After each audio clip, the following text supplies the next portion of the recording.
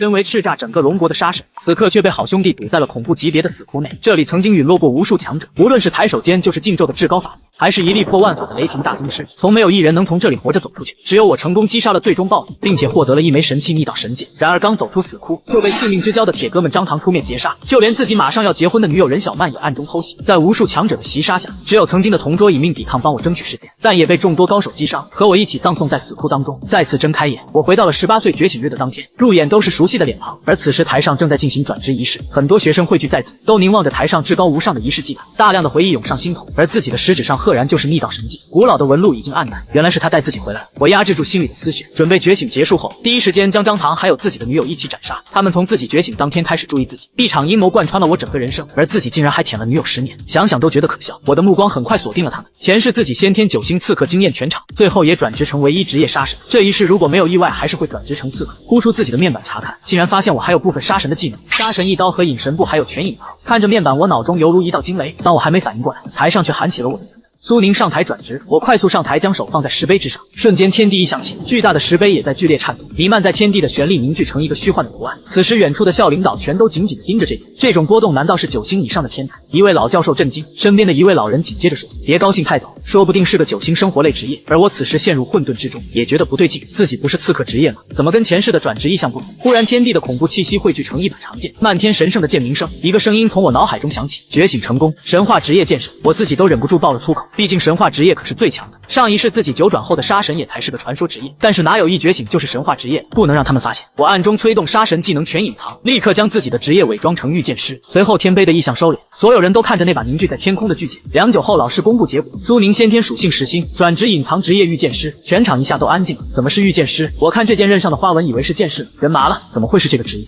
差点就把我羡慕死了。不过就算是10星的御剑师还是弱呀，虽然御剑师是物理法术双修，但是前期非常的弱，因为需要更多的属性点的投入，而且前期还没有什么强力技能，所以没成长起来的御剑师不及普通职业剑士的强度。此刻我听到底下的人议论纷纷，却没有太多的情绪波动。如果让他们知道剑神职业，那么这个消息将会在1天内传遍全国，面对我的将会是敌对势力无休止的追杀，因为神话职业是可以直接影响国运。然而校领导们此时都拍而起，这些学生娃娃太幼稚，这可是先天10星的御剑师，虽然前期弱需要大量资源，但是更高的成长属性几乎是别的职业的2倍。校长面色严肃，郑主任立刻去学校仓库拿1枚强水丹，我要给这名学生当做奖励。强水丹造价高昂，可以洗髓伐骨，将觉醒者的体力提升1层楼。身边的其他领导都劝说，校长这会不会太贵重？毕竟咱们学校也没有几枚强水丹。王校长眉头一皱，不必多言，我才是校长，摆清楚你们自己的位置。而且我不仅要给他强水丹，还要私人出资给他一笔助学金。王校长的手笔让老师们纷纷震惊，而我此时也一直在窥探校长，因为上一世自己觉醒完当天，他就给了自己1枚强水丹，不知道这次会给自己什么赠品。下台后，校花任小曼骇然地看着自己，张唐的眼神也极为特殊，其中蕴含着震撼、犹豫和嫉妒。随后他就附在校花任小曼耳边说了点什么，任小曼点点头，露出了意味深长的笑容，而我把一切都收在眼底。随后张唐就笑着朝我挥挥手，而任小曼甩了下头发，风情万种。然而他心底还是不屑，穷鬼就是穷鬼，都觉醒出10星满属性，还要对老娘跪舔主动看过来，真是没出息。但是脸上却摆出一副对我恭维的面孔。我两世为人自然识破了他心底的想法，任你怎样傲然，反正你活不过今晚了。此时我的身边同学纷纷来祝贺，也有过来攀附的，场面一度有点混乱。我看着所有人面带微笑，这次我可不会轻易的相信任何人，于是出言：同学们别激动，我就是运气好点罢了，别忘了我是御剑师，前期很弱，日后前途还是要看咱们自己的造化。这份发言让众人攀附的势头不减反增，我擦，太低调，不骄不躁真是大地之资呀。周围更多的同学像潮水般涌，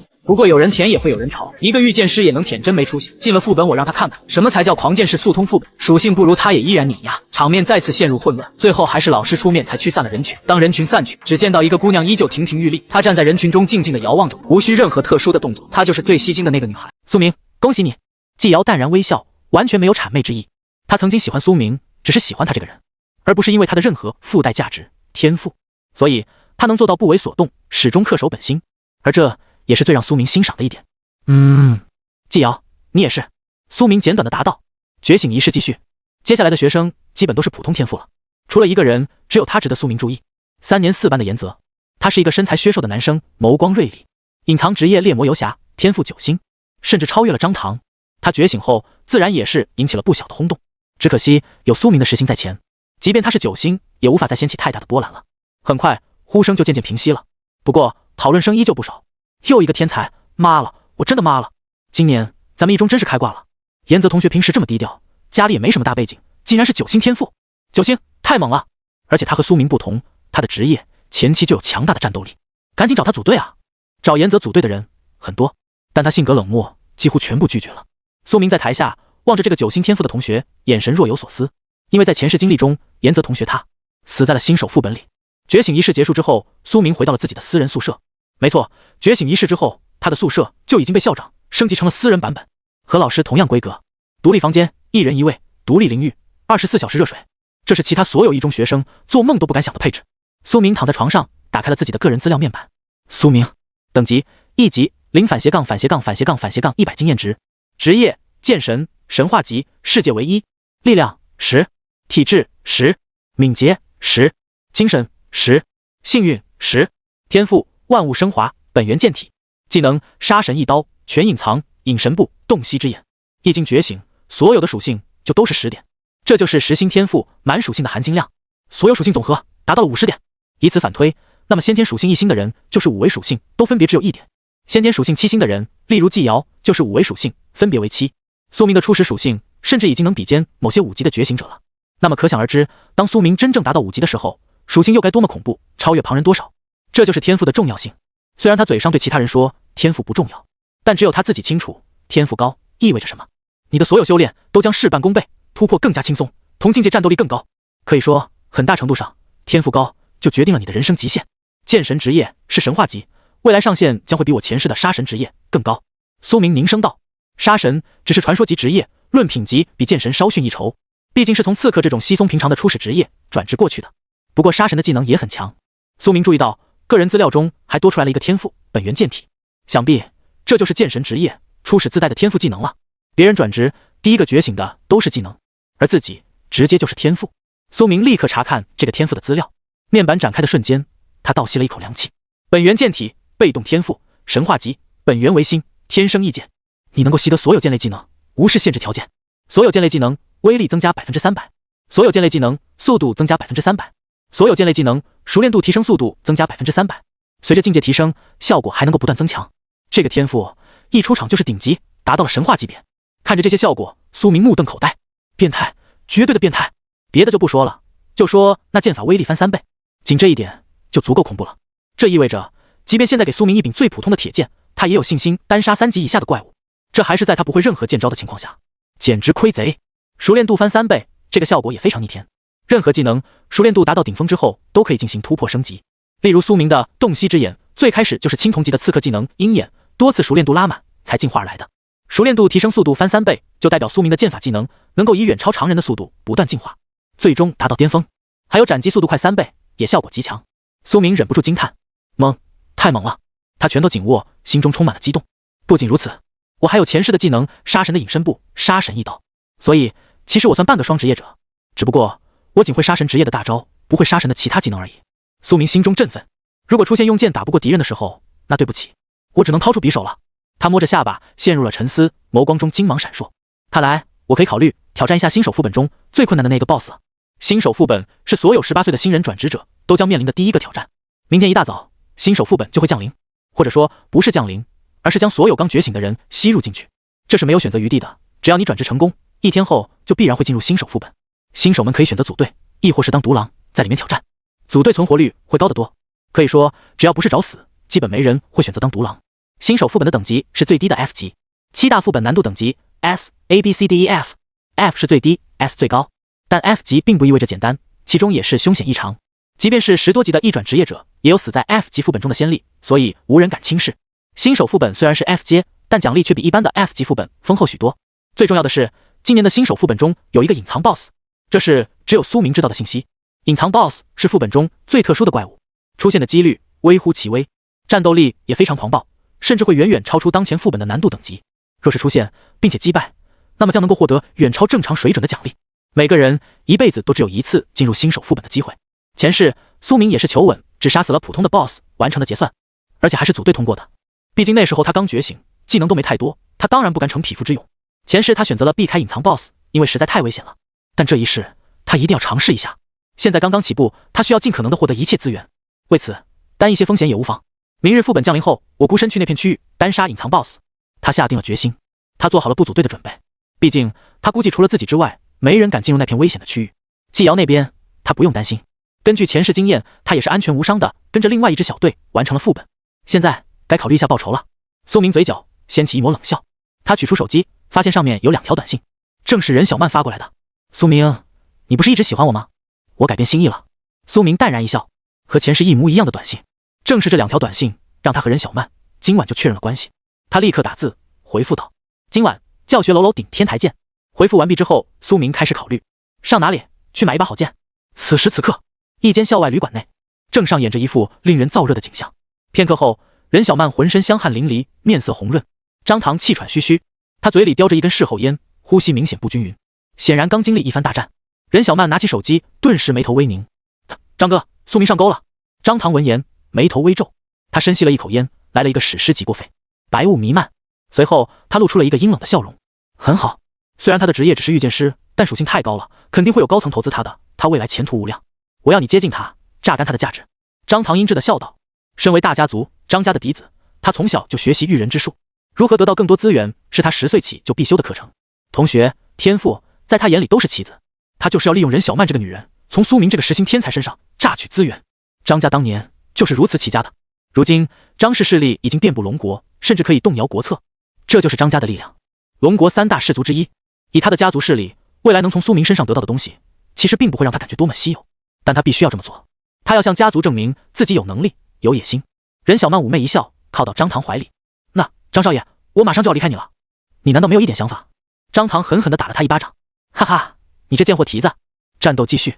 此刻苏明已经来到了校外，他循着记忆来到了一家武器商店。此刻这里人声鼎沸，每年这个时节都是这里生意最好的时候，毕竟今天是觉醒日，凡是家里有点钱的学生今天都会来到这里购买一把趁手的兵器，以做新手武器。挑战新手副本的时候，如果有一把不错的初始武器，能够大大增加幸存几率。玄金市的武器商店不少，但苏明偏偏来到了这一家，因为这家店铺老板是一位资历极其深厚的锻造师，他的锻造师职业等级很高，在偏远的玄金市已经算排得上号的。他打造出来的兵器也是品质不俗，物美价廉，而且这武器店规模不小，这里不只有锻造的武器，还有从各处职业者们手中收购而来的副本中爆出来的武器，品类十分丰富。对于囊中羞涩的苏明而言，这里是唯一的选择，因为在这里他可以低价购买到一把非常强力的武器。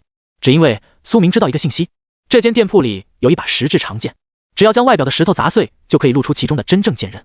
那是一把白银品质的长剑武器，但售价却极其便宜，因为外表太粗糙了，所以无人知道那东西的价值。一定要趁着这个机会把它底价搞到手。一间奢华的武器商店门外，车水马龙，熙熙攘攘。这里占地数千平方米，是玄金市最大的武器商店之一了。许多豪车停在门口，大量的学生将武器店门口挤得水泄不通。墙壁上琳琅满目的悬挂着无数刀、剑等冷兵器，材质各不相同，甚至其中还有一把由纯粹的玄脉寒石打造的长剑。这把剑太美丽了，反射着湛蓝色的寒芒，十分吸睛，引得所有学生都一阵痴迷，驻足凝望。但这把剑售价太过高昂，无人买得起，所以也就只能看看。苏明也用余光瞥了一眼这把剑，赝品。他只是在心中冷道，前世他经常光顾这间武器店，逐渐也就和这里的老板认识了。他甚至曾和这里的老板把酒言欢，彻夜畅谈，所以他知道这把剑是假的，真品在老板仓库里藏着呢。这把剑的真品确实不一般，乃是一把钻石品质的长剑，名为龙霜天寒剑。一剑斩出，甚至能将怪物体内的血液都完全冻结住，然后一敲就碎。如果让一位剑职高手来用，这把剑更是威力无比。可惜目前苏明买不起，毕竟这把剑也是这家店铺的镇店之宝，自然昂贵，所以他的主要目标本来就不是这把剑。苏明的到来让学生群体内引发了一阵不小的骚动。喂，你们看，那不是苏明吗？御剑师苏明来了，果然帅气。有姑娘已经星星眼了。自古以来排得上号的御剑师职业者都长得非常帅气，虽然前期弱，但确实帅。苏明也不例外。哇，风云人物啊，他也来买武器了。也是，毕竟明天是新手副本，即便他是实心天赋，也不敢拖大吧。他可是先天10级满属性，说一句绝世天才都不为过呀。如果不是御剑师职业，怕是已经震惊全省了。只可惜他的职业有点拉了。学生们交头接耳，苏明全当没听见。他径直走向柜台，步履沉稳。这个时候，一名20多岁年轻女人从学生群体中走出，她拦住了苏明的去路。苏明眉头微皱，停下了脚步。他并不认识这个女人，他拦自己的路作甚？他抬头望去，只见这位女子戴着一副金丝眼镜，穿着黑色丝袜，身材火辣，看起来气态雍容华贵，绝对不缺钱。她明显被苏明的冰冷眼神吓住了一瞬间，那是杀手的眼神，唯有在多次的生死厮杀中才能锻炼出来。他以为是错觉，很快他就恢复了正常。抱歉，这位同学，我没有恶意。说着，他露出一个御姐风的微笑，然后递出了一张名片放在苏明手中。我是江安财团的副董事江兰，今天你在这里的武器购买，我代表江安财团全包。他放出豪言。此言一出，周围所有学生都是倒吸了一口凉气。武器店费用全包，这实在是大手笔中的大手笔啊！这周围的学生群体中也有家住别墅、父母职业强悍的人，家里有点闲钱，但他们之中没人敢说费用全包。毕竟武器店是世界上消费最高的场所之一，普通家庭根本不可能在这里随便挥霍的。看着他诱人的笑容，苏明却是面容波澜不惊。哦，费用全包？敢问江兰小姐，代价是什么呢？天下万事都离不开利益二字。苏明根本不认识他，两人初次见面，他绝不可能平白无故的出钱帮忙。苏明两世为人，对这一点再清楚不过。听闻苏明冷静的答复，他面容有些惊讶。他早就打听了，苏明是个贫穷的孤儿，没有父母帮衬，他现在来这里购买武器，怕是囊中羞涩。他正是看准了这一点，才出资帮忙。对方有需求，才能有交易，这就是商人的眼光。但他没想到的是，苏明和他一样聪明，没有马上答应下来。面对这种诱惑而不为所动，他暗自佩服。看来苏明同学不仅天资出绝，更是聪明过人。他首先夸赞道：“你猜得不错，我确实有求于你。”果不其然，江兰淡然一笑，他对着人群中打了一个招呼。随后，一名身材玲珑的青衣女孩就走了出来。苏明注意到她手中戴着一枚护体屏障戒指，这可是极其昂贵的物件。一旦她受到致命伤害，这枚戒指会立刻炸开，形成一道屏障，为她抵挡这次攻击，足以说明她家财力充沛。这是我妹妹江云清，只要你和她组队，保护她在新手副本里完成挑战，我就出资帮你购买一件武器，如何？他自信的淡笑道，声音充满了魄力。钱就是人的自信根源。苏明闻言却是不为所动，他上下打量了一番面前这个姑娘江云清。江云清面色平静，面对苏明不卑不亢。虽然他天资相比苏明略逊一筹，但他有钱啊。隐隐之间，他眉宇中还有几分小骄傲。苏明盯着他，面容冷峻，眸光如水一般沉静。这个江云清和自己一样年龄，都是这一届的新手转职者，但他太瘦弱了一点，也难怪他姐姐要让自己带他一手，这很正常。苏明早已见怪不怪，只有初次觉醒的转职者才能进入新手副本，所有家族高手、保镖都无法进入。这意味着，这位江家二小姐将会在无人保护的情况下独闯危险地带，这有可能是她的第一次。这种情况下，他们家里自然需要一位强大的高手为她保驾护航。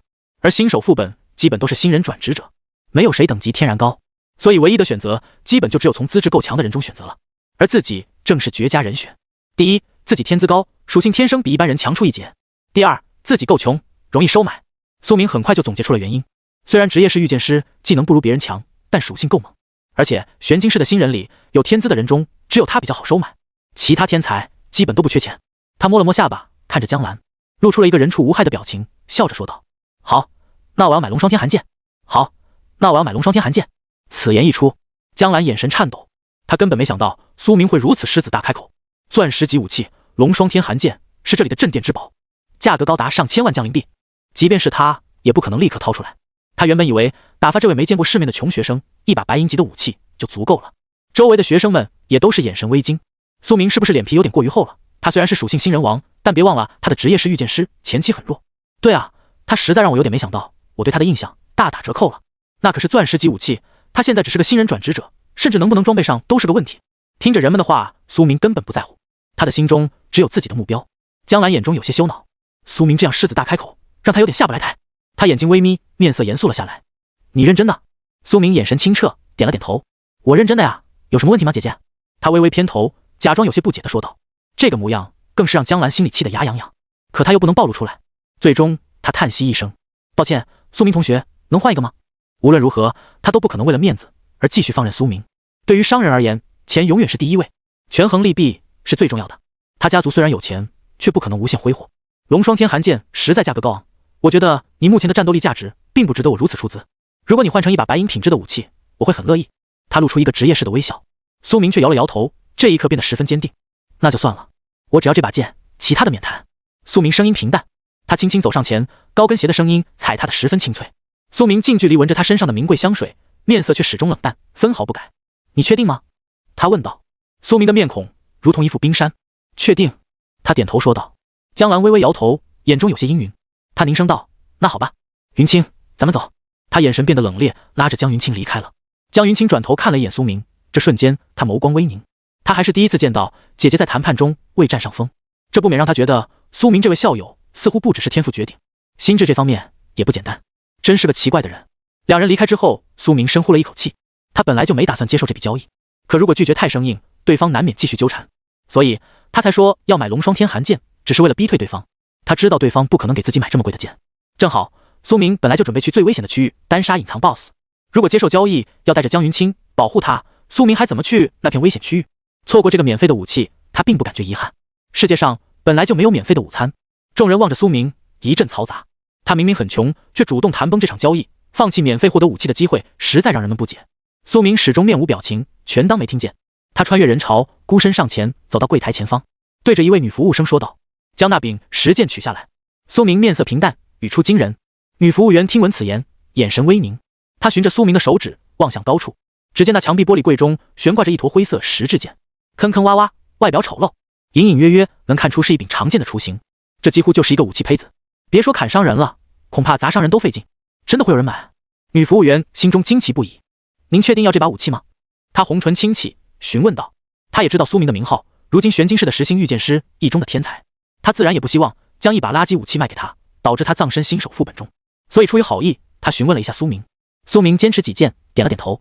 女服务员也无奈，只好在面前的屏幕上操作了几番。随后那玻璃柜自动打开，她手指轻勾，那柜台移动下来，将石质剑呈现在苏明面前。苏明握住这柄石剑，掂量了一下，重量不错。他眼眸中闪过一抹微然的金色光芒，嗖，几乎只是掠过了一瞬，正是洞悉之眼。他将这把石剑的资料扫描了出来，武器石胚，白银，某 F 级副本中的凶兽爆出的奖励。外表是一柄普普通通的石质长剑，然而将石头外壳击碎后就可完成解封，其中蕴藏着一柄白银品质的剑，就是这把剑。苏明前世的时候亲眼看到一个学生买到了这把剑，然后他在新手副本里不小心砸碎了10块包裹，才露出了其中的本来样貌，所以他才知道这把剑的真相。很不错，售价多少？苏明单手握着石剑问道。他力量属性足有10点，几乎是其他学生的2-3倍，所以他单手握着也丝毫不觉得沉重。女服务员面前浮现一个透明的荧幕面板，显露在苏明面前。这位同学，根据我们店长的要求，每年觉醒日的时候，学生都可以凭借觉醒等级获得打折优惠，5星以上属性的转职者就能够用50%的价格买到武器。这把石剑原价1000降灵币，给你打折的现价是500降灵币。苏明闻言微微点了点头，这个价格他还是比较满意的，也在承受范围之内。毕竟其他的白银武器随随便便都得要1万左右，正好趁此机会拿下。苏明很清楚，如果击碎石峰，这把剑的价格起码得翻10几倍。苏明现在全身的存款都不到800，这把剑他势在必得。他心念微动，自己的个人余额浮现在面前。全蓝星早已数据化了，交易也是用数据完成，仅仅一瞬间，账户余额就划转了过去。交易完成，这把剑立刻变成了苏明的物品。感谢您的购买。女服务员微微躬身，露出一个皮笑肉不笑的表情。苏明拿着石剑转身逆流，他缓步朝着大门外走去。所有围观的学生们这一刻都震惊至极。苏明他是不是穷疯了？这把剑虽然便宜，但能杀怪物吗？哎，买这样一把石头剑，他简直是找死。他不会以为自己天生属性高就真的无敌了吧？新的转职者都只有一个初始技能，属性再高又怎么样？人群中有一位戴眼镜的男学生面露凝重。这种石质武器副本里经常爆出来，基本都是垃圾，一敲就碎，但也有极小的概率会出现石锋武器的情况，其中的兵器会价值颇高。他难不成是想赌一把？他若有所思分析道。这名学生的话一旦激起千层浪，但并没有让众人冷静下来，反而更激起众人的冷笑。有些学生更是下了定论，哼，我父亲也是锻造师，我最清楚那概率有多低。立刻有人附和，对，我敢说这家武器店所有的上百件石质武器加起来一起敲碎都出不来一把好货。这种石头武器不说100%，起码99.9%都是垃圾。有人眼睛微眯，缓声道，用500降灵币赌这么一个微乎其微的概率，我只能说他是个蠢货。苏明听着周围人们的话语，却是缓缓停下了脚步。他嘴角轻勾，微微一笑，说道，有没有人来做赌局？他朗声说道，同时高举手中的石剑，如果我敲碎这把剑出了好武器，便给我3000降灵币，否则我给你5000降灵币。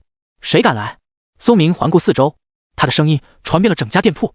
听闻此言，别说学生了，就连那几位女服务员都觉得他是疯了。石质武器是副本里的一类常见结算奖励，可石质武器基本都是耗材，一敲就碎。诚然，某些高阶副本的石质武器会有一定的概率爆出石锋武器，但那概率极低，绝对是1/1000甚至1/1000。苏明竟敢拿这么小的概率来赌，即便是他们店长经验丰富的锻造师都没看出这把石头武器有什么神奇之处，这个苏明却仿佛胸有成竹。所以别说学生了，这里的工作人员都想来参加赌局了。毕竟苏明这就像是送钱啊！这里的所有人都不看好苏明，一时间有许多学生争先恐后的上前想要参加赌局，无论家里是否阔绰，所有人都踊跃参与。最终，一名身材魁梧的男学生动作最快，他一步冲到了苏明面前，露出了一个激动的笑容，仿佛已经捡到钱了一般。我来跟你赌。他咧嘴一笑道。好。苏明云淡风轻。这瞬间，他用洞悉之眼看穿了这名学生的资料。杨鼎，等级1级0/-///100经验值，职业肉盾战士，战斗职业，力量9点，体质9点，敏捷5点，精神5点，幸运7点。技能全力一劈，将所有体力耗尽汇聚一次斩击之中。5为所有属性之和达到了35点，除5换算过来就是7星的先天属性，也算是天资非凡了。望着他，苏明眸光凝重。杨鼎是个熟面孔了，这位是个富二代，在学校里行事极为霸道，经常欺压那些穷学生。前世苏明更是在新手副本里被这家伙坑过一次。看到是这位，苏明眼睛微微眯了起来，真是冤家路窄，坑他这波苏明完全不心痛。来，签订赌局契约吧。苏明心念微动，他面前浮现出一个面板，上面写着这场赌局的资料。对赌协议，这把石质长剑中是否含有10分武器？若有，苏明胜；若无，杨鼎胜。苏明筹码3000降临币，杨鼎筹码5000降临币。一旦两人签订，就再也不能反悔了。苏明就算赢了，也只能得到3000，输了却要出5000，而且10分武器的概率也本来就非常低。无论怎么看，对于苏明而言，这都是一场不公平的赌局啊！众学生望着这一幕，实在惊然。哇，他这么认真，连契约都来了。若是输了掏不出来钱，利息就得时刻暴涨啊！有契约限制，这下谁都不能耍赖了。杨鼎望着这个资料，还有些迟疑，但很快他就下定了决心。赢面这么大，还不敢赌，怎么能算条汉子？况且3000降临币对他的家庭背景而言，算不上巨款。他这一次对赌，也是为了挫一挫苏明的锐气。他是除了苏明、严泽、张唐3个人之外，一中高校本届天赋最高的几位学生之一。他和季瑶一样，都是先天7星属性。原本他风光应该不小的，然而他的风头却被苏明完全盖过了。10星属性一出，别说7星了，8星的张唐、9星的严泽都黯淡失色，这让他早就心有不爽。今天终于抓住了机会，能正面压一压苏明，他将会踩在苏明的肩膀上出名。他立刻在那契约上签订了名字。苏明看着杨鼎，面无表情。鱼上钩了。杨鼎双手抱胸，凝视着苏明，嘴角不禁掀起了一抹冷笑。他还并不知道等待自己的是什么命运。出手吧，敲碎你的石头。说实话，我真有些怀疑，你这穷鬼掏不掏得出5000给我？紧接着，他声音讥讽地说道。但他这句话并没有说完，就戛然而止了。他的表情从得意洋洋转为了极度的震撼，眸光都颤抖了。因为苏明在这瞬间已经干脆利落地敲碎了手中的石剑。咔！一声清脆的巨响传遍整间武器店，全场所有人宛如石化，场面瞬间静止，原本的嘈杂化作了寂静。石屑剥落，只见其中出现了一把古朴的漆黑钢剑，3尺长锋，其中有着一些暗红色的纹路，仿佛鲜血一般在其中流动。黑铁赤锋剑，白银下品，特殊瓷坠，隐红。这把剑斩伤怪物后，可以吸收沾染的血液，治愈持有者的伤势。苏明用洞悉之眼扫描了这把剑的资料，十分满意。他握着这把剑，随手挥舞了一下，能感觉到有多锋利。最厉害的是，砍伤怪后可以给自己回血，这相当于带了一个移动治疗师。要知道，治疗师可是辅助职业中非常稀少的那一类，想要和他们组队非常昂贵，还需要有强大的实力。但有了这把剑，自己就不需要什么治疗师了。他握着这把剑，感觉如臂之势，随手一挥，嗖嗖嗖，剑芒如寒露，锋利至极，甚至将空气都隐隐切开。看着这把剑，所有的围观者都已经如遭雷击。那几个女服务员下巴都合不拢了。整家店铺一时间极为寂静。良久后，才有一个学生擦了擦眼睛，有些不可置信地说道：“他真的敲出10分武器了！”有人瞳孔都放大了，指着这把剑。而且看外表，这把剑还不是青铜品质，最起码是白银级别啊！人们的声音瞬间爆发而出，喧闹至极。苏明和杨鼎站在人群的中央，被声音吞没了。杨鼎看到这把剑的时候，脸色都苍白了下来，他不自觉地后退了半步，有些不敢相信。不可能吧！他憋了半天，才艰难地憋出来2个字。他眼眸怔怔，震撼地盯着这把剑，漆黑色的钢铁，锋芒闪烁，暗红色的纹路仿若活体血液在其中流动，起码是一把白银武器。他呼吸都明显乱了，原本以为是自己的高光时刻，没想到被反将一军。苏明面容平淡，对他摇摇伸手：“杨鼎，掏钱吧。”仿佛这一切他早已料到一般。杨鼎心乱如麻，他没想到自己会败。不，你这把武器还没经过鉴定，是什么品级还不知道呢。他吞吞吐吐地说道，这是他最后的狡辩挣扎。然而这一次还没等苏明反驳，看热闹的学生们就纷纷出言道：“虽然不想承认，确实是苏明赢了。杨鼎，你就认了吧，鉴定与否并不重要，规则里只要石头里开出了剑，就是苏明胜。”学生们的目光是雪亮的，杨鼎在众人炙热的目光中已经没法再反悔。况且那赌局契约之中也已经显示，苏明赢了，苏明胜。他死死地咬着牙，极为不情愿地说道：“算你运气好。”随后，他从自己的账户里划转了3000，交给苏明。没办法，契约已定，天王老子来都不能毁约，这是世界规则。如果他拖欠，那么每一分每一秒都会有巨额的利息翻滚，所以他只能现在掏钱。苏明拿到钱后，微微一笑：“多谢。”然后他没有径直离开店铺，反而是转身又回到了武器店的女服务员面前：“我要买一副剑鞘，和我这把剑契合的乌木剑鞘。”女服务员有些愣神，片刻后才反应过来：“哦，好。”女服务员都因为过度震惊而有些手忙脚乱。她取出一个精密的仪器，开始测量这把黑钢影血剑的厚度、宽窄、重量，量身定做一把剑鞘，很快就可以完成。定做剑鞘需要1000将银币，原本苏明是掏不起的，但现在他有钱了。看到这一幕，学生群体中顿时炸开了锅。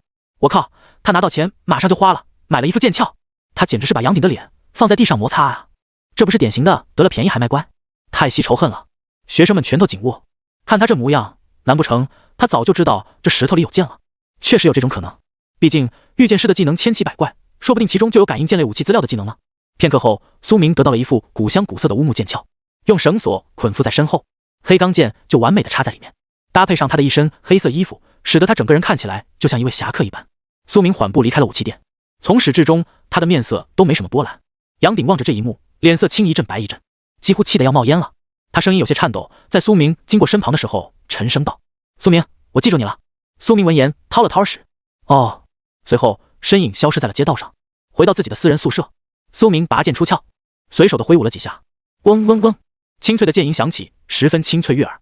我有本源剑体天赋，可以增幅我的所有剑法，但我还没有剑类技能。他摸着下巴，一阵沉思。技能卷轴昂贵，我余钱不多，根本买不起，只能期待新手副本里能爆出剑法卷轴了。他喃喃道。忽然，他眼露精芒。对了，我还有一个天赋，万物升华，能将任何副本里爆出的战利品进行升级的技能。苏明还没动用过，他立刻将这把剑放在面前，动用了万物升华天赋。嗡，一阵神圣的金辉闪烁而起，骤然间，眼前的长剑发生了形变。片刻后，光芒收敛，剑刃显露无遗。只见这把剑更加纯粹漆黑，其中的血色纹路仿佛延伸了许多道，整把剑看起来更加嗜血黑暗，看起来让人胆寒。升华成功，玄钢煞血剑，白银上品，尹红。这把剑斩伤怪物后，可以吸收沾染的血液，治愈持有者的伤势。煞血，这把剑击杀怪物后，可以短暂提升持有者全属性5点，持续30秒，直接从白银下品提升到了白银上品。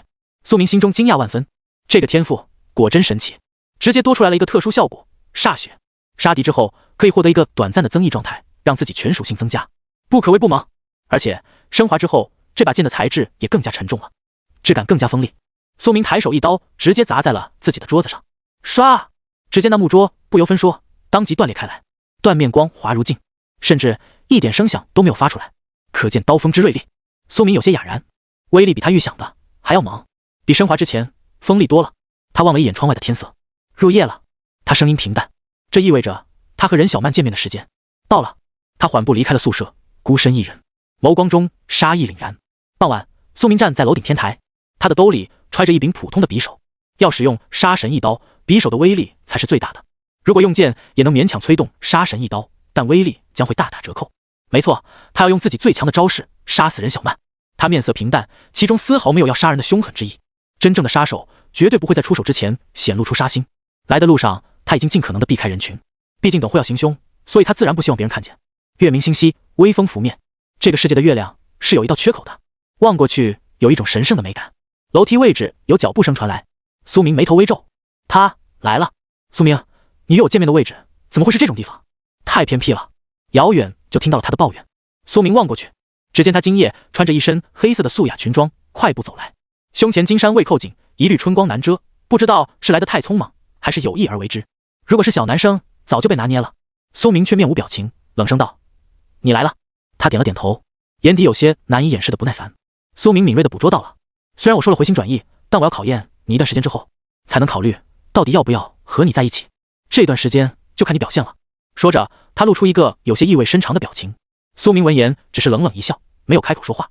考验一段时间，真是个美妙的修饰词。真相其实是无穷无尽的铺啊。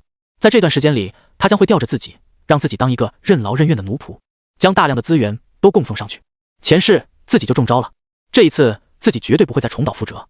前世的苏明累死累活的在副本里日夜拼杀，好处却有大半都上交给了他。现在回想起来，自己简直是蠢得无可救药。对他掏心掏肺的好，换来的却是死亡与背叛。苏明的笑容在月光下显得有些嗜血，让任小曼背脊微寒。你笑得这么恐怖干嘛？他忽然发现苏明似乎和以往变得有些不同，但至于是哪里不同，他一时间也说不上来。苏明面无表情，缓步朝他走去。越是靠近，他越能感觉到苏明浑身散发而出的那种刺骨的杀意。他感觉浑身汗毛都立起来了。他感觉到事情有些不对劲，开始有些害怕了，缓步后退。苏明，你别靠近我！他抬起手，做出一个戒备的姿态，声音慌张了。苏明根本不理会，他心意已决，一个箭步就冲刺了上来。与此同时，他顺手从兜里掏出来一柄短笔，动作一气呵成，太连贯了。看到这把匕首的瞬间，任小曼眼神骇然到了极点。他根本没想到苏明会变得这么狠辣，一出手就要斩他。这下子，他终于明白苏明为什么要在这样一个偏僻的地方约他会面了。他是生活职业者，属性也很低，怎么可能是苏明的对手？你敢动我，张唐少爷不会放过你的！他情急之下嘶吼一声。苏明故意露出一个疑惑的表情，停下了脚步。哦，你为什么会提到张唐？他误以为苏明被震慑住了，毕竟张氏家族可是龙国最强大的3大家族之一，绝对的庞然大物。苏明这个穷小子，即便是实心天赋，也不可能与之抗衡。他冷笑一声，哼，告诉你吧，是张唐少爷让我来接近你的，想必你已猜出来了，我也不用再装了。他干脆破罐子破摔了，面色刻薄。苏明，你也不想想，你这么个穷鬼，怎么可能让本小姐回心转意？这世道，你的实心天赋再强，也比不过他张家的底蕴。说完这番话，他仿佛吐了一口恶气。你刚才还想杀我，真是可笑！仅凭张唐的名字，就能让你不敢出手。此事无论成与不成，我都有10万降灵币的奖励。既然如今败露，也正好省了我的事情。还得多谢你啊，苏明。他的笑容阴冷而无情。然而让他惊奇的是，苏明听闻这番话，没有被气得发抖，也没有震惊的表情，只有云淡风轻。冷静才是最恐怖的。很好，苏明淡然一笑。那你准备死了吗？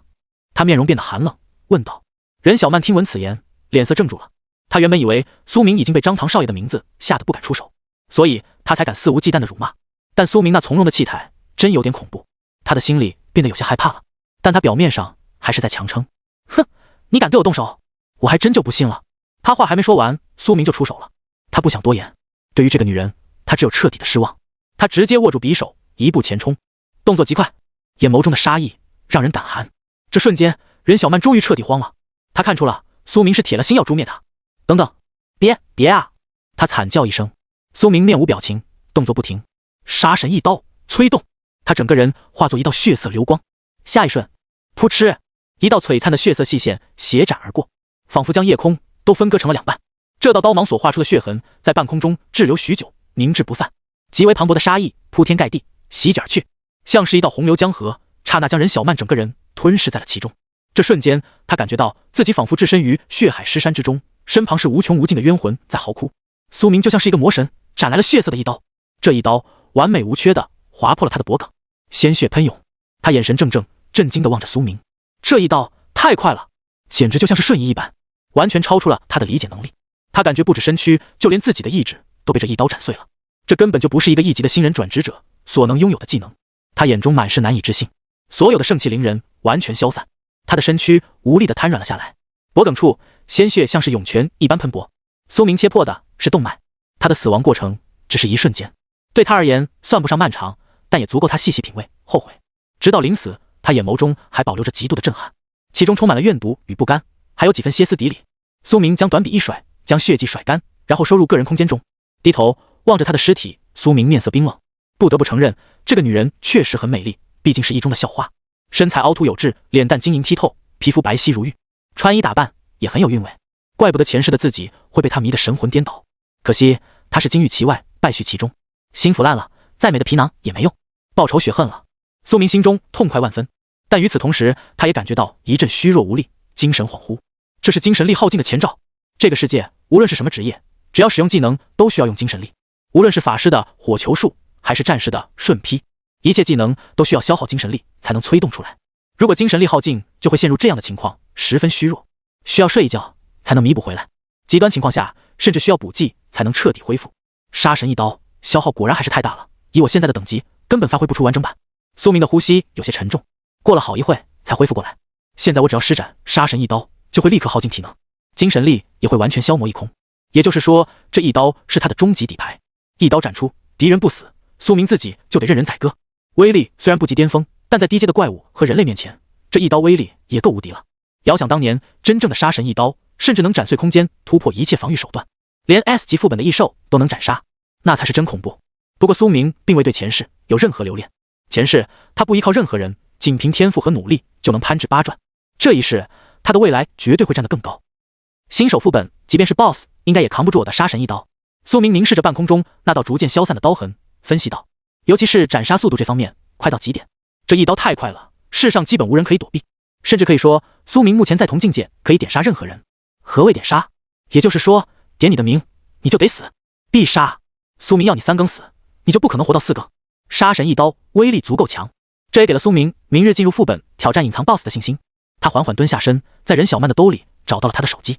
首先要做的就是删除自己和他的聊天记录，务必不留任何蛛丝马迹。删完痕迹后，苏明正准备将这手机销毁，但忽然他发现了任小曼和张唐的聊天记录。苏明点开看了看，6月7日，正是今天。任小曼：张少爷，我准备今天晚上就拿下苏明。张唐：很好，榨干他的所有价值，等几年后他成长起来，身上宝贝足够多的时候，我们就找个机会在副本里弄死他。今日无论是成与否，我都给你的账户打10万。任小曼：张哥，你太阔绰了，我好喜欢。哼，这个傻小子还不知道我只是看中他身上的利益，哪像我对张哥你死心塌地。张，哈哈，贱货！和他在一起了之后，也别忘了抽空和我保持交流啊。任，自然了，张哥，你的床上功夫可是其他人没有的呢。我也正是看中你这一点。两人的聊天有些不堪入目。苏明手腕微动，啪的一声捏碎了手机。张唐，你也活不久了，他喃喃道，随后转身离开了楼顶。苏明面容冷峻，步履匆忙回到宿舍。明天早上就是副本降临，他必须抓紧时间休息一下了。一路上学校里都没什么人，十分空旷。觉醒日之后，许多学生都回家了，毕竟新手副本开启在即。副本里面虽然有大量的机遇奖励，但也伴随着死亡。新人转职者在副本中的死亡率非常高，所以很多人需要回家见父母一面，因为这有可能是最后一面。苏明孤身一人回到宿舍门口，他忽然发现门外出现了一个箱子，上面有一封信件，上面有着校长的签名。苏明抱着这个箱子走进了屋中，关死了大门。这个应该是校长给我送来的。他打开了箱子，只见其中赫然摆着2样东西，一个漆黑色的木质锦盒，其中有一枚玉色的丹药，强髓丹，黄金中品，用多种材料炼化出的丹药，吞服后可洗精伐髓，提升体能属性，价值昂贵，对任何人只能生效1次。当前市场价20万降临币。另外还有一件黑色的衣服，蛇皮黑衣，白银中品。这件黑色的大衣由经验丰富的制甲师制成，穿上之后走路轻快无声，采用变异蛇皮为材料，十分坚韧，能抵抗爪击、剑斩等锐器攻击。市场价5000降临币。苏明顿时眸光微凝，校长果然阔绰，不只给了自己强髓丹，更是给了自己一件衣服。这件衣服是白银品质的外衣，是能够护自己周全的防御性装备。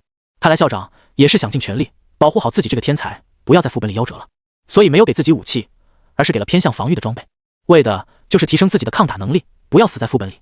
只可惜这2样东西是由生活职业者、锻造师和炼丹师在蓝星用各种材料做出来的，并不是副本里爆出来的战利品。我的万物升华技能没法升华这2个东西。苏明尝试动用了一下万物升华，确实没效果，只有副本里爆出来的战利品才能升华，但他也知足了。苏明立刻就穿上了黑色大衣，能感觉到这件衣服质感十分有韧劲，摸起来有些光滑，仔细用双眸去看，甚至还能看到这衣服里面确实镶嵌了一层蛇鳞。有了这件装备，苏明的生存概率也就大大提升了。随后他望向那封信件，拆封开来，只见信件上写着：苏明同学，你好，我是校长王庭山，这是我的亲笔信。首先要恭喜你觉醒了先天实心满属性以及御剑师的职业。箱子里是我以学校名义赠送你的一枚强髓丹，以及我以私人名义送你的一件白银中阶品质的装备。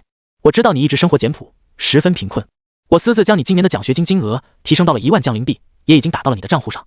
你将来可能会站在很高的位置上，但无论如何，请你将来有所成就时，不要忘了母校。祝你前程似锦。最后是校长的亲笔签名，笔锋如龙。苏明打开自己的个人资料面板，果不其然，其中余额已经来到了12000多，出手真是阔绰。苏明不禁喃喃道，这所有东西加起来价值不菲，这其实也是一种投资。校长的目光很长远，王庭山所期待的不是眼前的利益，而是今后苏明成长起来之后能给一中带来的回报。从这方面来讲，校长果然还是校长，他和任小曼那种鼠目寸光的小仙女眼界确实不是一个层次的。苏明微微一笑，王校长，你的投资是值得的，所有帮过自己的人，苏明将来都会给予回报，而坑害过自己的人，他会一一报仇。随后苏明立刻吞下了那枚强髓丹，他盘膝端坐在床铺上，等待了片刻，没有什么剧痛来袭，体内也没有逼出污垢，毕竟这是现实，不是玄幻小说中的丹药。几十秒过去，苏明只感觉身上散发出淡淡的荧光，体内暖洋洋的。体质属性加10，经验值加100点，晋升2级转职者，获得10枚自由属性点。苏明眸光微惊，因为自己是先天实心满属性，所以自己的所有属性点都是10，几乎达到了1级转职者的极限。这时候再吞服强髓丹，也就无法获得大量的属性提升了，只增加了10点体质，效用只有正常情况的一半。还好，世界规则将其余属性增加转为了经验增加，提升了苏明的等级，没有浪费。总的来说，他还是间接获得了100%的效果。每次升级都能够得到10点自由属性点，这些属性可以自由分配。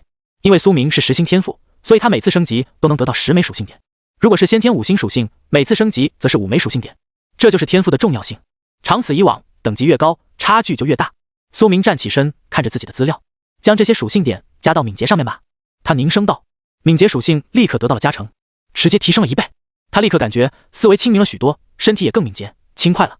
剑神，用剑的职业，主攻的就是迅猛飘渺，当然要加敏捷属性，和前世的刺客其实很像。随后苏明查看了自己的资料，苏明等级2级0-200-200-200经验值，职业剑神，神话级，世界唯一，力量10点，体质20点，敏捷20点，精神10点，幸运10点，天赋万物升华，本源剑体，技能杀神一刀，全隐藏，隐神步，洞悉之眼。苏明暗自点头，很好，现在自己比绝大多数人都领先了1级。这看似是一小步，但进入副本之后，自己就能够领先所有人1大步。苏明开始准备明天的副本了。他首先打开了自己的个人空间，这是所有职业者都有的功能。他将桌子上的玄钢煞血剑放了进去，如此一来，进入副本的时候也能够使用。对了，逆道神界帮我重塑了肉身，还能不能再次使用？他有些好奇，用意念窥探过去。逆道神界神话，经过时光之力的补充，可逆转道则，重塑肉身。当前充能中。苏明眸光微惊，复活的功能好像需要什么时间补充才能再次使用。现在符文都是暗淡的，看来我要小心点了，不能拿命了。苏明正准备上床休息的时候，忽然发现有人给自己发送了一条短信。觉醒之后，每个人都有个人资料栏，集成一切功能，包括远程通讯、拍卖行、个人空间等。但今天毕竟才刚刚觉醒，很多人还是习惯用手机。打开一看，居然是张唐。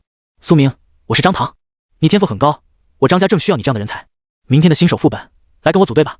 我是8星魔锤战士，前期可以罩罩你。看到张唐友善的话语，苏明眸光冰冷，他只是简略的回复道：我已经有队伍了，抱歉。随后他关闭了手机。这时候季瑶又从个人空间对他发起了组队邀请。苏明，要组队吗？他还带了一个可爱的表情。苏明微微一笑，却是拒绝了，因为他要挑战隐藏 BOSS， 带上季瑶的话太危险了。抱歉，季瑶，我想一个人挑战副本。哦，那好吧，如果你改主意了，随时通知我。季瑶说道。随后苏明立刻躺上床，闭上了双眸，陷入了梦乡。杀死人小曼的时候，他动用了杀神一刀，消耗了大量体能，需要经过睡眠才能恢复到巅峰状态。朦朦胧胧，感觉身躯一阵漂浮。当苏明苏醒的时候，已经是第2天早上了。睁眼所见，乃是一道湛蓝色的光芒，将苏明完全笼罩在其中。副本降临了，他眸光凝重，说道。下一刻，他的身躯陡然间消失在了蓝星。诸天杀戮即将开始，全蓝星的新人转职者们，这里是一片充满杀戮与机遇的副本，你们将会在这里展开厮杀，完成挑战。要离开这里，得到奖励，只有一种办法，即副本中 BOSS 及怪物死亡。无论是谁斩杀 BOSS， 副本都会完成结算。你们每个人会单独根据相应贡献得到结算奖励。一道声音在脑海中响起。苏明再次睁眼，已经出现在了一处森林中。这里郁郁葱葱，到处都是血红色的植被，入眼一片血红。草地是血红色的，踩上去还会爆汁，就像是鲜血一般。树木是血红色的，叶子的脉络五颜六色，看起来有一种特殊的诡异，迷惑感十足。从植被的生态群落就能看出，这里和蓝星完全不同，充满了危险的气息。每年的新手副本地图都不一样，但苏明有着前世的经验，所以对他而言就不是第一次来了。可即便是苏明，也并不自诩对这里完全了解。这里还有许多地方他前世没有探索过，充满了危险，所以他没有轻举妄动，而是立刻打开了自己的个人面板。最下方显示着这个副本的资料：狂潮森林新手副本，等级 F， 腐烂味弥漫，这里充满了死亡的气息。随后他打开了世界聊天频道，只见其中有许多人正在鬼哭狼嚎。我的天啊，我的出生点在一棵树上，下面全都是钢刺野猪在大力冲撞，怎么办啊？等死吧，哥们。你那还算好的，我现在面前有一滩淤泥，里面全都是愤海狂蛆，还有一头腐烂的变异老虎尸体。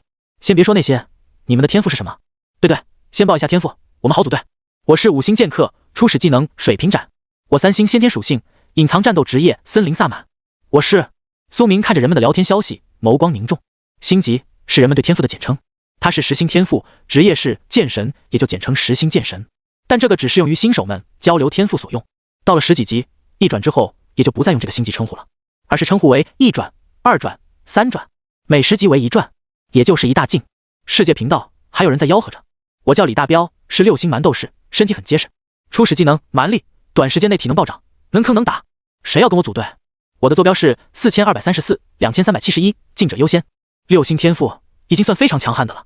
我来，我是游侠，我也要组队，我是火法师，加我一个。人们踊跃报名。稍等一下，有一只巨大的嗜血老鼠冲到我面前了，我先把它处理。李大彪说道。但下一瞬，一个消息显示在世界频道上，所有玩家这瞬间全部怔住了。第1名玩家死亡，玩家李大彪被嗜血狂鼠啃噬致死。随后世界频道沸腾了，什么情况？6星天赋的人怎么忽然就被秒杀了？嗜血狂鼠不是最低阶的怪物吗？完了，这副本好像有点恐怖！救命！谁来护送我安全？出去之后我给你1万奖冥币。哥哥们，小女子别的没有，只有一点姿色，坐标是求抱大腿。玩家们逐渐开始意识到，这个副本不是过家家，是真的要死人的。他们开始抱团取暖了，人们自发的就近组队，联合在一起。而在苏明眼里，这些都是蠢笨之才。真正的聪明人在副本开始之前就已经找齐人，提前组成小队了。这样一来，进入副本的时候，他们的出生点就会聚集在一起，这样才能相互照应。苏明没有组队的想法，他始终孤身一人。他收起了虚拟荧幕，面容平淡。嗜血狂鼠吗？杀死李大彪的这种怪物，战斗力极为凶狠，速度更是非常快，叫做嗜血狂鼠，与最低级的嗜血老鼠仅1字之差，但战斗力天差地别。这个森林副本中的怪物就是各种变异凶兽。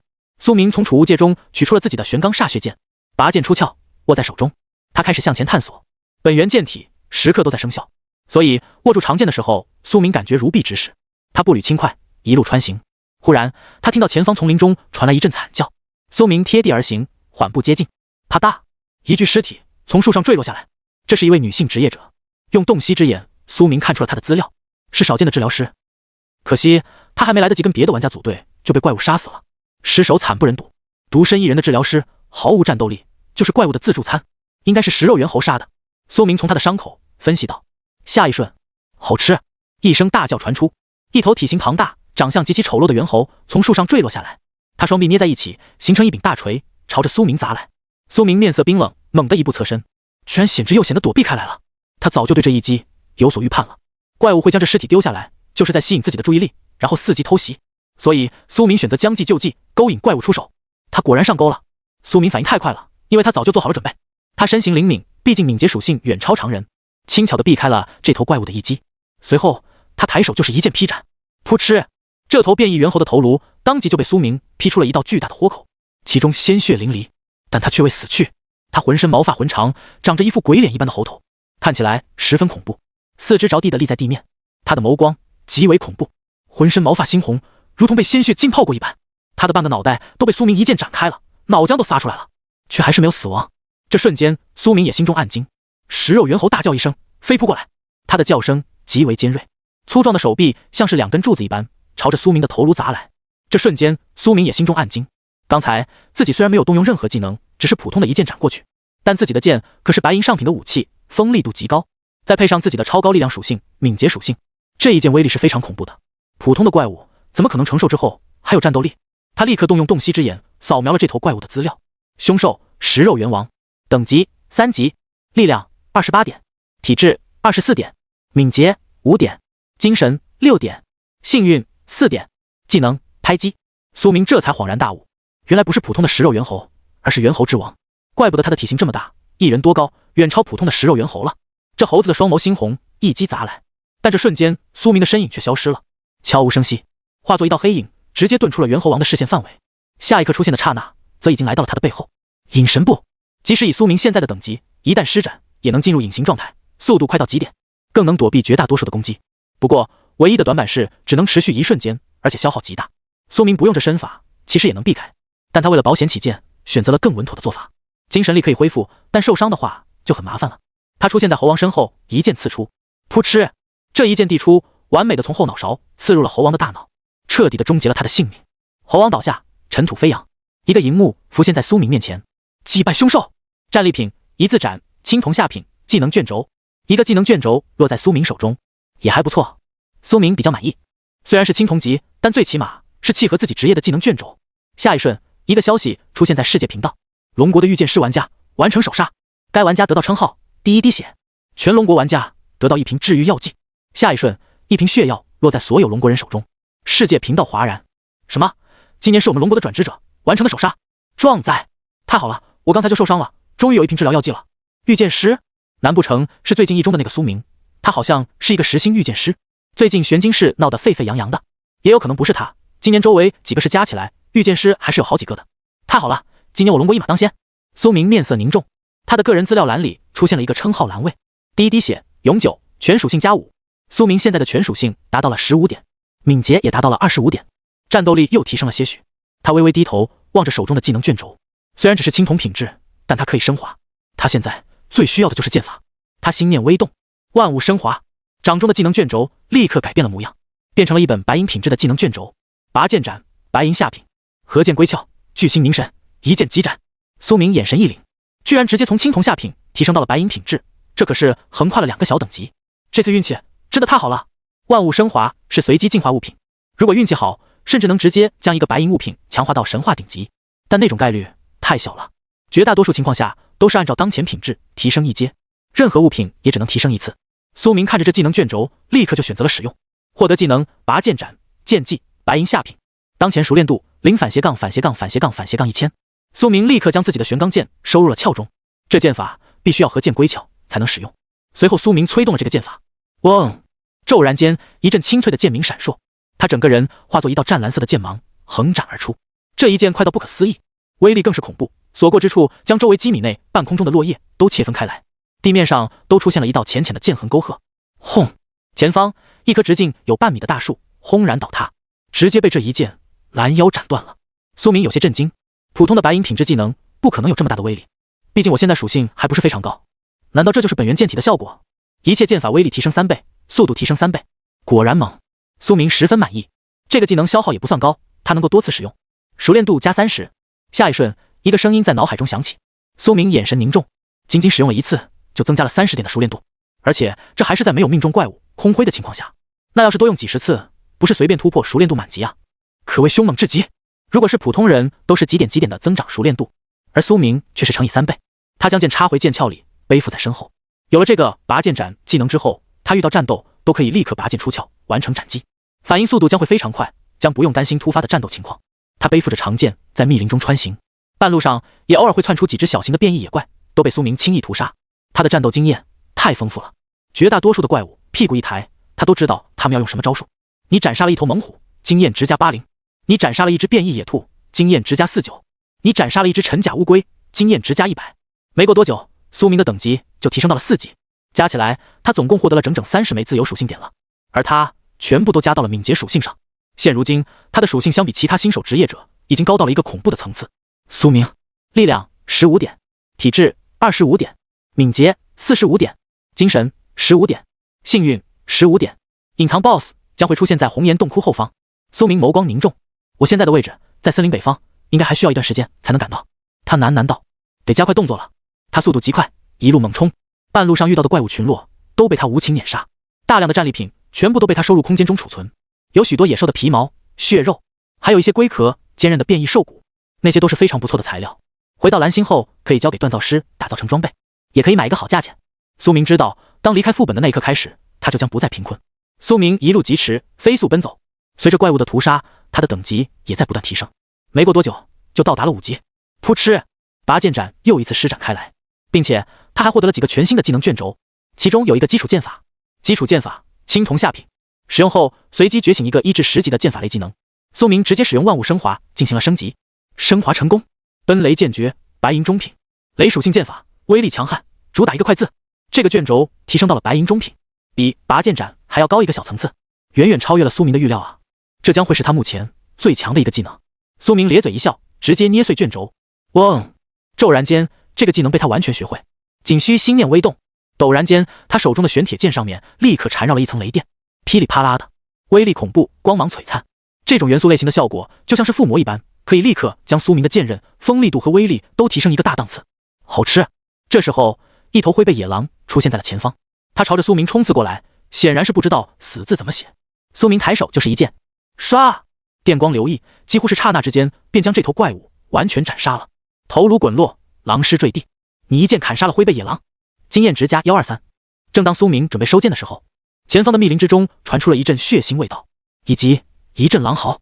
他眸光一震，猛地握紧了手中的剑，定睛一看，整整几十头狼从四面八方环伺而来，全都是灰背变异狼。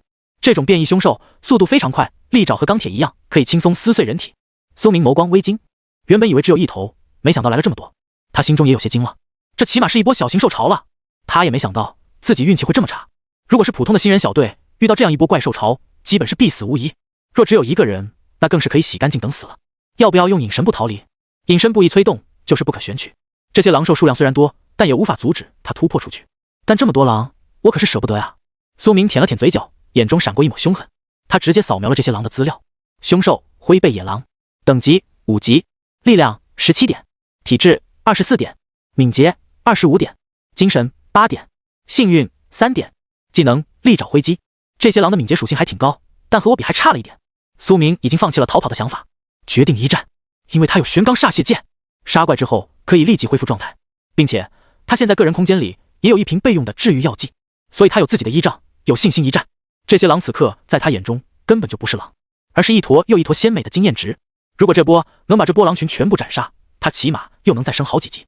我是要挑战隐藏 BOSS 的男人，现在怎么能退缩？苏明面色冰冷，心中下定决心要和他们拼杀。这波虽然有风险，但奖励也非常充足。来！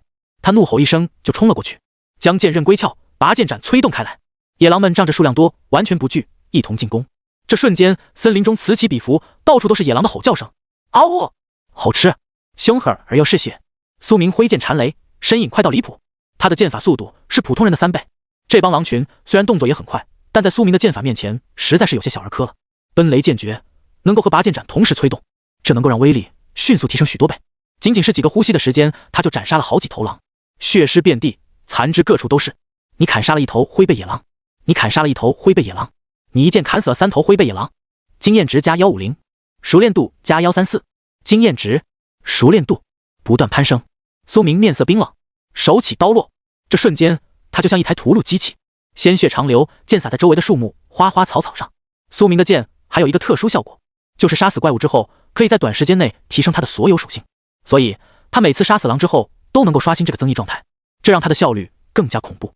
野兽终归是野兽，这群狼被杀得片甲不留，却毫无退缩之意。忽然，一头凶狠的狼王冲了出来，他浑身有着银白色的毛发，看起来如同月光洒在他身上。这头狼身材魁梧，与其他狼根本不是一个层次，他的速度也非常恐怖，几乎是一瞬间就窜到了苏明的面前。凶狠的狼牙长达10几厘米，苏明一个没注意，竟然被擦伤了手臂。他旋身一个侧步，勉强躲避开来，居然受伤了。他面色凝重，看向自己的手臂，那里有2道长长的咬痕，深有2厘米左右，鲜血长流。如果自己动作再慢一点，说不定这条手臂都保不住。还好这个怪物的牙齿没有毒。他立刻扫描了这头狼王的资料：银背狼王，等级6级，力量34点，体质44点，敏捷56点，精神6点，幸运3点，技能银爪割喉，利齿撕咬，迅猛突进。竟然是6级的怪物，怪不得速度如此之快。狼王一击没能彻底咬杀苏明，他也落地调整身姿，为下一击做好准备。他虎视眈眈，绕着苏明移动。苏明望着这头狼，面无表情。小狼王，你很强，可惜选错了对手。他合剑归鞘，一步踏出。苏明十分自信，在有伤的情况下，居然选择了主动出击。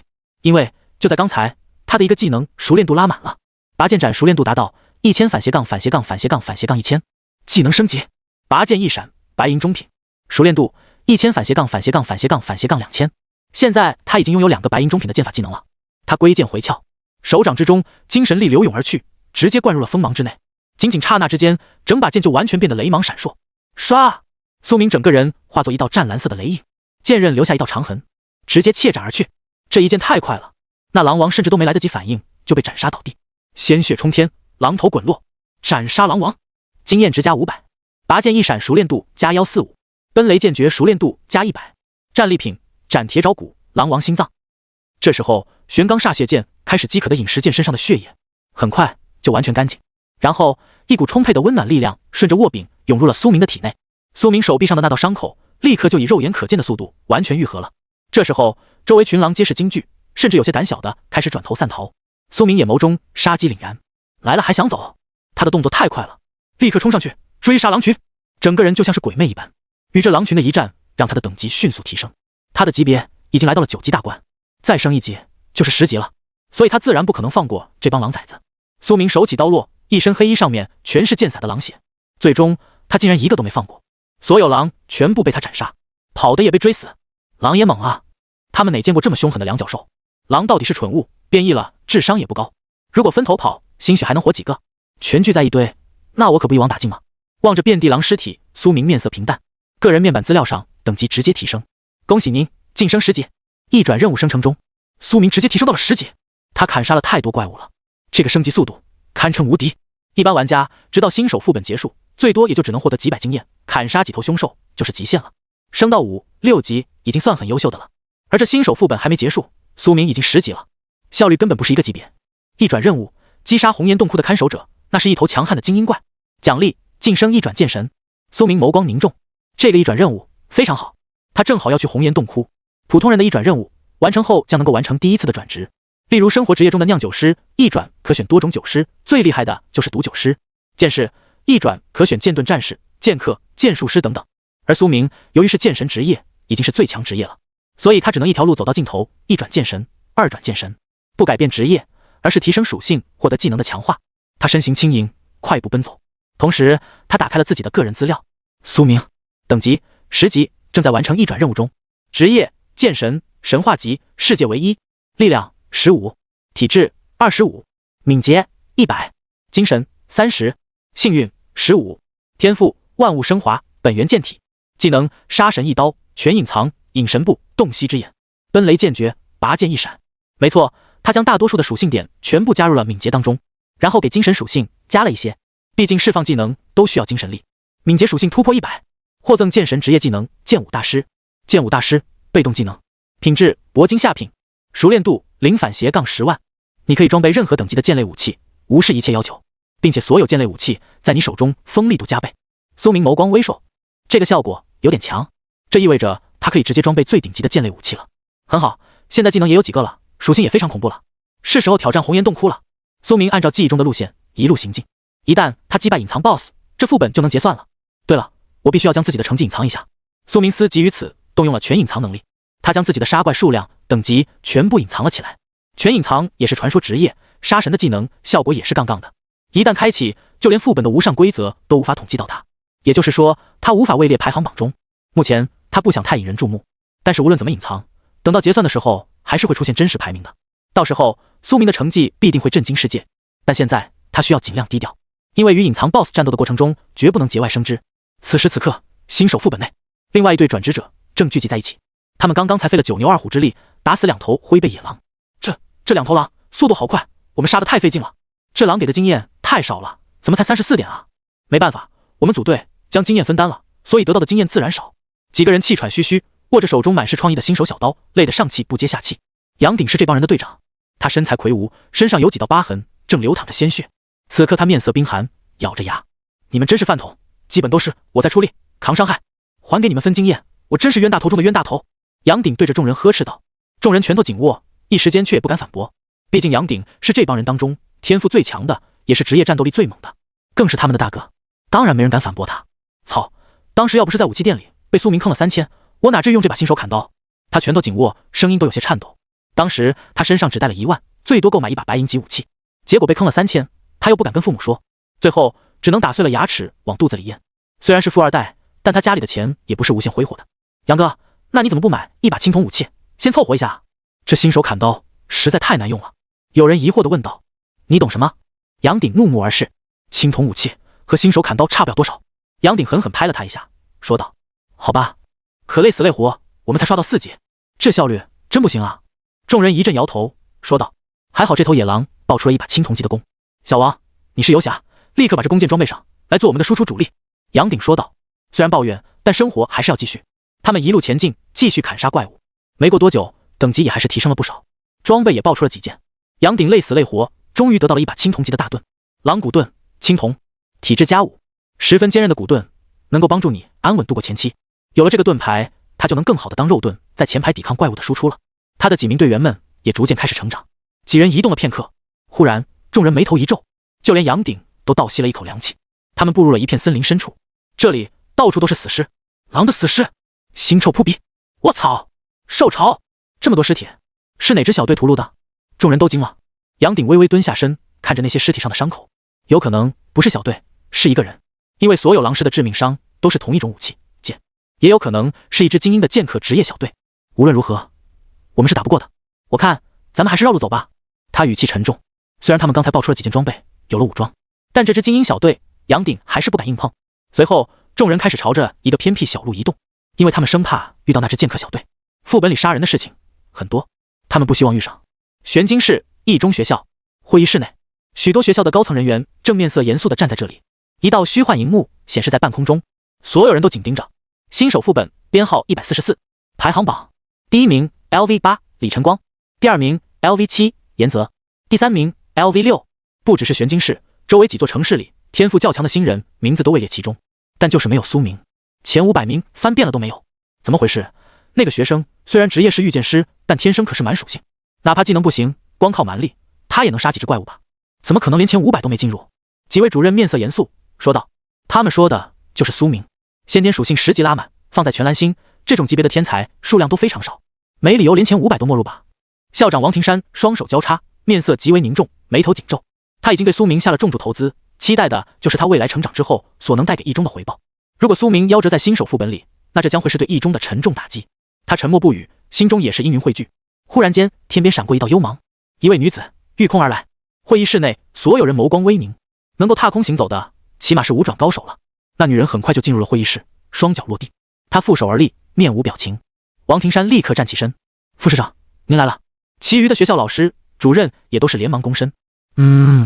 女人微微点了点头。她正是玄津市如今的副市长安冉玲。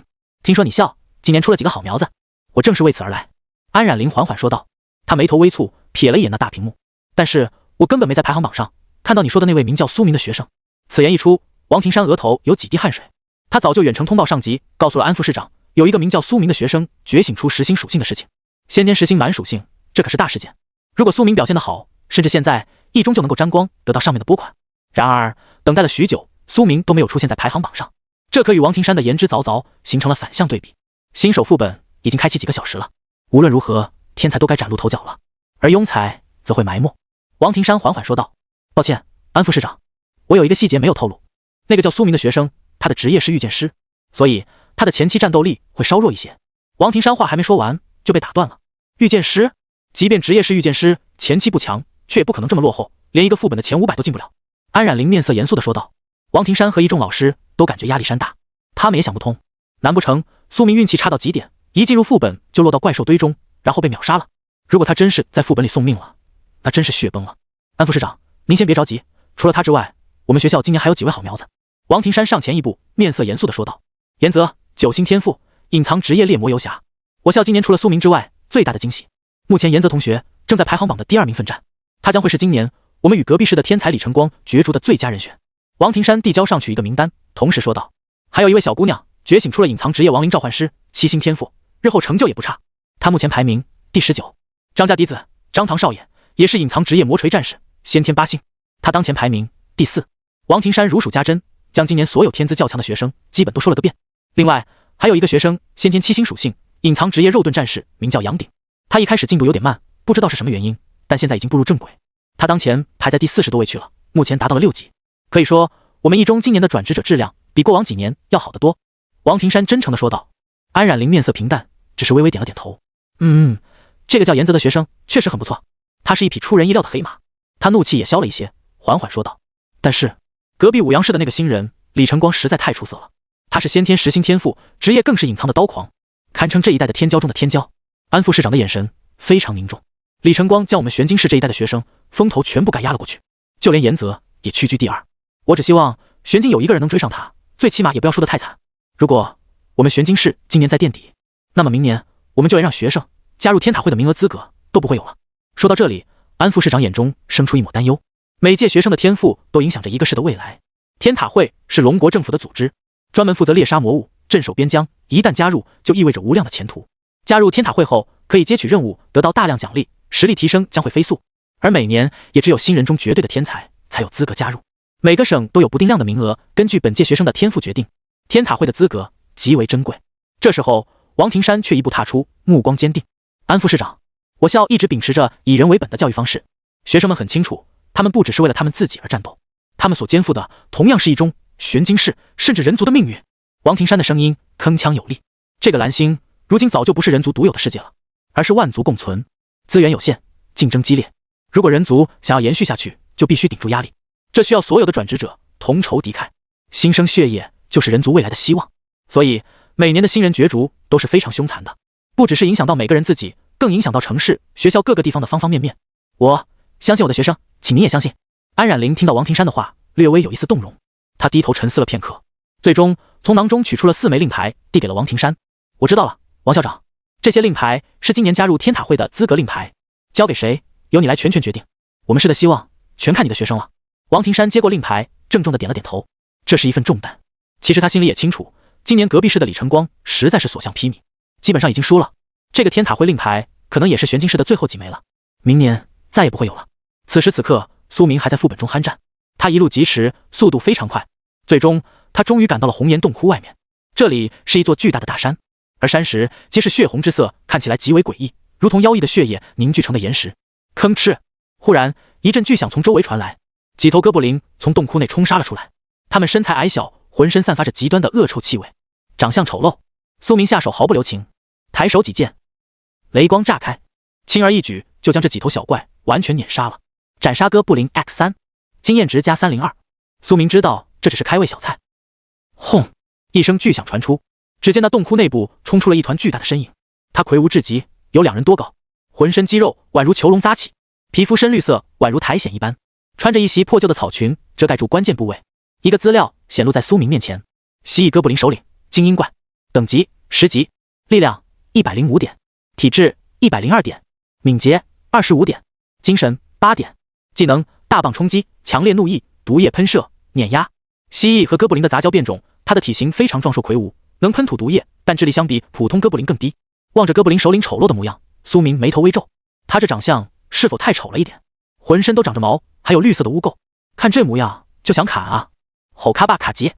哥布林首领看着那地面上被苏明斩杀的3头哥布林的尸体，发出了一声惨绝人寰的怒吼，仿佛是因为家人死去而悲痛欲绝。他嗓门极为浑厚，声音刺耳。苏明感觉脑袋都快被震爆了。随后他一步猛冲过来，手中握着的巨大棒子都抡成了一道大月。苏明面色凝重，动作冷静，他动用轻巧的身法躲避开来。这只哥布林王力量数值太高了，体质也很高，将会非常抗打，皮糙肉厚。我必须要充分利用我的敏捷能力，消磨他的体力，这样才能战胜。苏明已经在心中制定了作战计划。这一击避开之后，哥布林王动作不停，依然在猛冲。他手中大棒乱舞，引得周围飞沙走石，巨大的树木都被他接连砸倒。苏明心态沉着，完全不慌不忙，一直在被动的躲避。他的速度太快了，完全是碾压式的，无论哥布林王怎样攻击，都无法伤到他一根汗毛，甚至可以说一脚都碰不到。逐渐的，哥布林王体力不够了，他气喘吁吁，黄色的恶臭雾气从嘴里冒出来。后多长卡！哥布林首领大吼一声，选择了动用技能。他口水长流，开始分泌毒素。他拥有变异蜥蜴的血统，所以还能够分泌毒素。苏明眸光冰寒，这瞬间他的手搭在了身后的剑柄上。哥布林是怪物之中智力比较高的一类，所以他们会说话并不奇怪。但苏明根本不想知道他说的话是什么意思，因为哥布林极为残暴，他们喜好活啃人肉取乐，折磨女骑士，囚禁女职业者。这种怪物是人人所不齿的。苏明也对他们极为厌恶，根本不需要交流，直杀！噗嗤！下一瞬，哥布林王的口中喷吐毒液了，他肥硕的身躯扭动，口腔中激射出一道洪流，是深黄色的液体，毒性非常强烈，所过之处粘稠至极，树木枯萎，叶片凋零，就连石头都要被腐蚀出一个大洞。而且这毒液的喷吐速度极快，几乎是朝着苏明横扫过来，极其难以躲避。面对这一招，苏明却是面无表情。他精神力催动，掌中直接浮现出一道精神力的气息，随后蔓延在剑柄之上，整柄玄钢煞血剑顿时充满了雷光。他直接催动了拔剑一闪，整个人居然迎面冲刺了上去，简直是自杀式袭击。凡人的肉体怎么抵抗得住这么强烈的浓毒？哥布林王丑陋的脸庞上生出一抹扭曲的笑容，但下一刻他的笑容就停止了，因为苏明的身躯竟然完好无损地穿透了这道毒液洪流。这刹那之间，他的气息就像是从世界上消失了一般，全身化作一道模糊的黑影，衣衫飘飞，整个人随着剑影穿透了毒液洪流。因为苏明催动了隐神步，隐神步消耗很大，所以他一般只能催动1瞬间，但也足够了。一旦使用就是不可选取状态，直接从世界规则层面无视绝大多数的攻击，所以这个毒液就等于完全没有命中他。他的身躯直接掠过了哥布林首领的身体，这一剑精准封喉，湛蓝色的剑芒化作一道笔直的长痕，穿透了哥布林王的脖子。那硕大而肥厚、堆积了好几层肉的绿色脖梗，直接被切开了一道偌大的伤口，鲜血长流，深可见骨，墨绿色的血液喷涌而出。哥布林王彻底倒下。苏明的这一剑威力太强悍了，所有剑法3倍速度，3倍威力，什么怪物扛得住啊？苏明脸色冰寒，猛地一甩剑刃，锋刃上残留的血迹全部落地。斩杀精英怪，蜥蜴哥布林首领，一转任务完成，晋升一转剑神，全属性加10，经验值加1000，晋升11级。天赋本源剑体神话，效果增加，剑法威力提升10倍，剑法速度提升10倍，剑法熟练度提升10倍。获得奖励，抽奖轮盘1次。一连串消息提示进入了苏明的脑海中，他心中震惊，本源剑体的效果竟然直接提升到了10倍，太凶狠了！如果从刚才就是10倍，他怕是能一招秒杀哥布林首领。获得战利品，哥布林首领的藏宝图白银中品，白银中品剑法技能卷轴 X1。听到这个消息，一个羊皮地图落入手中。苏明定睛一看，他有些惊异，没想到还会爆出藏宝图。藏宝图是副本中较为少见的一种奖励，只要找到宝藏就能够得到奖励，相对来说危险性较小。但藏宝图爆出来的几率太低，所以是抢手货。无论是自己找宝藏，还是在世界频道上出售藏宝图，都是非常不错的选择。苏明动用万物升华，将藏宝图升级了，升级成功。哥布林王的藏宝图黄金下品，哥布林首领有很多，但哥布林王只有一个。想要我的财宝吗？我将他们都埋在了一个地方，去寻找吧。藏宝图上标注着一个位置，苏明眸光微惊，居然直接升级成了黄金品质的藏宝图，看来自己有必要跑一趟了。这个藏宝图的坐标就在红岩洞窟内部，自己在斩杀 BOSS 之前可以顺路拿一下。他将藏宝图收入了囊中。另外，战利品还有一个白银中品的剑法技能卷轴，他直接动用万物升华技能，升华成功，获得黄金上品剑法技能卷轴。苏明眼神惊然，居然直接提升到了黄金上品，距离铂金级剑技仅一阶之差了，这将会是他目前等阶最高的一个技能了。捏碎，习得技能御剑黄金上品剑技。苏明微然一笑，心中十分满意，没想到居然随机到了这个技能，正好可以帮助自己伪装成御剑师，这下真的天衣无缝了。御剑这个技能是用意念控制剑刃悬空，一般情况下是御剑师才能学会的技能，但自己是剑神，所有一切剑类职业的技能都能学，而这个技能品阶很高，即便是御剑师也需要中后期才能学会，这也是为什么御剑师前期会那么弱。然而苏明这才11级就学会了这个技能，他望向这个技能的说明，御剑黄金上品，熟练度0反斜杠反斜杠反斜杠反斜杠3万，以星御剑悬空斩敌，射手级于千里之外，想要御剑千里，精神力数值起码得高到天上去了，目前就别想了。不过以目前苏明的精神力水平，御剑30米以内不是问题。他心念微动，嗖，手中的玄罡煞血剑仿佛受到了心念影响，开始颤抖起来，随后发出了嗡鸣声，直接悬浮而起，剑刃反射着寒光，悬浮在苏明身旁。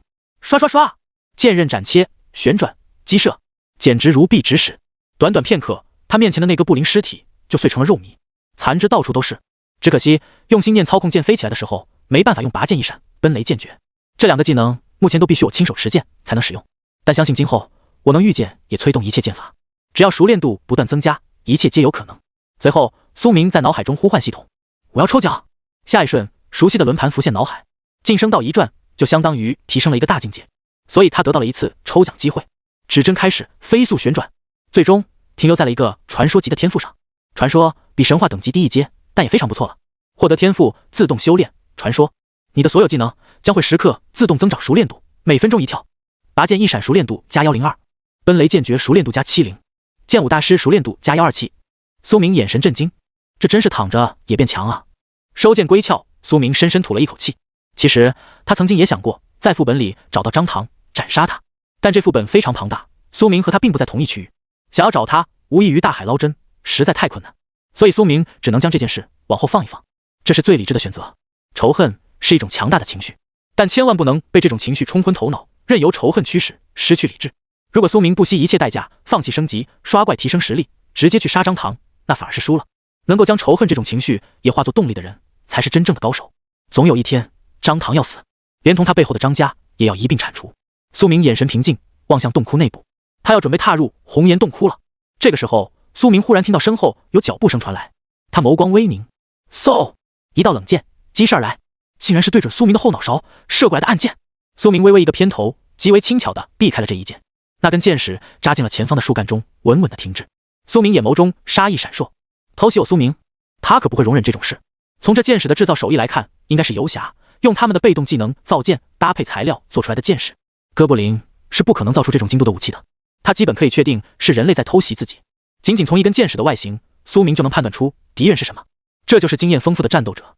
苏明猛地转身，定睛一看，只见几个人从草丛中走了出来，他们各自拿着不同的武器。这是一队转职者，肉盾战士、游侠，还有2名法师，总共4个人组成的小队。苏明动用洞悉之眼，直接就看穿了这几个人的资料。最让苏明出乎意料的是，这支队伍中有一个熟悉的面孔，杨鼎。苏明面色凝重，只见那几个人脸上挂着阴沉的表情，真是冤家路窄啊。杨鼎的脸上挂着一抹凶恨。苏明，没想到真让我带到你了。他一直在幻想，如果能在新手副本里遇到苏明，他要怎么样复仇。没想到他还真遇到了。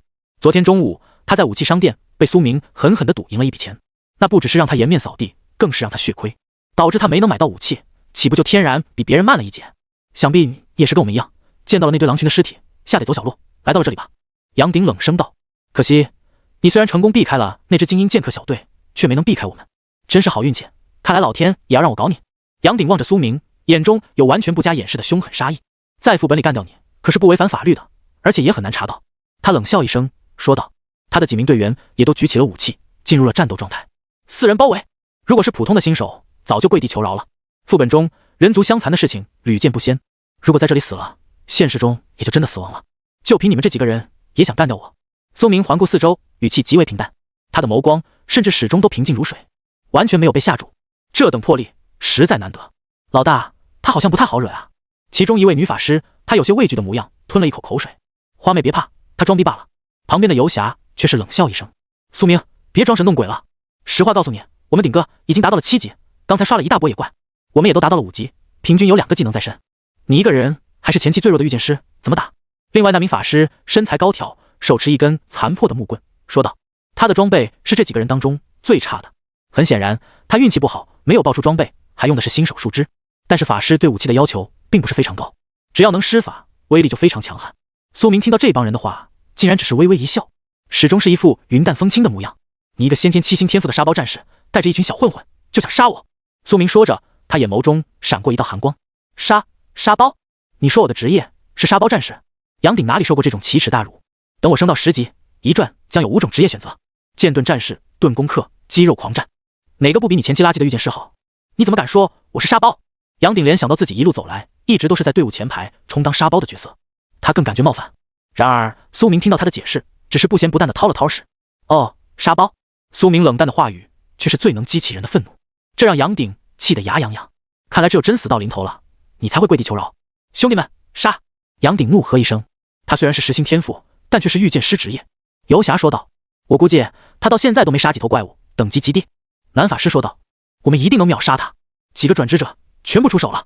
游侠的攻击来得最快，他弯弓搭箭，一只裹挟着暗红色光芒的剑矢就击射而出。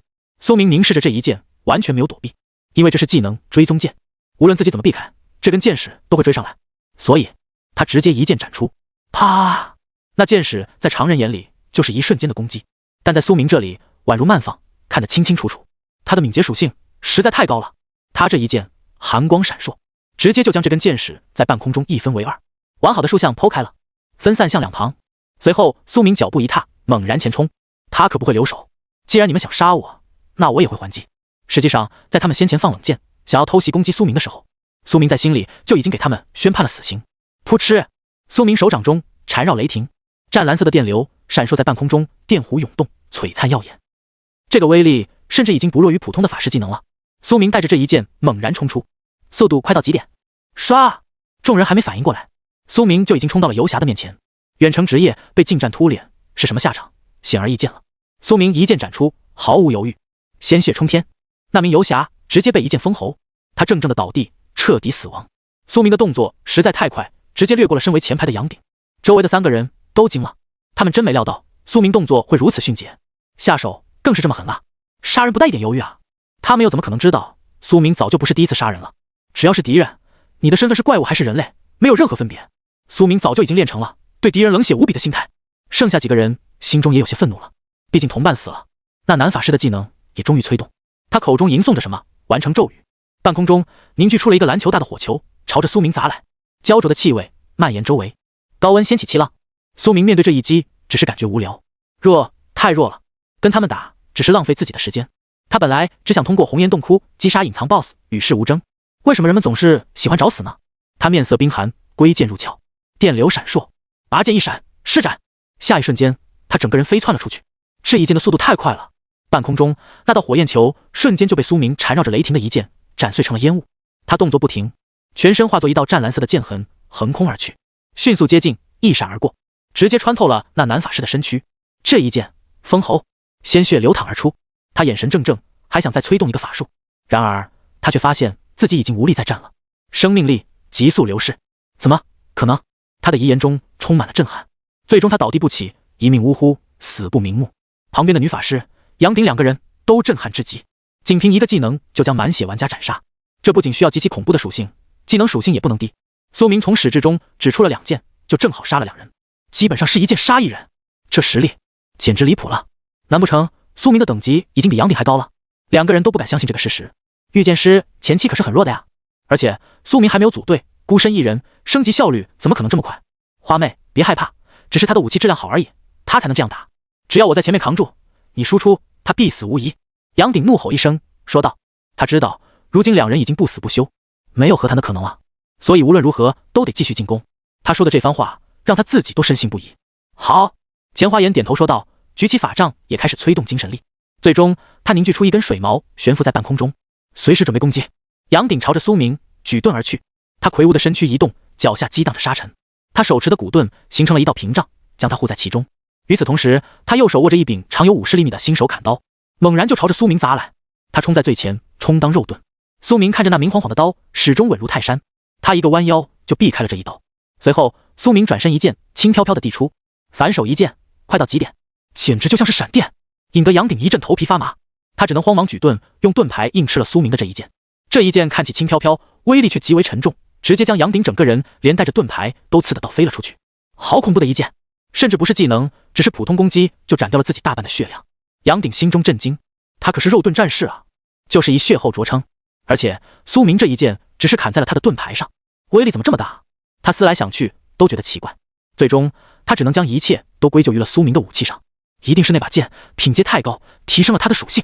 杨鼎气得咬牙，他猛然间捏碎了胸口的一枚项链，项链散发出洁白的荧光，一种玄妙的力量顿时飞射而来，包裹了苏明的剑刃。苏明能感觉自己的剑直接脱手，玄钢煞血剑高悬在半空之中，苏明无法再接触到了。苏明眉头微皱，他这是一次性饰品装备，捏碎之后直接形成了一道光辉，短暂的控制住了自己的武器。这可是非常昂贵奢侈的装备，普通家庭根本消费不起。杨鼎终于感觉自己占据了上风，他冷笑一声，哼，苏明，你还真是让我下了血本。这项链是一次性装备，即便是以我的家庭都会感觉肉痛，好在效果强大，催动之后能控制住你的武器脱手超过10秒，你死定了。花妹，杀！他面色一凛，对那位女法师下令。钱华岩点了点头，猛然出手。这瞬间他眼眸中也闪过一抹凶狠之意，半空中的那根水矛直接击射出去，速度极快。法师初始技能水矛，威力很强，如果被贯穿身躯，那水矛还能够瞬间从伤口侵入血管，在体内狂暴的肆虐。如果是普通职业者，中水矛就等于失去战斗能力。杨鼎眼中闪过一抹快意，仿佛苏明已经是死人。然而下一瞬，嗖！半空中那柄悬空的剑刃猛然颤抖一下，发出一阵清脆的剑音，随后猛然斜斩而下，仿佛有一只无形的手握持着这柄剑。哗啦，剑锋快到绝顶，一掠而下，直接将那根水矛斩碎开来，化作一捧清水坠落在地，融入土壤。这一击直接被轻松化解。苏明身姿挺立，他甚至动都没动一下，只是眸光在移动。漆黑色的玄钢煞血剑陡然一个旋转，飞回了苏明面前，3尺长剑在他面前悬空而立，静静沉浮，剑刃隐隐在旋转，似乎还在随着苏明的眸光所致，在半空中舞动。看到这一幕，杨鼎和钱花岩两个人如遭石化。御剑，杨鼎声音都颤抖了。这明明是后期技能啊，苏明怎么学会的？等级不到的时候，这些野怪不可能直接爆出后期技能的卷轴啊。按理来说，前期的职业者之间的战斗，控制住武器就等于控制住了战斗的主动权，一旦武器脱手，基本就没有反抗的余地了。所以他的项链控制敌人武器10秒，是他最强大的保命底牌。结果他真的没想到，苏明已经学会了御剑，直接就将半空中的武器夺了回来。苏明面色冰冷，手并剑指，随后朝着杨鼎遥遥一指，嗖！玄钢剑化作一道黑影，陡然飞射过去。锋刃与空气摩擦，引起一阵剑鸣，破空声都响起了。杨鼎狼狈地抵抗了2招，最终，噗嗤，一剑消手，他死得彻底，身躯倒地。直到死亡，他的眼神都还保持着极度的震惊。这下子，那最后一个女法师也花容失色。钱华言一屁股坐在了地面上，吓得浑身颤抖，打都不敢打了。如果细看，还能看到一阵黄色液体流淌而出，他直接吓尿了。苏明缓步上前，3尺玄铁剑悬浮在他身侧。这一刻，他看起来就像是一位黑袍剑修，浑身杀气凛然。我错了，我错了，苏明，别杀我！他望着苏明，颤声道：“求了，我愿意给你做牛做马。都是杨鼎让我攻击你的，我是他的队员，不敢违抗啊！”面对这个漂亮的姑娘，苏明只是缓缓摇头，有些错是没有补偿余地的。你对我出手的那一刻，就已是死人。玄钢剑飞空，倒旋而起，落在他手中。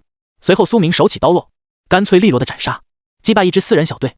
经验值加2088，战利品：狼骨毫毛弓，青铜下品；残破狼骨盾，青铜下品；古法杖，青铜中品；照明项链，青铜下品。晋升12级。苏明现如今已经是1转的玩家了，这个进度绝对远超其他所有人。这些装备对于苏明而言，只能说聊胜于无。他刚才杀怪也已经爆出了好多青铜装备了，他甚至都不屑用。这里面只有一件装备值得他注意，那就是那个女法师身上爆出来的一件饰品装备——照明项链，青铜下品。佩戴后进入黑暗区域时可以照亮周围。对于要进入洞窟内的苏明而言，这是一个好装备。他直接装备上了。骤然间，他感觉周围果然亮了不少。随后，他转头望向红岩洞窟内部，是时候进去了。他深呼了一口气，苏明踏步走了进去。红岩洞窟内部十分昏暗，还好有照明项链，否则是真的伸手不见五指。潮湿的洞穴内还在滴水。苏明面色平淡，缓步前进，时不时有蝙蝠群飞舞，红岩闪烁，氛围十分恐怖。他取出怀中的哥布林王宝藏图，拿在手中观摩。先拿了宝藏，再去杀隐藏 BOSS。苏明在心中规划好了行动路线，他跟着藏宝图的坐标一路深入。洞穴内的小路七弯八拐，偶尔还会有变异青蛙，几只暗雨石矿机窜出来，都被苏明轻松斩杀。咯。随着最后一只暗雨石矿机被苏明斩杀，他的等级也来到了13级。苏明将一部分属性点分配给了精神，也给了力量、体质等属性各一些。如今他的属性如下：苏明，等级13级，1455反斜杠5000经验，职业剑神，神话，世界唯一，力量30，体质40，敏捷110，精神70，幸运25，天赋万物升华，本源剑体，自动修炼，技能杀神一刀，全隐藏，隐神步，洞悉之眼，奔雷剑诀，拔剑一闪，剑舞大师，御剑。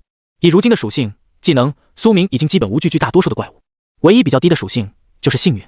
这个属性会影响一切装备、物资的爆率，同时也会一定程度影响暴击率。如果是杀神职业，苏明肯定会狂点幸运、敏捷2个属性，但这一世他是剑神，幸运对于他而言并不是非常重要的核心属性，所以他决定以后再加幸运。前期战斗力才是最重要的，硬实力与生命息息相关，幸运后期再加吧。苏明凝声道。精神属性已经达到了70，这意味着他的御剑距离已经达到了70米左右，这已经是一个非常远的距离了。他在洞穴中肆意穿行，速度非常快。忽然他闻到一股浓烈的恶臭，前方的隧道也陡然宽敞了起来，宛如一片小天地。但这里有许多排泄物，恶臭浓厚，甚至隐隐约约形成了沼气。哥布林巢穴，他意识到自己来到了一个十分恶心的地方，顿时眉头紧皱。果不其然，这里面窜出来几只幼年的小哥布林，他们一看到苏明就尖叫着猛攻过来。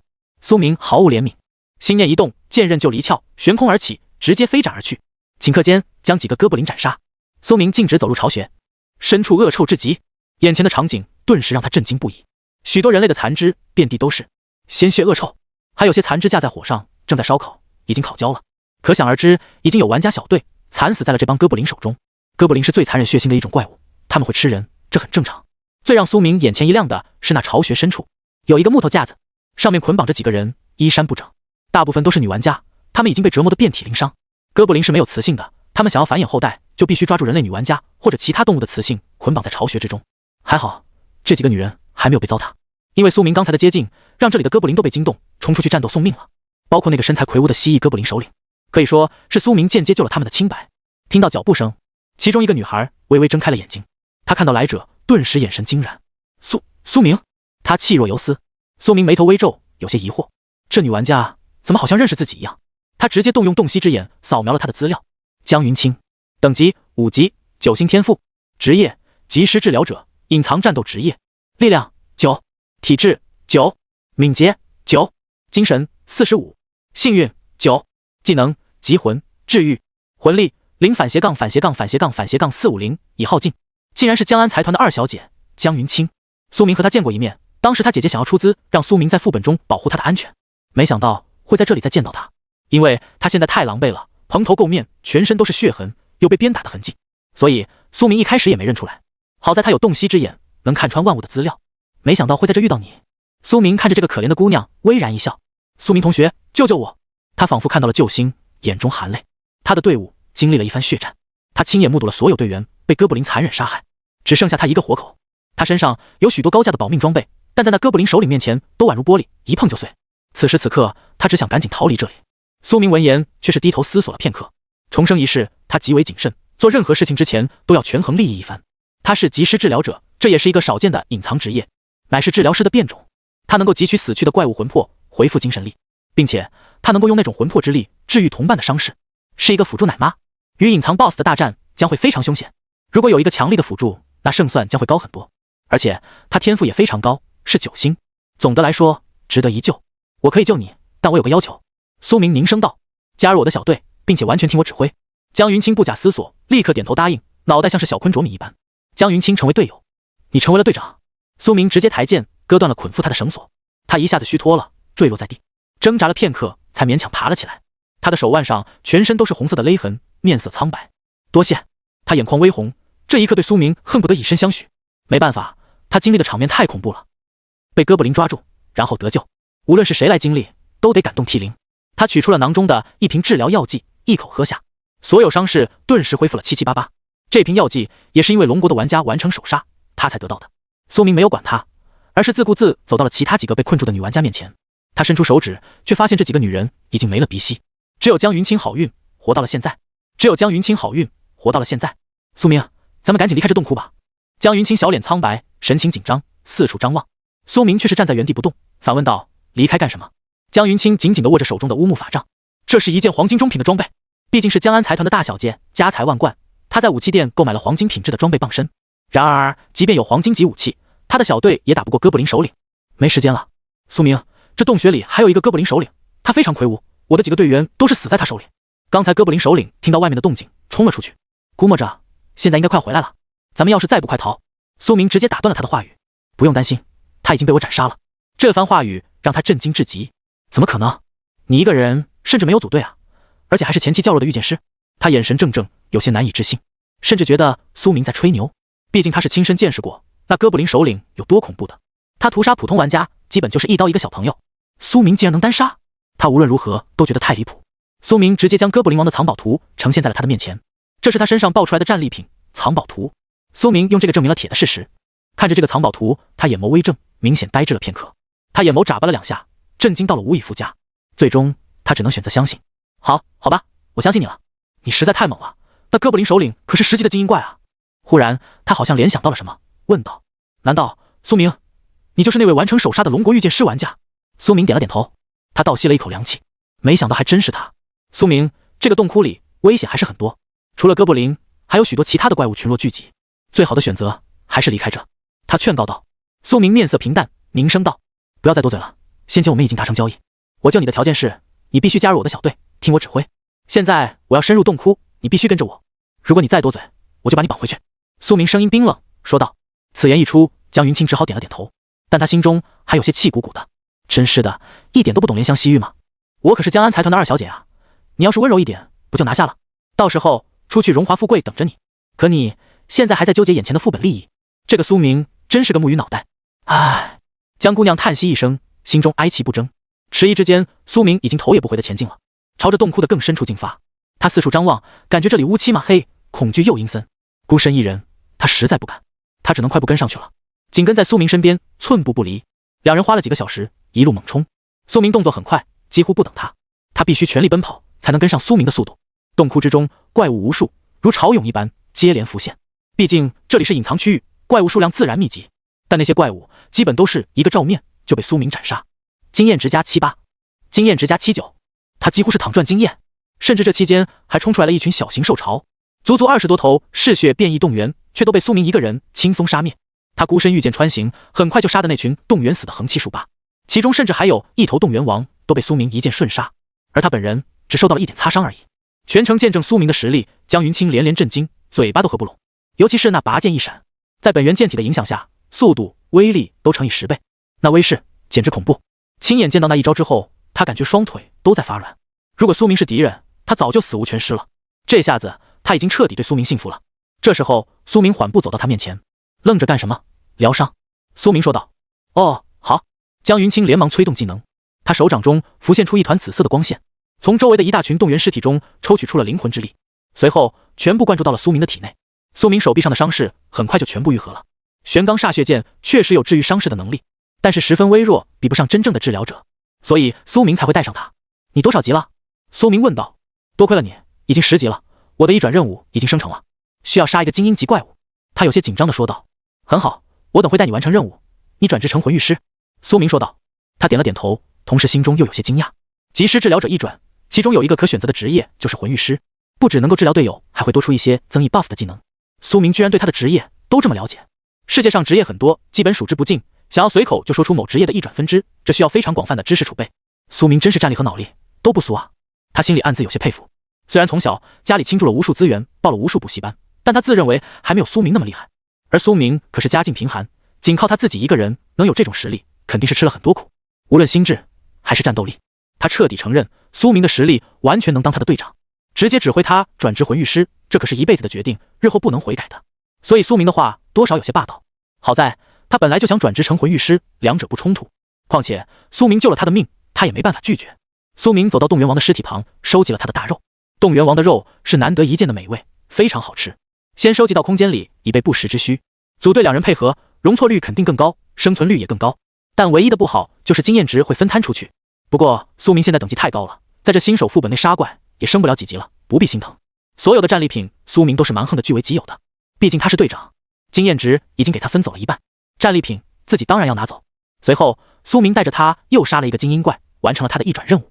他也顺利的成为了魂域师，学会了一个新技能，格挡增益，青铜下品，指定一名队友，消耗精神力为他持续提升格挡概率。很快苏明就带着江云清来到了哥布林王的藏宝地点。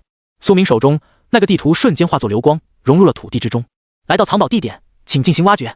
苏明立刻催动御剑技能，背后的玄钢剑悬浮而起，离鞘拔出，直接飞斩在地面上。嗖嗖嗖，土屑纷飞，剑芒闪烁，很快就在地面上刨出来一个大坑，一个暗紫色的宝箱赫然就躺在里面。苏明手指轻勾，将玄钢剑送回了剑鞘里。扫描宝箱的资料，扫描宝箱的资料，暗紫藏宝箱，等级黄金下品。苏明没有马上开启，而是直接催动万物升华天赋，将这个宝箱升级了。升级成功，只要是副本里的宝贝都能够升级。只见那宝箱外形改变，形成了点点紫色的光辉流动，材质都变得镶嵌了几颗透明的蓝色宝石，体型都大了一圈。暗月宝箱，等级铂金下品。苏明眼神怔怔，铂金下品，直接从黄金下品升级到了铂金下品，提升了一个大品质。万物升华，太猛了！铂金级的宝箱绝对是顶中顶的箱子，开出来的物品当中最少都会有一件铂金品质的宝贝。苏明直接选择了开启，开启成功，获得引剑发饰铂金下品，引剑足履铂金下品，引剑护臂铂金下品，引剑长裤铂金下品，引剑披风铂金下品，引流长剑铂金中品，魂域师技能卷轴铂金上品 X1。 看着这一连串弹出的提示，苏明眼神惊然，竟然爆出了一整套铂金下品的套装装备，这可是极其稀少的。那把剑更恐怖，是铂金中阶的武器，真是运气逆天了。他直接全部装备上了。嗡，一声诡异的颤响浮现，下一瞬，一柄长剑出现在了苏明的面前。这把剑质地极为诡异，充满了暗紫色的纹路，只有剑柄是实体，而剑刃是如同影子一般虚幻的材质。空斩一下，唰，剑刃流转，刹那间就将面前的空气切分开来，在半空中留下一道漆黑色的痕迹。看着这把剑的资料，影流长剑铂金中品，遁影，这把剑可以储存在你的影子中携带，必要时可以随时具现化。精神流失，引为精神所应，这把剑可以割伤目标的影子，使其精神力逐渐流失。暗斩，持有这把剑时，你的所有斩击将额外造成 50% 暗影属性伤害。握着这把剑，苏明感觉自己的全身属性都有不小的提升。同时他装备上了引剑套装，他的外衣陡然变了，从黑色的蛇皮外衣换成了一套淡灰色的长袍，上面有一些古朴的暗色符文，看起来如同月芒洒落。苏明的一头短发上出现了一个不起眼的灰色玉石，被发丝绑着，悬吊在耳边的发丝下方。他的双手也各自出现了一对灰色护臂。引剑套装铂金下品，无反斜杠反斜杠反斜杠反斜杠5生效中。按键涌动，装备后所有剑法类技能额外增加 50% 暗属性伤害，该伤害可突破物理防御。引斩，催动剑法技能时有 60% 概率催生一道影子，造成一次额外追加斩击，此次斩击威力等同于你的普通攻击。苏明看着这一长串说明，心中大喜，这效果真心有点猛，直接附加 50% 暗属性伤害，加上引流长剑，就相当于 100% 的额外暗属性斩击伤害。唯一可惜的是，没办法再次用万物升华天赋升华这些装备了，因为这些东西是从升华后的宝箱中开出来的，任何物品只能升华或间接升华一次。苏明心念微动，那引流长剑脱手而出，落进了他脚下的影子中。果然，这柄实体的长剑化作一道漆黑色的银水，融入了苏明的影子之中，毫无痕迹。只要他想要用，立刻就能从影子中抽调出这把剑，还真是实用啊！苏明心中暗想，要组成引剑套装 buff 效果，只需要装备5个穿戴型装备就可以了。只要组成5件引剑装备同时装备，就能够获得 buff。衣服、鞋子、裤子、护臂、发饰已经组成了5件套，也就是说，即便不用引流长剑，用玄钢剑，苏明依然能 100% 获得套装效果的加成。看着苏明换上了全套装备，江云清的眼睛都看直了。铂金级装备在外界的售价起码能达到100万，即便她是江安财团的二小姐，也会觉得那是一个大数字。她已经震惊的难以言说。这个卷轴你拿去用掉。苏明说着抛出了一个卷轴，魂玉师技能卷轴铂金上品 X1。铂金技能普通人可能要4转5转的时候才能够学会，可想而知铂金级的技能卷轴售价又会有多么昂贵，而苏明竟然直接就掏出来了，无偿分配给他，这让江云清感觉到极度诧异。你直接白给我了，这在外面可是能拍卖一个好价钱的，价值不会低于100万啊。江云清接过卷轴有些犹豫，他提醒道，他以为苏明是不知道价值才会给他，苏明却依然坚持，面色平淡。等会可能会有一场恶战，你的技能越好，我们胜算越高，钱对他来说只是身外之物，钱再多又有什么用，实力才是自己的，所以他会尽一切可能为挑战隐藏 BOSS 做铺垫。江云清多一个技能，也许等会就多一分胜算。苏明很清楚那个隐藏 BOSS 有多强大，所以他会尽全力做好万全准备。他也没有再多说，立刻使用了。使用成功，获得技能灵魂增益铂金上品技能，熟练度0反斜杠30万，消耗魂力可使用，催动时你团队中所有人获得的经验值增加 200%。 看到这个技能，江云清大喜，哇，居然是魂玉师的后期技能灵魂增益，只要有怪物的尸体，我就能汲取灵魂，然后提升经验加成。苏明，你跟我组队，即便被我分担一部分，也能获得100%的经验了。他高兴的几乎手舞足蹈，这个技能非常稀有，能够帮助人快速升级。苏明也是嘴角轻勾，很好，有了这个技能，自己的经验就不必被他分走一部分了。组队依然能获得全额经验，这对于其他团队而言，几乎是想都不敢想的事情。也算自己运气好，遇到他这个稀少的魂玉师职业者。苏明在洞窟中找了个干净的角落，生火做饭。在副本中，战斗是非常消耗体力的。苏明已经接连征战了好几个小时，早就饥饿无比。他取出动元王的肉块，放在周围的洞窟角落的一汪泉水中清洗了一下，然后又取出了2根实况暗羽鸡的腿，拔掉毛后架在火上炙烤。不多时，美味就出现了。烤暗羽鸡腿，美味的鸡腿，汁水四溢，皮脆肉嫩，炙烤的恰到好处。食用后增加10点精神属性，持续3小时。另外还有烤动元王肉，烤脆皮动元王肉块，淡黄色的动元王肉经过炙烤后发生了美拉德反应，形成了一层天然的焦脆壳，味道绝顶。食用后增加20点体质属性，持续4小时。江云清也早已饥肠辘辘，他抓住苏明递过来的鸡腿，小口的吃了起来。但很快他就有点保持不住优雅了，因为太好吃了，他逐渐开始狼吞虎咽。俗话说，要想抓住一个人的心，就必须抓住他的胃，而苏明显然已经拿捏了。他是万万没想到，苏明竟然连厨艺都这么好。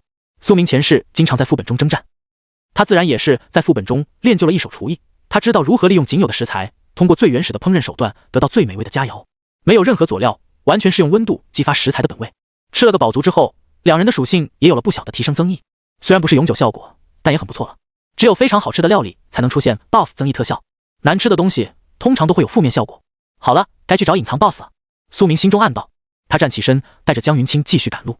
两人朝着洞窟内部冲去，很快就找到了一处裂缝。苏明一剑斩出，将那裂缝的石块击碎，灰尘四溅，一个小型的出口显露在他的面前，一缕天光照射进来，十分耀眼。苏明和江云清踏步走出，他只感觉豁然开朗，空气都清新了不少。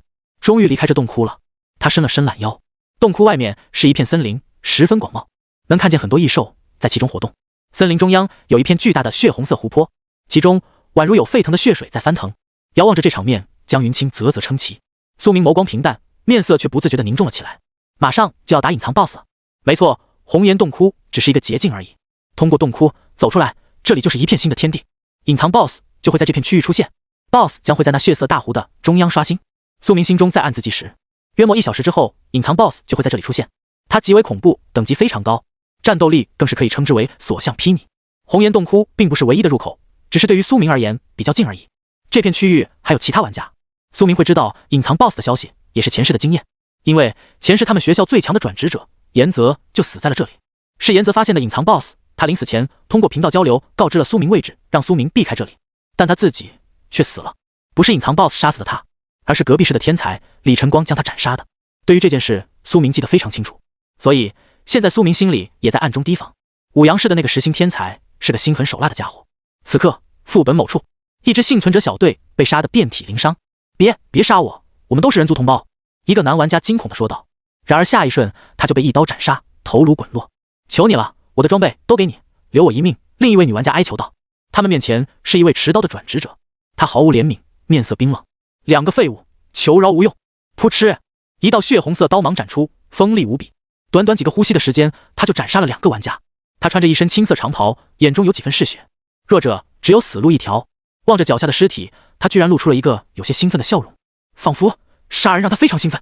他单手握着一柄窄刃长刀，浑身气质极为危险。他正是五阳市今年的第一高手李晨光，初始职业刀狂，先天实心天赋和苏明一样，所以他一经出现就是炙手可热的天骄。进入副本之后，他更是掀起了一阵血雨腥风。他疯狂的屠杀玩家，因为他发现杀高级玩家得到的经验比普通的小怪更多。为了升级效率，得到第一的桂冠，他选择了经验值最多的打法。一路走来，他所过之处都不会有活口，所以他的升级速度也非常夸张，已经来到了13级，一转任务都已经完成了。现在他已经转职成了一转刀狂，战斗力又上一层楼。刀狂这种强大的职业可以选择转职成刀痴、刀侠、刀修、刀魔等职业，也可以选择转职成一转刀狂，不改变职业，只是增加技能和属性，这样就属于将一条路一直精进。但是到了3转的时候，就会有比刀狂更强的刀类职业，那时候就该转职了。此时此刻，他面前还有一个身穿白衣的姑娘，她手持一柄巨大的镰刀，强撑着主地，呼吸沉重，正是纪瑶。她的胸前有一道鲜血淋漓的伤口，触目惊心，是李晨光的刀所致。此刻有3名持着古剑的骷髅站在他面前，保护着他的安全。3个是他的召唤上线，但这3个骷髅剑兵也已经遍体鳞伤，浑身的骨骼都是残缺。刀狂李晨光实在太强大了，他和几个同班同学组成了小队，进度也很快，已经升到了7级。然而正准备离开这片区域时，却忽然遭到了李晨光的偷袭。他亲眼目睹几名同伴惨死他手，所以此时此刻他心中怒恨交杂。李晨光面无表情，握着长刀缓步朝他走去。你是一中的纪瑶吧？纪瑶闻言面色冰寒。你怎么会知道我的名字？他嘴唇无血色，已经体力不支，却从来没有求柔。哼，新手副本开启之前，我就已经从校长那里得到了你们一中今年所有天才的名单，你们的职业天赋我都有所研究。这个副本其实就是我的猎杀场。李晨光冷笑一声说道，他手中的刀也是一把黄金下品的武器，他身上的装备也都价值不菲。刀狂职业外加实心天赋，太炙手可热了，所以他在进入副本之前就已经接受了各方的投资，包括装备、钱、技能卷轴等，所以他一进入副本，实力就远超其他人。再加上他极为残忍，将人当成怪刷，升级效率也是恐怖如斯。玄津一中、南棉市各大高校、大同市的几座高校全都是废物，你们实在太弱了，让我非常失望，还不如化作经验值，成为我的养分，让我登临巅峰。李晨光面色阴沉，说着缓步朝他靠近。他已经杀了很多玩家，不止玄津市，所有市的学生都有死在他刀下的冤魂，对他而言那些都是经验值。纪瑶单薄的身躯已经遍体鳞伤，他的衣服都被鲜血打湿了，唯一的一瓶治疗药剂也已经用掉，他早就弹尽粮绝了。李晨光却是辣手摧花，毫无留手的意思。他刀横于身前，催动了刀狂技能血刀横斩，精准的挥出。嗖，恐怖的血痕浮现在半空之中，他一掠而过，就朝着纪瑶攻杀过来。这一击势必要取他性命。危急关头，纪瑶却冷静至极，他催动最后一丝力量，面前的一个骷髅剑兵化作点点蓝色的魂影，陡然移动而来，为他抵挡了致命的一招。而他本人瞬间消失，离开了原地。亡灵召唤师技能人尸兑换，他将自己和一个距离最远的尸体交换了空间位置。李晨光一剑斩空，转身望去，就看到纪瑶的身影消失在了密林中，他脸上掀起了一抹嗜血的微笑。呵呵，小羊羔，你逃不掉的。他催动身法，快步追赶而去，就像是索命的鬼差。纪瑶在密林中慌忙逃窜，他呼吸急促，还时不时地咳出鲜血，最终他只能选择逃到一个洞窟之中。这洞窟到处都是血红色的岩石，看起来极为诡异，但为了保命，他只能一头扎进去。让他震惊的是，这洞窟之中竟然没什么怪物，反而全是怪物的尸体。已经有人来过了，是谁这么强？他心中震惊，哪怕是一支精英小队，也不见得能杀死这么多怪物，而且还是在如此黑暗的洞窟之中。他来不及思考那么多，用尽全力奔跑，隐约还能听见身后李晨光的脚步声。别逃了！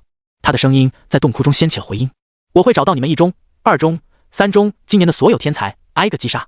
我要让你们玄晶市再无明年，永远一蹶不振。李晨光的声音有些疯狂和陶醉，似乎他很喜欢猎杀的过程。声音越来越近，季瑶也越来越绝望。如果被追上，他必然是会死掉的。很快，李晨光的声音已经近在咫尺。苏明、严泽呢？我听说他们的天赋，一个10星，一个9星，怎么不敢与我一战？但也没事，这2个缩头乌龟我都会揪出来杀掉。他脸上露出一抹嗜血的狞笑。他的速度太快了，距离不断缩小。季瑶心中发寒，距离已经越来越近了。就在季瑶即将被追上的时候，一缕天光照入了洞窟内。前方是出口，一个人影从前方出现，拦住了他，一把拉着他遁入了黑暗之中。季瑶额头有汗水，他只感觉眼前一阵模糊，然后就离开了洞窟区域。他好似被那个人带着移动了几10米，潜伏进了一个草丛之中。定睛一看，眼前的人是一个绿衣男生，他背负着一把大弓，短发清爽，一身气质不俗。严泽，1中的9星天赋觉醒者，天赋仅次于苏明。虽然不是同班的，但季瑶认识他。你是一班的季瑶吧？职业死灵召唤师。严泽面色平静问道。季瑶点了点头，对，多谢相救。他还有些没回过神来。不必谢，都是校友，我不可能就见死不救的。严泽说道。虽然他外表冷冰冰，但内心中还是很善良的。严泽同学，你怎么会出现在这里？季瑶问道。严泽面色凝重，这就说来话长了。我本来也是组队的，结果就在我外出打泉水的时候，回来发现我的队员全都被杀了，就是李晨光干的。我通过分析，认为他实力太强，我自认为不敌，所以便一直潜伏在他身边，伺机而动。季瑶闻言，心中震惊不已。你一直在潜伏跟踪，想偷袭杀掉他？没错。说着，严泽从背后的剑匣里取出了一根闪烁寒芒的剑矢，握在手里。他眼眸中有一缕凶光闪烁。我早早就在暗中观察李晨光了，这个人是一个心理变态的转职者，刀狂不如说是猎杀者。他将这副本当成了游乐园，四处捕杀他的猎物，而他也确实是有这个实力。说着，严泽眸光中显露出一抹担忧。如果不杀他，我们1中的死伤将会更加惨重。季瑶凝思片刻，认为严泽的选择确实是最优解。他是远程职业猎魔游侠，如果想要和刀狂拼近战，他基本上是必输无疑，所以伺机偷袭是唯一解。你现在多少级了？季瑶问道。严泽说道：10级，我现在正在完成一转任务，需要杀死1头精英级以上的凶手。听到这个等级，季瑶心中震惊不已，竟然已经10级了，这个速度太快了。如果是你，没准还真能杀李晨光，我会全力配合你，帮我死去的同学们报仇。季瑶眼中有一缕坚定，说道。好，严泽说道。同时2人的眸光也穿透了草丛，打量远处的李晨光。别躲了，速速出来受死！李晨光面色冰冷，朗声说道。他环顾四周，一时间却没能找到季瑶的位置。跟我来，我们先退避，这里不是作战的好位置。严泽说道。他带着季瑶就快速离开。逃命的同时，严泽打开了个人面板，给苏明发送了一个消息。苏明同学，我是4班的严泽，虽然我不认识你，但同为校友，你是我们玄晶1中天赋最高的天才，我不能隐瞒消息。隔壁市的刀狂李晨光正在猎杀我们学校的学生，你一定要避开他，他非常强。他现在就在血森湖泊区域。发送完这条消息，严泽立刻收起了面板。虽然素不相识，但严泽是一个心地善良的人，换句话说，热心肠。他知道自己随手发的一条消息，就有可能拯救一个校友的性命。同为1中学生，他不可能隐瞒这个情报，这就是严泽的性格。严泽带着季瑶快步奔逃，但他们还没逃出几里地，就在一片血色湖泊边缘，被一道飞射而来的刀芒拦住了去路。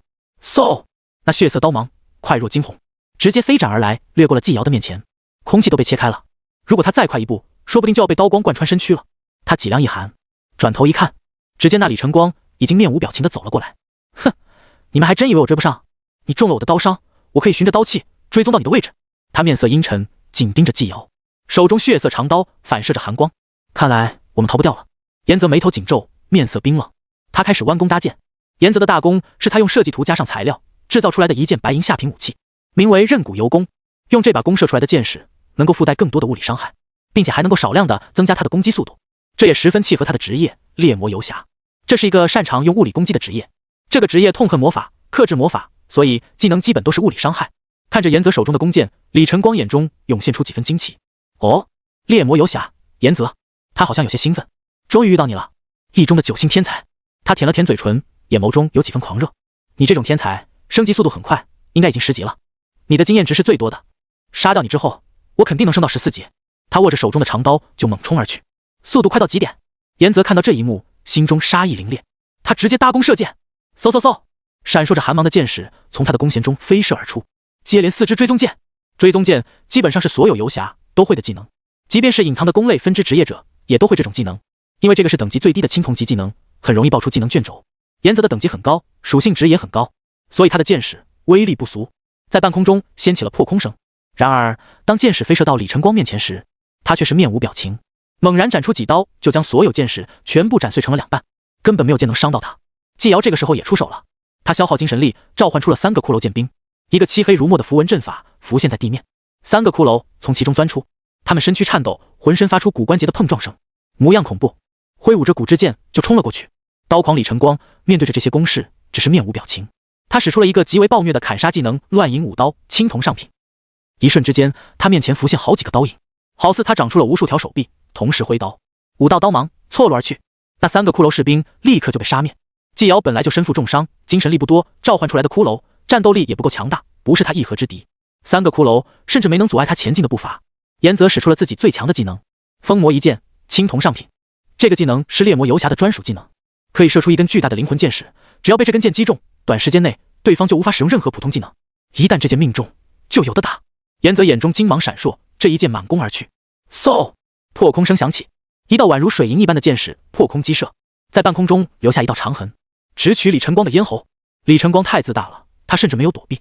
看到这一幕，岩泽拳头紧握，心中振奋，有机会。李晨光却是暗自摇头，这一箭很不错，只可惜无法命中我。他冷笑一声，旋即数抬刀刃，面容冰寒。下一瞬，他化作一道流光飞斩而出，嗖，这一刀太快了，在地面上都掀起一阵旋风。咔，只见那刀光横斩而去，竟然将这只风魔箭矢也完全一分为2，从中间剖开，箭矢化作点点蓝光消散。岩泽震撼至极，这是他最强的一个技能了，竟然被如此轻易的破解。10星天赋和9星天赋的差距真就如此之大吗？他还想弯弓搭箭，下一瞬，李晨光却已经栖身到了近前。噗嗤，李晨光一刀捅出，直接贯穿了岩泽的胸膛，鲜血流淌。季瑶看到这一幕，面无血色，眼中满是愤怒。该死！他挥舞着圆月镰刀朝着李晨光斩去。他是一个召唤师，近战是他的弱项，此刻选择突脸，他也是被愤怒冲昏头脑了。李晨光转身一刀直接砍在了他的肩膀上，季瑶用镰刀抵挡了一下，却还是狼狈的倒飞出去。他大口咳血，无力再战了。李晨光轻轻一甩刀，上面的血迹溅洒而出。他面色阴冷，望了一眼倒地的岩泽和季瑶，眼中满是轻蔑不屑。太弱了，太弱了！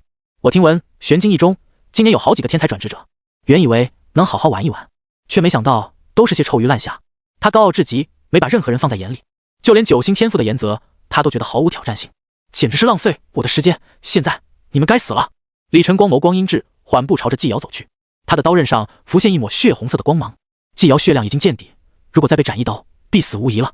这一刻，他轻咬银牙，眼中有些愤怒。他不想死，可面对强敌，实在无力。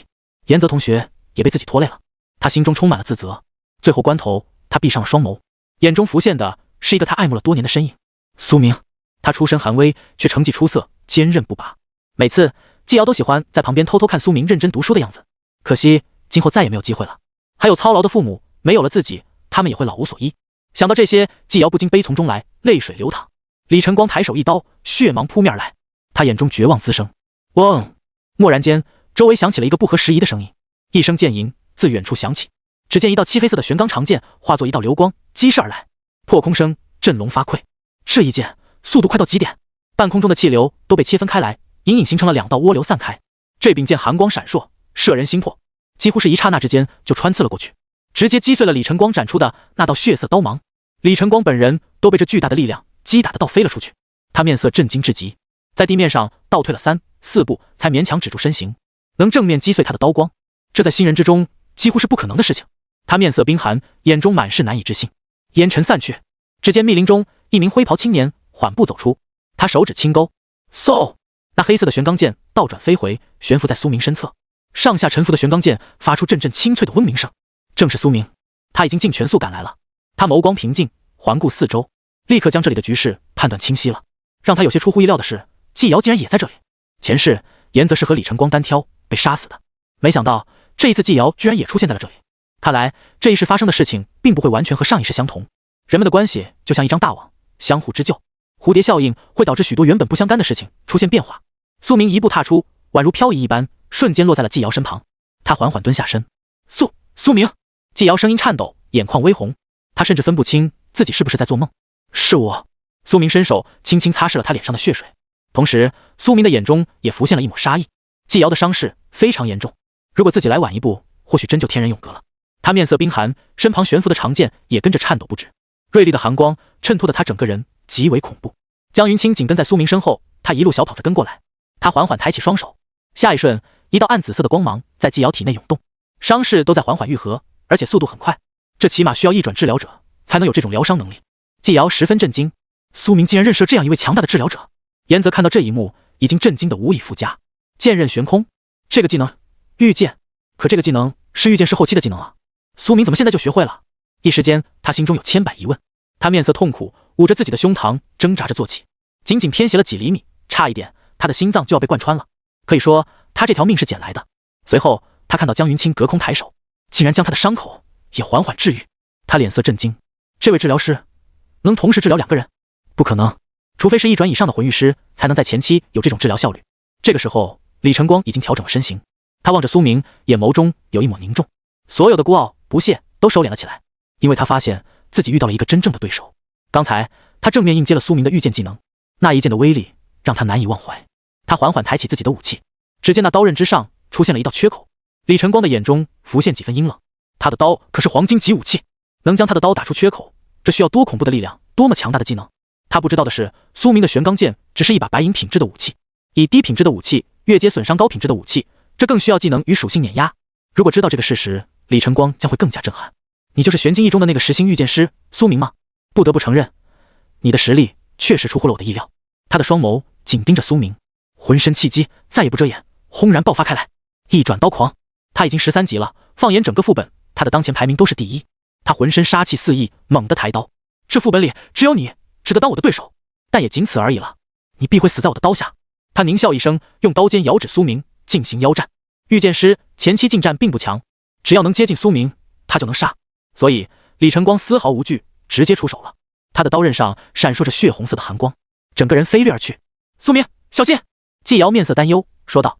远处树下的严泽也紧盯着这一幕，他神色紧张，对这一战并不看好。虽然苏明来救场了，但他只是一位御剑师，前期的战斗力根本不可能和刀狂相比，所以两人心中都充满了悲观。现在他们身受重伤，无法帮忙，只能观战。苏明望着这一刀，却是眼神平静。好弱的刀，他由衷感叹道。此言一出，全场所有人都脸色微惊。面对五阳市的实心天才，苏明这番话未免有点太嚣张了吧？李晨光的眸光也猛地阴沉了起来，他的眼皮都抽搐了2下，顿时他眼眸中杀气闪烁。谁敢如此挑衅他？这简直是找死！一路走来，他杀人如麻，将几座市各大高校的学生当作野怪屠戮。他自认为无敌，一个小小的御剑师更不可能阻碍他猎杀的步伐。苏明的话语显然激怒了他，他全力出手，这一刀裹挟着一往无前的气势轰然斩出。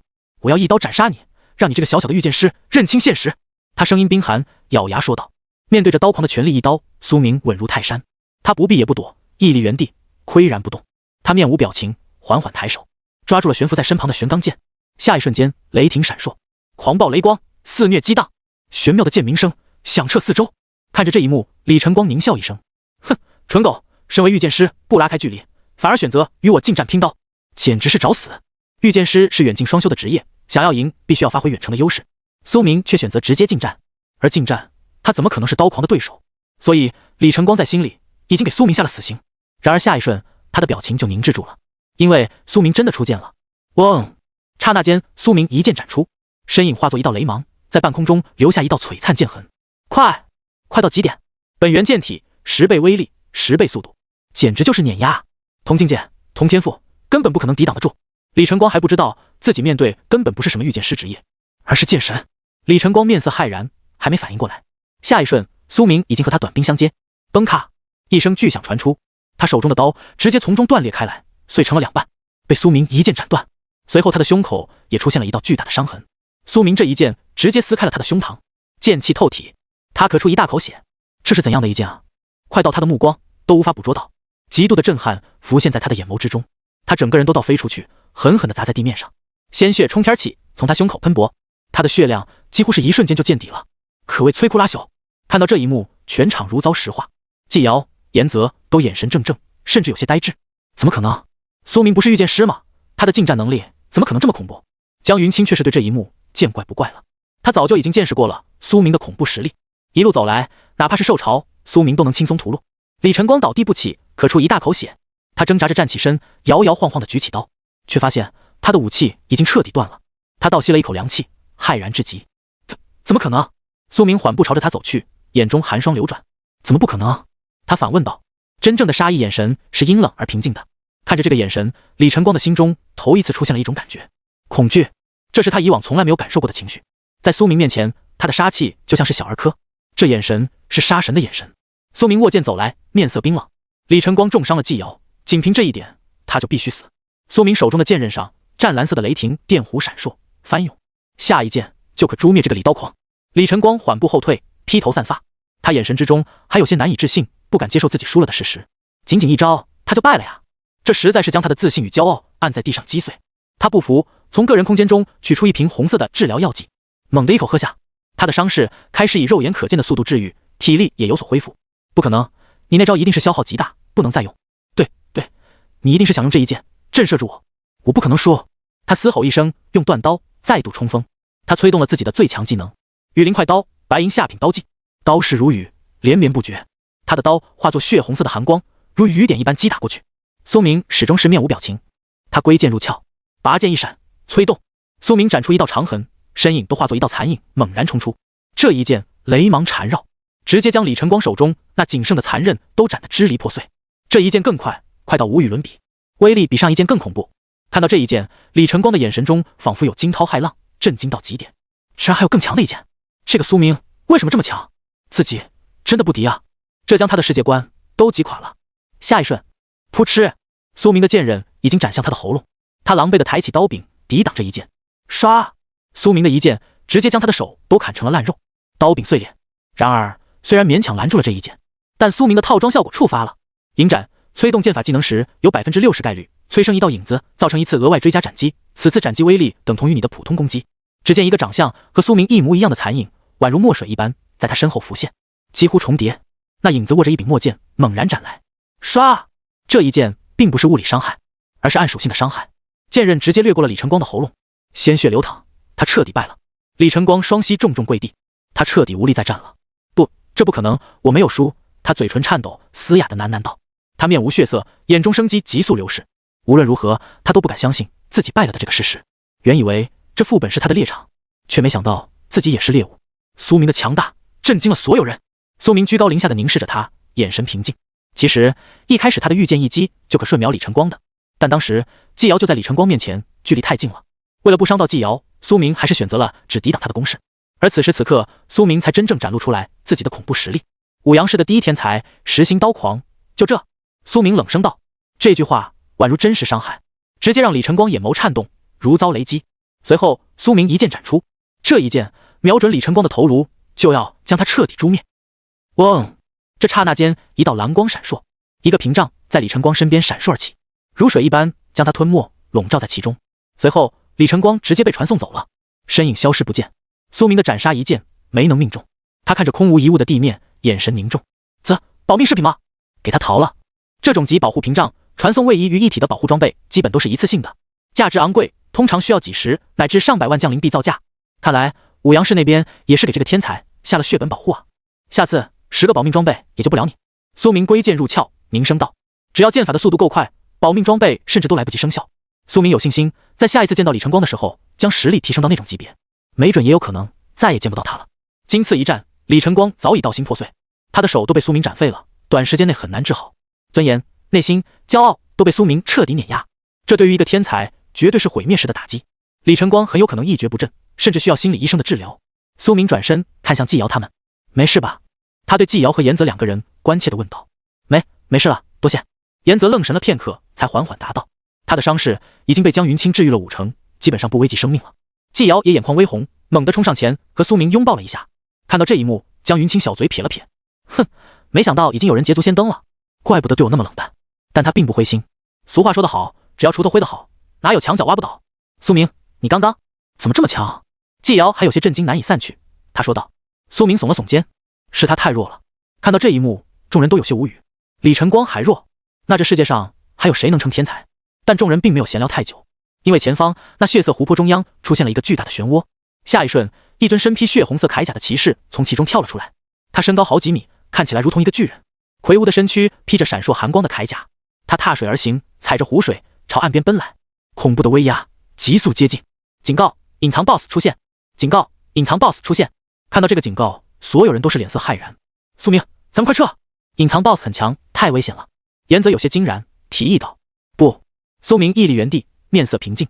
季瑶，你和岩泽先走，我和江云清在这里挑战隐藏 BOSS。他原本就是这么打算的。看到苏明坚定的目光，季瑶却是不走。我和你一起挑战。他毫无犹豫说道。一旁的岩泽也沉默了片刻，随后他只能露出一个无奈的叹息。唉，若是现在逃跑，实在显得有些胆小。你们都这么有胆魄，我也只能留下来一战了。虽然挑战隐藏 BOSS 非常凶险，但奖励也非常好。俗话说，风浪越大，鱼越贵。季瑶，岩泽申请加入队伍。同意。苏明也没有过多推脱，让季瑶和岩泽加入队伍并不在计划之中，但人要学会随机应变，多两个人，成功的概率也确实会高一点。只见那血甲骑士踏水而来，他双眸闪烁着凶光，似乎怒意冲天，手中握着一柄巨大的厚剑，足足有一个人那么大的剑，谁看了不迷糊？闯入者必须死！他怒吼一声，一步跃上了岸，宽厚的巨剑就朝着苏明砸来。苏明侧身一避，险之又险地躲开了这一招。随后他立刻扫描了 BOSS 的资料。隐藏 BOSS 血狐守护者红甲王旗，等级19级，力量301点，体质250点，敏捷102点，精神102点，幸运10点，技能重甲精通 LV5，后风斩马，笑水巨刃，吸血，后刃冲波，岩石表皮。这恐怖的属性让他心神微惊，远远超出了他的预料啊！前世苏明并没有亲眼见过这头隐藏 BOSS， 现在亲眼所见，他才感觉恐怖如斯。红甲王旗的一身属性已经远远超过了 F 级新手副本的 BOSS， 甚至可以比肩1级副本的 BOSS 了。普通新人遇上，基本就是死路一条。如果早知道这头 BOSS 如此恐怖，苏明恐怕还会考虑一番，要不要来挑战。但现在是已成定局，无法回头了。苏明手并剑指，心念微动，嗖！背后的玄钢剑自主悬浮而起，漆黑色的剑锋闪烁寒光，在半空中悬浮。御剑技能操控着这把剑悬空对敌，玄钢剑的剑头陡然指向红甲王旗，飞射而去。当！红甲死旗发出一声怒吼，猛然砸出一剑。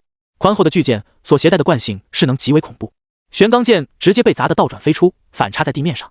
但下一瞬，那剑刃又颤抖着悬浮而起，继续斩过去。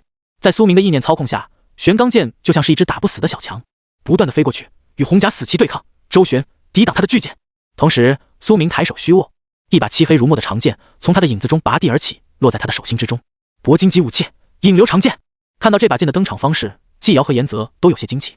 这把剑甚至没有实体剑刃，剑锋就像是影子延伸出去的一样，十分虚幻。苏明居然有这种武器，看来他机遇不小。岩泽快步后撤，弯弓搭箭。他是远程输出，必须要在后方掩护苏明。他的剑匣中剑石已经所余不多，因为刚才和李晨光的一战消耗了太多剑石。却只见他拔出新手短刀，随手斩断2根树枝，落在面前。随后他抬手一握，所有的树枝都变成了崭新的剑石，飞进了他的剑匣中。这就是游侠的专属技能取材造剑，可以将任何野外的材料转化成剑石。材料越强，剑石威力当然也越大。有了剑石，岩泽立刻半蹲在地，眼眸如鹰一般，锁定了红甲王旗。弯弓搭箭，追踪剑击射而出，嗖嗖嗖嗖嗖，剑锋无影飞掠而去，但击打在 BOSS 身上却收效甚微。这些剑石对于体型如此庞大的红甲王旗而言，就像是牙签一般，而且他全身都披着重甲，这种锐气效果太差了，甚至都无法破防，剑石就得崩碎。季瑶一步冲到苏明身侧，吟诵一个咒语，2名亡灵骷髅兵顿时从黑暗法阵中凝聚浮现，他们举着古剑就朝着 BOSS 悍不畏死的冲过去。然而他们太脆弱了，在沉重的巨剑下一招都抵抗不住，就碎成渣子了。江云清面色凝重，脸色有些紧张。他并不是攻击型的职业，所以他最好的选择就是在后方辅助。他快步奔逃到后方的一棵树下，抬起双手给3个人提供增益。格挡增益，青铜，指定1名队友，消耗精神力为他持续提升格挡概率。他立刻催动了这个技能，给苏明增加了格挡概率。苏明看着这一幕，心中平静。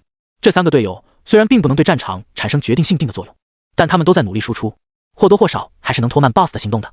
只要能造成一定阻碍就行了。苏明要求不高，他知道自己才是主力输出。他握着掌中的影流长剑，眼中寒芒闪烁。隐藏 BOSS 很猛是吧？今日我杀的就是隐藏 BOSS。剑刃闪过暗属性的寒光，苏明出手了。他握着影流长剑，脚下步伐诡异，他居然主动朝着红甲王旗接近。他战斗的身法简直不像是一个剑客，反而像是一个阴狠的杀手，出招刁钻，动作飘然，这都是他前世在无数次的生与死的历练之中锻炼出来的战斗技巧，不是任何技能，而是他的战斗经验。闯入者，离开血湖，滚出这里！红甲王旗怒吼着，挥舞他手中的大剑。苏明根本不搭理他，直接催动了奔雷剑诀。湛蓝色的雷霆光芒流溢延伸，他斜身一击，直刺过去，迎面对抗。这一剑居然稳稳地停住了 BOSS 的攻击，那巨大的石剑居然被这么一柄小小的引剑抵住了，寸步难进。这瞬间，苏明还在催动御剑技能，半空中玄钢剑飞舞，横斩而去。红甲王旗怒不可遏，只能将石剑提回，抵挡玄钢剑的骚扰。他动作灵活，宽厚的石剑抡动，将玄钢剑砸飞。苏明乘胜追击，不给他喘息的机会。他手握引剑，疯狂斩击。玄钢剑飞舞空中，在一旁辅助攻击。他的攻势宛如雨点一般，手中剑刃斩击速度快到极点，狂暴的雷霆炸开的声音震耳欲聋，周围空气中都有白烟冒出。两把剑同时进攻，玄钢剑绕着 BOSS 飞舞，像是一柄灵动的杀气，不断的发起骚扰式攻击。引流长剑附带有暗属性伤害，这是石剑所无法抵抗的。苏明挥剑的刹那，剑刃宛如虚幻，掠过了 BOSS 的格挡，而是直接斩在了他的影子上。一时间，红甲王旗居然难以招架，节节败退。他魁梧的身躯不停的后撤，引流长剑的磁坠效果精神流失起效了。BOSS 的精神力不断流逝，这就相当于蓝条在被磨损，许多石屑从他那把巨大的石剑被震落。BOSS 的盔甲上也多出了一些划痕。有机会！季瑶眼冒光芒，振奋不已。苏明太强大了，隐藏 BOSS 竟然都节节败退。加油！他给苏明打气加油，同时还召唤了又一头骷髅，冲到 BOSS 身后发起偷袭攻击。岩泽眼神中杀意凌冽，弯弓搭箭，风魔剑士技能催动，一根巨大的宛如流动的水银般的大剑激射而出，直接刺入了 BOSS 的眼眶中。这里没有盔甲防御，这一击起了奇效。BOSS 一时间被封印了技能，无法催动任何技能。季瑶的骷髅借机从屁股后面疯狂斩击，古剑直刺，捅得 BOSS 虎躯一震。随后他怒不可遏，转身一剑，骷髅直接被斩碎了。季瑶毕竟体力不多，召唤出来的骷髅也稍显得有些羸弱，但或多或少削减了 BOSS 的力量。苏明的优势更大了。红甲王旗发出了痛苦的嘶吼，猛地倒退了几步。很好，这样下去我们赢定了。岩泽眼中金芒闪烁，他继续射箭，雨点般的箭矢不断的飞射过去。而前方，苏明的面色始终沉静如水，与众人对局势的乐观判断不同，他心中始终阴霾不散。不行，血太厚了，这 BOSS 防御力太强，金刚盔甲也极为坚硬，自己简直是在刮痧。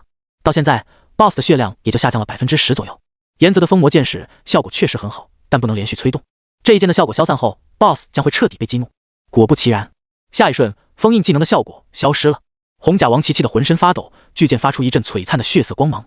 闯入者都得死！守护了这片森林数百年，他的实力毋庸置疑，是这片副本的王者。他抡动大剑，催动了技能，轰！一道恐怖的冲击波从他的剑刃上喷涌而出。苏明连忙挥剑格挡，砰 ！BOSS 那恐怖的力量属性生效，直接将苏明砸得倒飞出去，连地面上的一大片草皮都被连带着砸碎，连根飞出，泥尘飘扬。苏明眉头紧皱，调整身姿，勉强站稳。他已经灰头土脸，这个隐藏 BOSS 终归是19级的怪物啊，等级差太多了。他心中暗道，虽然苏明已经有14级了，毫无疑问是新手中升级最快的了，但在这红甲王旗面前还是太低了。这个 BOSS 无论是属性还是技能都强大到了离谱的程度，还好有本源剑体，所有剑法速度和威力翻10倍，否则苏明怕是早就被瞬秒了。即便是普通的副本 BOSS 都需要10只以上的小队磨很久才能击杀，更何况苏明这里只有4个人，所以 BOSS 的血量掉得非常缓慢，苏明也打得非常艰难，但他从来没想过放弃。他深沉的呼吸，尽可能的调整体力消耗，随后他集中精神，催动了奔雷剑诀，继续冲上前去，近身狂暴挥剑。苏明的剑法灵活到了极点，而且还可以时不时的触发套装效果。漆黑色的墨色影子从他的身体内分离而出，冷不丁的斩出几剑。影斩催动剑法技能时，有 60% 概率催生一道影子，造成一次额外追加斩击，此次斩击威力等同于你的普通攻击。只要挥剑速度够快，那么触发这个影斩效果的概率也就能够无限提升。所以苏明知道自己必须以攻代守，才能有赢面。他挥剑的速度越来越快，越来越猛，简直就像是疾风迅雷一般。逐渐的，他感觉自己领悟了一个新的剑技，领悟新技能暴雨连绵剑，白银中品，熟练度0反斜杠2000，剑势如倾盆大雨，连绵不断，可在短时间内发动超多段数攻击，以速度取胜。霎时间，苏明的剑势更猛，只要坚持使用自己本职业的武器，逐渐达到精通，就会偶尔领悟新技能。苏明得到的是一个白银技能，如果是其他职业者，新领悟的技能基本都是青铜起步，而他一来就是白银级，这剑法确实狂暴，斩击次数极多，装备的影斩效果疯狂触发，墨色的影子跟随着苏明的剑法也在展开疾风骤雨般的攻势。到了这个时候 ，BOSS 的血量下降速度也快了起来，几分钟后，他的血量就不足 60% 了。可以，按照这个进度，我们赢定了。战场后方负责辅助的江云清拳头紧握，振奋道：“很好。”岩泽眼睛微眯，瞄准，继续射箭。但下一瞬，好！红甲王旗发出了一声怒吼，他脚步一踏，巨大的冲击波扩散而出，将苏明短暂的逼退了。随后他猛地一砸，巨大的后刃石剑崩碎开来，准确来说是外面的石刻崩碎了，露出了其中的大刃。这把巨剑宛如血肉构成，充满了红色的倒刺，这才是 BOSS 真正的武器，甚至可以说是新的形态。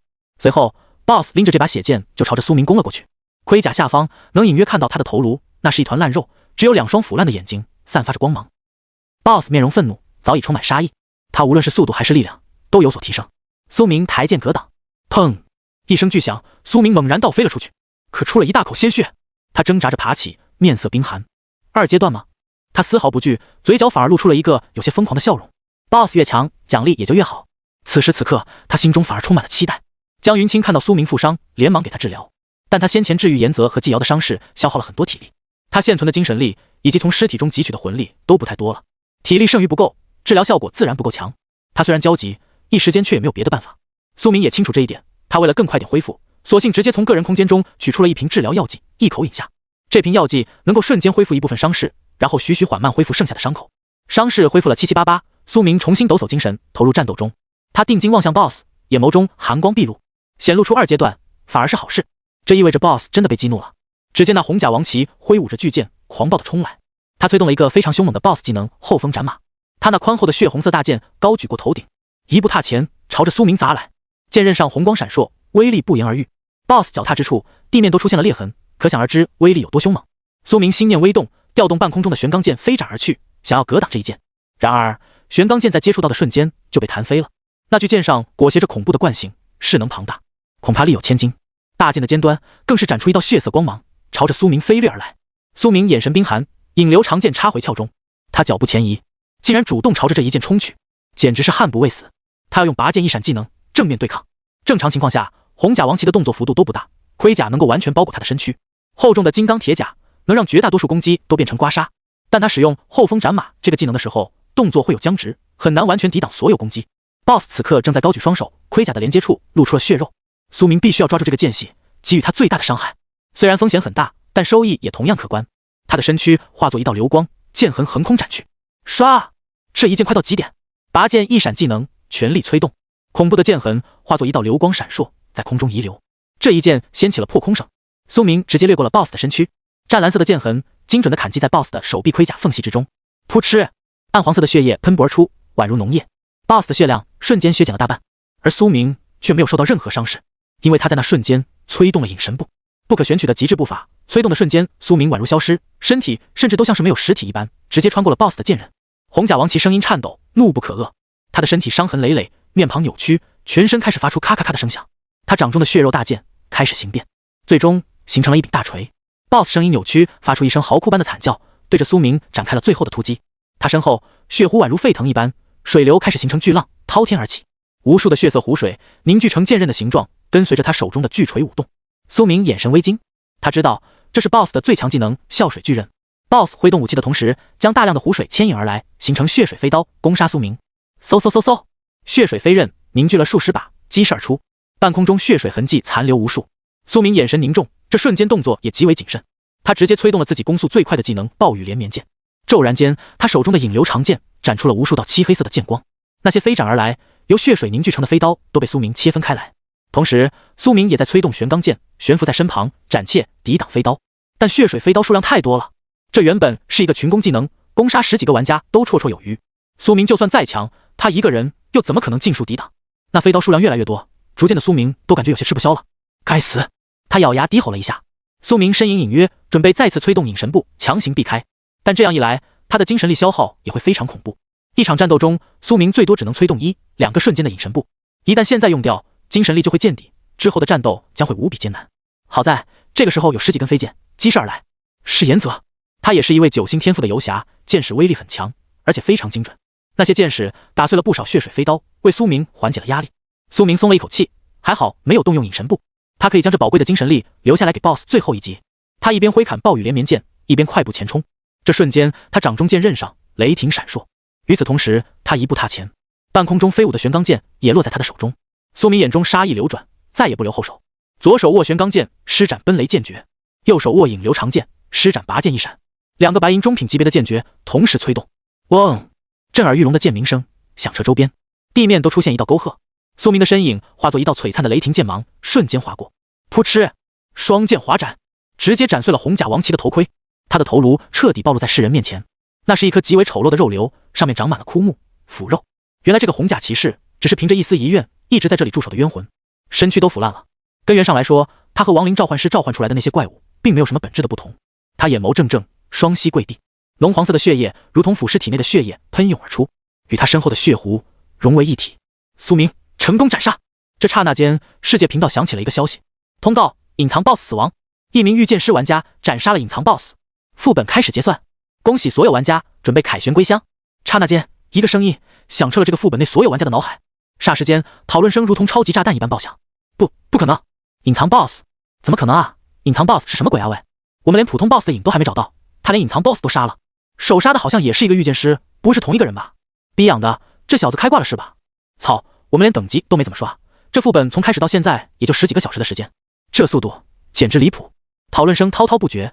正常情况下，新手副本都需要花费几天几夜的时间寻找 BOSS 位置，然后有几十个玩家集合力量挑战 BOSS， 即便10几支小队一同挑战，也需要磨半天血才能斩杀 BOSS。而从副本开始到现在，就只过了10几个小时啊！那家伙到底是何方神圣？一时间，所有人的心中都充满了震惊。很快，世界规则开始结算了。玩家李光然斩杀热情狂兔3头，嗜血逆雨姬1头，总共杀怪 X4， 获得万族币400枚。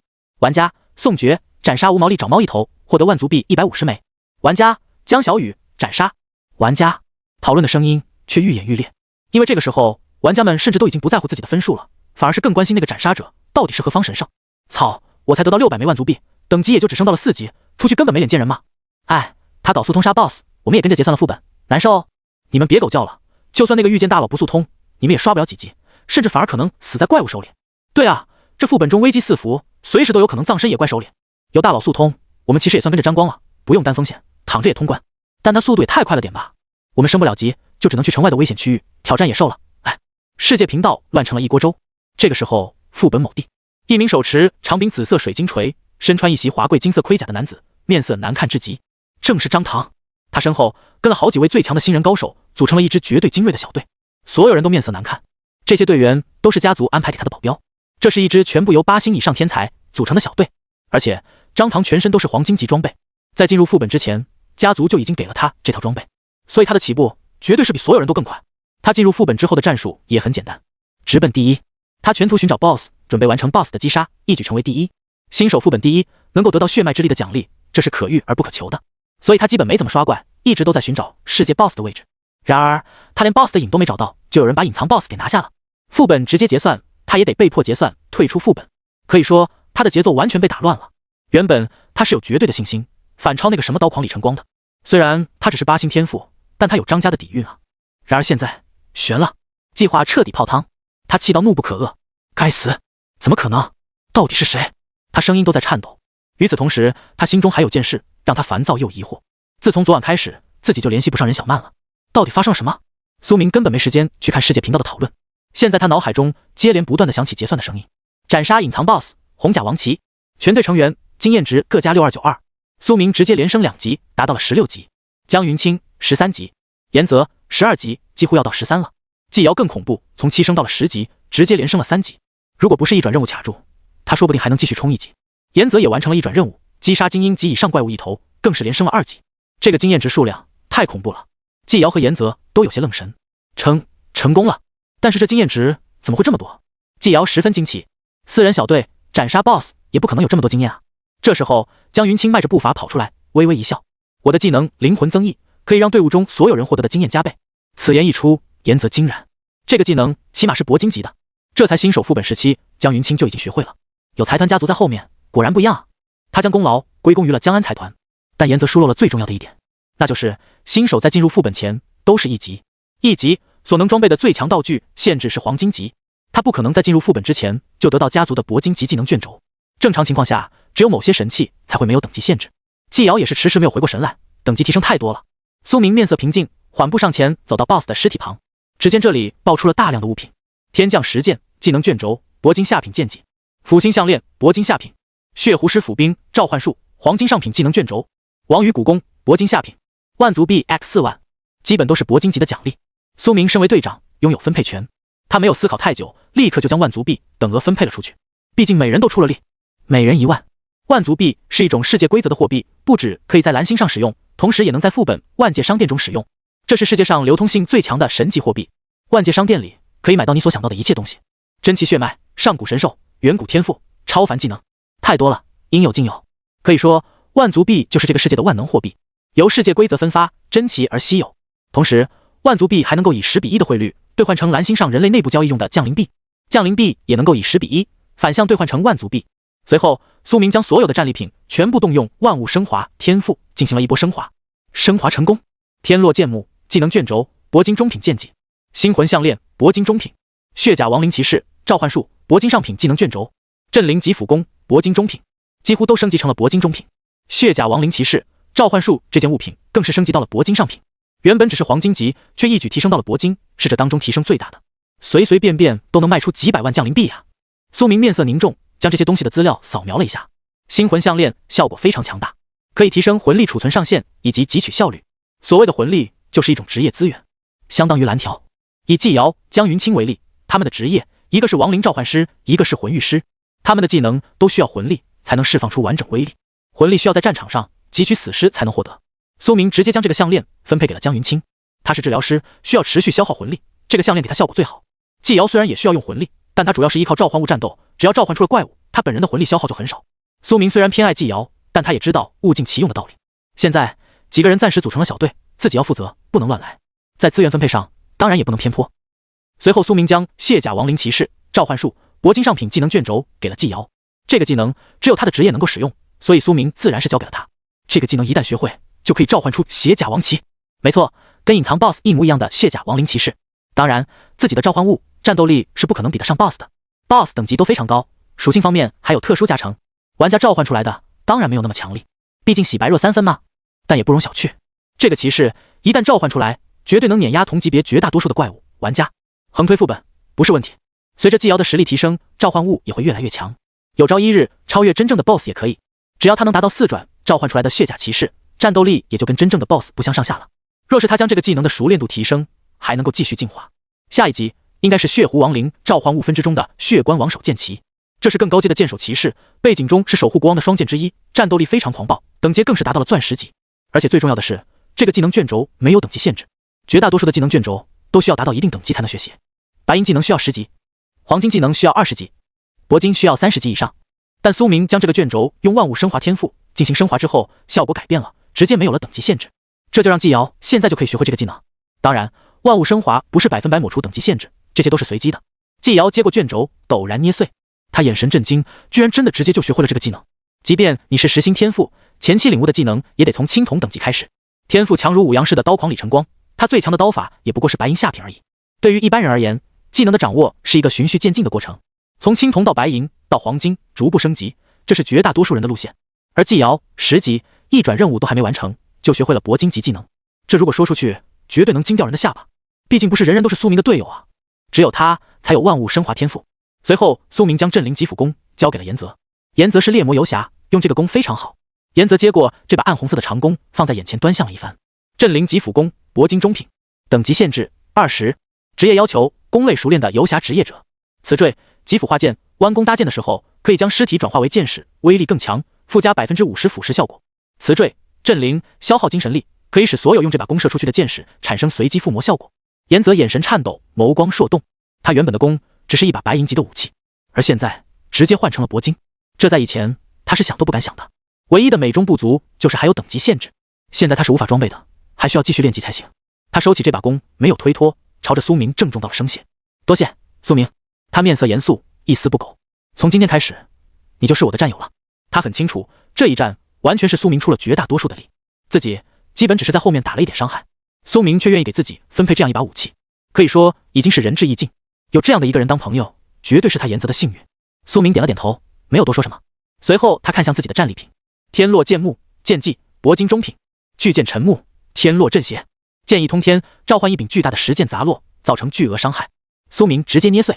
习得技能，熟练度0反斜杠20万。苏明抬手一握，轰！天穹上浮现了一道阴影，随后一柄巨大的漆黑色石剑坠落而下。这石剑比一个人还大，简直就像是一座巨大的墓碑，深深插进了地面中。巨大的石剑墓碑沉重无比，将地面都砸裂了。漆黑色的剑幕材质比钢铁还坚硬厚重，上面铭刻着许多皱纹，依靠重量就能将怪物给压死。如果隐藏 BOSS 还活着，苏明用这一招绝对能在一开始就轻松破甲。这是苏明的第一个铂金级主动伤害技能，他心情大好。这个时候，他发现众人的身躯一阵虚幻漂浮，副本结算了，要离开了。苏明，下次副本叫我。严泽背负着长弓说道：“喂，苏明，谢谢你救了我的命，我们很快就会再见。”江云清挥了挥手，爽朗的笑着，身影消散。季瑶上前一步，捋了捋头发，望着苏明。下一瞬，他身影也消失。苏明自己也进入了一片异空间。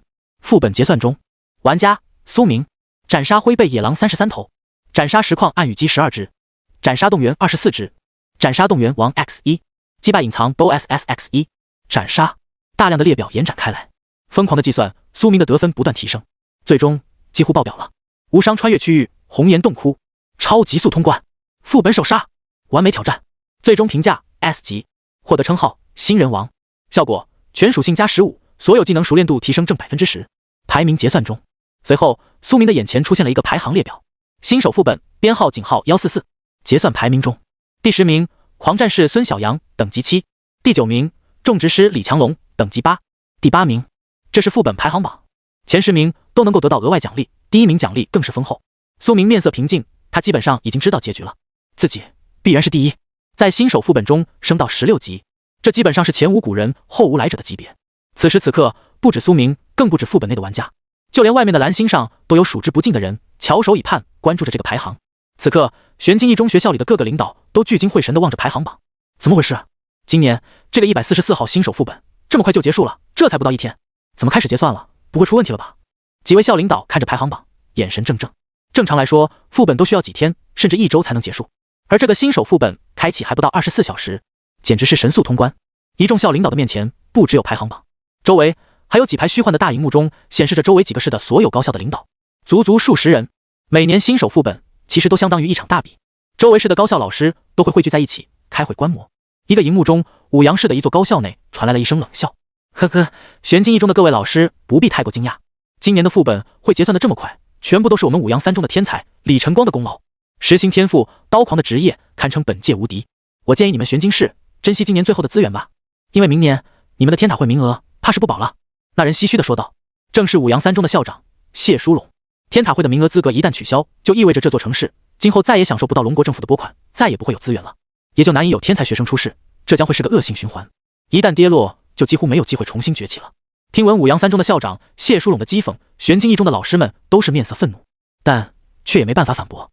不得不承认，李晨光确实很猛，今年他拿第一基本上是板上钉钉的事情了。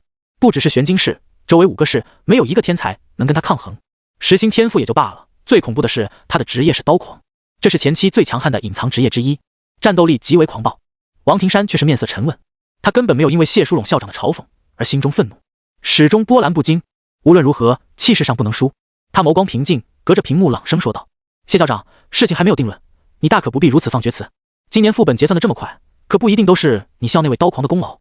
今年天才太多了，光说隔壁南眠市就有一位9星治疗师姑娘，松羽市的3高也有8星附魔师以及许多高天赋学生，我们学校也有9星猎魔游侠严泽，8星魔锤战士张唐。”说到这里，王庭山顿了顿，以及10星御剑师苏明。苏明一直没有出现在排行榜中，所以他估计苏明要么是已经葬身副本中了，要么是在副本中躲藏起来，不敢跟魔兽战斗。无论是哪一种，都意味着苏明这个学生几乎没有未来了。但他还是要说出来，因为苏明是10星天赋，唯一和李晨光一样天赋的孩子，用他来给学校增添气势。排名可以输，气势不能落下。如果是在以往几年，这些孩子随意拎出来一个都是当之无愧的第一，而在今年却不知道怎么的，这么多顶级天赋学生井喷，竞争太激烈了，他们的实力也比以往几年更强，通关更快，非常正常。这么急不可耐的将功劳全部揽到你武阳3中的学生身上，未免有些掉价。王庭山眼睛微眯，话语中锋芒毕露，说道：“不得不说，他身为校长，对于局势的判断还是很超前的。”他的这一番话语顿时让荧幕中其他市学校的老师和校长都点头赞同。王校长说的对，我赞同。几位校长立刻为王庭山站台。谢书龙闻言却是冷声一笑：“哈哈，无论王校长你怎么说，反正第一是我们武阳3中的了。不止李晨光，我校还有2名9星天赋，几名8星天赋的天才。”他话语中充满了自信与骄傲。武阳市本来就是1线城市，比玄津的资源更多，所以今年他们的天才也更多。2位校长莫再争论了，天赋高，好苗子多，是我人族之幸。不必为此事吵个不可开交。其他室的一名老教授说道：“继续看排行榜吧。”王庭山点了点头，望向排行榜。表面上他毫不低头，话语间针锋相对，但实际上他心中还是有几分担忧。今年必须有学生能进前3，玄金市才有未来，一定要有前3啊！他已经开始在心中暗自祈祷。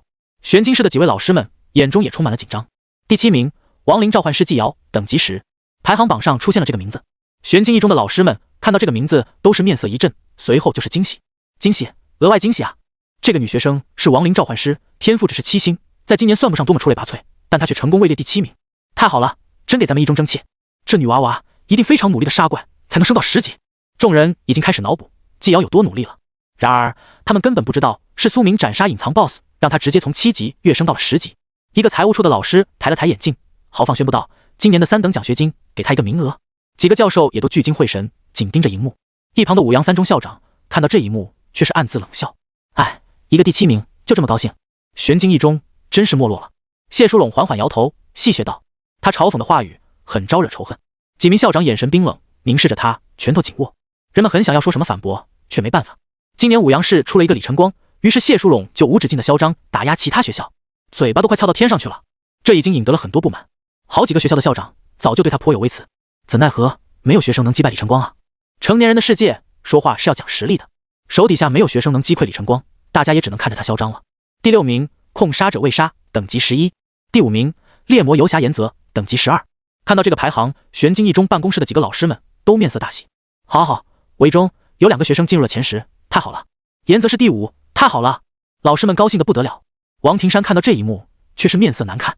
这意味着他们明年的天塔会资格没了。岩泽几乎是他唯一的希望了。这个学生天赋足足是9星，更是隐藏职业猎魔游侠，从职业到天赋都是1顶1的。没想到却没能进入前3，完了，一切都完了。王庭山的眼神都变得有些难看。这个时候，谢淑拢精准地抓住机会，开始冷嘲热讽：“哼，王校长，看来情况不容乐观啊！”他从荧幕中望着王庭山的打趣道，话语中充满了挑衅。已经可以盖棺定论了，你们一中，不，你们整个玄金市都不会有未来了。明年你们玄金市的天塔会资格和政府的拨款将会全部给我们武阳市，我们相当于有双倍的资源了。感谢你，我们武阳市将会越来越强。他笑得乐开了花，资源越多，也就能培养出更强的学生，也就能够一直维持地位。俗话说，旱的旱死，涝的涝死，就是这个道理。王庭山听闻他的话，气得面色铁青，但也没办法发作。其他是个大学校的校长们也都极为不爽，看不下去了，可却没人能帮他说话。没办法，手底下的学生天赋不强，校长都没底气出头啊。列表接着闪烁，第4名，魔锤猛战士张唐，12级。这时候，副本结算页面的新人玩家们都震惊不已。张唐，不会是龙国3大家族之一张家的那位大少爷吧？你们没猜错，应该就是他。也是，他本来就是8星天赋。一时间，全场都是震惊的声音。会议室中，王庭山看到这个名字，面色冰寒。这更是给了王庭山心中最后一个沉重的打击。张唐，张氏家族的嫡子，张少爷。王庭山即便是尊为校长，见到张唐的时候，也得笑着尊称一句张少。可见他家族实力之恐怖，以他张家的财力，足够给他最顶级的装备了。毕竟张家有如此之多的资源，甚至有可能张唐进入副本的时候就有一整套黄金级装备。黄金装备是新人在等级限制下所能穿戴的最强的装备了，那还不是神挡杀神，佛挡杀佛呀！有张家的底蕴在，张唐的排名超过岩泽同学很正常。然而张唐却也只有第4名，这无疑是压垮校长心中希望的最后一根稻草。张唐也没能进入前3。唉，玄金一中天赋最强的几个学生都已经出现了名字，王庭山心都在滴血，彻底绝望了。至于苏明，他的名字从来没在排行榜上出现过。对于这个学生，他已经不抱任何希望。一旁的谢淑拢已经乐不可支。随后排行榜列表闪烁，第3名魂玉师江云清，等级13。哈哈，第3名是我武阳3中的天才江云清，这姑娘是江安财团的2小姐，天赋不必多说，这更是给了谢淑拢嚣张的资本。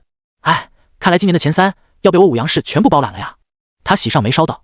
王庭山咬着牙，拳头都在颤抖。随后第2名公布了，所有人看到这个名字的时候都眼神颤抖。第2名李晨光，14级。这个列表出现的瞬间，世界频道上顿时出现了不小的骚动。李晨光，武阳市的那位刀狂天骄，怎么个情况？他为什么才第2名？不是吧？隐藏刀狂职业外加10星天赋，他怎么才只有第2名？我记得刚才看他还是第1呢，怎么瞬间拉胯了？我靠！你们别光看排名啊，他虽然只是第2名，但他已经13级了，简直恐怖如斯。一转任务都完成了，太猛了！我才5级呀喂！这就是天赋的差距。不过他都14级了，还只是第2名，那第一到底是什么怪物啊？人们的讨论声不绝于耳。会议室内，所有的校长、老师们都是面色呆滞了一瞬，尤其是谢淑拢，他的表情震惊到无以复加。怎么会是第2名？他对李晨光寄予厚望，而且李晨光更是得到了多方的资源，直接携带黄金级武器进入副本，他怎么会才只有第2名？无论如何，他都想不通。看到李晨光是第2名，其余许多高校的老师和校长们也都纷纷开始了讨论。难道今年还有隐藏高手？不会吧，还有学生的天赋能比李晨光还高？几名校长有些不敢相信。谢淑拢面色难看，这个时候甚至有人开始出言嘲讽他了。谢校长，看来今年你5阳3中没法包揽前3了呀。南绵市战士职业学院的校长出言嘲讽道，他的话语像是针一般刺痛了谢淑拢的心。他脸色铁青，一脸不信邪地望向列表，他倒要看看到底谁是第一，居然能盖压他的刀狂李晨光，他最骄傲的学生。随后下一个排名出现了，第1名御剑师苏明，16级。御剑师苏明排名第1。看到这个名字的瞬间，震惊像是雷一般在所有人脑中炸响，全场鸦雀无声，只有世界频道上这场副本的玩家们正在疯狂讨论。我操，怎么可能？御剑师，前期最弱的御剑师，只比生活职业强一点的职业。苏伟，哦不是，苏明，他竟然能拿到第1，他开挂了。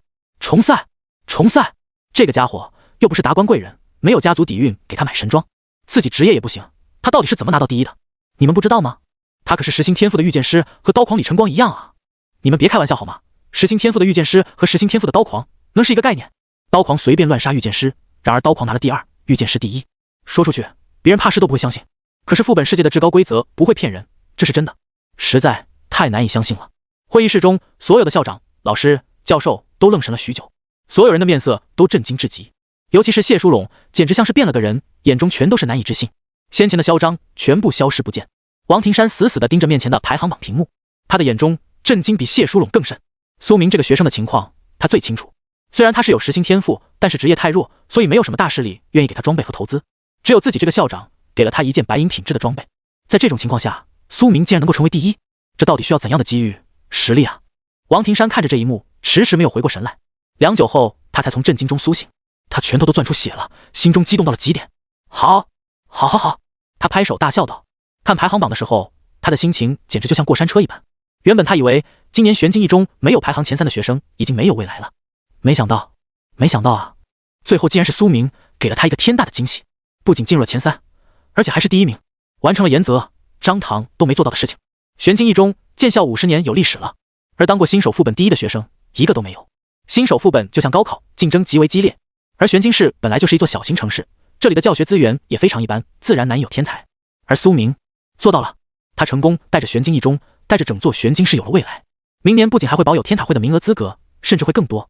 明年可能会有12枚天塔会令牌发下来，分发给下一届的学生，而这些都是苏明身为学长为他的学弟学妹们争取到的。可以说他是玄金一中学校，甚至玄金市所有学子、校长、领导们当之无愧的英雄。会议室中所有的老师也都欢呼雀跃。反观五阳市的谢淑拢校长，此刻他宛如苍老了几岁，脸色发白，他根本不敢相信这个事实。不可能，他喃喃道，玄金一中的学生居然拿了第1。李晨光没能拿到第1，那么明年五阳市所有高校的一部分教学资源都会转移到玄金市那边。每一年天塔会的名额资格总量都是固定的，不会消失也不会增多，哪个市的学生强，明年资格就更多。五阳市今年成绩也不差，明年肯定还会有天塔会资格的，不至于一蹶不振，但是会有大量本属于五阳市的教学资源转移到玄金市这边，到时候他绝对会被市长以及许多局里的大人物问责，可以说是玄金市大获全胜了。这一刻他的心都要碎了。这个时候王庭山微微一笑，他云淡风轻地望向谢淑拢，谢校长，你的天才刀狂怎么被我的学生超越了？王庭山闲庭信步泡了一壶茶，笑着说道，嘲讽度直接拉满。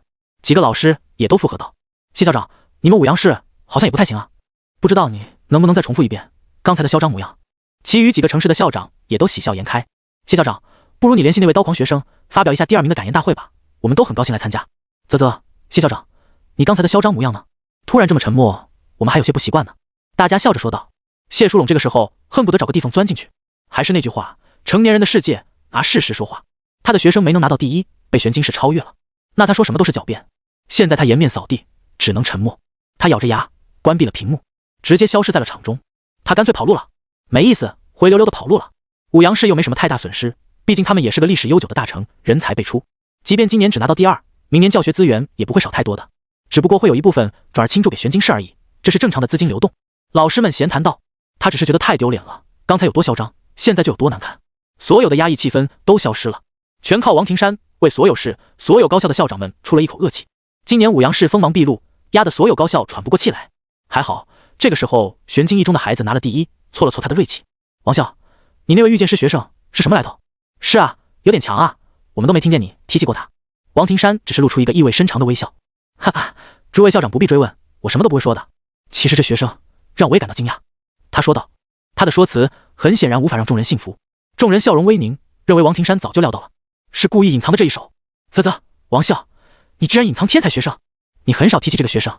我出4个7星天赋学生跟你换，把苏明的学籍迁移到我这里来。一群校长们说道。王庭山都只是淡笑着，吹了吹茶杯，饮下一口，沉默不语。深藏功与名，会议室内热闹非凡。这个时候，副本结算页面的苏明看着自己面前的一副面板，排名第一，奖励：万族商店打折购买低级物品机会 X1， 自定义称号卡 X1， 万族币 X3万，随机血脉赐福 X1。下一瞬，一道绚丽的光芒注入了苏明的身躯，他的眸光不断变换。血脉，这是一种强大而稀有的力量。没想到奖励是随机赠予一种血脉之力，不知道会是什么品呢？只见脑海中字符不断跃动：末代吸血鬼1级血脉，伤口细胞重塑 A， 龙家遗孤 S， 土灵根修饰 E， 僵尸体 F， 人族圣体 S， 简直目不暇接。最终血脉停滞在了一个暗蓝色的字符上，随机完成。龙虾人之血 C， 万古岁月之前人类的一个进化分支血脉，如今蓝星早已绝迹。你血脉中有永生生物龙虾的基因表达，这让你可以每隔10年蜕一次皮，以恢复年轻的肉体，但寿元极限还是和常人一样。苏明看到这个，顿时眼神微凝，这血脉实在有点难以接受啊。龙虾人血脉一旦绑定，自己的样子会不会变得和龙虾一样？这是他最担忧的。效果倒还可以，相当于不衰老。这个效果很强大，能够每隔10年蜕一次皮，恢复肉体的年轻。苏明直接动用万物升华，将这个血脉升级了。只要是副本的奖励都可以升华。升华成功，不老身 A， 你的血脉中流淌着稀薄的地血，这让你永远不会衰老，并且寿命比普通转职者稍长。寿元极尽时，你还是会以年轻的姿态死去。苏明大喜，还好升华之后不是龙虾了，不用蜕壳了。下一瞬，一道磅礴的滚烫力量涌入了他的身躯，持续了片刻才消散。苏明握了握拳，没有感觉有什么不同，属性没有丝毫提升，有了不老，但还没长生。他喃喃道：这血脉对于战斗基本没有帮助，所以只是 A 级。不过他已经知足了。几十年后，所有人都会老去，即便是最强大的职业者也会变得羸弱，而自己将会一直屹立。只可惜寿命还是和普通人一样，也就是说，到了寿元极限的那一天，苏明还是会死亡的。结算奖励领取完毕，苏明的个人空间中多出了3万枚万族币，以及1枚卡片，自定义称号卡，可以给自己取一个伪称号，用以示人。这种称号卡非常昂贵，在市场上可以卖出100万降临币的天价。苏明曾经很缺钱，但现在他已经不缺钱了，所以他选择了给自己使用。苏明取了一个简单的名字，杀神。前世他是杀神，这一世杀神便是他的称号。这个称号装备后，并不影响苏明的其他称号属性生效。今后苏明在副本中的一切行动都会用这个称号来代替，这样就可以隐藏他的行动，就连副本结算也不会显示本名，这样不必锋芒毕露，可以保护自己。苏明喜欢低调，他看向自己的个人资料，苏明携带称号杀神，已生效称号第一滴血新人王，等级16级2455////8000经验，职业剑神神话级世界唯一，力量50，体质60，敏捷130，精神90，幸运50，血脉不老身 A， 天赋万物升华，本源剑体自动修炼，技能杀神一刀全隐藏隐神步洞悉之眼，奔雷剑诀拔剑一闪剑舞大师暴雨连绵剑御剑天落剑幕。苏明已经将属性点都分配好了，加上第一滴血称号，外加新人王称号的属性加成，现在他的属性已经非常恐怖了，各方面基本都没有短板，技能数量也远超同等级转职者。敏捷属性达到了足120点，敏捷越快速度越快，那么需要速度属性的剑法类技能威力也就更大，所以苏明现在堪称同等级无敌。副本的结算彻底完成，苏明从这片空无一物的异空间中离开了，他出现在了自己的卧室中。呼，终于打完副本了，实在有点累啊。苏明叹息一声，伸了一个懒腰。忽然脑海中传来2个声音，技能拔剑一闪奔雷剑诀熟练度拉满，技能升级拔剑瞬斩白银上品，归剑入鞘，随后进行一次狂暴的突进斩击，穿透性极强。奔雷剑诀也提升到了白银上品，缠雷剑诀白银上品，可以将雷霆缠绕在你的剑刃之上，即便剑刃不在手中也可以催动。拔剑瞬斩技能的提升，苏明觉得只是一波小型提升，而缠雷剑诀才是真正的质变，能够隔空催动雷霆缠绕在剑刃上了。这就意味着苏明可以用御剑术的时候，远程给剑附着雷霆伤害，有点猛啊！苏明心中暗喜，自己现在的实力已经非常恐怖了，距离2转也要不了多久了。有了自动修炼天赋，自己躺着都能够增长熟练度，技能将会一直不断的升级。他打开自己的个人空间，看着其中大量的战利品，全都是副本里爆出来的。斩铁爪骨、狼王心脏，这2个是从银背狼王身上爆出来的锻造材料，可以打造强化武器或者其他什么装备。变异动员肉 X18， 这种肉味道极好，可以卖出高价。另外还有大量的材料，比如变异黑甲龟壳、食肉元爪、怪物眼球，还有许多青铜级别的装备，苏明也用不上。有狼骨弓、狼骨盾、照明项链等等，这些苏明都准备抛弃，太多了，都可以挂上拍卖行。苏明清点了一下自己的物资，随后全部挂上了拍卖行。苏明粗略的统计了一下，当自己将这些东西全部卖出去的时候，应该能赚取15万左右的降临币，可以说短时间内不缺钱用了。在龙国，50万降临币就可以买到一座地段不错的房子，可想而知，15万降临币的购买力也非常高。如果是普通的劳工，这么多钱足够还他自由，不再被压榨，生活几十年是没问题的。而如果是普通的转职者，这么多钱也足够买几套强力装备了。苏明看向自己的个人资料栏，通过杀 BOSS 分配给了自己1万点万族币，然后拿到排行第1，又得到了3万枚万族币。现在他总共有4万，这是非常珍贵的万能货币，能够在万界商店中购买任何你所想的东西。苏明打开了万界商店，他的目光在其中扫荡，琳琅满目的列表让他目不暇接。装备、武器、神兽、丹药、血脉，这些都是主分类，下面还有更细的分类。诸如武器，下面的细分列表就有刀、剑、斧、飞镖、法杖等等，所有职业者的武器类型都有，从最低的白色品质普通武器到传说级武器，种类丰富。当然还有热武器的类型，枪。降临日之后，世界的物理规则发生了改变，人类曾经的许多热武器都失去了效用，例如导弹、枪支、核武器等等，这些科技都完全无法使用，早就被废弃了。现在的枪械基本都是通过某种热能水晶提供动能制造的后现代科技枪械，其枪身和子弹的底材一般是由各种魔物的尸体、骨骼材料构成。枪械类武器消耗的子弹都价值不菲，所以一般人用不起。打造枪支也需要点出了造枪技能的锻造师才能做出来，绝大多数的转职者都是用的冷兵器。现在我有一整套铂金装备，以我现在的等级，可以说是绰绰有余，完全够用了。钻石级的装备，我即便购买了，也不一定能够装备上。苏明摸着下巴，缓缓说道。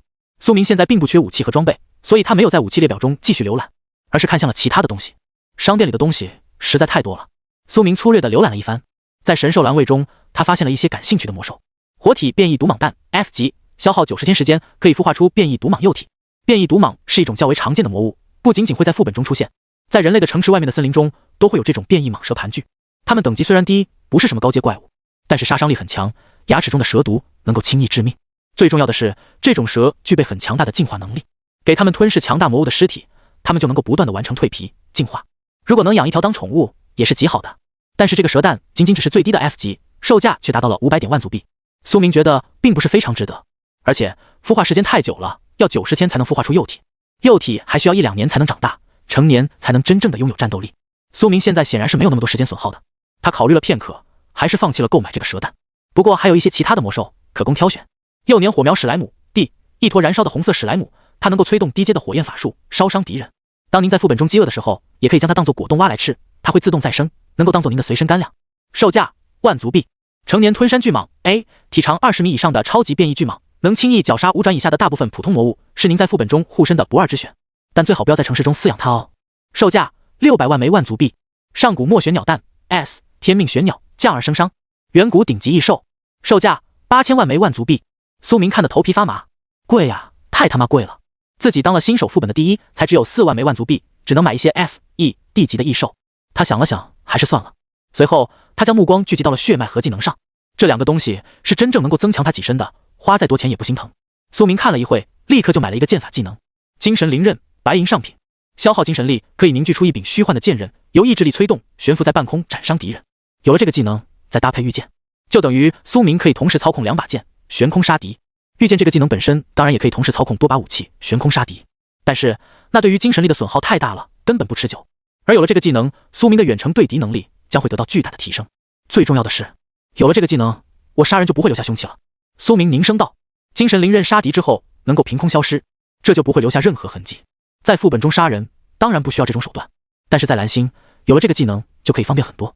随后苏明又在超凡血脉商店中兑换了一个 C 级的血脉自愈因子 C， 由于一种特殊的基因遗传，导致你体内的细胞分裂次数能够超越海弗利克极限，效果你的自愈速度远超常人，受到伤害后能够以消耗精神力为代价迅速自愈。这个血脉能够让苏明获得不俗的自愈能力。苏明的攻击技能繁多，非常猛，躲避的身法也有隐神步的瞬间无敌。他所有方面都很强大，除了自愈，这是他唯一的短板。仅靠玄罡煞血剑的那点杀敌回血太弱了，所以他选择兑换一个血脉来补齐自己回血方面的短板。能够增强身体愈合能力的血脉有很多，但要么太贵，要么有负面属性。例如吸血鬼类血脉，吸血之后就能够回血，自愈速度非常快。但是成为吸血鬼意味着对于血液的饥渴感将会伴随苏明的余生，更不能见阳光，可谓负面效果拉满。狼人的自愈能力也很强，但代价是会在月圆之夜丧失理智。于是思前想后，苏明还是兑换了这个最好用的自愈因子，消耗精神力就能够快速回血，没有副作用，这样能够节约很多治疗药剂。万族币也彻底消耗一空了，正好花光。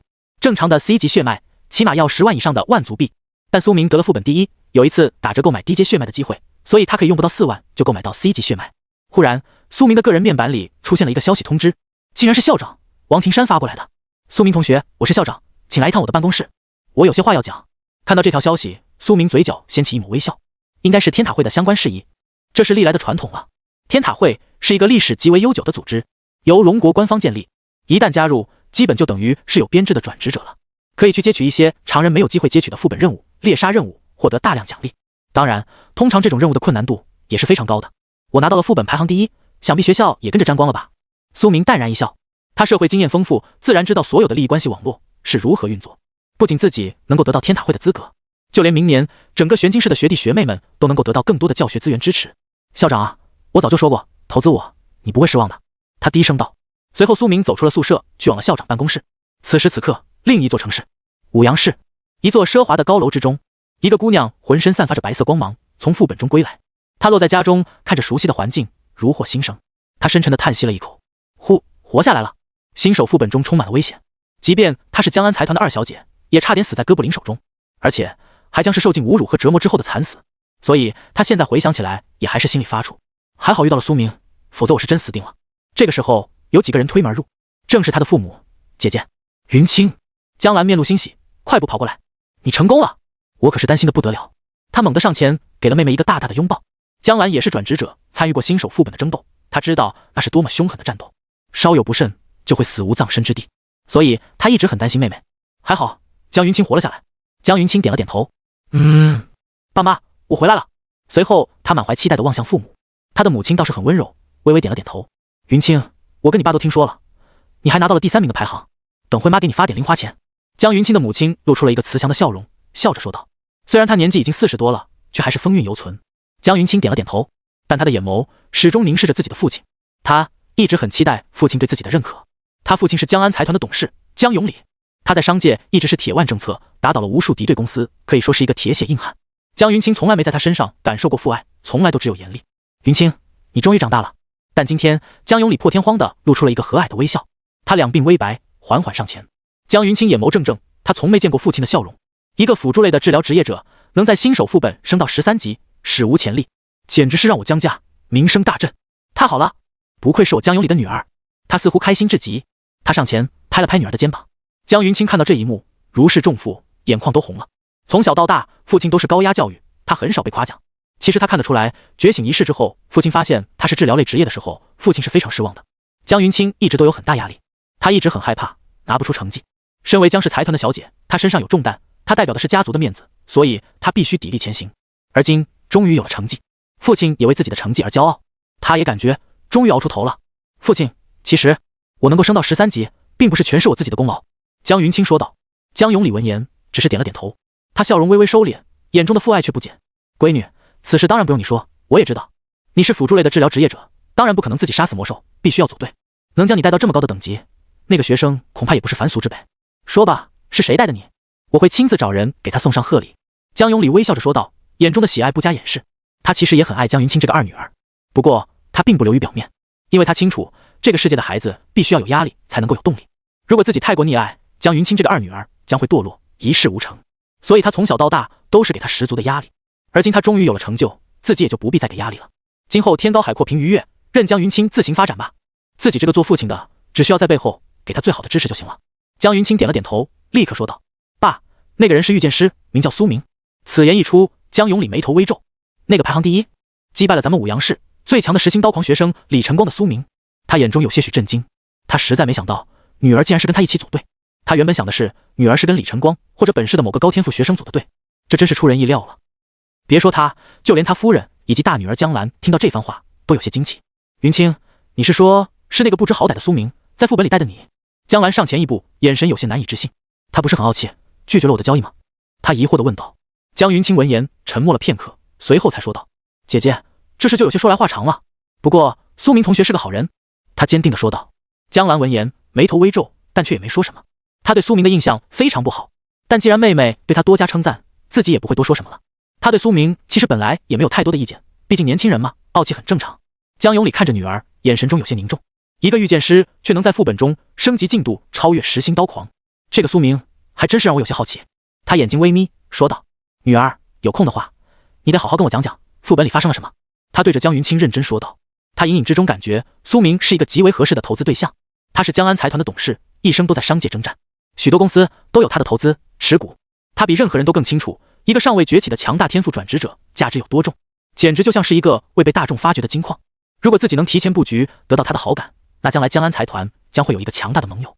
这样一来，当自己去世之后，2个女儿在世上也能有个保护。江云清点了点头。对了，等会我会让人给那个苏明小伙子送去一份大礼，毕竟是在副本里带了我女儿的，礼物不能太轻，否则显得我女儿都掉价了。江永礼挥手豪放，笑着说道。这个时候，江云清弱弱地问了一句：老爸，你准备送人家什么？江永礼自信无比，淡然一笑。他两鬓微白，看起来把握十足。一件黄金上品的武器，价值起码几10万降灵币，对他这种穷人家的孩子来说，绝对重量级了。他早就事先打听了苏明的身世资料，毕竟江安财团手底下有很多能人，信息渠道丰富。根据对方的社会地位，决定送什么礼物，这是他一贯以来的作风，以最小的成本得到最好的结果。黄金级武器对于普通的转职者确实是非常好的礼品了。要知道，对于一般人而言，新手副本中最高级的战利品基本就是黄金，也就只有苏明这种怪物有万物升华，才能获得大量铂金级奖励。江云清闻言却是暗自无语，他嘟了嘟嘴，感觉十分不爽。此刻他心想，老爸，你知道人家苏明在副本里是什么装备吗？一整套铂金装备，和你的黄金礼物价值差了10倍。你这种东西拿过去，人家苏明同学甚至可能都不屑一顾。最重要的是，苏明送了自己一个铂金上品的技能卷轴，光凭这一个技能卷轴就价值几百万降灵币。他顿时感觉父亲实在有些小看人家了，于是他缓缓摇头，一脸失望地说道：爸，苏明他救了我的命。此言一出，江永礼的面色顿时严肃了下来，笑容收敛了。原来如此，他眸光中金芒闪烁，救了自己女儿的命，看来自己刚才的礼物确实草率了。他心中对于苏明的评价也再上了一层楼。也对，苏明是16级的转职者，他必定也有他的机遇。自己送一个黄金级武器，确实有点小看人家的意思。这段时间实在太忙，精神都太紧绷，自己的判断也有些失误了。抱歉，闺女，是老爸我草率了，稍后我会让人给他送上酬谢。放心，价值绝对让你满意。当苏明救了江云清命的那一刻，这个礼物的含义就变了，就不单单是礼物了，而是代表着江云清这个女儿在他这个父亲心目中的分量。所以他已经决定花些钱送一份大礼。这个时候，门外有一位身穿西服，看起来气质不俗的老人缓步走来。他轻轻敲了一下大门：董事长，有个重要会议。江永礼点了点头：云清，稍后我还要开会，你们先在家休息，有事通知我。随后他转身离开了，关闭了门。雷老，什么会议如此匆忙？江永礼一边走路一边说着，他面色有些凝重。老人名叫雷晨，4转职业者，是他的私人秘书兼保镖，同时也是江安财团的财务管家。他已经通知了，如果没有要事，今天不得打扰。而雷老却还是打扰了，这说明事态非常严重。雷管家面色凝重，在面前打开了一个面板：董事长，此事事关重大。张家的人最近在打击我们在全国范围内的水晶开采和售卖生意，他们在争夺市场，甚至不惜动用了不法的暴力手段。我们很多商户、分公司老总、批发商都在暗中被张家的杀手做掉了。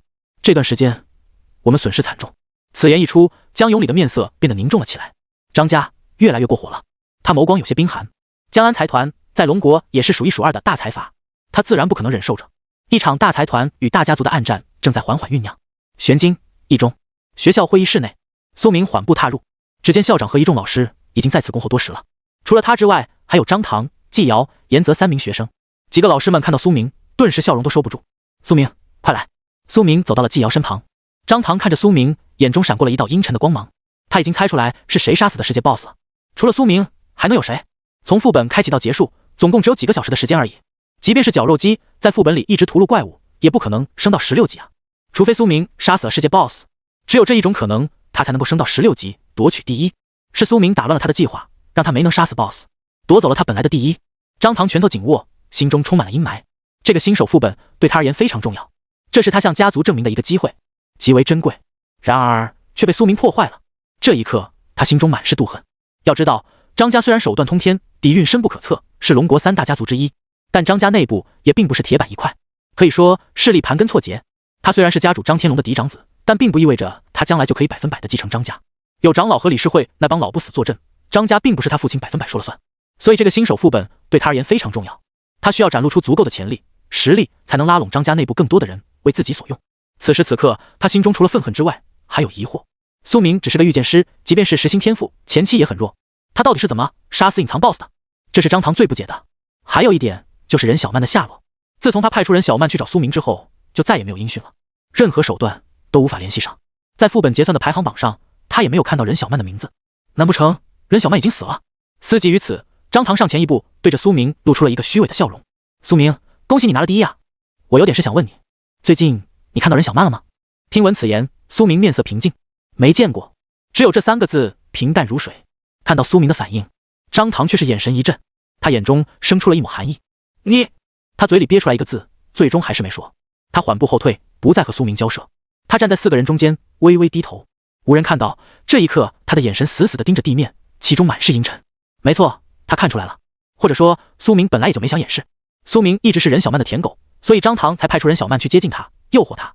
然而现在自己提到任小曼的名字，苏明却完全不为所动，好似变了个人，这实在太反常了。明眼人都能联想到发生了什么。他估计苏明不知道通过什么手段知道了自己和任小曼的计划，苏明应该知道了自己的心思，对自己已经有敌意了，那也不必再装了，也不必再交涉了。张唐拳头紧握，回想起刚才苏明的眼神，苏明表现出来的那种冷漠无情让张唐陌生，他甚至怀疑苏明已经杀了任小曼。这并非没有可能，苏明原本只是个穷小子，却能成为副本第一，这说明他并不是表面上那么人畜无害。再看苏明那仿佛一切尽在掌握的眼神，很难不让张唐推测，苏明其实是一个隐忍多年的心思缜密者。这种人最可怕。张唐越想，心中杀意越深。如果任由苏明这样的人发展下去，将会是自己甚至张家的大隐患。不能为自己所用的天才就是敌人，必须扼杀，否则自己未来必定会被苏明报复。他心中下定了决心，要找个时间让人弄死苏明了。他嘴角掀起一抹冷笑，倒是并没有太担心此事。苏明虽然让他惊讶了一瞬，但也仅此而已了。天才，张家最不怕的就是天才，一整个家族的底蕴，轻轻松松就能弄死这个家伙，宛如碾死一只蚂蚁。苏明用余光看着张唐，面色平静，他大概能猜到张唐心里在想什么。苏明完全不在意。说真的，如果情况允许，在刚才见面的瞬间，苏明就想动用拔剑瞬斩秒杀张唐，但是他不能。这里目击者太多了，老师、校长都在。最重要的是，苏明不清楚张唐身上有什么品质的保命装备。张家底蕴深厚，甚至比江安财团这样的庞然大物还要巍峨。张唐必定有强悍到极点的保命装备，自己现在的实力贸然出手不一定能杀，所以苏明稳住了。他所要的是一击毙命，如果不行，那就寻找其他机会。苏明有的是时间。这个时候，王庭山走到了众人面前，他面带微笑，显然心情大好。季瑶、张唐、严泽，还有苏明同学，你们是一中的骄傲，我今天叫你们来是要宣布一件很重要的事情。说着，王庭山招了招手，几个老师端着4个锦盒来到了众人面前。苏明打开盒子，发现其中是一个玉白色的令牌，其中勾勒有一个摆中经文宝塔的图案，正是天塔会令牌。这是天塔会的令牌，每年都有几个名额，玄金市总共4个，今年由我们一中全部包揽，我现在分发给你们。王庭山笑眯眯地说道，任谁都能看得出他今日心情绝佳。感谢你们在副本中的征战，从今天起你们就正式毕业了。天塔会是一份沉重的责任，代表着无量前途，稍后会有天塔会的前辈带你们去参加入会仪式。说着这番话的时候，王庭山看向苏明，可以说是苏明一人力挽狂澜，拯救了玄金一中，他眼中有着浓浓的欣赏之意，他甚至已经有些迫不及待，看苏明未来将会腾飞向何方了。这个时候，几名身穿现代精良装备的年轻人从一旁缓步上前，他们的腰间都别着一个天塔会的令牌，很显然他们就是天塔会派来接应的前辈了。几位，跟我们来吧。说着，几个人用手指敲了一下天塔会令牌，随后他们立刻就消失了，进入了异次元空间。季瑶有些惊讶，没想到这令牌还有传送的用处。严泽也学着他们的动作敲了一下，下一瞬他整个人就消失在了原地。张唐、季瑶都如法炮制，苏明也轻点了一下，下一瞬众人进入了一片异样的空间。这里是一座巨大的城市，建筑都是古香古色，宛如龙国古代的建筑制式，但这里的天穹却是一片金茫茫，没有日月星辰。街道上熙熙攘攘，全都是身穿黑袍、腰系令牌的转职者，人们背负着各式各样的武器装备，看起来都十分匆忙。远处的中央有一座巨大的高塔，高耸入云，看起来起码有上百层。这里是天塔会的大本营，天塔界。接引苏明的几个前辈说道：“这里的所有人都是天塔会的成员，只有当你们不处在战斗状态，并且在人类的安全区域的时候，才能通过敲击令牌的方式进入这里。在副本中，在战斗中都不可以进来。这里是一片自成一界的空间，非常稳固。”接引者介绍道：“接下来跟我来，我带你们去完成入会仪式。”季瑶、苏明、张唐、严泽4个人快步跟去。一路上还能看到许多其他省市学校中新加入的这一代的天骄。这个世界很大，而且各种设施都有，拍卖行、铸剑行、装备铸造商店，太多了。这里是一个一站式的万能世界，你所想要的东西都能够在这里获得。但最主要的功能还是接取任务。天塔会的本质其实就是一个悬赏会。很快，众人就穿越了街道，到达了一个奢华的大厅。大厅内部有许多队伍正在接取任务，墙壁上琳琅满目的张贴着各种悬赏任务。苏明面色平静，眼中倒是没有惊讶，甚至可以说他对于这一套流程已经是轻车熟路了。前世他也加入了天塔会。几个负责接引的前辈带着苏明等一众人到达了最里面的区域。这是一个奢华的大厅，几名侍女站在一个屏幕下方，给这几个新人颁发入会任务。负责接引的前辈领着4个人到了前面，说道：“好的。”那女人容貌姣好，露出一个职业式的笑容。随后她动作很快，手指轻点，那巨大的荧幕上顿时出现了许多任务栏。几位新人猎杀者，请你们选择自己的任务，完成任意任务就可以正式成为天塔会成员了。她的笑容十分迷人，但话语更加迷人。正式加入天塔会，这7个字有着无上的魔力。每年的上亿转职者中，能够加入天塔会的可能只有几万，能够成为天塔会成员意味着无上荣光，这是所有学生的梦想。任务等级从低到高 F、E、D、C、B、A， 最高为 S 级任务。你们身为新人，必须要接取一个任务，并且完成，才能够正式成为会员。你们的初始猎杀等级高低，将会由你们完成的任务决定。现在挑选你们的任务吧。女人微笑着说道，她的声音有着一种淡淡的诱惑力。这个时候，那几个接引的前辈都转身说道：“4位同学，我们知道你们都是天赋不俗，在新手副本里成绩绝佳，否则也不会有入会资格。但千万不要骄傲，不然你们会死得很惨。即使是最低级的 F 级任务，也要全力完成。我们已经在天塔会1年多了，见识过太多死亡，我们希望你们能多活几年。”一位胡子拉碴的前辈面色凝重道：“好了，接下来你们4个是要组队完成任务，还是单人去完成，都随你们。完成任务后，回到天塔界交任务就行了。我们的指引完毕了，有缘再见吧。”几个前辈平静地说道，转身离开了。对于他们而言，这一切都只是公事公办，将该交代的交代完之后，他们也就离开了。对于天塔会成员而言，时间是非常宝贵的。苏明面色凝重，抬头仰望着菜单，上面有许多任务。这个时候，那个服务女笑着说道：“几位同学，你们作为新人，我建议接取最低的 F 级任务，完成评定，这样你们的存活概率才高。当然，如果要挑战高难度的任务，也不是不可以。完成 D 级任务，你们就将评定为铂金猎杀者；完成 E 级任务，你们就将评定为黄金猎杀者。即便是最低的 F 级任务，完成后也是白银级猎杀者。天塔会没有青铜这个等级，接取哪种任务，全看你们自由决定。”苏明看着那任务列表，陷入了沉思。F 猎杀啃食松鼠，击杀玄金城外森林中的啃食松鼠3只，奖励青铜下品技能卷轴 X1。E 猎杀古铜石像，杀死10头在玄金城外肆虐的古铜石像，奖励青铜上品武器 X1。E 收集尸体，带回5具在荒野深处中战死的天塔会成员的尸体，让他们不要扑尸荒野，奖励万族币 X1000。D 猎杀怒焰巨熊，杀死1头在城外村庄肆虐的变异白熊，奖励经验值加万族币 X3000。这些任务对他而言都算不上什么挑战。天塔会奖励丰厚，还能够得到大量的万族币、降临币，以及许多额外的战利品。初始完成的任务等级越高，猎杀者等级越高，特权越多，那么自己的起步也就相当于比别人更高一层，这可是非常大的优势。一旦完成初始评定，想要再升阶就很慢了。所以苏明决定直接接取新人所能接到的最高等级的任务。他没有犹豫，率先上前一步，对着那个女人说道：“我要接取那个第3排的D级任务。”苏明此言一出，女士明显眼神一凝。D 讨伐蟒蛇王，猎杀南里区荒野森林中的1头蟒蛇王，奖励万族币 X1万，随机铂金技能卷轴 X1。这个任务是这个新人能完成的。那头蟒蛇王可是非常恐怖的，许多人都尝试过讨伐，都是大败而归。但他没有再询问，直接就帮苏明完成了任务手续。他的工作是帮人办手续，劝人不要送死，不在他的职责范围内。来天塔会的都是天赋绝佳的青年转职者，都是有傲气在身。说实话，像苏明这样的人，他见多了，可以说是找死。即便天赋再高，也不可能刚出来就挑战地级任务啊！这是新人所能接取的最高任务，一旦完成，直接就将评定为铂金级猎杀者，这可太离谱了！18岁，铂金猎杀者，简直是做梦。曾经他还会劝一劝，但现在他已经视而不见了。对于找死的人，他没办法多说，他将一切都埋在心底，很快就完成了手续。您的任务已经接取，请在个人任务资料面板中查看。他他皮笑肉不笑地说道。苏明点了点头。季瑶、严泽两人也都是面色惊然。苏明，你居然接取了这么困难的任务？季瑶上前一步，惊讶地问道。即便是我们几个人组队，成功率恐怕也不高。苏明，你这次太冲动了。严泽面色凝重说道。苏明却是面色平静。你们想多了，我可没想过组队，这个任务我自己完成。严泽有些惊奇，他以为苏明会接取这个任务是因为组队胜算高，没想到苏明准备孤身挑战。不行，难度太高了，我跟你一起吧。严泽诚恳地说道。他已经发自内心地将苏明当成了朋友，所以他愿意和苏明一起赴险。季瑶也上前一步拉住了苏明的手。苏明，我也要跟你一起去。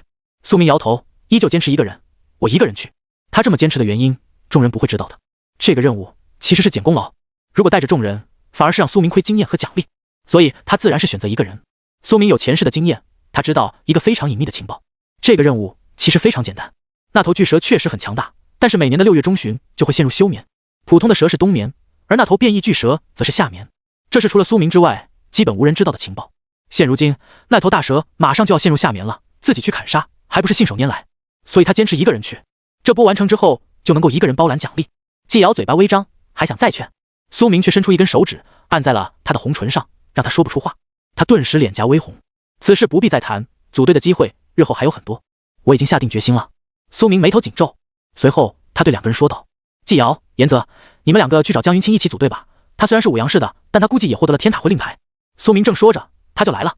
只见远处清秀的姑娘一路小跑，腰间挂着一个天塔会的令牌。苏明、季瑶、严泽，遥远的他就在笑着招手。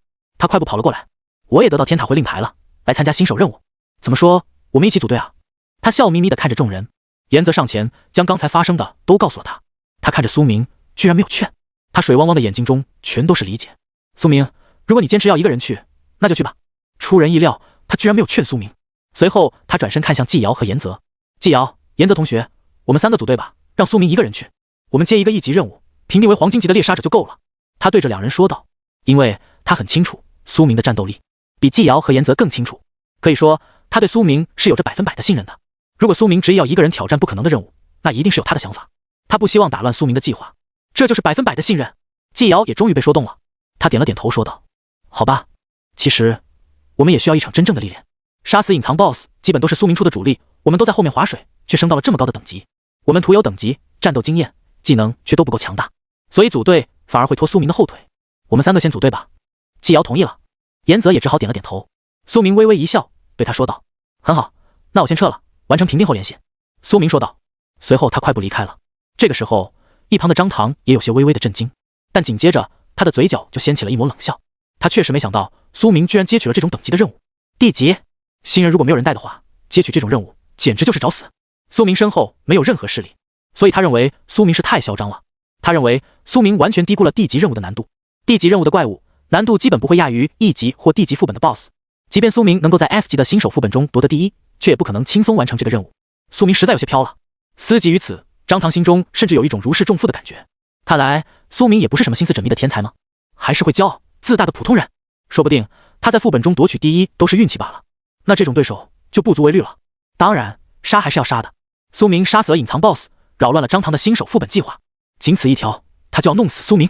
思及于此，张唐暗中打开个人面板，给家族的几个心腹保镖发送了消息。杀一个人，苏明。他接取了一个地级任务，将会去南里区的蟒蛇王巢穴中，你们在那里守株待兔。10天内他就要过去。张唐的心腹手下全都是2转以上的高手，让他们杀苏明简直是轻而易举。是。那边回复道。说实话，即便不让人埋伏，苏明也很有可能会被蟒蛇王吞噬，不需要自己插手。但是为了保险起见，张唐还是下了这个命令。他是一个很谨慎的人。张少，您来了。忽然身后传来一个声音。张唐转身看去，是一名中年男子。张凤柳，3转浪不见客。张家的一位元老，同时也是张唐的贴身护卫之一。张唐点了点头。我要接取地级任务，完成天塔会的评定。他说道。张凤柳闻言面色平静，点了点头。他负手而立，风度不凡，战力也非常强悍。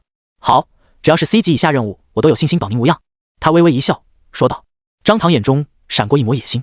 苏明接取地级任务是找死，但他张唐接取地级任务就是天经地义，稀松平常。为什么？只因为他是张家大少爷，背后是张家。新手副本是因为没办法带家族元老参加，所以张唐只能凭借自己的力量。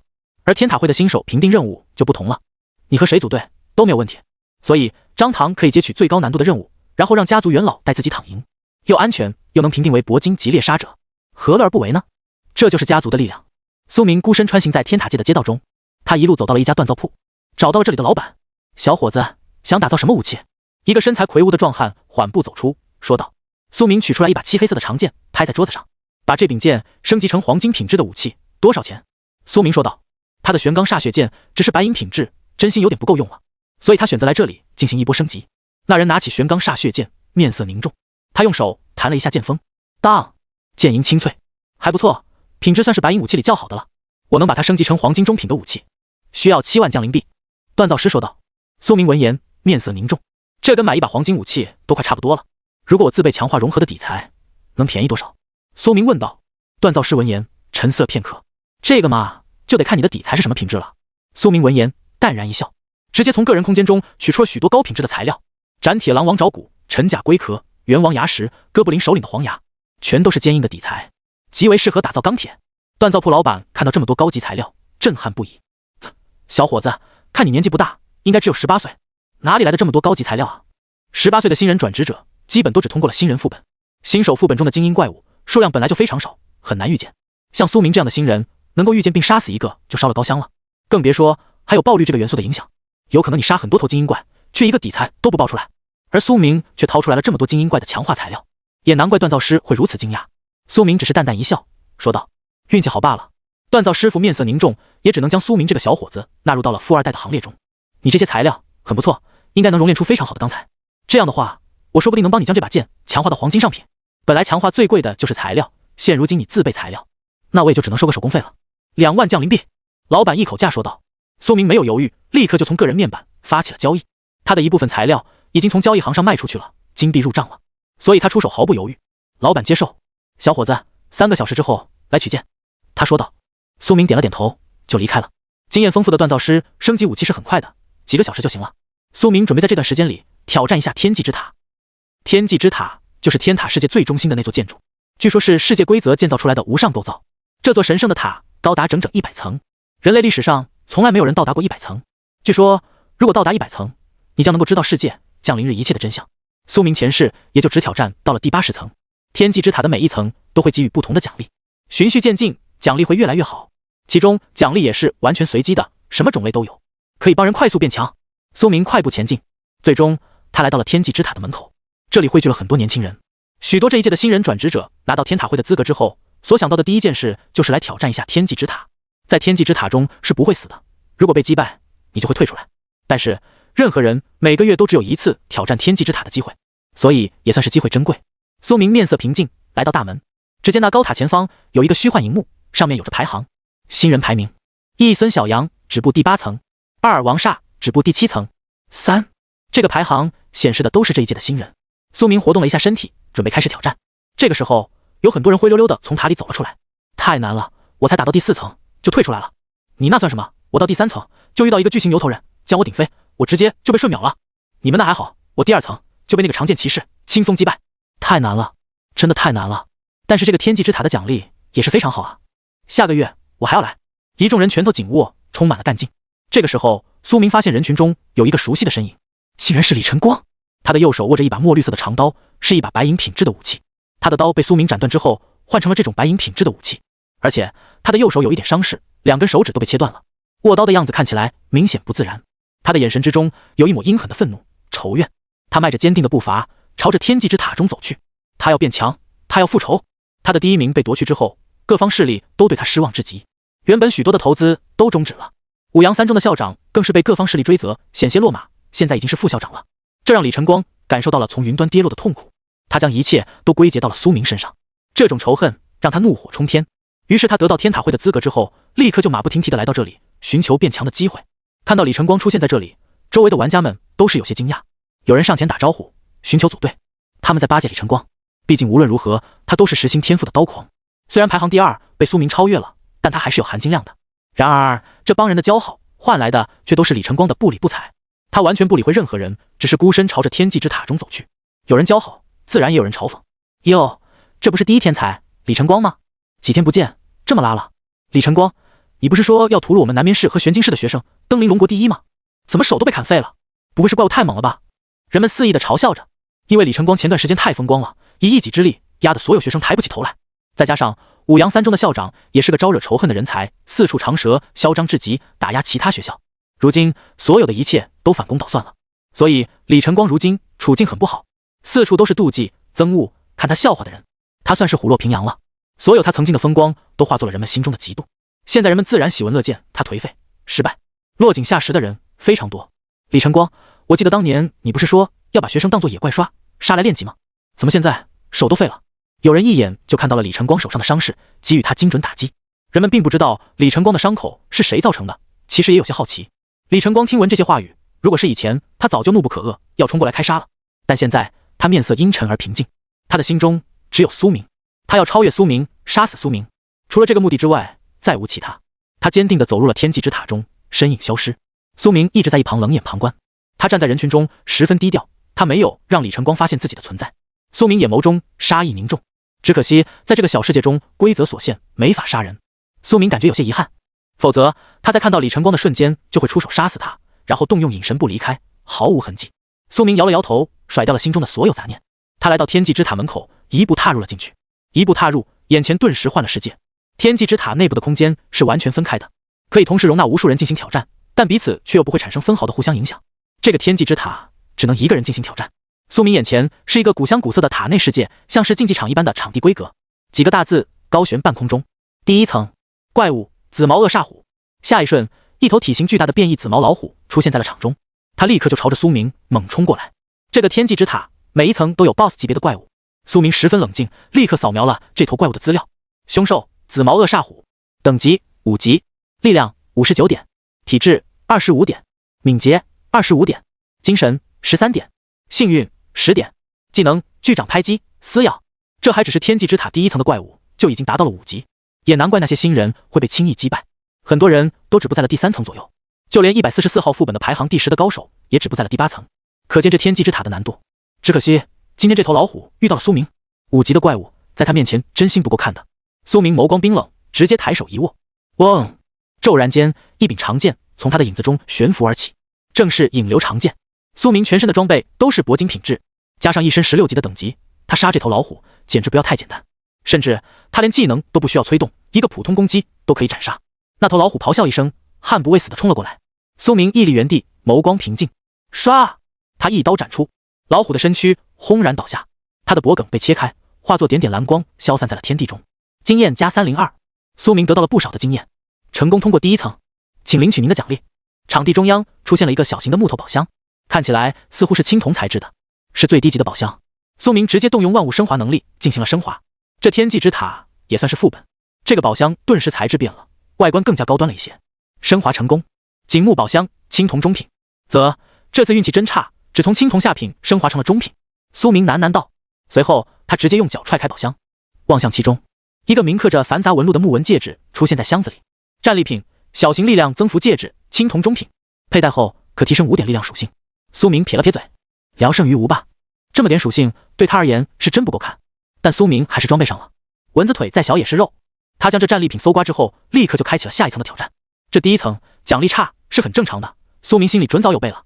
第2层的怪物是一头凶狠的飞天蝙蝠，体型庞大，双翼长满了黑毛，张开身躯甚至能将一个人完全包裹住。这头蝙蝠的利齿森寒，眼睛也闪烁着红光，在半空中飞舞，时不时发出超声波攻击苏明。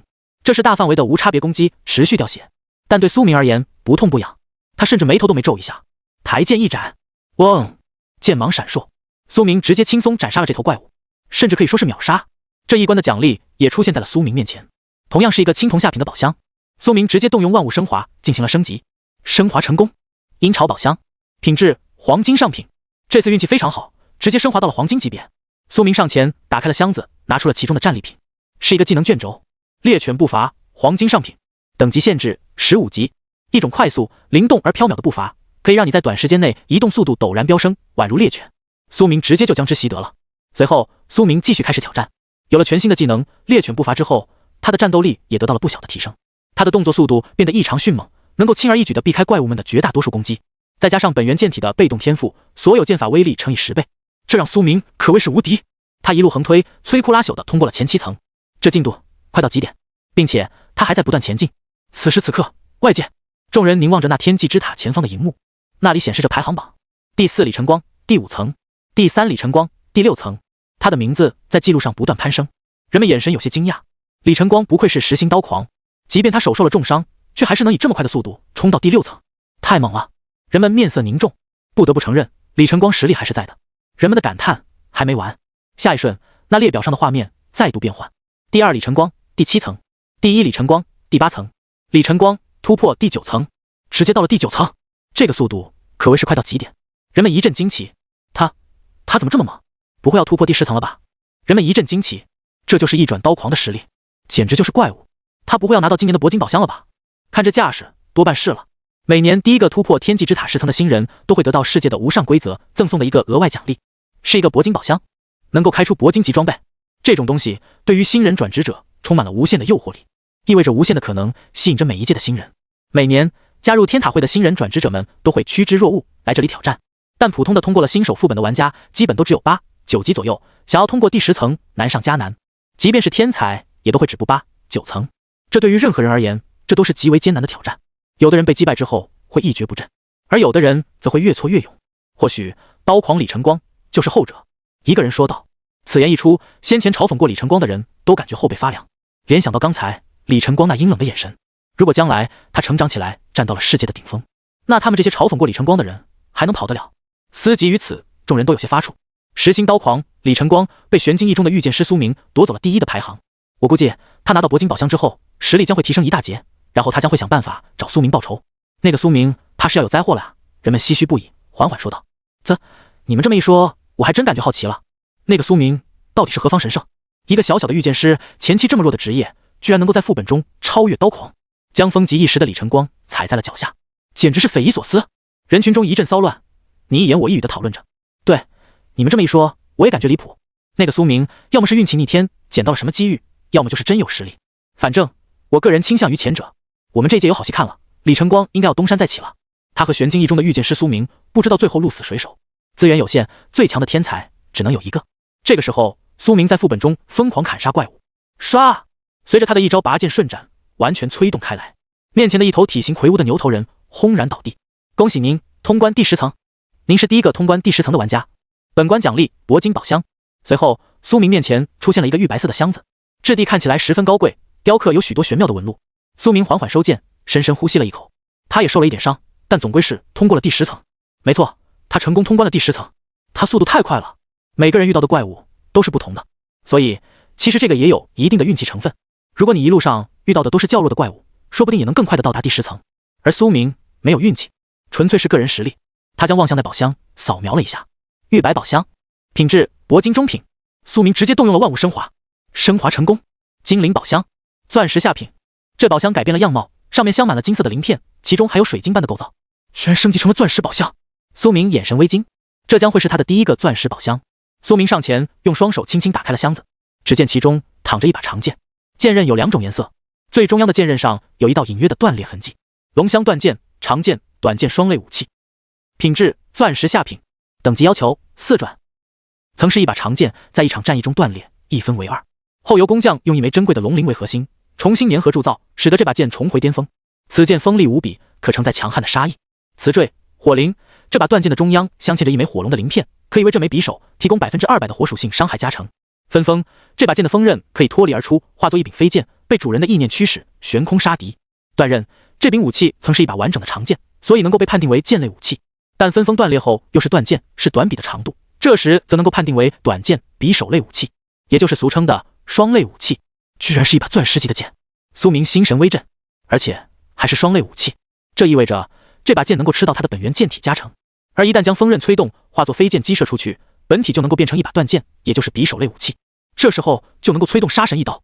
杀神一刀是杀神职业的技能，本来就需要匕首或短剑类武器才能发挥最强的威力，而有了这把剑，苏明就能够随意无缝切换2种形态的技能，他的战斗力将会向前迈出一个大台阶。苏明心中有些许激动，立刻将这柄剑握在手中，放在眼前仔细端详，质感冰凉，其中又有一种隐隐约约的燥热。锋刃上刻画着栩栩如生的龙纹，靠近握柄那部分剑刃闪耀着金色的光辉，而尖端的锋刃则是有着玄钢的质朴灰色。这把剑的等级要求是4转，但别忘了，苏明有剑武大师这个被动技能，他无视任何限制条件，装备任何剑类武器，所以他能够自如驱使。苏明心念一动，咔！这把剑中间的那道金色裂痕陡然一震，前方的那部分较长的剑刃飞了出去，化作一道飞剑在半空中飞舞，和御剑的效果非常相似，但是这并不是技能，而是这个武器所附赠的效果。苏明能够用意念控制这把剑飞舞悬空斩杀敌人，留在苏明手中的则是一把断剑，斜切的断面，天然锐角，让这把断剑看起来就像是一个匕首，浑然天成。将断剑举在眼前，苏明看了一下，只见那断刃裂痕的中央卡着一枚火红色的龙鳞，完美的镶嵌在锋刃里。苏明抬手一甩，动作潇洒，嗖，那飞刃陡然一掠，倒旋着飞了回来，稳稳的卡在了断剑上，又聚拢合一，成了一把完整的长剑。不知道是哪位工匠的手笔，太妙了！依靠中间的这枚龙鳞，将飞刃和这把断剑相合起来。苏明不禁感叹锻造师职业者的大智慧。龙是等级最高的怪物之一，非常凶猛，龙鳞也是超级珍贵的材料，而这把剑里面就镶嵌着一枚龙鳞，那么这把剑的品级自然低不了。苏明挥砍的时候，剑锋之中还会有火光流淌，附带火焰属性伤害，很好。苏明微微一笑，握着这把剑走到了下一层。他不会止步第10层。此刻天际之塔内部第10层，刀狂李晨光气喘吁吁，一刀劈杀了面前的巨甲骑士。他浑身负伤，动用了最强的技能，终于是险之又险的通过了。恭喜您成功通过第10层。听到世界规则的话语，他脸上掀起了一抹狞笑。哈哈，我通过了第10层，很好，今年的铂金宝箱将会是我的了。每年第一个通关第10层的新人将会得到一个铂金宝箱，对于新人而言，这是非常高阶的奖励，只要能得到，他必然能够崛起。联想到在副本中所受的屈辱，李晨光心中充满了阴霾，他要复仇，苏明必须死。随后点点蓝色的光芒在他面前凝聚，最终形成了一个白银上品的宝箱。李晨光眼神怔怔，有些呆滞，怎么是白银宝箱？我的铂金宝箱呢？他声音颤抖，抬头说道，却无人回答。世界规则可不会理会一个凡人，难道有人比我先行一步通过了第10层？他有些不敢相信。最后他硬着头皮打开了宝箱，其中只有一个白银级别的项链，而且还不是本职业的，是他妈法师的项链装备。李晨光感觉自己被骗了，被世界抛弃了，被命运捉弄了。他气得浑身发抖，发出了一声怒吼，该死！苏明继续前进，通过第11层，通过第12层，通过第13层，通过。他的进度太快了，甚至可以说是神速，很多 BOSS 都抵抗不住他的3剑。对比其他的新人转职者们，基本都是在第6、7层止步，这就更显得苏明恐怖。不过值得一提的是，第10层之后，每一层怪物的战斗力都得到了显著的提升，苏明感受极为明显。前10层基本都是给新人的历练，通过后的奖励也都是青铜宝箱，而第11层开始才是真正的挑战。苏明虽然通关的速度很快，但身上的伤口也在不断增加，这里面是不能够用恢复类药剂的，只能够通过自己的能力去愈合伤口。苏明用精神力催动了血脉中的自愈因子，很快他的伤势就以肉眼可见的速度愈合了。但是这不是长久之计，他的精神力已经消耗了大半，必须省着点用了。苏明凝声道，他选择将伤势只恢复个778，并未彻底愈合，否则对于精神力消耗太大了，他还要留下一些精神利用技能才能走得更远。他给自己的目标是最起码要突破第15、6层。嗖！苏明抬手一甩，半空中凝聚一道精神灵剑，这是苏明的技能精神灵刃。这把剑刃是湛蓝色的，锋刃闪烁着光芒。嗖！一声飞掠而去，直接穿透了面前 BOSS 的眼眶。随后苏明本人握着掌中的龙香断剑，一步踏前，噗嗤！这一剑威力凶猛，直接将面前的紫皮僵尸怪物头颅斩落。恭喜您通关第15层。苏明呼吸已经有些沉重了，他缓缓地收了剑，眼前出现了这一关的奖励，是一个黄金的宝箱。苏明动用万物升华进行了升级，蓝月宝箱，铂金上品。这一次运气就没那么好了，只升华到了铂金上品。苏明面色凝重，将盖子打开，只见这宝箱中出现了一个项链，他拿起来扫描了资料，隐蔽项链，铂金上品，敏捷加50，携带后可以让你的一切动作都变得悄无声息，竟然直接加50点敏捷属性，这个装备有点猛啊。苏明现在的敏捷属性已经达到了130，如果有这个项链，那就是180点敏捷。苏明直接装备上了，并且刚才苏明一连通关了10几层天际之塔，也升了2级，现在他已经来到了18级，将属性点全部加到了敏捷上，那就是200点敏捷，再升2级就可以完成2转了。并且苏明还开启了10几个宝箱，得到了大量的战利品奖励，但是很多东西都比不上他现在身上的引剑套装，所以那些东西基本只有卖出去的作用，或者后期找人分解成基础材料，强化自己的武器。这天际之塔内经验丰富，我这么快就升到了18级，虽然怪物越来越强，我也感觉有些乏力了，但是不能放弃。苏明握着剑，眼神坚定，1个月才能挑战一次，我绝对不能浪费机会，一定要尽全力冲刺。苏明拳头紧握，决定加把劲，继续冲塔。塔外看热闹的人群紧盯着那个记录，李晨光冲到了第9层，让人们期待不已，所有人都翘首以盼，看他能不能冲到第10层。但忽然一个名字一举跃升到了顶峰，就像是一匹黑马，一路猛冲，从最底下快速攀升，很快就超越了李晨光。这个名字是杀神玩家，杀神通关第8层，杀神通关第9层，杀神通关第10层。杀神这个称号代替了苏明的名字，在排名中一路冲锋，快到极点，人们感觉只是眨了个眼睛的时间，苏明就快要冲到最高的巅峰去了，就像是坐火箭。所有人都揉了揉眼睛，有些不敢相信，这他妈是什么情况？所有人都傻眼了。还有高手？这人是谁？谁来解答一下？能这么冲塔的吗？出 bug 是吧？这人不是在冲塔，他是在坐火箭吧？杀神？杀神是谁？别说玄晶市、五阳市、南眠市这些了，就连我们整座省内所有的天才名单里都没有这个杀神啊！我没听过这个名字，你们有听过吗？我们也从来没听过这个名字，难道是外省的？众人都看呆了，大家都面面相觑，一脸震撼。他们原本以为李晨光花了10几分钟时间就从第1层冲到第9层，已经是非常恐怖的速度，却没想到下一秒就有更猛的人出手了。所有人都抬着头看着这一幕，有些不敢相信。苏明的速度实在太快了啊，一路猛冲啊！此人到底何方神圣？人们的眼神都有些怔怔了，因为杀神冲到了第10层之后还脚步不停，几十秒后就冲到了第11层，这意味着这个名叫杀神的玩家是在一路秒杀怪物，一个照面就杀死第11层的 BOSS， 这在新人之中几乎是不可能的。就连刀狂李晨光也在第9、10层磨了很久才勉强通过。难道这个杀神不是新人？有人问道。基本不可能，天际之塔的成绩会保留的，如果一个人挑战过，那么他下个月再来挑战也会接着他上次的成绩，也就是说一个强大的转职者不可能重复挑战前面的10几层。而且你看清楚，这是新人排行榜，只有我们这一届的觉醒者才能位列其中。那这个杀神真的是个怪物了，人们的眼神变得有些害怕。那家伙真的是人吗？这个时候那排行下方出现了李晨光的名字，玩家李晨光通过第10层，位列第2。这已经激不起人们的兴奋了，因为铂金宝箱已经被杀神抢先一步了。李晨光没拿到铂金宝箱，不知道现在他在里面是个什么表情。哈哈，千辛万苦的冲破第10层，却没拿到奖励，如果是我，怕是要疯掉了。有些人已经开始幸灾乐祸了。在人们震惊之余，苏明的排名还在不断上升。玩家杀神通关第12层，这个消息显现出来之后，更是一旦激起千层浪，让人们倒吸了一口凉气。所有人都震惊到了极点，没想到他还能冲。最恐怖的是，压根没花太长时间，这意味着这个名叫杀神的玩家，即便是到了10层以后的高难度区域，也还是在秒杀 BOSS， 这可是非常恐怖的。玩家杀神通关第13层，杀神通关第14层，杀神通关第15层，接连不断的提示，让人们的眼神都麻木了。一时间，原本嘈杂的外面变得像是死一般寂静。人们的声音都在颤抖，已经什么话都说不出来了。此刻塔内，苏明已经冲到了第19层，这里的 BOSS 是一头巨大的紫水晶龙血犀牛，凶兽紫水晶龙血犀牛，等级23级，力量320点，体质300点，敏捷25点，精神15点，幸运3点，技能龙血自愈，水晶巨角，无情压杀，恐惧怒吼。这头犀牛怪物体内血脉中含有一部分上古龙血，祖上是龙与犀牛的杂交，传到这一代龙血稀薄，但终归是有的。看到这个怪物的资料，苏明面色有些谨慎。这个怪物实力已经与新手副本的隐藏 BOSS 血狐守护者是一个级别，自己想要挑战成功，怕是有些困难。但苏明没想过退缩，他抬手就是一招天落剑幕，轰！天穹之中响彻一声剑鸣，随后一尊巨大的10剑墓碑砸落而下。犀牛吼叫一声，猛地前冲，那剑幕落下，直接将这头龙血犀牛的半截腰部砸成了肉泥，肠脏流淌，鲜血直冲天穹，威力很强。但和苏明原本的预想并不一样，他动作太快，居然避开了。苏明面色凝重，心中暗道，他原本是想打头的。天落剑幕是他目前威力最强大的剑系技能，如果砸中头部，说不定能重创，甚至瞬间秒杀这头怪物。可惜归可惜，杀还是要杀的。蛮牛猛冲过来，巨大的紫水晶牛角闪烁着寒光，一个突进速度极快。苏明猛地侧身避过，同时还在出言嘲讽：龙血犀牛，我不知道你祖上的那条龙是什么逆天品种，他居然对整天在泥地里打滚的犀牛也能下得去手，搞出了你们这种杂交品种的血脉，真是好笑。哈哈哈。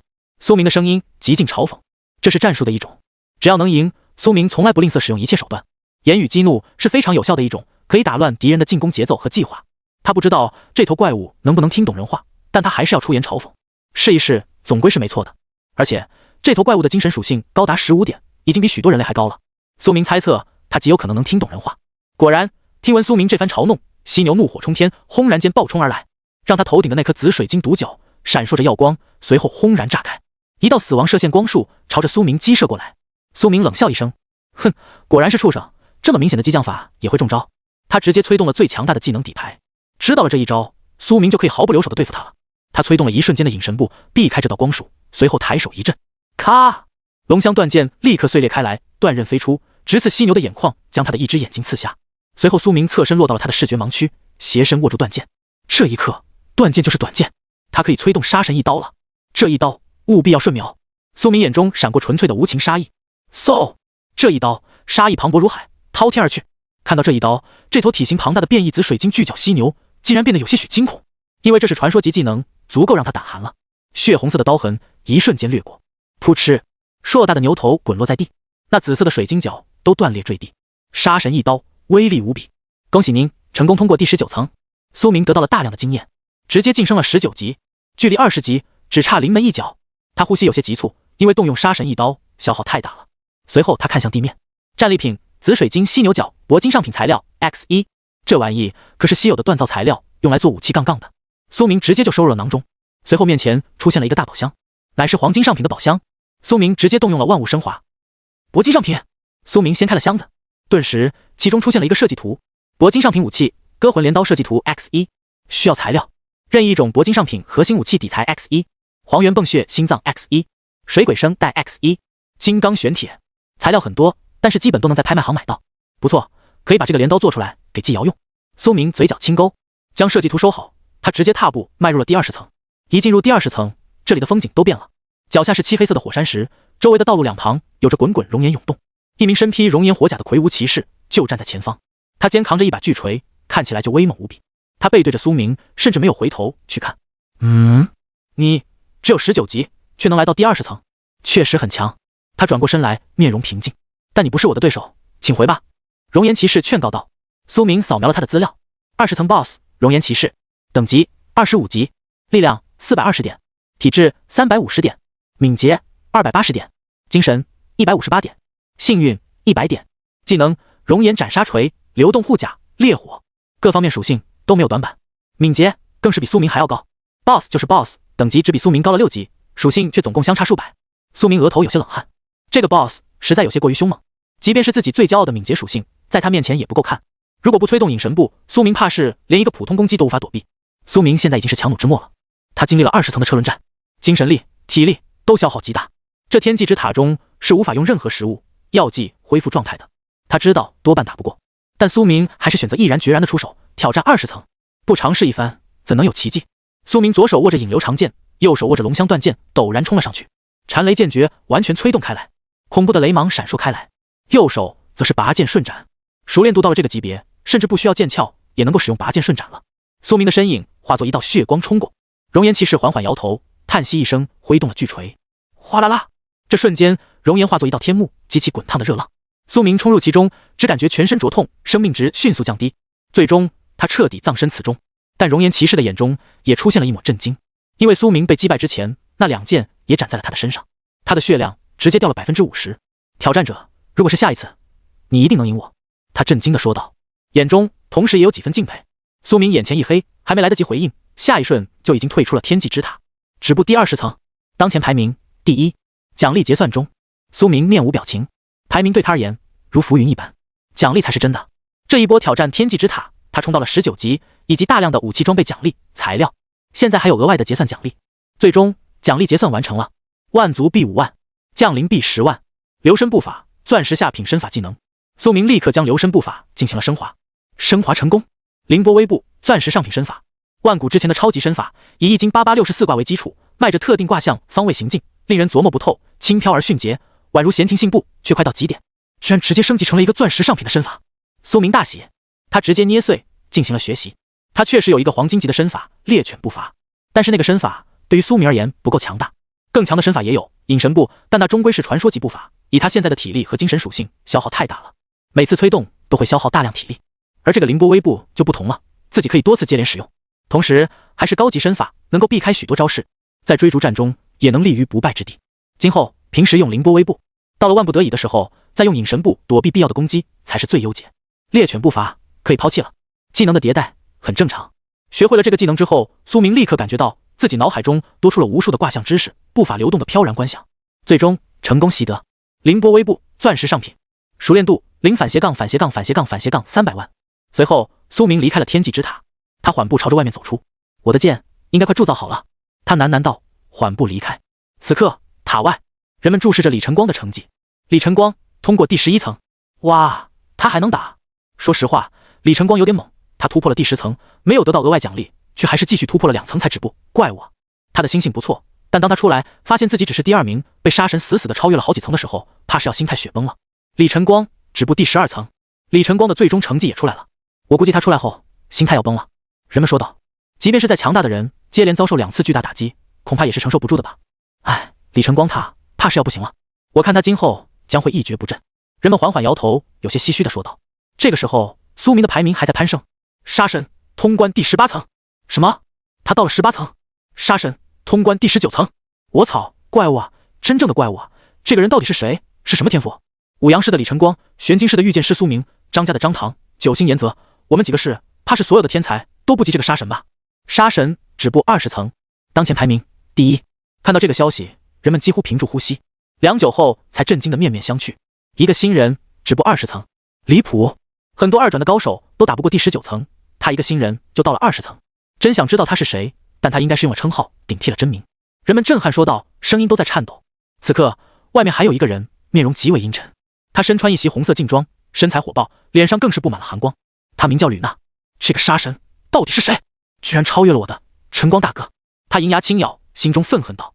所有的炙热目光，所有人们的焦点都在那个杀神身上，而那些风光本应是李晨光的。听着周围人们对李晨光的评价，更是让他心都在滴血。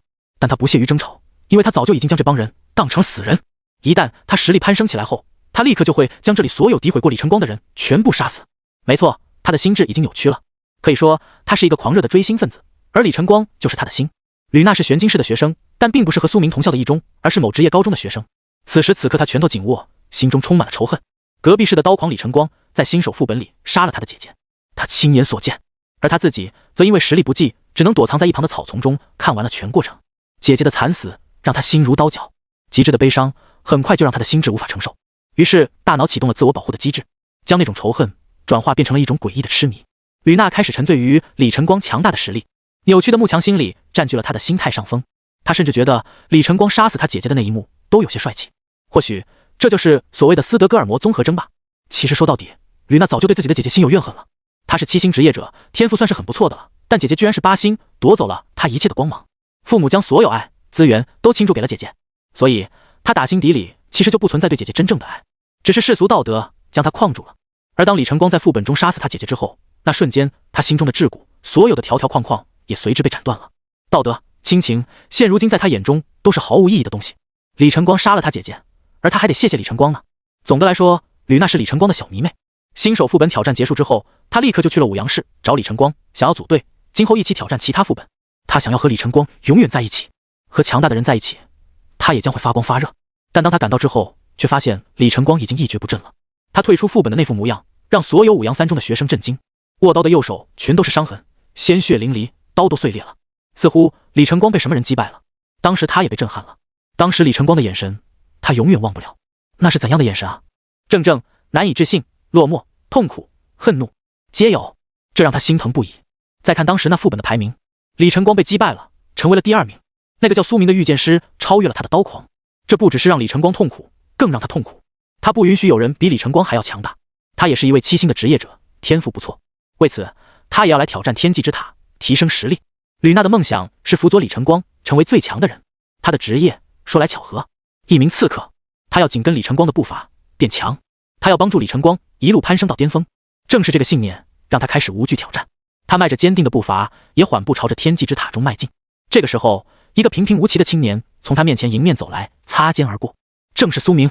苏明的身上没有任何伤痕，根本看不出他是一路杀到第20层的人，因为他的自愈因子血脉帮助他治愈了所有的大大小小的伤痕。擦肩而过的瞬间，吕娜心里有些惊异，她感觉仿佛有一尊嗜血的猛兽从自己身旁走过，气质恐怖至极。只有一瞬间而已，她猛地倒吸了一口凉气，转身望去，身后却空无一物。错觉吗？苏明已消失在了人群中。那个杀神不会就是他吧？他呼吸急促，有些难以置信。可他的长相好像是一中的御剑师苏明。一个御剑师前期那么弱，顶多是凭运气拿到的副本第1，怎么可能在天际之塔冲到第20层？应该不是他。他缓缓摇头，打散了心中的猜想。不过眼中的杀意却是丝毫不减。在他心里，苏明最终依然要死。因为他超越了李晨光。这个时候，另一个握着长刀的人从天际之塔里走了出来。李晨光，他眼神怔怔，甚至有些呆滞，迈着缓慢的步伐从塔里走出来，好像一个行尸走肉。吕娜眼中星芒闪烁，仿佛看到了偶像，她连忙冲上前。李晨光，李晨光却好像没看见，与他擦身而过。我没说，我没说。这时候能听见李晨光惨白的嘴唇里在嘀咕着这些。吕娜微愣，随即心都在滴血。她知道李晨光承受了巨大的打击，她连忙扶着李晨光走到了外面。看到塔外的排名，李晨光更是全身一震，他的眼睛都在颤抖。杀神第一，20层。他声音中充满了极度的震惊、颤抖、不解。能超越他，可以，但超越他这么多层，这让他的世界观彻底崩塌。李晨光一个没站稳，颓躺倒地，双膝跪地，刀都落在了地面，发出了清脆的响声。随后他笑了，哈哈哈哈！他的笑声有些癫狂。周围的人群们看到这一幕，反而没有嘲讽他了，因为实在太惨了。昔日英雄，如今彻底颓唐。苏明缓步朝着锻造铺走去，同时打开了自己的个人资料。苏明，携带称号杀神，已生效称号第一滴血新人王，等级19级，5455反斜杠反斜杠反斜杠反斜杠经验，职业剑神，神话级，世界唯一，力量55，体质60，敏捷200，精神100，幸运50，血脉不老身 A， 自愈因子 C， 天赋万物升华，本源剑体，自动修炼，技能杀神一刀，全隐藏，隐神步，洞悉之眼，禅雷剑诀，拔剑顺斩，剑舞大师，暴雨连绵剑，御剑，天落剑幕，精神灵刃，凌波微步。苏明来到锻造铺，找到了那位铁匠。我的剑如何了？苏明上前问道。铁匠挥将身后的一柄长剑抽出，已经做好了。眼前的剑已经与最初的玄钢煞血剑截然不同。首先，剑身就已经不是纯粹的漆黑色材质了，而是多重合金材料融合后炼化成的奇妙色彩。底色是纯粹的钢铁的白，但在太阳光的反射下，仿佛在闪烁着各种颜色，如同某些稀有的矿石一般。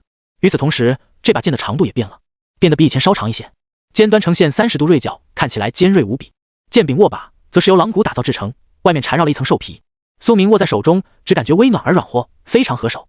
扫描了一下这把剑的资料，彩金旋风剑，黄金上品，经过铁匠用多重复合材料锻造后，品阶提升到了黄金级。这把剑无论是锋利度、坚韧度都上升了一个大档次。雌坠尹红，用此剑斩伤怪物后，可以吸收沾染的血液，治愈持有者的伤势。煞血，这把剑击杀怪物后，可以短暂提升持有者全属性20点，持续1分钟。合金锋刃，这把剑的锋利度远超普通黄金上品武器，甚至能达到铂金级。玄钢煞血剑原先的雌坠全部都保留了，不仅如此，更是还多出来了一个雌坠效果。合金锋刃，这把剑的锋利程度不是其他黄金品阶的武器能比的。苏明非常满意，挥舞了几下，剑刃闪烁着寒光。龙香断剑，引流长剑，再加上这把武器，自己就有3把剑了，而且没有一把低于黄金品质。龙香断剑更是钻石级，可以说短时间内自己都不用担心武器不够用了。归剑入鞘，他心情很不错。苏明已经知道自己的全胜姿态是什么样子了。左手引流长剑，右手龙香断剑，与此同时用御剑技能催动旋风剑悬空飞斩对敌，再加上精神灵刃，那就相当于自己能同时操控4把剑斩杀敌人，这可太恐怖了。这可不是简单的1乘4。别忘了，苏明还有本源剑体的天赋在身，可以永久获得持续性的剑法威力提升，10倍乘以4，那就是40倍。一个人的杀伤力基本等同于几支小队加起来。唯一的美中不足就是苏明的精神力不够用，同时催动4种剑法技能，这绝对是其他职业者做梦都不敢想的。苏明就算能做到，最多也就持续几秒钟的巅峰输出，不知道什么时候能觉醒双剑掌握的技能。苏明心中暗道。随后他取出龙香断剑放在铁匠面前。老板，再给我打造2副剑鞘，一副长剑鞘特制的，一副短剑鞘。苏明准备将龙香断剑的尖端锋刃以断裂的形态放在背后的剑匣中，而断剑则放在腰间，这样对敌的时候就能出其不意。突然从背后飞出一把纯粹的剑刃割喉，谁能预料得到？老板接过龙香断剑，眼神微惊。小伙子，你这把武器是什么品质的？苏明闻言面不改色地说道。铂金下品。这把剑是自己的所有物，其他人是无法扫描资料的，只有自己这种有洞悉之眼的技能之人才能随意查看别人的资料，底库都能看得一清二楚。铁匠闻言将长剑举在面前，不住地惊叹。妙啊，太妙了，这手艺，这锻造纹路，居然只是铂金下品的武器。铁匠的眼神都变得有些痴迷，他用手抚摸了一下断裂的那部分痕迹，一脸不信的表情，但他也没有再追问，毕竟如果客人想要隐瞒武器的品质，那他也是无权追问的，这是职业道德。他没有多言，立刻将这把武器放在架子上，用一系列仪器测量长度、厚度、间隔。这把剑太锋利了，用普通的木质剑鞘恐怕承受不住。我给你用乌石铁木做这2副剑鞘吧，价格可能会有点贵，3万降灵币。铁匠摸着下巴说道。苏明点了点头，毫不犹豫的花钱。乌石铁木是一种纯天然的稀有木材，漆黑如铁，坚硬无比，却又十分轻盈，是非常昂贵的剑鞘材料，这个价格值得。老板并没有胡乱报价。很快，苏明的剑鞘就打造好了，是2支，一长一短，短的像是匕首鞘，挂在腰间，长的像剑，可以背负在身后。经过特制后的剑鞘是双层夹层，可以同时装下龙骧断剑的一部分剑刃，以及整柄彩金旋风剑。原先的剑鞘可以淘汰了。苏明背负着一柄长剑，腰间挂着断剑，身负一袭灰色长袍，看起来全副武装。好了，是时候去杀大蛇了。苏明眼中闪过一抹兴奋，他轻轻敲击了一下天塔会令牌，下一瞬，一个透明荧幕出现在了他的面前，苏明的任务表就出现在了其中。讨伐蟒蛇王，位置煞川荒野南里区，坐标森林深处，猎杀南里区荒野森林中的一头2转蟒蛇王。他已经吞吃了几位天塔会成员，实力恐怖，当前等级约莫在25左右，请万分小心。奖励万族币 X， 随机铂金技能卷轴 X1， 完成本任务后将正式成为铂金级天塔会成员，消耗1万降临币可传送，是否传送到任务区域？苏明眼神凝重，深深呼吸一口，点击了屏幕上的坐标按钮，直接传送过去吧，比较方便快捷，我没那么多时间浪费。苏明凝声道。下一瞬，他的身影虚幻，直接消失在了空间中，再次出现已经是一片大森林，阴雨霏霏，空气中传来一阵湿润的味道，四周都是芳草和泥土的芬芳，几乎从小到大都是在城里，这森林中的气味真是好闻。苏明微微一笑，淡道：这就是大自然的味道。这里的空气十分清新，和狂潮森林那个副本中的血腥味道截然不同。但是这里可是荒野，现如今蓝星到处都是变异凶兽，怪物盘踞，稍有不慎就会死无葬身之地，只有城市稍微安全一些。也就是说，这里的危险程度一点不比副本里低。苏明眉头微皱，缓步前进，他面色十分谨慎。他打开了虚拟荧幕地图，朝着任务目标地点前进。约莫走了10几分钟，苏明来到了一座荒野中的村子。有些没有觉醒职业的人类，如果留在城市里，就是一辈子当劳工的命。为了逃避，许多无职业者会选择逃到荒野中，建立村子生活。但是这样的生活虽然自由，却也充满了危机，随时都有可能葬身野兽口中。苏明来到村子里，顿时闻到一股浓烈的血腥味，以及尸臭味。他环顾四周，这村子里一个活人都没有，全都是死尸，约莫有几10具尸体惨死在了这里。村庄到处都是残垣断壁，仿佛是被什么东西腐蚀了一样，尸体全部死状凄惨，令人触目惊心，几乎都是死不瞑目，老人小孩一个都没放过，都被某种庞然巨物咬杀了。苏明来到一个小女孩的尸体面前，蹲下身仔细观察，他发现这里的村民们身上都有一些动物特征，比如猫耳朵、老鼠尾巴、鹰腿，这里是个半兽人村。苏明眼神凝重，这世界上万族共存，兽人、精灵都有，这并不稀奇。他伸手抹了一层墙壁上的粘液，手指的皮顿时卷曲腐烂了一层，痛感明显，似乎是蛇毒，或许就是我的任务目标那条大蟒蛇干的。苏明快步离开这村子，深入密林。这村庄中尸体太多了，血腥味会引来很多不必要的野兽，自己要尽快离开。没过多久，苏明就找到了一坨巨蛇粪便，非常巨大，周围满是蝇虫围绕，可以说是一坨超级大粪，比苏明整个人还高。刚一靠近，就能闻到一股浓烈的恶臭味道。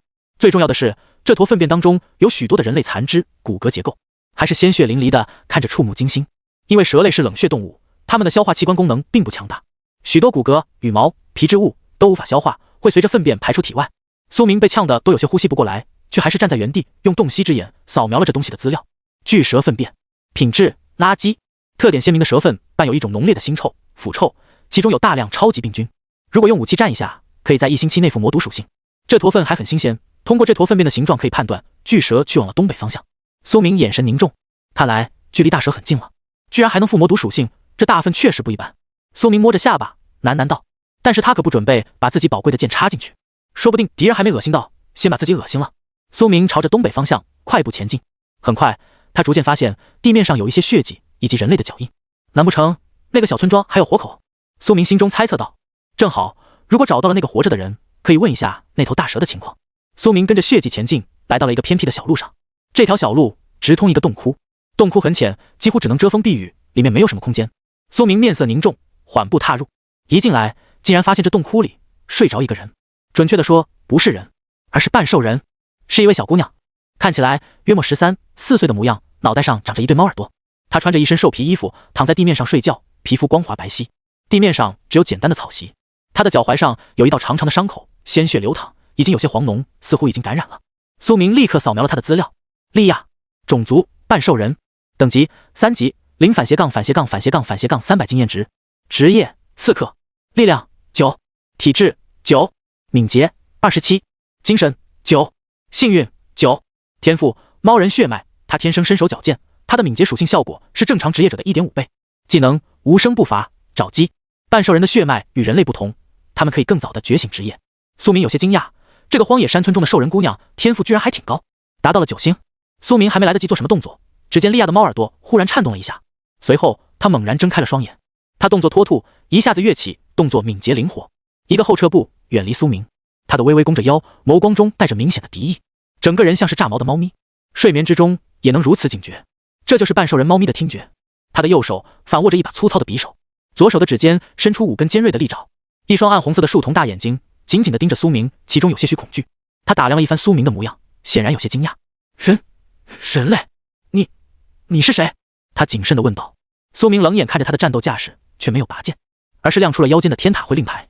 小姑娘，我没有敌意，我是来猎杀魔物的。苏明平静道。莉亚听到天塔会3个字，眼中的敌意这才收敛。哦，原来是这样。他恍然大悟，站直了身体，收敛了战斗姿态。他从小在这荒野村庄中长大，很少见过人类，所以他一开始自然会对苏明抱有敌意。但是天塔会成员则不同，这是人类当中专门猎杀魔物的组织，算是比较友善。他在村子里的时候也见过几名天塔会的人类，比较熟悉了。因为有一头巨蛇在村子周边肆虐好几年了，天塔会派出了好几支小队，却都葬身蛇腹。你是来猎杀那头变异巨蛇的吧？莉亚说道。苏明点了点头。大哥哥，那你还是请回吧。天塔会已经派来过好几支小队了，但是那些人都无一例外死在了巨蛇的肚子里。他年龄尚小，眼中却透露着一抹疲惫。更何况你只有一个人，别送死。他看着苏明认真地说道。苏明闻言脸色如常，他直接抢先一步问道：莉亚，你知道那头巨蛇的下落？对话节奏被苏明强硬的引导，小姑娘下意识的就点了点头。毕竟是半兽人，天生就没什么心眼。哎，不对，我为什么要点头？还有，你怎么会知道我的名字？小猫娘的眼睛都瞪大了，一脸惊奇。不要在意那些细节。我问你，你的村子是被那头巨蛇屠了吧？苏明问道。莉亚点了点头，同时眼中生出了一抹悲伤。是啊，我们村子里只有我一个人活下来了。他的耳朵都耷拉下来了，心情十分低落。半兽人是以群族聚落的方式生存，对于家族的概念比较模糊，但即便如此，他还是会感觉悲伤。毕竟是朝夕相处的村民，他亲眼所见那头巨蛇的残暴，一个人在洞穴里哭了几天都没缓过劲来。你想报仇吗？苏明问道。想。他回想起从小到大村子里那些伙伴长辈的种种，更是心中有仇恨，说得坚定一点。苏明循循善诱。想。他银牙轻咬，情绪被苏明引导到位。小姑娘，你带路，我帮你报仇。苏明微微一笑说道。他的手搭在腰间的剑柄上，看起来轻松，似乎毫无压力。这种动作给人的感觉就是尽在掌握，实力深不可测。小姑娘看到苏明的这副模样，心中有些惊奇。大哥哥，你真的有把握吗？她还是有些害怕。相信我，我比之前的那些天塔会成员更强，我能杀死那头大蛇。苏明上前一步，面色郑重，承诺道。莉亚闻言，小拳紧握，最终她一口答应了下来。那好，我带你去，我知道他的巢穴在哪里。我带你去，我知道他的巢穴在哪里。莉亚说道。咕咕。但紧接着她的肚皮就咕咕叫了起来，她脸色微红，感觉有些羞耻。肚子饥饿的叫在半兽人族中是非常丢脸的事情，毕竟这是一个以猎杀和吃肉为荣的种族，饥饿就意味着无能。久而久之，这就形成了半兽人族的独特文化。苏明对半兽人种族的文化也很了解，前世他也曾有过几个半兽人队友。他面色平静，立刻打开个人面板，在商店中购买了一块新鲜的脆皮烤羊腿，从个人空间中取出，还在冒着热气。苏明直接递给了他。你现在太虚弱了，怕是走不了几步就要昏倒了，把这个吃了，补充点体力吧。苏明说道。他看着羊腿，眼睛都快要放光了。在这洞窟内待了好几天，他早就饥肠辘辘。谢谢。作为一个半兽人，他还挺有礼貌的。他接过大羊腿，盘膝坐在地面，就开始大口啃食起来。第一口下去，他就惊为天人。人类的各种孜然、辣椒面、盐等香辛料都是半兽人没尝过的，对他而言可以说是好吃到了极点。3下5除2，他就把一整根大羊腿吃干抹净了。该说不说，半兽人吃东西这方面确实猛。随后，苏明又在人族商店中购买了一瓶治疗药剂，递给了他。你的腿受伤了，苏明说道。他点了点头，接过药剂，一口饮下。半兽人从小在村子里长大，哪里知道什么客套，那些都是人类才有的虚伪。他的心是真正的自然纯净。他将一瓶药剂当成饮料喝完了，很快他脚踝的伤口就完全愈合如初了。谢谢你，大哥哥。他感觉精神饱满，连忙道谢。苏明淡笑，也不担心有毒，真是个傻姑娘啊。倒也好，是个直肠子，没心眼才好掌控。大哥哥，你比之前的那些天塔会队员好多了。他们猎杀大蛇之前，也在我们村子里歇脚过，询问了一些情况，但他们都很瞧不起我们半兽人，一副高高在上的模样，甚至还说我们的食物难吃。莉亚拳头紧握，有些骨气。对于半兽人，说食物难吃就是天大的冒犯。苏明只是脸色平淡，人类确实是这样的，今后你要小心，不是所有人都像我一样友善。他随口提醒了一句，小姑娘闻言却是将这句话狠狠记在了心里。走吧，我带你去找大蛇。他灵活地窜了出去，动作很快。苏明紧跟在他身后，寸步不离。一人一猫，快到极点，在密林中穿梭。他的身法很灵活，跑起路来一点声音都没有，而且速度也很快，怪不得他能从村子里逃离出来，成为唯一的活口。很快，苏明就看到了巨蛇蜿蜒过的痕迹，泥土松软，形成了一道巨大的爬行痕路。森林中细雨连绵，地面很湿滑。如果没有他带路，想必这痕迹很快就会被冲刷掉。想要找到巢穴，还要费一番功夫。苏明只是知道这条巨蛇会下眠，但巢穴的具体位置他其实也并不清楚，所以多亏了他。对了，大哥哥，还没问你的名字。苏明。好，那我以后就叫你明哥。几个小时后，两人来到了一处暗枫色的树林中，这里面有一种特殊的香味，是蛇类动物才会有的，而也只有极为庞大的变异巨蟒才会有这么浓烈的蛇胆气味。空气中都弥漫着一阵苦涩的味道，令人作呕。苏明眼神冰冷，手缓缓地搭在了腰间的龙香断剑上。明哥，那头大蛇的巢穴就在前面。莉亚带着苏明靠在一棵巨大的树后，凝声说道。苏明探头去望，只见前方密林之中，一头巨大的蟒蛇正栖息在其中。它身躯全躯，通体漆黑，身披宛如钢片的鳞甲，重重叠叠，身体粗壮至极，粗略估计它的直径得有2-3米以上，体长达到了数十米，盘踞起来像是一条龙，可以说是蜿蜒巨蟒了。它紧闭着双眸，将头颅埋在自己的身躯卷成的圆盘中，正在酣睡。很好，果然在下面。这个时候，如果自己找到它的头颅，动用杀神一刀，一定能重创，甚至杀死这条巨蟒。趁着它毫无防备的时候，自己的攻击暴击率非常高，敏捷属性能够增加暴击几率和暴击伤害，在敌人虚弱的时候，暴击几率还会额外提升。苏明有很高的把握打出暴击。忽然间，一阵微风席卷而来，苏明的眼神陡然微变，任务目标就在眼前，但他却冷静了下来。苏明的眼神变得阴沉，因为他感觉到了一阵杀气，而且绝对不是动物。动物在狩猎猎物之前也会感觉到饥渴、嗜血，但那是为了生存的猎杀，杀气并不会这么浓烈，基本上只有人类才会为了杀戮而杀。这种杀气非常鲜明，苏明十分敏感，立刻就感觉到了。他眸光微烁，直接抬手一握，拔出了身后的旋风剑。在阴雨连绵的雨林之中，这把剑的合金锋刃倒映出彩墨绿色的闪烁，随后剑刃随着他的手腕一抖，直接击空而去。嗖！旋风剑化作一道黑光，快到极点，直接朝着树枝上穿刺。啪嗒，几滴鲜血从树上滴落，落在了苏明面前，同时传来了一声闷哼。莉亚脸色惊然，怎么回事？怎么有血？他抬起脑袋望向树枝上，只见那高达20米的树枝上蹲着几个虚幻的人影，他们身披半透明的迷彩服，与树叶几乎融为一体，寻常人用肉眼很难发现他们。其中一个最魁梧壮硕的人，肩膀被苏明砍出了一道巨大的伤口。苏明冷笑，还真有埋伏。原本他也不确定，只是感觉到了杀气，试探一下，没想到直接斩中了。也对，这里四处都是密林，除了树上，还有哪里可以躲藏？该死，被发现了！树上的几个人面色冰寒，他们原本想等着苏明与大蛇交战的时候再出手，那样就能万无一失。没想到苏明如此警觉，只能现在杀他了。3个人从高树上一跃而下，同时各自催动了技能，攻杀过来。苏明立刻扫描了这帮人的资料。一个蛮力战士，一个寒冰剑客，一个屏障法师，都是2转的职业者，他们的技能也都威力强悍。那蛮战士率先攻来，他高举手中的巨锤，上面闪烁着红光，他从天而降。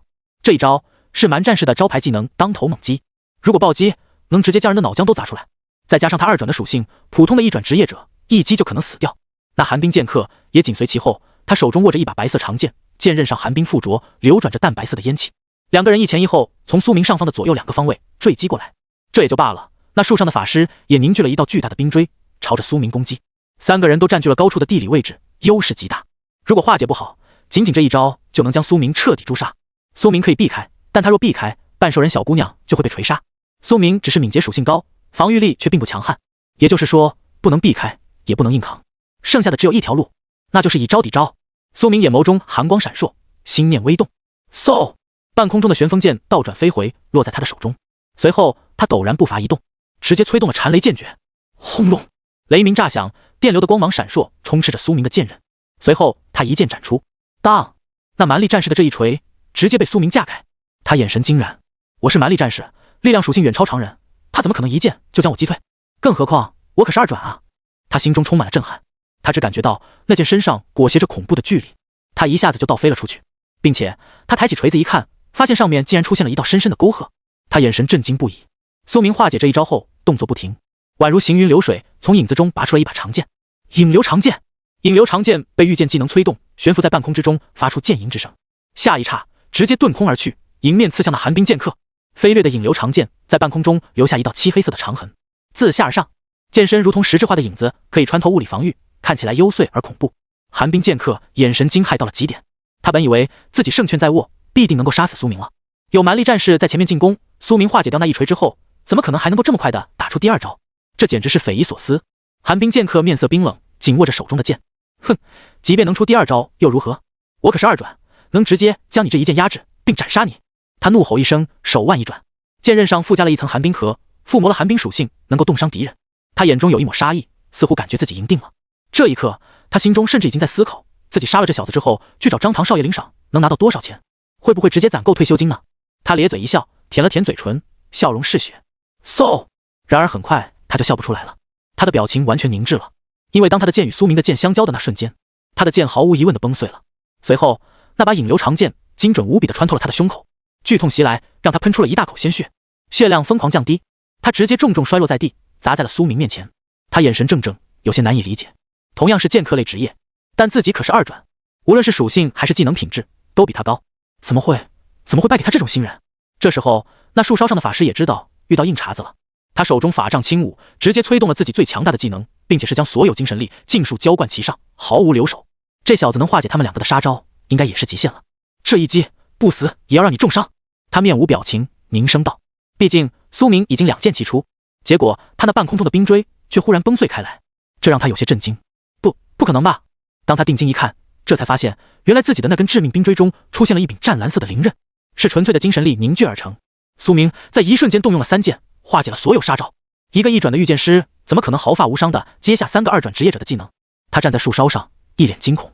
他开始意识到事情有点不太对劲了，这小子的真实战斗力绝对不是一个新人那么简单。但他还没来得及出下一招，苏明就已动了。那枚精神灵刃悬空斩击而去，飞掠向他的咽喉。该死，这小子的剑法太恐怖，比二转的剑法威力还大，连我的冰锥都能轻易斩碎。如果我被这一招打中，怕是将被重创。他咬着牙，只能放弃进攻，选择催动防御性技能。屏障！嗡！一道半透明的魔法力场出现在了他的面前，将他整个人围绕在其中。苏明的精神灵刃猛然斩击而来，咔！精神灵刃死死地卡在了屏障边缘，寸步难进。他冷笑一声，呵，一转终究是一转，我精神力如此浑厚，只要你杀不掉我，我就能一直磨死你。更何况我们这边有3个人，而你只有1个。下方的苏明却是面无表情。哦，是吗？苏明手指轻勾，那精神灵刃的力道陡然增加，本源剑体毫无保留的运转，10倍威力。剑法的威力本来就是以敏捷属性来进行加成，而苏明虽然力量属性不高，正面的力量比拼较弱，但剑法的威力在他极高的敏捷属性加成下，再搭配本源剑体，这威力就堪称核武器。嘣！陡然之间，苏明的精神灵刃直接斩碎了他的屏障保护，屏障支离破碎，湛蓝色的灵刃直接穿透了他的脖颈，半截骨骼都露出来了，鲜血冲天。他眼神惊骇之极，猛地倒吸了一口凉气。怎么可能？他喃喃道，下一瞬直接施展了一个逃命技能，保命逃跑了。他落在苏明前方10米处，气喘吁吁。法师前期的传送技能距离都很短，即便二转也逃不了太远。他的眼中出现了恐惧，他的生命值直接就见底了。他赶忙喝了一瓶药剂，才堪堪恢复过来。3个人望着苏明，这一刻心中都充满了震惊。你绝对不是一转的新人！该死，这次被少爷坑惨了！几个人咬牙切齿道。苏明面无表情，化解了3个杀招技能之后，大气都没喘一下。他随手一甩，动作潇洒，那半空中的引流剑旋转着飞回，围绕在他身旁护体。随后，那精神灵刃也飞掠到了他的身旁，在他身边旋转、围绕、沉浮。一旁的莉亚看到这一幕，眼睛都看呆了。这个人类居然这么强大，甚至有点帅气。按照半兽人的审美，必须要5大3粗，魁梧的像是一头牛才是帅气的男人。苏明削瘦，身体单薄，看起来哪里能跟半兽人的帅字扯上关系？但是看到苏明之后，他感觉自己的审美都有些变化了。你怎么这么强？他震惊至极，随后又紧接着问道：这几个人是谁？他们为什么要攻击你啊？他一脸惊异，望着周围的几个人，你们为什么要互相打杀啊？你们不是一个种族的吗？他小心翼翼地跑到苏明的身后躲避，同时望着众人问道。苏明沉默了，并没有回答他。互相争斗，或许人类骨子里就是这样的。你们刚才说了少爷2个字，原来是张唐派来的杀手。苏明环顾几人，冷声道。说着，他直接一脚踏出，踩在了面前的寒冰剑客脸上，将他的头颅按在了泥地里。他面色痛苦，又怒火冲天，咬紧牙齿想要站起身。他可是二转啊，但因为身受重伤，他无法挣脱，最终只能被苏明死死地踩着。他想取出药剂喝下，治疗胸口的伤势。啪！精神灵刃直接飞了出去，将他的药剂斩碎。他根本无法治疗伤口。引流长剑穿透了他的胸口之后，他的精神力随时随地都会流失，所以他现在连技能都施展不出来了。那蛮力战士的肩膀上也有一道伤口，是先前苏明用旋风剑斩出来的。苏明以1敌3，毫发无伤，重创3位2转杀手，看动作还仿佛游刃有余。这种实力让他们惊讶之余，更是心中胆寒，不禁连目光都变得有些忌惮。你确实有点实力，但我们刚才只是大意了。难道你真以为能以1敌3？那女法师狼狈地抬起头，望向苏明，眼中都是杀意。她刚才被苏明一剑重创，几乎濒死，所以她直接喝完了自己最重要也是最宝贵的一瓶治疗药剂，价值10万降灵币，能够瞬间治愈大部分伤势。如果不喝那个药，而是用普通的治疗药剂，根本就来不及治疗，她就死了。所以她非常暴怒，她付出了巨大的代价，即便杀了苏明，也不定能回本。所以哪怕为了泄愤，她今天也一定要杀死苏明。她抬手一握，一道绿色的屏障浮现，将寒冰剑客笼罩在其中。身为屏障法师，他最擅长的就是屏障类法术，保护屏障、防御屏障、治疗屏障、禁锢屏障。无论是进攻还是保护队友，亦或是限制敌人，他都能够通过屏障的方式来实现。只见那绿色的屏障立刻就将苏明的鞋底跟那剑客的脸隔绝开来，随后开始缓缓治愈他的身体。这个剑客名叫宋不清，一身属性也很高，他主加点是敏捷、负系力量。只可惜他受到引流长剑的重创，早就没了力气，所以才得承受苏明的脚下之辱。苏明凝视着那道屏障，眼中生出一抹平淡的杀意。没想到张唐这么耐不住性子，这才刚打完新手副本，就派人来杀我了。苏明面无表情，引流长剑一击递出，噗嗤，这一剑直接刺穿了治疗屏障，随后一击洞穿了那寒冰剑客的头颅。这一击彻底斩杀，宋不清死不瞑目。女法师和蛮力战士顿时眼神颤动，一击就击碎了王宇的屏障。该死，这他妈25级接近3转的人都做不到吧？只有一剑啊！蛮力战士脸色苍白，他的心中生出了一抹恐惧。这一刻他心中已经确定，这家伙绝对不是1转职业者，甚至有可能压根就不是这一届的新人。张唐少爷给他们的这个刺杀任务，实际上就是一个送死任务啊！看着同伴死不瞑目的尸体，他心中已经有了几分慌乱。人一慌，战斗的判断立刻也就慢了。而苏明最擅长抓住这些机会，他面色冰冷，抬手一拎，将剑刃握在手中，随后一步踏前，凌波微步完全施展开来。他的动作快到令人发指，几乎出现了残影。漫天的雨水在他周身环绕，被身缝吹得旋转，几乎隐隐形成了一幅简略的雨水卦象图。脚下锁点之处，清波荡漾，还未到一个眨眼的功夫，苏明就已来到了他的近前。蛮力战士望着近在眼前的苏明，心中出现了极度的惊骇。这是什么身法？怎么可能这么快？几乎等同于瞬移了呀！我得赶紧催动钢铁皮肤技能，否则他这一剑我必然抵抗不住。这瞬间，他脑海中出现了这3个想法。他抬起双手，催动了钢铁皮肤。咔！苏明这一剑直接斩在了他的脖颈上，钢铁般的声响就在他耳畔响起。还好来得及防御，他猛地松了一口气。苏明的这一剑如果毫无防御的斩来，他必死了。苏明却始终眼神平静。钢铁皮肤，他早就料到了，用洞悉之眼看穿了所有人的技能，这让苏明能够永远掌握战斗的掌控权。斩断钢铁对于苏明而言并不是难事，他手腕一震，禅雷剑诀全力催动，唰！再加上引流长剑的特殊质地，能够掠过物理材质，直抵本源，造成暗影伤害，所以蛮力战士的钢铁皮肤并没有产生太大效果。这一剑直接划过了他的喉咙，并没有鲜血流出，而是有漆黑色的液体流淌。钢铁皮肤技能催动的时候，全身血液也会特殊化。蛮力战士眼神怔怔，还不敢相信自己被割喉了，他的血量瞬间降低了60%。不，我不能死，我还有防御技能，我还有治疗药剂。对了，我还有队友王宇，他的屏障一定能救我。蛮力战士转头望去，却发现那个女法师王宇早就逃之夭夭了。苏明的下一剑随之而来，或者说不是他本人的下一剑，而是影子的剑。苏明触发了引剑套装的效果，一次影子的额外斩击，唰，一剑消手，蛮力战士也倒了。那女法师惊慌至极，转身逃窜，她直接抛弃了队友。苏明望着她逃跑的方向，冷笑一声，直接催动玄钢剑追斩而去。苏明不可能留一个活口。王宇眼神绝望，他的传送术冷却时间太长，屏障又挡不住，他更是没钱买好的保命装备，所以只有死路一条了。苏明悬空御剑斩去，快到极点，破空追杀，将半空中的雨水都斩碎开了。旋风剑的色彩在半空中倒映出。王宇转头望来，顿时眼神绝望，他知道自己逃不掉了。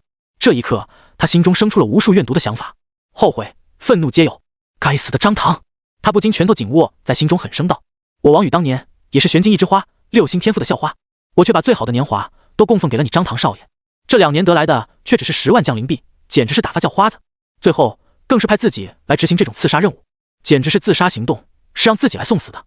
跟自己同行的这2个家族杀手实力虽然还可以，但相比苏明简直就是送菜的。面前这个苏明根本就不是御剑师，是个怪物。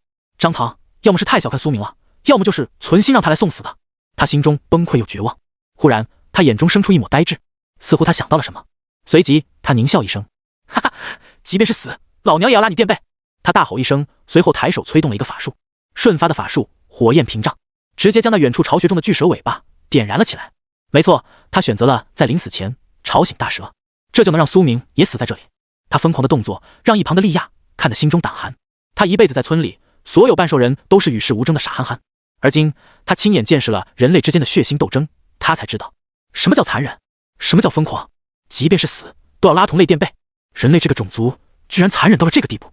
他感觉脊背都在发凉。他再回想起曾经自己毫不犹豫就去拿苏明的东西吃，自己真是太没有戒备心了。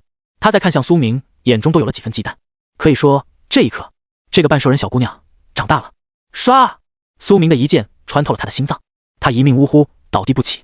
苏明面色凝重，他也没想到这女人会这么疯狂。如果自己这一剑没能杀死她，那他吵醒巨蛇，最后他也得死。可以说他这是自杀式袭击。下一瞬，一个声音响起：斩杀2传3人小队。王宇屏障法师21级，宋不清寒冰剑客23级，厉猛蛮力战士24级，越级杀敌得到经验加成，获得经验点。随后苏明的等级直接提升到了20级。苏明立刻将属性点全部加到了幸运上面，敏捷已经够用了，现在就可以主加幸运属性了。很多人都认为幸运属性是一个废物属性，很多人认为幸运基本上只能影响到掉宝概率，并不能立刻直接的提升战斗力。但苏明很清楚，幸运不仅仅关乎物品掉率，更影响着致命一击的概率、暴击概率、暴击伤害。敏捷属性也会增加暴击概率，但没有幸运这么多。现在自己主加敏捷和幸运，后期将会刀刀暴击，到时候也就能一剑秒杀万物了。而且自己的万物升华天赋也能够享受到幸运属性的加成。随后苏明还听到一个声音：获得战利品万族币 X 降临币 X10万，白银下品手套，白银上品戒指，黄金上品战锤，黄金法杖。所有人的物品都归给了苏明所有，苏明全部收入囊中。这一波可比杀怪赚的多多了，怪不得会有那么多变态杀人狂猖獗。拔剑瞬斩，缠雷剑诀，技能熟练度提升。拔剑一杀斩，黄金下品剑技，集中精神，将全部力量凝聚一剑之中，拔剑一斩，威力恐怖。永雷剑，黄金下品剑技，将闪电凝聚在剑刃之中，提升剑法威力。全新的剑技涌入脑海之中，苏明能感觉威力大有长进。但是接连的奖励却并没有让苏明的心情变好，因为那头巨蛇已然醒了。只见远处那头魁梧的巨蛇轰然抬起了头颅，苏明能感觉周围的地面都在抖3抖。巨蛇似乎愤怒至极，发出了一声吼叫。玩家已提升到20级，2传任务分配中，分配成功，斩杀一头2传以上的怪物。这个任务还真是蛮横，要求一个没有2传的玩家去斩杀一头2传的怪物，也就只有剑神这种职业才会有这么恐怖的任务分配吧。苏明凝望着面前的巨蛇，心中浮现出一抹杀意。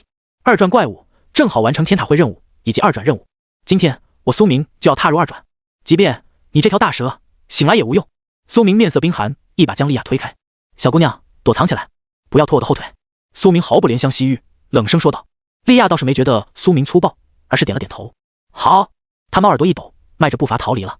他看到那头巨蛇就有一种发自骨子里的恐惧，哪里还敢作战？所以他也清楚离开才是最好的选择，让苏明能够放开手脚战斗，赢面才最大。他心中充满了紧张，希望苏明一定要赢，为村子里的大家报仇。吼嘶！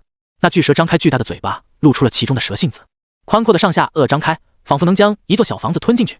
这条巨蛇体型太恐怖了，简直是碾压苏明。一般的蛇是不会发出吼叫声的，只能发出嘶嘶的声音，而这条蛇经过多次变异，已经能发出咆哮般的诡异声音，听起来极为摄人心魄。那一声吼出，周围密林中的鸟兽接近散去，方圆几里内所有的野兽都慌忙逃窜。那巨蛇直接冲到了那个女法师王宇的尸体身旁，一口将她包吞了下去，血盆大口张开，甚至将那一片的地皮都啃出来一个大坑。可想而知，这场面有多么恐怖。苏明身姿挺立，始终面无表情。他直接拔出了腰间的龙香断剑，握在手中，旋风剑在半空中旋转沉浮，围绕在他身旁。精神灵刃也在苏明身旁飞旋，左手握着引流长剑，四剑齐出，苏明的巅峰战斗姿态毫无保留。那巨蛇咆哮一声，猛然冲了过来，蜿蜒的巨大身躯恐怖至极，引得大风刮来，大风呼啸，吹得苏明衣衫猎猎作响。但他并未马上避开这一击，而是动用洞悉之眼查看了这头巨大怪物的资料。剧毒蟒蛇，荒野 BOSS， 等级26级，力量401点，体质350点，敏捷157点，精神10点，幸运10点，技能岩石表皮、蠕动鳞甲、腐蚀毒液、蜕皮、地狱绞杀。它比天塔会任务列表资料中的等级还要高一些，来到了26级。力量属性更是达到了恐怖的401，已经远远超过了新手副本的 BOSS 血狐守护者。当初与血狐守护者战斗的时候，苏明还有3个实力不弱的队友，而现如今他只有1个人。但苏明挺身屹立，心中丝毫不慌。大蛇虽然恐怖，但苏明也已经今非昔比，实力暴涨。苏明一个旋身飞掠，原地腾空而起，他衣袂飘飞，身影虚幻如梦幻泡影，下盘动作玄妙，脚步如蜻蜓点水，可谓一气呵成。他腾空凌驾在巨蛇的头颅之上，抬手便是4剑，刷刷刷刷！旋风剑在御剑技能的驱使下，悬空直刺而去。精神灵刃旋转着，斩击向巨蛇的头颅。左手的引流长剑缠绕涌雷剑，电芒闪烁，轰然斩去。与此同时，右手的龙香断剑也一剑斩去。4剑齐出，斩在那巨蛇钢铁般的鳞甲上，顿时出现了火星。可想而知，那巨蛇的鳞甲有多么坚硬。苏明的敏捷属性非常高，比这头巨蛇高出了将近50点，所以他想要避开这头巨蛇的攻击是非常简单的。那巨蛇盛怒的一个冲撞，连大树都能撞碎，却无法碰到苏明的衣角。这就是苏明主点敏捷的最大原因，因为容错率高。如果主家体质，生命力确实会变高，体魄会更强壮，也就更抗打，防御力确实能够实打实的提升。但体质属性哪怕点的再高，也会受到伤害。遇到足够强大的敌人，只要承受一击，哪怕再高的防御力也抵抗不住。这个时候，只有灵活的避开才能生存。苏明认为，硬抗攻击永远都不是最优解，而敏捷就不同了，能够同时让苏明的剑法威力更强，速度更快，更能够增加避开攻击的能力，可以说是攻防一体的完美属性。有200点的敏捷属性做依仗，苏明才能如此游刃有余的越阶战斗。咔哧哧，4柄剑从不同的角度斩击而去，结结实实地砍在了巨蛇的鳞甲上。火星4剑，苏明能亲眼看到4柄剑各自造成的伤害痕迹，那层层叠叠反射着金属光泽，而且厚度不凡的鳞甲果真坚硬至极。在苏明10倍剑法威力的加持下，居然也没有造成太大伤害。精神灵刃的伤害是最小的，因为它甚至没有实体剑刃，只是苏明用精神力凝聚的一把剑而已，只是堪堪划破了巨蛇的一层鳞皮。旋风剑则切入了5厘米左右，引流长剑直接深入半米。这3把剑总共对巨蛇造成了3%的伤害，可以说是刮痧了。但龙香断剑是最强的，虽然这把剑剑刃很短，像是匕首，只深入了10厘米，但这把剑极为锋利，切入巨蛇的鳞甲竟然没有什么顿挫之感，造成的伤害也是最高的。仅这一刀就让巨蛇足足掉了4%的血，巨蛇发出一声刺痛的吼叫，愤怒至极。苏明的剑对他而言连牙签都算不上，但痛感还是非常明显的。他的舌头陡然掉转而来，朝着苏明一口咬过来，蛇眼中凶恶闪烁，似乎他认为这一招已经吃定苏明。因为这个人类可没有翅膀，没有翅膀就意味着无法在半空中改变方位。无论你在陆地上有多么灵活的身法，在半空中都将毫无意义，因为你不可能踩着空气移动。巨蛇的血盆大口张开，像是一道深渊，几乎能将苏明整个人包裹在其中。苏明甚至能亲眼看见他那隧道般的嗓子眼直通胃部，里面还有未完全消化干净的兽毛、残肢、骨骼。苏明眼神凌冽，自己确实没有翅膀，但我有预见。苏明双指陡然一抬，旋风剑从蛇鳞处飞回，陡然一个反转，定在了半空中，停在了苏明的脚下。苏明对于御剑这个技能的掌控已经愈发娴熟，现在甚至已经能够精准的定在半空中了。苏明直接用脚踩在了剑身上，巧妙的借力。苏明一个潇洒的旋身，猛然退避10米，动作快到极点。而旋风剑则被他双脚蹬出去的反作用力射到了巨蛇的嗓子眼里。巨蛇一击扑空，但成功将精神灵刃吞了下去，灵刃瞬间湮灭。而旋风剑则刺入了他的体内。大蛇的胃液确实能在顷刻间腐蚀没有实体的精神灵刃，但他却无法瞬间腐蚀掉旋风剑，所以旋风剑得以在他体内狂暴的肆虐。苏明一跃避开了大蛇的一击后落在地面，他立刻调整好了姿态，眸光微动，旋风剑立刻在巨蛇体内翻转切削。巨蛇顿时感觉到肚子里一阵剧痛翻搅，那旋风剑在他体内狂暴的肆虐。在御剑能力的作用下，旋风剑像是切肉机一般疯狂旋转移动斩切。巨蛇发出了凄厉的惨叫，头颅猛地摔落在地，轰，烟尘四起，他庞大的身躯砸落而下，将许多树木都砸烂了。他眼眸中愤怒至极，他一生下来体型就极为庞大，是当之无愧的森林之王。无数人类、变异生物、野兽、转职者都葬身他的巨口之中。这么多年来，他一直在不停地吞吃，从血肉中汲取了无数营养，所以他才能长得如此庞大，蜿蜒如龙。他怒不可遏，从来没有人类敢如此伤害他。苏明望着他痛苦的模样，眼神平静。这条巨蛇的鳞甲确实够硬，但他身体里面的防御能力还是不够强大。鳞甲再硬又如何？我直接从内部攻击你的腹腔。苏明心中冷声道。这样一来，巨蛇的进化鳞甲就毫无意义了。巨蛇在地面上痛苦的翻滚，巨大的身躯在地面上疯狂地滚动拍打，一时间周围100米内都是烟尘，巨响回荡。巨蛇的尾巴肢体扭动之处，所有的树木都断裂倒下，在地面上留下深深的沟壑。苏明退避开来，冷眼看着这一幕。与此同时，他还在暗中催动旋风剑，在巨蛇的肚子里狂暴的劈砍。从外界看不出任何端倪，但只有巨蛇清楚，那旋风剑在自己的腹腔里有多么无法无天。苏明还觉得不够，他抬手一挥，催动了天落剑幕技能，一道巨大的石剑从天而降，砸落下来，直接将巨蛇的一部分身躯砸得血肉模糊，鳞片都碎裂了。毕竟这是钝器伤害，铁皮鳞甲也很难抵挡。很快，巨蛇的嘴巴里就流淌出了绿色的鲜血，巨蛇的生命值疯狂跌落，很快就不到70%了。远处的利亚眼神颤抖，他躲藏在巨石后面，心中惊然：明哥他明明那么瘦弱，为什么能和如此恐怖的巨蛇战斗？一个人就能单挑，而且不落下风。他心中惊奇而又疑惑。苏明的强大超出了他一生见过的任何人，即便是2传的村长也葬身巨蛇的血口之中。这个大哥哥难道是人族中的3传高手？他十分震惊于苏明的力量，他聚精会神地观看着苏明的战斗动作姿态，想要从中学习。他也想变得这么强大，这样才能保护自己，保护朋友。这一刻，他的心中种下了一颗渴望强大的种子。吼嘶！巨蛇的嘶吼声震耳欲聋。陡然间，他朝着苏明怒目而视，一下子猛冲过来。巨口张开，2根蛇牙中喷吐腐烂浓液，2道墨绿色的腐蚀毒液洪流激射而来，像是激光一般，一旦被沾染，绝对能将人整个身躯都全部腐蚀掉。而且这种蛇毒绝对不是普通的神经毒素或血循环毒素，也不是纯粹的细胞毒素。这3种毒素类型是所有蛇类的主要毒素类型，只要沾一滴到皮肤上，就会立刻顺着血液循环到全身，刹那间就会由内而外的死掉。这一击自己必须避开。他心神微动，一柄湛蓝的精神灵刃长剑再度凝聚浮现出来。这把剑在苏明面前停滞，由中间为原点，迅速旋转，刷刷刷！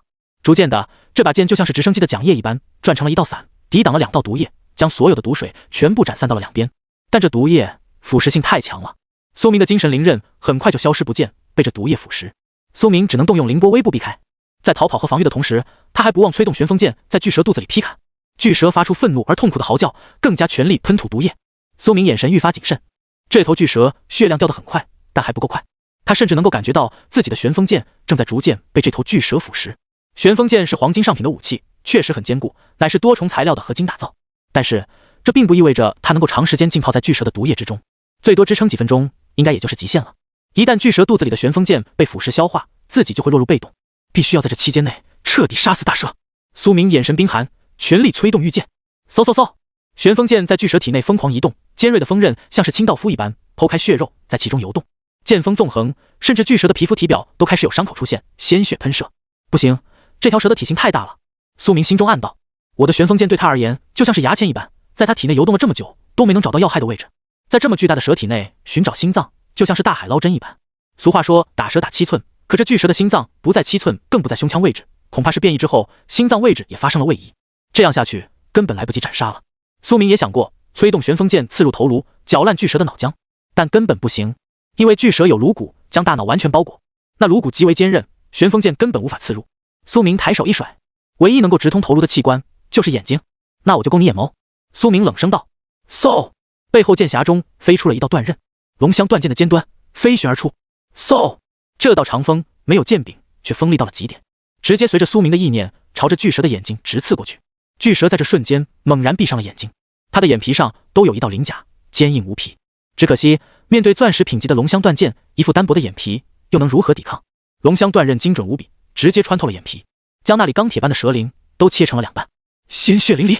剑刃带着一捧火花刺穿了巨蛇的眼睛，而且这一剑打出了暴击，伤害超级恐怖，直接让巨蛇掉了20%的血量，更还有200%火属性伤害加成。巨蛇的单眼立刻就燃起熊熊大火，将它半边脸都烧得焦黑溃烂。巨蛇痛苦至极，连毒液都无法喷吐出来了。随后苏明操控着龙香剑刃长驱直入，顺着眼睛冲入巨蛇的大脑。苏明要用这柄龙香断刃直接搅烂他的脑子，一击毙命。这瞬间巨蛇浑身搅动，忽然皮肤都变得晶莹剔透，仿佛披上了一层精致的壳甲，全身都变得柔软了。苏明眼神一凛，这是蜕皮。这条巨蛇有一个技能是蜕皮，一旦蜕皮成功，它不仅能够大量的恢复状态，实力更能够提升一个档次，到时候升到27级、28级都有可能。但蜕皮过程中是极为脆弱的时候，在战斗中蜕皮简直是异想天开。你以为你是萧家的蛇呀？巨蛇会在这个时候选择蜕皮，说明他真的是走投无路了，只有这一个办法了。苏明怎么可能让他绝地反击？他双指并剑，遥遥一指，叮！龙香剑刃发出了一声叮响，直接将巨蛇的脑浆搅烂成了一团稀泥，随后从眉心破体而出，带起一道血线。巨蛇轰然倒下，他的血量直接就下降到了1%。苏明眼神冰寒，脑死亡并不意味着身体死亡，这条巨蛇的身体肌肉还在条件反射般的活动。嗖！那巨大的蛇尾猛然朝着苏明翻搅而来。苏明微微吸了一口凉气，巨蛇的脑袋已经烂了，但他的身躯肌肉还活着。巨蛇临死前，大脑下达了最后一个指令，那就是绞杀苏明，所以他的身躯朝着苏明轰然席卷而来。一旦被捆缚住，巨蛇将会催动他杀伤力最强大的技能——地狱绞杀。到时候，苏明绝对是顶不住的。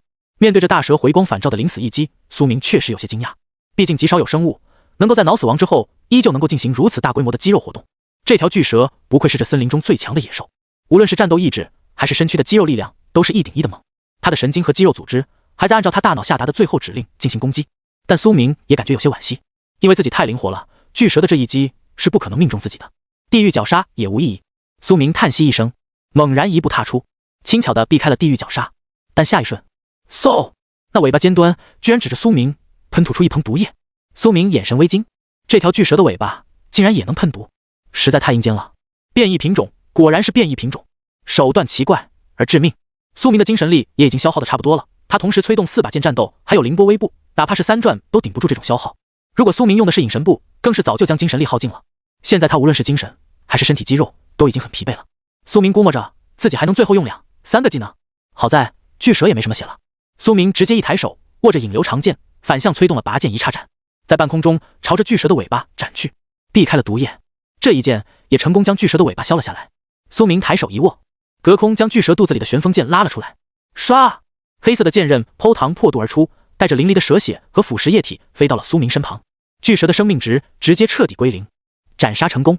恭喜您杀死26级巨蛇，获得战利品巨蛇毒牙 X2， 巨蛇鳞甲皮 X1000， 2转蛇胆 X1， 巨蛇毒膏 X1， 2转任务完成，晋升2转剑神，全属性加10，获得经验值，晋升21级，自由属性点加10枚，天赋本源剑体神话，效果增加，剑法威力提升20倍，剑法速度提升20倍，剑法熟练度提升20倍，获得奖励抽奖轮盘1次，晋升2转剑神了。苏明感觉到体力有所恢复，但他还没来得及庆祝胜利的喜悦，就忽然感觉到一阵剧痛。苏明定睛一看，只见自己的手臂上出现了一滴蛇血，不知道是什么时候溅洒到的。这蛇血给苏明带来了极为滚烫的质感，千防万防却是没防住这一手。这条蛇居然连血液都蕴含剧毒。苏明已经尽可能规避沾染毒液、血液了，但巨蛇体型太大，剑洒出来的血液太多了，很难全部避开。他果断至极，直接一剑斩出，削掉了那一块皮肤，直接将部分的皮肉挖掉了，深可见骨。剧痛依然钻心，毒素似乎已经侵入血液中了。这毒素是混合类毒素，有侵蚀神经的效果。苏明能够感觉到自己的精神力迅速降低，马上就要见底了，肌肉也开始麻痹。苏明眼神难看，这瞬间他更是忽然发现，那巨蛇的尸体正在缓缓蠕动，浑身精壮的皮壳似乎还在进行着蜕变，死了也能蜕皮。苏明还真没料到，生物在死亡面前都会迸发出无限的潜力。这一刻，他有些敬佩这条大蛇的求生意志了。如果蜕皮成功，说不定这条巨蛇能够复活，必须阻止。苏明抬手一甩，将半空中的龙香剑刃调动归来，竖直而下，风寒的剑尖朝着下面刺去，朝着巨蛇的脑袋直落。这是他耗尽精神力之前最后的一剑，一定要彻底击杀这条大蛇。吃！蓦然间，一个鬼魅般的身形出现在了苏明身后，与此同时还有杀意。苏明眼神一凛，他转身望去，竟然发现了一个人出现在自己身后。这是一个削瘦的黑袍男子，脸上带着一抹冷笑，他的面庞上有着一道长长的伤疤，看起来极为丑陋。他手中握着一柄短刀，朝着苏明的脖颈刺来。居然还有杀手，他难道一直潜藏在周围？苏明眼神微惊，这千钧一发之际，他的体力却已经不够了。摆在他面前的只有2个选择：用龙香断剑斩杀巨蛇，亦或是抵挡身后此人的致命一击。蛇毒几乎麻痹了全身，苏明无法一心二用，只能选择一个。最终他咬紧牙关，选择抵挡这人的一招，这是唯一的选择，否则自己死了就什么都没有了。他直接挥动右手的断剑，催动永雷剑拦下了这一刀。轰隆，雷霆闪烁，这一剑将那人的刀都连带着斩碎了。龙香断剑太锋利了，那人脸色有些惊讶。与这样恐怖的凶兽战斗后，还能有余力击碎我的一刀，呵呵，好像惹上硬茬了。他啐了一口，似乎很不爽，但丝毫无惧。可以看出这人的实力非常强大，最起码比先前那几个张家的2转杀手要强得多。此刻苏明身后巨蛇的尸体也发出了一阵阵蠕动的声音，似乎快要蜕皮完成了。半空中的龙香剑刃因为没有了苏明意念的调动之力，已经开始无力下坠，自由落体。这一剑纯粹是凭借着惯性的威力有限，按照这个事态发展，这一剑绝对无法击杀蜕皮的大蛇尸体，到时候他有可能会复活。而苏明现在面对眼前的狠辣大敌，根本无暇分心，他的精神力只能最后催动一个技能了。有蛇毒麻痹，他虽然刚晋升2转，却也没有回复太多力量。苏明陷入了十分被动的局面，一旦大蛇复活，他将会被两面夹击。而如果斩蛇大蛇，那面前的这个杀手谁来对付？就在这两难时刻，一个娇小的身影从周围的密林中冲了出来，他一步踏出，脚步轻盈，高高跃起，娇嫩的双手紧紧握住了半空中的龙香剑刃，他的手顿时鲜血淋漓，他面色痛苦，却完全不松手，陡然落下，他将剑刃死死地插入了巨蛇的头颅之中，整柄剑刃完全没入其中，巨蛇蜕皮中的尸体直接被彻底震杀，所有的肌肉神经活动彻底湮灭，无法蜕皮了，死的不能再死。来者是利亚，他的双手几乎被龙香剑刃割透，骨头都有了裂痕，毕竟没有剑柄，他只能生生握住剑刃，但他知道这是唯一的机会，必须要彻底杀死大蛇，否则苏明将会有大难，而自己也会无法报仇。对于这个残害了他整个村子的巨蛇，他早就想杀了，所以他选择了冲出来。他不想再像当年村子被巨蛇屠杀的时候一样被动逃跑了，从今天起他不会再躲避了。巨蛇死亡，灰飞烟灭，苏明如释重负，那自己就不用做选择题了，勉强能用最后一个技能，刚好够杀一人。苏明猛地转身，用洞悉之眼扫描了这个突然出现的黑袍人的资料。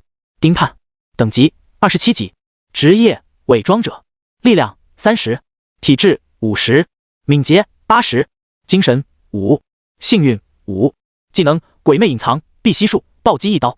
27级的伪装者吗？一个技能够了。苏明嘴角掀起了一抹令人胆寒的笑容，眼中杀意涌现。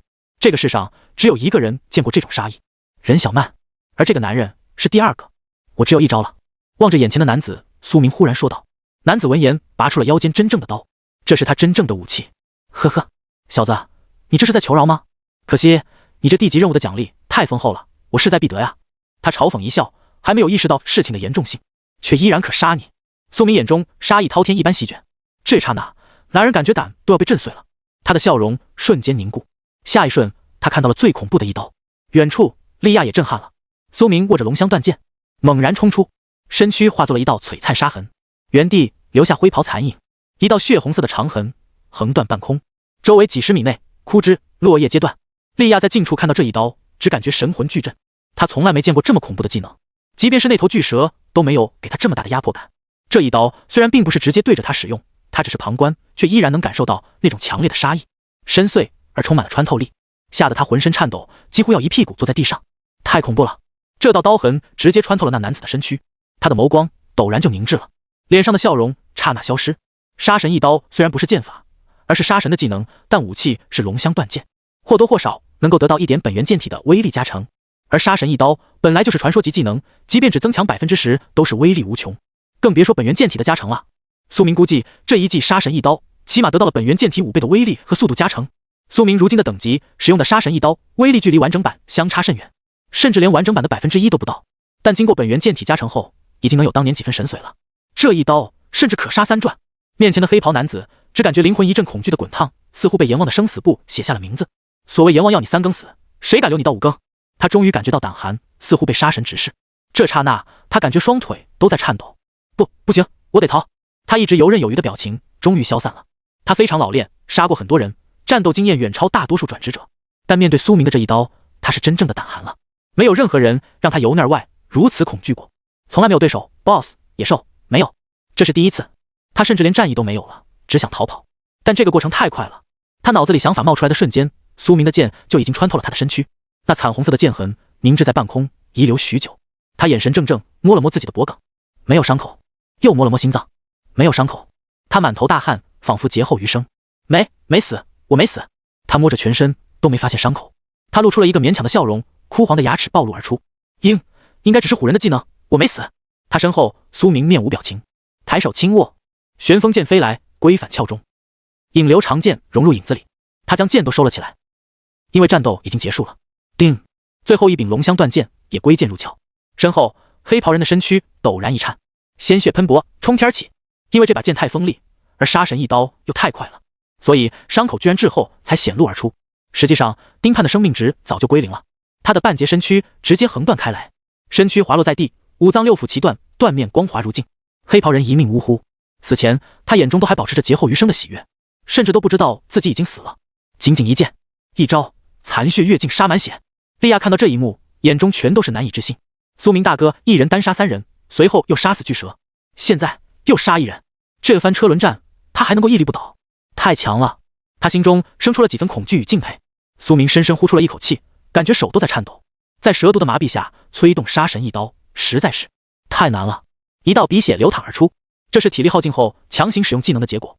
斩杀27级玩家，越级杀敌获得经验，获得战利品万族币加10万，降临币加50万，黑金短刀，黄金上品，敏捷披风，黄金中品，敏锐戒指，白银上品，天塔会令牌，伪装者技能卷轴，黄金上品。这个男人所有的装备全部归了苏明所有。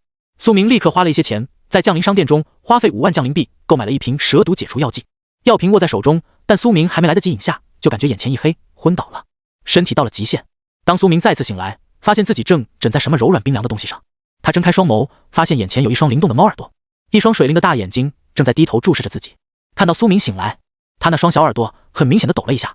莉亚有些慌张：“明哥，你终于醒了，我不知道怎么办，就把你手里的那瓶药剂给你灌下去了。因为你给过我一瓶治疗药剂，能治好伤口，我觉得你那瓶药剂效果也差不多，所以……”苏明缓缓坐起来，定睛一看，原来自己刚才是躺在这姑娘的腿上。我好多了，谢谢莉亚。苏明说着拍了拍她的脑袋，她耳朵都抖了抖，似乎极为喜欢这样的抚摸。苏明微微一笑，感觉这小姑娘还挺可爱的，要不收为徒弟？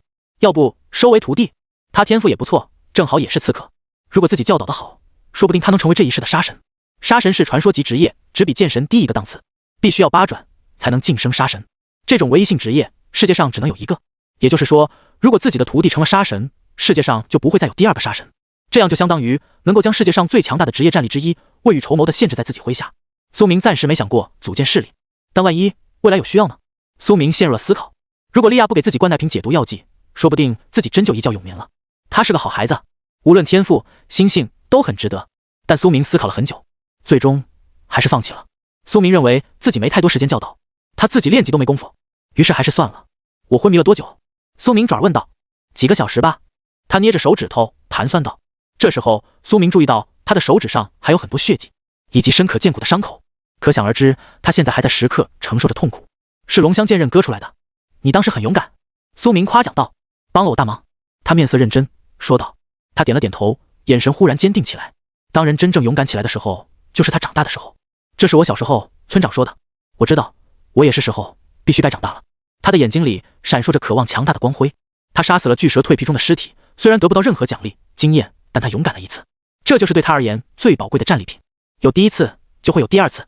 苏明买了2瓶治疗药水，浇盖在了他的手上。很快那伤口就开始愈合，然后苏明开始整理自己的战利品。那个男人的装备苏明全部挂上了拍卖行，毕竟是刀，自己用不习惯，所有东西加起来约莫能卖几10万降临币。这个人怎么会有这么多好东西？富有，太富有了，实在是诡异。苏明眼神凝重，最让苏明奇怪的是，这个黑袍男子居然有10万枚万族币，这个数字比自己都多了。万族币是唯一能够在万界商店中购买东西的货币，优先级比人族内部的降临币更高，而且更是唯一一种万族共通的货币。也就是说，半兽人、兽人、精灵等种族，他们也是使用的万族币作为货币。这个人居然有10万，实在有点恐怖。一个20级的人怎么会有这么多财产？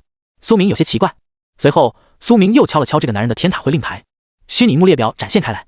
苏明这不看不要紧，一看顿时一惊。这个男人的天塔会令牌足足有几10个完成的历史任务，列表密密麻麻，基本都是 F、E、D 级的低阶任务。一个20多级的人能够完成几10个任务，这简直是匪夷所思。随后苏明又在他的个人物品中找到了一个笔记本，这个男人还有写日记的习惯。苏明立刻判断这人不是个正经人，正经人不可能写日记。翻开日记，苏明这才了然，原来这并不是一本日记，而是一本犯罪记录册，每一页都清楚地记录着他的目标对象。某年1月，目标19岁学生，职业重剑斗士，他接取的天塔会任务是杀死一头末代吸血鬼，在荒山野岭，极为适合下手。后记成功。某年12月，目标21岁转职者，他的任务是杀死荒山中的一头变异巨蚊，任务奖励4000万族币。后记成功。今年6月，目标18岁学生苏明，重点观察对象，实行天赋御剑师，当独狼孤身接取地级任务，地点正好在荒山中，极为适合下手。苏明眼神凝重，原来这个黑袍男子丁盼是一个四处杀人截胡的犯罪者。他观察那些低境界的天塔会成员，一路尾随他们完成任务。然后就在他们与魔兽战斗的最后时刻，他出来将人、魔兽一并斩杀，夺取物资，并且同时完成任务，典型的坐收渔翁之利的行为。某种程度上来说，这家伙是一个犯罪天才，能有这种思路，怪不得他有这么多物资、财产。苏明本以为他是张唐派来的第4位杀手，现在看来并不是，这家伙跟张家没有关系，只不过是一个四处杀人、截取任务奖励的杀人犯罢了。自己也是运气差，被他盯上了。他杀了这么多人，天塔会和国家必定已经注意到他了。这家伙没准已经被通缉了。苏明小心地收好了他的令牌，如果这个人真是一个通缉犯，那么凭借他的令牌，自己就能够领取悬赏奖励。杀死这个人的奖励，没准会比杀死大蛇的任务奖励更加丰厚，也算是个额外收获了。苏明顺便佩戴上了这个人一件装备——敏锐戒指，能够增强人的五感，加强对战斗的感知。人有10根手指，所以理论上能够同时佩戴10枚戒指，但那样的话会极其影响握剑的手感，所以苏明不会戴太多。他将那枚增加5点力量的戒指摘了下来，挂上了拍卖行。这点属性对他而言聊胜于无，而这个戒指可以卖点钱用。随后，苏明打开了抽奖轮盘，现在他的本源剑体威力达到了20倍，实力已经质变。再抽一波奖，他力量将会再度攀升到一个新的层次。抽奖中，金色的指针不断旋转，最终停滞在了一个传说级的栏位上。千年紫麦灵芝传说级，使用后随机增加全身属性。苏明眼神惊骇，千年紫麦灵芝可以增加全身属性，而且数值不会小，增加的属性将会是永久的，可以说是顶配版强髓丹。强髓丹也能够增强属性，但却只是黄金品质的丹药。为什么？效果太弱是一方面，最重要的是它只能生效一次。千年紫麦灵芝则不同，可以无限次数，而且效果强过强髓丹无数倍。也就是说，假如你足够有资源、门路，可以搞来复数的千年紫麦灵芝，然后用千年紫麦灵芝无限强化属性。当然，这样的灵宝属于无价珍品，全蓝星都没有多少，即便再有钱也搞不到。这种事也只能做梦想一想。能有一株，苏明已经很知足了。他直接一口吞下，骤然间，一股滚烫的力量流转在苏明全身，他能够感觉到四肢百骸如同火烧一般。良久后，力量才彻底吸收，成功吸收千年紫麦灵芝，力量、体质、敏捷、精神、幸运5大属性得到全面提升。苏明立刻打开了自己的个人资料。苏明携带称号杀神，已生效称号第一滴血新人王，等级21级，反斜杠经验，职业剑神，神话级，世界唯一，力量80，体质80，敏捷240，精神150，幸运90，血脉不老身 A， 自愈因子 C， 天赋万物升华，本源剑体自动修炼，技能杀神一刀，全隐藏，隐神步，洞悉之眼，永为剑，拔剑一叉斩，剑舞大师，暴雨连绵剑，御剑，天落剑幕，精神灵刃，凌波微步，所有的属性都提升极多。苏明甚至能够明显感觉到自己的力量大幅增长。现在他的敏捷属性本来就远超常人，而体质属性、力量属性甚至也已经不弱于同等级的战士了，这就非常恐怖了，相当于全才。宿主已晋升2转，万物升华天赋解锁隐藏功能，任何爆出的战利品皆可升华或间接一次。苏明眼神微凝，原本只有在副本中爆出来的战利品才能进行升华，但现在就不同了，只要是爆出来的战利品都能升级。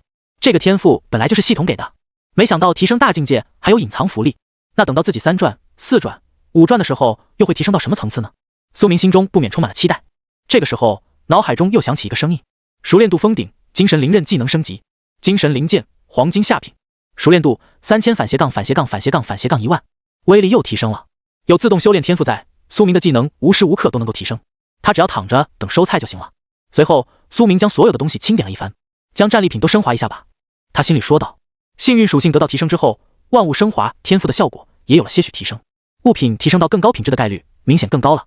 巨蛇毒牙升华，腐毒源泉，铂金上品，一种可以源源不断产生毒液的材料，仿佛还活着，可以镶嵌进装备中，为装备永久增加毒属性附魔，也可以当做材料打造成武器。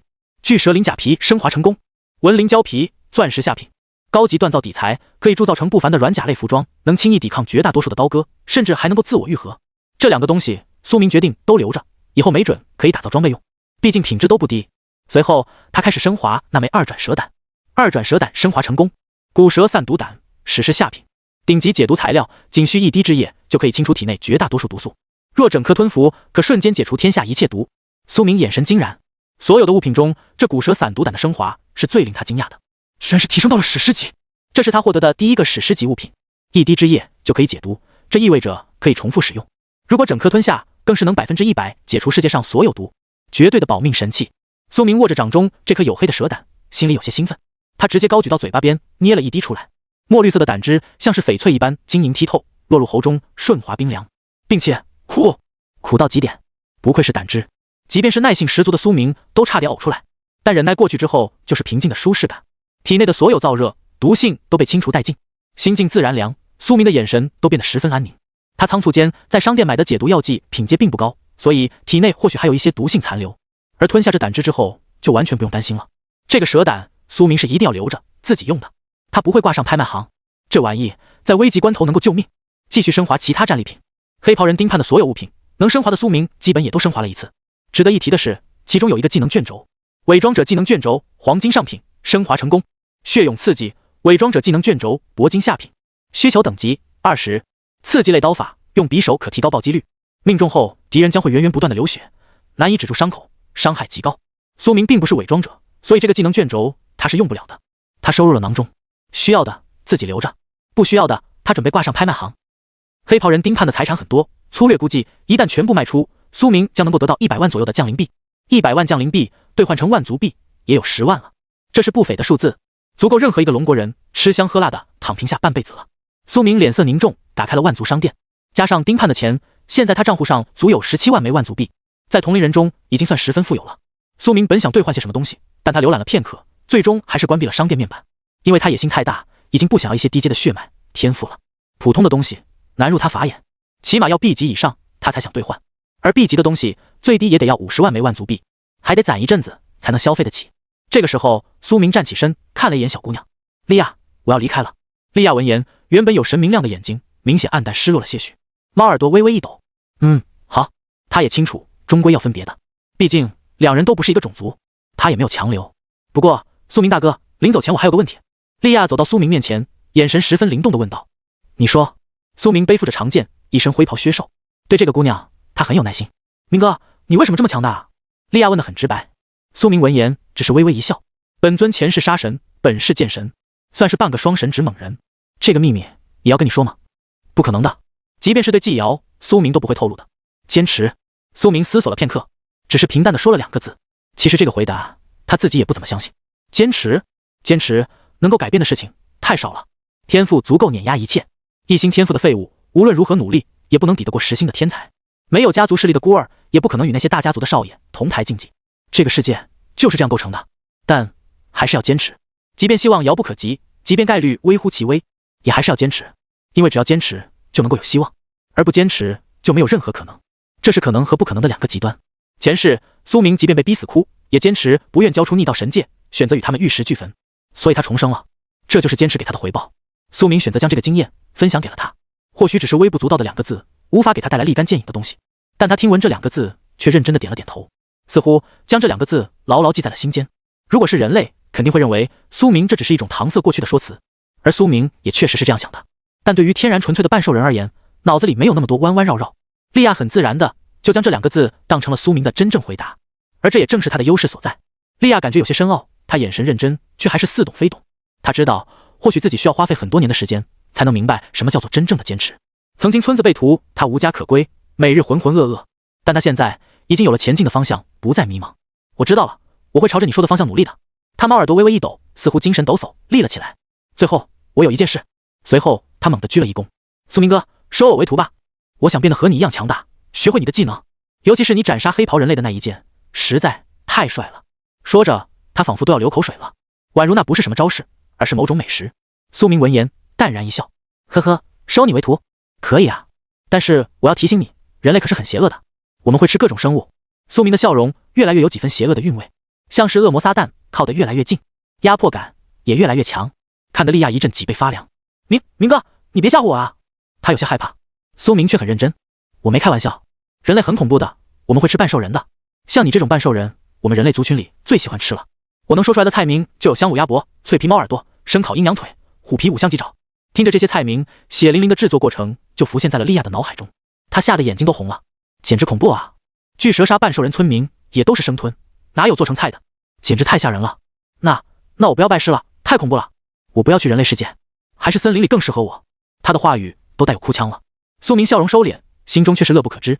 逗这小姑娘太好玩了。不过他说的也确实是真假参半，人类世界中半兽人是不受待见的，如果自己把他带回去，他必然会遭受各方白眼。会多出很多麻烦，并且人类中也确实有喜欢吃半兽人的变态，虽然是极个别，但真有。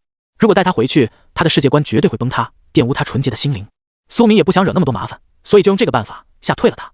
不过苏明也并非完全绝情，他从个人空间中将那个伪装者卷轴取了出来，与此同时还有那个黑衣男子的黑金短刀。我暂时不能当你的师傅，但这个技能卷轴和短刀我送给你。苏明说道，递交了过去。利亚杀死了巨蛇蜕皮中的尸体，间接救了自己一命，怎样也不能没有表示，不能因为人家单纯就糊弄过去。况且这也能够算是一种投资。一中的校长曾送给了自己一枚强髓丹，一副蛇皮黑衣，这是校长对自己的投资。而现在自己有了资源，又何尝不能进行投资？苏明如今也成了投资人。利亚是个好苗子，今天自己中过，未来他若能成高境界的杀手，就能成为自己这方的一个强大战力，那便是自己的因，可以说是一场赌博。黑金短刀原本是黄金上品，现在已经被苏明升级成了铂金中品，新名字叫做实际匕首，而且没有了等级限制。利亚接了过来，扫描了一下，铂金级，他眼睛放光，十分兴奋。苏明点了点头，没错，这把刀很锋利，你要小心使用。而这个卷轴需要等级达到20，并且伪装者才能修炼。你若能到2转，就能转职成伪装者。如果你能学会这个技能，就说明你真正学会了坚持。到时候我们也许能再遇。苏明说着，顿了顿，他自己也不确定还能否再遇，但利亚却完全信任苏明的话。他紧紧握住卷轴和黑色匕首，眼中全都是踌躇满志。好，我一定会坚持，一定要让明哥你刮目相看。我要变强，成为你的徒弟。他十分兴奋，望向天穹，阴雨已经散去，阳光洒落，温暖宜人。再定睛一看，看向身前，那位削瘦的灰袍青年已不知何时消失不见，森林中独留他一人。他在原地，眼神怅然若失。收起卷轴，他拔出了匕首。现在干什么呢？他感觉有些孤单和落寞。半兽人的心智与人类一般无二，所以也会感觉到无聊、孤独。但他是个乐天派，很快就振作了起来。而且他本来就十分熟悉森林中的生活，这里是最适合他成长的天地。杀野兽练级吧，他下定决心道。随后他开始了一路练级的路程。有实际匕首在，杀起野兽来果然事半功倍。没有人知道，后来他居然真的一个人在森林中坚持练级了1年，几乎将这周围的几片森林都走了个遍，以至于周围所有的野兽看到他都吓得魂飞魄散。新的兽王将会在这里诞生。苏明传送回了天塔会，来到任务大厅。现在这里已经没什么人了，毕竟已经过了新人潮，现在恢复了正常的人流量，正好交任务方便。苏明心中冷道，只可惜空气不如森林里那么清新。苏明暗自道，然后他心念微动，消耗了些许精神力，将身上的伤口全部愈合，催动了自愈因子的血脉。中蛇毒的时候，他削掉了手肘的一块血肉，现在那里的肉以肉眼可见的速度愈合了起来，很快就完全复原了。血脉之力会无时无刻的自主运转，但主动催动会愈合更快。引荐套装的灰色长袍防御力很强，唯一的美中不足就是并不是全方位包裹，所以他还是有伤势的。但是其余的很多毒液、血液都被引荐外套挡住了，所以苏明受伤才会这么轻。也多亏了这套铂金级的装备，如果是普通套装，轻而易举就会被蛇毒腐蚀。随后他快步走向任务大厅，来到接取任务时的那个窗口。苏明面容平淡，我要办理业务，他说道。大厅内还有些玩家小队没有散去，稀稀散散的，周围的人们缓缓侧目望了过来。那位是苏明，玄金市的御剑师苏明，实行天赋最近的风云人物。听说他接了一个地级任务，一旦完成任务就是铂金级猎杀者。对，千真万确，我当时都亲眼看见了。几支小队的人们窃窃私语，实行天赋无论职业强弱都是极其少有的天才，所以苏明的名字不仅仅是玄金市，甚至整个中川省的新人几乎都知道。大家都有些惊讶，一个新人敢接地级任务，而且看样子他还没有小队，是一匹独狼，实在有点猖狂啊。这位小帅哥好像有点太高看自己的实力了吧？实行天赋虽然强，但地级任务起码要对付2转怪物，还是太难了。人群中一个身材火辣、身穿黑色丝绒长袜的女玩家说道，她站在远处，眼神玩味，颇有深意地望着苏明。她的话引来了一阵附和。莫小姐说的很有道理，我也认为，确实。人们点头，面色认真。他想一步登天，直接位列铂金级猎杀者，非常有野心，不得不承认，我很欣赏他。一位目光冷冽、一袭白衣的贝齿青年说道，我期待他日后能够在龙国的历史上留下浓墨重彩的一笔。说到这里，他眼中浮现出几分隐藏的凝重。或许终有一天，他也会与苏明有一战。他其实不想内斗，他只想斩杀魔族、妖兽，让龙国开疆扩土。他心中的抱负是带领整个人族强大，他想保护所有弱小的人，但他知道资源有限，人族处在万族之争的夹缝中，如今处境并不好，龙国也资源不多。天才之间想要变强，便需要不断的争斗，夺取资源。或许不是生死之战，也许只是某场大赛上的战斗，但终归会有。他不希望自己输。墨妹看向他，微微一笑，眼中媚意丝毫不加收敛。呵呵，沈白衣，你说笑了，以你的实力，本小姐都撑不了几招。苏明他能在新手副本中升到16级，固然有他自己的手段，实力也不会弱，这个成绩更可谓是前无古人。但升级快并不意味着战斗力强，职业才是一切的根本。御剑师前期与你的驱魔师战斗力简直就是天上地下，他身上有着一股幽香，天生媚骨。他也是一个7星天才，背后的家族势力也非常强大。但他话语间却有几分主动向沈白衣示弱的意味。不过周围无人反驳和惊讶，因为沈白衣的天赋的确非常恐怖，早已众所周知。莫妹即便不说，众人也知道他打不过沈白衣，他当得起。10星驱魔师这个天赋加职业，他前期就可一路横推。中川省所有天才在他面前都黯然失色。省状元级别。沈白衣听闻他的话，只是面无表情，他压根懒得回复。他眸光如铁，这一刻心里在思索：机缘？太可笑了。莫妹这种高高在上的家族子弟，真是太喜欢小看人了。他没有经历过苦难，一生都有家族安排好，他怎么可能知道一个普通人要出头有多么困难？那位苏明，一个没有家族的孤儿，能够在新手副本中升到16级，这需要怎样的坚持、努力，承受多少苦难，经历多少险阻，才能达到这个成绩？机缘肯定也有，但并不是全靠机缘。沈白衣虽然是这里最强的人，但他同时也是最不轻视苏明的人。沈白衣与苏明和气相似，所以他心中有些惺惺相惜。正是这番沉稳、谨慎以及对局势的洞若观火与天赋配合，造就了他沈白衣。他有着极度的冷静清醒，他对一切事物的洞悉都有着远超同龄人的敏锐。莫妹笑容勾人，徐徐说道：遇见苏明，他虽然长得帅，但到底是不是花架子，还需要时间的检验。你大可不必这么着急，将他当成对手。沈白衣，你如今树敌众多，还是先顾好眼下吧。实在不行，来姐姐家族里，我也能罩你几日。哈哈。他靠近，对着沈白衣幽默道。沈白衣在新手副本里杀了很多魔物，同样的也招惹了很多大家族的世家子弟，因为那些世家子弟喜欢横抢普通新人的物资、战利品，而沈白衣一身正气，皆是阻止了。所以说，如今他满天下都是敌人，而他却没有任何后台。现在他宛如行走在深渊边缘，稍有不慎就会传亲人父。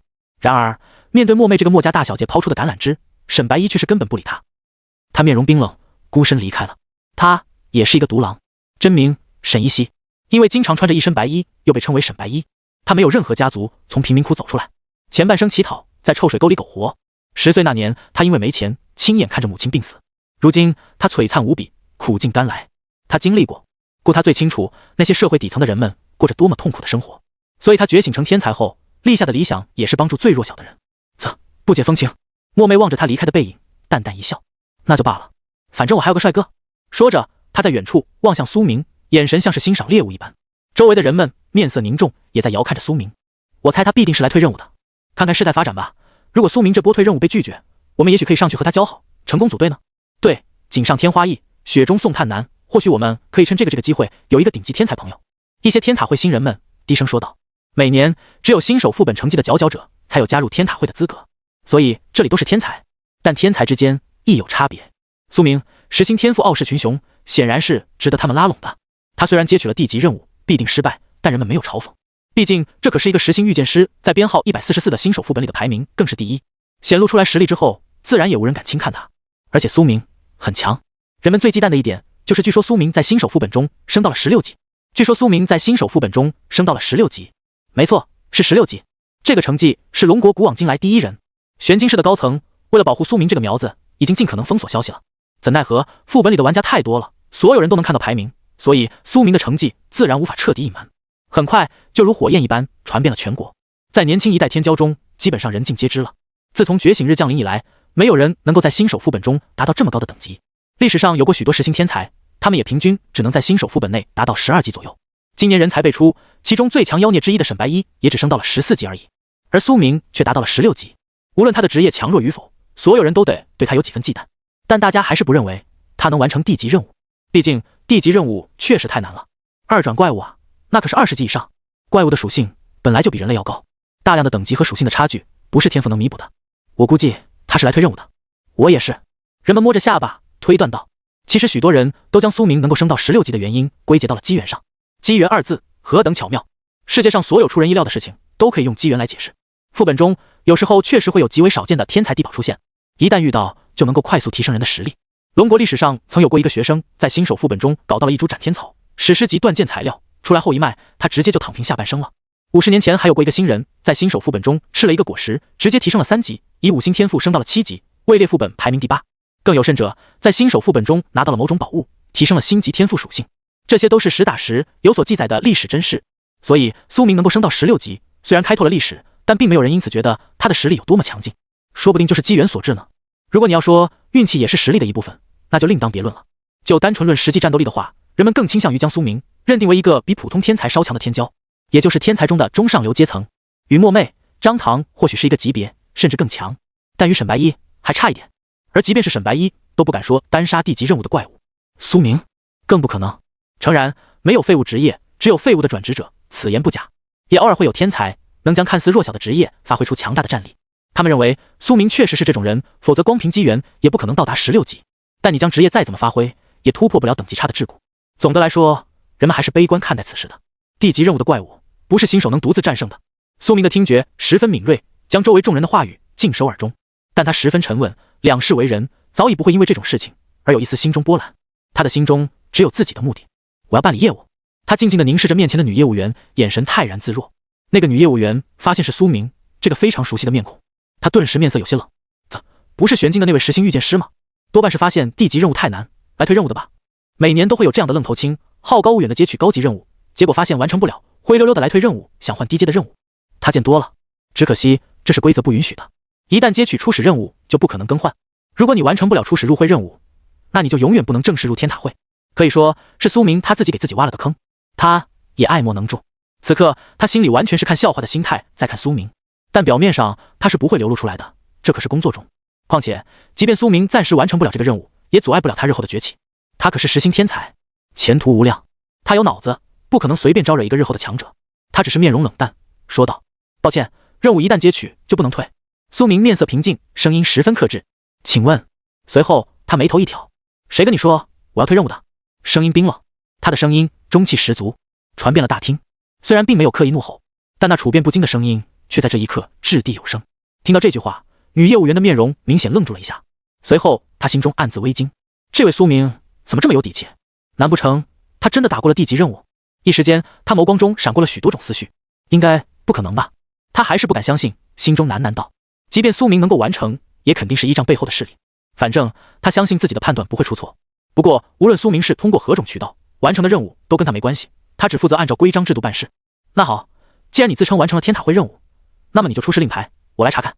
如果确实有记录，我会给你发任务奖励。女业务员脸色凝重，说道。苏明缓缓取出了一个颜色暗淡的令牌，看到这个令牌，他脸上不禁掀起了一抹冷笑。他再有职业素养，也还是绷不住了。颜色暗淡的天塔会令牌，上面的天塔会3个字没有金色的荧光。这种令牌只有2种可能，一个是持有者已经死了，第2种可能是对方还没有完成初始任务。而一旦完成了初始任务，天塔会令牌就会立刻点亮。所以苏明显然还没有完成任务，他心中极为不愉快，连职业化的笑容都收敛了。他认为苏明是在耍弄他呢。抱歉，你的令牌还是灰色，任务未能完成。他没有多言，干脆利落道。他故意将声音说得很大，周围的人们都能听到。大厅内的其他一众新人转职者们都暗自点了点头，丝毫没有意外。果然，我就猜到他没完成任务。他还说自己不是来退任务的，真是死要面子活受罪啊！我都替他尴尬啊！看他怎么收场吧。有人淡笑着，在远处饶有兴趣地看着苏明与业务员沟通的这一幕，看着曾经崇拜的人这么出糗，真是造孽。一个女玩家脸色微红，心中有些难过。苏明长相帅气，天赋也强，在年轻一代中自然有许多迷弟迷妹。苏明对一切都充耳不闻，他凝视着业务员将那枚令牌重重地拍在桌子上，声音清脆：小姐，你好像误会了，这并非我的令牌。他平缓地说道。女业务员还以为他在故弄玄虚，但苏明的下一句话就让他脸色怔住了，而是一枚悬赏令牌。周围大厅中所有人听到这句话皆是面色一凛，凡是稍微了解的人都知道悬赏令牌意味着什么。悬赏任务是极为难以完成的任务，基本都是些穷凶极恶的杀人狂魔，而且境界不会低。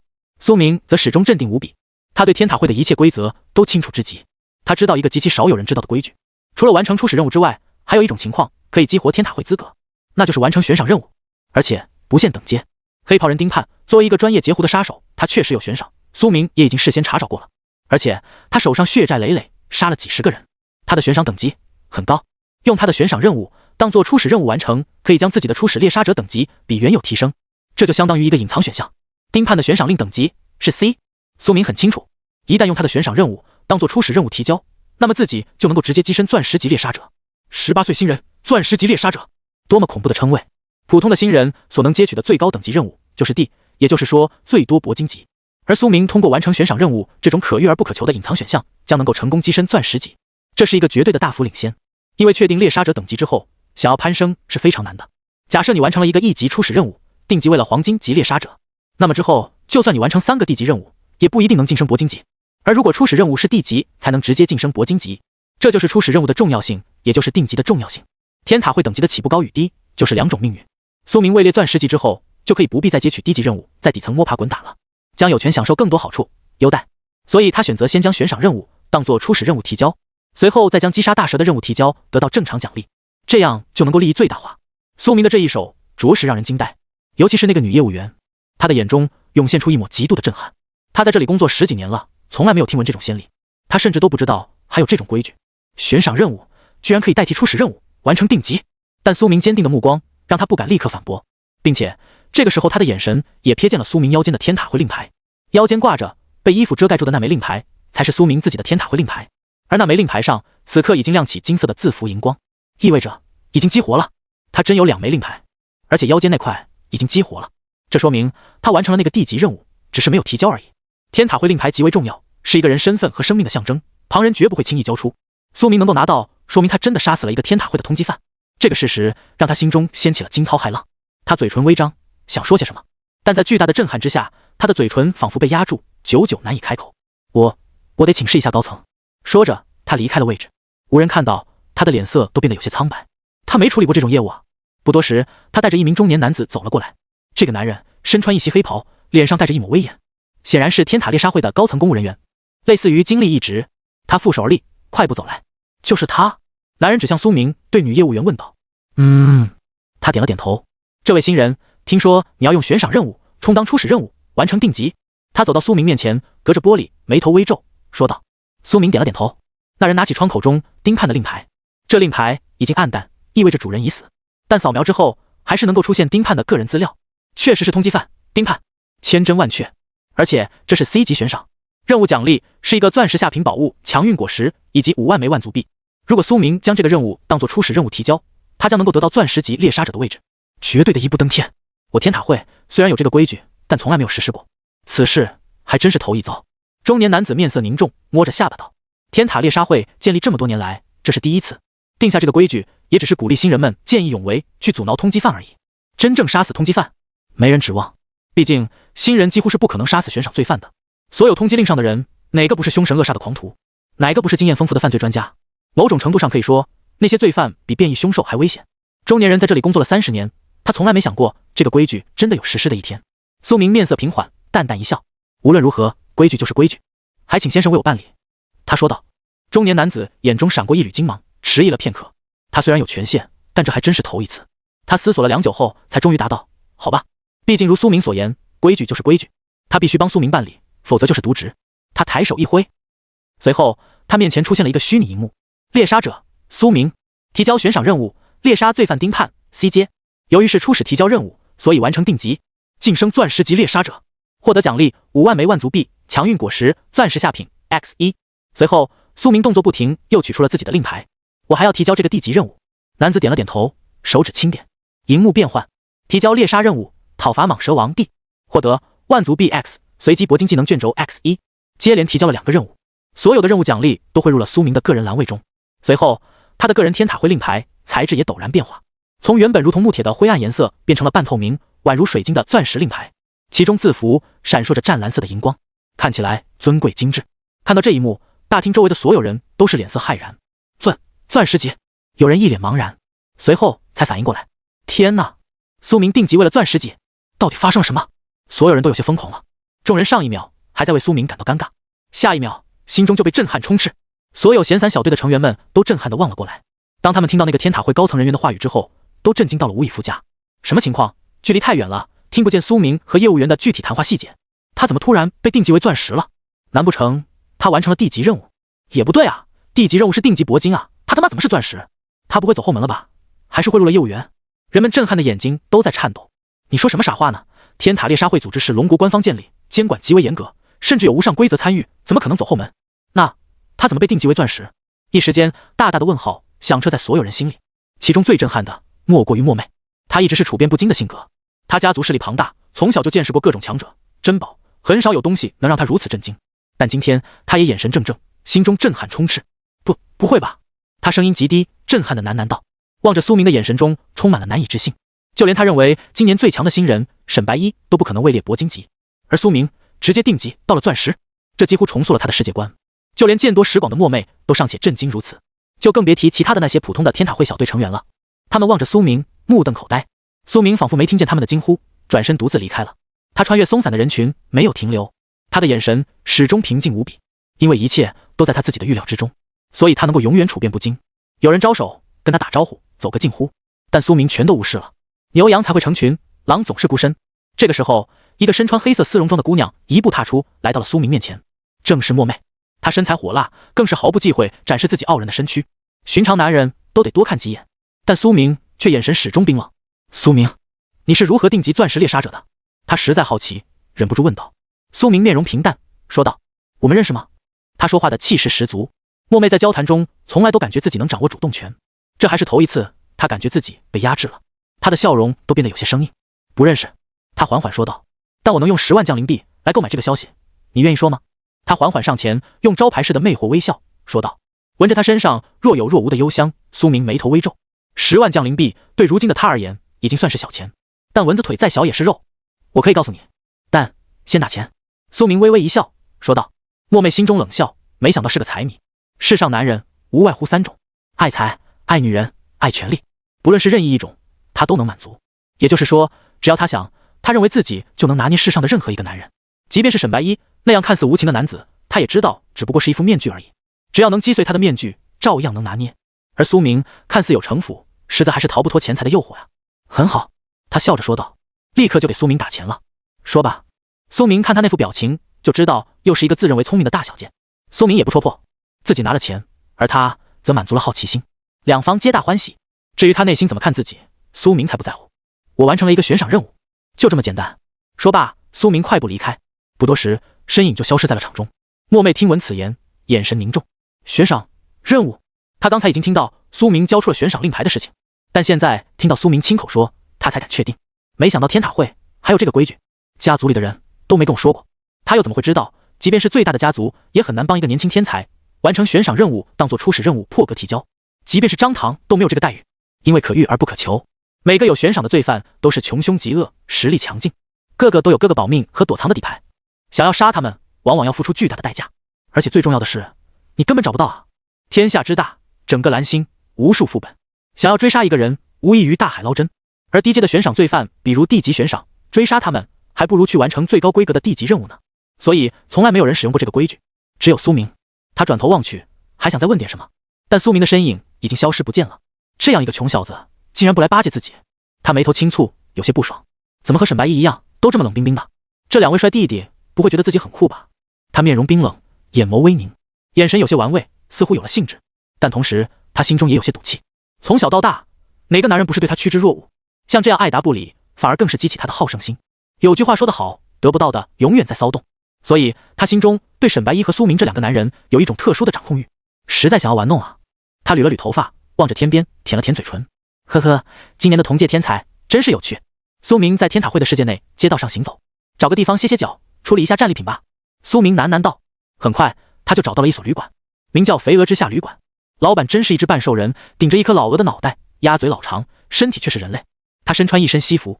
您好，请问要预定什么套房？他面容严肃，说话的男人腔调十分好听，但苏明心里却感觉有些忍俊不禁。没想到在天塔世界里还能遇到半兽人。普通避难房。苏明说着，话转过去了3万降灵币。没错，一间房一晚上就是3万降灵币。天塔会世界的地皮极为昂贵，想要在这里居住自然非常贵，没收你万族币都是好的了。最重要的是，天塔会世界几乎绝对安全，世界上很少有能称得上绝对安全的地方。苏明现在杀了几个张唐的手下，说不定已经引起了注意，他必须要注意自己的生命安全，所以他选择了这里。很快，那头肥鹅就带着苏明来到了一间房内。避难房，专为有隐私、安全需求的顾客打造，请您好好休息，不会有任何人打扰您。肥鹅说道，随后他转身离开了，锁死了大门。离开的时候，苏明注意到额头人的脚踝上有2道锁链，并且他的脚腕已经被镣铐摩擦的血肉模糊。原来这头肥鹅半兽人是奴隶，也是在这里打工的，并不是老板。半兽人在人类世界中是没有人权的，甚至可以像动物一样被随意杀害、买卖。苏明顿时想起了莉亚，正因为如此，所以苏明才没有带莉亚来。这个决定他不后悔。随后，苏明开始清点自己完成任务获得的东西。万族币2个任务加起来约莫6万，再加上自己本来就有的10几万，现在他有20多万，将近30万的万族币了。这个数字非常恐怖了。苏明挂上拍卖行的绝大多数道具也都卖了出去，降临币余额也有100多万了，吃穿不愁是绝对的。苏明取出了那颗强运果实，完成 C 级悬赏任务的钻石下品奖励。普通的 C 级任务其实是不会给钻石级奖励的，一般都是铂金中品、上品，只有 B 级任务才会100%给钻石级奖励。而悬赏任务就不同了，因为那些罪犯社会危害极大，杀死他们算是为民除害，所以奖励也十分丰厚。C 级悬赏任务有很大概率得到钻石级奖励。苏明直接动用了万物升华，升华成功。命运之纹果实钻石中品，使用后可随机提升幸运属性。苏明直接塞进了嘴巴里，一口包吞。吃掉之后，苏明顿时感觉幸运属性得到了提升。再一看，幸运130，幸运属性直接来到了130的数值，提升非常大。苏明十分满意。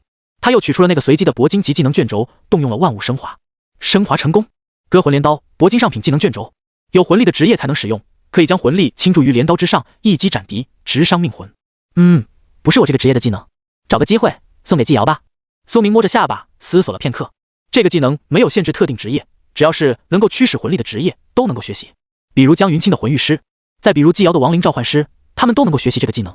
不过季瑶才是主用镰刀的，这个卷轴显然是送给他比较好。技能暴雨连绵剑，白银中品，熟练度提高，技能进阶。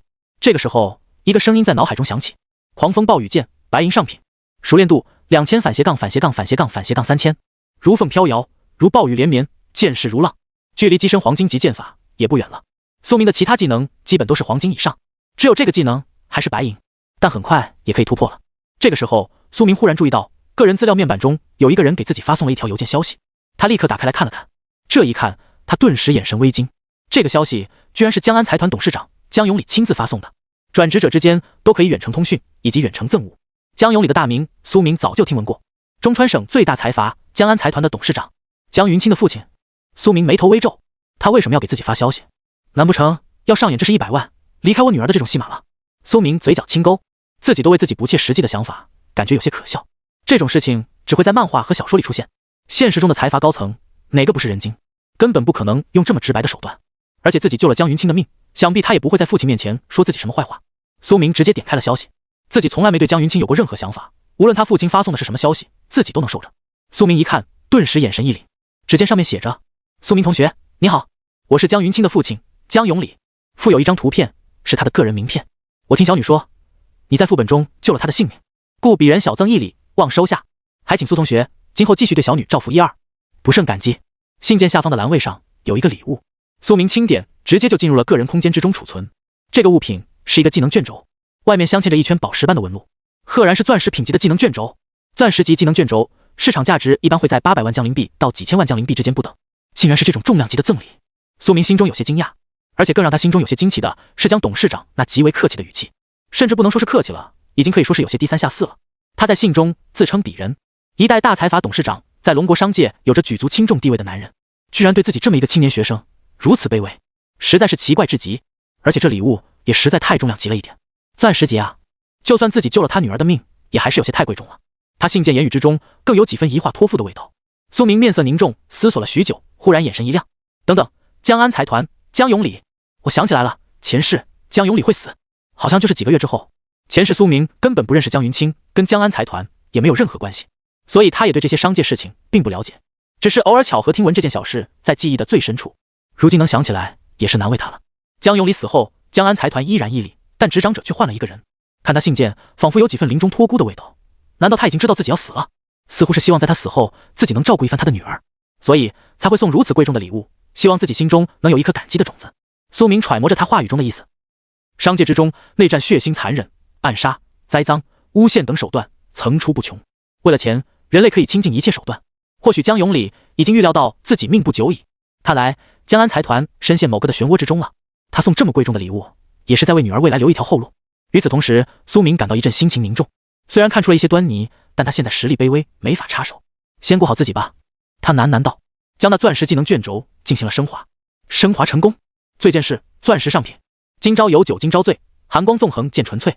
当你喝醉酒后，进入醉剑架势，所有剑法附加剑气效果。苏明眼神一凛，竟然是钻石上品，而且是一个架势技能，喝醉酒就可以启动。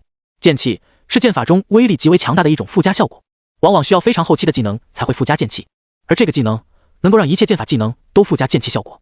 他立刻学习了，随后又在降临币商店中买了许多陈年好酒，藏在个人空间中，需要的时候就可以拿出来喝，配合进入最剑士姿态。随后，苏明在旅馆中的训练房操练了一番新的技能。训练房是一片虚拟空间，可以供人操练技能。房间中央有一个木头假人，他喝醉酒进入了醉剑架势，顿时他握剑的姿态都变得有些飘摇不定，但剑法却越发凌厉。刷刷，他催动狂风暴雨剑，淡白色的剑气流转，远程飞斩而出，直接将那人偶斩成了碎屑。很快，人偶又愈合如初。很好，有了这个醉剑架势，我的战斗力又大大的提升了。苏明心情大好。苏明花了些钱，额外将旅馆的居住时间延长了几天。随后，他在旅馆中休息了一阵子，将精力恢复到了巅峰。正好，也可以等一等全省成绩出炉。他打开了个人武学面板。苏明看了看自己的资料。苏明，携带称号杀神，以生肖称号第一滴血新人王，等级21级，反斜杠经验，职业剑神，神话级，世界唯一，力量80，体质80，敏捷240，精神150，幸运130，血脉不老身 A， 自愈因子 C， 天赋万物升华，本源剑体，自动修炼，技能杀神一刀，全隐藏，隐神步，洞悉之眼，最剑是永雷剑，拔剑一叉斩，剑舞大师，狂风暴雨剑，御剑，天落剑幕，精神灵剑，凌波微步。苏明十分满意。对了，也该处理一下任小曼的尸体了。现如今我有手段。苏明立刻退出了旅馆空间，来到了现实。他趁着夜色一路来到了学校天台。任小曼的尸体已经开始招惹蝇虫了。苏明直接乱剑斩成了粉末，然后从降临商店中购买了一大批化血水，冲刷干净，一切痕迹都消失了。今后我应该不会回来了。苏明最后看了一眼学校，眉头紧皱。下一瞬，他回到了天塔世界的旅馆中。这个时候，一个新的弹窗出现了。龙国事务局发来了一条消息：所有新人转职者们，此刻郑重宣布，今年新手副本中川省内成绩整理完毕，公布。苏明眼神中金芒闪烁，全省成绩终于公布了。新手副本其实就相当于高考，根据这个成绩可以决定你的未来，而自己不出意外应该是第一了。苏明望向那个成绩单，密密麻麻显示着所有这一届的新人成绩。第一名玄金一中御剑师苏明，第二名天海职校驱魔师沈一熙，第三名武阳三中刀狂李晨光，第四名武阳二中魂御师江云清，第五名玄金一中魔锤战士张唐，第六名墨家魅惑法师墨魅，第七名。果不其然，苏明面色平静，自己是省状元。官方并没有公布每个人在新手副本的成绩等级，毕竟这关乎着每个人的安全问题，所以只有排名，没有具体等级。这也是对每一届新人的保护。这个成绩立刻在全省范围内引起了轩然大波。苏明，玄金的苏明，他拿到了第一御剑师，省状元，居然不是沈一熙。难道他真的如传言所说，在新手副本中升到了16级，比沈一熙还强？此时此刻，世界频道上所有蓝星的学子都在疯狂地讨论着。恐怖，太恐怖了！今年到底发生了什么？怎么妖孽天才频出啊？就连张家大少爷张唐都只排在第5名，这几个人竟然连张大少的风头都能盖压过去，简直是恐怖如斯。人们的话语之间无不流露着极度的惊骇。此时此刻，江安财团的大厦顶楼，一名西装革履的中年男子面色惊然。江永礼也在注视着这个列表。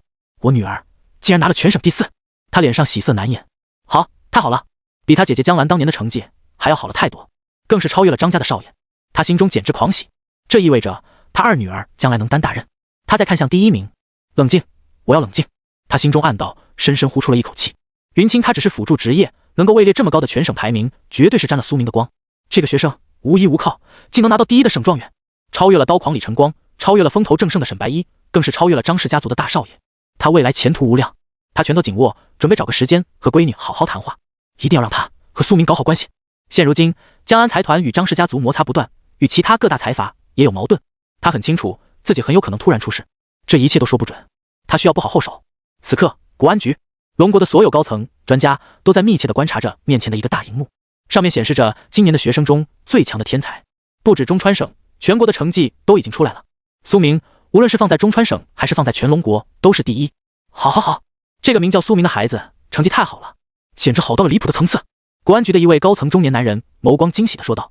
他是温天磊，身为异能安全局的局长，职务极高，不论是国家安全事宜，还是每年的转职者教育资源分配，都要经过他手操办。他两鬓微霜，可想而知每天都在为了国家大事辛劳。他一直以来都是喜怒不形于色的，今日脸上却出现了一抹喜色，可想而知他是真高兴。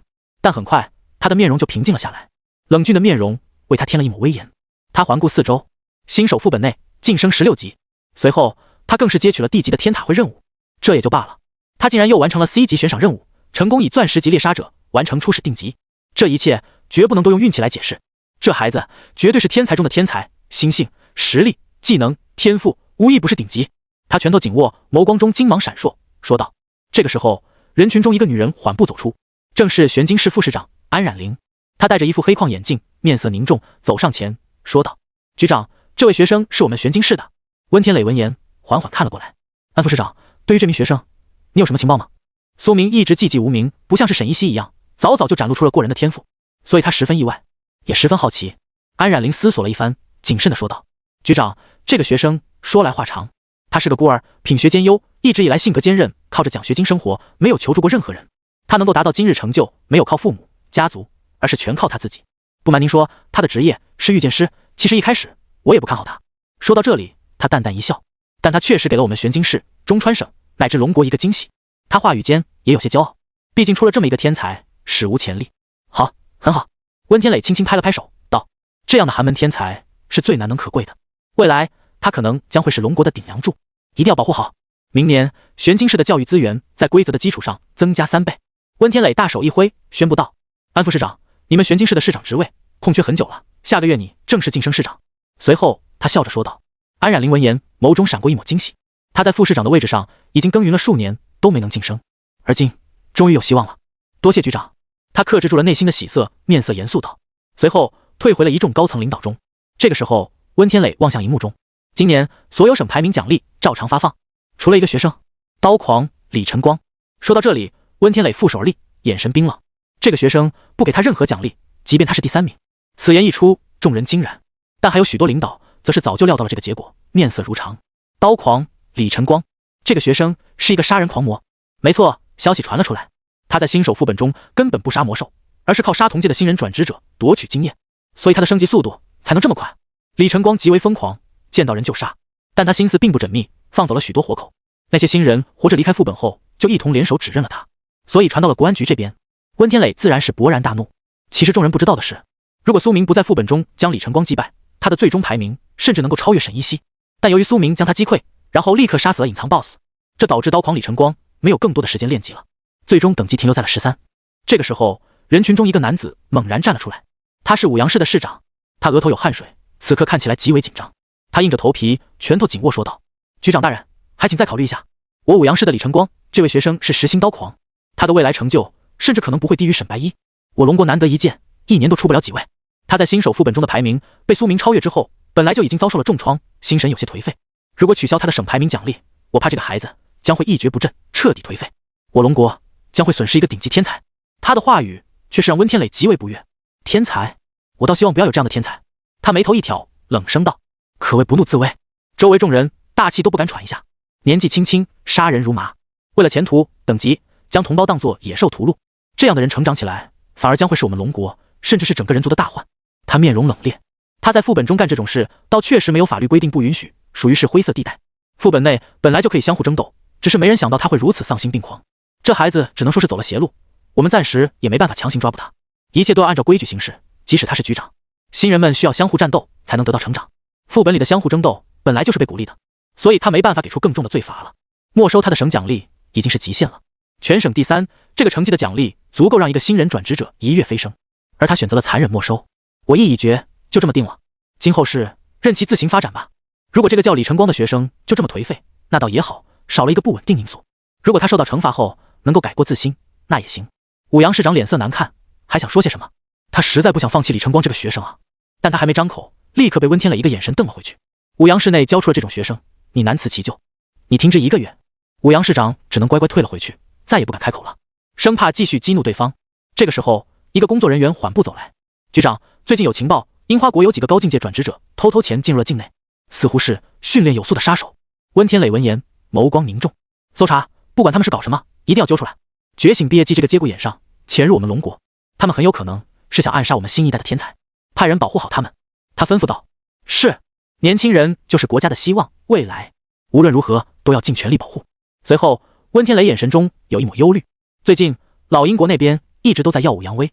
老英国今年天才极多，光是实行天才就有5个，已经隐隐约约压了龙国一头。樱花国这边也是肆无忌惮，一直在试探，迟早要有一场全面大战。苏明看到自己成绩出炉后，立刻打开了自己的个人信件栏，奖励果然已经送到了，全是一枚鸟蛋。这枚鸟蛋看起来充满着湛蓝色的纹路，材质晶莹剔透，一取出来落在手中还有些冰凉的触感，像是玉一般。扫描了一下资料，蓝羽寒鸟蛋 C 级异兽，可以孵化出寒冰蓝羽鸟，能够辅助作战，激发冰锥攻杀敌人。苏明直接进行了升华，升华成功，鸟蛋顿时变成了漆黑色的材质，看起来极为诡异。鸣鸟蛋 S 级异兽，可孵化出充满杀气的鸣剑鸟，帮助你在战场中杀灭敌人。孵化时间倒数90天，居然直接升级成了 S 级异兽。幸运属性提高后，万物升华果然也更好用了。这种异兽在万族商店中起码要卖1000万万族币啊！唯一的美中不足就是孵化时间有点长。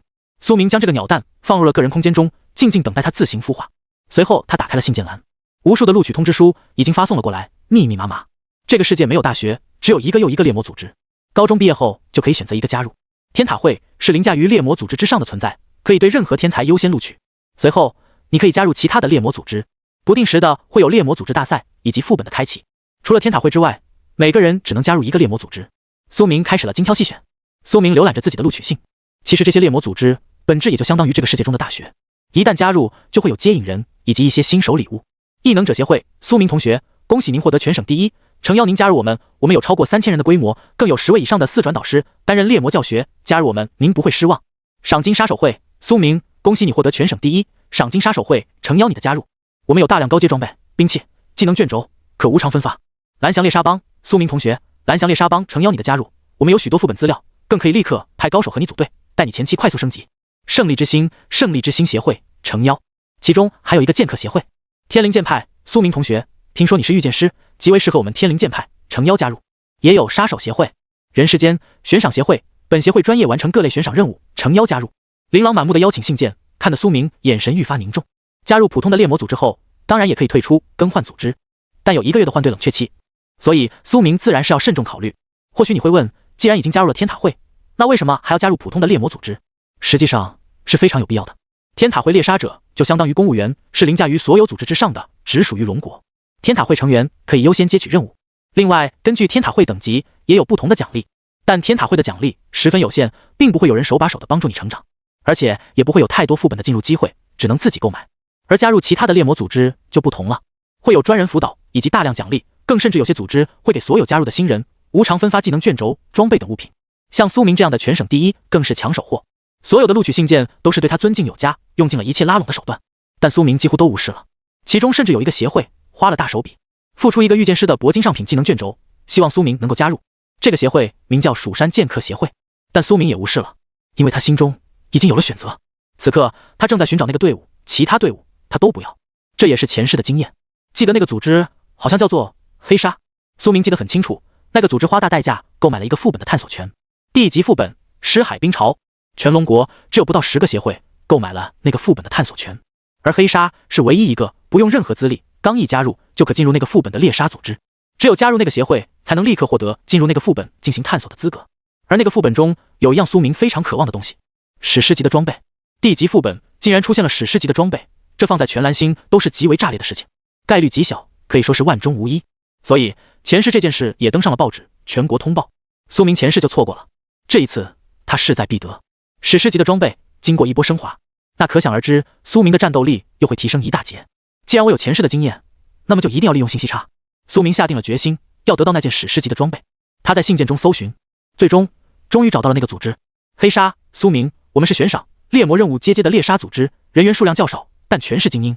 我们猎杀协会没有繁杂的晋升流程，一切从简，自由为上，即便你只有10级，也可以接取我们最高级的任务，进入最高级的副本。但加入我们组织的人，请记住我们的唯一规则，生命由你自己负责。这个组织就相当于散养，不会有专业导师，不会有引导者带你成长。苏明反而喜欢这样，这个组织的实力也是非常深厚的。苏明直接就选择了加入，加入成功。玩家苏明成为黑鲨成员，获得黑戒黑鲨组织身份凭证。骤然间，一枚漆黑色的戒指出现在了苏明的左手上，他轻轻一捏，骤然间一个漆黑色的荧幕显露在面前，其中有10几位名身穿黑袍的神秘人，他们都是黑鲨组织的高层人员，每个人的实力都深不可测。他们听到苏明加入的消息，眼中有些微微的诧异，他们循着屏幕望了过来，你便是苏明吧？一个黑袍人上前一步问道，他的声音很奇特，不男不女，居于当中。苏明点了点头，很好。他脸上露出了一个淡淡的笑容，脸庞十分苍白，但他的上半张脸都被黑袍的阴影所遮盖，看起来十分神秘。我们组织的实力在全龙国都能位居前100，相信你不会后悔。随后那人抬手一甩，一张漆黑色的卡片就融入了苏明的黑纱戒指里。凡是加入我们黑纱的新人，牢记一点，多劳才能多得。这张卡片上记载着我们组织有权探索的所有副本，以及可以接取的任务悬赏。任务副本从最低的1级到 S 级都可随意接取进入，当然我们组织没有 F 级的任务或者副本，因为等级太低了。那人微微一笑，随后面容陡然严肃起来。我们组织内部没有任何等级限制，没有任何条条框框，没有繁琐的晋升规则，只要你想，甚至你现在就可以进入 S 级副本送命。而这也正是我们黑纱的魅力。想要进入副本接取任务，从戒指上就可完成。年轻人，享受猎杀吧。随后那人抬手一挥，关闭了屏幕。苏明面色凝重，这个黑纱组织还真是放养中的放养，就给了一个副本和任务的列表卡片就不管了，一点入会礼物都没有，也没有交代注意事项。苏明嘴角轻勾，这倒也好。他直接捏了一下戒指，瞬间几个漆黑色的面板就出现在了他的面前。戒指上浮现有几个虚幻的面板，用来办理业务。想要进入副本就要从这里申请缴费，毕竟这些副本的进入资格也是黑纱组织花高价购买的，即便是组织内的人想进入也得交钱。任何猎魔组织都不是做慈善的，既然你要进入副本中杀怪练级争抢机缘，那么你就也要付出相应的代价。相比私人购买，加入猎魔组织的好处就显现出来了，便宜。就拿1级副本来说，如果你想要单独购买进入名额，起码需要50万降灵币以上，但有组织购买后，你再成为组织成员进入副本就只需要几万降灵币了。苏明粗略地浏览了下所有副本：1残骸丛林1万降灵币，1钢铁废墟2万降灵币，1腐烂洞窟3万降灵币。这些1级副本他已经看不上了，他已经是2转剑神，普通怪物根本难入他法眼，只有地级以上副本才能让他快速升级。他望向另一个更高阶的列表栏 ：C 丧尸末日城市30万降灵币，A 龙牙100万降灵币，B 僵尸墓穴50万降灵币。这个黑纱组织实力确实不一般，有这么多副本的进入资格。苏明摸着下巴，眼神凝重，琳琅满目，粗略估计有几十个副本的资格，其中甚至有一个 S 级的副本资格。S 血冥深渊1000万降灵币，是黑纱的镇会之宝。苏明估计也就只有会长以及极少数的精英敢进去闯一闯吧。S 级副本是全世界的最高规格，其中9死1生，甚至他估计会长都不一定闯进去过。最大的作用应该也是用来充门面的。看来这黑纱组织确实底蕴深厚。苏明动作很麻利，立刻找到了自己目标的那个副本。D 尸海冰潮10万降灵币，苏明直接就购买了进入资格。10万降灵币从账户中扣除，苏明淡然一笑，正好从莫妹那里白嫖来的10万，相当于我没有付出任何代价。随后这个副本的资料显现了出来：尸海冰潮，难度评价 D， 介绍一座恐怖的血腥山谷，这里的怪物们不会死去，需要一遍又一遍的杀死。山谷深处的巢穴之中隐藏着最恐怖的挑战，当前玩家人数3082人。是否申请进入？苏明暂时稳了一手，在降临商店中购买了大量的补给物资，随后他才申请了进入。毕竟在副本里是无法在商店购买物资的，必须提前做好后勤准备。这个时候，个人私聊频道中黑纱的一个人发来了一条消息：苏明，你还是个新人，确定要挑战地级副本？听声音似乎是一位女前辈，她声音冷冽而淡漠。确定。苏明毫不犹豫地回答道。他接着回答道：正好我们黑纱组织现在有一支3人小队在这个副本中探索，我让你加入他们的队伍一起探索，如何？跟着前辈也好有个照应。苏明闻言却是斩钉截铁地拒绝了：不必，我独自探索即可。苏明声音冰冷，似乎不近人情。前世他遭受了最至亲的人背叛，这一世他又怎么会轻易和不认识的人组队？所以他极为干脆的就拒绝了。那好，祝你猎杀愉快。那边倒也没有再劝，直接同意了苏明的副本申请。毕竟黑纱组织本来就是自由为上。下一瞬，苏明整个人顿时消失在了原地，身躯模糊，遁入了副本之中。此刻黑纱总部几个高层人员站在一起，这个叫苏明的新人似乎有些傲气过头了。女黑袍人凝声说道，他身后背负着一柄特制异能狙击枪，他应该也就只有1转的等级，怎么敢孤身挑战地级副本？莫非他真以为全省第1的成绩就无敌了？他有些恨铁不成钢，他实在不希望新人葬身副本中，可以说他是黑纱组织中最心软的人了。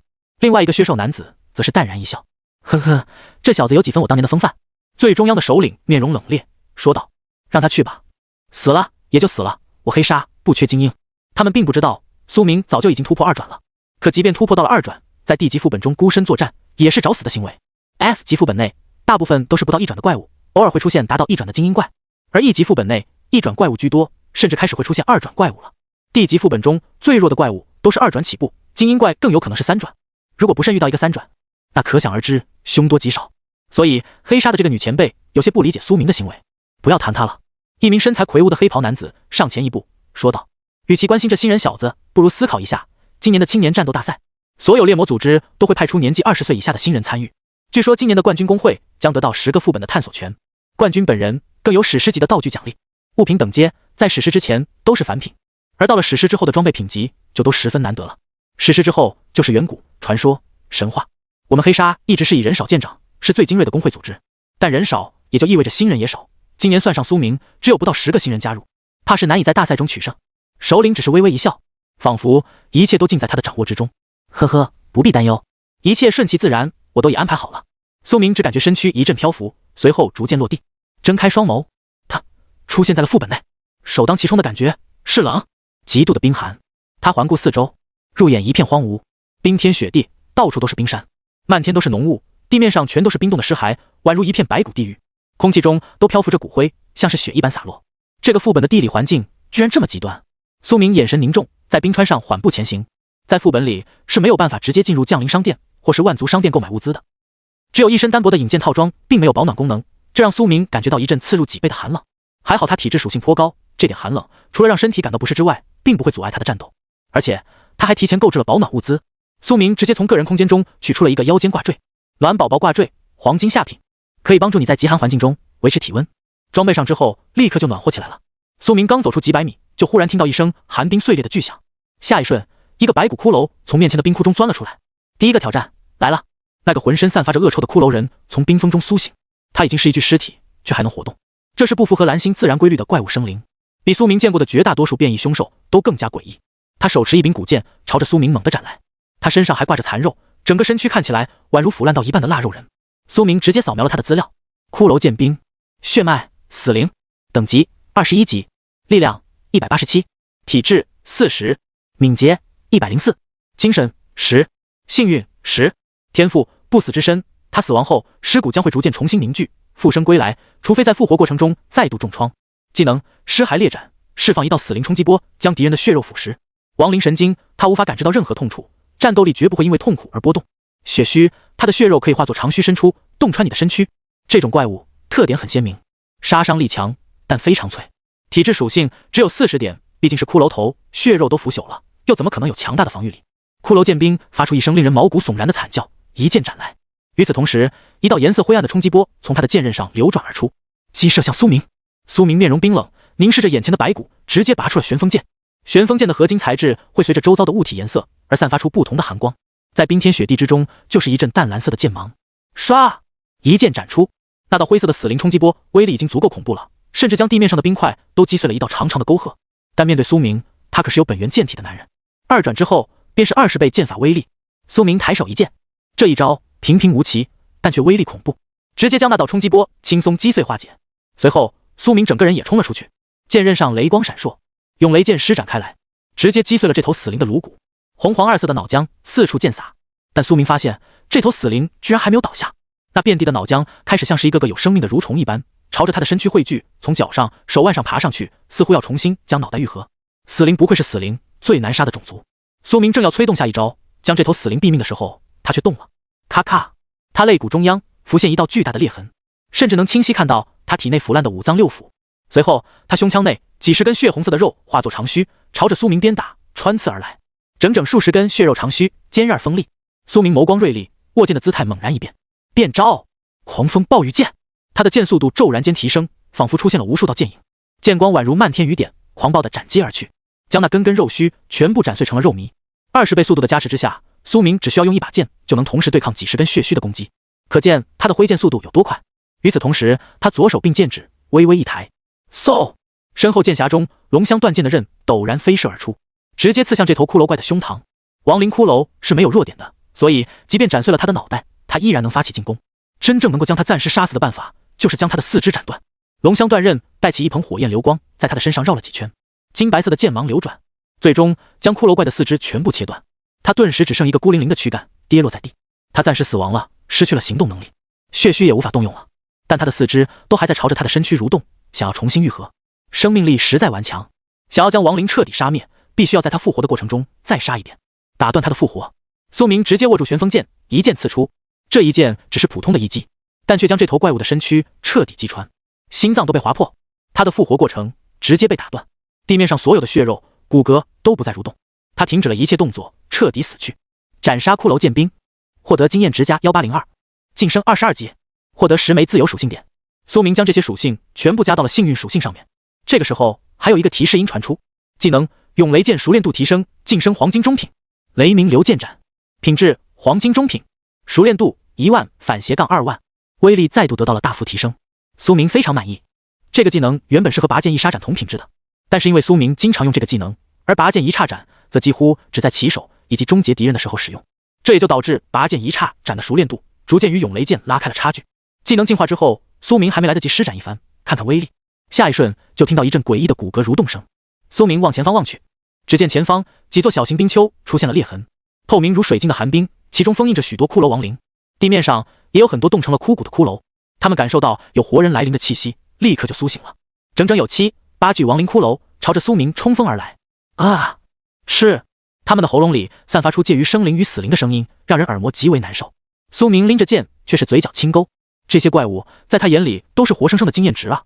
他剑刃闪烁寒光，拔剑就上，精神灵剑飞旋，旋风剑脱手，以御剑诀飞斩而出。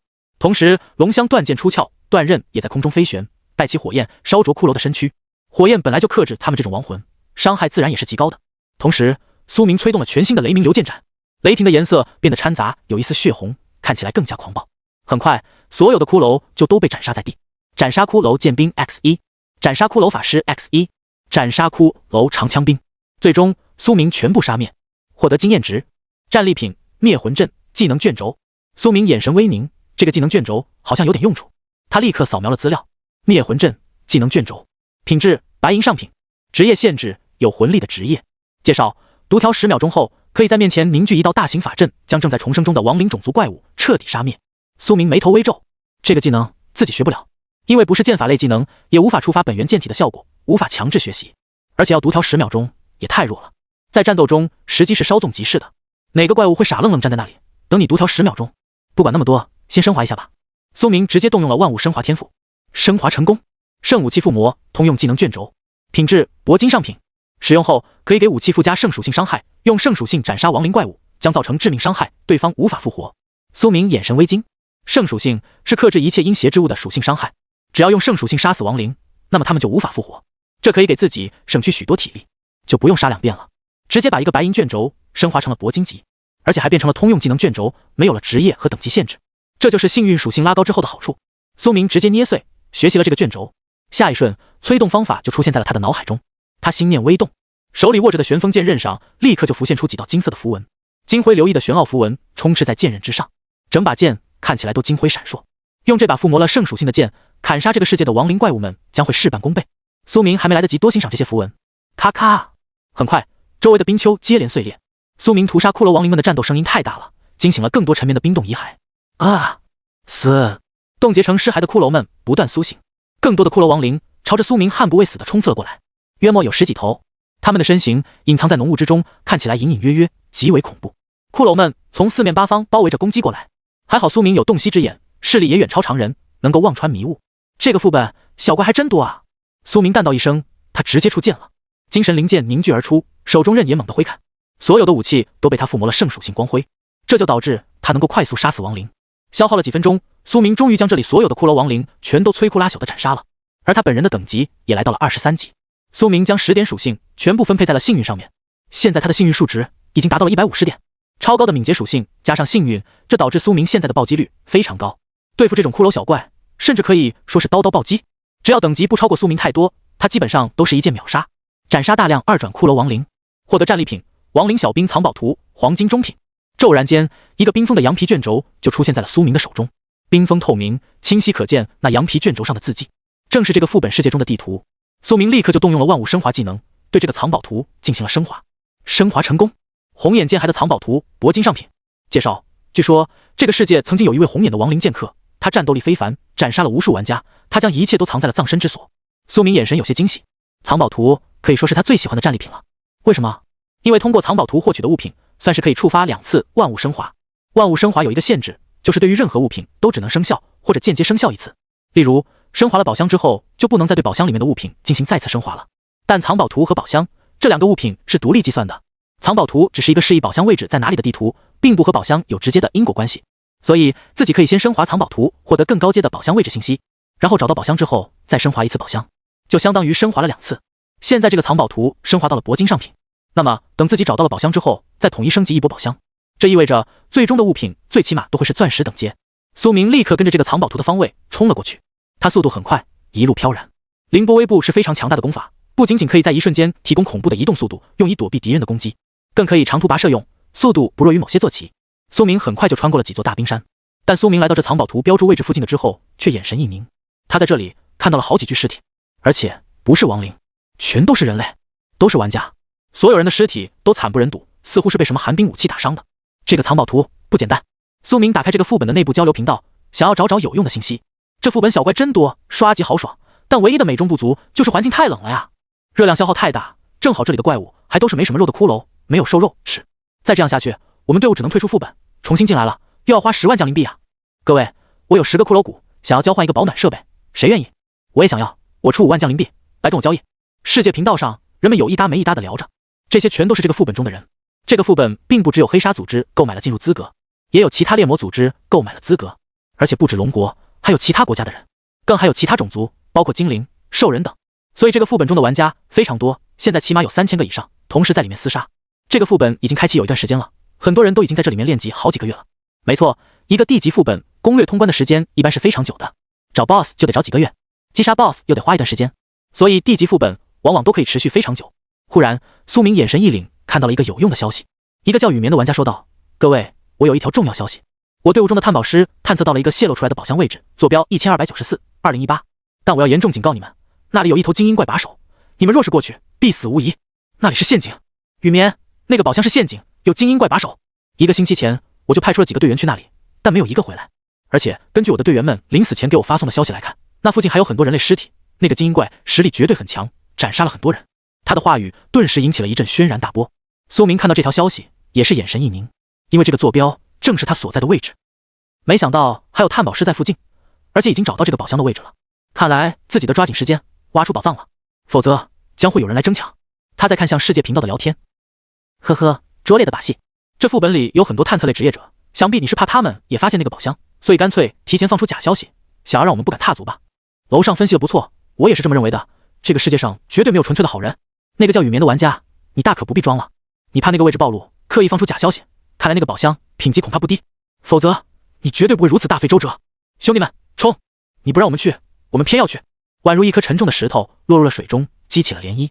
世界频道上顿时出现了大规模的讨论，人们开始朝着苏明所在的这个宝箱地点涌来。苏明眼神凝重，眸光中寒芒闪烁。我得加快动作了，这个副本规模很大，人们想要赶过来需要一段时间，但保不齐就有正好距离近的人呢。所以苏明加快了步伐，抓紧时间赶去夺宝。他一路前进，顺着一地的血迹冲刺，半路上确实有越来越多的人类尸体，起码有10几个人死在了这里。他们的伤口都是一模一样的，所有人的胸口都有冻疮一般的割伤痕迹，仿佛是某种寒冰凝聚而成的锐利武器造成的伤口，而且尸体都是脸色发黑，仿佛被吸干了生命力。半路的冰面上都有大量的血迹，形成一片冰流，蜿蜒前进，正好为苏明指明了方向。花费了1个多小时，苏明终于赶到了。这里是一座奇特的山林，四周都是冰雪凝聚而成的竹林，透明的高竹栩栩如生，像是一座又一座冰雕。但这些竹子的棱角锋利，似乎是被有意之人切削出来的。苏明定睛一看，那竹林中心就是自己的铂金宝箱，宝箱镶嵌在中央的冰面之下，透亮如新。然而苏明还没来得及冲上去开启这个宝箱，忽然间，一头体型消瘦的死尸骷髅从前方缓步走了出来。他与其他骷髅都不一样，浑身充满了危险的气息，浑身压迫感极强，一双血红色的眼眸中杀意闪烁。他四肢修长，2只干枯的手各自抓着长剑。苏明一眼就认了出来，这头骷髅正是藏宝图名称中所标注的那个骷髅，红眼剑骸精英怪，血脉死灵，等级31级，力量484，体质302，敏捷508，精神108，幸运58，天赋不死之身。他死亡后，尸骨将会逐渐重新凝聚，复生归来，除非在复活过程中再度重创。技能双持精通，他生前是强大的双持剑客，死后亦拥有掌握双剑的强大力量。他可以同时挥舞双剑。亡灵神经，他无法感知到任何痛楚，战斗力绝不会因为痛苦而波动。双剑狂镰用双剑展开超快速的攻击，尸毒剑气，他的剑刃所割出来的伤痕将会立刻腐烂，产生尸毒攻心。朽灭之心，它是亡灵血脉的怪物中较为强大的一种，他死亡后能够以更快的速度复活。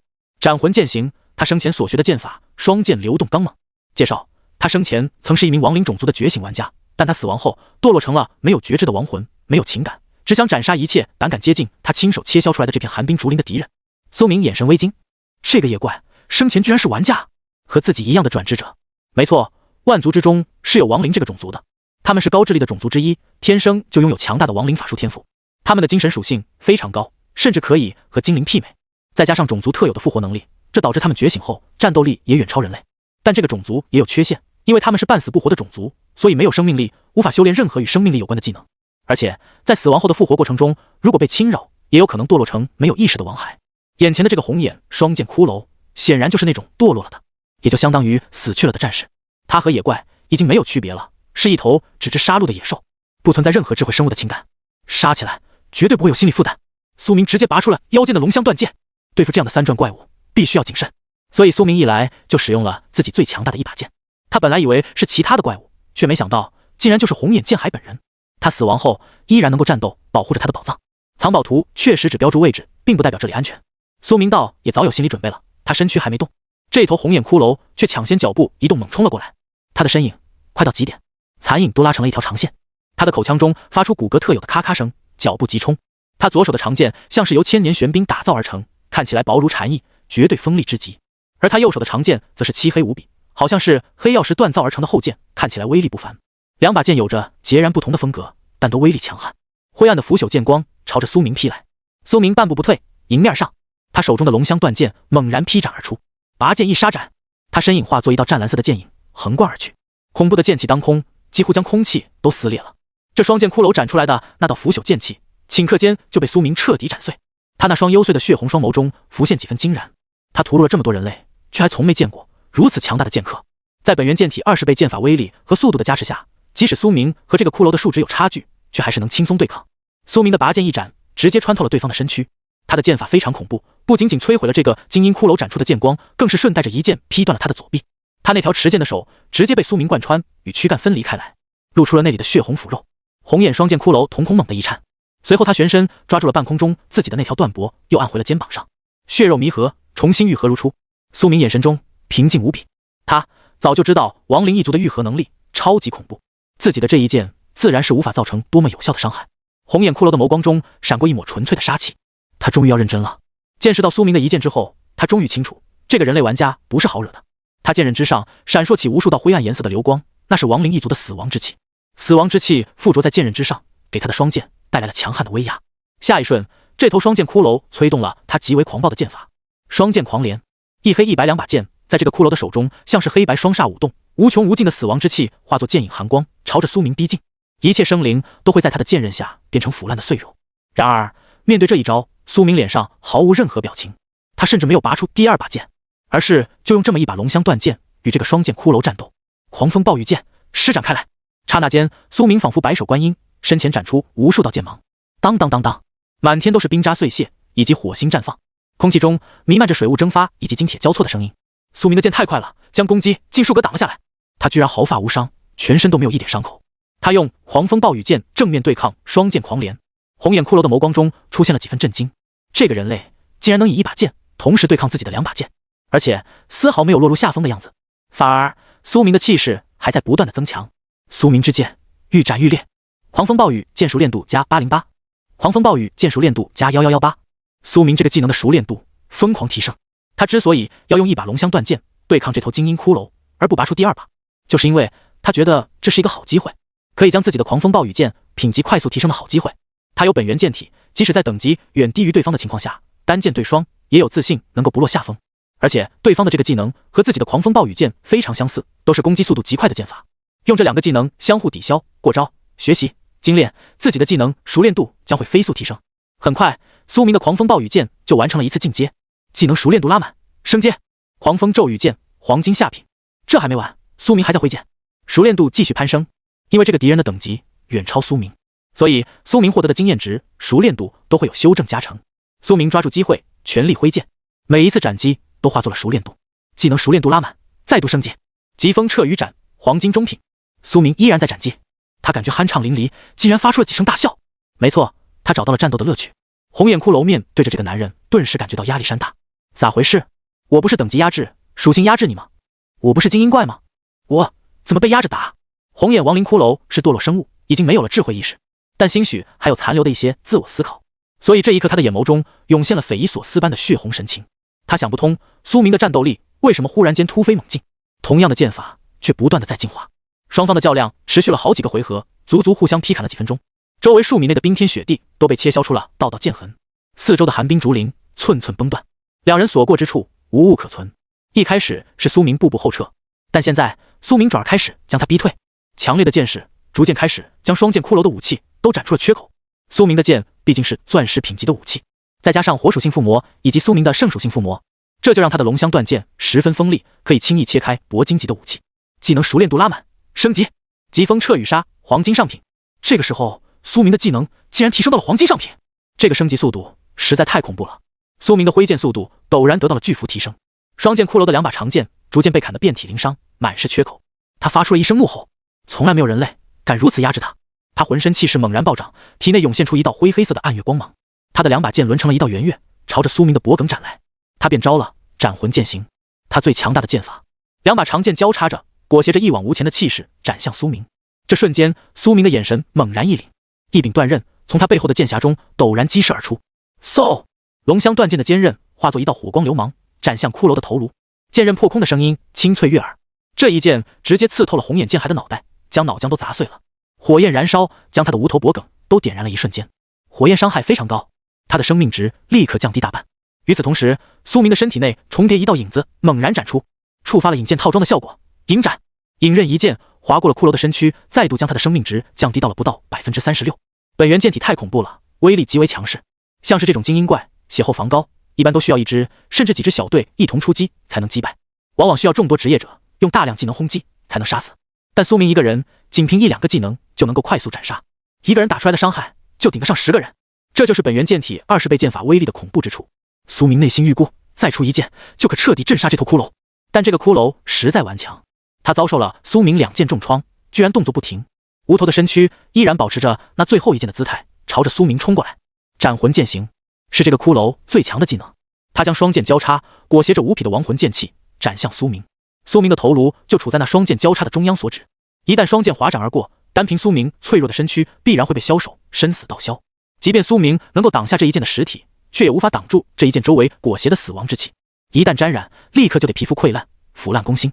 所以苏明用尽了最大的谨慎对待这一剑，他眸光冰寒，在这瞬间收起了剑，他张开双臂，缓步一退，这个姿态简直就像是引颈带路。下一瞬，他直接催动了隐神步，唰！骤然间，他的身影像是化作了一道黑影，消失在了天地间，包括一切气息、存在、实体都完全消散在了人世间，仿佛从世界规则中被模糊了，直接进入了无息状态。即便敌人的攻击在这个时候切实的穿透苏明的身躯，却也无法伤害到他半根毫毛，因为这是规则级别的步伐，一旦催动就是不可选取状态。这个瞬间没有任何感知、探测手段能够觉察到他。红眼剑骸的最强一剑直接穿过了苏明的身躯，苏明的生命值却连一滴都没有掉，他依然毫发无伤，屹立冰天雪地之中。骷髅的眼神中有些震撼与愤怒，为什么没有成功斩杀？明明他砍中了呀！但他一个3转精英怪，又怎么可能理解传说级的技能？下一瞬间，苏明直接催动了黄金上品的疾风彻羽杀，狂暴的剑像是雨点一般拍打而去，连绵不绝。红眼剑骸用了一辈子的双剑，却从来没有见过这么猛烈的剑势，他只能用双剑狂连剑技招架。然而他的招式在苏明快到极点的剑法面前，就宛如大海中的一叶孤舟，被惊涛骇浪拍打的摇晃不止。噗嗤，唰，嗡，剑鸣交响，最终他的身躯上伤口越来越多，被苏明附魔了神圣属性符文的剑斩得跪倒在地，他的骨骼残裂，其中有腐烂的血液流淌而出，他浑身蠕动，骨骼咔咔的响，似乎还想复活。不得不说，这个骷髅不愧是精英怪，复活的速度是真快。苏明估计要不了5秒钟，他就能重新苏生，站起来继续战斗。然而苏明最终一剑直接干脆利落的刺出，噗嗤，这一剑金辉神圣，无情的终结了他的复活希望，也结束了他可悲的堕落生命，直接洞穿了他的心脏。他眼眸怔怔，其中的红色凶光都消散了，骷髅的腐烂身躯彻底化作飞灰，湮灭在了这个副本中。苏明抬手一挥，龙香断剑回到了腰间的剑鞘里，那柄半空中的龙香剑刃也调转飞了回来。骷髅死了，但他的双剑还在，插在冰雪之中，一黑一白，斩杀红眼剑骸精英怪，获得经验值，晋升24级，获得10枚自由属性点。苏明立刻将这些属性全部加到了幸运上面，幸运属性现在是160了。随后他看向那骷髅的战利品，获得战利品双剑掌握技能卷轴黄金下品 X1， 白宝剑铂金下品，黑沉剑铂金下品。这个骷髅的战利品算是非常丰厚。苏明首先拿起那个卷轴放在了手中，直接动用万物升华，升华成功。双剑精通黄金上品，使用2把剑系武器攻击敌人时可以增加双剑的攻击速度。苏明直接学习了，骤然间他的脑海中多出了许多双剑的基础招式。双剑精通如果到达铂金级将会发生质变，所以苏明对这个技能的未来成长性也充满了期待。随后他又拿起了地面上的那2把剑，一黑一白，白色薄如冰，黑色厚而沉。一把剑刃透明，看起来如同水晶，另一把漆黑如墨，掂量起来沉重。2把剑风格截然不同，这也就造就了红眼剑骸这个精英怪的强大战斗力。他的剑法招式非常奇特，左右2只手因为所持的剑不同，所以剑招也一轻一重，一沉一快。与他打斗一番，苏明收获良多。他直接将这2把剑进行了升华，因为这2把剑被自己砍得满是缺口，已经残损不堪，如果不进行升华，几乎没法使用。升华成功，玄冰剑铂金中品，没落剑铂金中品。升华后2把剑的磨损都恢复了，特性也各不相同。玄冰剑铂金中品，锋利度非常高的玄冰之刃，其中蕴含些许亡灵一族的魔法力量。磁坠玄水，这把剑由玄冰凝聚而成，磨损或碎伤后只需要用水浇盖就能立刻重新聚拢，恢复巅峰的锋利度。磁坠冻伤，拥有冰属性附魔，切出敌人的伤口后可以瞬间冰封住伤口，使得敌人血液无法流通，肢体坏死。玄冰剑非常好用。没落剑铂金中品，墨钢锻造的长剑，厚重有力，可轻易斩破重甲。沉玄，这把剑的重量很沉，可以对敌人附加 78.1% 的钝器伤害，而且这把没落剑本身就具备极强的锋利度。握着2把剑，苏明感觉如臂之势，随手挥舞一番，竟然毫无滞涩之感。毕竟有了双剑精通技能，现在他算是一个双剑大师。将2把剑收入了个人空间中，随后苏明快步走向那个铂金上品宝箱的位置，他眼神中涌现出几分炙热，他已经有些迫不及待了。他来到那冰封之处，抬手一震，嗖，背后的旋风剑陡然飞射而出，他一下子刺入地面，将那些冰块全部刨碎斩裂，不多时就挖出一座深坑，露出了其中的宝箱。苏明不由分说，直接动用了万物升华，升华成功。这个宝箱的外表产生了极大的变化，变得镶嵌有各种紫色宝石，材质晶莹剔透，宛如水晶的大宝箱。扫描一番，寒风剑骸宝箱，品质钻石中品，这意味着这个宝箱中开出来的东西最起码都会有一个钻石中等品质的宝贝。苏明现在最强的武器龙香断剑也只是钻石下品而已。苏明搓了搓手，立刻就准备开启，但下一瞬身后传来了几道杀气。苏明眼神陡然一凛，嗖嗖嗖，几道波光激射而来，直接从身后砸向苏明。没错，是偷袭，有游侠的剑矢，有法师的光波，也有战士的剑光，五光十色，杀气十足。苏明眼神冰寒，根本没有回头。他清楚，如果回头，那就来不及避开了。他眸光朝着地下一望，刹那间就利用地下冰面的反射，判断出了那些攻势是从身后的什么位置来的。他一个凌波微步，陡然避开，轻飘然的步伐宛如闲庭信步，刹那间横移出10米，所有的攻击都被避开，打在了那钻石宝箱上。还好宝箱坚固，一点擦伤都没出现。如果是一个人站在原地，早就被打成马蜂窝了。苏明微微叹息一声，自己终归还是慢了一步啊！本想拿了宝箱赶紧跑路，远离这片是非之地的。他转身望去，眼中杀意凌冽。只见几支小队的人浩浩荡荡地奔赴了过来，将苏明团团包围在其中。约莫总共有10几个人，起码有5支小队，他们的脸上都挂着一抹不怀好意的笑容。苏明眼中闪过几分凝重，他也没想到正正好好会有人在自己开宝箱的时候赶来。还好这帮人没在自己和双剑王还战斗的时候出现，否则自己将会被人类和怪物夹击，到时候可就不好处理了。倒也有可能他们其实早就在埋伏了，只是他们一直没有现身，选择等自己打死守宝箱的怪物之后再出来坐收渔翁之利，还真够无耻。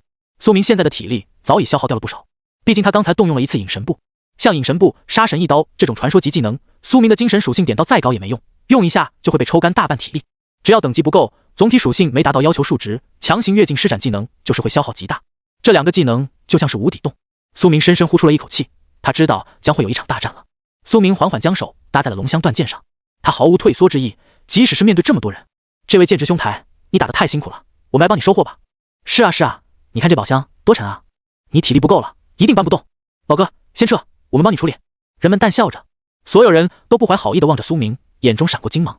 这帮人有高有瘦，有男有女，有帅有丑，但他们的眼眸中都有一种共同的眼神，贪婪，那是所有人类都有的欲望。他们眸光中精芒闪烁，似乎已经迫不及待，想要逼走苏明夺取宝箱了，但他们没有立刻出手，而是在劝告苏明让他自行放弃。他们也想尽量的避免战斗，毕竟苏明对他们而言是一个陌生的男人，实力是完全隐藏的状态。他们并不知道苏明只有2转，而这几支小队的成员没有一个人修为低于3转，毕竟也只有3转以上的高手才敢踏足地级副本。他们将苏明当成了一个非常难惹的对象，殊不知苏明的等级比他们低多了。苏明眼神冰冷，完全没有离开的模样，他只是冷眼凝视着众人。你们确定要抢我的东西？苏明问道。众人闻言只是淡然一笑。这位剑客兄弟，你的实力确实很强，我们也看在眼里，但我们这里有这么多人，你就算长出8只手也打不过呀。一位红衣女子上前一步冷笑道。另一位身材消瘦声音十分尖锐的矮小男子也上前一步说道，那个红眼骷髅杀了那么多怪物，你却能将其单杀，这足以证明你的实力。像你这种猛人，即便被我们10几个人包围，也肯定能在临死前换掉一个，而我们谁都不想当那个倒霉蛋。众人的话语之中对苏明也是充满了忌惮，他们刚才的偷袭被苏明轻松躲过，这就意味着苏明并没有彻底弹尽粮绝，还拥有一些体力，有一战之力。正是因为这一点，我们才没有出手。我们劝你离开也是为你好。那红衣女子上前一步语重心长道，毕竟你要清楚，即便你临死前能换掉一个，却也不代表你能活。一旦打起来，我们的死亡概率是1/16，而你是100%，所以我们会毫不犹豫地赌。他上前一步，浑身威压爆发，红衣缭乱。他是一位34级的火焰拳师，一身属性非常夸张，技能数量也很多。苏明沉默不语，望向周围，这群人临时起意，聚集成匪，包围自己，想要杀人夺宝。人心真是赤裸裸呀！在副本中，杀人是不犯法的，所以这种事非常常见。苏明是真的见多了，这群人基本都是32级以上，每个人的属性都非常高，各个的职业、技能都各不相同。与这种复数的特性不同的敌人作战是最危险的。苏明很清楚，自己孤身一人要将这么多人全部击败、杀光是根本不可能的，但杀出一条血路，并非不可能。苏明眼中闪过一抹凶光，直接取出了一壶酒。看到这壶酒，众人眼神一凛，难道是什么短暂提升修为的秘药？各位小心！看来他要跟我们鱼死网破了。气氛瞬间剑拔弩张。这个时候，人群中忽然有一个黑袍男子，眼神微惊，他望着苏明，眼神震撼。等，各位，我发现这家伙只有24级。他的话语立刻激起了众人的惊讶。这个人的职业是探宝师，也能够探测敌人的职业、等级资料，所以他探查出了苏明的等级。此言一出，众人先是一愣，随后有几个人立刻捧腹大笑。哈哈哈，我倒是什么高手，这么有胆，原来是愣头青。原来才24级，这么弱也能闯入地级副本，倒是新鲜。看来他刚才只是在虚张声势罢了，没准就连他单杀精英怪也是用了什么暂时提升属性的秘药。这种新人抬抬手就可捏死。几个人冷笑着出手攻向苏明。苏明的眼神始终淡漠，一口酒囫囵饮下，醉意涌上心头，剑气毅然。火焰拳师身穿红衣的女子名叫卓书红，她双手各自带着一个红色纸虎，材质特殊，看起来宛如焰火流动，双手一震便是有火焰缠绕而上，将她的双拳完全包裹。她是第一个动的，火焰流动的拳头掠起一道红色的影子，朝着苏明砸来。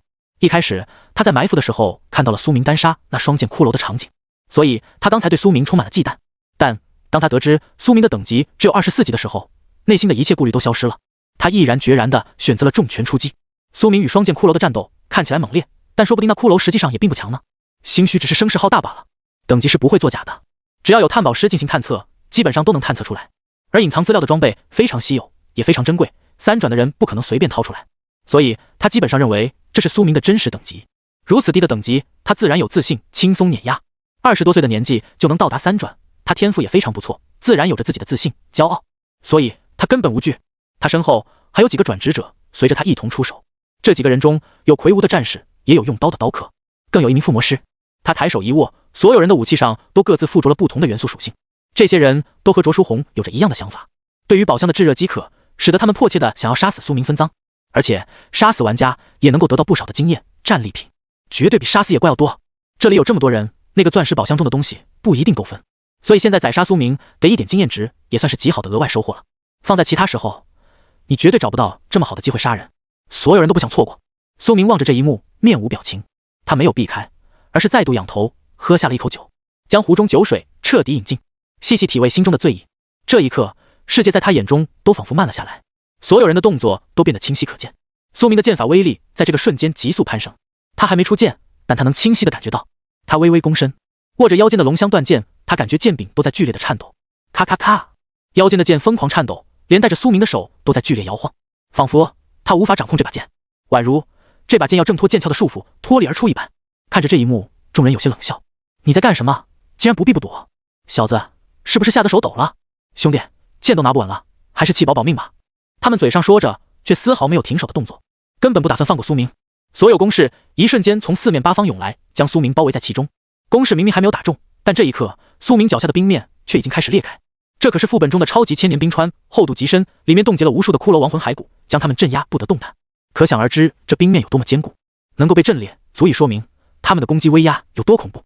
苏明都能感觉到一阵呼吸停滞的感觉，这是遭遇死亡攻击的前兆，身体的自发反应，浑身的汗毛都微微竖起。毕竟是一大群三转的高手，随便一击，苏明都遭不住。他是典型的功高皮脆的职业者，即便剑法威力再强，但在防御这一方面，苏明确实不太擅长。但他心中却极为平静，他一直都信奉攻击才是最好的防御。如果顶不住，那我一击都不要承受，不就可以了吗？苏明狂点敏捷属性，为的就是今日。况且他手为什么会抖？所有人都猜错了，不是因为恐惧而颤抖，而是因为剑气而颤抖。此刻他心中醉意满腔，已经有磅礴剑气流转在剑刃之上，潜藏在鞘中，只等他一击斩出。为了将这一击酝酿到最完美的程度，苏明一直在强行压制，将所有的剑气内敛其中，而这也正是拔剑一叉斩最强的释放方式。经过蓄力之后，才能达到最恐怖的威力。苏明从来没有用过蓄力后的拔剑一叉斩，因为根本没有敌人能让他催动。今日终于遇到了上好的机会。苏明眼神冰冷，始终面无表情，手的颤抖愈来愈剧烈。与此同时，众人的攻势也全部来到了面前，距离苏明的身躯已经不足1米了。尤其是卓书红的火焰双拳，几乎已经砸到了苏明面前1尺的位置。苏明的几根发丝都被灼热的拳风烧成了飞灰，但他始终未动，简直是冷静到可怕。即使身处众人的围攻之下，他眼神却也始终平静。他的战斗经验比在场所有人加起来还多，所以他能够始终做出最佳的判断，不因感情而动摇。直到卓书红的拳头来到了苏明面前1寸，直到双斧战士的旋转飞斧飞到苏明额头前1米，直到众人的攻击全部接近苏明到极点，几乎下一瞬间苏明就要被锤杀在当场的时候，他终于动了。轰隆！恐怖的电流从他的剑刃之中流转，拔出龙香断剑的瞬间，背后剑鞘中的龙香剑刃也飞转而来，契合在了断剑之上，凝合成了一把完整的长剑。龙香断剑的完整状态，锋利度无可匹敌，足以切碎一切铂金级武器。璀璨的湛蓝色电流轰然爆响，电流之中裹挟着掺杂血红的电芒，以及龙香断剑的金色火焰，三色交杂，看起来恐怖如斯。轰隆隆隆隆，雷鸣闪烁炸裂，苏明整个人刹那间就横斩而出，半空出现了一道长长的剑痕，或者说是实体的剑气，宛如半月形斜斩而出，刹那间就横贯了当场，飞掠而出了上百米。这道剑气一路前行，直接贯穿了好几个人的身躯，斩碎了卓书红的半截身躯。他的眼神中，上一秒还保持着即将得手的喜悦，下一瞬就彻底傻眼。他的整个身躯都被苏明斜着剖开了，那道璀璨的雷霆剑气直接将他重创。他眼神怔怔，其中满是难以置信。强烈的剧痛在这瞬间击碎了他的自信，以及生命值。他的生命值瞬间归零。卓书红眼中生机急速流逝。我没有说我是三转，我不能死。他眼神怔怔，口中喃喃道。但很快，他软烂的身躯就倒在了地面上，鲜红的血液染红了地面。他直接被一剑瞬秒，当场被震杀在此。刷翅，剑鸣响彻方圆100米。苏明的这一剑太恐怖了，斩杀了卓书红都没有停，整个人裹挟着剑气一路横窜出了几十米。半空中那道雷霆剑气三色交杂，足足过了好几秒才散去。地面上的冰面都出现了一道长长的融化深壑，长壑的边缘全都是漆黑色电弧炸出的焦黑电痕。所有对苏明出手站在他面前的人都承受了这一剑，这一剑起码斩到了6个人，鲜血冲天。望着这一幕，周围所有人的眼神全都震撼到了极点。这一剑直接斩杀了2个人，卓书红以及远处的那位附魔师都被一剑瞬杀。这2个人眼神怔怔，死不瞑目，尸体跌落在地，整个身躯都被彻底斩碎开来，所有的防御装备都不堪一击。活下来的几个人也情况不容乐观，与剑气接触之处伤可见骨，疯狂喷血。这就是剑气的恐怖威力，能够穿透许多防御。那个狂战士猛地咳出一大口血，被这一剑斩得倒飞出去，剑气穿透了他的胸膛，将肺部都斩烂了。他是这帮人中最强壮魁梧、血量最高的肉盾，面对苏明这一剑却也重伤。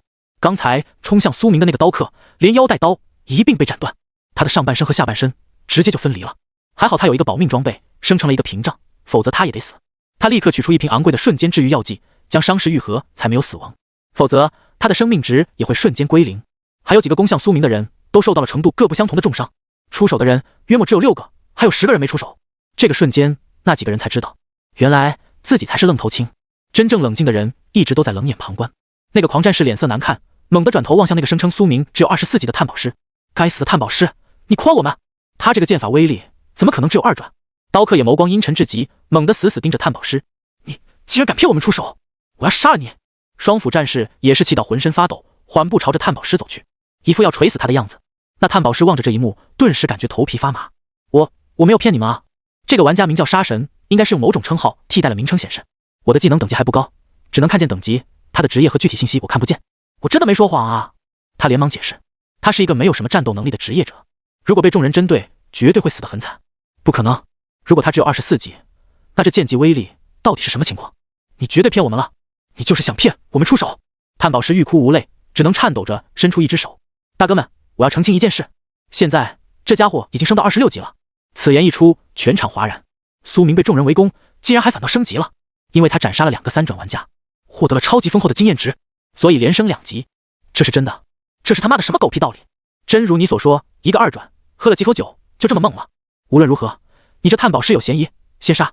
那刀客眼神冰冷，直接出刀。他伤势才刚刚愈合，就在极度愤怒的情况下斩出一刀，直接杀死了那位炭宝师，将他的头颅斩下。出手确实果断。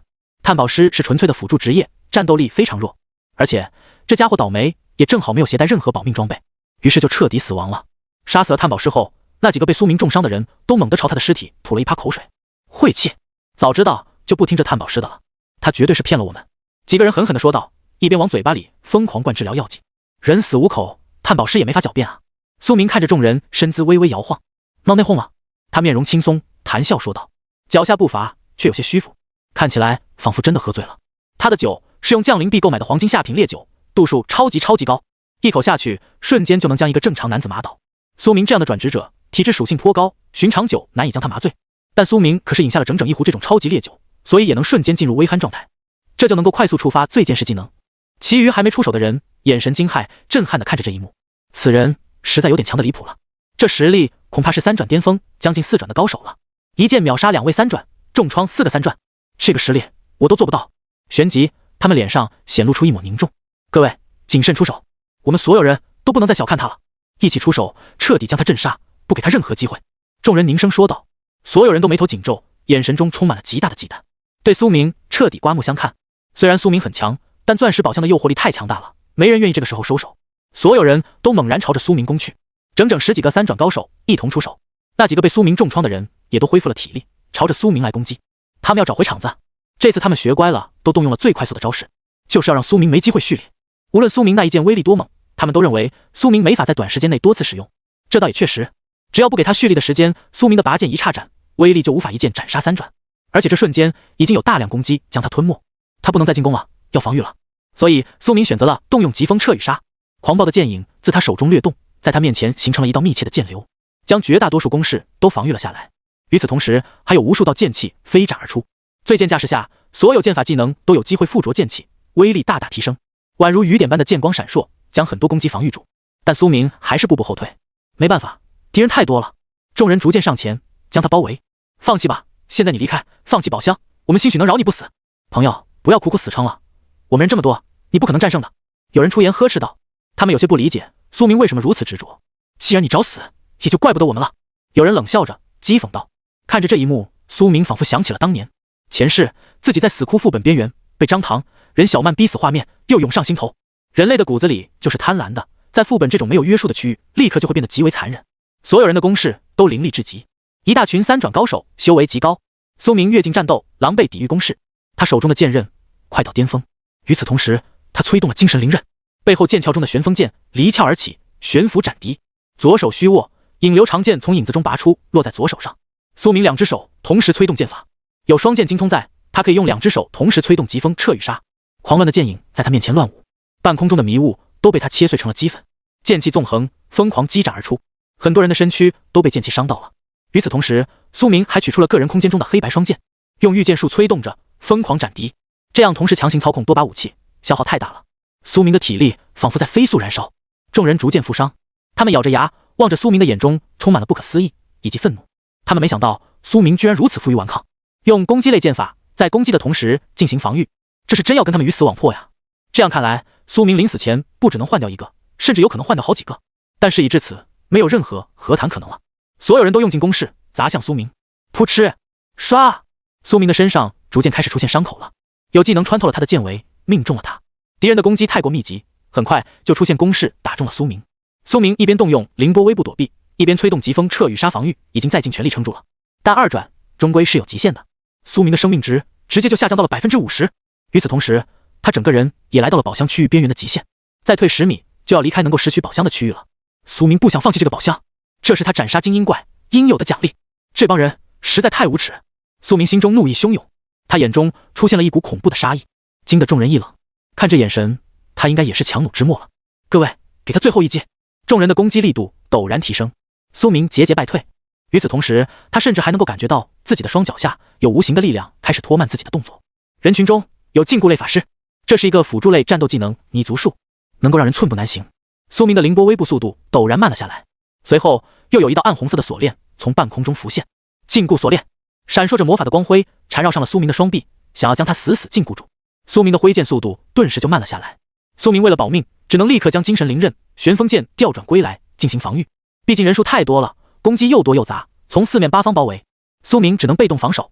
现在他体力已经严重不足，还好还剩下20枚属性点，刚刚连升2级获得的自由属性，不得不承认杀玩家获得的经验确实高，比杀那个3转骷髅怪经验值还多。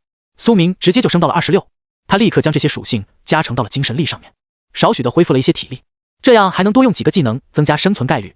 同时，苏明的拔剑一叉斩的熟练度也提升了，拔剑一叉斩熟练度加晋升黄金上品，拔剑一叉杀黄金上品，这一次加了超多熟练度，直接从黄金下品提升到了黄金上品。因为一个技能的熟练度增加，其实是和你这个技能斩杀了多少敌人有关的。苏明刚才用拔剑一叉斩命中了很多人，而且都是3转的，用这个技能越境杀敌，造成高额暴击伤害，那么获得的熟练度提升自然也高，并且雷鸣流剑斩也提升到了黄金上品。因为苏明刚才的拔剑一叉斩中掺杂了雷鸣流剑斩，所以威力才这么猛。暴雷之剑黄金上品，苏明战斗力得到了大幅提升，他面色冰寒，死死咬着牙，疯狂挥剑。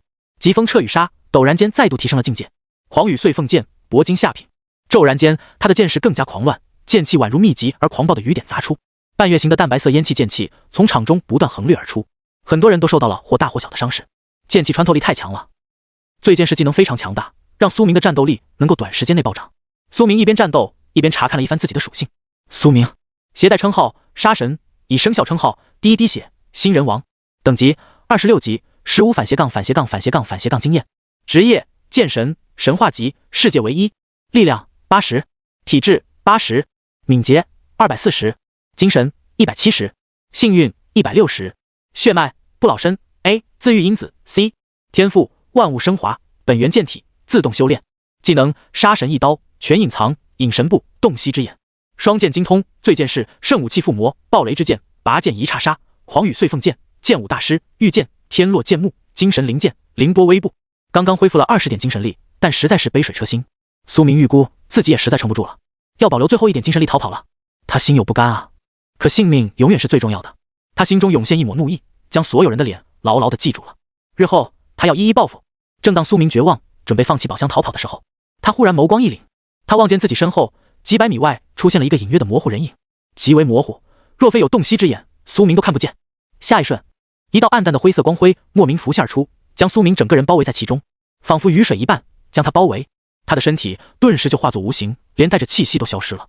苏明眼神微惊，这是隐传术，能够同时令目标瞬间隐身和传送走，是消耗极大而且非常少见的高阶技能。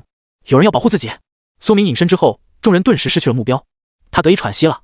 其实苏明的隐神步也能够隐身，而且效果更强，不仅能隐身，更能避开所有攻击。如果想要逃离战场的话，苏明也有办法，但是隐神步这个技能只要用一瞬间，精神力就耗尽，所以苏明始终不愿意用它逃离。他不甘心放弃宝箱啊，所以他才会坚持血战。该死，这个家伙消失了。有人四处张望，疯狂用大范围攻击进攻，却没有打中苏明。苏明被那隐形法术遮蔽，同时还在保持移动，瞬间就从众人的视野中消失了。这隐身是技能还是法宝？这小子太难杀了。亦或者这家伙还有同伙？算了，别管他了，还是先抢箱子吧。他应该被我们打跑了。诸位兄台，各凭本事吧。现在没有任何阻碍了。暗处有人阴冷笑着，其实早就已经浑水摸鱼，趁着战场混乱跑到了后面的宝箱上面，已经开始有人用技能轰击冰面，要挖掘出宝箱了。该死，趁着我们杀那个剑客，偷偷跑过来提前抢宝，受死！有人出手开始混乱攻击了，场面顿时乱成一锅粥。五光十色的技能滔天而起，众人相互之间竟然下了死手，很多人都身受重伤。各位冷静啊！有人意识到这样下去会出现一场大型混战，会死很多人，但场面这么乱，已经没人听得进去劝告了。钻石宝箱的诱惑力太强了，内斗几乎是必然的结局。所有人都用尽全力开始互相屠戮，为了宝箱不择手段，上一秒还同仇敌忾，下一秒就互相下死手。苏明隐身站在拾取宝箱的极限距离，眸光阴沉地望着这一幕。他感觉到自己下一瞬就要被这引传术给传送走，离开这战场中了。宝箱真的要拱手相送吗？他拳头紧握，实在不甘心啊。忽然他眸光一亮，陡然从个人空间中取出了一个卷轴。对了，藏宝图持有者对任何宝箱都有绝对拾取优先级，他们虽然也站在宝箱的拾取范围内，但他们没有藏宝图，是无法跟我争抢的。只要站在区域内，我就能有最高拾取优先。苏明刚才被多人围攻，一直没有机会取出藏宝图使用，现在他在隐身保护下，终于可以用这个藏宝图强行拾取宝箱了。他直接取出藏宝图，一捏，骤然间藏宝图化作一道蓝光消散，宛如星芒的蓝光激射而去，将那宝箱上层的冰面炸碎。下一瞬，宝箱闪过一道蓝光，检测你已到达藏宝图地点，是否拾取宝箱？苏明毫不犹豫地点击了是。下一瞬，宝箱凭空消失，直接就进入了苏明的个人空间中。与此同时，他也瞬移走了，只留下战场中的众人一脸懵逼。所有人都在混战中自顾不暇，但与此同时，每个人的余光都从始至终一直死死地盯着那个宝箱，所以那宝箱消失的瞬间，自然是引得场面一阵凝固，不少人厮杀的动作都停止了。怎么回事？宝箱怎么消失了？这不可能，我一直盯着的，没有人，也没有任何气息接近啊！黄战士脸色难看，震惊道：“我在那宝箱附近布下了阵法，无人可以靠近，是谁拾取的？”一个法师说道：“站出来！是谁？”所有转职者在这一刻都愤怒地吼道，他们开始怀疑每一个站在自己身旁的人。这一刻，所有人都是愤怒的修罗，他们无情地屠戮着同胞，甚至就连同一支小队的人都开始愤怒地厮杀，因为此时此刻站在你身边的人就有可能是偷偷拿走宝箱的那一个。所有人都愤怒着举起武器，相互攻击，而苏明早已远遁离去。忽然，人群中有一个嘹亮的声音：“各位，停手啊！应该是某人有藏宝图，他用藏宝图拾取的。”此言一出，众人的眼眸中闪过了些许理智。对啊，藏宝图拥有最高拾取优先级。死！你这么说，倒也确实，藏宝图的拾取距离都要比我们远得多。该死，是谁？众人眼中的理智只是闪烁了瞬间，随后又顷刻间化作了贪婪的杀意。他们四处张望，眸光中闪烁寒芒，似乎想要在人群中搜查出是谁拿了宝箱。厮杀继续，有可能是那个叫杀神的剑客，他隐遁逃离的时候顺便用藏宝图拾取了，但也有可能他还没走，就在我们之中。亦或者宝箱的持有者现在就在我们之中。无论如何，一定要杀到有人主动交出宝箱。杀！场面嘈杂，所有人都下了死手。今日之后，全场存活的人已经不剩一半。苏明被那引传术传送到了将近100米外的位置。这个副本内白色的雾气极为浓郁，遮挡人的视线，基本上50米外就什么都看不见。所以苏明遁离之后，基本就安全了。他也立刻催动凌波微步，迅速逃离，远离了那帮人的战场。转头望去，他们还在内斗，巨响和惨叫不断传出。苏明面容冰冷，凝声道：“很好，继续厮杀，即使你们只剩一半人，今后我也挨个报仇。”他拳头紧握，收起了所有剑。他已经记住了这里所有人的模样。与此同时，他心中充满了对钻石宝箱的期待，更有几分好奇，到底是谁救的自己？苏明奔袭出几里地，终于在一片寒冷的冰湖旁见到了一名青年。他有着一头凌乱的短发，身穿一袭淡蓝长衫，右手握着一柄乌木长法杖，品质不会低。苏明立刻扫描了他的资料：雨眠，种族半精灵，等级37级，零反斜杠反斜杠反斜杠反斜杠300经验值，职业雾影法师，力量47，体质50，敏捷27，精神363，幸运82，天赋魔法亲和。他身上流淌着一半精灵族的血，所以天生智力超群，与魔法拥有极强亲和力。技能引传术、天将暴雨、夜凝化冰、落瀑、雨杖术、外貌伪装术。竟然是一位半精灵，也就是人类和精灵的孩子，不被人类社会接纳，也不被精灵一族接受，被认为是污浊之血。但这个人非常聪明，他学习了外貌伪装术，将半精灵的尖耳朵特征隐去了。如此一来，他便可以在人类社会中自由生存。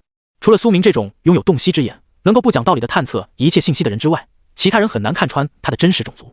怪不得他能够使用隐传术，这可是4转才能学习的技能。由于他是半精灵，所以才能在3转破格学习。每个种族的技能数都是不一样的。精灵一族相比人类，对于魔法一类的技能学习能力强了太多，而且精灵天生的精神力就比人类上限要高。人类一级刚刚觉醒时，精神属性的上限是10点，而精灵族则是20点。从这一点就可以看出精灵的魔法天赋。为何要救我？苏明凝视着他，平淡地问道。雨眠缓缓转过头，望向苏明，他伸出一只手：“我叫雨眠。”声音非常好听，嗓音低沉。这就是精灵一族的优势，只要你身上流淌着精灵血，那模样自然不会丑。随便一个精灵，长相都是人类审美中的顶级。不过，这位名叫雨眠的半精灵玩家，却是不像人们刻板印象中的精灵那般高雅贵气，反而浑身充满了颓废的气质。他胡子拉碴，头发凌乱，一身法师长袍上也全是污渍。微微靠近，甚至还能闻到这家伙身上有一股淡淡的酒味。杀神。苏明跟他握了握手，互相报了名称。知道了对方的名称，就可以相互远程交流。苏明用称号代替，也是一样的效果。杀神，这称号有点令人毛骨悚然。他微微一笑，说道：“他知道苏明是报的称号，而非真名。”随后，他面色严肃了起来。他凝视着苏明，眼中金芒闪烁，说道：“我救你不为别的，我有几个朋友死在了那个精英双剑骷髅的手中，你算是帮我报了仇。而且，说到这里，雨眠顿了顿，是我将这帮人引过来的，就是想让他们杀死精英骷髅。我让你身处祸水之中，算是有极大的责任。”听闻此言，苏明眸光微惊，这家伙还真是聪明。他先前特意在世界频道上说这里有宝箱，但有精英怪把守，让人不要过来，实则就是利用人们的逆反心理。如果他说这里没有怪物，只有宝箱，那众人反而会认为这里有陷阱，不敢过来。真是将人性拿捏得死死的。顺便，我也能找找机会，看能否坐收渔翁之利，夺取宝箱。他的眼中闪过几分冷意。所谓螳螂捕蝉，黄雀在后，这个雨眠就是黄雀，此计可谓一石二鸟。苏明望着他，心中只感觉一阵忌惮。这个雨眠根本没有半点精灵的气质，反而就像是一个普通的颓废男人。他必然经历过什么故事。我先前看到了，你有藏宝图，你拥有最高拾取优先级，所以我知道，只要能救出你，你就能一并将宝箱带过来。雨眠眼睛微眯着说道，仿佛一个深计谋算的人。苏明面色平静，当机立断，直接从个人空间中取出了那个钻石中品的宝箱。自己脱身保命确实没问题，但如果没有雨眠，自己拿不到这个宝箱，所以他理应有一份。沉重的宝箱落在地面，晶莹剔透的宝箱上面镶嵌着各种钻石。苏明的动作很干脆，没有一点犹豫迟疑。有仇报仇，有恩报恩，这就是苏明的性子。没有你我拿不到这个宝箱，所以你等会可以挑一样宝物走。苏明凝声说道。你不像其他人类那么无耻。雨眠面色平淡，表面上镇定地说道，但实际上他看着苏明的动作，内心也捏了一把汗。因为他刚才提到宝箱的瞬间，苏明忽然一抬手，很难不让人误认为苏明想杀人私吞宝箱。还好这位名叫杀神的御剑师玩家没那么邪恶，自己算是没看走眼。毕竟雨眠先前也看到了苏明一人单杀骷髅剑兵，以及在那群人的围攻中力战的样子，那身姿实在卓绝，所以他也不敢小觑苏明的实力，心里一直在提防。他是法师，近战是弱项，一旦在这个距离被苏明暴起偷袭，他将会非常吃亏。人类？呵呵，听雨兄这么说，好像你不是人类似的。苏明打趣道。他虽然知道雨眠的真实种族，却并未戳破。人人都有自己的秘密。雨眠也只是一笑而过。随后，苏明面色严肃了起来。无论宝箱中开出多少东西，你都只能拿走一个。毕竟我出了大头的力。他面色凝重，缓缓说道。前世他对人掏心掏肺，却被背叛，所以这一世他自然是要将利益放在首位。雨眠闻言点了点头。其实已经足够公平了。毕竟苏明给了自己优先挑选的权利，这其实比其他宝物更加珍贵。钻石宝箱说不定只能开出一个钻石宝物，可能其他都是铂金级。铂金与钻石的价值差距宛如天壤之别，自己能够优先挑选，就一定能拿走价值最高的宝物。可以开箱吧，他说道。苏明直接打开了宝箱，开启钻石宝箱。熔寒合金钻石中品锻造材料，斩龙诀技能卷轴钻石下品剑技，吸血鬼药剂铂金上品，总共3个。看着这些物品，雨眠眉头紧皱。没有一个法师的物品，物品的爆率取决于每个人的幸运数值。因为苏明的幸运属性太高了，所以基本上爆出来的东西都是苏明能够使用的。苏明静静地凝视着他，等待着他的选择。想来这位应该会选择熔寒合金，这可是钻石中品锻造材料，用它锻造出来的武器最起码都会是钻石品质，甚至跻身史诗级也未尝不可。则没什么我能用上的。雨眠眉头紧皱，他沉默了片刻，最终后退了一步。我不选。他的话语让苏明眼神微惊，居然主动放弃钻石级战利品，此人难不成是个疯子？你确定什么都不选？苏明声音凝重问道。虽然没有你的职业装备和技能卷轴，但熔寒合金可是好东西，能够打造钻石级法杖。此言一出，雨眠微微摇头。杀神兄，你可知道请人打造钻石级武器需要多少钱？苏明闻言，眼中闪过一抹恍然。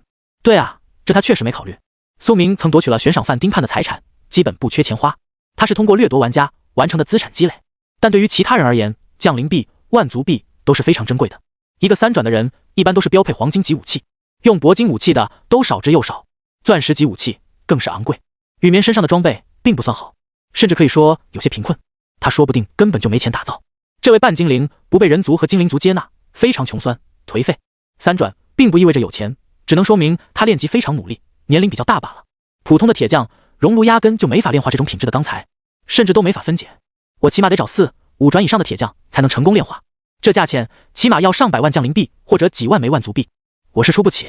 他苦笑一声说道：那你卖出去也能卖个好价钱。苏明继续说道。雨棉却坚定地摇了摇头，似乎心意已决。不。随后他的眼中闪过一抹金芒。我要你欠我一个人情。苏明听闻此言，眼神微惊。钻10级的物品换一个小小的人情，这说出去别人一定会认为他是个傻子。你认真的？苏明眉头紧皱，沉声道。对。雨棉轻轻点了点头。你年纪轻轻，恐怕还不到20岁，就能与这么多3转高手打得有来有回，你恐怕是实心天赋吧？苏明沉默了，没有回答他。日后你必定前途无量，我认为你今后会比一块钻10级的铁更有价值。说到这里，雨棉眼神中显露出几分忧愁，仿佛他心中有事，似乎有某件事压得他喘不过气来。钻10级的物品都无法帮助他，只有更强的存在才能帮助他，而那件事非常重要，压得他不得不用尽一切办法寻找希望，甚至逼得他愿意放弃钻10级的战利品。苏明心中生出了无限的好奇，这个神秘的青年当年到底经历了什么？他一身气质极为颓废，眼眸之中仿佛有极大的悲愁，怪不得会满身酒气。既你坚持，我也不好再多说。苏明面色冰冷，只好收下所有宝箱中的物品。人情说轻不轻，说重不重，这是最奇妙的东西。它有可能是一文不值的垃圾，也有可能是天底下最值钱的宝物。这个雨棉简直是个天生的赌客，他一再坚持，苏明也不好再劝。苏明总不可能将宝物强塞给对方吧，只能送他一个人情呗。自己拿了全部宝物，无论如何都不亏的。这可是你自己选的。苏明收起所有，说道。随后他面色有些好奇地说道：你要我的人情有何用？雨棉沉默了许久，最终缓步离开。将来你会知道的，杀神兄弟后会有期。随后他离开了这里，身影消失在了漫天风雾中，渐渐隐去。苏明站在原地，眼神凝重。这个神秘的青年，苏明从未听闻，但他知道两人日后必定还会有交集。此人外表颓废，但骨子里透露出一股潇洒，苏明对他还是比较欣赏的。他也朝着另一个方向快步远离了这里，毕竟后面几里地就是那帮人混战的地方，保不齐会有人逃到这里。苏明现在只想整理宝物，可不想再跟他们一战了。最主要的是，他现在体力都没有恢复多少。来到一处冰川洞窟中，苏明从个人空间中取出了一些木柴，随后用龙香断剑的龙鳞刺入柴火中，直接点燃，取出几块大型剔骨牛排放在铁网上炙烤。苏明如今的体质和力量属性都已经达到了80，这就意味着他的体能、能量消耗都是常人的几乎8倍。一场大战过后，已经肚里空空，自然需要一份大餐饱腹。趁着牛肉还在烤，苏明取出了那3样钻石宝箱中开出来的物品。他下意识的还想用万物升华升级一波，但却发现不起效果。他才忽然想起，那宝箱自己已经升华过了，间接升华一次后的物品也是无法再度升华的。他首先取出了那瓶药剂，吸血鬼药剂，铂金上品，等级限制35级。介绍：一种极为稀有的药水，呈纯粹的橙红色质地，其中仿佛有许多液态细胞流动，需要多位经验丰富的炼药师、巫师共同联手，搭配吸血鬼精血、人血、高阶兽血、百枯草等稀有材料酿制而成。效果：饮下后，在1小时内变为仆从级吸血鬼，获得吸血鬼一族的种族天赋：巨阳生灵、苍白之躯、极血之魔。巨阳生灵，吸血鬼一族的种族天赋，在此状态下被阳光直射，将会身躯自燃而死，彻底朽灭。苍白之躯，吸血鬼一族的种族天赋，在此状态下全身体质、力量、敏捷属性暴涨2倍。极血之魔，吸血鬼一族的种族天赋，在此状态下可以汲取任何活体生物的血液，快速治愈任何伤势，并且有极其低微的概率夺取对方随机一个技能。苏明看得眼神发光，吸血鬼药剂太猛了！他原本以为只是药剂的名字带吸血鬼，效果最多让你攻击附带吸血效果而已，结果他没想到竟然真的能将人短暂的转化为吸血鬼。那这个药剂的真实价值就绝对不止铂金上品了，如果拿出去拍卖，绝对能和钻10级的装备是一个价值。吸血鬼万族之中极为强大、古老的种族，在万族之中都能排在前列。他们拥有极多的知识及其强大的体能，但这个种族人数实在太少了，这是他们种族唯一的缺陷，即无法通过正常方式繁殖，只能用精血将活人转化成奴仆，所以他们的数量比亡灵族、精灵、兽人都要少。对常人而言，吸血鬼一族非常神秘，甚至是否真实存在都要打个大大的问号。很多人都将这个种族当成传说故事，他们常年隐居在人族、精灵族等各大种族之中，他们白天从不出门，只有夜晚才会伺机而动，嗜血屠戮。苏明想起来，自己所在的玄晶市就经常发生嗜血命案，和吸血鬼极为相似，已经很多年了，但一直没有抓获凶手。苏明对吸血鬼了解不多，但他前世见多识广，还是比一般人知道的多一些的。最起码他知道吸血鬼绝对不是虚构，而是真实存在的。这瓶药剂能够将人短暂的转化为仆从级吸血鬼，看似等级很低，只是吸血鬼行列中的第2等级，但苏明很清楚，这已经足够强大了。吸血鬼该有的强悍能力，这个等级都会开始提供。翻阅记忆，苏明想起来了，他前世曾经看过一本龙国政府内部的万族典籍，里面详细的记录着各大种族的粗略资料。关于吸血鬼一族的记录，他也看过。这个种族总共分为几大等级，等级森严。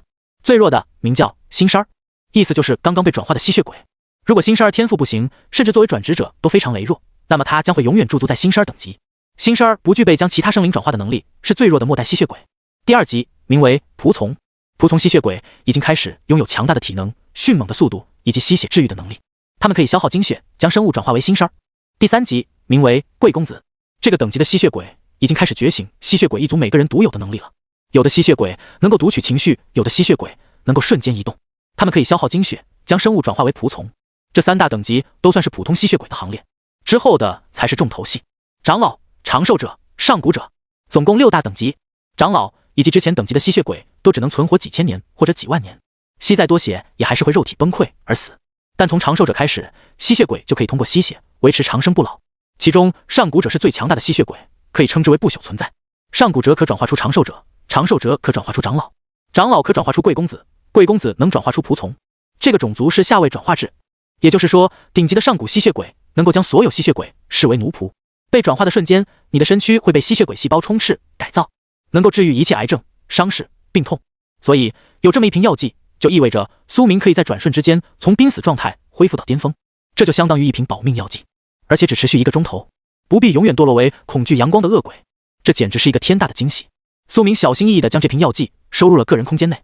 如果有一天他不得不使用，那么他会毫不犹豫。吸血鬼是最恐怖的种族之一，随便一头吸血鬼都像是 BOSS 一般的存在，因为他们是上古的生灵，早在觉醒日降临之前，就已经有许多关于他们的神话传说故事流传了。随后，苏明取出了那枚合金钢铁，沉重至极。这块钢铁看起来质地非常奇特，上面有2种颜色的纹路交杂闪烁，有暗红色如流动熔岩，有寒冰色如大海波涛，两色的反光映衬出这块钢材的不凡。握着一会滚烫非凡，一会冰凉彻骨，熔含合金锻造材料，钻石中品，等阶极高的锻造材料，只有在千年冰川的中心才有可能凝聚，用它打造的装备品质必定不会低于钻石级。熔石用这团钢材打造出的武器能够附带火焰伤害，寒石用这团钢材打造出的武器能够附带寒冰伤害。隐藏效果由极为老练的高阶铁匠打造，将有可能将2种特性融合，铸造出隐藏特性。苏明眼神凝重，这个钢材有点强，不知道能不能和龙香断剑熔炼在一起，效果肯定很猛。不过一想到又要花好多钱，苏明就感觉一阵肉痛。上一秒他还感觉自己挺有钱，然而之后的开销直接就要花掉一大半。其实这也是苏明身在福中不知福，他以2转修为就要打造钻石级武器，当然开销大了。如果是4转、5转，那用钻石级武器才是常态。那个时期的凶兽爆出来的材料卖出去也能轻易支撑开销。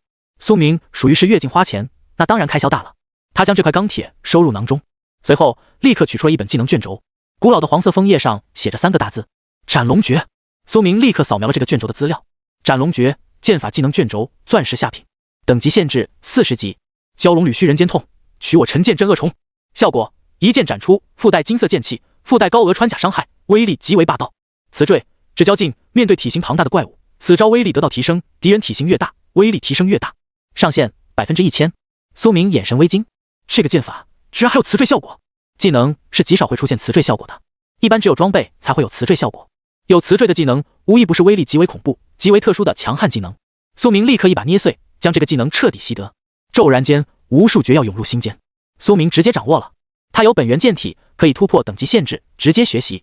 我有了钻石级的主动剑法，这将会是苏明目前最强的主动剑法类技能。他走出寒冰洞窟，随手催动一个精神灵刃，将地面的冰削下来一截，凝聚成了一把冰剑。随后他握着这把剑，猛然抬手一斩，唰，轰！一道极为沉重的巨响震天而起，漫天浓雾都随着这一剑沉落了几寸。一道恐怖的金色剑气光芒自他面前横挥而出，抡成了一道磅礴浩大的半圆形金辉，直接覆盖了方圆数十米的范围。这剑气滚烫炙热，将周围的浓雾都蒸发了不少。良久后才一散而去。苏明定睛一看，自己手中的冰剑都因为承受不住这一剑霸道绝伦的剑气而碎裂崩解，融化成水了。恐怖，太恐怖了！有了这一剑，我说不定真的能信手斩龙。他喃喃道。这个时候他闻到一阵肉香，自己的剔骨牛排好了。快步回到洞窟中扫描一番，炙烤剔骨牛排7分熟，青铜下品，外皮焦脆，内里肉汁充盈，可谓绝顶美味。其中蕴含的蛋白质是牛肉的1倍，能够补充常人1天所需要的能量。食用后增加10点力量，持续10分钟，同类食物不可重复生效。苏明眨了眨眼，没想到有了品级，这可是一块最普通的牛排肉，竟然被自己烤成了青铜下品的美食。看来自己的厨艺越来越好了。最重要的是，像这样的牛排，苏明烤了8块，绝对足够补充他今天的消耗了。他只加了孜然、辣椒面、粗盐等最基本的调料，就能造就如此美味。这离不开他对火候的精准掌握。很多人都认为烤肉必须要刷油才能锁住内部汁水，否则将会非常干柴。但苏明经验极为丰富，他是用慢火烘烤，将外壳烧至焦脆，让内部的肉汁无法逃出去，几乎是用肉块自己的汁水将内部炖熟。而且肉块外部也有天然的肉油脂，能够自我封锁肉汁，其实根本不需要刷油。用这种几乎纯天然的烹饪方法，苏明能够将任何食材变得美味，绝不让自己的舌头受罪。他立刻大快朵颐，很快就将牛排一扫而空，将体力完全恢复到了巅峰状态。随后苏明取出了一些装备。之前苏明斩杀了2个3转玩家，一个是火焰拳师卓书红，另一位是一个男附魔师。这2个人先前都被苏明用蓄力后的拔剑一叉杀斩了，他得到了这2个人的全身家当，并且还连升了2级，达到了26。这可不怪苏明，是他们自己找死。那个男附魔师看起来并不算有钱，但卓书红却是真的身价不菲。这女人身姿苗条，脸庞有几分妖娆，不知道是通过什么手段获取的钱财，兴许是卖屁股吧。这些都跟苏明无关，只要到了他的囊中，就是他的东西了。他的一双拳套乃是铂金级的武器，怪不得看起来宛如流动的火焰，绚丽非凡。苏明将他们的东西全部取了出来，摆在面前，统一动用万物升华进行了升级。升华成功，升华成功，升华成功！美妙而动听的声音让苏明情不自禁地咧嘴一笑，价值翻了几倍不止。这些东西卖出去，起码又是上百万降临币啊！虽然这2个人不像是丁盼一样以杀人夺财为职业，但这2位再怎么说也是3转，而且行事也不端正，杀人夺财的事情干的应该也不少，只是没有丁盼那么极端罢了。他们身上的物资只是比丁盼稍少一些，还是非常不错的。苏明略微整理了一番，挑拣出了几个比较好的战利品。焰流纸虎，钻石下品。装备条件：拳法精通职业者。介绍：极为强大的拳套类武器，由纯粹的火焰与多种材料锻造而成。如果不是拳法职业者，握着这副纸虎将会被烫伤。磁坠，纯焰，可将所有拳法攻击转化为火焰属性的伤害。磁坠，焰流，你的所有火焰攻击范围和威力得到大幅提升。火焰拳套升级而来，成了一个钻石品级的装备，效果很强，可将所有拳法攻击都转变为火焰属性，也就相当于能将物理攻击转化为灼伤攻势，这能够突破绝大多数护甲防御。就拿双剑骷髅来说，他的双剑威力狂暴，连绵不绝，一直攻击，并且还能够将苏明的很多剑招拆解格挡，将玩家的大部分攻击转化为无效攻势。苏明也是花了几分力气才将其杀灭，但假如有了这个纸虎的效果就不一样了，将物理攻击转化为火焰攻击，直接就能突破双剑骷髅的剑法格挡。打个比方，苏明的剑法是通过锋利度来决定能否切开敌人的盔甲骨骼，而如果将剑法伤害转化成火焰，那么就不必担心这一剑的锋利度了，因为挥剑的所有威力都会转化成高温去灼烧敌人。你的攻击威力越大，所凝聚出的火焰温度越高越狂暴，剑格挡再快也拦不住无孔不入的火焰的。这个武器真的很强大，只可惜苏明是用不上了，有限制，需要拳法职业者才能装备，剑法也无法转化，只能转化拳法技能，所以苏明也只能打个比方来证明这个拳套的强度，要么分解成材料，要么卖掉。这再怎么说也是一个钻石下品的拳套，在市场上卖个800万降临币甚至上千万都是轻轻松松的，但苏明更倾向于将它直接换成万族币，应该能换70、80万左右，因为万族币更加珍贵。万能降临币商店确实算是一个方便的商店，其中东西也非常丰富，但相比万族商店就完全不够看了。万族商店能够购买一切，血脉、天赋等几乎只有万界商店才有。降临商店内一般情况下只能购买一些日用品、治疗药剂、食物、跑车、房屋以及一些普通的装备。当然，降临商店内偶尔也会举行大型拍卖会。降临拍卖会是3个月一度的人族大型交易会，其中将会上架一些玩家出手的道具，能够以剑走偏锋的方式提供一些稀缺道具，支持降临币交易，当然也支持万族币交易。但降临拍卖会不是每天都举行啊，而且即便是降临商店举办的拍卖会，很多稀缺道具也依然只支持万族币交易，所以对比万族商城，降临商店依然像是小卖部。从理论上来说，降临币可以10比1的兑换成万族币，但实际上你很难找到人愿意跟你换，毕竟万族币流通性更强更稀有，而降临币则只在人族内部流通，所以想要兑换是非常困难的。最好的选择就是将稀有装备直接以万族币的交易形式售卖出去。这个拳套如果我直接挂上交易所，70万枚万族币的价格好像有点低，但100万枚万族币的价格又太高了，不一定会有人买，将有可能长期售卖不出去。苏明陷入了沉思，他现在很需要钱，时间耽搁不起，需要尽快卖出去，但卖的价格太低，他又觉得自己亏了，而又不亏又能够快速卖出的办法好像就只有一个了，那就是参加拍卖行。拍卖是竞价制，价高者得，所以一样物品几乎必定能够卖出它本身的极限价值，只要这样物品足够优秀，而且卖出去的速度也非常快。苏明下定决心之后，收起了拳套。他准备拿到这个副本中的史诗级道具之后，就回到蓝星，就去参加一次拍卖行。除了这个拳套之外，他还升华了很多能够卖出高价的装备，都是死人身上的战利品。到时候卖出去，绝对能够让苏明腰缠万贯，短时间内再也不缺钱用。咔咔！忽然，洞窟一阵摇晃，几头体型巨大的骷髅怪来到了门口，他们的下颌发出嘎嘣嘎嘣的摩擦声音，似乎已经迫不及待冲进来屠戮，似乎是闻到了牛肉的焦香味道。他们从几里外冲了过来，正好，我也该练级了。苏明淡然一笑，直接拔出了自己的武器。一直以来，苏明都没怎么刷级，而是将刷装备放在了第一优先级。现在他在地级副本战斗了很久，已经能够明显感觉到等级低所带来的弊端了。低阶玩家挑战高阶怪物，可不是简简单单的属性被压制这么简单，你将会感受到一种纯粹实在的威压感。这是世界规则带来的力量，压制一切胆敢越级挑战的转职者，这将会压得你喘不过气来。即使你的技能品阶很高，能够越级战斗，时间一长，身体和精神却也都支撑不住。所以苏明需要尽快将等级提升到适合这个副本的程度，这样才能持续战斗。距离那史诗级道具所在的大致区域还有一段遥远的路程，那里是一座幽蓝色的冰窟，与周围的寒冰颜色都不一样，据说好像还在水下。这不由得让苏明想起了神话中的海底古城亚特兰蒂斯，约莫需要1个多星期才能赶到。苏明对于那件史诗级道具的具体信息也并不是非常清楚，毕竟前世也只是偶有听闻，但他只需要到达大致的区域就足够了。毕竟史诗级道具可想而知，出世的瞬间肯定会有天地异象，只要距离不是非常远，应该都能感受到。苏明需要确保自己的等级足够迎接接下来的挑战，最起码要能活着拿走那件至宝，这也是他进入这个副本最根本的目的。他眸光凝重，望向洞窟外奔袭而来的3头精英骷髅，他们全都是绿色的眼睛，其中闪烁着宛如幽魂的火光。他们干枯的头发宛如稻草，满身都是腐烂如干灰的烂肉，以及朽絮般的残破战袍，武器上也全部都是锈蚀，可想而知他们被冰封了多久。每个骷髅手中都握着一把沉重的巨大武器。站在中央最魁梧的那个骷髅怪身高3米多，大腿粗壮的像是水桶，他行走在冰面上都能将冰踩出凹坑，一路走来留下了许多坑洞。他手中握着一把巨型链锤，能轻易将一整个人砸成肉泥。他浑身都覆盖着层层叠叠的厚重钢铁战盔，他的身材魁梧程度、装备豪华程度以及属性都是3头骷髅怪中最高的。他的力量属性足足达到了650点，堪称恐怖如斯。苏明丝毫不怀疑这个魁梧的骷髅怪能轻松单杀自己曾经遇见的那个2转巨蟒，他的链锤仅需一击，应该就能将那2转巨蟒砸个透心凉。光是这一头骷髅怪恐怖也就罢了，问题是他身旁的另外2头骷髅怪也不容小觑，都是精英怪。左右2个骷髅各自握着一把古老的战锤，他们的身高也有2米多，人高马大，膀大腰圆，看起来也像是巨人。这3头骷髅怪都是3转，一般精英怪都是单独出没，成群结队出现的精英怪还真是少见。还好苏明现在体力恢复到了巅峰，否则他也只能跑了。那左右两边的战锤骷髅猛地率先出手，他们一跃而起，将冰面都踩裂，贴地奔袭来。巨大的锤头抡了过来，苏明面不改色，在这瞬间扫描了他们俩的资料。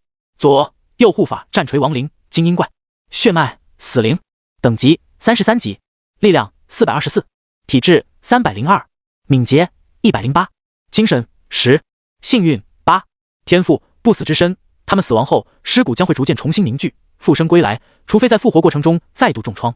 技能双胎战将，这2位战锤骷髅怪是双胞胎，他们能够心灵感应，在战场上拥有完美的配合。尸毒锤波，他们的战锤所砸出的伤痕将会立刻腐烂，产生尸毒攻心。狂暴锤法，他们受伤后进攻威力将会暴涨。苏明眼神凝重，立刻打起了12分精神应对。这2个骷髅比最中央的那头魁梧骷髅弱一些，但依然很强。他直接拔出龙香断剑，随后左手一抬，引流长剑也握在手中。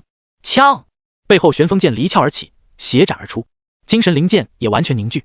苏明同时操控4把剑，对付这2头骷髅，每个怪2柄剑，已经给予了极大的尊重。刷刷刷刷！飞旋在半空中的剑刃就像是凡人的燎机，疯狂劈砍2个锤子骷髅的身躯，不断削减他们的生命值。他们的力量属性虽然很高，锤子也很大，但动作并不快。他们抡出一锤的时间，苏明已经可以斩出好几剑了。他手指勾动，飞旋的剑刃疯狂劈砍。嗖！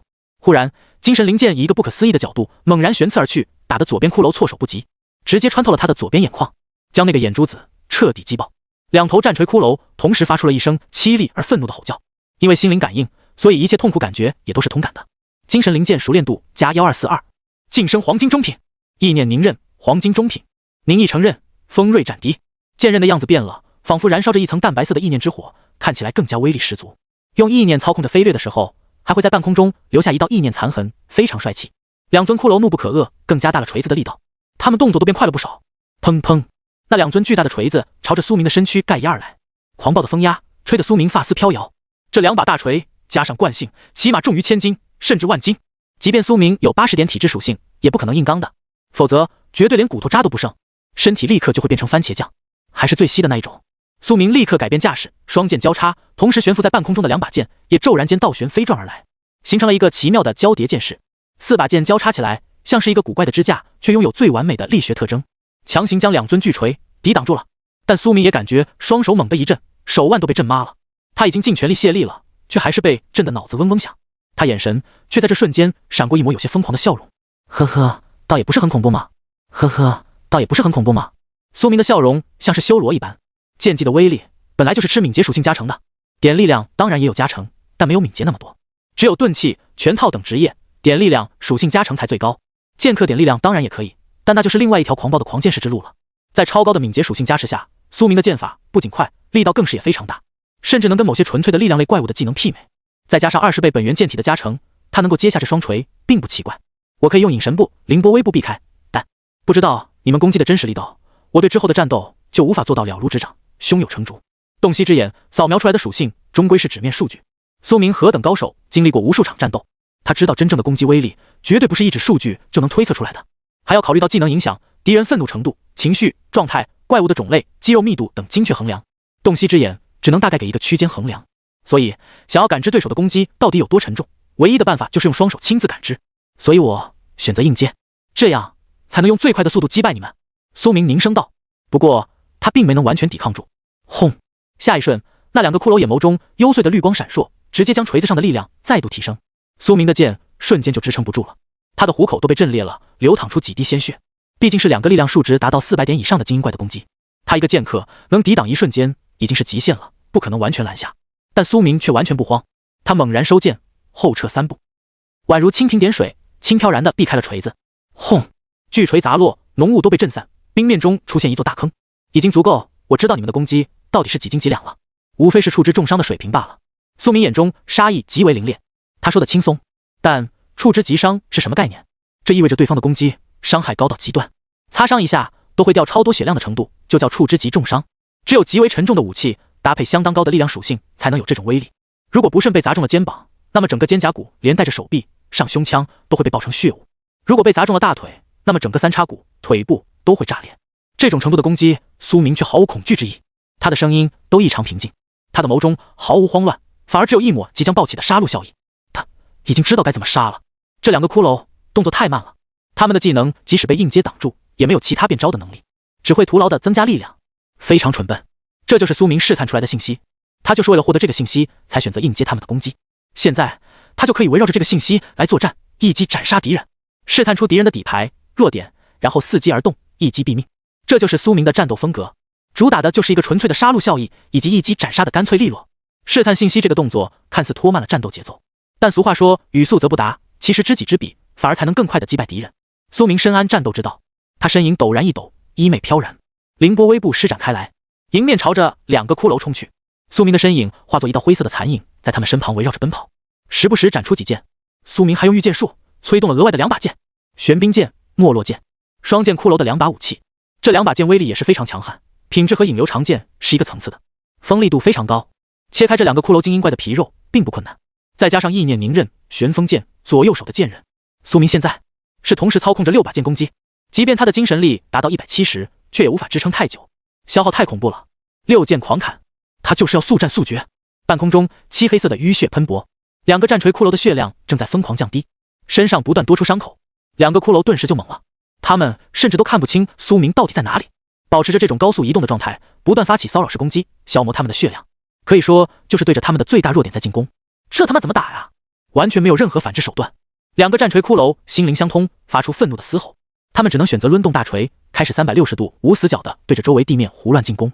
既然打不到你，那只能乱锤了，就不信杀不掉。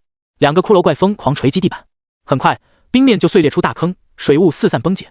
然而苏明的凌波微步可是钻石级身法，快到极点也就罢了，更是潇洒至极，步伐如同鬼魅一般，任凭他们如何密集进攻，却也难伤苏明半根毫毛，连衣角都碰不到。很快苏明就将他们的血量砍到不足10%。苏明就是要快速结束战斗，因为他的敌人不只是这2个骷髅，远处那头最魁梧的炼锤战将还在虎视眈眈，一旦被三怪夹击，自己绝对吃不消。所以他采取的战术就是用尽最快速度斩杀这2尊骷髅，然后再全心全意地对付那个骷髅战将。2个战锤骷髅怒不可遏，他们的血量降到了冰点，再承受几次攻击就要身死在此地了。于是他们愤怒了，他们触发了被动技能狂暴锤法。他们受伤后进攻威力将会暴涨，现在他们的血量已经极低，锤子的威力更是恐怖。轰！他们朝着身边一个树砸，全力攻击，直接将冰面砸出了一个深达10米多的巨坑。尖锐而锋利的寒冰裂片激射而出，飞散向各处。如果一个人站在这里，绝对能够比这无差别的飞剑冰锥砸成筛子。但苏明太敏捷了，选择了动用狂雨碎凤剑，将所有的冰渣斩碎。与此同时，他调动了6把剑，朝着那2尊战锤骷髅杀去。噗嗤！剑刃透体，每个骷髅的头颅都被3把剑结结实实的刺穿。苏明给所有的武器都附带了神圣属性的附魔伤害，圣武器附魔，这是他掌握的最克制亡灵种族的怪物的技能。用圣属性斩杀，直接可以无视你的亡灵复活天赋。果不其然，那2尊战锤骷髅瞬间就被杀灭，死不瞑目的倒地。他们身上的一切亡灵气息都消散，无法再愈合了，尸体完全成了枯骸，倒地再起不能。斩杀3转精英怪 X2， 经验值加，跃进杀敌额外加成加经验，晋升27级，获得10枚自由属性点。苏明的等级再度提升，并且他只差最后一点点经验就能晋升28级了。苏明预估自己如果杀死最后的那头精英怪，应该就能连升2级，晋升29了。他首先将所有的属性点分配给了精神，现在他掌握的技能数量太多了，每次战斗都要消耗大量的精神力，所以必须要点高一点了。他的精神力立刻来到了180的数值，甚至已经能够比肩某些法师了。这就是他先天实心天赋的好处，每次升级都有比别人更多的属性点可以分配，长此以往，差距就越来越大，甚至可以越级战斗。2尊骷髅倒下后，苏明立刻获得了一些战利品：精英亡灵的魂埃、炼药材料、黄金上品、残破战袍、铂金下品。苏明全部收了起来，现在他没有时间将其升华，他将目光锁定了外面的那位最魁梧的亡灵。他身高3米多，实力比这2个战锤亡灵更加强大。他正用一双空洞的眼眸凝视着苏明，他目睹了2名手下被苏明斩杀，眼中却依然没有丝毫情绪波动。他缓缓上前，手中的巨大链锤开始缓缓的旋转，哗啦啦，链锤每一节之间的连锁交响声就像是死亡的轻语。他穿着虽然残破，但依然能看出几分华贵的金刚盔甲，可想而知等级绝对比双胞胎战锤亡灵更高。轰！战将骷髅动了，他抡着手中的链锤，像是一道流星一般朝着苏明飞砸而来。苏明眼神微惊，这么快，几乎是转瞬之间，那链锤就砸到了苏明的面前。他原本以为这个骷髅体型如此庞大，速度应该也是短板，和那2个战锤亡灵一样，但现在看来并非如此。他陡然催动6把剑格挡，嗖嗖嗖嗖，半空中的4把剑飞旋归来，将这链锤抵住，同时他的双剑也交叉格挡。当一声巨响传出，这铁锤偏斜了几寸，苏明也得以运转凌波微步避开了这一击。但苏明也感觉双臂如遭雷击，麻木至极，他眼中充满了震惊，刚才这一击竟然消耗了我这么多体力。敌人的进攻越强，苏明想要格挡就要消耗更多的体力。他立刻扫描了这个骷髅的资料，这一看顿时让苏明震惊。王窟战将，精英怪，血脉死灵，等级38级，力量830，体质502，敏捷208，精神10，幸运8，天赋不死之身，技能极魂。他是亡灵军团中的精英首领之一，所以他能够将周围死去的亡魂的部分力量吸收为己用。炼锤精通，他用炼锤类武器处刑过无数敌人，早已练成精通。如风炼锤，他使用炼锤武器时，力量数值的一半将对速度进行加成。追命一击，用炼锤锁定一个敌人，进行自动锁定的大威力攻击。解脱横扫，完全解放炼锤的链子，进行360全方位的一次横扫，范围67米，摧枯拉朽的涂灭视线范围内的一切生灵。自动防御，他对于炼锤的操控已经炉火纯青，所以能够自动用炼锤格挡敌人的攻击，宛如随心所欲。这个王窟战将从称号上就与其他怪物不同，战将2个字的含金量不必多言，光是技能就有好几个，远超寻常精英怪，尤其是极魂这个技能简直超模。刚才苏明扫描他还只有600点力量，现在就变成了800多，应该是吸收了那2个战锤骷髅的尸体魂魄之后获得的加成。苏明意识到这个怪物战斗力绝对超出了自己的预想，但这也更让他兴奋。如果成功杀死，那么就能得到更多的经验值，甚至一举升到30级也不是不可能。越境杀敌是有经验值额外加成的。苏明心中毫无恐惧之意，只有100%的沉着冷静。敌人越强大，越是不会心乱。他直接抬手催动6把武器飞斩而去，刷刷刷，剑光闪烁。苏明完全催动凌波微步，绕着这个亡灵战将打，发起骚扰式攻击。目前他还不知道这个怪物的弱点是什么，他的进攻目的就是要试探出他的弱点。不过这个骷髅怪实力实在是有点强得过分了。他双腿踏在冰面上，站得极稳。随后他手腕挥舞，魁梧的身躯却相当灵活。那链锤随着他的手臂流转，居然形成了一道铁幕，将他整个人完全包裹。轰轰轰轰，铁链的声音密集而沉闷，发出了破空声。苏明的6把剑同时发动的劈、砍、刺、撩等攻击，全被他精准的化解掉了。所有的剑刃一旦劈砍过去，都会被那铁锤砸得倒转飞出。这就是他的技能自动防御，能够自动格挡一切攻击，实在太 bug 了。这个技能甚至比他的其他技能更加难缠，再搭配上他的如风炼锤技能，简直就是无敌。如风炼锤，他使用炼锤武器时，力量数值的一半将对速度进行加成。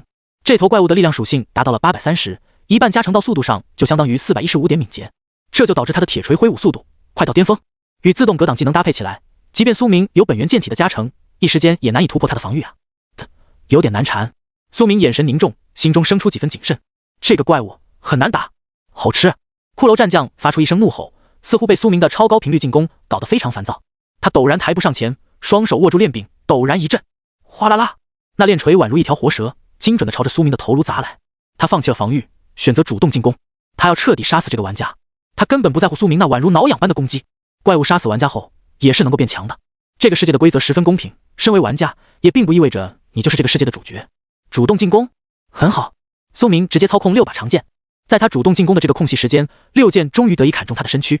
然而这个骷髅战将浑身覆盖一层金刚盔甲，而且皮糙肉厚，即便这6剑砍中也难以造成重创，血量几乎只掉了一层皮，反而是那链锤几乎化作一道电光就窜到了苏明的额头前，下一瞬他就要被砸成肉泥了。苏明直接就动用了隐神步，这个距离用凌波微步有可能还是会被命中。隐神步虽然消耗大，但却是最稳妥的方式。嗡！苏明整个人化作一道黑影，遁去几十米，直接从世界规则中消失了存在。这诡异的身法直接避开了那一击。骷髅战将空洞的眼眸中生出几分震惊、杀意，毕竟是传说身法达到了超魔的程度，这个步伐甚至让他有些无法理解。他立刻就选择了催动自己范围最大的攻击技能解脱横扫。只见他手腕一放一收，那长达67米的链锤陡然间彻底延展开来，化作了一道偌大的钢铁锁链，横贯全场，宛如流星一般。铁链厚重，上面覆盖有层层的钢刺，连千年冰川都能砸碎。随后他紧握住链锤，全身一转，轰！那链锤开始随着他手臂的动作轰然旋转，就像是一柄长达67米的钢刀在战场中狂暴的挥舞，所过之处一片狼藉。这个技能是360度的，也就是说基本无处可避，只有一个办法能避开这一招，跳到空中。苏明踏步，凌波微步中最轻盈的一招完全催动开来，他整个人成为了一道灰影，一下子就跃起10几米。同时他还用御剑术催动好几把剑，形成了踏板。他踩着半空中的剑一路来到了50多米的高度，在这个高度下，那链锤的横扫攻击就无法沾到他了。苏明在高处观看对方的这一招，果然恐怖，简直就是冰面清理大师啊！链锤的横扫就像一个圆规，所过之处都是一片狼藉，坑坑洼洼，掀起的狂暴劲风将浓雾都吹散去了。战场上出现了一个直径足有100米多的大圆，如果现在是一支转职者小队在挑战，那肯定全军覆没了。苏明心中急速思考着如何破局。这个精英怪比他遇到过的任何怪物都更加恐怖。忽然他眸光一亮，他注意到了一个细节，非常细微的细节。战锤的链条上、锤钉上有无数剑痕，是自己先前的6把剑切砍出来的。这个战将本体虽然很强大，但他的武器似乎品级并不高啊。苏明感觉到自己似乎快要触碰到破局之法了。陡然间他眸光微亮，仿佛想到了什么，即刻恍然大悟。对了，这个怪物的所有技能都是围绕着链锤这把武器的，无论是自动防御、横扫、如风链锤，还是武器精通，全都是围绕着他的那把链锤的。如果没有了这把锤子，他就几乎无法使用任何技能了。苏明心中有了一个大胆的想法，那就是先不试图攻击他本体，而是直接摧毁他的武器。一旦没有了武器，这个精英怪也就不足为虑了。苏明在从天而降的过程中下定了决心，就这么干。他抬手一握，背后剑匣中龙香断刃飞转而来，嵌合在断刃之中，凝聚成了一把完整的钻石级长剑。用这把剑一定能切烂他的链锤。苏明抬手催动了自己最强的剑法招式，朝着下方施展开来。斩龙诀！苏明从高空中竖着落下，从天而降的斩出一剑。恍惚间，仿佛周围有龙吟响彻，一道璀璨的金色剑气光芒从他手中流转而出，刹那间几乎淹没了战将骷髅的视野。这是什么技能？他的声带早就腐烂了，所以喉咙里发出来的声音变成了含糊不清的腐朽嘶吼。他立刻就催动了自动防御技能，魁梧的身躯轰然一踏，旋身甩手一抬，那巨大的链锤就朝着苏明迎面飞来，从下至上迎面抡砸过来，想要拦下这一剑。果然中计了。苏明冷笑一声，虽然他的锤子威力很猛，但想要拦下本源剑体20倍加成后的斩龙诀还是不太可能啊。而且这个怪物体型很大，触发了斩龙诀的磁坠额外效果。只较劲，面对体型庞大的怪物，此招威力得到提升，敌人体型越大，威力提升越大，上限1000%。而这头怪物体型并不是非常大，只有3米的身高，但相比普通人类已经足够魁梧了，所以这一剑也或多或少有一些威力的提升。这一剑的威力约莫达到了140%。当，那巨锤朝上，像是一道电光激射而来，化为一道直线，迎面与苏明的一剑相交。轰！瞬间，一声巨响传出，震彻周边几里地。只见一道璀璨无比的金色剑气当空展出，填埋了半边天宇，从天而降。大骷髅战将的炼锤武器直接就被切分成了2半，连带着几十米长的钢铁锁链全都被一剖为2，彻底破坏了他的武器。这恐怖的一剑威力还不停滞，直接斩到了地面上。冰面上出现了一道长达数十米的巨大剑痕，深有好几米，沟壑之中全都是冰水融化，因为剑气的温度太高了，将冰都融化了。这一道金色剑气结结实实地砍在了战将亡灵的身躯之上，他的上半截躯体瞬间就碎烂开来。他眼神震惊，狼狈的一步后撤，才没有被杀死，但他的生命值也下降了很多。苏明斩出的这一剑声势太过于浩大了，周围有些正在冒险的转职者都看到了这一幕。此时此刻，几支小队正在远处的寒冰树林中与怪物战斗。一个人抬头看到了横亘半空的金色剑气。喂，你们看，那是什么？他震惊地说道。众人循着他手指的方向望了过去，所有人顿时倒吸了一口凉气。这是谁的技能？从天而降，太帅了吧！人们距离太远了，看不清苏明的模样，只能看见一个渺小的人影挥手斩出一道金辉。喂，队长，你知不知道有一招从天而降的剑法？一个女转职者震惊说道。难道是如来神剑？不太可能，那可是最出名的远古级剑法技能，我们这小小地级副本里不会有那种技能出现的。但他这个技能品质应该也不会低的，有可能是钻石级的剑法。那位存在可能是一个3转巅峰的高手，来我们这练级的。兄弟们，绕路走，千万别打扰这尊大神，否则我们要出大问题。人们纷纷离开，不敢接近此地。3转之间亦有差别，从3转开始，技能树就会开始提供每个职业的核心技能了，所以每个级别之间的战斗力差距都非常明显。周围几里内，所有的冒险小队都不约而同地选择了绕路离开这里。这个时候，那红眼双剑骷髅守护的钻石宝箱所在地，到处都是尸体。众人已经停止了厮杀，该死，都死了1半多的人了，却还是没搜出宝箱。难道拾取宝箱的人真的不在我们当中？众人咬着牙说道，他们拳头紧握，浑身浴血。他们经历了一番血战，却没有拿到宝箱，心中已经愤怒至极。喂，吕刚，你说那宝箱会不会真的被那个剑客隐身的时候带走了？不然的话，我们都杀了这么久，却还没找到，实在太奇怪了。一个人对那狂战士说道。吕刚身材魁梧，听闻此言，也是摸着下巴，陷入了沉思。他刚才手撕了好几个人，搜遍了他们的全身，却也没找出宝箱。此言一出，众人都是面色凝重。不得不承认，极有可能，应该十有八九了。有可能就是那个御剑师拿走了宝箱。对了，他手里有藏宝图，我先前看到了。这么看来，必然是在他手里。众人声音冰寒，咬着牙，似乎十分愤怒。各位，不要在内斗，厮杀了！他们大声说道。这里原本的10几个人，现在已经死得不剩8个。原本是杀人抢宝的行动，最后却沦落这样的下场。宝箱没拿到，人死了一大堆，真是晦气。所有人心中都感觉十分愤怒。我们被那小子摆了一道，他妈的！轰！忽然，一道金色的巨大剑气在远处天空中一闪而出，透过几里的浓雾，都能隐约看到一个轮廓。可想而知，那剑气有多锋利。几个人抬头，顿时看到了这一幕。死！你们快看！几里外，天上有一道金色的剑气，那到底是何人所斩？众人眼神惊然，都不由得倒吸了一口凉气。这个地级副本中，大多数都是3转的转职者，4转的强者当然也有，但数量相对较少。20个人中都不见得能找出一个4转，而且4转的强者一般都在冰川副本更深处的区域历练，毕竟深处的高级怪物更多，一般在这里是很难见到的。这一剑的威力有点猛得离谱啊，最起码是钻石级剑法吧？钻石级技能最起码也得要35级才能学，而且价值连城，即便是4转都不一定买得起。各位，看来我得先撤了，此地不宜久留。一个身材矮小的伪装者说道，他化作一个透明的披风，消失在了场中。陆陆续续也有几个人离开了。哎，杀了几个人，得了一点经验也好。虽然错过了钻石宝箱，但命里无时莫强求。各位，后会有期。一群乌合之众顿时作鸟兽散，场上只剩下最后3个人。身材魁梧的狂战士吕刚，他身上满是伤痕，与苏明的战斗他一直站在最前列，以及双斧战士王拉夫，还有一位赤裸上身浑身肌肉的盲眼武僧赵行。3个人的职业都很强，而且等级也都在34级以上，绝对算是这个副本中比较前列的那一梯队了。这几个人先前都与苏明有过交手。哼，闲杂人等走了也好。吕刚冷哼一声说道。2位，你们也要走吗？吕刚问道。王拉夫摇了摇头，我不走，那御剑师在我们的围攻下身负重伤，跑不远的，现在有可能还能追上。如果错过这一次，绝不会再有这么好的机会了。那可是钻石宝箱，我不可能错过。他身负重伤，逃不远。他抬手一握，远处冰面中嵌合的飞斧立刻调转飞回，落在他手中。我也这么认为。光头的盲眼僧人单手为掌，眉头紧皱地说道。他满脸横肉，看起来眉宇间有煞气缭绕，一看就知道不是什么正经僧人。现在我们基本可以确定，钻石宝箱就在先前那个御剑师身上，他应该还没跑远，咱们全力追查，应该还有机会找到他。吕刚说道。无论如何，钻石宝箱的诱惑力都太强了，众人依然不愿意放弃。不过，吕兄弟，这副本之大，咱们3个人怕是难以找寻啊。王拉夫面色有些凝重地说道。这个时候，盲眼武僧却是淡然一笑，眼神有些神秘。呵呵，二位不必担心这件事，我有办法。我刻意等那帮心智不坚的乌合之众离开后，才告诉你们，我要确保追杀那剑客的队友都是最精锐的，这样宝物也不用分出去太多。说罢，他面前出现一个荧幕，上面显示着他的一个技能的资料。拳劲之痕，盲眼武僧独有技能，用拳头击中敌人之后，将会在其体内遗留持续12小时的拳劲，睁开武僧的双眸，将能够追寻目标的方向。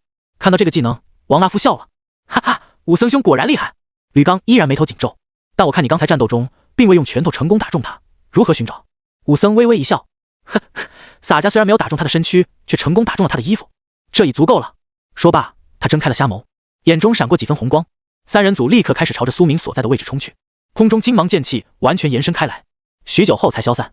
苏明一个旋身落地，衣袂飘然，他握剑姿态潇洒，横臂遥指战将骷髅，砰砰，2声沉闷的巨响在苏明身后一前一后的落下，砸落瞬间将冰面都砸出了2个巨大的深坑，正是那被切成2半的沉重链锤，已经被苏明的斩龙诀彻底切分开来。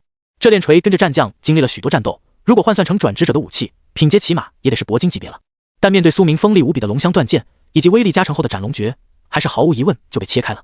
骷髅战将动作有些狼狈，魁梧的身躯缓缓站起，他空洞的眼眸中竟然涌现出几分震惊的光彩。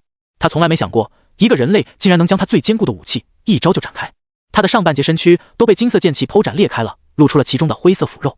他强行站直身躯，抬手一握，咔咔咔，全身骨骼发出巨响，同时还有几道灰尘般的死亡魔法烟流在他身边流动。那些死亡灰尘融入伤口中，将他的身躯完全愈合。亡灵一族不愧是号称不朽不灭，简直就是打不死的小强。这么重的伤势立刻就复原了大半，骨骼的裂痕都愈合了。愈合也无用，没了武器，你输了。苏明声音平淡，喃喃道。他的声音很低沉，对方根本听不见，但这也无妨，毕竟亡灵本来就听不懂。下一瞬，苏明脚步一踏，整个人化作一道灰色的长影，挥剑斩去，狂雨碎凤剑施展开来。与此同时，触发了引剑套装的引斩效果，无数道漆黑色的墨色影子化作苏明的实体残影，跟在他的身后，绕着这头魁梧的巨大亡灵进行着斩击。扑哧，刷刷，嗡，剑鸣交响。苏明同时操控6剑乱斩，与此同时，身后还有无数道宛如墨迹的影子剑客跟随着他的动作进行斩击。那些影子没有五官，就连轮廓都是模糊不清的，但却能清晰地看见他们握着一把长剑。引斩剑舞挥洒墨色流转，给这一片雪白的冰天之中增添了几分交融之色。影子剑客的斩击凌厉潇洒，宛如一位最狂傲孤绝的古画家用黑墨笔挥洒的一幅画卷。刷刷刷，苏明疯狂斩击。果然，没有了武器之后，这个战将就是个活靶子。他的自动防御、链锤精通等等技能都需要链锤这个武器在手才能施展开来，一旦没有了链锤，简直就是鱼肉，任人宰割。很快，他的生命值就下降到了 40%。他用双拳挥舞，乱砸而出，想要抵抗苏明的剑，却收效甚微。逐渐的，他全身都是剑痕，骨头都被斩碎好几根，身上的烂肉都被切掉几块，身上本就残破的古老战甲都被斩出缺口了。何必挣扎？苏明面色冰冷，平淡道，手中剑刃依然挥砍迅猛。这个瞬间，战将骷髅的眼眸中生出一抹怒容，他忽然脚步一踏，发出愤怒的咆哮，直接一个飞扑冲向了远处那座又战锤骷髅的尸体旁。这是要干什么？苏明心中有些疑惑，随后他心中的疑惑就消失了，因为眼前发生了极为恐怖的一幕，即使是苏明都得称呼一句狠人。只见战将一把拎起那2个战锤骷髅的尸体，像是提拎小鸡一般，随后他猛地一用力，居然生生扣着眼眶，连带着颅骨，将那2具尸体的脊椎整根拉脱出来了。黑色的骨灰和烂肉碎屑以及黑色亡灵血溅洒一地。他粗大的双臂握住2段硕大的骷髅脊椎骨，居然生生拧成了一截大链。这脊椎骨连带着肩胛骨，连带着2具尸体的手臂，因为死后手臂僵硬，所以他们的手骨居然牢牢地握着战锤，与长长的脊椎骨组合在一起，竟然形成了一根双头长链战锤。一前一后，2个末端都有握着战锤的枯槁手臂，虽然长度远不及他的初始武器，但却也有2米多长了，算是一把链锤，而且还是双头的。只要是链锤，他就能施展技能。苏明确实没想到，他竟然以这种办法化解了自己斩碎他武器的局面。这个精英怪太他妈凶猛了！好，战将发出一声咆哮，直接挥舞着枯骨脊椎链锤朝着苏明攻杀过来。这重新制作的链锤有2个锤头可以进攻，苏明避开一个铁锤，另一个铁锤刹那又砸至，简直令人应接不暇。相比之前更多了几分变化，战将骷髅直接催动了追命一击，那双头战锤宛如一道双头龙，朝着苏明追索过来。这一次，无论他怎么避，这战锤都牢牢锁定着他的头。还开锁头，有点意思，但也仅此而已了。一旦被砸到，顷刻间就是头颅爆炸。苏明眼神冰寒，却冷静无比。他直接一个凌波微步飘摇而起，后撤几十米，直接脱离了对方的攻击范围。如果是67米长的铁链锤，这一招还真难躲，因为追击距离太远了。但现在他的链锤长度只有2米，就算能自动锁头，范围却也限定死了。从远程攻击变成了一个近战技能，所以注定追不上苏明。随后苏明开始了进攻，他依然是采取老办法，不攻亡灵本身，只攻击他的武器。只要这把尸骨链锤再被自己打碎，他就又会没有武器。很快，苏明故技重施，成功将他的这几锥链锤也斩碎开来。这玩意并不坚韧，他再一次没有了武器。苏明故技重施，开始狂斩，很快就将他彻底斩杀。引剑套装的暗影属性伤害加成，龙香断剑的火焰属性加成，以及圣属性附魔技能的圣属性加成，多重属性加成之下，苏明施展了一招拔剑一叉杀，直接穿透而去，终于彻底杀死了这头战将精英怪。噗嗤，斩杀王窟战将精英怪，经验值跃进作战额外加成经验。苏明的等级直接就提升到了30级，连升3阶。因为他本来就是27级巅峰，只差最后几点经验就能升28了，无限相当于28级，所以他基本就相当于是从28级升到了30级。获得自由属性点加30枚。3转任务分配中，3转任务分配完成。任务内容将以下3个技能全部提升至铂金品质：暴雷之剑黄金上品，拔剑一叉杀黄金上品，御剑黄金上品。奖励晋升3转剑神，获得随机血脉 X1。这次的任务居然算是简单的，并不是猎杀怪物，而是提升技能的熟练度就行了。这次运气很好，随机了这样一个任务，我应该很快就能晋升3转。苏明拳头紧握，心中充满了振奋。他直接抬手一挥，嗖嗖嗖，6把剑齐齐悬空，用于剑术开始鞭尸，直接将王窟战将的尸骸切得千疮百孔了。御剑技能熟练度拉满，晋升铂金下品。绝御剑铂金下品，熟练度3万10万。以绝御剑更甚凡技。御剑这个技能的运转底层逻辑顿时就发生了质的改变。原本的御剑是单纯凭借着技能规则进行的操控，有些许生硬，但现在升级后有了心诀影响。所谓诀便是心口之言，意味着苏明能够用心中诀要去操控了。现在的御剑多出了几分从心所欲的灵动，威力顿时提升了许多，用意念操控剑刃飞舞的速度也快了许多倍不止。苏明感觉到十分的满意。御剑几乎是我使用频率最高的技能了，所以熟练度早就积攒了非常多，所以我随便砍几下尸体得到的几百熟练度都能让其升级至铂金级。现在的问题只剩下暴雷之剑、拔剑一叉杀这2个技能了。苏明摸着下巴陷入了沉思，这2个技能才刚刚提升到黄金上品，还没过多久呢，所以还差一些经验才能跻身铂金级。暴雷之剑熟练度3万，拔剑一叉杀熟练度3万。如果只差几百，那么苏明对着空气或尸体使用技能就能够补满熟练度了，但还差几千的话就没那么简单了。对着空气使用技能练习和用技能在实战中杀敌所获得的熟练量是完全不同的，差了好几倍。空挥需要用几十次才能将熟练度提升到满，而在实战中可能用1-2次就能提升好几千的熟练度。如果现在为了快速提升熟练度，对着空气使用多次技能，精神力和体力很快就会耗尽。苏明可没那么多体力随便消耗，这个副本中危机四伏，到处都是怪物，体力耗尽就意味着脆弱，他可不想被怪物突袭却没有体力还击。算了，先稳一手，反正我有自动修炼天赋，随时都会自己增长熟练度，就算我什么都不干，1天之内也能完成任务要求的，完全没必要过度求速度。苏明凝声道，欲速则不达。这个时候他看向那战将王骸千疮百孔的尸体，战利品列表浮现出来，精致防具合成部铂金下品，巨骨链锤铂金上品。只见那战将王骸的骨骼扭转，自动扭曲成了一团骨骼锁链大锤，进入了苏明的个人空间当中。尸体骨骼变成了一个铂金级的巨型武器，还真是第一次见。苏明首先取出了这把大锤子，灰黑色的骨骼环环相扣，像是钢铁铸造的锁链，长有7米左右。锤头是一个亡灵的颅骨，沉重而坚硬，挥舞起来都感觉威力极大。苏明随手挥舞了2下，砰轰，将冰面都砸碎。这武器威力确实很不错了，没有本源剑体的威力加成，还能砸碎冰面，可想而知不是凡品。但是这个武器有个要求，是需要炼锤精通技能才能发挥出最大威力，而苏明并不是炼锤武器的精通者，所以他发挥不出这锤子的真正威力。升华一下吧，如果还有装备限制就卖了。苏明凝声道。升华成功，这个锤子的外貌顿时发生了翻天覆地的改变，整道骨链纤细了许多，并且上面出现了层层叠叠宛如脊骨环扣的灰色软骨，整道链子看起来宛如还活着。每次挥舞，那链环之上都会有着缓慢蠕动的灰黑色烟尘流动，并且锤头也大大的改变了，从原本的巨大亡灵颅骨变成了一个浓缩的三角形骨锤，小而精致但沉重，尖锐棱角锋利，充斥着灰黑色，掺杂有冰钢的质感，看起来颜色有一抹诡异的深蓝，以及骨骼特有的灰白色质地。枯骨流星炼锤类武器，钻石中品。使用需求：拥有炼锤精通技能。介绍：由亡灵精英战将的尸骨铸造而成的炼锤，其中凝聚有沉重杀意，能够碾碎一切弱小生灵。炼骨能够任意收缩、拉长，宛如活蛇的脊椎骨，最长可达10米。瓷坠骨中遗迹，这个骨骼之中封存有亡灵战将的意志，使用者在持有时能够暂时获得炼锤精通技能。王骸沉积，命中时附加大量腐属性伤害。护主灵锤，这个炼锤会施展自动防御技能，能够自动阻拦一切进攻向持有者的技能和攻击，宛如一条灵蛇。苏明眼神微惊，这个武器他原本是准备卖掉的，但看到瓷坠属性之后，他立刻就改变了想法。这个锤子效果太猛了，自带炼锤精通技能，也就相当于不需要任何限制就能够进行装备。苏明这个剑客都可以毫无阻拦的使用，他将锤柄握在手中，顿时感觉到一阵冰凉。升华之后，整把锤子缩小了不少，看起来更像是一道链鞭，可以随身携带，并且完全收缩起来，长度很短，甚至可以别在腰后。握住的瞬间，我感觉我的力量属性也提升了起码100点左右。苏明喃喃道，这个武器的属性加成也非常可观。这把枯骨流星最猛的瓷坠效果，应该就是护主灵锤，可以随时保护我。不知道我不握持，而是随身佩戴的时候，它能否生效呢？苏明决定实验一番，他将炼锤绑在腰后，抬手一挥，嗖，背后旋风剑离鞘而起，朝着自己的肩膀飞斩而来。这是要用于剑术攻击自己。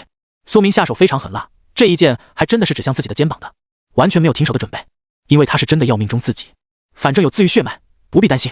当，只听一声巨响，当，只听一声巨响，苏明背后的那柄炼锤宛如一根活蛇，嗖的一声就从腰后窜了出来，宛如苏明的尾巴一般，猛地狠击打向自己身侧的旋风剑。旋风剑猛烈一震，如遭重击，直接倒旋飞出，插在了几10米外的冰面上。护主灵锤效果真的触发了，即使不握持这把武器，也能够触发这个效果。苏明眼神惊然，这绝对是一个极大的惊喜，太猛了！这就相当于一个全自动的防御装备，可以随时护我周全，即使我在野外睡大觉，也少有怪物能够伤到我。苏明心情大好，直接就将这把武器当成了宝贝，他不准备卖掉了，决定留下来自己用。这把武器在战斗中将能够帮自己大忙。咔咔咔，炼锤抵挡这一击后，立刻就发出一阵阵骨骼碰撞、扭转的繁密声音，然后缩短，自动回到了腰后，彻底收缩成了一根匕首的长度，卡在苏明的腰带上，非常完美。那长三角形的尖锤头挂在腰后，还在缓缓转动，似乎在搜索谁胆敢攻击他的主人。苏明将所有剑收回来，然后取出了另一个战利品——残破战袍铂金下品。这是先前他斩杀那2个双胞大锤骷髅的时候爆出来的一件外衣，有些破破烂烂的，上面还有一些腐朽的灰尘，但这件衣服却极为坚韧，防御力非常不错，瓷坠效果也还可以。但苏明的引荐外衣品质比这个要好一点，所以他并未换上，而是选择进行一波升华先。如果升华后的属性非常不错，那再考虑装备这个。升华成功，琥珀战衣铂金上品。介绍：一件远古时期的战袍，经历了无数风霜，瓷坠残魂为现，装备这件外衣时，对亡灵魔法的防御力得到大幅提升。腐骨为缝，装备这件外衣时，对腐、暗2种属性的伤害抗性大幅提升。苏明摸着下巴考虑了一番，却还是没有换上。这衣服主要是提供防御力的，而苏明有隐神步和凌波微步，一般不会挨打，换上的话更是会失去引荐套装的加成，简直就像是为了芝麻丢了西瓜，所以苏明自然不可能换上的，只能将这装备收了起来。随后他取出一块精致的墨绿色布裹，不要小看这块布，这可是铂金的道具，精致防具合成布，铂金下品，一次性道具，使用后可以将2种小型防具类装备融合为一体，进行品质提升。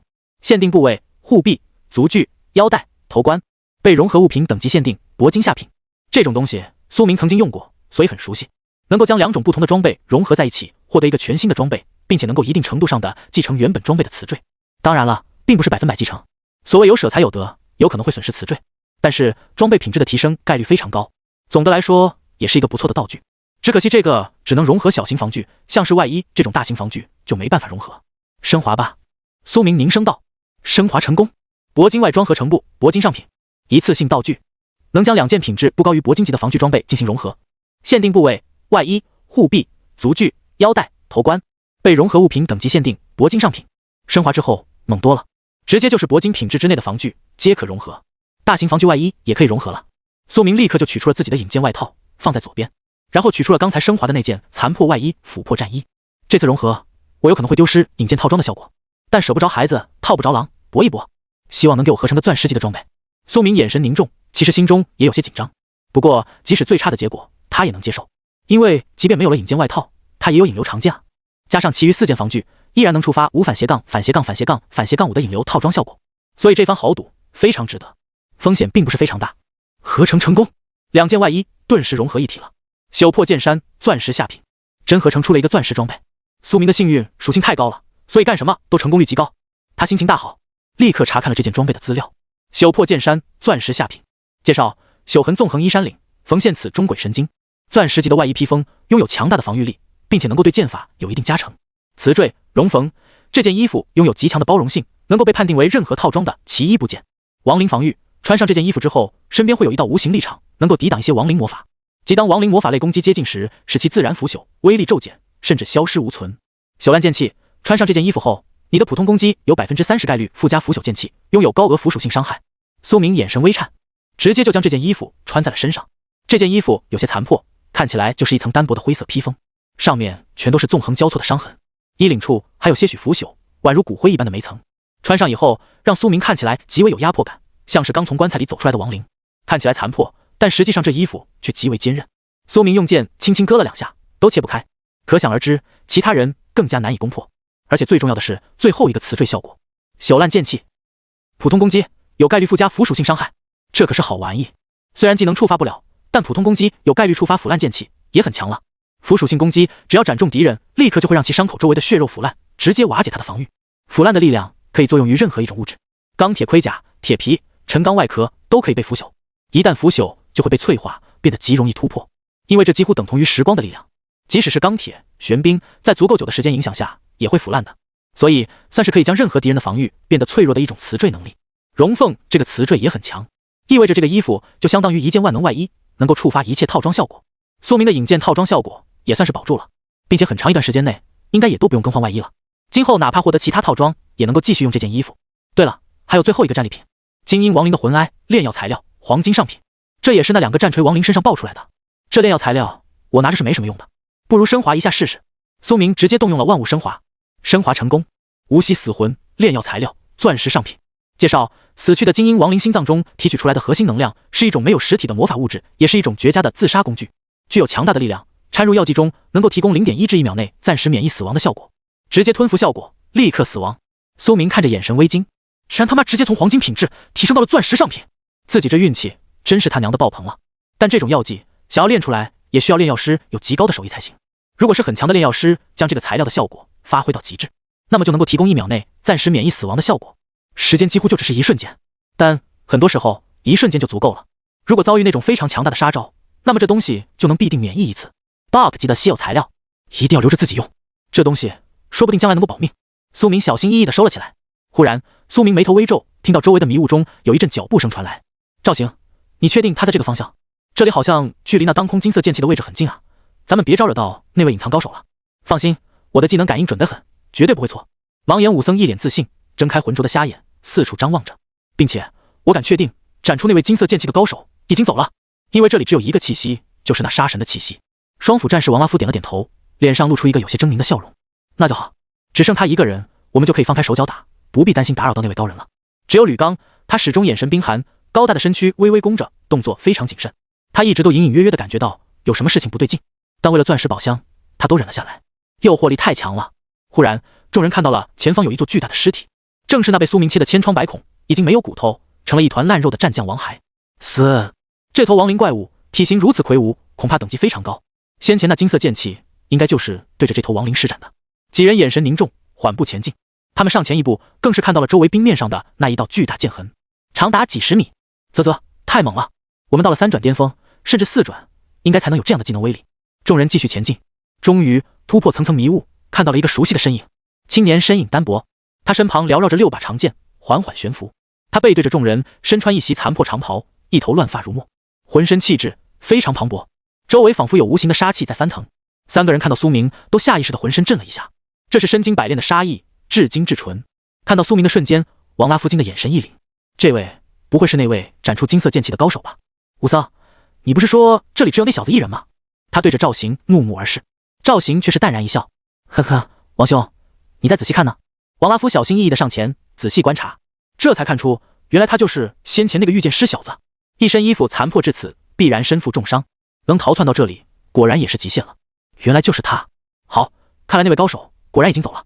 王拉夫上前一步，狞笑着对苏明训斥道：“小子，别以为你换了身衣服，我就认不出你来。”苏明缓缓转身，眼中没有惊讶，只有无比的平静。哦，原来是你们，我正愁找不到你们呢。苏明本来就想将这帮围攻过自己的人挨个杀死复仇，却没想到这3位主动找了过来，还真是省了他的功夫啊。唯一让我有些许失望的就是只有你们3个来了，我没法一网打尽。说着，他手指轻勾，那6把飞剑缓缓在他周身缭绕，脸上笑容邪魅，一身残破灰袍，腐烂气息十足，看起来宛如一代魔道剑修。几个人看着苏明，脸上只有阴寒的冷笑。哼，装神弄鬼。赵行说着上前一步，说：“钻石宝箱在何处？”说着，他陡然闭上了浑浊的瞎眼。随后，他抬起双臂，上面纹满了佛纹，看起来金光流淌，充满了爆发力，显然是进入了战斗姿态。盲眼武僧本来就没有视觉，只有在用技能的时候才会偶尔睁开双眸。他战斗靠的是耳朵。苏明环视周围，身姿笔直，先前10几个人都拿不下我，现在仅凭你们3个就敢来找死？苏明说道。他一脸云淡风轻，丝毫不慌。王拉夫闻言豪气一笑，他脸上的络腮胡都遮不住笑容，一双沉重手斧掂在掌中。虽然身材矮胖，但他的压迫力也是不一般。小兄弟，你的称号是叫什么？杀神吧？取这么一个恐怖的称号，不知道是想吓唬谁，真是幼稚。说着，他嘲讽一笑，紧接着他的脸色就变得极为阴狠，一切笑意都彻底消散。小伙子，老哥我最后劝你一句，不要白费功夫了，你吓不住我们的。我们早已与你交手过，知道你几斤几两，你的实力确实很强，如果不注意，兴许还真能被你杀几个高手，但也只是一瞬间的爆发而已。先前经历10几个人围攻，你早就没了体力，精神力恐怕也早就耗尽了，身上的暗伤也不会少。现在的你已是强弩之末，继续强撑毫无意义。快说出钻石宝箱的位置吧，我们饶你不死。王拉夫手上的双斧已经充满了暗黑色的斧气缭绕，技能几乎一触即发。从始至终，只有一旁的吕刚一直没说话，他始终面容阴沉，暗自酝酿着战斗的准备。他一直感觉有一种不祥的预感，但现在已经即将开战，容不得他退缩了，所以他也是站了出来，魁梧的身形暴涨。富贵险中求，战！看着3人蓄势待发的动作，苏明面无表情，他负手而立，不为所动。盲眼武僧赵行上前一步，循循善诱道：“我们也只是求财，人生在世，不外乎利益2字。只要你交出钻石宝箱，我们绝不会强行杀你。毕竟我们也没什么血仇啊，命和宝物，你选一个吧。”他慷慨说道。听闻此言，苏明脸上的笑容却是缓缓收敛。3位啊，他唏嘘摇头，宛如有些恨铁不成钢。还不明白吗？事到如今，有没有血仇早已不是你们决定，而是我认为有血仇。他的眸光已经极为森寒，即便今日你们不杀我，我也要杀你们。话毕，他居然选择了主动出击，6把长剑旋飞而出，化作一道洪流，击射向3人。6把长剑齐齐飞斩，而且威力和速度都相较以往有了质的提升。3个人顿时感觉极其难以招架。当、砰、咔，3个人各自使用自己的技能进行防御。本源剑体加成后的御剑技能，即便只是轻轻一个普通的斩击，都能让他们用尽全力才能勉强拦下。不可能！你经历了10几个人的围攻，狼狈逃离，状态怎么可能恢复得这么快？你难道没有受伤吗？几人难以置信地说道。即便有治愈药剂，也不可能一点伤势都不留啊！甚至他的技能威力，我感觉不降反增了。该死，威力怎么猛了这么多？3人不自觉地惊呼道。他们根本不知道苏明已经升到了30级，战斗力今非昔比了。虽然苏明还没有立刻将属性点分配出去，但是等级之间的差距确实小了，规则对苏明的压制也就变弱了，所以他更能够发挥出100%的战斗力，自然会比先前强出一大截。盲眼武僧用双拳挥舞，催动技能空镜拳，防御着玄冰剑、没落剑的攻击。这2把剑的材质各不相同，一轻一重，抵挡起来宛如在和2个类型完全不同的敌人打，极难防备。很快他身上就负伤了，手腕、肩膀都被玄冰剑斩出了伤口，直接就触发了玄冰剑的磁坠效果，立刻就让他的伤口冻伤坏死了。剧烈的疼痛让这个盲眼僧人龇牙咧嘴。他本来就不是什么高僧，只是职业是武僧而已，从不吃斋念佛、打坐诵经更不可能，所以他也是个俗人，意志力根本不强。很快他就疼得发出怒吼，咬紧牙关才能继续支撑着战斗。王拉夫这边也不乐观，引流长剑、旋风剑对他飞斩，急速进攻着。他的双斧战士本来就不是速度类职业，而是主加力量的，虽然进攻力道大，以刚猛着称，但防御却并不强。面对攻击速度如此之快的剑法，他根本就难以招架。很快全身都是剑痕，鲜血勃勃流淌。最可怕的是，引流长剑附带暗属性的伤害，有些攻击即便他用斧子拦住了，伤害却还是能穿透防御，直抵他的体内，他的生命值飞速削减。吕刚则是一个人对付龙香断剑以及技能意念凝刃形成的长剑。龙香断剑是最难对付的，这可是钻石级武器，锋利至极。他怒吼一声，浑身长出兽毛，整个人的身材都变得魁梧高大了不少。他并不是纯粹的狂战士，而是狂战士的转职分支兽狂战士，很多技能都可以将身躯进行兽化，增强战斗力。他怒吼一声，浑身颤抖着，竟然变得宛如一尊站立起来的老虎，双手的指尖都长出了利爪。他用全力抵抗着双剑的斩击，但很快就全身负伤。龙香断剑甚至点燃了他肩膀上的兽毛，烧得他嗷嗷叫唤。苏明站在原地，脸上只有冷笑。自己20多级的时候就能在本源剑体20倍威力的加成下剑杀3转，现在自己已经30级了，距离真正踏入3转几乎是半步之遥，也就是所谓的半步3转境界。这帮人和自己打，无异于找死。他本来还正愁熟练度不够，没有强力敌人给自己用技能斩杀，现在这帮人就送上门来了，只要用拔剑一叉杀、暴雷之剑杀死他们，那么这2个技能立刻就能获得数千熟练度，完成3转任务就在眼前了。以往的御剑技能是难以同时操控5把剑的，再同时分心操控意念凝刃，变得6剑悬空更是困难至极，即便能，威力也会大打折扣。所以过去苏明都是双手握剑，然后悬空4剑对敌，但现在他的御剑技能已经进化到了铂金品质，同时催动6把剑悬空斩敌也绰绰有余了。恐怖的剑光闪烁，不断分化斩切，这冰天雪地之中有更多血溅洒而出。由于天气太冷，这3个人的伤口中喷出来的血立刻就会冻结成冰柱，落在地面摔成渣子。该死，不对劲！吕刚、王拉夫，这小子太他妈不对劲了，他的实力确实比刚才还猛多了，果然不是错觉。难道他一直在隐藏实力？盲眼武僧脸色难看，逐渐节节败退。王拉夫和吕刚也都意识到事情不对劲。无论如何，我们这边都有3个人，绝不能输，杀！即便拼着受伤，也要先弄死这小子。那可是钻石宝箱啊！他们竟然开始主动拼着受伤，也要进攻过来，和苏明拼命。看着3人歇斯底里的模样，苏明也玩腻了，是时候结束这一战了，以免夜长梦多。他抬手一挥，催动6把剑，全力斩击而去。嗖嗖嗖，伤口数量再添1倍，几个人逐渐开始体力不支了。这冰天雪地之中，体能消耗速度本来就比正常环境要快得多，他们先前狼狈的防御早就已经没有力气了，所以他们才选择拼命，否则迟早被耗死。反观苏明，始终闲庭信步，不过苏明眼神之中倒是没有丝毫大意。虽然自己剑法强悍，但绝不能拖大，他就是这么谨慎的性子。最重要的是，他很清楚自己的体能也确确实实要消耗一空了。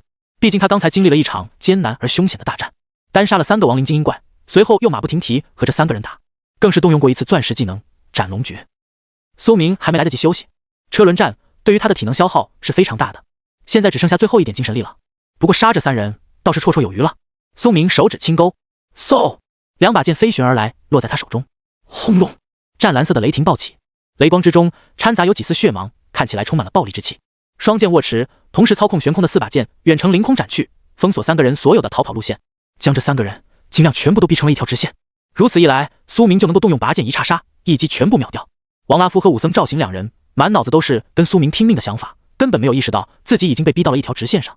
只有兽狂战士吕刚最先注意到这一点，他虽然身材魁梧，但却头脑灵光，心思细腻。不对劲，他眉头紧皱，前冲的速度都慢了一些。不好，他要将我们逼到一条直线上。他立刻大吼道，提醒周围的2人。他立刻就想起了苏明先前使用过的拔剑一叉杀，那个拔剑技能威力极为恐怖，而且速度非常快，加上雷霆闪烁，一击就能斩杀2个3转，重伤好几位3转。先前苏明就是用那一招杀死的火焰拳师以及一个附魔师，现在苏明有意用飞剑将3个人逼到一条线上，显然就是想故技重施。他说话之间，苏明却已经微微躬身，归剑入鞘，开始做拔剑姿态了。察觉到了又如何？已经来不及避开了，4剑已经封锁了他们的躲避可能。恐怖的剑鸣响彻周边，苏明的手开始了熟悉的颤抖，仿佛难以掌控这剑意。拔剑一叉杀当然可以瞬发，甚至没有剑鞘都可以使用，但是蓄力后的威力才最大。敌人再怎么说也是3个皮糙肉厚的战士，如果不是蓄力的拔剑一叉杀，是很难一击秒杀的。苏明为了绝对的稳妥，选择将伤害最大化。他蓄力的动作极为帅气，周身电光流溢。看到这熟悉的姿势，即便再迟钝，王拉夫和赵行也还是意识到了。该死，一旦给他用出那一招，我们连拼死换命都做不到。先避吧。王拉夫面色难看，猛地想要后撤，好不容易拼着受伤，接近了这么多距离，结果又要前功尽弃。盲眼武僧咬着牙，脸色发黑地说道。他是近战职业，被苏明的飞剑搞得极其难受，好不容易拼着受伤，接近了几步，眼看就能打到了，现在却又得退避，他心里也是苦啊。这个御剑师明明境界和自己差不多，技能怎么这么难缠，凶猛？然而当他退避的瞬间，却猛然感觉到一阵冰凉的剑风从耳畔掠过，嗖，一捧鲜血流淌，一把剑从身后斩来，直接将他的一只耳朵削了下来。他发出了惨叫，转头看去，只见4把剑已经开始绕着3个人斩切旋转，形成了一个剑阵，将他们牢牢捆在其中，无法躲避。他竟然早有准备，为了这一招必中，他用飞剑提前封锁了我们的退路。王拉夫脸色震撼，也被斩断了一只脚的脚筋，逃不出去了。这小子年纪轻轻，战斗经验居然如此丰富。沉稳的吕刚双眸中都生出了几分惊骇。他感觉众人仿佛提线木偶一般，所有的行动都在苏明的意料之中。操！只能跟他拼了。如果强行退避，只会被飞剑斩得遍体鳞伤，到时候也是任他宰割。既然如此，不如用命锤死他。王拉夫也是打怒了，毕竟全身都是伤口。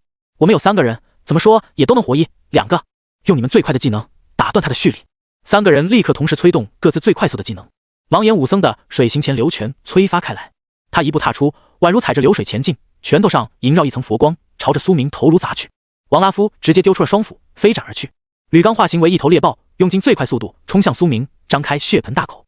很好，有机会，我们赢了。众人说道。听着3人接近，苏明耐心等待。在极限时刻的瞬间，他陡然睁开双眸，拔剑了。嗖！哗啦啦啦，雷鸣爆闪，恐怖的剑痕一掠而出。苏明左右手的双剑同时催动，拔剑一叉杀，威力恐怖至极，直接斩出了一道长达10几米的剑痕，将地下的冰面都震碎了老长，完美的穿透了3个人的身躯，连带着那空中飞旋的双斧都被斩碎。他们眼神怔怔，还没反应过来。不可能！这次他蓄力怎么这么快？先前苏明蓄力了好几秒才成功斩杀卓书红，现在却不到2秒的蓄力就出手杀人了，而且威力丝毫不比之前那一剑弱。王拉夫和赵行都是面色怔怔，其中充满了骇然。他们下意识的就想掏出治疗药水喝，然而他们的生命值已然归零，下一瞬直接就倒地，死不瞑目了。遗言都没来得及说，活口只剩下最后一个吕刚。他是兽狂战士，等级也是这几个人中最高的，达到了35，并且在苏明的拔剑斩砍在他身上的瞬间，他兽化成了乌龟，才勉强挡住了这一剑。但他也还是没多少血量了，半截身子都被斩断，整个人倒飞出去，再起不能。他浑身是血，一脸看鬼似的看着苏明。苏明面无表情，缓步走到了他的身前，居高临下的凝视着这个将死之人。这瞬间，接连不断的提示音在苏明脑海中响起：拔剑一叉杀熟练度加4480，暴雷之剑熟练度加3991，技能进阶，藏剑斩铂金下品，剑合鞘中，藏锋内敛，剑意蓄势，一瞬即发，威力无匹。凶雷附魔剑铂金下品，狂暴雷霆附着剑刃之上，一剑斩出，可荡灭敌人防御，麻痹敌人的肉体。2个技能顿时提升到了铂金级别，完成了任务要求。3转任务完成，晋升3转剑神，本源剑体全效果提升至30倍，全属性加10，获得轮盘抽奖机会1次，晋升31级，获得10枚自由属性点，当前总共40枚自由属性，请尽快分配。任务奖励分发中，随机血脉 X1。下一瞬，一个荧幕浮现在苏明面前，上面开始急速闪烁各种字符，他的眸光都不由得被吸引了。血脉是非常强的能力，效果仅次于天赋，一般都是常驻效果，所以他心中也非常期待。各种各样的血脉在他眼前闪烁，甚至有好几次都闪过了神话级的血脉。最终，他获得了一个全新的血脉之力，获得血脉玉髓骨壁。玉髓骨壁，你的骨骼天生坚韧，其中流淌着玉汁一般的骨髓。效果，你的骨骼坚韧度得到极大幅度提升，甚至超越钢铁，并且骨骼具有极强的自我修复能力。骤然间，苏明感觉到自己体内的骨骼都坚韧了不少。骨髓乃是体内万血之精华，骨髓被血脉之力重塑的瞬间，苏明浑身的力气都随之变得强大了不少。随后，他立刻将自己的所有属性点分配了一下，总共有40点自由属性点，其中20点分别给了力量、体质属性，这样正好凑整来到100大关。然后又将剩下的20点分配给了幸运，加上晋升3转获得的全属性10点提升，现在他的属性已经全方面没有短板。现在更有了这个玉骨髓的血脉，就连防御这个方面都很强了。苏明感觉到自己的战斗力无疑又提升了一个大层次。苏明携带称号杀神，以生肖称号第一滴血新人王，等级31级1420反斜杠反斜杠反斜杠反斜杠经验，职业剑神，神话级，世界唯一，力量100，体质100，敏捷250，精神190，幸运190，血脉不老身 A， 玉骨髓 B， 自愈因子 C， 天赋万物升华，本源剑体自动修炼，技能杀神一刀，全隐藏，隐神步，洞悉之眼，斩龙诀，双剑精通，最剑是凶雷附魔剑，藏剑斩，圣武器附魔，黄羽碎凤剑，剑舞大师，绝御剑，天落剑幕，意念凝刃，凌波微步。3转之后，每一次升级都需要数十万的经验值，相比2转翻了10倍还要多。苏明很清楚自己在这个副本中的升级速度将会大大降低了，对他而言，升级速度要变慢了。而实际上，其他玩家本来就是这种速度，只能说他是一个习惯了开挂的男人。苏明准备快速拿到这个副本中的史诗级道具，然后就撤离。他长长吐出一口浊气，感受着3转的强大力量。随后，他低头望向面前，吕刚躺倒在地，恐惧的说不出话。他万万没想到，苏明居然这么快就将他的2个同伴全部斩杀了。他是一个沉稳的兽狂战士，年龄都已经30多岁了。他这辈子经历过许多场战斗，坏事好事都干过，是一个极为复杂的男人。这是他第一次生命受到绝对的威胁，他眼中一切的沉稳都不复存在，眼中只有慌乱。这就是生物的本能。当你快死的时候，所有理智都难以压抑住你的恐惧。他躺在地面上，艰难地取出一瓶治疗药剂，想要饮下。然而苏明一脚就将他的治疗药水踹碎了，那药瓶跌落在地，药剂凝结化作血红色的寒冰，与大地融为一体。他的神情顿时绝望了，他缓缓朝着身后爬行，动作狼狈至极。你的实力怎么会这么强？他骇然地问道，声音都有些颤抖。将死之人问那么多干嘛？苏明面无表情，上前握住半空中悬浮的旋风剑，一个潇洒的旋身，剑刃之上雷霆闪烁。他要动用刚刚进化而来的凶雷附魔剑，将他彻底震杀。这可是铂金级剑法技能，效果非常刚猛。漫天雷霆闪烁，血光掺杂的雷霆看起来有凶光流转，一旦被这一剑劈中，必然会当场死亡。看着这一幕，吕刚脸色苍白。等等，别杀我，杀神兄弟，我们从此恩怨勾销，我再也不要钻石宝箱了。苏明却眉头一皱，谁跟你是兄弟？受死！剑刃流转，一击斩来，恐怖的雷光将周围的冰面都电碎出蛛网般的裂痕。吕刚眸光一凛，面色变得极为凶狠，他的躯体之上忽然翻转皮肉，生长出来了无数根刀刺。来，同归于尽！他脸上出现了一抹狠辣的决然。我已用兽化技能化形为半河豚、半刺猬，临死的瞬间我就会自爆，皮肉和肋骨化作的钢刺将会激射而出。这意味着他自爆的瞬间身躯都会残缺，这是杀敌1000自损2000的自杀攻击，到时候周围上百米内都将遭殃，甚至会惊扰到那位展出金色剑气的强者。你比我先逃到这里，自然比我更清楚那位高手的剑法有多恐怖。一旦他赶来，我会用尽最后一丝力气告诉他，你有钻石宝箱，即便我死，你也吃不了兜着走。说着，他露出一个有些疯狂的绝望表情，这是他最后的威胁了。然而苏明却始终面色平静。有没有一种可能，我就是那个展出金色剑气的人？此言一出，吕刚眼中生出无尽的惊骇。不可！最后一个字还没说出口，苏明出剑了。轰隆！一声雷鸣戛然而止，苏明的剑刃掠过他的身躯，他躯干焦黑倒地，头手分离。斩杀瞬间，苏明轻飘飘地说了一句：忘了告诉你，那个金色剑法是从钻石宝箱里爆出来的技能，我也是刚学的。此言一出，吕刚眼中充满了不甘、愤恨。他梦寐以求的钻石宝箱真的爆出了强大的技能，而他却无福消受，更因为对这宝箱的贪婪，命丧此中。最终他头颅落在地面，彻底身亡。斩杀玩家兽化战士吕刚，获得经验值加。苏明面色平静，轻轻一甩手，所有飞剑都萦绕而来，归返鞘中。什么自爆？太弱了，只要剑的速度够快，你根本爆不出来。苏明望着他的尸体，淡然道。现如今本源剑体已经能够提供30倍的剑法速度和威力加成，铜镜剑对面怎么打？根本没得打。随后他望向场中3人的尸体，战利品列表立刻统一浮现出来，3个人的全身家当都在里面了。这几个人都算不上有钱，但一身装备都挺多，材料金币也挺多的。苏明也算是收获颇丰，战利品列表还算丰富，不过高品质的装备有点少。这3个人身上总共只有1件铂金级装备。吕刚的外衣材质非常奇怪，摸起来如同兽皮，另外还有10几瓶治疗药剂，并且还有一些杂七杂八的装备、食物原材料等。苏明首先就将这一大堆东西全部用万物升华了一次，升华成功。吕刚的兽皮大衣进化成了铂金上品的外衣，兽皮绒体衣铂金上品。装备限制兽化类职业者。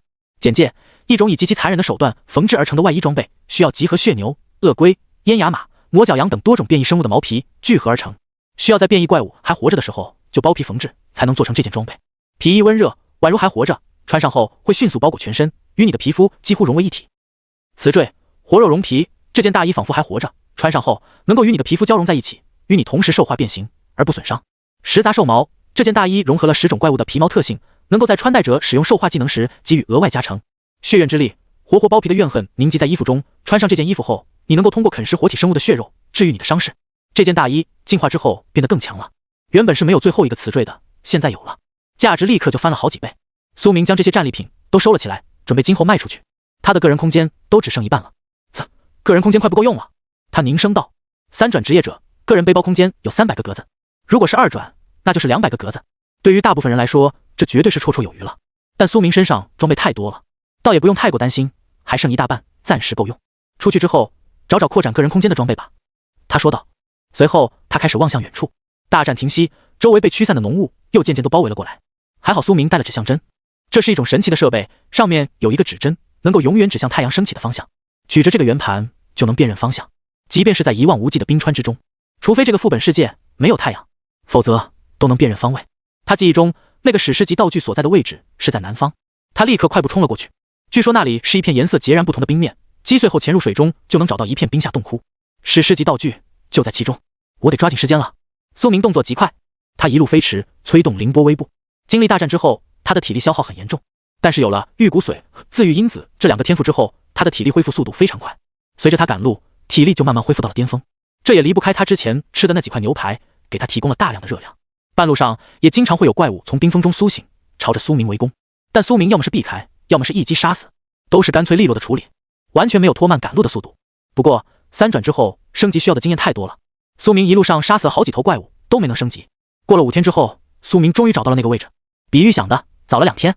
他一来到这里，就看到了一大片深蓝色的冰川，这里的冰面宛如深渊一般，看起来带有几分幽蓝的诡异。这里满是刺鼻的腥臭味道，极其上头。放眼望去，这里有无数被冻结的鱼类尸体，基本都是食人变异鱼，密密麻麻，足有成千上万条。冰面之下也是密密麻麻，全都是被冻死的变异鱼类。这些冰封的鱼都是变异怪物，看起来长相恐怖，尖牙利齿，红眸刚鳞，鱼鳃都充满了黑气缭绕。有的鱼全身长满了钢刺一般的毛发，宛如刺猬一般，体型长达2米多，被封在冰川中，看起来宛如雕塑。还有的变异鱼与骷髅亡灵融合在一起，全身坑坑洼洼，满是腐烂肉块。远处更有一座腐烂的鱼尸大山，脚边上还有许多人类的骸骨，全身被啃食的一点皮肉都不剩。似乎曾经有踏足这里的人类转职者，但他们都无一例外早已化作枯骨。总算找到这里了，可是这里怎么会有这么多变异鱼？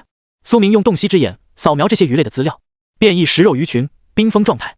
介绍：战斗力恐怖的怪物成群结队出现，它们可以在空气中游动，尖锐的利齿可以撕碎一切不自量力的转职者。警告：不要惊扰它们。转头望去，另一群鱼，灰背尖甲鱼，冰封状态，龙血疲惫鱼，王骨容身鱼，太多了。这片冰域简直就像是一片巨大的怪鱼墓地。苏明眼神微凝，开始四处搜寻哪里有冰面之下的洞窟世界。他小心翼翼地移动着，但这里的冰颜色太深，根本看不穿深处下方有什么，所以苏明只能先前进，一路上踩着变异食人鱼群的冰区移动。凌波微步是非常玄妙的身法，能够悄无声息并极为飘然的移动，这不只是身法，也是一种轻功，所以他可以丝毫不惊扰到这些鱼群，步履宛如蜻蜓点水。苏明已经逐渐知道这个世界的怪物们的特性了，基本都是被冰封的状态，只要能够不惊醒他们，那么就能够很大程度上的避免战斗。只有亡灵骷髅是比较特殊的怪物，他们能够感应周围的生物气息，从而苏醒，这苏明是避不开的。但是这些鱼群以及其他种族的怪物，他就能够成功避开。这么多怪鱼群起而攻之，即使是我也吃不消，避开是最明智的选择。苏明的剑法很强，但对付这种数量极其密集的群集怪物，他也会十分忌惮。就好像一个巅峰的拳击手也无法一拳打死一大群马蜂，依然会被叮得满头包。很快，苏明就冲到了这片冰域的深处，倒是没有外围那么多冰鱼了，但是这冰域中央有极其浓烈的死亡气息，漫天雾气都变为深蓝之色，这些雾气之中仿佛有剧毒。苏明每次呼吸都感觉有一种玄乎的剧痛席卷肺腑，经由血管游走全身，并且自己的身体力量也被这漫天浓雾压制了。嗨，好呛，这里的雾气开始带毒了。苏明眸光冰寒，凝声道。忽然，苏明开始听到有战斗的声音，朝前方望去，苏明顿时眼神一凛，只见前方正有一大群人处在混战之中，暗蓝色的浓雾笼罩天地，几乎看不清，只能隐约看出那战场之中不止人类，还有几个种族，是多方混战。苏明动用洞悉之眼，嗡！骤然间，他的眸光中金芒闪烁，直接望穿了迷雾，将一切看得清晰至极。只见左边一方全身墨绿色，长满了蜥蜴一般的坑洼皮肤，看起来粗糙丑陋，舌头更是长得令人发指，乃是蜥蜴人种族。右边一方是身材矮胖的矮人族，加起来总共有8位，各个等级都不低，战斗力非常凶猛。周围的冰面都是一片狼藉，显然是被战斗波及的。这场战斗已经持续有一阵子了。蜥蜴人族、矮人族两方的觉醒者联手将一支人类小队逼到了角落之中。人族的3个人是被围攻的状态。哈哈，人类，你们也有今天。一位身材十分强壮的矮人高高跃起，抡出一道虚幻的巨大锤影，悍然落去。受死吧！他那大锤威力无匹，砸落瞬间将一大片的冰面全部都锤碎开来。被围攻的3个人类连忙催动技能抵挡，然而他们是被夹击的状态，虽然拦下了这一击重锤，却没能挡住身后的进攻。众人身后，一位蜥蜴人甩尾一砸，横扫而去，巨大的绿尾仿佛被什么技能加持，威力恐怖，从身后进攻过去。3个人纷纷吐血，倒飞出去。这里的浓雾削弱了人类的力量，该死！这里的浓雾削弱了我们人类的力量，却不会削弱蜥蜴人。他们在这里生活了世世代代，早已熟悉这种雾气。这帮矮人族也都有办法缓解这种剧毒。我们这次恐怕真要栽在这了。2个黑袍男子挣扎着站起身，吐出一口鲜血，面色难看至极。队长，我们怎么办？有机会逃吗？那3人中年龄最小的似乎是一个姑娘，她面露恐惧，显得十分稚嫩，应该是刚刚觉醒的新人转职者。他因为被2个男子保护，所以才没有受重伤，但全身上下也都是伤口，早已鲜血淋漓。他紧握着手中的虚幻咒刃，脸上满是紧张。但这2个男人也已经快撑不住了，逃恐怕没机会了。我们的体力被剧毒浓雾削弱了太多，他们轻而易举就能追上。小爵，抱歉。中年队长眼中有些歉意，是他满口答应带着新人姑娘来这里练级，最后却导致他要命丧在此。妈的！另一个精瘦的男子面色冰寒，咬着牙说道。他握着一把长棍，上面铭刻着许多古老的符文。如果只有一支蜥蜴人小队还能对付，可是矮人却又跑了出来，围攻我们，真他妈的晦气！矮人和蜥蜴人逐渐包围了过来，他们脸上挂着一抹丑陋的笑容。啧，没想到还有一个女人。一个矮人老头狞笑着，贪婪地搓着双手，长得还不错嘛，真是额外收获。蜥蜴人也都狞笑着，绿色的蜥蜴皮肤充满了褶皱，他们全身穿着各式各样的装备，智力颇高，除了皮肤颜色和身材之外，与人类没什么分别。远处，苏明面色平淡地望着这一幕。异族围杀人类，再寻常不过了。他面色淡然，喃喃道：对于这些丑陋的种族而言，人族的女性是极其稀缺的资源。为什么？因为繁殖能力强，能生。女蜥蜴人繁殖3次就会死亡，而人类女性可以无限繁殖，只有老死才会终结。最重要的是，人族女性长相都十分漂亮，即便放在蜥蜴人、矮人这类族群的审美中，也是不错的货色。所以人类女性自然就成为了香饽饽，就好像人类会圈养半兽人当作奴隶一样，其他各族也会圈养人类当奴隶。这个世界就是如此弱肉强食，人类在万族之中实力处于中游水平。虽然人族没有任何半生天赋，但胜在学习能力非常强，而且人族数量很多，更拥有严格的规矩和法律，形成了独特的变强能力。正常情况下，其他种族也不敢轻易招惹人类。不过当人类数量很少，单独出没的时候，情况就会改变了。就比如现在，这支人类小队进入了这副本最深处的区域，来到了蜥蜴人、矮人练级的地盘，孤立无援，自然是被群起而攻之了。苏明冷眼旁观着这一幕，并没有出手的意思。这里环境复杂，周围更有无穷无尽的变异大鱼包围，形成了一片死亡区域。一旦卷入战斗，不慎将这片区域外围的变异巨鱼惊醒，那可是必死无疑。被上万条变异大鱼群攻，那场面可想而知。更何况这里还有浓郁的毒物。听这几个人的对话来看，似乎这毒物其他种族都有办法免疫，只有人族会中招。一旦苏明仗义出手，他自己可是会身陷险境。他只是来寻找史诗级道具的，而不是来送死的。苏明正准备绕过这里，但下一瞬，他的眸光陡然一凛。那支人类小队共有3个人，他们身穿一袭黑袍，最重要的是，他们手上都戴着一枚漆黑色的戒指。苏明眼睛微眯，有些惊然，他才注意到这个细节，这戒指是黑鲨的人。苏明动用洞悉之眸扫描，确实不假，这支小队和自己是同一个组织的人。没想到居然在这里遇到了他们。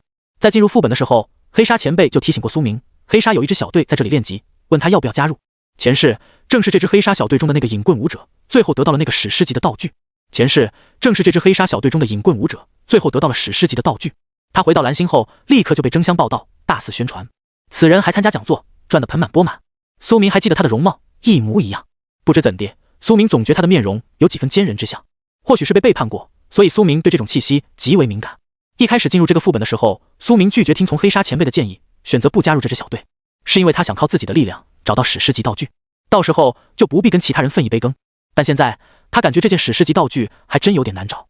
来到这片区域之后，他就没有其他线索了。而这片冰域如此巨大，最后极有可能错过，要不就先出手相救，这样也能更快找到线索。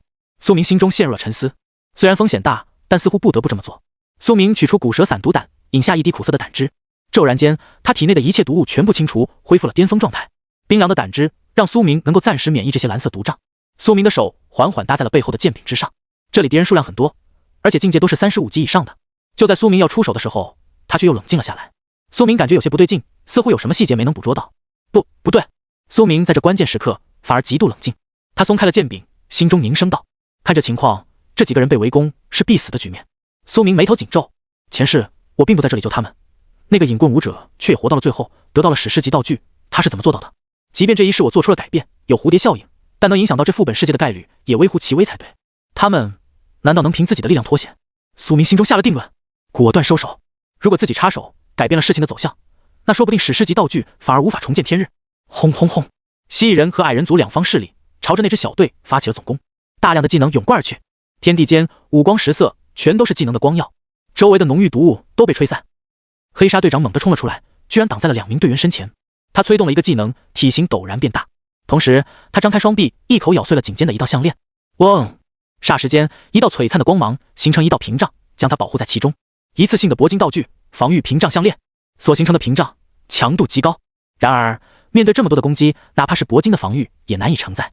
砰！果不其然，那屏障抵抗了约莫10个技能之后就支离破碎，队长瞬间被无数道光线穿透了身躯。蜥蜴人的毒液，矮人族的巨锤同时砸碎了他的身躯，他的肢体几乎成了摇摇欲坠的烂肉，连站立都困难万分，千疮百孔，胸膛都破开了大洞。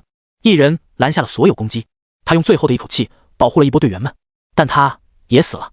他转头望向身后的影棍舞者男，咒刃师姑娘，不绝，杨辉，抱歉。他眸光绝望，脸上有一抹后悔。队伍中的新人姑娘名叫不绝，是他带来的。不绝刚升级到3传，加入黑鲨才刚1年的时间，按理来说应该在1级副本中求稳练级才对，而自己夸下海口将他带到了这里，却没能保护好他的安危，真是大意了。如今全军覆没，他要负90%的责任，他心中充满了无限懊悔。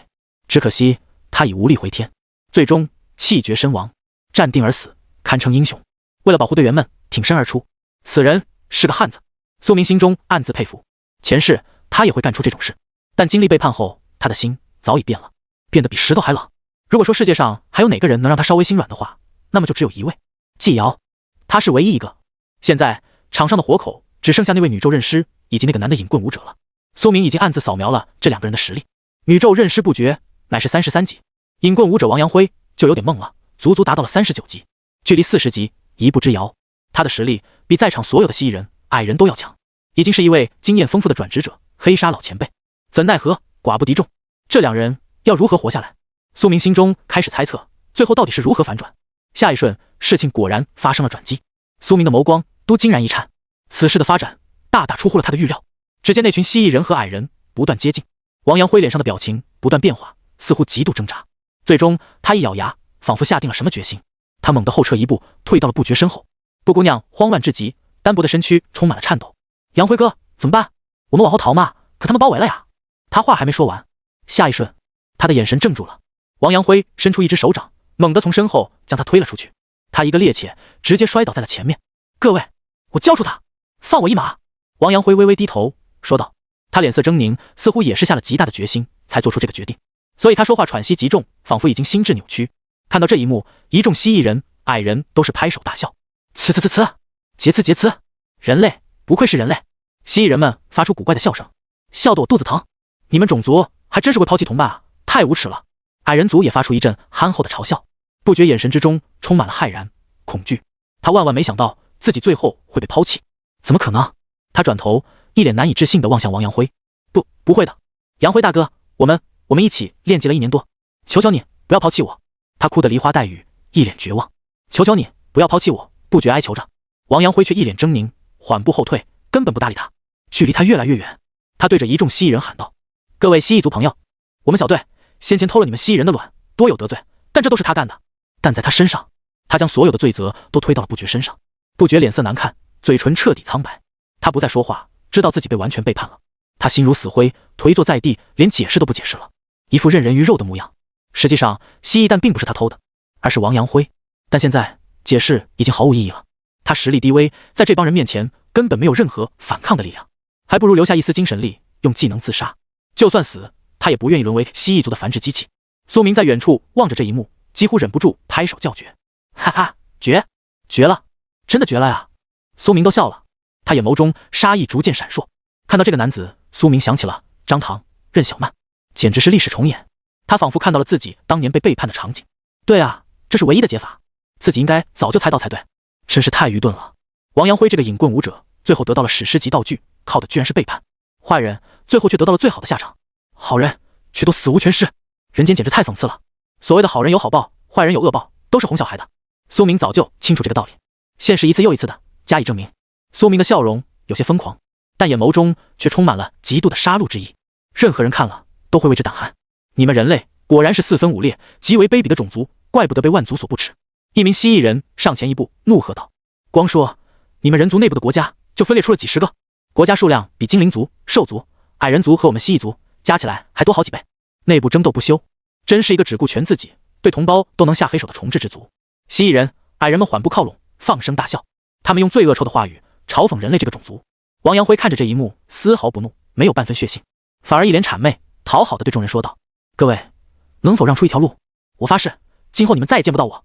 我这位女同伴长相姣好，天赋也不错，无论是做奴隶还是卖出去，都价值不菲。蜥蜴族同意了。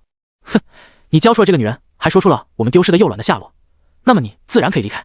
我们蜥蜴族赏罚分明，卑鄙的人类，滚吧！那几个年轻的蜥蜴人冷声道。但那3位老矮人却不同意。几个矮人脸上带着怒容，上前将王阳辉彻底包围。不行，你不能走！贪生怕死的卑鄙之徒，必须死无全尸！他们双手握着大锤，逐渐朝着王阳辉靠近，似乎恨不得对他千刀万剐。矮人也是人类的一个分支种族，他们寿命悠久，可以活几百年。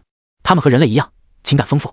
蜥蜴人是冷血种族，只能感受到恐惧、痛苦、无情、算计，他们不懂得什么是愤恨。而矮人族却和人类一样，大脑拥有丰富的情绪，所以他们知道嫉恶如仇。见到这种残害、背叛同胞的事情，矮人族都气得要弄死他，拦都拦不住。蜥蜴族看到这一幕，耸了耸肩。他们因为种族不同，并不懂得矮人族为什么生气，只是一笑而过。算你运气差。蜥蜴人们叹息一声。你也看到了，是矮人族的老头们想要弄死你，我们也阻止不了。等死吧！蜥蜴人幸灾乐祸地看着这一幕，微绿色的树瞳眸光中显露着一抹诡异的笑意。蜥蜴人绿色的脸庞搭配上人类的面孔，有一种阴森的恐惧感。王阳辉脸色一沉，妈的，狗急了都会跳墙，是你们逼我的！他怒吼一声，催动了他威力最大的技能引破轰尘棍。他身后幻化出一道巨大的猿猴残影，手持巨棍，竖着锤砸而下，直接将他身后的冰面砸出一个直径10多米的大坑。他直接陷落了进去，下面全都是冰水，寒凉彻骨。王阳辉掉入瞬间，立刻发出了一声撕心裂肺的惨叫，但唯有用这个办法才能突破矮人和蜥蜴人的包围。他咬着牙，强行潜入水下深处。蜥蜴族都敬畏天人，他们在这个世界居住了很久，就如同人类在蓝星居住了多年，所以他们最清楚水下有多恐怖。他疯了不成？这水下全都是变异鱼怪啊！劫持！疯子啊！这下他死得更惨，简直是蠢货！远处苏明看到这一幕，顿时恍然大悟，真是踏破铁鞋无觅处，得来全不费功夫。原来那洞窟的冰面入口就在王阳辉的脚下，他为了逃离，破碎了冰面，潜入其中，求得一线生机，而后误打误撞得到了史诗级道具。苏明瞬间就捋清了一切，那么史诗级道具也就近在眼前了，自己也是时候出手了。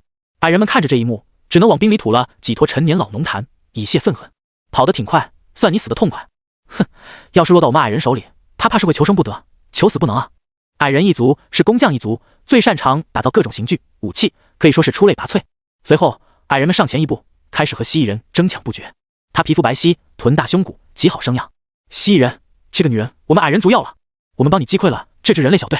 没错，几个矮人老头都是活了100多年的老东西，全身充满了丑陋的老年斑，矮胖的身躯还有一股酒臭味。虽然其中有一个健硕的战士矮人，但也是长得比牛还丑，满脸杂毛。不觉一想到之后的下场，浑身抖如筛糠。无论是落到蜥蜴人手里，还是矮人族手里，都没有好下场，将会尊严尽失。蜥蜴人听闻此言，则是寸步不让。矮人，我还以为你们明事理，明明是我们蜥蜴人先攻击这支小队的。他们冷声道。矮人老头面色冰寒，直接抡起大锤，那就打！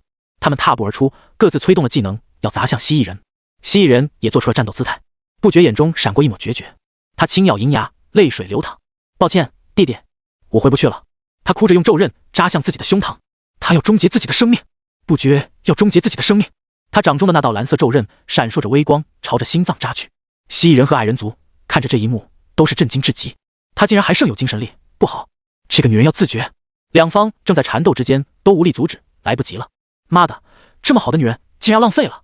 矮人老头们啐了一口，满脸心疼，却不是心疼她的死，而只是心疼自己失去了一个上好的奴隶。当，下一瞬，一柄极为霸道的长剑飞斩而来。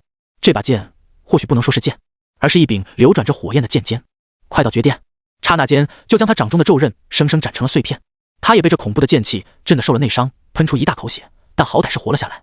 他一脸震撼，恐惧地望向周围。他最后的精神力已经耗尽了，如果他活着，将会在余生承受无尽的折磨。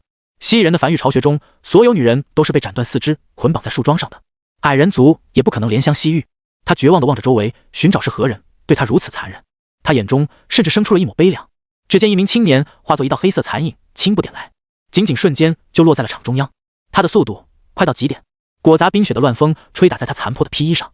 青年乱发飞舞，凌乱飘飞，背影消瘦，极为神秘，却拥有着强大的压迫力。那人抬手一握，嗖嗖嗖嗖嗖，7把长剑错综复杂的悬空飞斩而出，将矮人族、蜥蜴族所有的攻势全部拦截了下来。原本是6把剑，但别忘了龙香断剑可以分裂成2把，所以便是7剑。本源剑体30倍的剑法威力加成，何其恐怖！即便苏明的御剑之力分化为好几道，削弱了不少，却也能稳稳地拦下所有攻击。在场4名蜥蜴人，3位矮人，全部都被剑刃死死地抵住头颅，无法再动弹。所有技能的动静、声势全部熄灭一空。原本剑拔弩张的战场霎时安静，一时间，所有人都震惊地望着苏明。来者何人？几人问道。一瞬间，化解这么多3转高手的技能，此人的实力简直恐怖至极。4转御剑师，杀神。苏明声音平淡冷道，他自报家门，声音自信而淡漠，仿佛将一切都不放在眼里。也对，他前世可是凭借着自己的力量走到8转，如果没有过人的心性魄力，又怎能办到？所以苏明一身的气质要伪装4转，是绝对没人敢怀疑的。4转，哦不，4转！蜥蜴族的几个青年吓得尾巴都卷住了，老矮人们也都惊得吹胡子瞪眼。杀神虽然没听过这个称名，但很恐怖。4转这个境界更恐怖，加起来简称恐怖如斯。苏明，这位人族高手，不知你为何出手阻拦？难道您是这位女人的同伴？一个蜥蜴人凝声问道。他们都是蜥蜴族的青年，说话声音很年轻，甚至有几分温文尔雅的书生味道，只是配上蜥蜴族的绿皮外表，就显得有些丑陋了。苏明和不觉都是人类，所以他们很自然地将苏明猜测是不觉的同伴。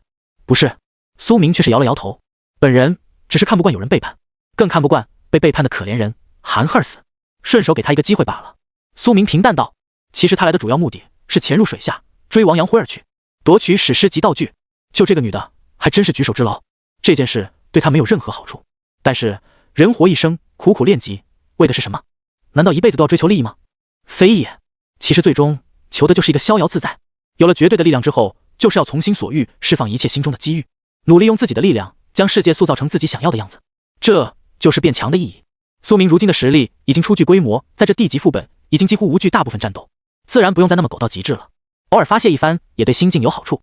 苏明的话语让不觉眸光震惊，他强行压抑住娇躯的颤抖，转头望过来。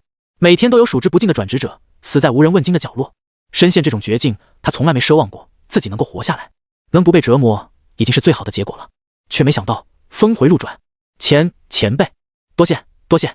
他感激涕零，哭泣道，但他眼中还剩有几分恐惧。他也不清楚苏明到底是不是好人。苏明样貌比他还年轻，但他却自然而然地将苏明当成了前辈，毕竟有这种实力，岁数几乎不可能比他小。世界上暂缓容貌衰老的道具很多，这很常见。听闻苏明的话语，一众矮人面色忌惮，却寸步不让。人类，你要强行保护这个姑娘。苏明面色平静，沉默不语，一切尽在不言中。那群年轻的蜥蜴人也都逐渐冷静了下来，脸色变得沉下来。这位人族前辈，虽然你是4转，非常强大，但别忘了，这个副本是我们乌咖派蜥蜴族世世代代栖居的地方，我们在这里生存了上百年，早已形成了部落。如果你敢强杀我们，那你也得死，我们的族人会替我们报仇的。4转强者，我蜥蜴族也并非没有，而这周围几乎都是我们的地盘。几个蜥蜴人骄傲地说道，他们挺起胸膛，哪怕额头被剑刃抵出了血珠，也不低头。那几个矮人也都紧握着大锤。不错，而且即便你是4转，也并不是无敌。你的职业攻击力很强，防御力却是弱点。我们这里总共有7个人，并非完全没有胜算。老头们的声音极为低沉。我们这里总共有7个人，并非完全没有胜算。没办法，高质量的人族女性价值太昂贵了，他们即使冒着极大风险，也想争抢一番。不觉得天赋是8星，放在矮人族市场上可以卖出上百万矮人币，兑换成万族币也有10万左右了。面对着众人的不自量力，苏明却是面无表情。他抬手一挥，嗖，半空中凝聚出一道意念凝刃，湛蓝色的长剑锋刃寒凉，从他手中飞刺而出。如今他已经可以同时凝聚出第2把意念凝刃了。所有人都以为这位人类高手要杀他们了，众人都吓得浑身一抖。他们刚才话说得很满，实则心里也没底啊。他们只是想炸一下苏明而已，试探一下他是否真是4转。真要跟4转打，死伤将会极其惨重。他们也是在赌这个叫杀神的强者到底会不会为了这个女人而跟他们大战。众人都没想到苏明会这么干脆利落的出手。那几个蜥蜴人尾巴皮都绷紧了，矮人老头们也都惊得眼皮颤抖，纷纷催动了防御技能笼罩自己，都吓得非常狼狈。看着这一幕，苏明淡然一笑，真是被吓得不行啊。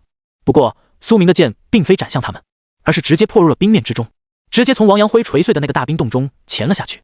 所过之处，水都被分化2截。剑刃太锋利了，哗哗哗，冰面中的剑刃切开水流，一路下潜的声音极为清脆。最终，一柄湛蓝色的半透明长剑从水中脱离而出，连带着一泼鲜血。王阳辉从冰面中出现了，他的胸膛被剑刃洞穿，扎了个透心凉。他被这把剑强行带着脱离了水下，回到了岸上。噗嗤，意念之剑闪烁嗡鸣，飞空而起，最终焊的插住，将王阳辉死死地钉在了地面上。他发出了一声惨叫，猛地咳出一大口血，脸色骇然。他他奋力挣扎，却无法起身。那意念之剑将他的胸膛直接贯穿了，他又怎么逃离？怎么回事？他全身湿透，像是一条落水狗。王阳辉用尽全力在水中下潜，想要尽可能的逃离。就在他氧气即将耗尽的时候，却忽然发现了一个水下冰窟。真是山穷水尽疑无路，柳暗花明又一村。他还以为自己要逆天改命，从这里逃出升天了。他甚至已经开始思考，到时候要如何回来这里报仇，如何将这帮蜥蜴人、矮人千刀万剐。结果下一瞬，一把长剑就穿透了他的身躯，带着他从水下飞了上来。他狼狈的四处环望，最终看到了苏明，一身残破衣袍的剑客，看起来眼神冰冷。你是谁？你也是人族，为何要害我？我明明都逃了啊，明明已经活了。该死，该死！他声嘶力竭，眼中充满了无尽的愤怒。他用拳头捶地，浑身满是冻疮，鲜血直流。苏明面色平淡，抬手一挥，意念凝聚之剑落在他手中，湛蓝色的锋刃流转意念之力，他抬手之间便是无数道斩击，只是普通攻击，没有动用任何技能，纯粹的平 A， 却快到极点。刷刷刷刷刷，一刹之间剑锋流转，这精妙绝伦的剑法看得在场众人无不惊然。这是普通攻击还是技能？居然能这么快！苏明的剑变成了残影，形成了剑幕。在场所有人都不自觉地吞了一口口水，心里咯噔一声。太快了，这挥剑速度不假，真是4转，恐怖！就连我们族内的乱罡凤锤法都没这么快。矮人族立刻完成了判断，苏明的本源剑体如今对于剑法速度的加成，足足达到了30倍。可以说，苏明哪怕是用普通攻击的挥砍，都宛如狂风暴雨，连绵不绝。光是普攻的速度就足够碾压其他人绝大多数的攻速类技能。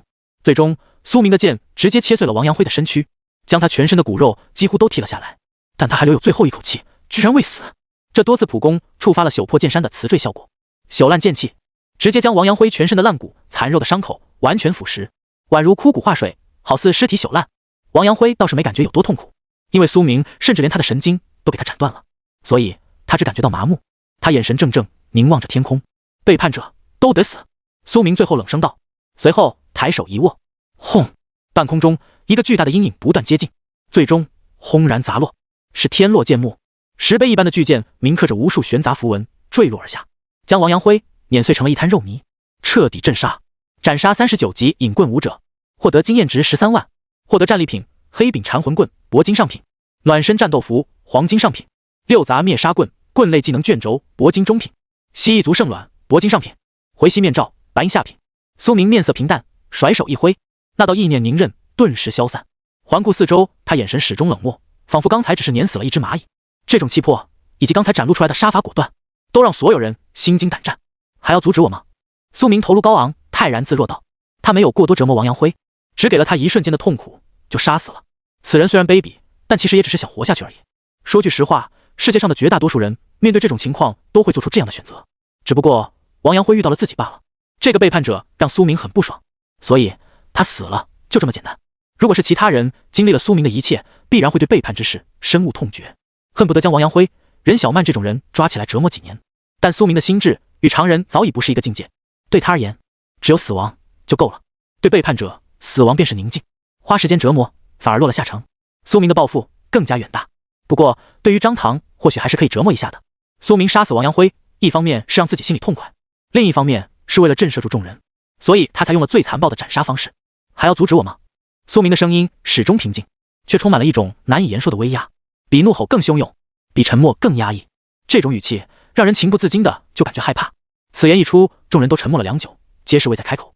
好吧，我们蜥蜴族可以放过这个姑娘。一名青年蜥蜴人上前一步说道，但有一个条件。他话还没说完，苏明就直接抛出了一枚墨绿色的宛如石头般的卵。这枚圣卵上铭刻着密密麻麻的宛如符文的斑点，还在闪烁着绿色幽光。你们就是为了这个才攻击他们的吧？苏明说道。蜥蜴人眸光一惊，连忙接过，小心翼翼地护在怀中。对，没错。他们神情有些焦急，更有些激动。这可是他们部落的至宝，终于回来了。苏明缓缓说道。你们都被这个棍舞者骗了，他才是偷窃你们一族圣卵的人。只有他的职业技能引流步才能悄无声息地潜入你们部落中，而这个姑娘是被栽赃嫁祸的。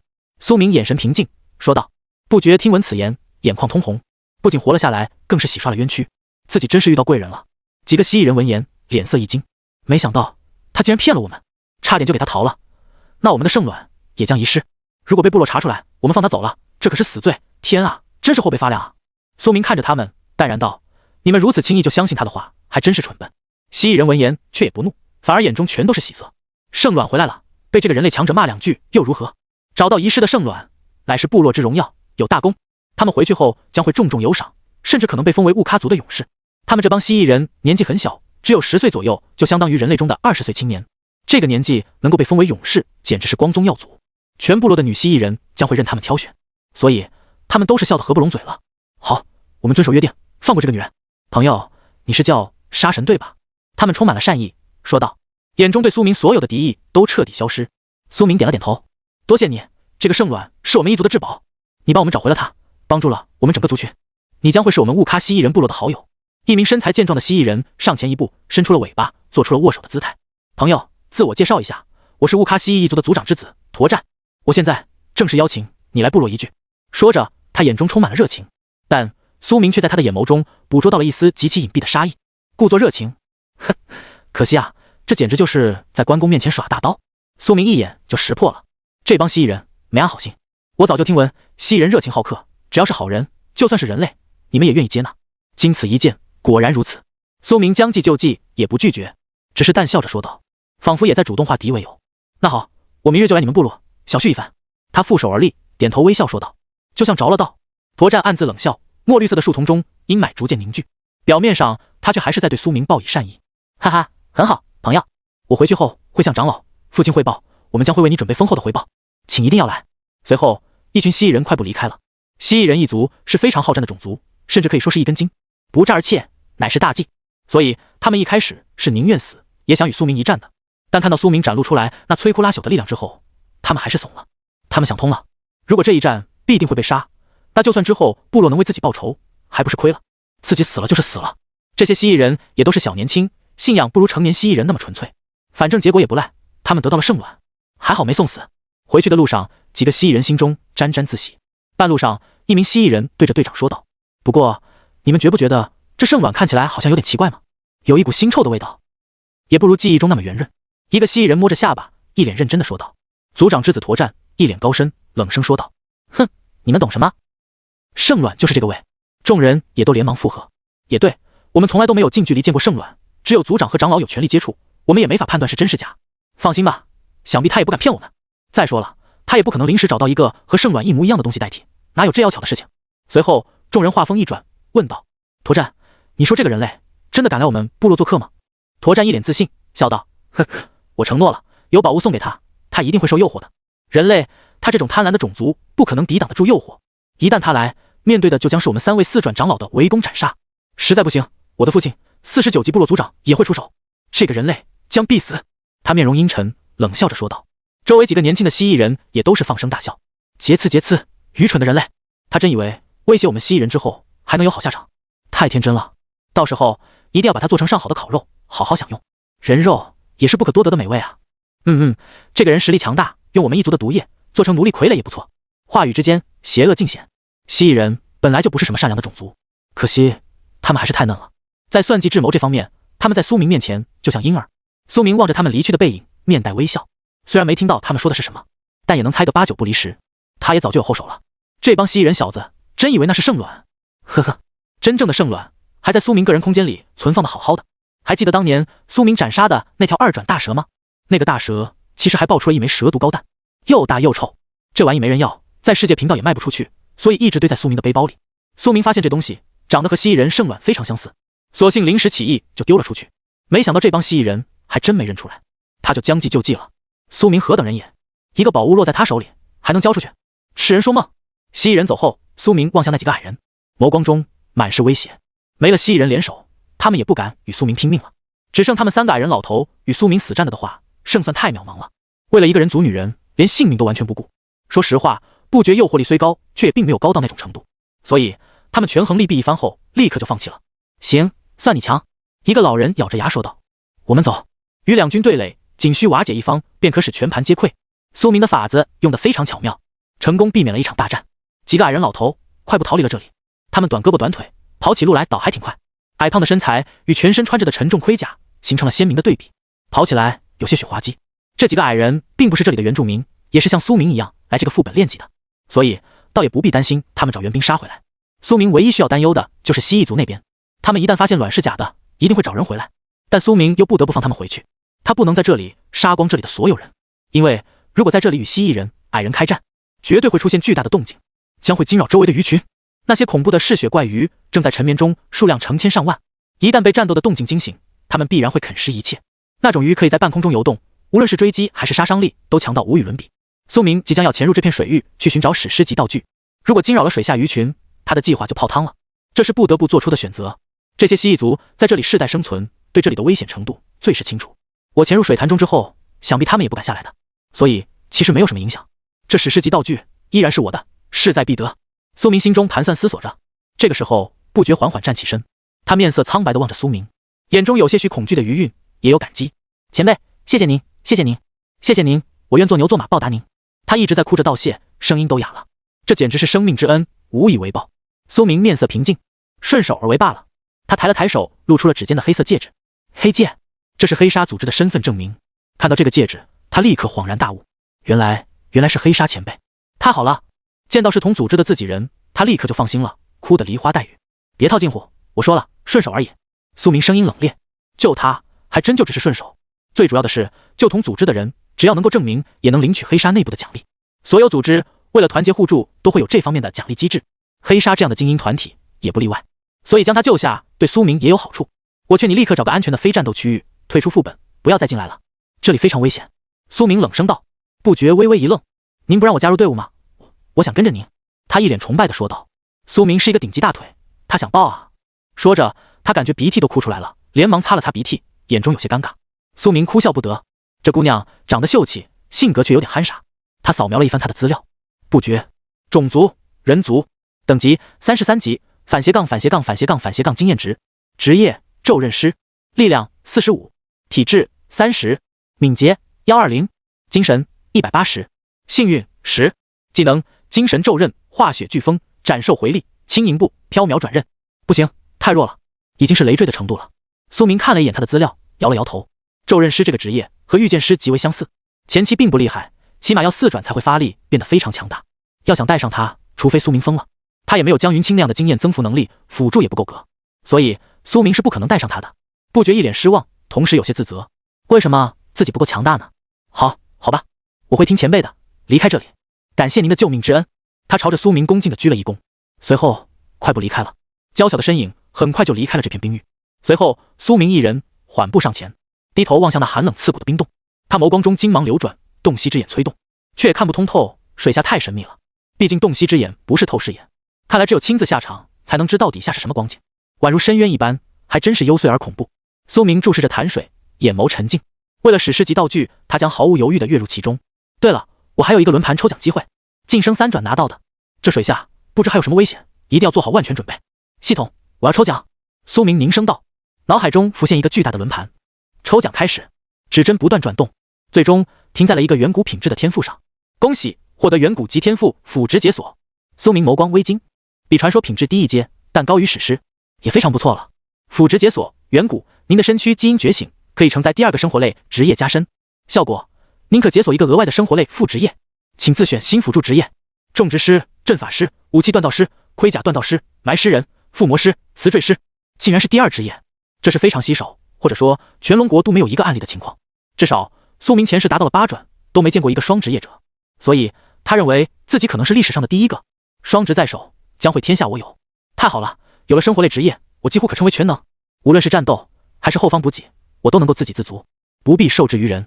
随后，苏明眼前密密麻麻就出现了大量的列表，和他身体契合的辅助类职业都出现在了苏明的脑海中，供他选择，足足有几十种。苏明看得眼花缭乱。如果苏明还没有触摸觉醒天杯，那么他就需要触碰觉醒天杯才能觉醒第2职业，但他早就已经触碰过了天杯，全身细胞、基因已经与天地规则呼应，成为了职业者，所以他既然可以自行选择职业，或许也算是一种卡 bug 吧。不知道是系统的功劳，还是天地规则的允许，毕竟苏明也是第一次遇到这种情况，他也管不了那么多，没时间细细思索其中原理。他将所有的心思都放在了挑选职业上面。他摸着下巴，眸光一动，武器锻造师，这个职业是由锻造师转职而来，算是中阶的生活类职业了。抛弃了其他多余的锻造能力，专攻铸造武器，拥有分解、提炼材料的能力，还能组合武器，锻造出全新品质的装备。防具锻造师和武器锻造师相反，只能锻造盔甲的职业，这2个职业都非常不错，能够将手中的材料自由组合，锻造出装备，无论是自己使用还是卖出去，收益都非常可观。锻造师是蓝星上比较赚钱的职业之一，毕竟所有转职者都有锻造装备的需求，所以就不缺市场。一旦选择这两个职业，就意味着不缺钱花，并且锻造出来的武器自己用也非常不错，只有自己才能最清楚自己的需求。但苏明只是将这两个选项默默放在了心里，没有立刻选择，应该还有更好的选择。苏明望向下一个职业，附魔师，隐藏生活类职业。这个职业非常特殊，介于生活类职业与战斗类职业之间，是极少有的拥有些许战斗能力的生活类职业。他们能够将武器装备进行附魔，提升额外属性，并且还能够在战场上为队友自己的武器装备附加属性加成，能够附加攻速、毒属性、火属性等复杂的效果，是集辅助、战斗为一体的多元化职业。这个职业也非常不错，苏明列入了备选。苏明陷入了两难的境地，选择困难啊！可惜只能选生活类职业。倒也对，如果能选第二个战斗职业，那这个天赋就不是远古级了，应该能跻身传说品质。轮盘抽奖的奖励也无法用万物升华天赋升级，因为万物升华这个天赋只能对爆出来的战利品进行升级。挖矿得到的矿石、钓鱼获得的物资、杀怪爆出的材料都算是爆出来的战利品，这些都可以升级。但轮盘抽奖是系统给予的直接奖励，不算作战利品行列。苏明非常知足，生活类职业也很不错了。他的目光扫过众多职业，眼神不断变化。埋尸人、药剂师、酿酒师、制毒师，这些都是比较强大的生活类职业，基本都是二转强度的。毕竟苏明天生是剑神职业，体质非同凡响，所以他能够选择的职业都不是凡品。制皮猎人、打工皇帝，这两个职业强度更是基本等同于三转生活类职业。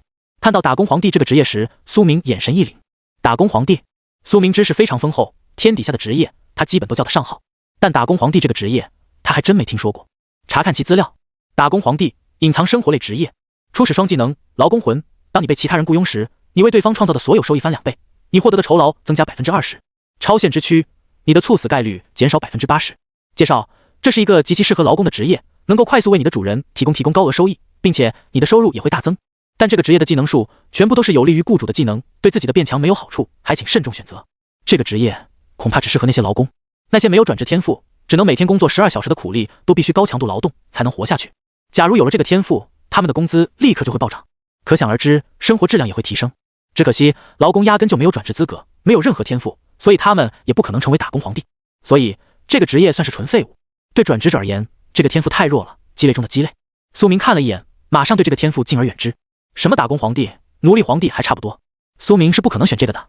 他继续开始挑选，总共有几十个职业，全部都是极其适合苏明的。他首先将其中的隐藏职业全部挑选了出来。隐藏职业拥有更加丰富、强大的技能树，往往能够更快变强，比普通职业要厉害很多。所以苏明自然是要优先在隐藏职业中挑选。尸骨熔炼者、绝命毒师、祝福断师、诅咒断师、制服师、阵法师，能选择的隐藏职业种类也极多。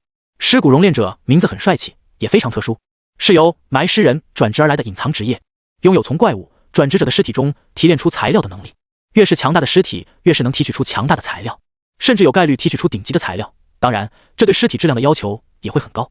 而且尸骨熔炼者后期还能够转职成驱尸人，能将怪物、人类的尸体炼化为傀儡，为自己而战，是非常强大的生活类职业。后期一个尸体傀儡能卖出极高的价格。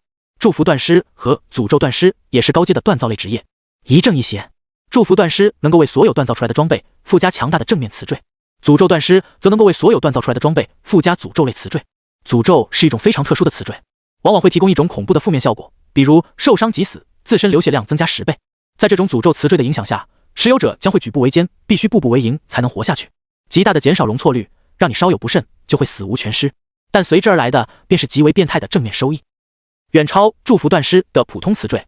诅咒词缀虽然有负面代价，但是给予的正面效果也是超级强悍的，所以诅咒断师算是一个收益和风险并存的职业。最终苏明眼神微凝，决定选择诅咒断师。风险与收益并存，这个职业很强，而且这个职业非常稀少，价值非常高。尸骨熔炼者虽好，但我不缺材料，毕竟有万物升华在。苏明立刻选择了诅咒断师这个职业，后期还能够转职成强大的魔断师、邪恶炼化师、血断师等职业，可谓前途无量。转职成功，获得第2辅助职业诅咒断师，检测到宿主已达到31级，根据当前实力境界获得2个同品质本职业技能。随后苏明的眼前2个技能浮现而出，锻造之力、铂金上品。锻造类职业者都会的核心技能，能够消耗材料进行分解、融合、打造、修复各类材料装备。诅咒断师特殊职业加成，你能够为锻造出的武器附加诅咒词缀，拥有负面属性和强大的增益。目前等级能够锻造的物品上限品质为铂金上品。随后他感觉到体内一股炙热的力量浮现而出，同时还有大量的锻造知识涌入脑海。第二个技能的资料也浮现而出，淬气诀铂金下品，你能够萃取怪物尸体、天材地宝、稀缺材料等物体中的残余力量，从其中炼铸出一把灵石武器。使用这把灵石武器时，持续消耗精神力，当精神力耗尽时，武器崩碎。这把灵石武器被视同为正常武器，能正常触发你的所有技能和职业效果。这把灵石武器的强度根据本技能等级以及你萃取的物体的品质决定。苏明眼神一凛，这个技能太他妈猛了吧！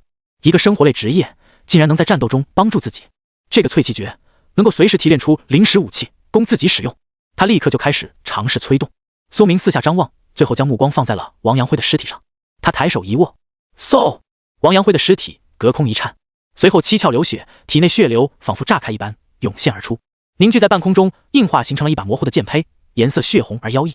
王阳辉的尸体立刻全身枯萎干死，仿佛被抽干了全身生命精华。苏明感觉到这把剑似乎与自己心意相通，他立刻动用全部的精神力集中操控。他双手虚握，努力将这把剑锻造成自己想要的样子。咔咔咔，那血色长剑居然真的如他所想的样子，逐渐被揉捏成型。随后苏明开始在其中掺杂锻造之力，将自己职业的特殊诅咒词缀附加在其中。这并不是100%成功，但苏明幸运属性很高，概率自然也会提升。词缀附带成功，锻造之力太神奇了。不多时，苏明面前就出现了一把长达4尺的长剑，悬浮在半空中，剑身通体血红，像是流动的鲜血凝聚而成，充满了压迫力。苏明抬手握住了这把剑，顿时感觉到一股浓郁的血腥味顺着肢体传入鼻尖。与此同时，握剑的手臂还隐隐作痛。苏明信手一剑，轻斩而出，轰！地面上的玄冰轰然碎裂出一道血色长痕。这把剑锋上的残余血液甩出，仿佛与地下的玄冰裂痕融为一体。太锋利了，真成了！这把灵石的剑威力竟然还不错。苏明很满意，应该和玄锋剑的锋利度差不多。如果是更强的尸体材料，应该能萃取出更强的灵石武器。但同时，他也感觉到自己的精神力正在飞速流逝，这很正常，因为锻造类技能对于精神力的消耗都是非常大的。每次分解材料、锻造武器都需要消耗超级多的精神力，甚至比战斗类职业消耗的还多。因为锻造职业不可能一天随意疯狂打造武器，否则你就富可敌国了。很多锻造师要消耗几天几夜才能勉强锻造出一把武器，可想而知，这种生活类职业者对于精神力的消耗有多么庞大。苏明立刻扫描了一下这把剑的信息：阳辉血剑，灵石武器。介绍：从一位39级隐棍武者的尸体中萃取出来的灵石武器，拥有强大的锋利度，并且吸血后能够再度提升锋利度。诅咒：银武。负面效果：你握持这把剑时将会不断掉血，每秒钟损失1%生命值。增益效果：这把血色剑刃之中蕴含隐棍武者的暗影之力，所以你持有时能够进入透明状态，在透明状态下发起的攻击将会增加200%暴击伤害，一次攻击后解除透明状态。苏明定睛一看，自己的全身果然都消失了，双手、衣服全部都变为了透明，和隐身能力差不多，太强大了。但是负面效果也非常变态，每秒钟掉血1%。不过苏明认为并不亏，因为隐身可是非常强的 buff， 只要不发出声音，很少有人能发现你。刺杀、战斗中这都是神技，而每秒掉血只需要随时补充治疗药水就够了。总的来说，有失就有得，这就是诅咒吗？很好，有了这个技能，我今后再也不必担心武器的问题了。就算武器全碎，我也能临时创造，随时随地都可以自己揉捏武器使用。唯一的美中不足就是这个技能精神力消耗太大了点。苏明只维持了1分多钟这把灵石血剑，就感觉精神力消耗了1小半，这个消耗量确实有些太大了。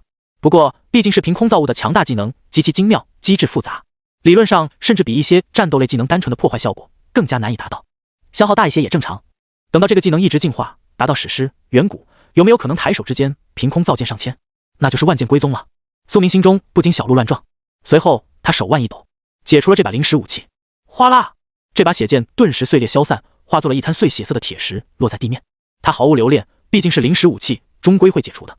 每秒掉血，外加巨大的精神力消耗，苏明自然不可能一直维持。现在又没有敌人，维持着太浪费了。这个灵石造武器的技能只在战斗中使用最好。苏明决定好了职业，然后取出了王阳辉的所有战利品，全部动用万物升华进行了一波升级。升华成功，升华成功，升华成功，声音不断响彻，价值都翻了好几倍。那个棍子也升级到了钻石中品的品质，可以卖个好价钱。然后苏明来到深潭之前，深深呼了一口气，准备都差不多了，是时候进去了。他取出骨蛇散毒胆，仰头挤出一滴汁液，灌入了喉咙中。距离上次吞服这胆汁已经过了几分钟，效果快要消失了。胆汁提供的毒性免疫只能维持一小段时间，所以保险起见，苏明现在又吞了一滴，这样才能万无一失。获得灵石 buff， 高等毒性免疫，持续一小段时间。水下有可能也存在剧烈的毒，所以苏明非常小心，做了这一手准备。随后他又取出了一个装备，回气面罩，白银中品。这是王阳辉掉落的装备，佩戴后能够提升精神力回复速度。试试能不能改造成水下潜水面罩。苏明正好刚转职成为了诅咒断师，他动用锻造之力，将这面罩中的元素材料拆解，将没用的东西剔除，形成了基本底材。一个灰黑色的面罩显露在了半空中，周围有许多白色的荧光缭绕，那便是锻造之力。随后，苏明又从个人空间中取出了许多兽类材料，包括变异野猪肺、剧毒鱼鳃、软骨精绳等等，都是他早就有而没能卖出去的材料。没想到今天派上了用场。苏明曾在新手副本中刷级，杀过很多种不同种类的变异野兽，所以兽类材料很多。他小心翼翼地用锻造之力将这些材料组合，这是一个必须谨小慎微的活，稍有不慎，所有材料都将报废。其他职业锻造者一般都有锤子、火炉、机床等工具辅助锻造，那样就能事半功倍。锻造者的机床、锤子、火炉就好像剑客的剑一样，就是他们的武器。而苏明目前没有锻造工具，他只能纯粹用锻造之力改装，没有用任何辅助工具，可想而知更加需要大量消耗。最终他满头大汗，成功了，锻造成功，获得鳃气面罩、白银上品，佩戴后让你获得在水下呼吸的能力。对水质有要求，如果是杂质、毒性过多的水域，则无法从水分子中萃取出氧气。效果还算可以，成功是成功了，不过组合锻造装备消耗的精神力未免太多了点吧？苏明喃喃道。他有些震惊，正是锻造装备消耗的精神力竟然比淬气诀还要多好几倍，看来一定不能在战斗中锻造装备，否则就是找死。只有淬气诀这个临时造武器的技能还能在战斗中勉强用一下。生活类职业果然是生活类职业，战斗中使用果然不行，消耗太大了。苏明佩戴上这个面罩之后，顿时感觉自己的呼吸声音都变了，并且肺腑也一阵隐隐颤抖，呼入的空气都带有一股兽类材料的血腥味。他要求也不高，能用就行，准备完全可以进去了。史诗道具我来了。他抬手一挥，将所有剑装回了剑鞘中，随后他一头扎了下去，跃入了冰窟。潜入水下，顿时就感觉到寒凉刺骨的冰水包裹了全身，仿佛有无数根钢针穿透了苏明的每一个毛孔。这水下温度起码到达了零下几十度，寻常的转职者在这个环境中根本支撑不了几分钟就会死亡。还好苏明体质属性很高，不至于立刻死掉，但他也支撑不了几个小时的。如果是正常的水，在这个温度下早就结冰了。但是这副本中的水质地特殊，物理特性也和蓝星不同，所以在这个温度下都没有结冰。上方的冰面极厚，将阳光都遮蔽，水下极其压抑。苏明尽可能朝着深处前进，冰水中还能看到许多血水的痕迹，这些血水都是王阳辉先前受伤留下的，竟然为苏明提供了方向。因为温度太低，水流安静，没有活性，所以这些血迹并未被冲得太散，循着血迹走应该就没错。苏明缓缓下前，他觉得速度太慢，索性抬手一握，嗖，个人空间中的没落剑悬浮而出，用御剑技能操控这把剑飞在苏明面前旋转着前进。这是苏明最沉重的一把剑，越是沉重越是能引动更多的水流，形成了一道小漩涡。这把剑在前方开辟道路，苏明就得以轻松前进，不用完全承载水的压迫力。苏明紧跟着自己的剑一路下潜，其实他可以用手拽着剑柄，御剑带着自己的身体，那样一瞬间就能窜出去几十米，但是这样对于精神力的消耗极大，只能使用一瞬间就是他的极限了。因为御剑技能理论上来说目前还没到达能够承载苏明自己身躯的程度，就好像你不可能揪着自己的头发把自己给拽起来，御剑技能也是同理，这个技能需要升到了非常高的境界才有可能载着自己移动飞行。苏明目前能做的就是短暂的驱使剑刃踏空，自己脚踩在上面停滞一小会。他也经常用这招在半空中改变自己的方位，但是想要长期维持就很难了。为了节约精神力，苏明决定还是慢慢前进，反正他有面罩可以在水下呼吸。苏明不急不慢在水中游动，他屏息了5分钟，感觉也快到达极限了。试试这面罩的效果，他心中暗道，随后就开始用肺腑在水下呼吸。呼吸，哗哗哗，气泡涌动，成功了！这个面罩真的能在水下呼吸，不过对于空气的转化率有些低，呼吸起来非常沉重费力，因为这水域并不干净，全都是冻结的变异怪鱼。苏明一路上看到好多变异鱼群了，很多鱼都有剧毒，逐渐的使得这里的水都沾染上了毒性，所以苏明呼吸起来非常费力，但他要求不高，只要能呼吸就好。过了几分钟后，苏明来到了王阳辉血迹的尽头，黑暗的水下必须催动洞悉之眼才能勉强看清，但苏明却并未发现任何史诗道具的端倪，这里空无一物，周围只有静谧的水流，水下一片漆黑，若非洞悉之眼，苏明甚至都看不清前路。怎么回事？难道我找错了？苏明心中充满了惊然，这里完全没有史诗道具的踪影，到底哪里出了错误？他眉头紧皱，心里有些担忧了。他动用洞悉之眼扫描了这周围，水域之中平平无奇，没有任何异样。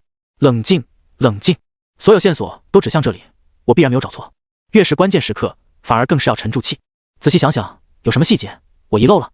苏明眉头紧皱，双眸洞若观火，四处搜查，但始终没有新的发现。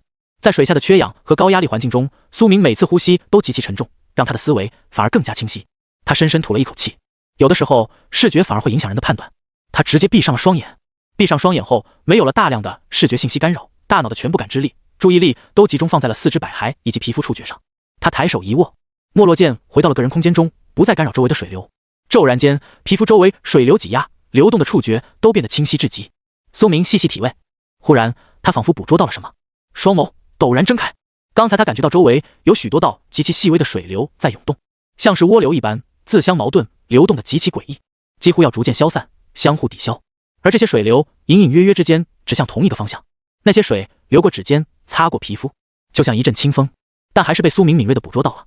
因为他的敏捷和精神属性太高了，感知力也随之提高，所有的细节都无法逃过他的双眼。难道说这个史诗级道具所在的地方会移动？莫非那是一座移动洞窟？巨大的物体在水下移动后会形成一道巨大真空，然后水流会形成涡流，一段时间后才会消失。还好自己来得早。苏明认为自己的判断没错，他立刻跟了过去，一路前进，朝着下方继续深入了400-500米后，苏明感觉到水的压力让他肺腑快要炸开，但他还是在坚持。终于，他感受到一股强大的排斥水流，像是波涛一般激烈地朝着自己拍打而来。深处竟然会有如此剧烈的水流波动而来，这太反常了。这说明有什么巨大的物体凭空出现在了前方，占据了周围的水的物理空间，才会将其排斥到外部，形成水流冲压。很好，方向正确。苏明心中凝道，他继续迎面朝着水流排斥而来的方向前进。苏明重新取出了没落剑，抵抗迎面冲荡而来的波动。他竭尽全力前进。终于，他下潜到了水下1000米的位置，已经是极其深处了。如果是普通人，在这个深度早就全身爆炸了。还好苏明是转职者。只见一座巨大的晶石洞窟浮现在苏明面前，这座洞窟之上散发着莹莹绿色光彩，看起来古老神秘。苏明立刻动用自己的洞悉之眼，查看这个洞窟的资料。蜥蜴人传承洞窟上古遗迹地标。这个巨大的洞窟中铭刻了空间魔法符文，能够每隔10小时进行一次瞬间移动。怪不得这个地级副本开启了这么久，这玩意都没人找到。这水下洞窟遗迹居然会自我移动，每隔一段时间就随机更迭位置，太离谱了。这个副本面积极大，冰窟之下的世界更是无异于海洋。想要在这里找到一个这种洞窟，无异于大海捞针。还好自己有信息优势，循着找了过来。苏明立刻用尽全力游动了过去，随后他在水中动用凌波微步，哗哗哗！刹那间，他脚下的水浮现出一道悬杂的波痕，仔细去看，居然宛如太极图一般旋转扩散而出。这道波痕为他提供了一个前冲的动力。苏明得以一跃而起，刹那间就踏步跃入了洞窟之中。踏入洞窟之中的瞬间，周围水流轰然散去。洞窟内部有空气，苏明进入了洞窟内，脚踏实地的感觉让人感到安全。他得以摘下自己的面罩，深深呼吸一口，只感觉清爽万分。洞窟墙壁上刻满了许多繁杂的符文，闪烁着绿色的荧光。墙壁似乎是由某种天然的晶石打造，光滑而透明，有人为雕琢的痕迹。受到深水静态压力的影响，却经年不损，可想而知这洞窟的材质有多坚硬。这洞窟之内有一股古老的发霉味道，以及一股淡淡的幽香，两味交杂，十分诡异。苏明踏步前进，同时手腕微转，身后水中的没落剑猛然一颤，飞旋而出，灵动地飞到了他身旁悬浮。来到深处，一路竟然越来越宽阔，这其中别有洞天。最终，一扇封闭的大门呈现在苏明眼前。巨大的石门看起来沉重而巍峨，上面有着无数道古老的异族语言。苏明已经开始忍不住幻想，这道门背后有着多少秘藏。苏明来到大门前，开始摸索如何进入其中。总算找到了遗迹洞窟，史诗道具甚至很有可能就在这座门后，可以说近在咫尺了。苏明眼神凝重，压抑住了炙热的心，但想要拿到史诗级传承并没有这么简单，越到最后越不可大意。如今的苏明，谨慎就是他的座右铭。一般遗迹传承内部都会有考验，用来考察闯入者是否有足够资格获得秘藏，可能是战斗，或者是解密，亦或者是考察知识、信仰，种类繁多。一旦无法通过考验，往往都会有死亡陷阱，将人彻底诛杀。我必须小心。苏明来到大门面前，用手指轻轻抚摸，粗糙的石门坚硬而厚重，材质极为特殊，高达5米，堪称宏伟。想要强行劈开是不可取的。即便苏明的剑法威力有本源剑体加成，也很难摧毁这种远古遗迹。就算是斩龙诀也不行。这座遗迹既然是蜥蜴人的上古传承，那么极有可能有需要蜥蜴族的语言理解才能通过。可我对蜥蜴族语言并不精通，只是稍有涉猎，只能走一步看一步了。苏明凝声道。他抬起头，用双眸观察这座古老的石门，上面长满了绿色的苔藓，但门壁上的古老语言还是清晰可见。他准备用自己为数不多的蜥蜴族知识去强行阅读这些语言，精神力越高，记忆力、理解能力就越强，也就意味着能够更快地学会一门异族语言。苏明前世高达8转，精神力数值极其恐怖。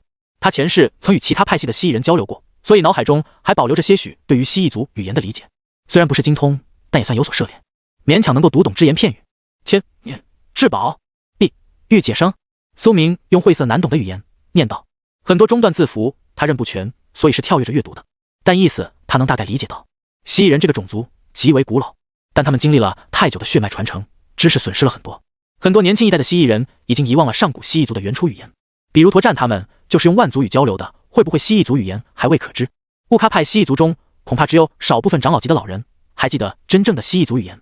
还好苏明前世与其他蜥蜴族的高层长老打过交道，当然并不是乌喀一派的，而是另外一个派系的蜥蜴族。苏明望向巨门中心，只见那里有一个圆形的凹槽，似乎正好与蜥蜴族圣卵契合，看来是需要把圣卵嵌合进去。苏明眼神凝重，从上面的提示语以及凹槽来看，似乎正确。他立刻取出了个人空间中一枚椭圆形的巨大银卵，看起来约莫跟苏明的脑袋一样大，通体墨绿色，看起来碧绿光彩熠熠，宛如一块上品的玉石。外壳上层层叠叠，细密地嵌合着无数菱形纹路，更是刻画着很多蜥蜴族的秘纹。苏明用自己的洞悉之眼扫描这个圣卵的资料，乌喀蜥蜴人圣卵铂金上品。介绍：圣卵是所有蜥蜴人种族都会有的镇族之宝，无论是哪一支蜥蜴族派系，都会有这样一枚圣卵存放在部落中，往往只有族长、长老才有权近距离窥视，乃是神圣的象征。一般是由初代建立该派系的蜥蜴族几位首老在临死前用生命为精华凝结而成，其中蕴含大量能量，甚至有 0.01% 概率诞出蜥蜴护族兽、B 级异兽，每年触发一次判定。一旦某个蜥蜴人派系足够好运，圣卵孵化破壳，那将是普天同庆的大喜，意味着这支种族血脉能够一举晋升，成为蜥蜴人种族中的高阶存在。词缀历史凝存，蜥蜴族的圣卵具有多种功能，其中之一就是记录本派系的迁移历史。词缀乌喀圣迹，乌喀派蜥蜴人祖先的钻石级技能存放在本圣卵的铭刻符文之中，只有足够有天赋的蜥蜴人才能领悟，直到今天未有蜥蜴人成功继承该技能。隐藏词缀，要是这枚圣卵似乎可以开启某座大门。苏明眼神微惊，这个圣卵隐藏有技能在其中，只可惜唯有蜥蜴人才能学习并领悟，并且还有开启大门的能力，这更加佐证了苏明的推测。不经意间，苏明的手指摩擦了一下这枚圣卵，一行字迹浮现在苏明面前。蜥蜴人一族在古老而悠久的岁月传承中分化出了许多支系旁脉，乌喀族就是其中之一。他们生活在冰天雪地之中，身体进化出了毒性，皮肤也变得坚硬厚实，有了耐寒性。乌喀族的祖先是为了镇压一头超级 BOSS 才来到这片世界定居，并且嘱托后世子孙一定要保护好封印，防范外来人进入这片封印地。骤然间，幽绿色的历史痕迹显现开来，栩栩如生，一幅幅画面自圣卵内映照而出，投射在苏明面前。画面中，一头由成千上万条怪鱼凝聚组合而成的巨大怪物，咆哮屠戮着一切，那绝对是 BOSS 级的怪物。而后，几位境界高深的蜥蜴人组成大阵，联手将它镇压在了这片冰封大地之中。那几位蜥蜴人就是乌喀族的祖先。距今已经过了上百年岁月，这片世界也逐渐发展成了一个地级副本。原来如此，苏明立刻了解了这个副本过去发生了什么。无数怪鱼凝聚而成的凶兽，应该就是这个副本的最终 BOSS。这个消息非常重要，算是额外收获。没想到这个圣卵给我提供了这个副本的 BOSS 信息，苏明感觉到有些惊喜，并且他还看到画面中乌喀族的一位祖先施展了圣绝技能，名为幽灵寒断钻石下品，能够凝聚出一道巨大的蜥蜴鳞片，切开一大片战场。当年就是这招重创了万鱼 BOSS 怪，除了苏明，其他蜥蜴人应该没几个见过这个招式。对于这枚圣卵，我已经了解的差不多了，是时候打开这道大门了。苏明凝声道，等开启大门后，再看能否取下这枚圣卵，到时候试试能否将其升华。苏明凝声道，如果这个圣卵升华后，圣绝技能变得没有种族限制，那苏明就赚翻了。毕竟从画面中来看的话，幽灵寒断钻石下品这个技能效果是很强大的，如果能白嫖，堪称起飞。他上前一步，将圣卵按进了大门中。咔咔咔！骤然间，整座洞窟发生了剧烈的颤抖。那巨大的石门之上，无数的字符都开始闪烁，而后幽绿色的光芒流转，整座洞窟石壁上的所有壁画、符文全部涌现出一道道光芒，最终勾勒凝聚而成了一个虚幻的蜥蜴人影。那人身材高大，穿着一身黑袍，竟是一个长发女蜥蜴人。她白发苍苍，一身鳞片都已有了皱纹，似乎年岁已老。孩子，你来了，不知你是我第几代传人了？这一记是我临死化圣卵前留下的真正传承。其中有一件史诗级秘藏，我留下了一栋符文，使得此地极其难以被发现，是因为我希望延迟一些时间，待到部落发展的足够壮大后，你们再找到这个遗迹，否则你们是没有实力保护好史诗级道具的。蜥蜴人的古老语言，苏明无法完全理解，所以只能听个大概。请放心，我并未在这留致命性陷阱，毕竟只有我的后人才能开启，但依然必须要有足够的勇气、耐心，才能通过考验。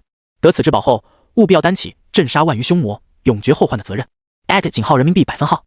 随后便是一些叽里呱啦的话语，苏明也听不懂了。那蜥蜴人最后嘱托了几句，虚影才消散。随后石门传来了一阵摩擦声，符文大门轰然敞开，无数灰尘簌簌飘落，待到烟尘散去，才露出后面的世界。那是一片冰晶洞窟，其中长满了各种强化晶石。苏明并不着急，他首先来到石门前取回了圣卵。圣卵卸下来后，大门也依旧保持着敞开状态，并未关闭。很好，圣卵还能留下。他捧着手中的绿色圣卵，进行了万物升华。升华成功，传承圣卵，钻石下品。整枚卵的模样顿时改变了，从墨绿色的蜥蜴足灵蛋变成了一个湛蓝色的圣卵，材质变得更加透明，宛如水晶一般晶莹剔透。上面蜥蜴族语言符文全部消失不见，化为了万族都能理解的符文。扫描资料，传承圣卵，钻石下品。介绍：一枚圣卵，其中蕴含庞大的生命精华，有1%概率孵化出 B 级异宠，每个月触发一次判定。传武圣诀，这枚圣卵之中蕴含一个钻石下品的随机战斗技能，任何种族都可学习并领悟，但必须要有足够强大的领悟能力。苏明眼神微凝，这枚蛋进化之后孵化出异宠的概率从 0.01% 提升到了 1%， 并且判定时间从每年触发一次变成了每个月触发一次，就相当于孵化出异宠的概率提升了100多倍。要知道，这枚圣卵放在这里的蜥蜴部落中，过了100多年都没有孵化出异兽，可想而知概率有多低，甚至可以说是几乎不可能孵化出来。进化之后好歹算是有点概率了，并且其中的技能人类也可以学习了。苏明立刻将这枚圣卵放到了自己的面前，闭上双眸，用心感悟。他的领悟能力非常强大，毕竟苏明可是两世为人，灵魂力与一般人就不是同一个层次，并且他前世还有丰富的学技能经验。他一路走到8转，一生都在不停的学习，更换各种战斗技能，足足几千种，所以他的学习能力自然也是很强的。过了几分钟后，苏明眸光一凛，领悟成功，获得技能武器弹反，钻石下品。下一瞬，一个强大的技能就铭刻在了苏明的脑海中。武器弹反，钻石下品，一种强大的反击类技能，能够用任何武器催动。使用方法：以普通攻击对来犯敌方技能进行攻击性抵消，任何威力低于你的这几次普通攻击的总和的敌方物理、魔法、精神攻击都将会按照 80% 折损的威力精准反弹给施加者，并且你无视本次攻击影响。苏明看着这个技能，眸光微惊，强，太强了！只需要迎面用普攻劈砍对方的攻击技能，就可以完全反弹。这个效果堪称逆天级别，纯粹的以攻代守。这个技能的强度绝对不亚于斩龙诀。虽然只能用普通攻击来触发，技能无法生效，这是最大的限制。但是如果能够用技能催动，那这个技也绝对就不止钻石级了。其实说到底，这倒也算不上什么大限制，毕竟资料里也没说只能用一次普通攻击啊。如果一次普通反弹不了，威力无法压制对方的攻击，那我多用几次普通重叠不就行了吗？苏明淡然一笑，微然道。他经验丰富，非常敏锐，一下就捕捉到了这个技能最 bug 的地方，那就是能够用多次普通进行触发。如果一次普通判定无法反弹，那么就多进行几次普通攻击不就行了？只要自己的挥剑速度够快，在对方技能命中自己之前斩出几十刀，聚拢在一起，同时触发，那威力世上少有能盖过的呀。苏明十分满意，他望向石门后方，直接踏步进入。他步履沉稳，听那个蜥蜴人老祖的话，似乎他的那件史诗至宝威力非常强，甚至能和那头万鱼怪 BOSS 对抗。到时候看看，如果行的话，顺便把这个副本的 BOSS 打了。苏明缓步前进，心中越发期待。苏明进入石门后，首先来到道路两旁，将这周围的强化晶石全部斩碎，采集到个人空间中，约莫得到了10几块强化晶石，都质地不俗，核心中萦绕着一些白色的杂质，握在手中有一种冰凉的感觉。强化晶石是一种稀有的锻造材料，能够铸造武器，同时也可以用来强化武器，增加核心属性，甚至有概率升华词缀。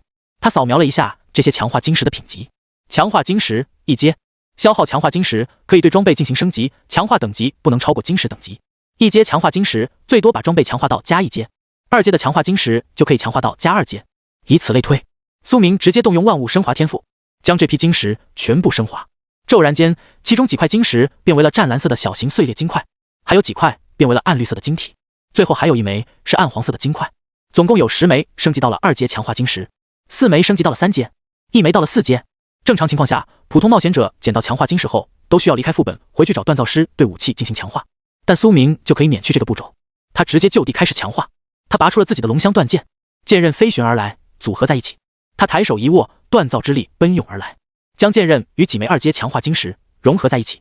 这是一个体力活，更需要极其谨慎的操作，因为强化武器是有可能损坏的，一旦失败，武器不仅仅无法得到强化升级，甚至品质都有可能跌落。如果运气再差点，武器甚至可能会彻底碎裂损坏，完全无法再使用。所以苏明一定要确保自己能够成功。咔咔咔，晶石逐渐与剑刃融合在一起，最终强化成功。强化成功，龙香断剑加2，匕首、短剑双类武器，品质钻石下品。焰灵，断剑的中央镶嵌着一枚火龙的鳞片，为此剑提供 250% 的火属性伤害加成。分封，此剑的锋刃可以脱离而出，化作一柄飞剑，被主人的意念驱使。断刃，这柄武器曾是一把完整的长剑，所以能够被判定为剑类武器。但分锋断裂后又是断剑，是短柄的长度，这时则能够判定为短剑、匕首类武器，也就是俗称的双类武器。强化加2额外加成，武器锋利度、硬度提升 50%， 很不错。苏明暗自点头，甚至其中一个词缀也升级了。焰灵原本叫火灵，原本是200%火属性伤害，现在变成了250%，再加上额外增加的武器锋利度、硬度提升 50%， 这把剑现在的属性已经非常强悍。这次强化总共消耗了7枚2级强化晶石，随后苏明用掉了所有的3级强化晶石，将这把剑强化到了+3，威力再度提升了一波。锻造之力熟练度+459，可惜强化不到+4了，因为4阶晶石只有1枚，肯定是不够的，只能先留着了。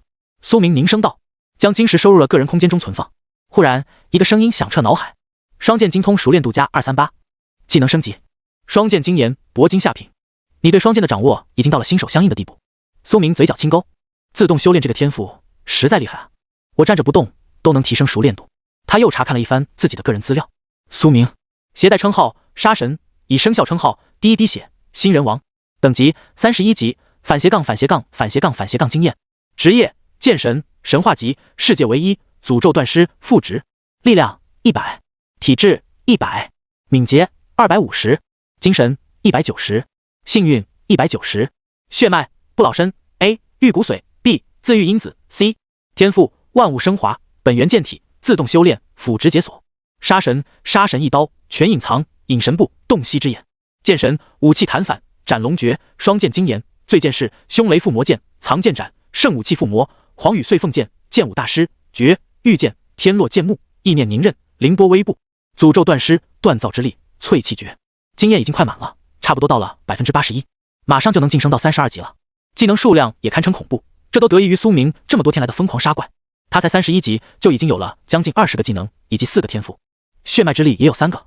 即便是龙国最强盛的家族少爷都不可能有这么快的变强速度，即便是堆积再多天才地宝也很难做到，而苏明却全凭自己的力量达到。这一世可以说未来广阔。苏明踏步前进，通过了这片充满了强化晶石的狭窄洞窟走廊之后，眼前便出现了一座巨大的房间。进入的瞬间，屋顶的一道隐蔽符文轰然闪烁，一道绿光照耀下来，穿透了苏明的身躯。苏明能感觉到这道禁制将自己的实力扫描了一下，这是一个实力判定阵，一有人来就会自动顺势触发。看来这里的陷阱考验是会根据来者的实力进行评级的，强者遇到强大考验，弱者考验就会相对容易一些。所以蜥蜴人老祖的虚影才会说不会有生命危险，除非你的战斗力远低于你的等级应有战力。如此想来，隐棍武者王阳辉能够通过这里的试炼也就说得通了。他是39级，战斗力很强，但状态实在太虚弱了，身负重伤。他经过扫描的实力判定应该并不高，所以他可能面对10几或者几十头骷髅亡灵就可以了。我有全隐藏，一个不过5转左右的蜥蜴人祖先布下的禁制，能扫描得出什么？苏明眉头微皱，凝声道。他对自己的全隐藏拥有绝对的自信。望向这洞窟内部，足有数百米宽阔，墙壁棱角分明，宛如鬼斧神工。顶上的石壁用蜥蜴族语言刻写着4个大字：勇者的宝。可能要开始战斗了。苏明眼神冰寒，做好了准备。他朝着远处定睛望去，只见这场地内部的最深处有一座巨大高台，上面供奉着一个金色的袖珍小沙漏，其中金沙流动，神圣无比。难道那就是史诗级道具？苏明还没来得及细想，下一瞬一阵声音传出，咔咔咔咔，寒冰碎裂的危险声音自房间4周响彻，地面之下泥土崩碎，无数个冰封中的骷髅人轰然苏醒，从地面中爬了出来。他们感受到了活人的气息，沉眠了100年之久的腐烂骸骨身躯重新开始了复苏。他们站起身，各自握持着不同的武器，朝着苏明走来。密密麻麻，足有数百头骷髅亡灵。这整座房间竟然是一座存放骷髅亡灵的试炼场。冰封他们的寒冰上面铭刻了符文，能够根据先前扫描的禁制评级来唤醒不同数量的亡灵，这样就能保证子孙后代不要伤亡，根据实力来决定试炼内容。看来这个蜥蜴人先祖是一个强大的符文阵法师，而且性格极其温柔。他真的我哭死。但对于苏明而言，这考验未免太夸张了一些。亡灵数量太多了，这群骷髅动作有的快有的慢，仿佛还在适应刚复活的身体。他们发出嘶哑的吼叫，全部朝着苏明聚集而来。腐烂恶臭弥漫出，这在场的数百头骷髅怪都有一个共同点，他们眼中充满了嗜血的光芒，似乎早已恨不得将苏明千刀万剐，生吞活剥，以解饥渴。为何数量这么多？苏明面色阴沉，咬牙道。忽然他想起一件事，自己先前在被扫描的时候开启了全隐藏技能，这确实能够隐藏自己的所有属性，但也正是因为这一点，那道扫描实力的禁制错将他判定为了超级强者。毕竟只有极其强大的人才能有办法掩盖自己的所有信息。正是这一点，让苏明面对的挑战如此恐怖，直接是规格拉满的最顶级试炼。没想到我弄巧成拙了。苏明眼神凝重，还真没想到会面对这种局面。这么多头骷髅实在难缠，即便是苏明都会感觉到棘手。最重要的是，这群骷髅怪中有5头体型巨大的精英，5位精英怪都达到了39级。苏明先前在这个副本内斩杀的最强的一头精英怪王窟战将，他也才38级而已。而现在才过了1天都不到，苏明遇到的挑战难度直接呈几何倍数增长升级。5头39级精英怪，外加数百头普通亡灵骷髅进攻而来，全都是2转巅峰或者3转的怪物。粗略望去，起码有200、300头怪，甚至都没有一头普通亡灵，等级低于25。怪物数量多，等级高也就罢了，最棘手的是，他们全都是亡灵怪，可以自动复活。可想而知，这将会是一场超长时间的车轮拉锯战，考验的不仅仅是战斗能力，更是持久能力。必须硬猛的同时又要持久。还好苏明的本源剑体如今已经达到了30倍威力加成，所以他并未绝望。面对这个场面，他反而战意鼎盛，因为这恰巧是一个快速提升等级的好机会。怪多就是经验值多。苏明深深呼了一口气，拔出了自己的长剑，手并剑指搭在旋风剑刃上，轻轻一试，嗡，暗金色的几道符文竖着流转而出，闪烁铭刻在剑刃之上。圣属性附魔，用这个技能斩杀亡灵就可以事半功倍。若是放其他人面对这种局面，别说3转了，4转强者恐怕都够呛。掉头跑路或许是最佳选择，但苏明根本不惧。他轻轻一颠，刷刷刷，手中的旋风剑便舞出几道剑花，在他手中宛如游龙一般飞旋。随后他直接冲了出去，与此同时拔出了引流长剑，左手引流长剑，右手旋风剑，全部都附加了圣属性附魔。苏明毫不犹豫施展轻功杀入敌阵，直接陷入了亡灵最多的角落。无穷无尽的骷髅大军争先恐后的朝涌而来，几乎要将他吞没填埋。苏明身姿轻盈，双剑乱舞，狂雨碎凤剑轰然斩出，快到无与伦比。扑哧扑哧扑哧扑哧，哗哗哗，骨骼崩碎，尸骨溶解，无数骷髅葬身他的剑下。圣属性叠加的剑芒呈现出纯金之色，看起来灿灿生辉。苏明的双剑乱舞，就像是一台马力超强的绞肉机，加上他凌波微步的迅猛步伐，快速保持移动，短短10几秒，他就已经绕场1周，屠杀了许多骷髅怪，一路趟过全是尸骸，铸就了一条骸骨之路。那些亡灵就连想要复活都复活不了。苏明并未一口气动用自己所有的剑，因为他知道这将是一场持久战。如果一口气催动全部武器同时运转剑法，那么自己将会极快力竭。吭哧！忽然，一头手持大盾的精英亡灵迈着小碎步快速横冲了过来。苏明一眼就认了出来，这是大盾斗士的碎石冲锋技能。他裹挟着强悍的冲击力，举盾朝着苏明砸来。他的身躯魁梧而沉重，宛如小山岳一般，如果被砸到，直接就会变成一滩肉泥。他的攻势简直敌我不分，一路冲过的地方，他的友军都被碾碎、冲飞、溃不成军。还好亡灵能够复活，否则他这么一冲，得为苏明节省不少力气。苏明挥砍，剑刃飘渺，灰色残袍猎猎作响。面对这一击，他不避不躲，竟然变招。他右手一震，旋风剑脱手而出，在御剑之力的作用下，开始护住周身，防止周围的亡灵伤到他，这样他就能全心全意对抗这一击。同时，他拔出了龙香断剑，他最锋利的武器。苏明握紧双剑，竟然开始疯狂催动普通攻击，刷刷刷，刀光剑影闪烁，苏明面前形成一道密不透风的剑墙，其中还有龙鳞火光流转。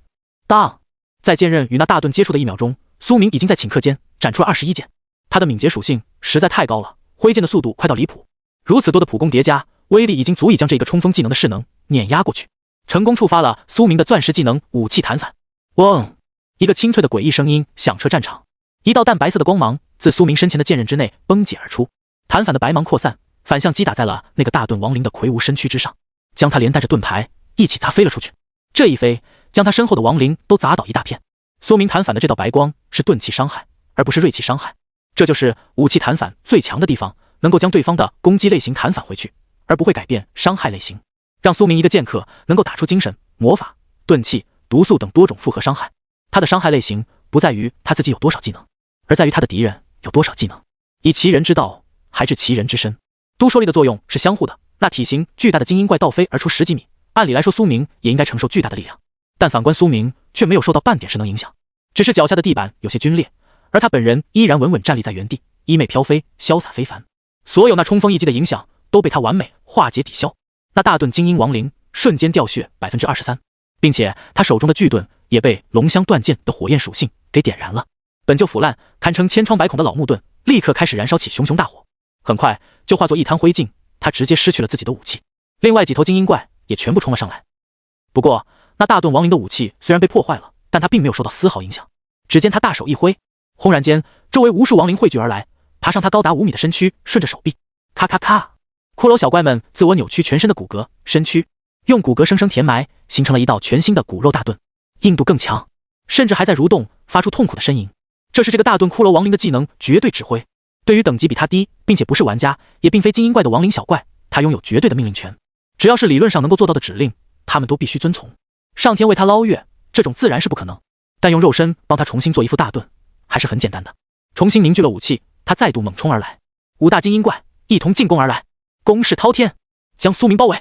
其中一个精英怪手持古杖，催动一个漆黑色的死灵魔法，朝着苏明灌注而来。这道光束速度极快，杀伤力更是汹涌，第一个接近。还好苏明触发了朽破剑山的被动磁坠效果，亡灵防御。他身边有一道无形力场，能够抵挡一些亡灵魔法。当亡灵魔法类攻击接近时，能使其自然腐朽，威力骤减，甚至消失无存。嗡！苏明身旁一个奇异的声音响起，宛如嘶哑嚎哭。他身旁的无形力场颤响一声，随后凝聚出一道惨白色的流光，迎面防护而去。亡灵法师浇灌而来的那道死灵光线瞬间萎靡缩小，宛如刹那间经历了几十年的时光，一下子就变得颜色不纯。黑色的死亡之力溶解，魔力都被腐朽。那光线最终成了一道半透明的魔法攻击，几乎毫无效果。苏明仅需轻轻一挥剑就能将之抵消，但抵挡了这一击还没算完，其余4个精英怪已经全部来到了他面前。他们属性夸张，技能更是一个比一个猛。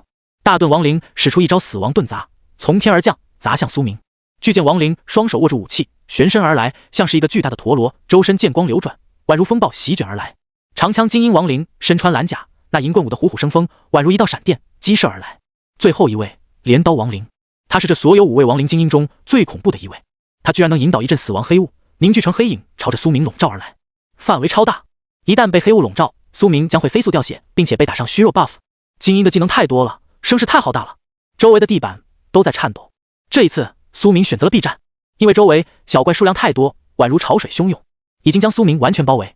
他深陷险境之中，在这种状况下，他不能全身心的投入到与精英怪的战斗中，否则难免被偷袭。他决定先将小怪清理干净后，再处理难缠的精英怪。他脚步一点，身姿跃动，一刹那间横移而出，原地只留下一道残影。他直接脱离了精英怪围攻的中心，那些攻势被他完全避开。他来到偏僻角落，小怪群集的最终中央，开始屠杀。他双剑紧握，半空中飞舞的旋风剑围绕他进行挥砍斩杀，寒光闪烁之间，断臂残骨肢体飞溅而出，无数亡灵都被震杀，化作彻底的枯骨。苏明还觉得效率不够，他索性取出自己的烈酒，仰头一口饮下，眩晕感涌上心头，但还未彻底将他醉倒。如果是2转的时候，一口酒就能进入醉意状态，但现在他进入了3转，体能上升，这个酒相对而言品级就不够高了，得喝好几口才行。苏明一连喝了3口，才终于感觉到酣畅淋漓的醉意。他直接抬剑，嗡嗡嗡嗡，黄羽碎凤剑狂暴的剑速劈砍之下，剑芒一流转闪烁，飞射而出，无数道锋利剑气凝为实体，飞斩而出。醉剑式技能触发，所有技能都有概率触发剑气效果。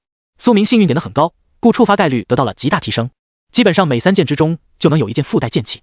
飞斩的剑气将亡灵们屠杀的溃不成军，他周围全都是尸体。不多时，一群亡灵就全部成为了苏明剑下亡魂。斩杀2转剑兵亡灵，经验值加1340；斩杀2转双刀亡灵，经验值加1240；斩杀25级废物亡灵，经验值加298；斩杀3转盾兵亡灵，经验值加；斩杀3转刀客亡灵，经验值加；斩杀。很快，苏明的经验值飞速上涨，骤然间他就晋升了32级，晋升32级，获得10点自由属性。很好，我才杀了几十头骷髅就升到了32级。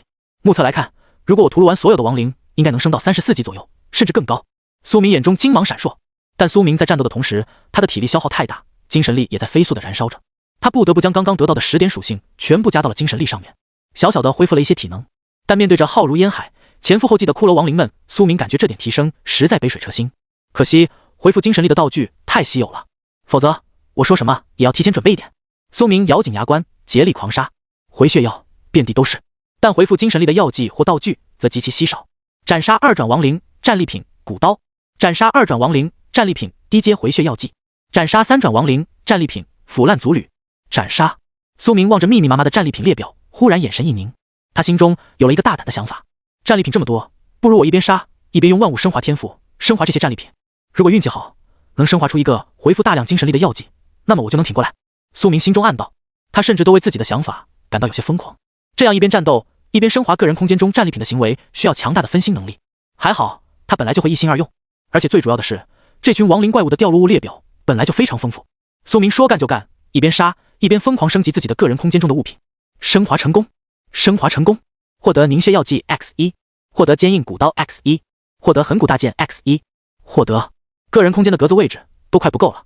但苏明不能停下来，他杀得酣畅淋漓，经验值飞速上涨10%、40%、70%、99%，再度升级，晋升33级，获得10枚自由属性点，屠杀了一大半的亡灵大军，胜利就在眼前了。但苏明的精神力也快要消耗一空了，他将刚刚得到的10点属性依然加到了精神力上面，精神力突破了210大关。他还没来得及高兴，就忽然看到远处发生了一个恐怖的场景。只见苏明屠杀的那堆彻底死亡的亡灵骸骨，竟然在缓缓凝聚靠拢，仿佛在复活之中。怎么可能？我基本都是用圣属性斩杀的，即便是精英怪也不可能复活啊！苏明眸光颤抖，猛然间他眼神一凛，用洞悉之眼看出了端倪。只见一道蜿蜒的魔法能量痕迹从那镰刀精英亡灵手中延伸而出，是他在做法复活这些小兵。这隐藏的魔法痕迹一般人是看不见的，也就只有苏明的洞悉之眼才能捕捉。苏明立刻扫描了这个亡灵的资料：镰刀战法亡灵精英怪，血脉死灵，等级39级，力量120，体质490，敏捷290，精神680，幸运300，天赋不死之身，技能死连横斩，大范围扫击，造成锐利伤害，附带亡灵魔法伤害。死灵节能被动技能，他的所有亡灵魔法的精神力消耗量减少60%。川流不息被动技能，他的精神力自然恢复速度从每小时1跳变为每分钟1跳。黑雾弥漫，充斥死亡魔法能量的黑雾能够自主凝聚成型，追杀敌人。亡骸复活，他能够将已经彻底死亡的亡灵遗骸复活，只要尸体完整即可，但这个技能精神力消耗极大，限制条件必须是等级低于他，并且不是玩家也不是精英怪的普通亡灵。苏明立刻判断这个精英怪是这场上最强大的，没有之一。他的精神力竟然高达680，精神力高不仅仅意味着你能够一次性释放更多技能，更会影响你的精神力自然恢复速度。如果是初期觉醒的新人，这点恢复可以忽略不计，但现在就有必要提一嘴了。苏明现在差不多是每小时能恢复21的精神力，如果想要更快的回复，就需要用睡眠补充。但这个亡灵精英怪就不同了，他的精神力高达680，估算一番，他每小时差不多可以回复68点的精神力，但在他的技能川流不息影响下，变为了每分钟1跳，就相当于回复速度翻了60倍，每小时能够回复4080的精神力，堪称取之不尽，用之不竭。他只需要控制释放频率，几乎就可以一直用技能。任何种族的玩家前中期都不可能有这么恐怖的节能技能，也就只有精英怪才能独有了。他的职业也很强大，镰刀战法玩家也可以进行转职，比如季瑶，他就可以在4转的时候选择镰刀战法，这是抛弃了一切召唤能力，专攻近战和亡灵魔法的职业。最棘手的还是他的亡骸复活技能。苏明面色冰寒，即便是被圣属性伤害彻底镇杀后的亡灵，他都能够消耗精神力用魔法进行复活，让大片的亡灵杀都杀不死，变成小强一般的顽强战士，简直亏贼。还好苏明给大部分尸体没有留下全尸，否则他的复活量还会更多。苏明决定先杀他，否则自己将会陷入无尽的车轮战。他遥隔100米，猛然一抬手，轰！一尊巨大的石剑坠落而下，天落剑幕技能催动，直接狠砸而下，朝着那镰刀战法亡灵的头颅落去。他不得不闪身抵挡，中断了复活过程。苏明就是要让他一头亡灵都复活不了，就将他杀死。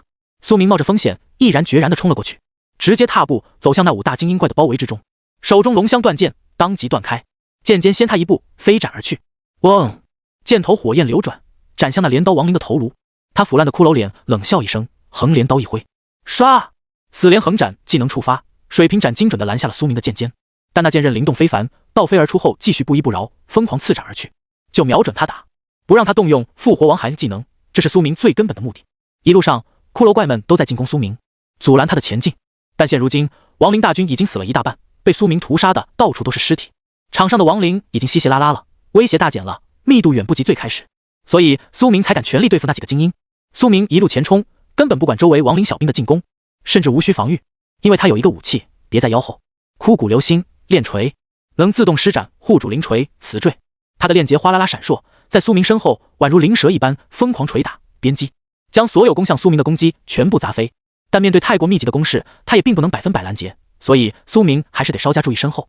好在有惊无险，苏明成功冲到了精英怪近处，身后潮涌而来一大群小怪，在一群怪物的围攻下，单挑5大精英怪，风险不小。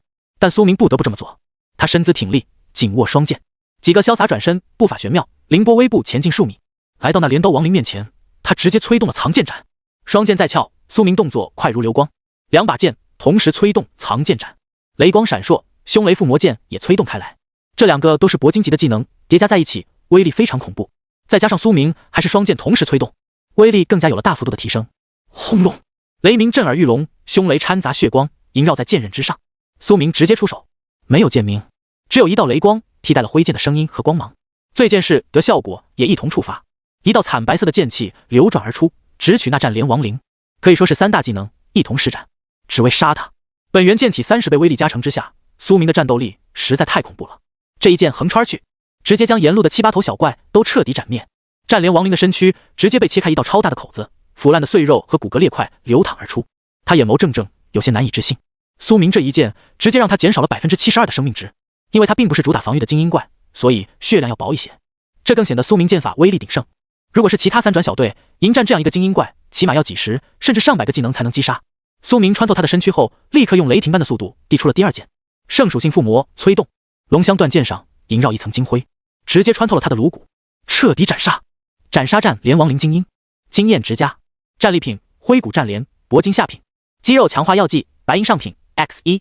这个最大的威胁死后，苏明脸上却毫无喜色，因为其余几头精英都怒了。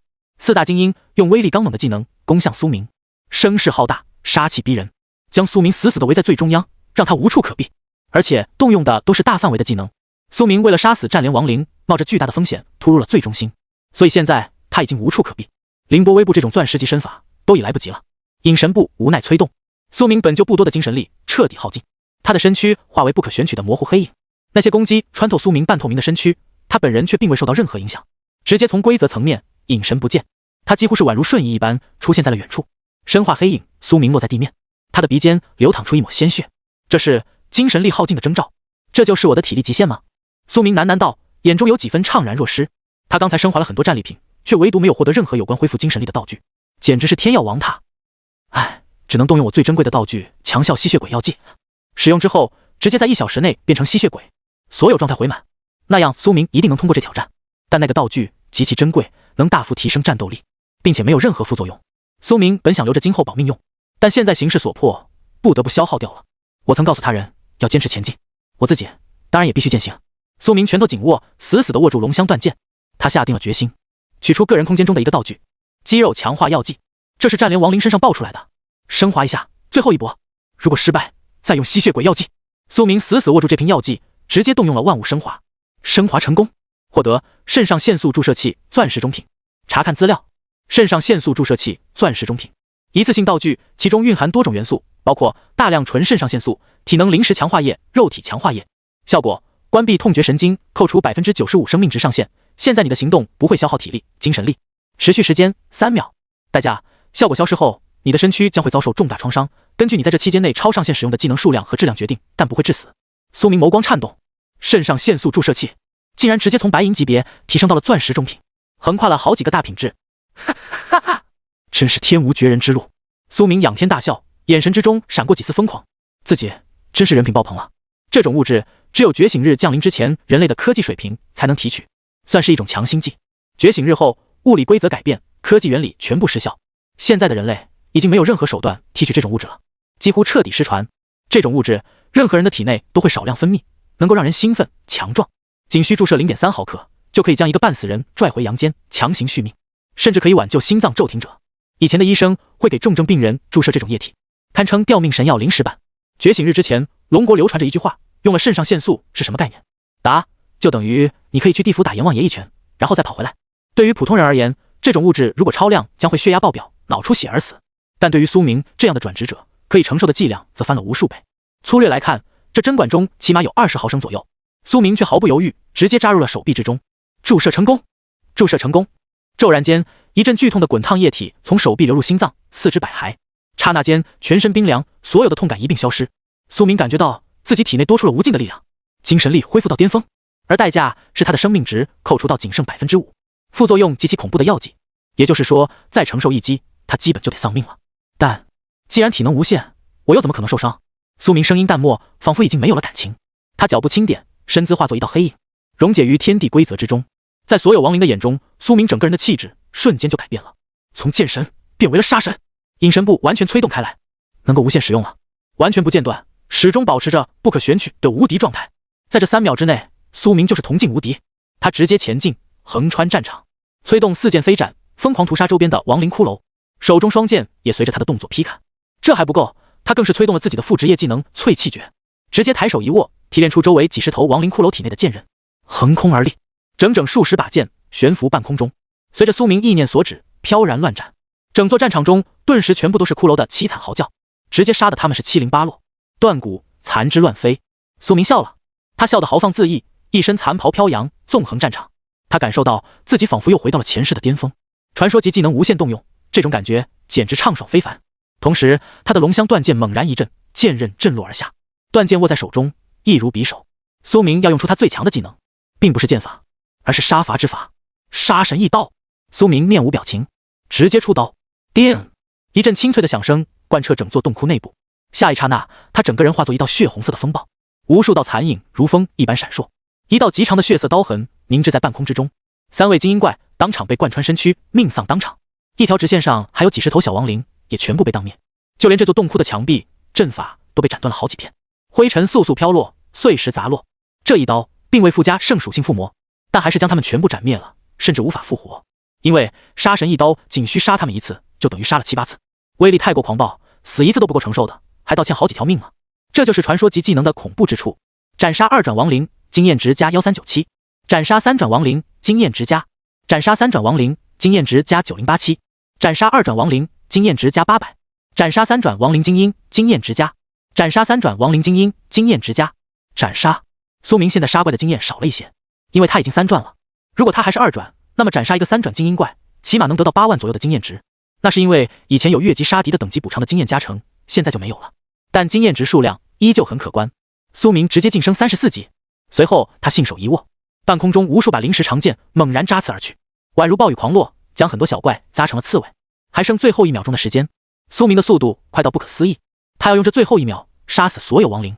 他转身握住龙香断剑，抬手一挥，斩龙诀催动开来，一道庞大的金色剑气刹那间填埋了战场，将所有亡灵拦腰截断，包括那最后一头体型庞大的大盾亡灵一齐杀灭。这一剑附加了圣属性附魔的能力，所有亡灵灰飞烟灭，成了残肢，全场再无一个活口。苏明再度升级，晋升35级。苏明将连胜2级得到的20点属性全部加到了精神力上面，他的精神力来到了230点。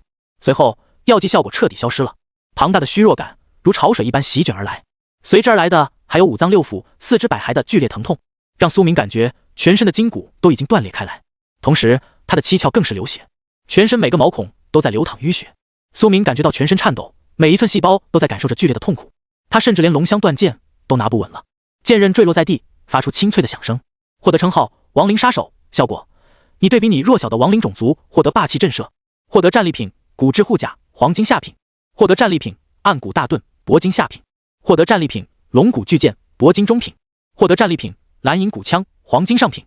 战利品无数的消息弹出，苏明收获颇丰，但他已经无法整理这些战利品，身体超负荷的代价太严重了，意识一阵模糊，陷入黑暗，他直挺挺地栽倒在地。当苏明蓦然醒来的时候，只感觉头痛欲裂，全身都是干涸的血迹，黏糊糊的。他强行仰头灌下一口治疗药水，这才开始恢复。随后苏明又取出1大桶水浇盖在身上，将全身洗干净，一身骨灰和尸体的霉烂味道这才消失。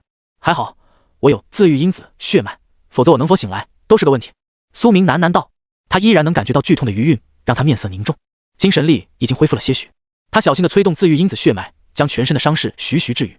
打开列表一看，苏明的瞳孔顿时缩小的宛如针尖一般，竟然已经过了20多天，大半个月了，我这伤势还真是严重啊。他苦笑一声，没办法，毕竟是传说级技能，他强行动用，而且持续了那么久，自然是代价惨重。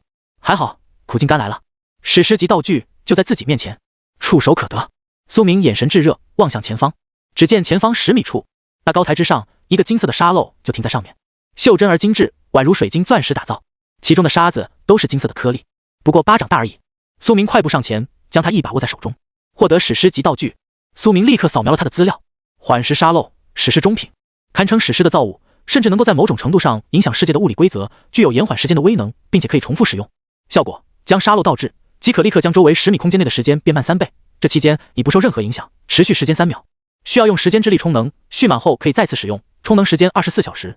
苏明眼神颤抖，几乎不敢相信自己的眼睛，能够影响时间的道具，这玩意居然只是史诗品质。时间可是世界的基本规则之一，远比风、火、土之流的元素要高深无数倍，甚至就连空间都比不上时间。毕竟空间魔法很多，但时间魔法极少，极少有能够影响到这个法则的东西。这东西还真是远远超出了他的期待，效果非常恐怖。时间暂缓3倍是什么概念？反过来想，就相当于苏明对于他的所有敌人而言，速度无条件变快了3倍。速度越快，动能越大，便是力量越强。也就是说，可以视作将苏明的速度、威力都增加3倍。而且这还是结算在本源剑体之后的，这是最恐怖的一点。并且10米内，所有敌人的攻击在他眼里都会变慢，能够给他更多的反应时间。不知道升华后会有什么效果？苏明咧嘴一笑，已经忍不住了。万物升华催动，升华成功。时凝沙漏，史诗上品。光阴荏苒凝石沙，精力速石中落下。史诗传承至宝，能够延缓时间的流动。效果：将沙漏倒置，即可立刻将周围30米空间内的时间变慢9倍。这期间已不受任何影响，持续时间3秒。使用后正治，让沙力回流，即可用时间之力充能，蓄满后可以再度使用，充能时间24小时。升华之后，效果也迎来了质的改变，额外提升了6倍，得到了9倍缓慢，范围也提升到了30米。苏明小心翼翼地将这个宝物收入了个人空间中，这绝对是保命神技。只要有了这个，即便是4转甚至5转杀招，他都有把握化解。历尽千辛万苦，也总算不亏。随后，苏明查看了一番自己的战利品，数量太多了，足足有300多件物品，青铜、白银、黄金、铂金都有，甚至还有好几件钻石装备，堪称富可敌国。当然，像是龙国、樱花国、老鹰国这些大国家是不太可能的，但一些小型的国家，苏明如今的财力已经能够分庭抗礼了。比如那些只有几百个人的小国家，一般情况下，并不是每一个骷髅都会爆装备。一般而言，这些普通怪物的战利品爆率只有 30% 左右，也就是说，你杀3个怪，可能只有1个爆装备。但苏明杀的数量实在太多了，并且还有他的幸运属性提升，所以导致怪物爆率比一般人要高。所以综合来看，他的战利品数量还是非常多，他的个人空间已经塞得没多少空位了。苏明将这些物件全部统一进行了一大波升华，升华成功，升华成功，升华成功，上百条消息闪烁，苏明的耳朵都要起茧子了。这个升华过程消耗了他大半天的时间，正好趁着这个时间，他也将自己的伤势治愈的差不多了，灌了几瓶治疗药剂，徐徐恢复。所有战利品升华完毕之后，苏明粗略清点了一下自己的物品，白银和青铜装备有200多件，铂金装备有好几十件，钻石装备不到10件。苏明首先取出了好几件铂金装备，放置在自己的面前，随后他动用了锻造之力技能，挨个分解，分解成功，分解成功。仅仅分解了2件装备，苏明就感觉体力消耗不少。生活类副职业果然是不能连续操作，消耗太大了。要分解铂金级这种强度的高硬装备，自然更是消耗恐怖。这种铂金材料，即便你用战斗技能劈，都不一定能轻易劈烂。那么可想而知，想要保持材料完整性的同时，将其拆分开来，当然更加困难，操作需要万分精巧。而体力消耗大，带来的收益却也是非常可观的。苏明获得了非常多的熟练度，锻造之力，熟练度加。这个技能可是没有本源剑体的30倍熟练度加成的，却依然能够快速提升熟练度。为什么？其实这也只有苏明独有，因为他有大量的高品质装备给他练手啊。锻造之力这个技能的熟练度提升量是和被锻造的装备品质有很大关系的。分解铂金级这种高级装备，自然是能够提供大量熟练度。同理，分解铸造白银级的装备，提升的熟练度就比较少，可能只有几百上千。如果是钻石级装备，提供的熟练度将更多。其他生活类职业者根本没有这么多高等级装备供他挥霍，但苏明却有，所以他就可以以开挂般的速度提升自己的锻造之力技能等级。可以说，他就是在变相的用高品质装备喂养他这个技能。苏明继续分解，他要将这个技能升到钻石等级，这样他就可以将龙香断剑升级了。他要将龙香断剑重铸升华到钻石中品。现在他正好有大把时间，面前的几个铂金级装备顿时碎裂开来，变成大块纯粹的钢材。分解成功，分解失败，分解失败。没错，这个技能也是有失败率的，失败也会提供熟练度，但只有1/10。分解失败的装备就会变成黑炭，所以可想而知，锻造之力这个技能消耗量也确实是非常大。然而苏明根本不心疼，他取出了许多装备，挨个分解。如果体力不够，那么他就坐地睡觉。花费了约莫几天的时间，他差不多分解了10几件铂金装备，技能提升到了钻石下品。随后他又分解了10几件铂金装备，以及4件钻石级装备，真是豪掷千金啊！他的这个锻造技能也终于是提升到了钻石中品。苏明的斩龙诀熟练度都没这么高。苏明看向自己的锻造之力技能资料，锻造之力钻石中品，熟练度200万。你现在最高可以锻造分解钻石中品的装备，现在你所有锻造动作成功率翻倍，很好。他取出了自己的龙香断剑，轻轻将2节剑刃拆分开来，其中那枚火红色的龙鳞正稳稳地镶嵌在其中，看起来瑰丽非凡，火红如血。苏明要将这把剑锻造升级，龙香断剑的核心就是这枚龙鳞，如果没有这枚龙鳞，或许这把剑到不了钻石品质。这是苏明最趁手的一把武器，他如今自然是要升级一波。他抬手一挥，咔咔咔咔，个人空间中许多分解出来的高阶材料都浮现在了半空之中，供他驱使调遣。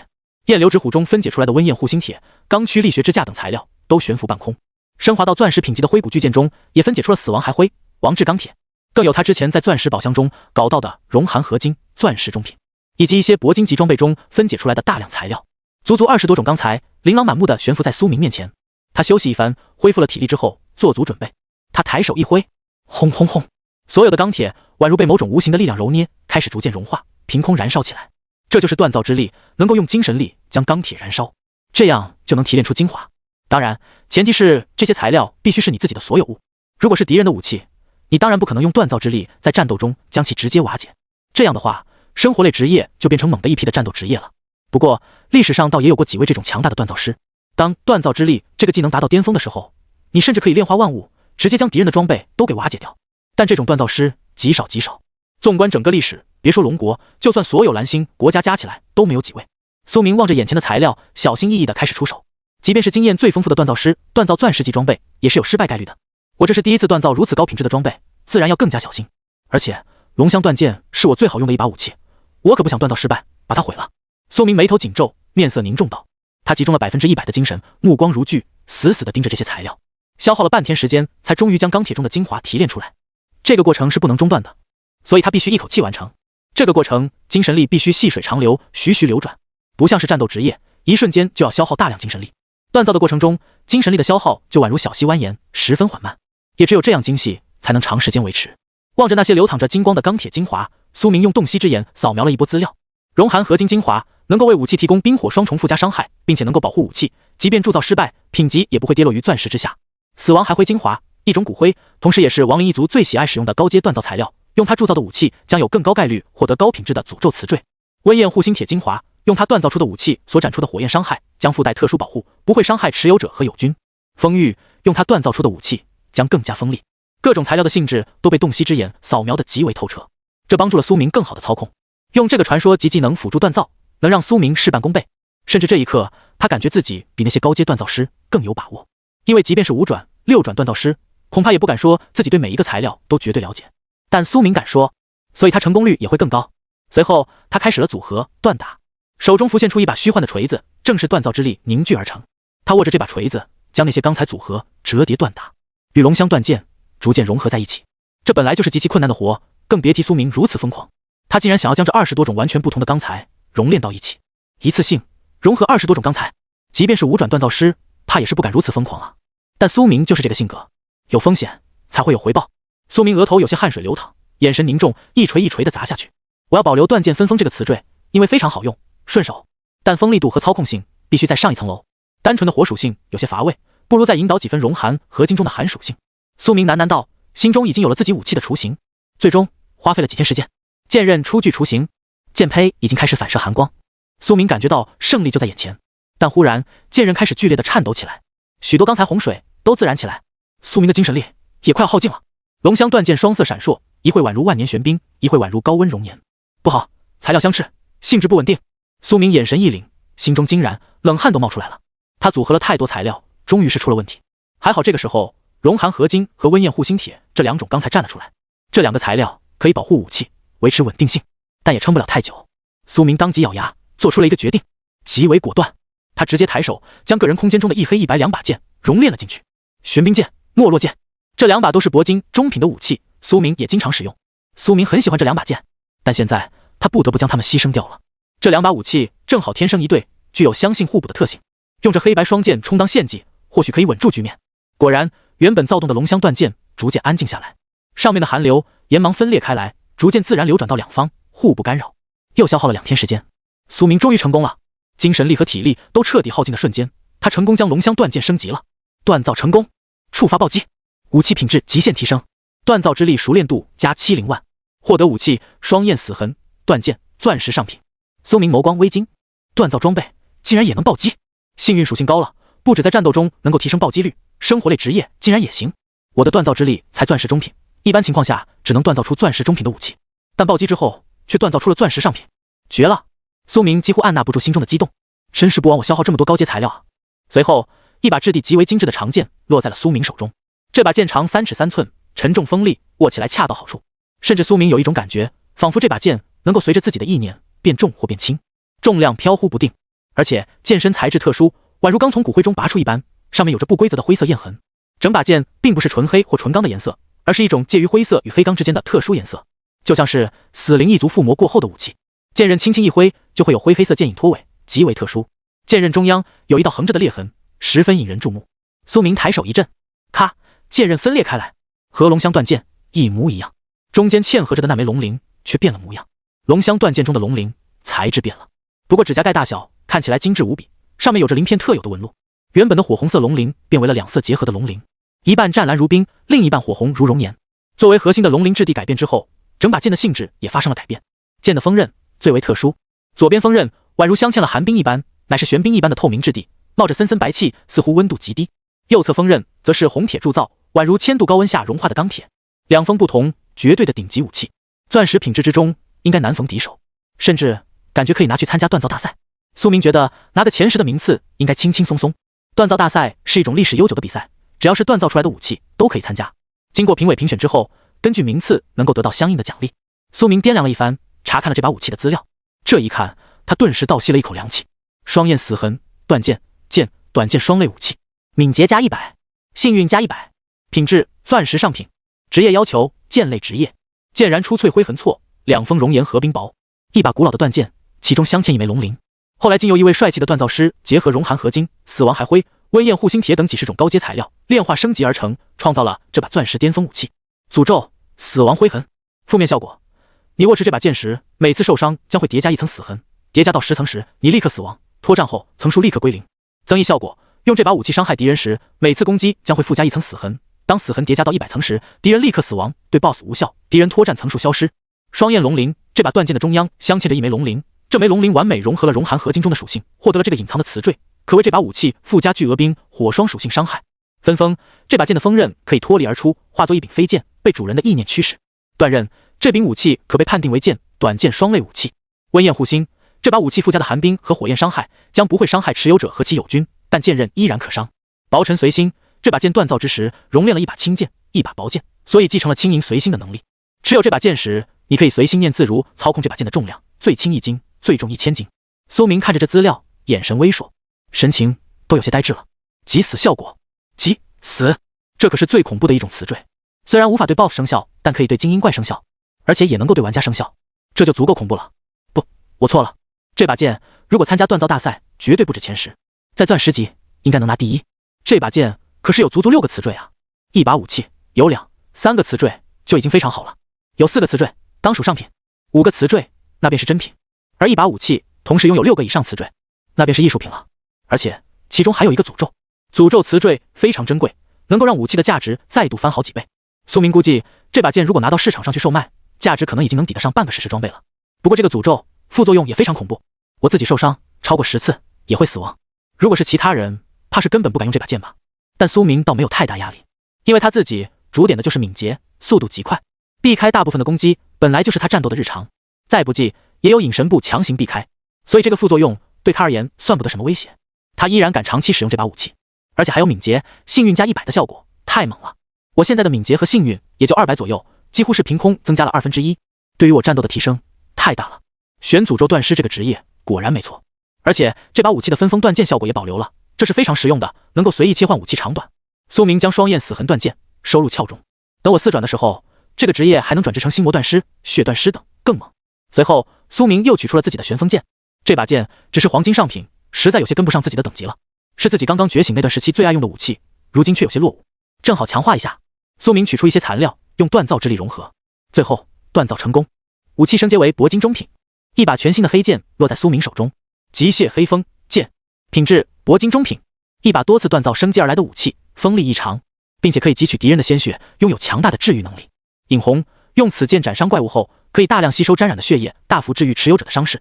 煞血，击杀怪物后可以短暂提升持有者全属性50点，持续1分钟。叠层断纹，这把剑的锋利度可以达到铂金上品。很好，苏明暗自点头。苏明将刚才锻造的黑风剑收入了鞘中，但他发现自己的剑鞘出了问题。双焰死痕太锋利了，自己的剑鞘竟然都无法承载了，尤其是剑尖直接就在重力的牵引下穿透了剑鞘，滑落了下来。苏明眼神凝重，不得不再重新铸造了几个剑鞘，还是按照以前的规格，将最后残留的一些钢材余料全部用尽了，直接打造出了几副黑玉材质的剑鞘，光滑而精致，和苏明整个人的气质十分契合。装备好之后，苏明就像一位剑术大师，现在就没问题了。所有剑归于鞘中，苏明深深呼出一口气，装备升级了一波，我的等级也非常高了。这次副本之行很不错。苏明嘴角轻勾，伸了个懒腰，这些天实在乏累至极，休息一番，恢复一波精神力，就该出去了。随后他做了一些食物，吃掉之后恢复了精神力。忽然苏明发现自己的个人邮件里有上百条未读消息。我这段时间与外界几乎没有交流，倒也是该看看信件了。苏明意念微动，一个荧幕就显现出来。首先传来的消息是一个男人的，名称江永礼，江安财团的董事长。这位找我做什么？苏明眉头微皱，心中有些迟疑，立刻点开。不知怎的，他总有一种不祥的预感。消息呈现的瞬间，苏明陡然间眸光微凝，是一条视频消息。视频中，一个肩膀宽厚的中年男人正在自己的董事长座椅之上，正是江安大厦的最高层。他面色平淡，凝视着镜头。苏明，你好，我是云清的父亲江永礼。接下来的话，我不指望你完全照做，毕竟让你一个刚毕业的年轻转职者对付一整个盘踞龙国的庞大家族根本不现实。我对你而言也算不上有什么深交，不过我还是希望你能记住这些话。说到这里，他苦笑一声，声音中有几分自嘲。一代商界大能，如今却沦落到要将希望托付给一个刚毕业的学生身上，还真是没落了呀。苏明眼神凝重，从江永礼的面部神情已经看出了几分端倪。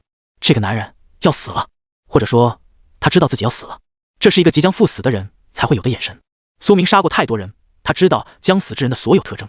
不得不说，江董事长确实有几分风骨，竟然在临死之前说话还如此有风度，如此客气，临危不乱，气定神闲，不愧是身居高位多年的男人。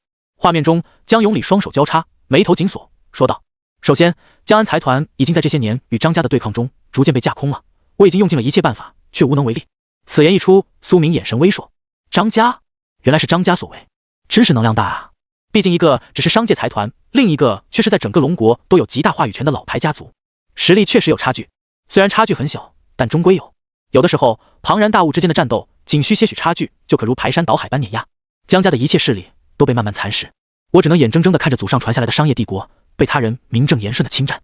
不过我并不意外，其实早在几年前便早已预料到了这一天，只是我没想到我们垮塌的会这么快，比我预料的还要快，甚至快到我没能来得及保下太多东西。说到这里，他面色有些冰寒，似乎有些愠怒，但终归是没有爆发出来。但我也尽可能的从财产中保下了一些珍贵物件，想来能帮助你，已经放在你的附件里了。我要求不多，不奢望你能帮我女儿夺回财产，我只希望你能保全他俩的性命。手段如何不重要，将他们藏在天涯海角，藏在某个偏僻副本中都可以，只要活着就好。苏明眉头微皱，形势既然严峻至此，真就临终托孤啊。我的话说完了，他没有哀求苏明承诺，也没有多余的话语。他知道承诺是最无意义的东西，所以他其实并没有将希望全部托付给苏明。他给很多人都发送了视频，也赠送了衣礼。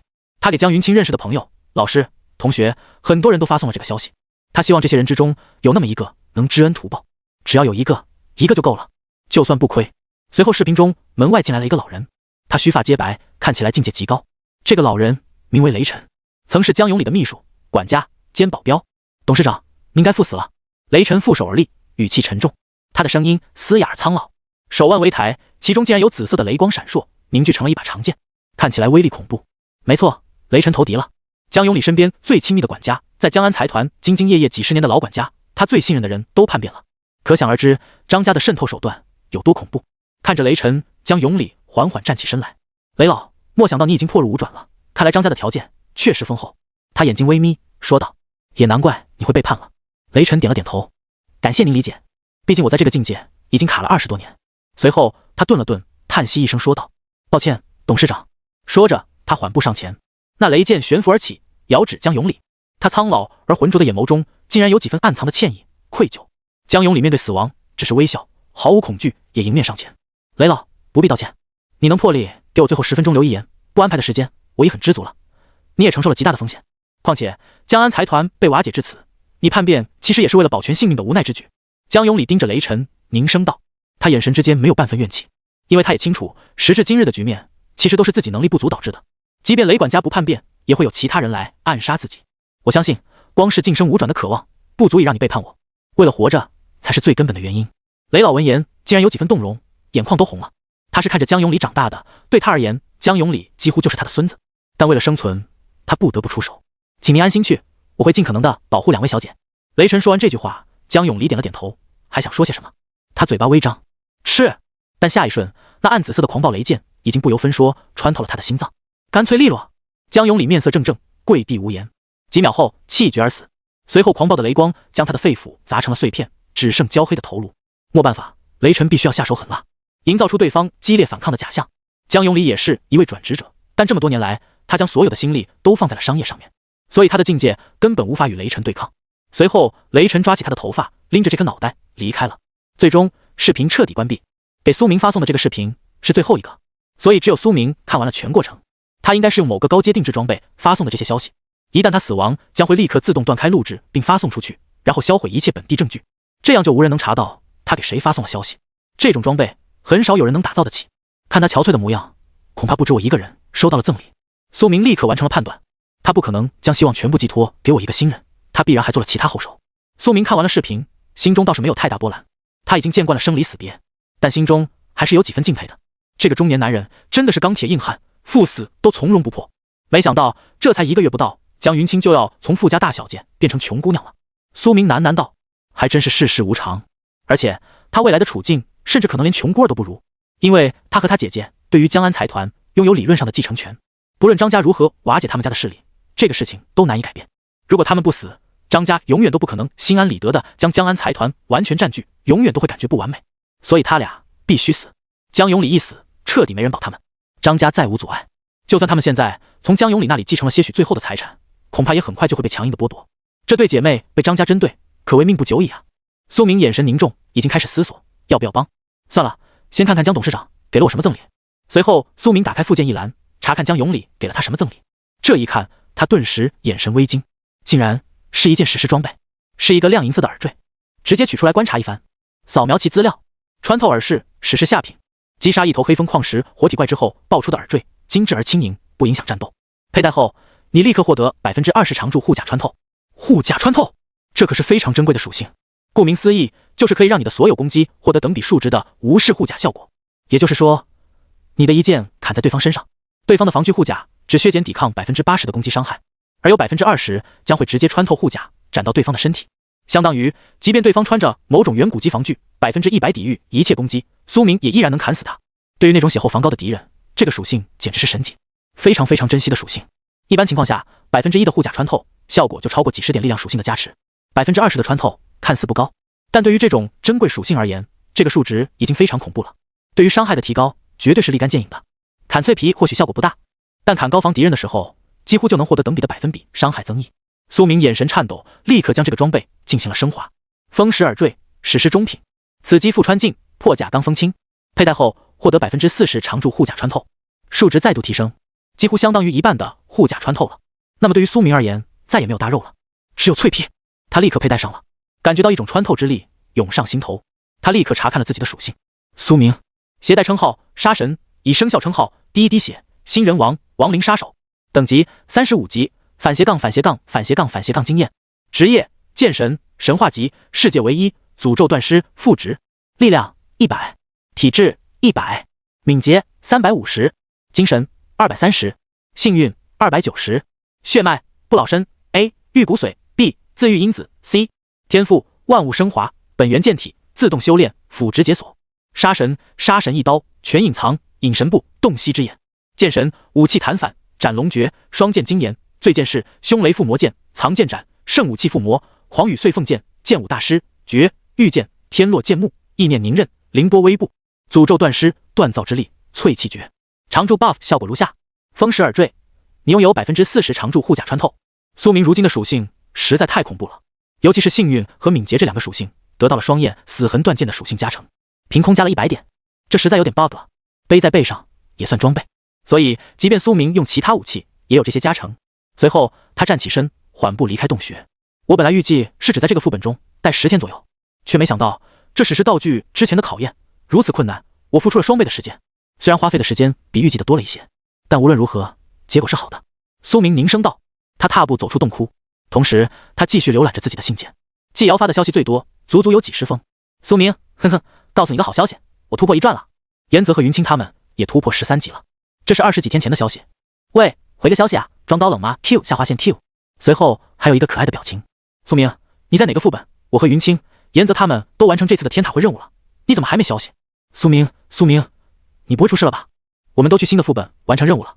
季瑶越来越担心，已经10几天了，你到底在哪里？我都快2转了呀，应该要追上你了。你还活着就回句话。冷淡如严泽也发了信件。苏明，如果遇到困难就发个坐标。他只有这么简短的一句话。如果苏明真有困难，可想而知他们会放弃一切立刻来援助。但苏明始终没有回复，因为他昏迷了呀。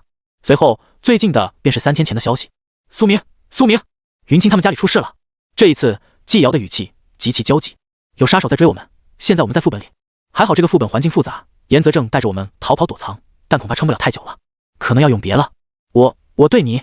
随后再无音讯。苏明看到这些消息，眼神陡然一凛。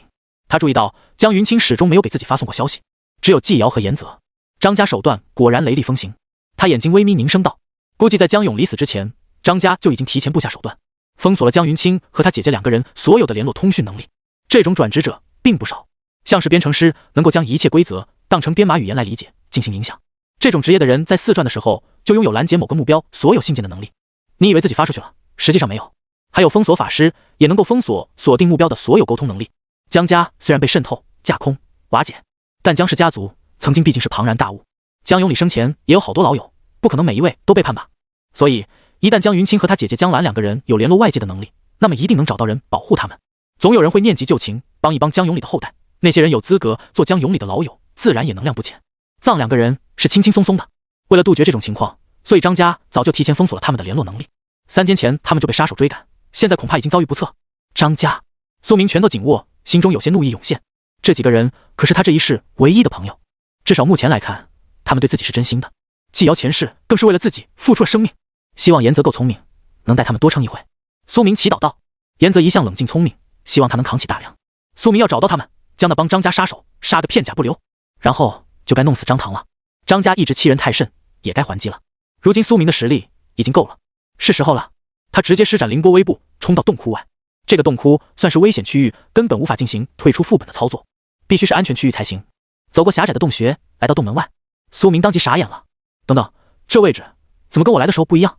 苏明来之前还在海底，现在踏出洞窟却直接来到了岸上。刚才踏出洞穴的那种感觉，就仿佛传送阵。对了，蜥蜴族老祖极为细心，他应该是提前布下了这个阵法。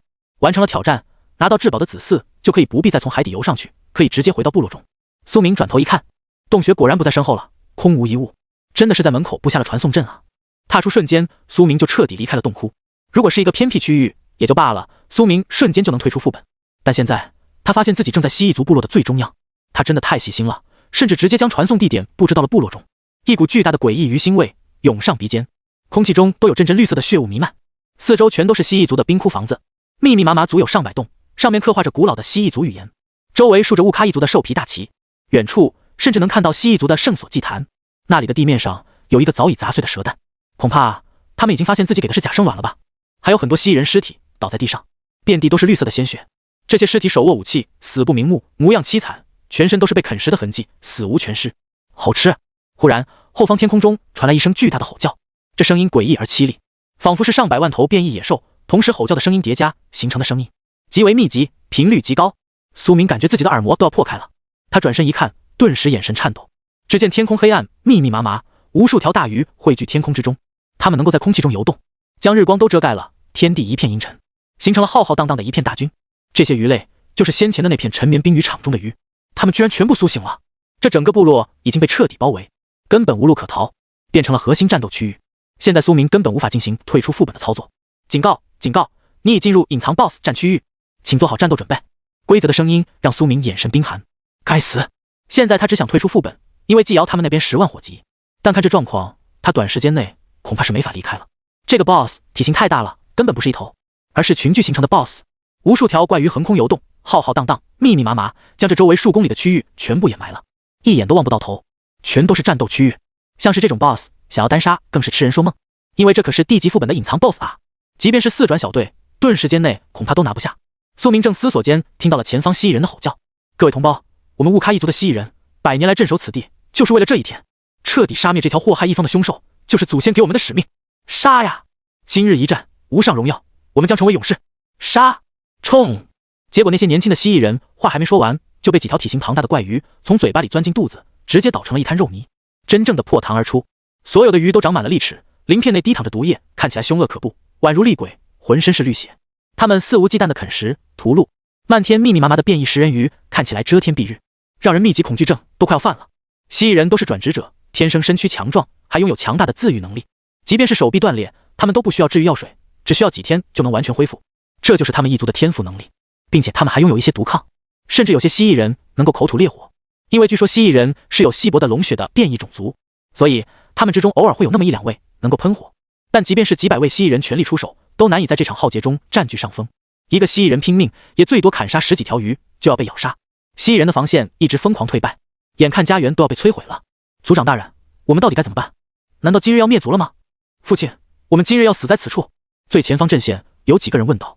身材魁梧的族长闻言，面色从容不迫，高声呵斥道：你们在动摇什么？他知道自己不能慌，自己是所有人的主心骨，我们可是乌卡一族。他的声音宛如钢铁一般铿锵有力，他脸上有几分皱纹，已经是一位中年人。他手持斩马大刀，正是这一族的族长驼刚。他如今年岁已经30多，是蜥蜴人这个种族的中年，就相当于人类的40、50岁。苏明曾经遇到过的驼战，就是他的大儿子。族长眸光沉稳，手握大刀，死死地盯着前方。他的等级高达49级，4转巅峰，是这个副本的原住民。他可谓是抵抗这些鱼怪的中坚力量，每一刀都威力无匹，可砍杀大量鱼怪。他手臂挥舞，一人冲在最前方。乌卡的年轻战士们，我们已被封锁，无处可逃，战斗就是我们最终的归宿。传令下去，杀！此战结束后，活着的人直接授予勇士称号。族长驼刚大声吼道。他的话语被几位长老接受，立刻放声传令。族长有令，存活者直接成勇士。战！战！战！声音传遍天宇，所有蜥蜴人顿时兴奋不已，浴血奋战。几百位蜥蜴人都冲了出去，乌泱泱一大片，战吼冲天响。毕竟是勇士称号啊，对于蜥蜴族而言，这是无上光荣的。只要能得到这个称号，死而无憾，这就是蜥蜴族的价值观。蜥蜴人的武器都很强大，毕竟是这么多年来在这副本中猎杀野怪的积累，他们一直都在做总决战的准备。他们有一些祖上传下来的资料，知晓一些这些鱼怪的特点。最大的特点就是他们浑身都附带剧毒，所以他们都非常小心，连箭射的血液都不敢沾染。苏明在远处看着这一幕，面色冰寒。他直接拔出了双焰死痕断剑，握在手中。这些鱼怪怎么会苏醒？我应该没有惊扰到才对。从始至终，苏明都非常小心。难道是这群蜥蜴人发现圣卵是假的后，怒气冲冲地找了回去，结果不慎惊醒了鱼群？苏明面色惊疑不定，心中盘算着。正此时，前方战斗的驼战忽然眼神一凛，转头看了过来。竟然是你！你怎么会出现在这里？他看到苏明的瞬间，怒不可遏。他立刻转头望向族长父亲。父亲，就是这个人，调包了我们一族的圣卵。驼刚闻言也转过头来，眼中充满了震惊。他还以为儿子是胡乱说的，毕竟用一枚随便找来的蛇蛋换勇士称号，可是稳赚不赔的买卖。他儿子一向爱耍这种小聪明，知子莫若父。他最清楚这一点，所以他一开始就没相信驼战的话。但现在看，却有一个人类突然出现在了部落中。难不成儿子说的是真的？人类，我儿说的可是真话。他望着苏明，朗声道。说着，他抬手做出一个手势，一众长老立刻上前护住了他。周围汇聚而来的嗜血鱼怪都被暂时抵御。族长得以带着驼战走向苏明，皱眉询问：圣卵非常重要，一旦能寻找回来，学会蜥蜴族的圣绝技能，说不定还有胜算。苏明听闻族长的询问，脸色却镇定如常。蜥蜴族的朋友，你可能误会了什么，他绝不能承认，更不能交出圣卵。一旦交出去，自己偷圣物的行为坐实，绝对要被围攻。那个引棍舞者的遗物中，我只找到那枚绿色的光球，我将它交给了你。如果那玩意不是你们的圣卵，那我也不知道下落了。苏明敢这样说，是因为从始至终他都没有在驼战面前拿出过真正的圣卵。他直接就从王阳辉的尸体里夺取了遗物，然后取出蛇蛋，偷天换日。苏明的话语让驼战略微的自我怀疑了一下，但很快他的眼神就变得更加坚定。不可能的，就是那支小队的人偷窃的圣卵，我们追了好久才查到，所有证据都……苏明眉头一挑，陡然上前一步。有没有一种可能，他们早就把圣卵拿出去处理了？他皱眉说道，直接打断了对方的话语，竟然主动接近。他昂首挺胸，面色沉着，这是在谈判中一种极为自信的肢体语言，能够无形中压迫对方。毕竟那可是一支小队啊，不是一个人，说不定他们还有其他同伙呢。你在这里对我问罪，又有什么意义？苏明面色冰冷说道，他绝不能在这里和蜥蜴人起冲突，他们人数众多，一旦打起来，自己短时间内难以脱身。这帮蜥蜴人可不是骷髅小怪，都是转职者，技能千奇百怪，与这种职业和技能完全不同的大军战斗非常难缠。苏明要救季瑶他们，没时间在这里浪费，所以他必须要用最稳妥快捷的方法，无风险的化解。驼战闻言竟然陷入了沉思。不得不承认，这个人类说的确实有几分道理。族长驼刚在一旁静静看着这一幕，也是眼神凝重。族长眼神凝重，低头沉思，他那双绿色的眼眸中闪烁金芒。儿子说的经历看来都是真的，但这个人类也是脸不红心不跳，看起来没有半分心虚的模样。他经验丰富，颇有智慧，一时间却也难以判断该相信谁。现在大敌当前，他心中也是犯了难，此事必须尽快处理才行，拖延不得。驼战还是不甘心，上前一步，一口咬定地说道：“人类，你说的确实有几分道理，但想骗过我的族长父亲，恐怕还不够。因为还有一个巨大的漏洞，那就是你怎么证明你自己不是那帮人类的队友？你们可是一个种族，并且刚好出现在我们部落附近，太巧合了。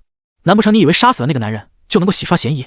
要知道，你们人类最擅长的就是在生死面前抛弃队友的行为，就如同那个男人抛弃那个女队员逃跑一样。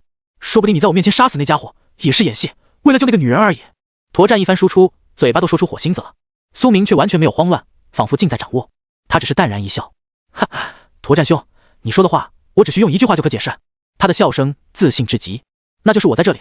此言一出，族长驼刚顿时眸光一凛，显然是被说服了几分。如果我真的调包私吞了你们一族的圣卵，我怎么还敢回来？回到你们一族的部落，这不是找死吗？我心中坦荡，问心无愧，才敢来此。苏明凝声道。此言一出，驼战一时间无言以对，这逻辑无懈可击。其实苏明也在暗中流冷汗，他就是在赌这帮人没看到自己从洞窟传送过来的样子。族长驼刚手腕一抖，巨大的斩马刀飞旋而起，被他的蜥蜴尾巴卷起握在身后，尾巴鳞片之下肌肉隆起，看起来充满了爆发力。这个驼刚的战斗力比他儿子驼战强了几十倍，给苏明带来的压迫力也是1顶1的。随后驼刚迈着沉稳的步伐上前，对着苏明问道：“人类，你的逻辑比我儿子更清晰，所以我愿意听你所言。现在我要问你最后一个问题，既然圣卵不是你偷的，你也和我们蜥蜴族没有半分瓜葛，那么你又为何要出现在这里？”说着，族长墨绿色的瞳孔之中闪过几分杀意。年轻人，记住，请谨慎回答，这和你的生命有关。他眼睛微眯，一身4转巅峰的威压气息扑面而来。如果苏明的回答无法将他彻底说服，那么他会毫不犹豫，干脆利落的出手杀死苏明。只有一种办法可以100%的证明事实，那就是杀死对方，直接搜查他的个人空间。现在大敌当前，没时间磨蹭，此举武断，却也是最有效、快捷的解决方式。毕竟是异族，是人类，所以杀起来也不心疼。哪怕圣卵只有1成的概率在这个人类身上，杀死他都不算亏。宁可错杀1万，不可放过一个。苏明面色冷淡，没有半分思考，立刻回答道：“族长大人，很简单，我来是为了杀死 BOSS。”这个回答让族长驼刚墨绿色的眼眸微微一凝。你们这个世界已经形成了一个副本，想必你们也知道，我就是进入这里练级的一个普通职业者而已。这头 BOSS 乃是隐藏 BOSS， 太有诱惑力了，一旦斩杀，我将获得不菲的报酬，经验值，这就是我来到这里的原因。说到这里，苏明更是将目光盯向驼战，轻飘飘地说道：“况且驼战兄，别忘了，你之前也主动邀请我来你们部落一聚，难道你忘了这件事？”苏明回答的滴水不漏，看起来完全没有说谎的样子。说话间，苏明还微微掂量了一下手中的灰黑色长剑，质地不俗的剑刃反射着死亡般的灰暗锋芒，说明这把武器品质不低。苏明气质不俗，说明他的实力也很强大。苏明就是用这个不起眼的动作告诉族长，我也不是好惹的，如果你执意要杀我，那么可能需要纠缠片刻，而纠缠的每一分每一秒，你的族人都会白死一大片。这番心理战可谓轻松压制。最重要的是，苏明的思维速度太快了，他的所有回答都不假思索，毫无犹豫，这般随机应变，感染力非凡。最终，族长抬手一握，收起了斩马刀。年轻人，说服我了。苏明这番话语实在高明，一方面用微动作告诉对方自己的实力很强，令对方稍有忌惮；另一方面又暗指自己跟他一族有同样的目标，都是杀死 BOSS。现在大敌当前，他们需要尽可能的征集盟友。苏明出手帮助，说不定就能多活几个蜥蜴族的孩子。这一刻，此事对于驼刚而言，甚至比圣卵更有诱惑力。无论何时，人命关天，他身为族长，最重视的就是孩子们的性命。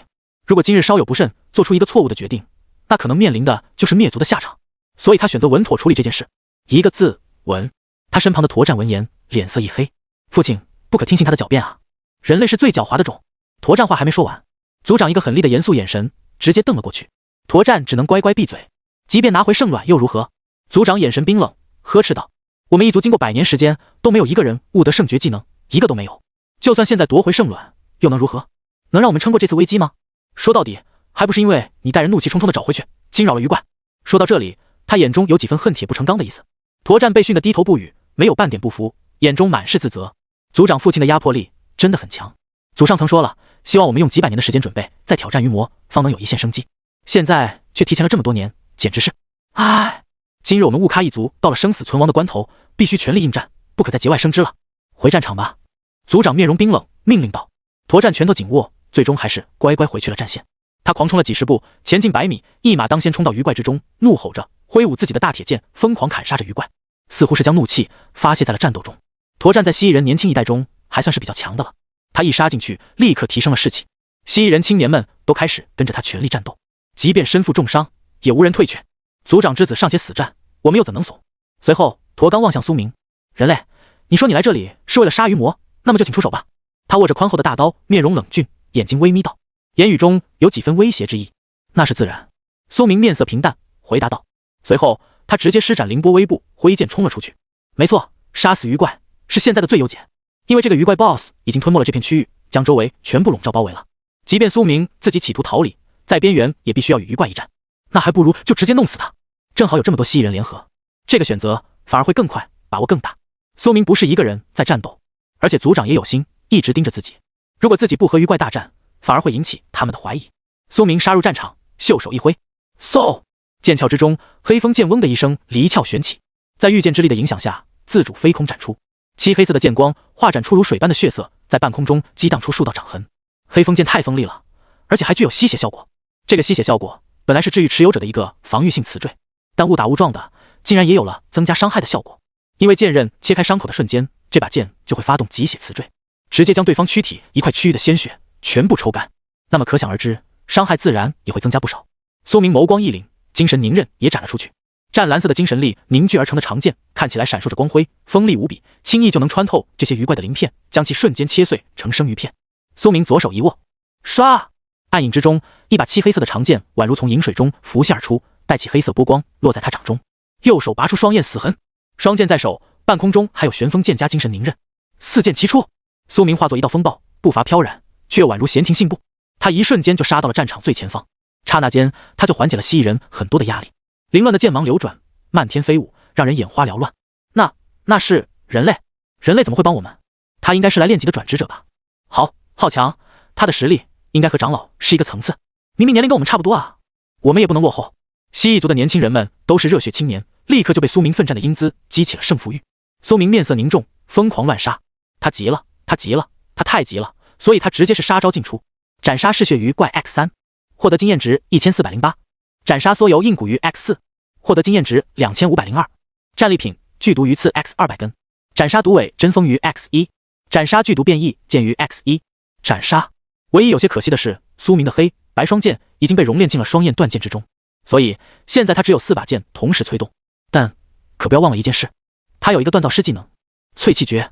苏明抬手一握，轰轰轰，一阵钢铁嗡鸣般的声音传出，下一刹，许多蜥蜴人尸体内就流转出几道光芒，还有很多鱼怪的尸体中也凝聚出长剑，总共凝聚出了3把灵石武器：溪谷绿刃灵石武器，剧毒鱼骨剑灵石武器，鱼鳞柔体软剑灵石武器。3把颜色不同的剑刃飞旋而出，萦绕在苏明身旁。他手并剑指，轻轻一挥，同时眸光闪烁，骤然间3把剑全部飞出，横空乱舞，劈杀那些鱼群。一时间剑影流窜，令人目不暇接。恐怖的屠杀效率让蜥蜴人一族赞叹不已。地面上的驼战看着漫天缭绕的剑影，眼睛都看直了。这个人类怎么这么强大？即便是长老，恐怕都没他厉害吧？只有父亲才能与之一战。驼战拳头紧握，心中充满了骇然。明明他年龄跟我差不多。驼战是从模样来估算的，他看到过苏明瞬杀王阳辉，所以心里有些预估，但他没想到苏明竟然如此强大，远远超出了他的预料。绝遇见这个技能晋升到铂金之后，苏明已经能够轻易同时催动多把剑，而且威力不减。苏明在心中给自己定了一个目标，10分钟，10分钟之内他就要杀死这个 BOSS， 然后离开这个副本。后方蜥蜴人的族长驼刚看着苏明奋战的背影，此人实力倒还真点强劲，有这个人族盟友，或许我们能撑过这次大劫。他喃喃道，心中也有几分庆幸自己做出了正确的决定。祖先请保佑。他面色虔诚，用大刃割破自己的眉心，精血流淌而出，洒满大刀。随后他挥刀一撒，绿色的鲜血成了雾气，扩散全场。轰！一股磅礴的强化力量扩散而出，化作点点银辉，流转在众人身上。所有蜥蜴人的战斗力都得到了巨大的提升，速度、力量都提升了许多。这是族长的技能，好多力量！我感觉自己的体能起码提升了3成以上。蜥蜴人们惊叹道。这是驼刚第一次施展他的这个技能，是他49级才刚刚悟出的。血脉鼓舞，以精血为引，强化大范围内所有同种族的友军，开启这个技能时持续掉血，没有一位友军获得增益，便增加 0.1 每秒掉血。苏明知道这个技能是血刃战士职业者的技能，在团队战中能够起到至关重要的作用。但是百分比掉血实在太恐怖了，根本不可能长期维持啊！每一个人就是 0.1 掉血，现在在场有300多位蜥蜴人，就是每秒掉血 30% 以上，不到4秒，驼冈组长就得死吧？苏明有些震撼，没想到他竟然动用这种技能。迟疑之时，苏明身后传来一声怒吼，驼冈杀了过来。他冲到阵线最前方，站在苏明右侧50米的位置，狂乱挥舞他的大刃，将他身后的一些年轻人护在身后。他手中握着一把极其宽厚的漆黑色大砍刀，和苏明整个人差不多大，便是俗称的斩马刀。这把武器重量极为恐怖，驼冈每一次挥砍抡砸都能附带墨绿色的巨大刀芒，他全身鳞片墨绿，却能看到旗下鼓胀的肌肉。他信手一挥，刀钢便飞展10余米，钢气宛如燃烧，其中铭刻着蜥蜴族圣语。这刀法简直不像是砍杀，而是锤杀，因为刀太厚重了，就失去了锋利。刀钢之中掺杂血色红光，每一击都会有几十甚至上百条怪鱼被拍成碎肉烂泥。这种范围攻击，苏明都自愧不如。除了斩龙诀、醉剑士，苏明好像还真没几个技能范围有这么大，而驼冈却是每一次普通攻击都有着这么大的攻击范围。这就是4转巅峰和3转的差距，宛如鸿沟。没错，苏明确实是有30倍剑法威力的加成，但他依然对驼冈这位魁梧的蜥蜴人族长抱有很大的忌惮，毕竟对方可是将近4转巅峰，3转之前都是弱者，4转开始就是分水岭。4转的职业从根本上的强度就和3转的那些转职不是一个层次，因为4转的时候你就已经可以碰到一些职业核心技能，甚至中后期的技能了。你或许可以看到2转越级战3转，1转越级战2转，但你一定很少见到3转越级打4转，因为太难了。苏明最多越级打一达41级、42级就很勉强了。4转巅峰的技能威力跟3转压根不是一个层次的，那是质变。苏明预估，如果真跟驼冈打起来，应该将是5-5开，甚至自己可能会落入下风。他必须全力催动本源剑体，外加很多钻10级技能，强行用技能品质差压制，才能与之一战。若想单杀，可想而知只有一个办法，那就是动用杀神一刀。这毕竟是越了10几级挑战，某个萧家少爷都不敢这么越。还好我巧妙化解了偷圣卵的风波，否则我现在被蜥蜴人加 BOSS 双重夹击，绝对要死得很惨。苏明心中一阵寒冷，望向前方，密密麻麻的嗜血黑鱼群像是蝗虫一般飞卷而来，几个眨眼的时间就有好几个蜥蜴人被啃蚀成白骨。但驼冈实在太猛，他所在的位置那些鱼群始终无法突破，如潮水般席卷而来的鱼群竟然被驼冈打出一个巨大的真空缺口，冰面都被他的罡风震得碎裂了。他的大刀沉重而威力凶猛，一个人顶得上几十个人。正当驼冈的生命值跌到 10% 的时候，他忽然全身一震，怒吼一声，绿色的肌肉隆起，显得他身躯仿佛穿着一身铠甲。随后他体内一道狂暴的血芒扩散而出，嗡，一个诡异的声音响起。下一瞬，漫天碎鱼的腐烂肉糜都被他吸收牵引了过去，被他的皮肤吸收涌入了体内。一道血光闪烁，他的血量开始疯狂回复。他一边杀一边疯狂吸血，将尸肉提炼为生命值，恢复己身。几名蜥蜴人长老抬手一握，共同布下一个阵法，将驼冈笼罩其中，更加强化了他的战斗力。驼冈那模样宛如凶神，吼！他发出一声蜥蜴人的古语，宛如野兽的咆哮，上半身的衣服都爆掉了，露出他全身古老的部落纹身。这个中年族长还真是凶猛啊，堪称宝刀未老。一时之间，他的血量竟然维持在 80%， 不上不下，每秒掉血 30%， 他却能维持在 80%， 这个吸血能力简直是恐怖如斯，就算是铂金级的黑风剑都没有这么能吸。苏明眸光一凛，对了，我差点忘记，血刃战士的职业特性就是强大的吸血能力，别的职业都是用精神力释放技能，而血刃战士技能消耗的精神力非常少，转而是用生命值为代价释放技能，相对带来的就是他们强大的吸血能力，如此才能维持长时间作战。不过饶是如此，也没几个血刃战士能有驼冈这么凶猛，能够维系全族的战斗增幅 buff， 同时血量还非常健康。有这种队友，稳了。苏明眼神烁动，也感觉到十分振奋。这个族长很强，有他在，一定能更快的击溃万鱼凶魔，但自己也不能划水，必须速度解决。苏明凝望着自己的前方，对着这群鱼怪动用了洞悉之眼。只有了解清楚这个 BOSS 的资料之后，才能更好的作战。冰湖吞噬者万鱼王，隐藏 BOSS， 等级49级，当前生命值无伤，进入第2阶段后才能伤及他的本体。5维属性难以计量，群怪 BOSS， 当前阶段属性无法计量。技能空流，所有鱼都可以在空气中游动。主宰意志，所有的鱼怪都由一个共同的主意识统领。万鱼嗜血，任何一条鱼啃食到血肉之后，将会立刻治愈随机同伴的伤势。熔骨剧毒，每一条鱼的利齿、鳞片、鲜血之中都蕴藏有剧毒，毒性等级极高，沾染后如果不解毒，必定死亡。死亡时间根据等级决定，等级越低死得越快，等级高能撑得更久。骨刺凌乱，裹挟剧毒的鱼刺激射而出，重伤敌人。千灵毒雨，大范围屠戮绝招，释放后上千条鱼飞空自爆而后附带毒液的鳞片宛如暴雨一般洒落而下，摧灭战场上的一切敌人。隐藏阶段，巨鱼魔真身，当斩杀10000只鱼时，所有鱼群将会聚拢，凝聚成一尊巨大的鱼魔。这个阶段 BOSS 的所有技能得到净化。苏明眼皮微跳，这个 BOSS 实在太恐怖了。群聚 BOSS 非常稀少，苏明两世为人都没见过几只，没想到今天要和这样一尊恐怖的鱼魔大战。这个 BOSS 最棘手的技能就是千灵毒雨，大范围群攻，一旦不慎让 BOSS 用出这个技能，苏明自己是能活，但这战场上几百位年轻蜥蜴人怕是将团灭，到时候是苏明也就孤立无援了。他有本源剑体不假，但终归只是3转啊，想要孤身单杀这个地级副本的 BOSS， 说实话几乎不可能，所以他需要这些蜥蜴人。苏明眉头紧皱，凝声道：还有最令人绝望的一点是，现在这个阶段，我们的所有攻击都只是徒劳，无法对 BOSS 造成一丁点伤害，一切都只是在为进入第2阶段铺垫罢了。苏明紧握剑刃，感觉手指都在颤抖。还好这些蜥蜴人没有洞悉之眼技能，否则一旦他们扫描出这个真相，必然会感到压力山大吧。苏明更加狂乱的挥剑，不就是10000条鱼吗？风浪越大，鱼经验越多。我苏明不到末路不甘休，10分钟内杀死这条鱼 BOSS， 他的目标依然没变，他必须要杀穿这个副本。苏明冲在最前方，声音嘹亮的喊道：蜥蜴族的勇士们，我有一个重要的消息，必须杀死10000条鱼之后，这个 BOSS 才会现出真身，在那之前，我们的所有攻击都是徒劳，请你们务必要全力砍杀。苏明的声音传遍战场，虽然这会给他们带来更大的压力，但也会带来更大的动力。战士们一阵迟疑，随后墨绿色的眸光坚定，点了点头。这个人类应该是用什么技能扫描出了这个珍贵的消息？我觉得可信度很高。对，他也在战斗中，没理由骗我们。我们一旦战死，他也会死得凄惨。几个蜥蜴人战士相互看了一眼，说道：哼。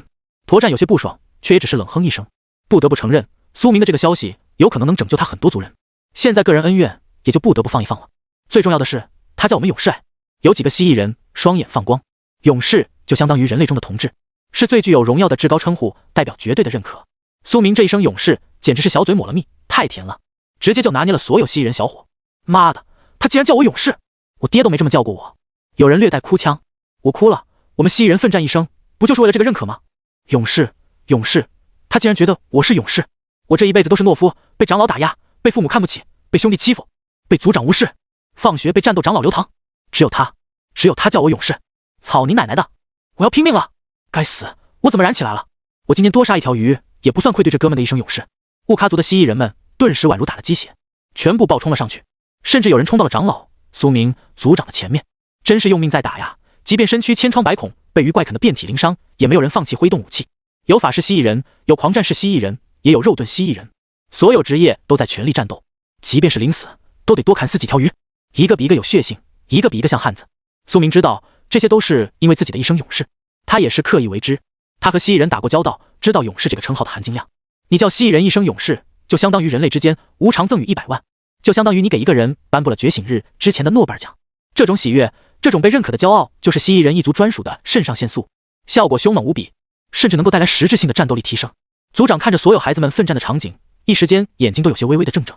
他绿色的瞳孔轻轻颤抖，有些惊奇，还能这么干？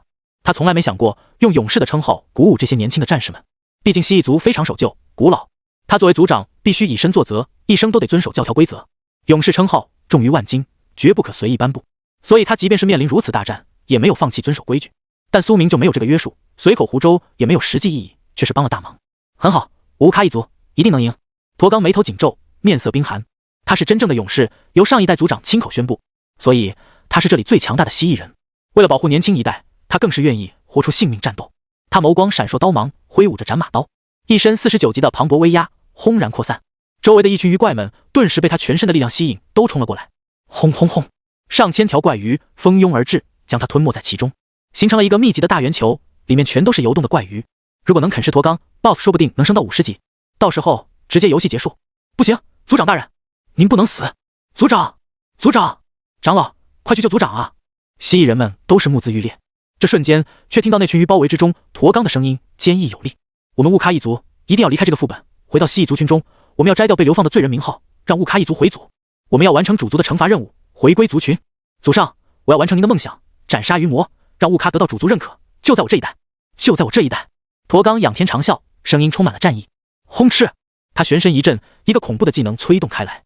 震动刀波，这个技能名字朴实无华，但却是一个铂金中品的技能，经由4转的强者施展开来，那威力简直恐怖如斯。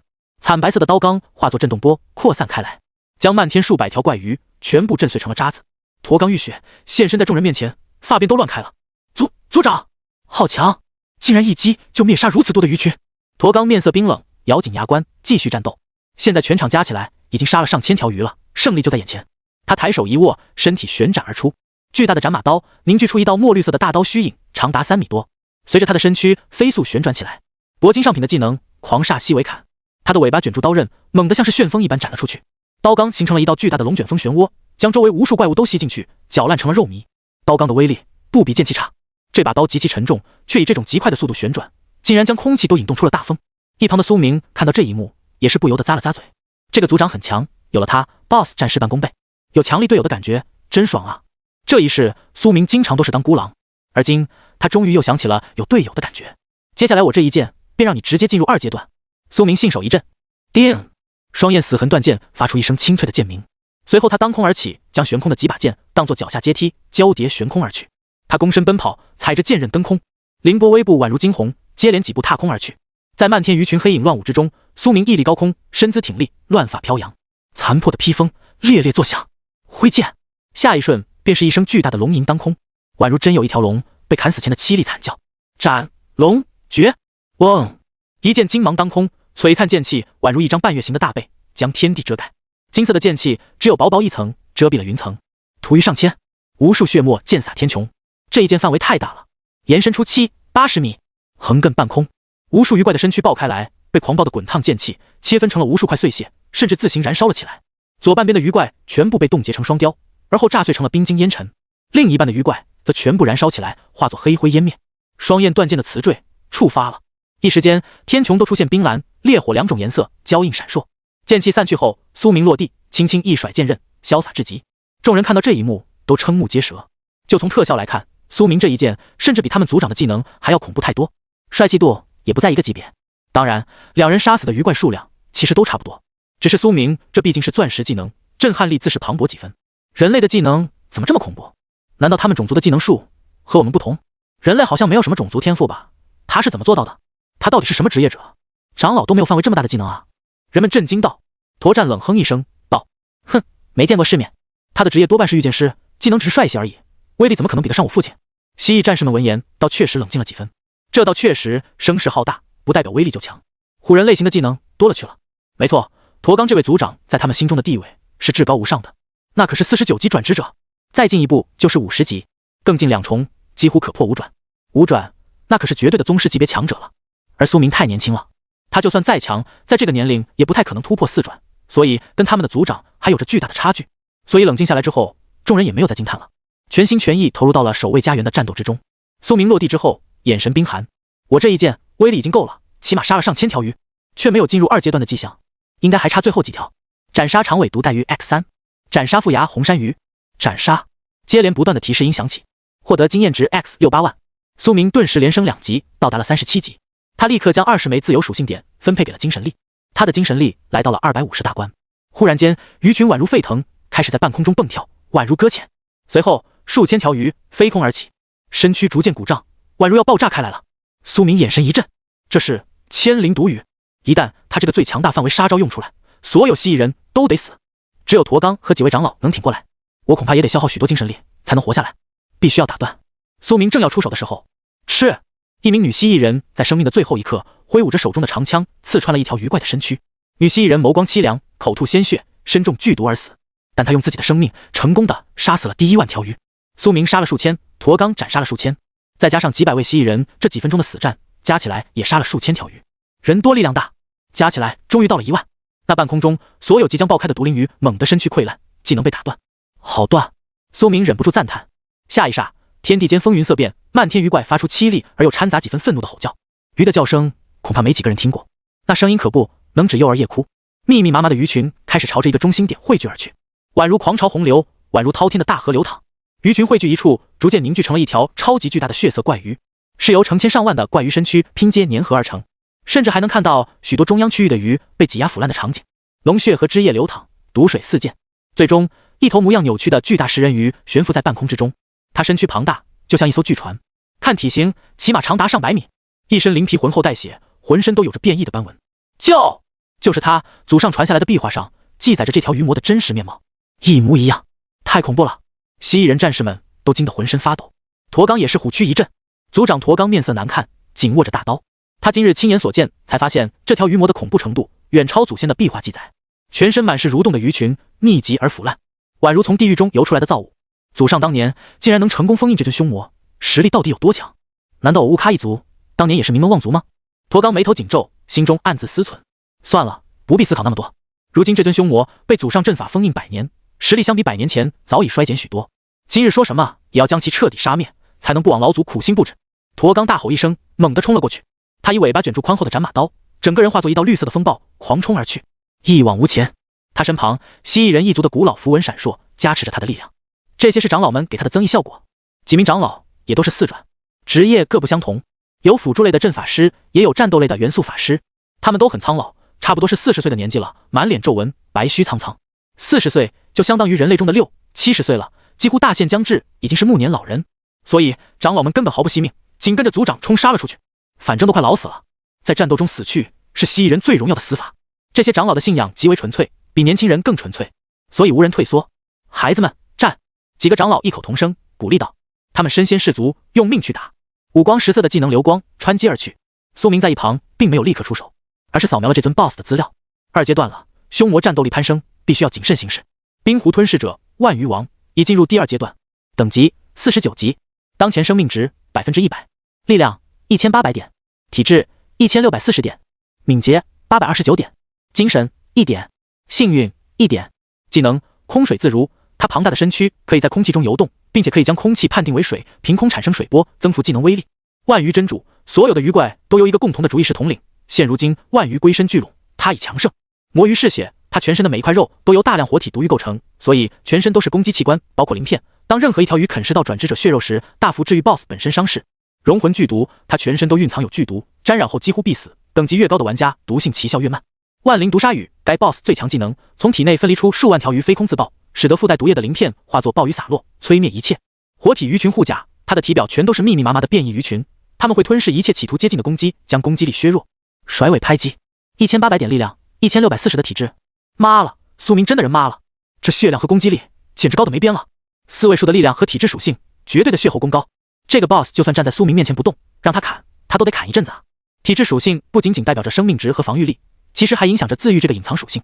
众所周知，所有生物都有自愈能力，即便是普通人类，破开伤口之后都会迅速结痂，然后细胞自主将皮肉愈合。增加体质属性之后，自愈能力也会增加。而这个 BOSS 的体质属性达到了这个数值，意味着他即便不用吸血类技能，伤口也能自动保持飞速愈合。他的攻击力也是恐怖至极，他随便普攻蹭一下，苏明有可能直接被秒。毕竟是4转 BOSS， 原本就是给多支4转实力的小队挑战的，平常一支4转队伍都拿不下。正常来说，这种隐藏 BOSS 需要和 BOSS 同境界的10几个转职者一起协力才能战胜，也就是所谓的团本 BOSS。而苏明一个3转的人掺和进来，真的是越级挑战，太难了。属性远比我预料的还要恐怖，今日此战将会非常艰难。苏明紧握剑刃，咬牙道。环顾四周，雾咖族的蜥蜴人战士已经被杀得七零八落，只剩100多个人还有战斗力，其余伤的伤，残的残，死的死，到处都是绿色的蜥蜴人尸体。这头鱼魔在4转 BOSS 中都算是非常恐怖的类型了，他的等级和族长驼刚一样，都是49级，但是一人一怪的总属性却差了几倍，甚至10几倍。毕竟驼刚除了力量属性之外，其他属性都不高，这倒也正常。同等级下，怪物的属性本来就足够碾压好几个同级转职者。苏明知道这一战将会死伤惨重，不过你在血后又如何？苏明毫无畏惧，眉头紧锁，凝声道：10分钟内斩杀你。我的目标依旧没变，现在已经过了4分钟，还剩6分钟，够了。苏明脚下凌波微步飞踏，嗡嗡嗡，脚下的溪谷绿刃、剧毒鱼骨剑、鱼鳞柔体软剑3把临时武器充当悬空的阶梯，交叠前进，铺张为路，让他步步登天，朝着鱼怪 BOSS 冲去。凌波微步确实可以让身体变轻，使得苏明的速度极快，飘然如贴地飞行，但终归是无法真正的飞行起来的。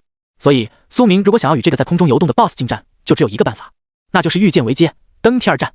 御剑无法长时间带着苏明滞空，这是自然，但是短暂的在空中支撑他一瞬，还是撑得住的。这就是这个方法能够实施的底层逻辑。苏明踩着剑刃飞空，双剑正握，空中黑风剑和意念凝刃伴随着他游动，在空中飞舞，一人多剑朝着 BOSS 冲去。蜥蜴人们看到这一幕，都是眼神颤抖。这个人真是不怕死啊！年轻战士们紧握着武器，气喘吁吁，却无人退缩。我的父母也都已经战死，无论如何都不能让他们的努力白费。今日一定要镇杀这头 BOSS。我的哥哥妹妹也死了，全家只剩我一人，我们一定要赢，死也要杀了他。终于算是进入了2阶段，我们齐心协力，一起上，杀了他，我们说不定能大胜一级。有族长和长老在，一定能赢。大家相互打气，朝着伟岸的 BOSS 冲去，宛如一群蚂蚁。但话还没说完，吃！忽然间 ，BOSS 体表的鱼群凝聚成一团螺旋形的长鞭，宛如100米长针击刺而出。一位乌喀西一族的女长老没有及时躲避，直接被穿透了身躯。那由鱼群凝聚而成的攻击器官，宛如触须，在她体内爆开。轰隆隆，无数鱼群旋转而起，从她体内扩散炸开。刹那间，长老就被吞噬，啃成了虚无。一个4转长老被一击杀灭，这就是实力的差距。看到这一幕，所有人都呆滞了。长老敬背瞬杀，怎么可能？长老可是4转啊！瞬间，所有的振奋消散一空，绝望的阴霾笼罩了所有人。甚至有2个信仰不够坚定的年轻女蜥蜴战士，直接丢盔弃甲，转身逃跑了。心中的恐惧击溃了他们的理智。然而，万鱼怪群虽然凝聚了 BOSS 的主体，却并不代表周围的鱼怪包围圈没有了，依然还有几千条鱼包围着周围，让人无法逃出去。那几个逃跑的人瞬间就被边缘的鱼怪吞噬了。看着同伴的死亡的惨状，蜥蜴战士们手脚发软。苏明面无表情。BOSS 战本来就是如此，更别提这还是一个地级副本，难度本来就极高，死伤再正常不过了。他几步冲到 BOSS 面前，挥剑便斩。轰轰轰！凶雷附魔剑威力强盛，闪烁着雷光的剑影疯狂劈砍。苏明仰头喝下几口酒，催动最剑式。他在半空中保持移动，同时绕着 BOSS 催动了狂雨碎凤剑，攻击频率最高的技能搭配上最剑式的剑气效果。骤然间，他就像一个移动炮台，疯狂斩出半月形的剑气，连绵不断。但 BOSS 的血量却没掉多少，没办法，血太厚了。还有一件最重要的事情，就是 BOSS 体表的鱼群护甲，这些鱼都是活的，而且都长满了利齿。当苏明的剑气攻击接近的时候，鱼群就会张口咬过来，将剑气都咬碎，将威力淡化。一道剑气要承受几十条鱼的啃食，威力早就简单了太多，所以真正造成的伤害就变低了。还好我有风蚀耳坠，发挥了大用，40%护甲穿透，管你什么鱼群活体护甲，无论如何都会有40%的剑气伤害穿透过去，斩透到内部。所以苏明一番输出，不到10秒而已，就让 BOSS 损失了将近4%的血量，已经算是非常优秀了。苏明全力拼杀之间，族长驼刚也没有闲着，他早就已经冲到了鱼头的位置，全力战斗。他大刀一挥，磅礴的绿色巨刃虚影凝聚而出，随着他高举起来，劈山巨刃凝聚出一个大刃虚影，对于体型庞大的 BOSS 有伤害加成。这一击猛砸而出，轰轰轰！飞空的 BOSS 居然被强大的力量震退2米多。驼刚脚下地面上的千年厚冰都碎裂出一个巨大的口子， BOSS 直接掉血5%，有点东西。苏明心中暗道，不愧是地级副本的原住民族长，驼刚果然猛。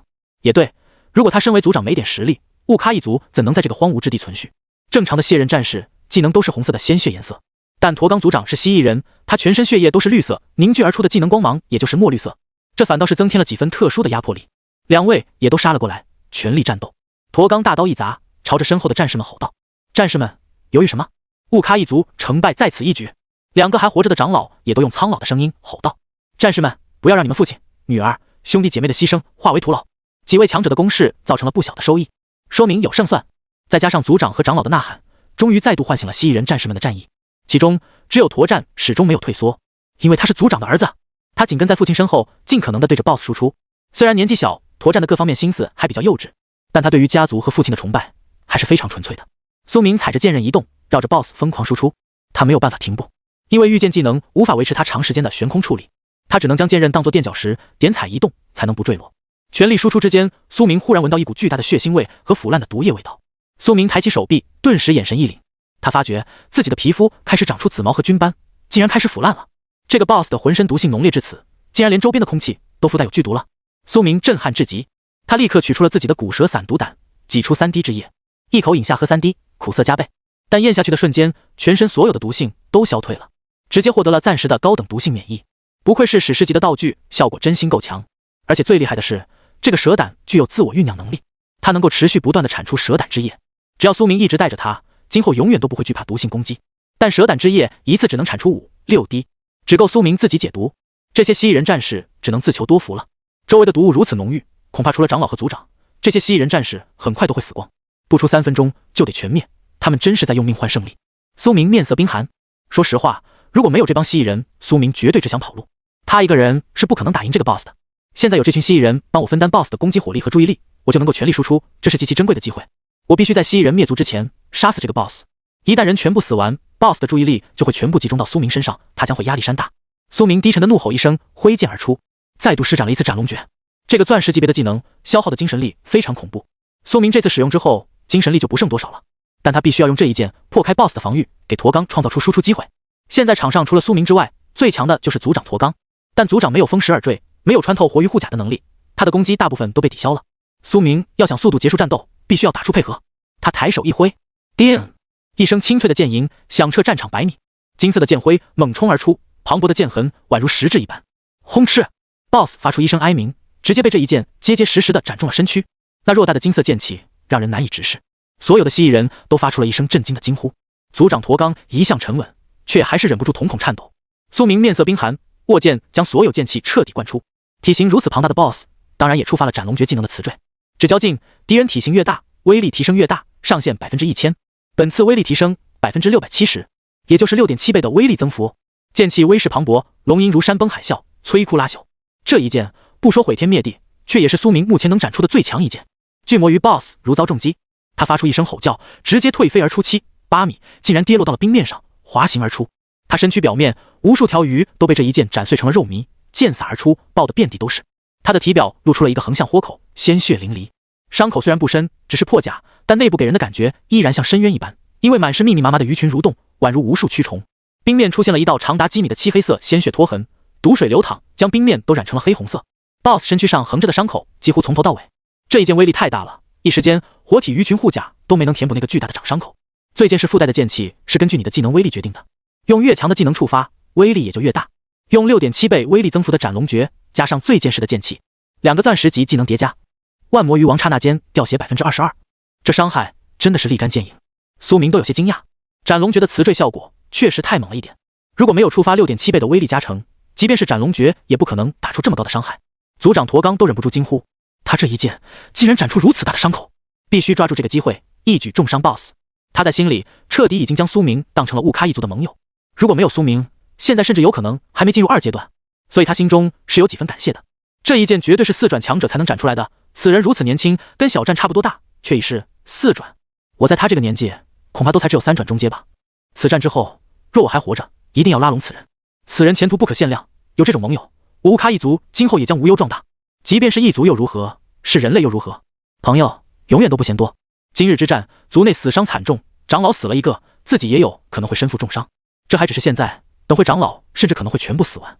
雾咖一族元气大伤，假如自己也死，那么儿子驼战接管部落之后，绝对会风雨飘摇。届时会需要一个外援镇场。另外主族那边也有可能会跟这里勾心斗角。这个世界太复杂了，而下一代的年轻蜥蜴人们太单纯了。驼刚非常清楚，他必须要在死前铺好道路。他怒吼一声，满腔豪意喷涌而出。他快步冲向前去，巨大的沉重斩马刀被他拖行在身后，一路留下长长的身鹤。他每走一步，刀都仿佛更加沉重一分。这个姿态是铂金上品技能拖刀姿态。拖刀技是一种古老的大刀作战姿态，沉重的刀拖在身后，战斗时以惯性将隐藏的力量拉扯出来，堪称刀人合一，人随刀走。这招看起来缓慢愚钝，宛如慢动作，而且摇摇晃晃，十分古怪，威力却极其庞大，大开大合，能够将所有技能的威力都增幅不少，而且还能改变所有技能的形态。驼刚一路冲到 BOSS 面前，抬刀便是几个暴虐的劈砍，轰轰轰，每一刀都是威力巨大的刀法技能。绿色的刀芒铭刻着符文闪烁，冲击力极为夸张。BOSS 发出嘶哑嚎叫，被逐渐拍击而退。驼刚不愧为49级高手，他全力的攻击成效斐然。在苏明破甲之后，他能够直攻内核，伤害拉满，再加上一众蜥蜴战士在旁的攻击， BOSS 的血量很快就跌落到了63%以下，但驼刚自己的血量也瞬间就跌落到了15%。血刃战士释放技能是要消耗血量的，从80%掉到15%，说明他用出了几个强大的技能。一般情况下，血刃战士在战斗中都不会让自己的血量低于40%，否则将会非常危险。但驼刚知道，现在苏明好不容易斩碎了 BOSS 的活体盔甲，为自己创造了输出条件，他自然也不能放过，承受一些风险也是值得的。他咬牙怒吼一声，将地面上的那些怪物碎肉吸取过来，恢复了一些生命值。随后他再度施展一个狂暴的刀法，蜥蜴人战士们也都是悍不畏死，猛冲过去，纷纷动用他们的技能输出。别忘了，这里是地级副本，即便是最弱的原住民也实力3转起步。严格来说，他们的等级跟苏明差不多，甚至有的人比苏明还高。这么多3转的蜥蜴人战士，再怎么说伤害也不会有多低，所以不能小看了他们。他们在这一战中也有着极高的重要性。几十秒过去， BOSS 的血量再度降低， BOSS 终于彻底愤怒。他可是这个副本中的隐藏之王，被封印100年，早就心有无尽怒火无处发泄，即便屠戮了数百蜥蜴人，也难解心头之恨。这些蚂蚁竟敢重伤他，简直是找死啊！他轻轻一个甩尾，啪！引动周围的空气都掀起一阵巨大的动荡波，宛如巨鲸在水中摆尾一般。10几个蜥蜴人瞬间爆成血雾，说起来轻巧，但要知道，那可是一群三转战士。眼前一大群活生生的三转战士变成虚无，那震撼力别提有多恐怖了。四转 BOSS 实在强到离谱，他猛地拍动身躯，由跃而起，宛如一条胖龙在空中狰狞颤抖，浑身的活体鱼鳞开始翻腾，鲜血滚动，竟在空中翻滚出一道鲜血瀑布，满身淋漓的鲜血和毒液更映衬出他的残暴无度。随后，他的伤势逐渐愈合。快，赶紧乘胜追击！一名白发苍苍的老蜥蜴人怒吼道。但下一瞬，他就摔倒了，牙齿都砸掉几颗。随后，他吐血不止，浑身就像中风了一般剧烈颤抖。周围的蜥蜴族战士们也都齐齐发出一阵阵痛苦的呻吟，大家纷纷跪地吐血，吐出来的血都变成了漆黑之色。驼刚转身望去，顿时感觉到心中一沉，有毒！大半的战士都中毒了，因为刚才距离这个 BOSS 太近了，只有少数几十个职业是远程的人，运气好没有中毒。长老，族长，好痛苦，好痛！啊！凄厉的惨叫在蜥蜴人年轻一代的口中嘶哑，不多时就死掉了一大片，而且是剧烈的折磨中死亡。这种毒会带来巨大痛苦，就连族长之子驼战也神情怔怔，跪地不起。他也中毒了，他是一个近战职业者，但他境界比其他人更高几级，所以没有立刻死亡，但也离死不远了。两名长老们看到这一幕，都是目眦欲裂，然而他们俩竟然也紧随其后，猛地吐血，跪地不起。四转长老都被这毒性重伤，驼刚心都在滴血。部落就是一个大家，所有的蜥蜴人都像是他的孩子，长老们就像是他的老师。现在部落死伤惨重，让他心中悲痛不已。忽然，他感觉到浑身一阵微微的麻痹，抬手一看，他全身竟然也不知不觉间爬满了紫色长筋。身为族长的自己也中毒了。驼刚死死地盯着自己的刀刃，咬着牙，难以相信这个事实。他境界更高，所以并没有立刻丢失战斗力，他也能够比那些三转的孩子们支撑得更久一些。但可惜而知，他的时日也不多了。这条鱼周围的空气竟然都是毒。驼刚抡起大刀，眼中却是更加坚定的战意。既然必死了，那也没什么好担忧的了，用命去战！他怒吼一声，孤身朝着 BOSS 冲了过去。苏明踏剑追空而去，紧追着 BOSS 输出。他操控多把武器，剑刃流转，在空中飞舞，斩刺 BOSS。他的精神力也在疯狂燃烧着，已经不剩多少。不好，蜥蜴战士已经死得差不多了，只剩最后几十个。今日此战，他们这一族几乎是断代灭族了。苏明心情沉重，感觉无法在10分钟内屠杀 BOSS 了。蜥蜴战士们如果离远，就无法攻击到 BOSS， 离得近却又会被毒死。这个挑战实在太难了，所有人都只能用命去填。只有苏明有骨蛇散毒胆，只有他能够无视毒性。季瑶他正被张家杀手追杀，我怎能在这里继续停留？该死的 BOSS！ 苏明面色冰寒，额头汗水滴落，手中的双焰死痕断剑砍出了残影，凶雷缠绕在剑刃之上，发出不规则的闪烁，却又没有散开，而是保持在一个特定的范围内，电弧游离在空气中。这样凝聚之后的雷霆璀璨夺目，才是伤害最高的。但这个 BOSS 实在是个血牛，苏明再强的攻击都无法产生决定性的巨大伤害，而且他还在自愈，再怎么进攻，血量也几乎不上不下。这样下去，恐怕要变成持久战了。忽然 ，BOSS 全身颤抖，催动了技能进攻。他体内的上千条鱼忽然炸开，催动无数根剧毒鱼刺飞出，足上万根，无差别的360度大范围攻击，密集至极。一旦被刺中，恐怕立刻就会死无全尸吧。苏明咬着牙，催动自己的御剑技能，操控多把剑飞旋而下，飞到下方，为几只蜥蜴人拦下了攻势。叮叮叮叮叮，剑刃劈碎鱼刺，救下了5、6个人。他的剑刃速度确实够快，这不是因为苏明心善，而是因为蜥蜴人都是宝贵的战斗力。一个蜥蜴战士的力量确实很微薄，但几十人叠加在一起，对 BOSS 造成的伤害就已经不输于苏明了。苏明自己则用手中的狂羽碎风剑勉强抵挡，最后只有一根鱼刺扎入了他的肩膀。有本源剑体30倍速度加成，对于这种密集型的攻击，苏明几乎能尽数拦截下来，但还是有漏网之刺。你的死痕层数1，还好苏明免疫毒性，他唯一需要担忧的就是自己的死痕层数，超过10层，自己直接死亡。苏明这一举动立刻得到了所有人的好感，谢谢，感谢。几个人劫后余生，望着遍地密密麻麻的剧毒鱼刺，满脸后怕。他们朝天大喊道：“感谢苏明！如果没有苏明的御剑保护，他们必然会被砸成筛子。”就连驼战都不得不低下了头，眼中再也没有对苏明的不服。他强行忍耐着剧毒，已经没有了战斗之力。若非苏明，他刚才必死。苏明面无表情，没有给出任何回应。为了尽快离开这里，去救季瑶，他不得不尽力救人，这是他必须承担的风险。最后2位活着的蜥蜴长老，虽然身中剧毒，但也还是在全力保护年轻战士。2位长老甚至张开双臂，用身躯去为一个战士挡住了所有毒刺。但苏明和长老们并未能救下所有人，还有许多人被剧毒针刺扎死了，全身化为脓水。雾咖族战士人数再度折损大半。苏明咬着牙，估算着自己的精神力存量，我只剩不到3、4成精神力，这一战悬了。他心中一片阴沉，或许只能用自己的最后绝杀了，杀神一刀。无论他还剩多少精神力，只要用出杀神一刀，就会立刻力竭。这也是他一开始不使用杀神一刀的原因。现在 BOSS 血量还剩很多，苏明如今这个境界，即便是杀神一刀，应该也无法一击杀灭。苏明思索时，他忽然感觉到下方传来一阵巨大的压迫力，让苏明浑身都一震。有什么强大的技能正在酝酿？他向下望去，顿时看到了族长驼刚，他眸光颤抖着，凝望着面前的最后2位长老。2位长老全身都是紫毛和溃烂的血肉，已经时日不多。驼刚，我们雾咖一族到了濒临毁灭的最后关头。2位长老跪地不起，声音苍老而颤抖。中毒的剧烈痛苦让他们无法连贯的开口，声音断断续续，竭尽全力才能说出话语。现如今，我们也身中剧毒，你就用我们的生命献祭去使出那个技能。无论如何，要赢此战，保住年轻一代的孩子们，哪怕多一个也好，绝不能让他们死绝。年轻人是希望，我们愿死。2位长老异口同声地说道，他们眸光中有视死如归的坚定。驼刚听闻此言，眼眶通红，拳头都在颤抖。他早年悟出了一个铂金上品的特殊技能，威力几乎能够比肩钻石级，这是一个秘密，只有诸位长老知道。经由他4转的境界全力催动，那威力必定可以重创 BOSS， 一定会比那个人类先前的金色剑气攻击更加强大。驼刚全部的属性都是加到力量上面的，再加上他的全身装备属性的加成，他的力量属性达到了恐怖的680点以上。即便是苏明主家的敏捷也就350点，差不多比驼刚低了一半。这就是境界的差距。驼刚很清楚，这个技能的威力是相当惊世骇俗的，但他一直没有使用，这一生他都没有使用过哪怕一次。因为这个技能有一个致命的缺点，是真正的致命，不是比喻，那就是必须要有人自愿献祭生命才能施展出。献祭者境界越高，这个技能的威力也就越大。如果是2个4转的长老用生命献祭，那么这个技能的威力将会得到大幅提升，甚至连驼刚自己都不知道能强到什么地步。不要犹豫，孩子，动手吧。长老满脸痛苦，全身都是紫色的长毛，身躯已经开始腐朽瓦解，脓水遍地流淌，让他们模样丑陋而狰狞，毫无尊严。他们称呼驼刚为孩子，是因为他们比驼刚更加年长，相当于他的老师。好，驼刚悲痛欲绝，咬紧牙关，抬刀挥砍，没有多言，极为果断。噗嗤，这一刀横过而去，直接将2名长老的脖颈切断，一瞬之间终结了所有的痛苦。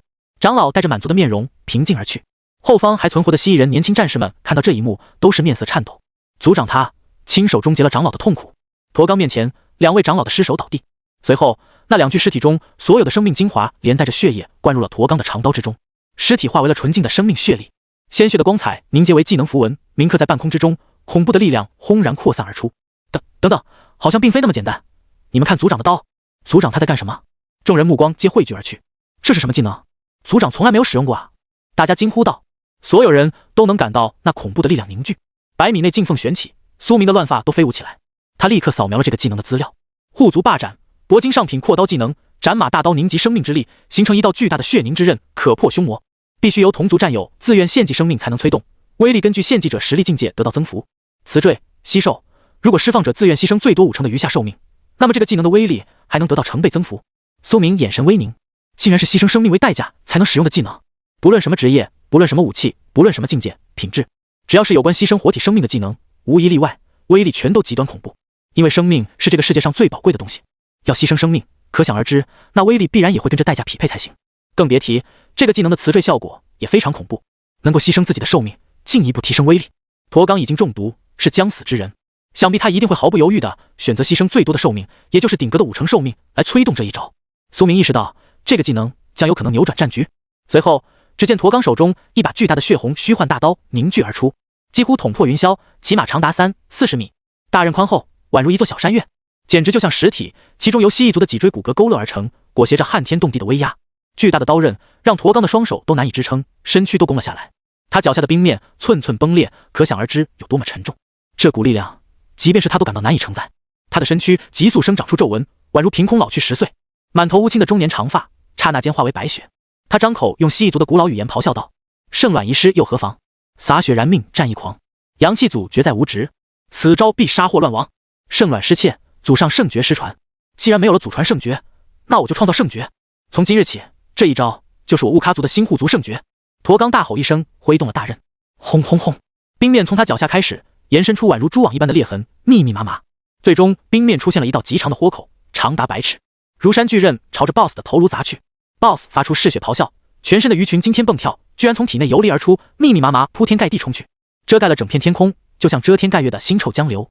下一瞬，几万条鱼在人们头顶轰然爆炸碎裂开来，方圆1000米内的一切都被狂暴的大雨吞没。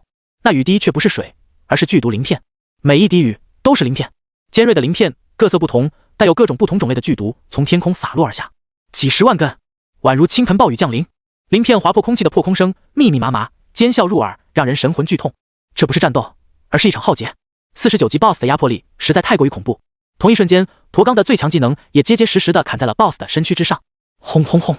刹那间 ，BOSS 的身躯宛如被一柄撼天巨锤砸中，直接倒飞而出数十米，全身的烂肉混杂着残骨血水溅洒而出。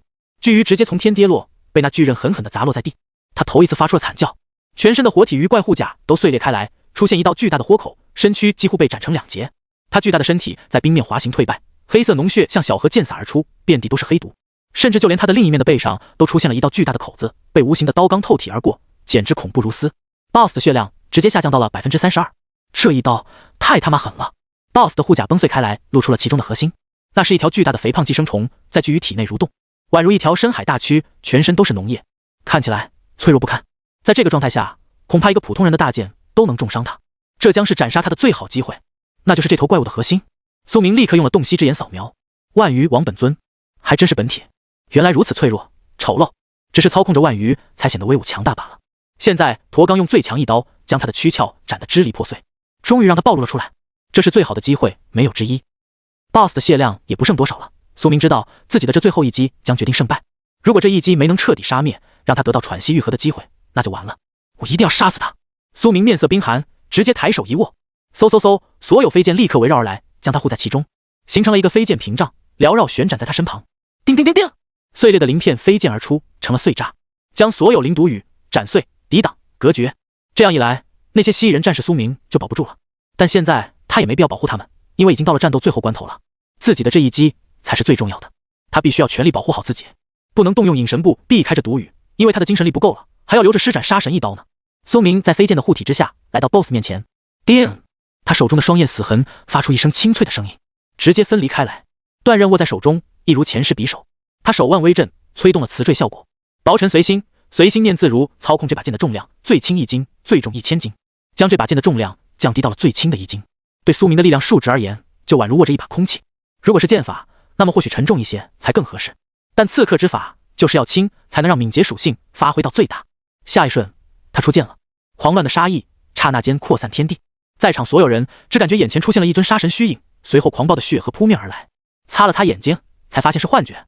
苏明这一刀原来没有任何特效，只有一道血红色的长痕，绝对的朴实无华，绝对的返璞归真，穿透了 BOSS 的身躯。唰！苏明的这一刀太快了，快到生死一刹，快到几乎是绝对意义上的一瞬间。那团巨大的蛆虫刹那间崩解开来，随后整尊巨大的鱼群构成的庞然大物轰然垮塌。凄厉惨叫从万鱼口中呜咽，所有鱼群的腮帮子不再疯狂张合，仿佛已经窒息。最终鱼群化为烂肉与飞灰，湮灭在了人世间。场上只剩一滩巨大的污泥血水，以及漫天鱼鳞毒雨洒落。传说级技能杀神一刀的恐怖威力得到了最大体现，让苏明一个3转拥有了斩杀4转隐藏 BOSS 的能力，换其他任何一个技能来都不可能一击终结这个场面。唯有杀神一刀，甚至比威力成倍增幅后的斩龙诀还更加强悍。苏明精神力彻底耗尽，鼻尖一阵温热，轻轻一摸，竟然流鼻血了。漫天飞转的3把灵石武器轰然间碎开，散于天地。没有了精神力维持，淬气诀的灵石武器立刻就瓦解了，并且苏明的绝御剑能力也无法继续催动。漫天毒雨鳞片依然在攻击，没了御剑的飞剑保护，苏明只能握住自己的武器，挥剑抵挡漫天毒雨。哗啦啦啦啦啦，密集的雨声连绵。BOSS 虽死，但他临死前那一瞬间催动的万灵毒杀雨技能还是在如瀑般落下，毒雨倾盆，无人能幸免。这是一个持续性技能，范围极大，根本无处可避，只能通过防御才能活下来。叮叮叮叮，声音清脆。苏明挥剑疯狂抵挡，太勉强了，因为他已经没有精神力，无法催动技能，只能依靠普通攻击的超快速度，才能勉强拦下毒雨。咔咔咔，即使坚硬的鳞片宛如钢铁，却依然被斩得碎裂开来。被双焰断剑接触的瞬间，鳞片就会发出火星四溅，甚至直接溶解成飞灰。因为剑刃的温度太高了，一冷一热的剑刃伤害，这些鳞片几乎是触之即碎。先冷冻淬化，再高温击碎，谁顶得住？忽然，苏明身后一条铁锤宛如灵蛇飞转而出，帮助他击碎周边的毒雨。护主灵锤，苏明面色微喜。对啊，这个玩意最是忠诚，不需要精神力就能够自动防御。就这样过了10几秒钟的时间，最终毒雨终于消散。苏明身上已经被扎了4枚鳞片，差点就要触发死痕效果了。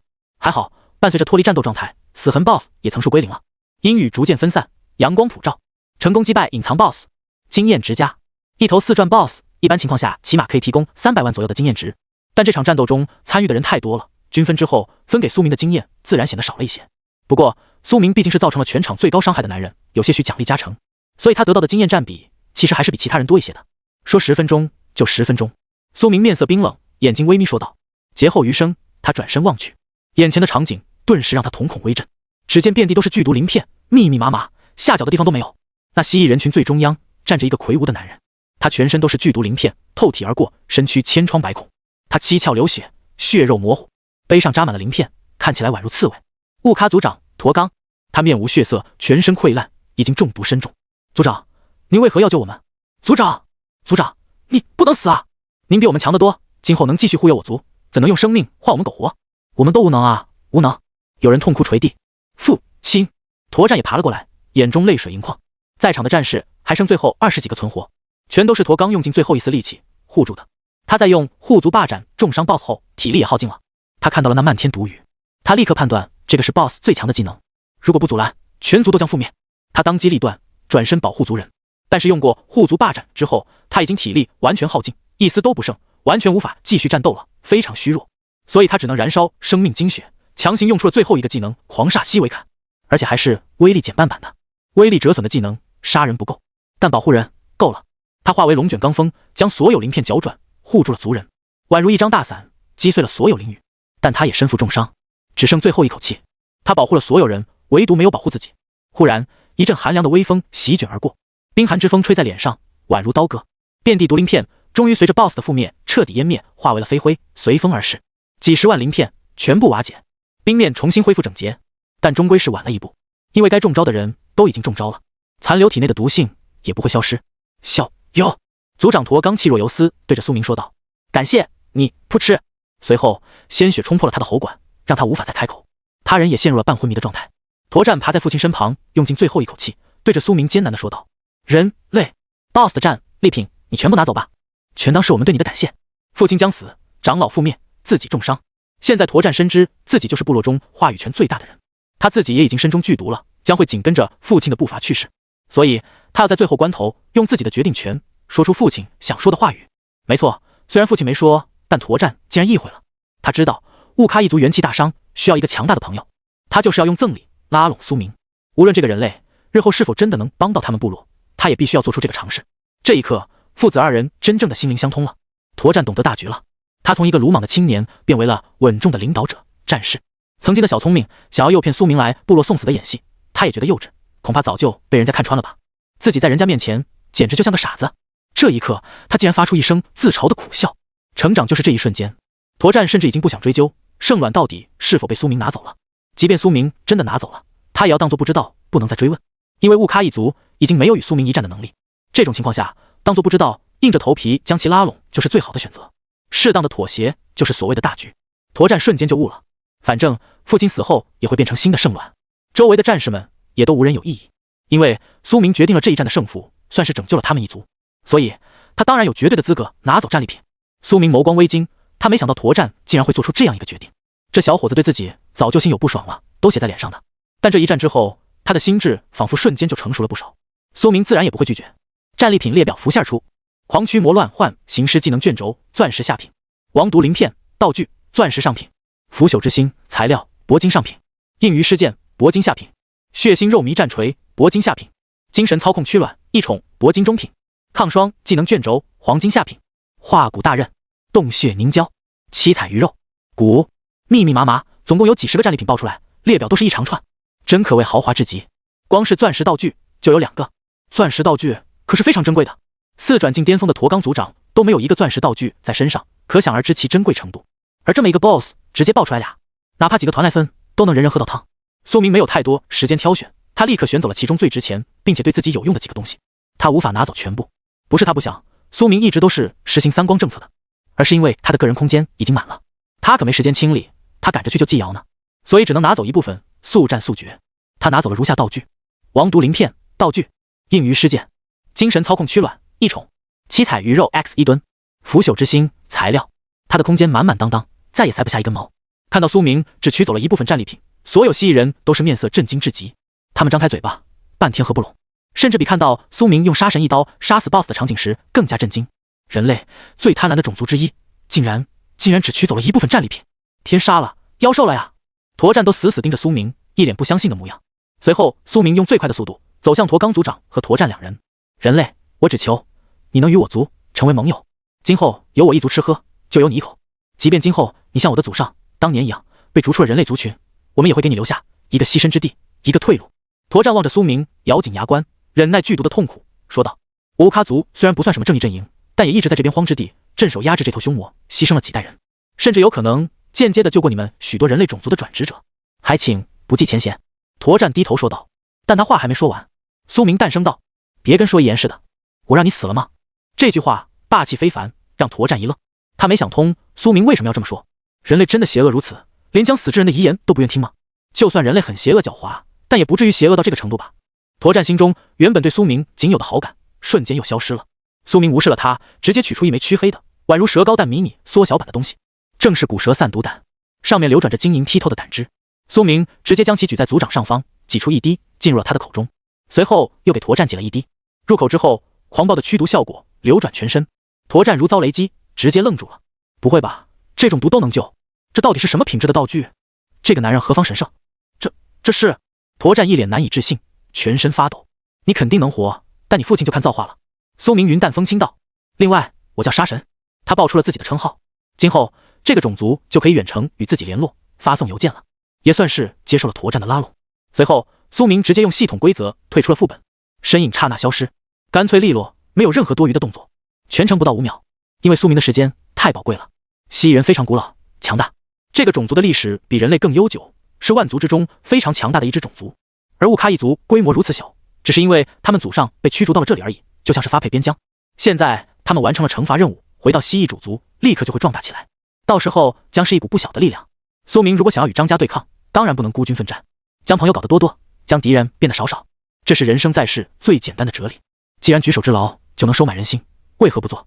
反正24小时后，蛇胆就能重新酝酿胆汁，永不枯竭。苏明虽然拿了他们的圣卵，但救了他们一族，也算两清。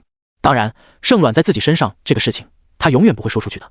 秘密永远是秘密，有些事不说出去才是最好的。苏明离开后，驼战抱着父亲，他眼睁睁地看着父亲全身的紫色毒水蒸发，腐蚀的肤色归返正常。他震惊到无以复加，简直是驱毒圣药啊！他立刻给父亲灌了一瓶最好的治疗药水。驼刚呼吸又有了，真就回来了。之前的驼战想破头都不会想到，这个狡猾的人类竟然最后成了他的救命恩人，更救了他父亲的性命，真是世事弄人。这一刻，所有恩怨消散，只剩感激。曾经两人有过矛盾，但今日彻底烟消云散。他站起身，对着所有幸存的战士们大声宣布道：各位，从此以后，我乌喀一族有了一个生死盟友。他是人类，是异族，或许有可能我们乌喀一族永远都不会跟他再有联系交涉，今后有可能无法再并肩作战，因为我们两族太遥远了。但他的战绩却是真实存在的，他在这一战中发挥了至关重要的作用，你们每一个人的命都有他的份。我要你们发血誓，从今天起，他的朋友就是我们的朋友，他的族人就是我们的族人，他的利益就是我们的利益，我们的剑就是他的剑，任何人不得背叛他。当然，这一切都建立在他不背叛我们的情况下。随后，驼战用一把小刀割破了自己的手心，绿色的血流淌而出。蜥蜴人的誓言是无法违背的，由规则施加，就像是实体的绳子勒住了他们，无人犹豫，全都跟着他的动作学了起来。是。驼战曾经年少轻狂过，用自己的小聪明试图坑害苏明过。蜥蜴人确实不算一个善良的种族，甚至有几分邪恶，他们喜爱吃人肉，喜爱炼化异族为傀儡。有人说蜥蜴人极其狡猾，爱算计；有人说蜥蜴人极其天真单纯，十分复杂，评价不一。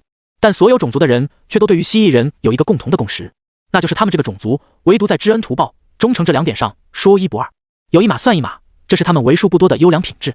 随后，虚幻的白芒萦绕，所有蜥蜴人都即将要退出副本了。这是隐藏 BOSS 被击败，我们要退出副本了，我们要离开这里，回归主族了。太好了！蜥蜴人战士们欢呼雀跃。副本结算中，苏明面前是一片白茫茫的虚无，这里是结算空间。在他击杀 BOSS 的瞬间，这个地级副本内所有的玩家都会退出去，完成结算。他凝视着自己面前的虚拟荧幕，玩家杀神，斩杀亡灵骷髅 X578，斩杀精英亡灵 X9，斩杀怪鱼 X2582，斩杀兽类怪物。列表延展开来，苏明的评价得分疯狂上升，夺得钻石宝箱，夺取隐藏遗迹至宝，给予隐藏 BOSS 致命一击，孤狼。最终评价 S 级，结算奖励随机3个技能熟练度晋升1级，下一瞬，3个声音接连在苏明脑海中响彻：武器弹反、淬气诀、剑舞大师3个技能无条件晋升。随后，新的技能资料显示在他眼前：剑舞宗师被动技能，品质铂金中品，熟练度9万反斜杠20万。你可以装备任何等级的剑类武器，无视一切要求。所有剑类武器在你手中锋利度加倍，所有剑类武器在你手中坚韧度加倍，所有剑类武器在被你握持时将会随时间自动修复划痕和刀刃损伤。很好，技能升级前的熟练度也保留了，毕竟这个技能本来就快要升级了，如果升级之后熟练度归零，那可真是不太划算了。下一个技能让苏明很是期待，化气诀诅咒断尸技能，品质铂金中品，熟练度 4.4 万反斜杠20万。你可以提炼怪物尸体、天材地宝、稀缺材料等物体中的残余力量，从其中炼铸出一把灵石武器。灵石武器的强度根据本技能等级以及你提炼的物体品质决定。化气诀没有多出什么新的词缀和效果，但是这个技能淬炼出来的灵石武器本来就是依靠技能等级决定的，所以强度肯定也是增加了的。最后一个是钻石下品升华到中品的技能武器弹反，霸剑弹反，钻石中品，强大的反击技能，只能用剑催动，催动时可用持剑的普通攻击或技能对来犯攻势进行攻击性抵消，任何威力低于你的普通攻击或技能的敌方物理、魔法、精神攻击都将会按照 90% 折损的威力精准返还。升华之后竟然能够用技能触发了，这还真是个惊喜。这个技能原先最大的短板就是只能用普通攻击触发，搭配上必须要威力盖过对方攻击才能弹返回去的特性，就显得限制极大。但现在有了技能参与，用技能都能弹反了，实用性自然是提升极大。苏明非常满意，他查看了一下自己的资料。苏明携带称号杀神，已生效称号第一滴血新人王亡灵杀手，等级37级，反斜杠经验，职业剑神，神话级，世界唯一，诅咒断尸副职，力量100，体质100，敏捷350，精神250，幸运290，血脉不老身 A， 玉髓骨 B， 自愈因子 C， 天赋万物升华，本源剑体，自动修炼，辅职解锁。杀神一刀，全隐藏，隐神步，洞悉之眼。剑神霸剑弹反，斩龙诀，双剑精研，醉剑士，凶雷附魔剑，藏剑斩，圣武器附魔，黄羽碎凤剑，剑舞宗师，绝玉剑，天落剑幕，意念凝刃，凌波微步，诅咒断尸，锻造之力，化气诀。常驻 buff 效果如下：风蚀耳坠，你拥有 40% 常驻护甲穿透。他面色凝重，低头沉吟道：结算空间内时间流速缓慢，相对外界几乎等同于静止。我也终于不用火急火燎的了，正好趁着这个时间整理一下战利品。他取出一枚暗紫色的鳞片放在手中，王毒鳞片，道具钻石上品。苏明直接动用了万物升华，升华成功。死毒亡灵，道具史诗下品，龙可染弹曲，煞可制狂龙。一枚坚硬锋利的鳞片，其中富有极度浓烈的毒性，可以当作伤人的道具，也可以用来当作锻造材料，能为成品武器附带恐怖的毒性。史诗级道具能够附带的毒性，想都不用想，都知道非常恐怖。苏明收起毒灵，随后他取出一把长剑，骤然间一股浓烈的死鱼腥臭味涌入鼻腔。看着这把剑的造型，他人妈了，这把剑就像一条长长的冰冻带鱼尸体，布满了鳍片一样的锯齿，尖端是鱼头，看起来极为怪异。苏明直接就进行了升华，升华成功。金纹剑鱼，一宠剑，钻石下品，一柄活体的金纹软剑，若无骨一般，可自如弯曲，上面刻满了瑰丽的金色鳞片，锋利无比，更能飞出自动伤人。但到底是剑形的鱼，还是鱼形的剑，这是一个问题。饥渴生灵，它可以食用并消化一切物质，矿石、装备、怪物、血肉、剧毒等等皆可，来者不拒。当你长时间不喂食时，这把剑会感到饥饿，导致锋利度下降，硬度降低。当你将其喂饱时，它的强度得到暂时提升。如果长期不喂食，它将死亡，彻底粉碎崩毁。灵风进化，它啃食足够珍贵而强力的物体之后，将会永久提升锋利度甚至品级，并且有概率继承吞噬物体的属性。空游，这条鱼可以在空气中自如游动，速度极快，不输飞剑。苏明握着手中温热的精灵长剑，眼神微烁。活体武器，这倒是新鲜，又是剑，同时又是一个异宠。苏明从来没使用过这样的武器。此剑瑰丽绚烂，剑身覆盖着一层金纹鱼鳞，看起来宛如一件艺术品，没有任何鱼腥味，只有一种金子和钢铁的味道。苏明轻轻一抖，嗡嗡，剑刃骤然弯曲，探起头来，甚至能够在剑身上隐隐看到鱼类的脊椎弯曲的骨骼痕迹。同时，剑尖上出现一枚血红的眼珠子，宛如一颗红宝石，鱼眼在其中转动，似乎在打量着周围的世界。这把剑没有太多鱼类的特征，看起来就是一把精致的剑，只有近看才能看到那枚血红的眼球以及微微活动的鱼鳞。异宠一般都要喂食一滴自己的精血才能将其驯服，而且有些异宠性格倔强，还不一定能驯服，得看主人的实力是否强劲。苏明喃喃道，他立刻咬破手指，挤出一滴血落在剑身上。吃，无数枚鱼鳞微微翘起，任血液渗入其中，宛如在饥渴地吮食着。随后整把剑枪的一声竖直，颤抖了一下。认主成功了。苏明见多识广，立刻明白，他心念微动，嗖嗖嗖，剑刃立刻卷曲伸长，随着他手腕的挥动，斩击前方的空气，配合无间，堪称天衣无缝。而且不需要苏明任何思考，他就会自动配合主人，扭转成最完美的剑刃姿态，还挺好用。苏明松手后退，唰，剑刃骤然间活了起来，宛如一条灵鱼飞空而起，在半空中灵活的游动，这看看那看看。苏明一招手，他就飞了回来，缠在苏明手臂之上，柔弱无骨。你是活物，也没办法放进系统空间，只能随身携带。这样吧，你就缠在我的剑鞘外面。苏明命令道。剑刃猛地一扬头，似乎听令一般，嗖的一声游到了苏明的背后。他感受到双焰死痕断剑的气息时，吓得一激灵，连忙避开，选择游动到了黑风剑鞘旁边，攀附而上，呈螺旋状缠在剑鞘外壳上，严丝合缝，只剩一枚红色眼珠子暴露在外，灵活转动着，看起来毫无违和感，就如同剑鞘上面天然就刻画着金色的纹鳞装饰，没敢靠近双焰死痕断剑，而是只敢缠绕在黑风剑的剑鞘上。似乎是因为钻石上品的双焰死痕断剑压迫力太强了，所以他压根不敢靠近。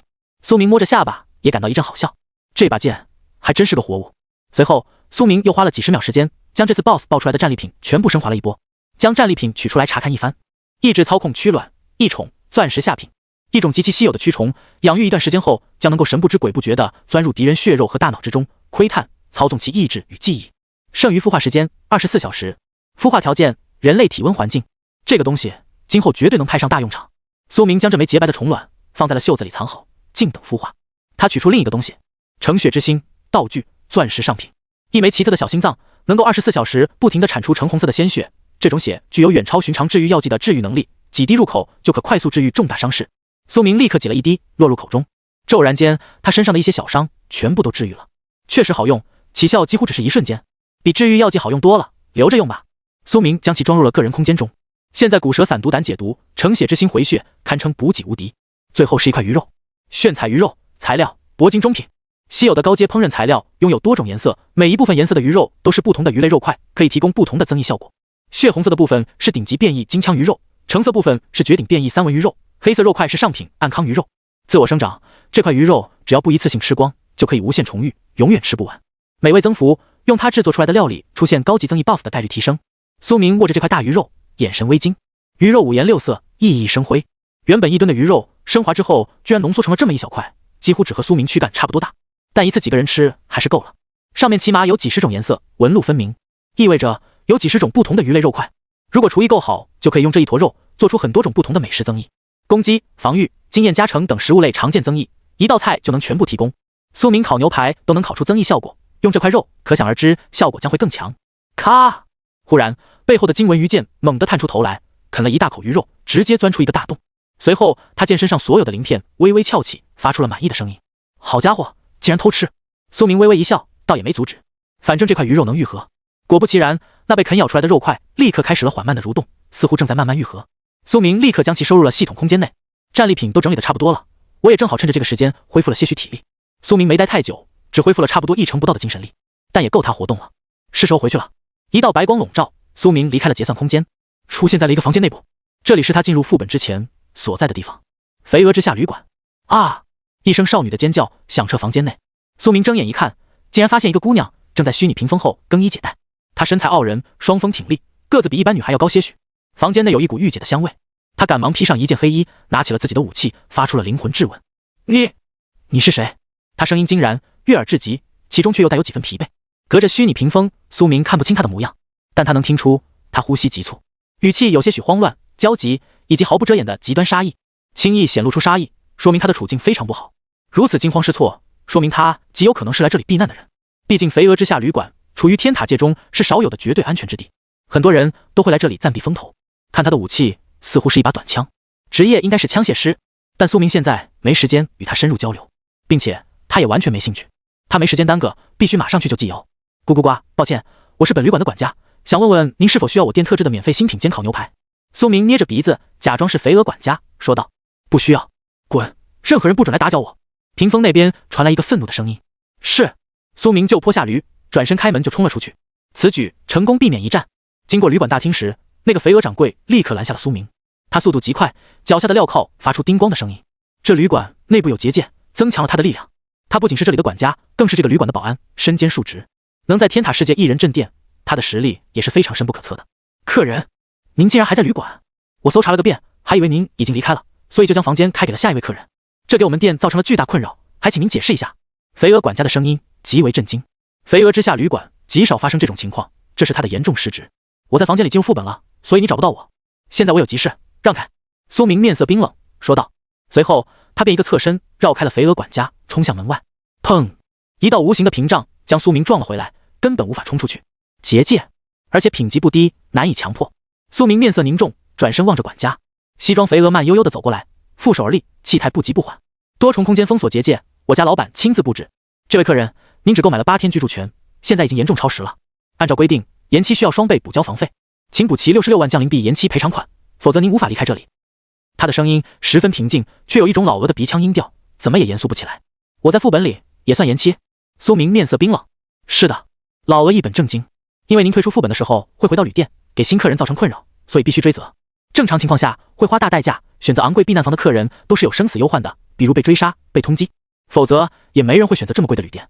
租旅馆本来就是避难的，在这种情况下根本没人会进入危险的副本世界，那简直是将生命置于险境。您倒也是头一个。正常人即便要进入副本冒险，也会先退房，否则将会面临延期的巨额罚款。而您显然忘记了退房这件事。老鹅顿了顿，随后说道，您房限到期后并没有选择续约，人也不见了，所以我当然会默认您已经离开，并将其分配给了其他客人。此事也有我的失职，所以我已经为您减免了1半的赔偿金。肥鹅真诚说道，此事我将向老板隐瞒部分，这样我也能少受点责罚。你也可以少交一些赔偿金，我能做的就只有这些了。苏明闻言眉头紧锁，没有再多说了，果断交了钱。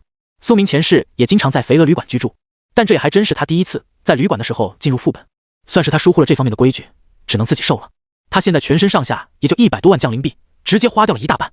他在副本中爆出来的高级装备、战利品、材料、道具还没来得及卖出去呢，而一旦卖出去，起码就是几千万降临币进账，万族币也能卖出几百万，所以这点钱他倒也不心疼。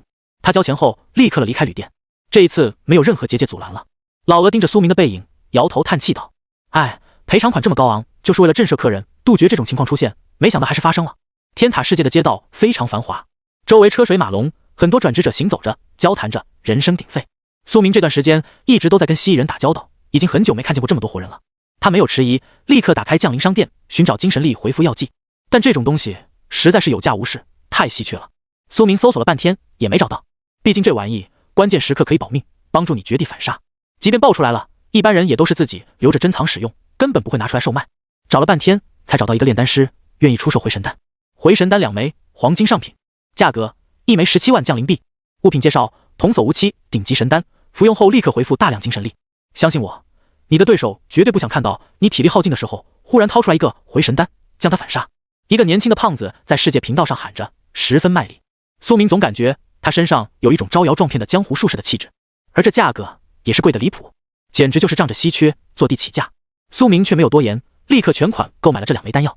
他刚刚经历大战，精神力只恢复了1成左右，完全不够用。他要去救季瑶，必须恢复巅峰体力才行，否则自己也要搭进去。他直接花费了34万，将2枚打包购买了。降临币钱包顿时干瘪，还好苏明还剩下不少万族币。你从炼丹师辛宽手中买下了2枚回神丹。下一瞬，苏明立打开了传送地图，动作行云流水，传送到腐败山村副本。苏明心中暗道，季瑶提到过，他们就在那个副本里办天塔会任务，虽然不知道具体坐标，但苏明早有准备，进去了就有办法追踪。腐败山村，难度评价 E。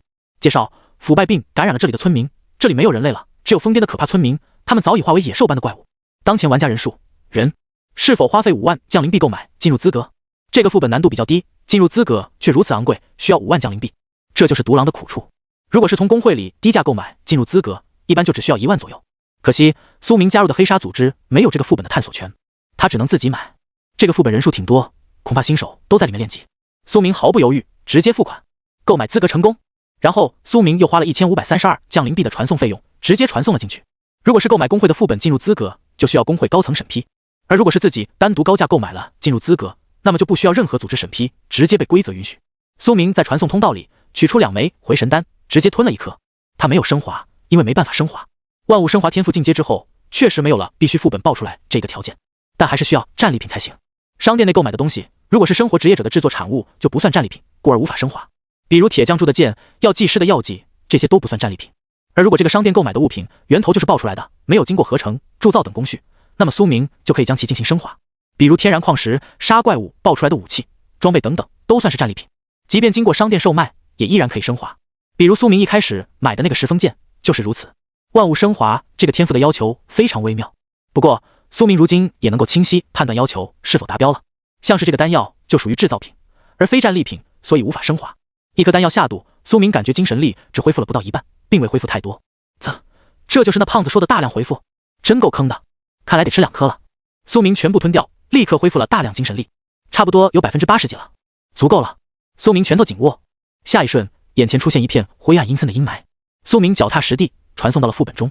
这里是一片残破的村庄废墟，到处都是残肢断臂，甚至还能看到腐烂的冒险者尸体。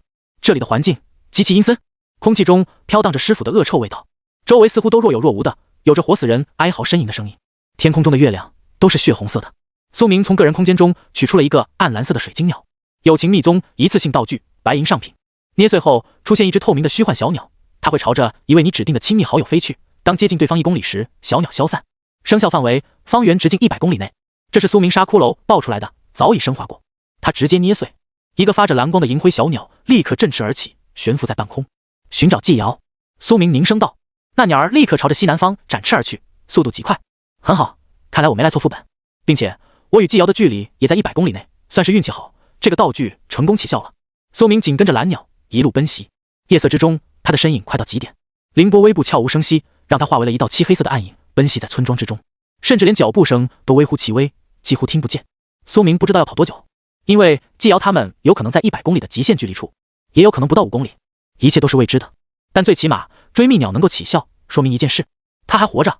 这个1级副本比苏明通关的D级副本弱了1级，普通怪物基本都可以一剑秒杀，但依然不可拖打。精英怪的攻击力还是很高的，而且可能会带有一些难缠的特性，例如毒、染病等。他始终全神贯注，眸光如水一般沉静。他眼观六路，防止出现任何差池，一定要用最快的速度赶过去。好吃！忽然，前方的村庄废墟轰然垮塌，烟尘四散，从其中窜出来一个满身灰尘的白皮村民。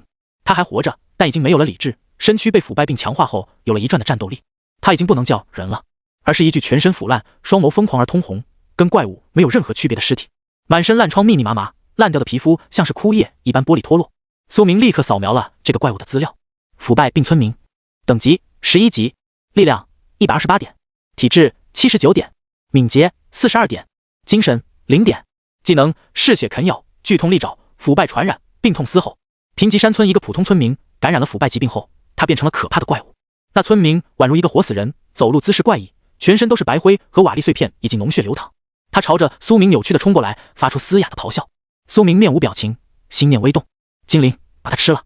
面对这种一转的怪物，苏明已经完全不需要自己出手了。他声音低沉，奔跑的动作都没有暂缓，直接掠过了那头怪物。腐烂村民还以为苏明怕了，他面目狰狞，张开血盆大口，追着苏明跑过去。嗖！忽然，苏明背后的剑鞘上飞出一道金色的流光，经文长剑在半空游动，柔软的剑刃就有折转，随后陡然朝着这个腐败怪物冲了过去。金色的鳞片横纹在月光下反射出轻薄的金辉，直接缠绕上了这个村民的头颅。剑身之上片片排布的金色鱼鳞开始微微翘起，就像一颗颗尖锐的刀刃锯齿。随后柔软的剑刃开始缠着怪物螺旋下降，咔咔咔咔，血水浓浆一同飞溅。短短几秒钟过去，一个大活怪物瞬间消失，连骨头都不剩了，只剩几颗发黄的酸臭牙齿遗落在地面。并非经文剑咬不动，而是因为太恶心了，对这玩意没有食欲。那牙齿上面还镶嵌着几缕肉丝呢。经文鱼剑转身飞空，吃饱喝足，鳞片都变得熠熠生辉。他还想给主人炫耀一下自己干脆利落的战绩，但转身望去，他那颗血红色的眼珠子顿时呆住了。丫的，主人早就跑到几百米开外了，根本莫等自己。他立马使出了吃奶的力气，飞速游窜过去，终于是赶到了苏明身边。他重新缠绕在剑鞘上，浑身蠕动，似乎在消化刚才的美味。经文剑鱼吃掉了一头腐败村民，获得临时辞坠效果，腐败剑锋。腐败剑锋10分钟内，这把剑附加10%腐败伤害，经验值加470。只是吃掉了一个一转怪物而已，甚至都不是精英怪，却能够获得这种临时 buff， 倒也可以了。加上苏明的朽破剑山，这10分钟之内，他的腐败伤害将会非常高。他一路前冲，半步不停。这村庄好大，我奔跑了几里地，竟然都没有离开边界。难道这个副本全都是村庄？怪不得纪瑶说这里环境复杂，杀手半天没抓到他们。也只有这种全是巫舍的复杂地方，才有可能躲藏。如果是平原冰川副本，根本无法躲避。这时，苏明经过了一个墓地，这里坐立着几十个墓碑，坟包小小的隆起。好啊，吃！痛苦的呻吟从坟墓中传出。几十个腐烂村民从墓碑中爬了出来，他们的身躯已经被泥土分解的差不多了，早已干枯，腐败程度触目惊心。有老人，有孩童，无一不是面目狰狞。这周围就像一片人间地狱。他们睁着红色的双眼，朝着苏明爬行而来，将他包围。苏明面无表情，直接一个手势：精灵，给我狠狠的吃！嗡！金纹剑鱼陡然飞旋而出，果然没跟错主人，吃的管够啊！他似乎兴奋不已，在半空中游动，随后化作一道金芒，飞速纵横整片战场，将那些村民全部啃得千疮百孔，所有肉块都进了肚里。精灵又是剑又是异宠，有一定的自我意识，所以用这把武器最好的一点就在于苏明不需要花费任何心思，他能够全自动斩杀敌人。苏明自己也拔出黑风剑，展出普攻，他速度极快，凌波微步前冲。他的目的不是剿灭这些村民，因为他等级太高了，杀低级怪物已经有经验衰减了，获得的收益几乎是杯水车薪，所以他的目的是突破出去。苏明抬手，刹那间迅猛的舞剑展出，其中有3剑都附加有朽破剑山普攻腐烂剑气伤害，直接将大片的怪物杀灭。你不是喜欢腐烂吗？那就烂上加烂。他们本就身躯腐烂，再被腐败剑气重伤，可想而知，直接就是烂成飞灰。苏明潇洒穿梭而过，没有停留半步，他紧追着蓝鸟奔袭，身后金纹灵剑也紧随而来，缠绕在剑鞘上，灵光大涨。他将那几十头村民全部杀死了。苏明获得了9000的经验，一头村民差不多有300多经验吧。如果是2转新手，这个经验值真的很多了，但对于苏明而言就有点少了。此刻副本深处，一支3人小队正蜷缩在一个废墟房屋之中，地上有血迹，众人都受伤不轻，虚弱至极。他们在众多杀手的包围之下，狼狈逃窜了许多天，早已弹尽粮绝，治疗药剂全都喝光了。岩泽的伤势最严重，他的半条手臂都已经被斩断，失血极多。他意识模糊，倚靠在墙壁上坐着，必须用意志力强撑，才能不至于昏迷。季瑶抱着残破的镰刀，嘴唇发白，站在窗户旁查看着周遭的情况。他灵动的眼眸四处观察，我们这段时间发出去的信息似乎都被屏蔽了，无人回应，就连苏明都没有回答。副本内的厮杀本来就是规则和法律允许的，不会有人救我们。这次恐怕我们真的要死在这里面了。季瑶银牙轻咬，眼神中有些许不甘。都是我的错，都是我的错，害你们被连累。江云清眼中满是内疚，拳头紧握，手心里都被钻出了血。岩泽，你不要死啊！都是我家里出事，害了你们。他走到岩泽面前，哭着说道。岩泽满头黑线，苦笑一声：你别咒我了，我好歹已晋升2转，再怎么也不至于断臂就死。2转职业者的生命力和普通人不是一个级别的，就算断臂断腿都不会轻易死亡，除非延误太久的治疗时机。岩泽虽然说自己不会死，但任谁都能看出来，他目前的状态不佳，只是在嘴硬罢了。2转体魄坚韧又如何？断臂这种重大伤势，如果长期不治疗，依然会伤口感染而死的。江云清知道岩泽只是在安慰自己而已，他咬紧嘴唇，血珠流淌。不如我出去，让他们抓住我，你们就能趁机逃跑了。反正他们的目标本来就是我。江云清咬着牙，下定了决心，立刻头也不回地朝着门外走。季瑶，拦住他！嗨嗨！岩泽连忙说道，却猛然咳出一大口血，根本不用他说。云清，不要自责了。他上前用法式袖子擦了擦江云清的眼泪，轻声说道：如果没有你的灵魂增益技能，让我们获得的经验值翻倍，我们也不可能这么快升到2转。这1个月和你在一起很开心，我们愿意和你一起承受这一切。朋友本来就应该互相帮助嘛。他露出一个可爱的笑容，轻轻抱了抱江云清。岩泽也低声道：和朋友一起死，我无怨无悔。云清，我们不怪你。江云清听闻此言，却更是执意要走。喂，你俩知不知道，你们这么洒脱的要跟我一起死，反而使我更想让你们活下去了呀。他眼眶发红，一下挣脱了季瑶的手，毅然决然地朝着门外走去。反正他的父亲死了，家族亡了，他对这人世也没有太多留恋了。这时候岩泽说话了：好，你要走就走吧。他强行坐直了一些，洒脱道：但你要清楚，外面的人说不定有搜寻记忆的技能，一旦抓住你，就能找到我和季瑶的藏身点，并且他们夺取了你们家族的所有一切，干这种龌龊之事，一定不希望事情暴露，所有有关人员都得死。所以不只是你，和你有关的人也都要斩尽杀绝。先前他们已经看到了我们3个一起，即便你出去送死，他们也不会放过我和季瑶的。岩泽斩钉截铁道：如果你希望我们3个全灭，那你就去吧。还咳。一口气说完这么多话，他发出了剧烈的咳嗽，嘴角鲜血流淌。岩泽不只是断臂，他的肺腑也被利刃刺穿了，每一次呼吸对他而言都是钻心的剧痛。他受伤是最重的，在杀手的追捕下，是岩泽多次力挽狂澜，挺身而出，几番逃脱实在险之又险。甚至有一次，岩泽引诱着一队杀手闯入了一个群级精英怪的巢穴，然后和季瑶、江云清联手围杀，成功杀死了一个3转的杀手。2转杀3转，虽然手段不光彩，但确实厉害，获得了大量的经验。现在几人的等级都来到了23左右，若非计谋、环境、怪物牵制等多方因素巧合，岩泽根本就无法带着2人撑这么多天。运气占了大部分因素，另一部分则是依靠岩泽的缜密心思。两者相辅相成，缺一不可。可现在几人终于也确实是到极限了。如果有杀手现在找到这里，他们几乎没有任何反制手段，就连严泽都没有准备任何后手。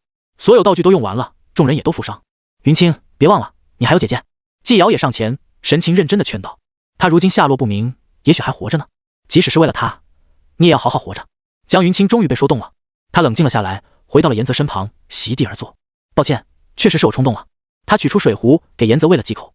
那现在我们到底该怎么办？他问道。窗外下起了淅淅沥沥的小雨，屋内一阵寒凉，这雨水极为诡异，带有黄浊之色。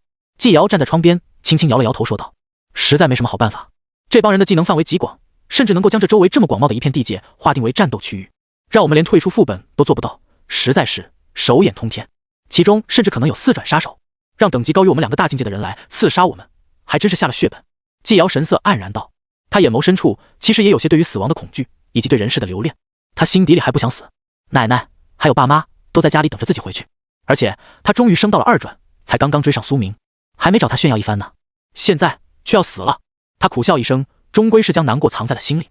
他知道自己不能露出胆怯，现在他是3人中状态最好的一个，如果他也崩溃，那么大家都会绝望的。求助其他玩家呢？江云清问道。不可行，这个副本是1级副本，大部分玩家都是像我们一样的2转新人，而杀手最低的都是3转高手。严泽摇头说道，让他们来只是送死罢了。轰！忽然间一声恐怖的巨响从上面传出，打破了3人的宁静。废墟房屋上方骤然间破出一个大洞，血液倾洒而下，光芒妖艳。被发现了！严泽面色难看，眸光一凛，他连忙拿起手边的弓。只见一名满脸伤疤的男子从天而降，他身穿黑色劲装，双手戴着一副巨大的镣铐，那镣铐并非是束缚他的刑具，而是他的武器。小老鼠们原来藏在这里呢，可真是让我一番好找。他狞笑一声，声音却极其嘶哑，仿佛有一口浓痰卡在嗓子眼里。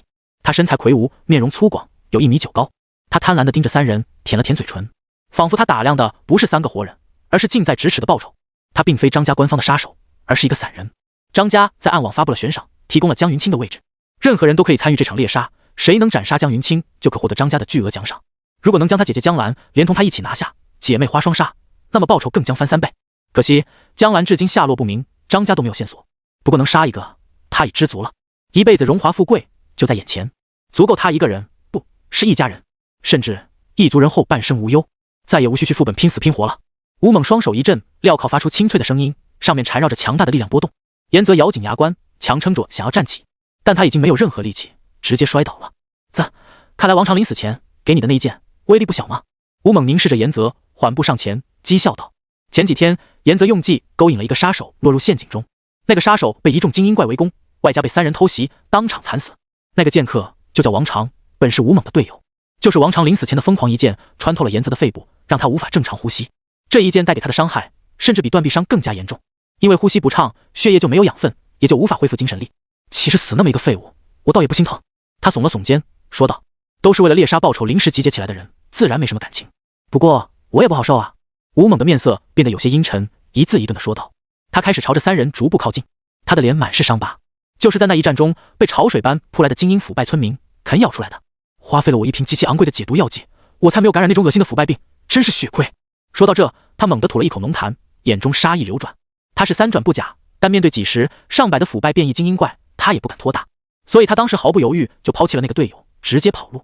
你小子真是有够阴险，竟然能找到那么一个精英怪群集的地方，算是有点脑子，运气也不错。我不至于脸上的伤疤就是为了铭记你们几个小畜生带给我的侮辱。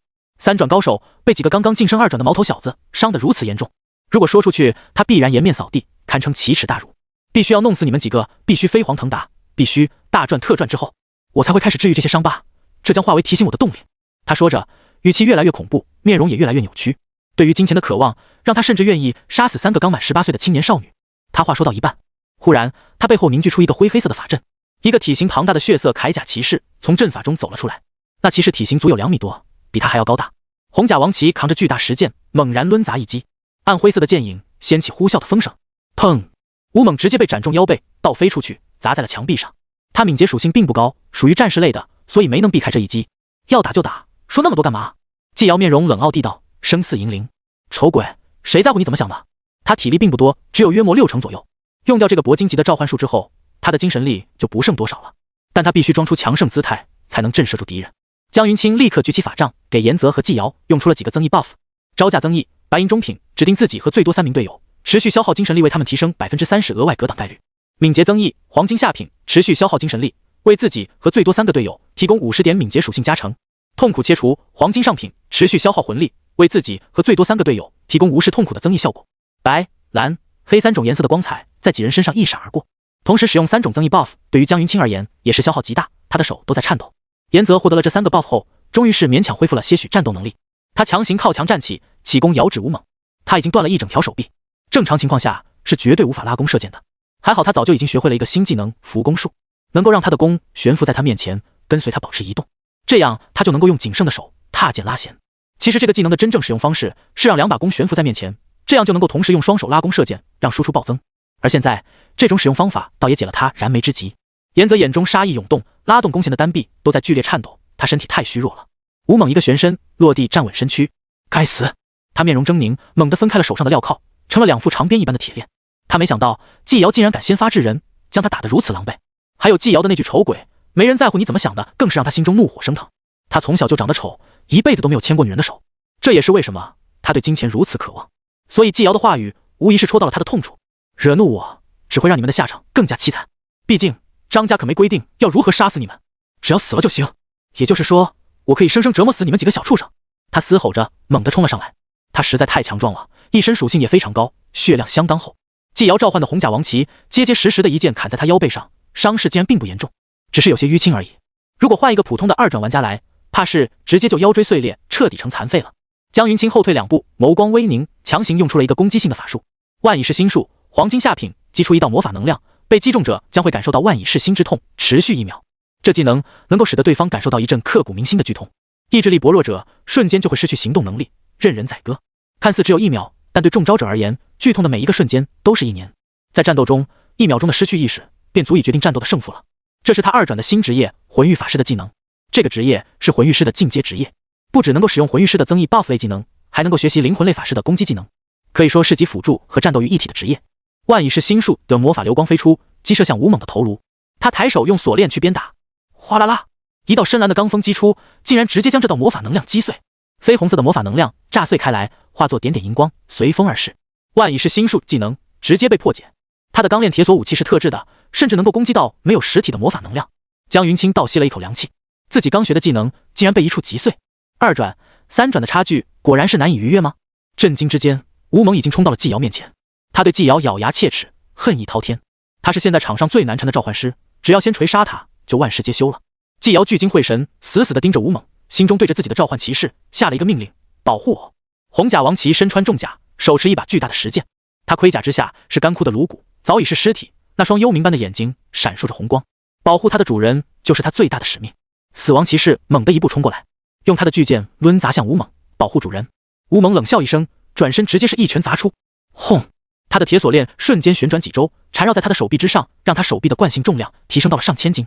随后他一拳砸出，催动了一个技能炼钢拳，冲击力再度陡增，磅礴的力量甚至在空气中都激荡起一层涟漪。这一拳竟然将红甲王旗砸得猛退好几米，金刚铠甲足履与地面摩擦出火星，姿态都不稳了。魁梧的死亡骑士穿着一身重甲，相当沉重，他却能一拳砸退，可想而知这是多么恐怖的力量。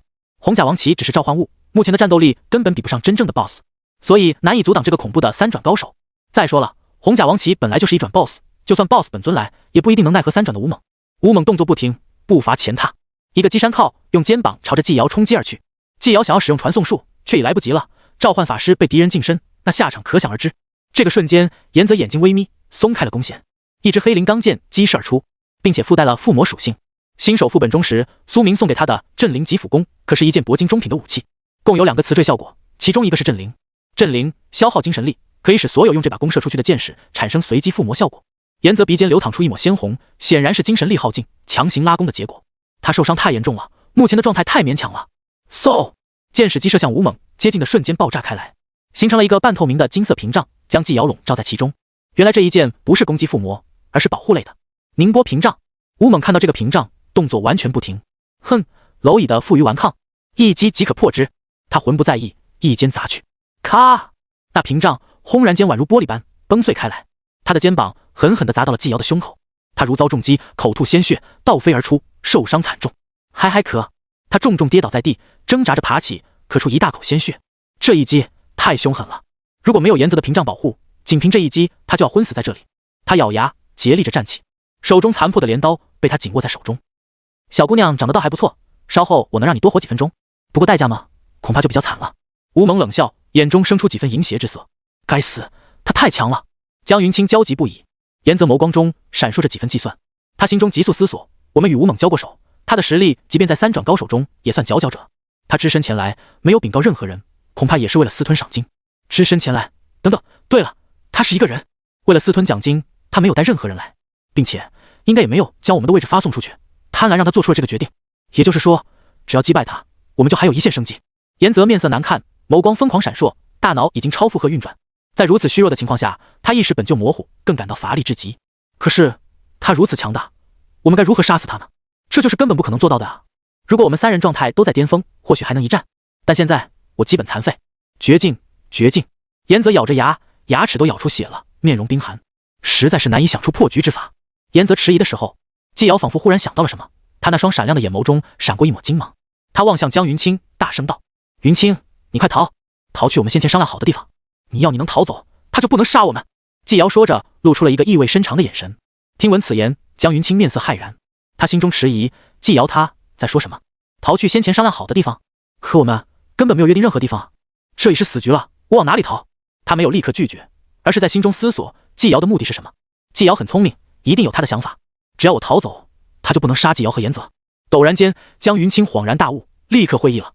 只用了一瞬间，三人已经组队完成了许多天塔会任务，早已配合亲密无间，所以他刹那间就理解了季瑶的真正意思，那就是吴猛的真正目的是自己，而不是季瑶、颜泽。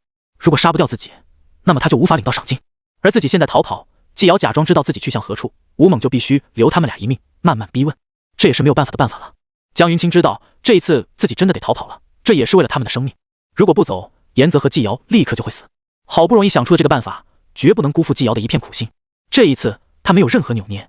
江云清眼神坚定，立刻迈出步伐，朝着后门窗户钻去。看到江云清要逃，吴猛眼神狠辣，直接甩出一个镣铐长鞭，要将他捆死在此。那镣铐之上缠绕着一层震动能量，威力磅礴，将空气都削开了。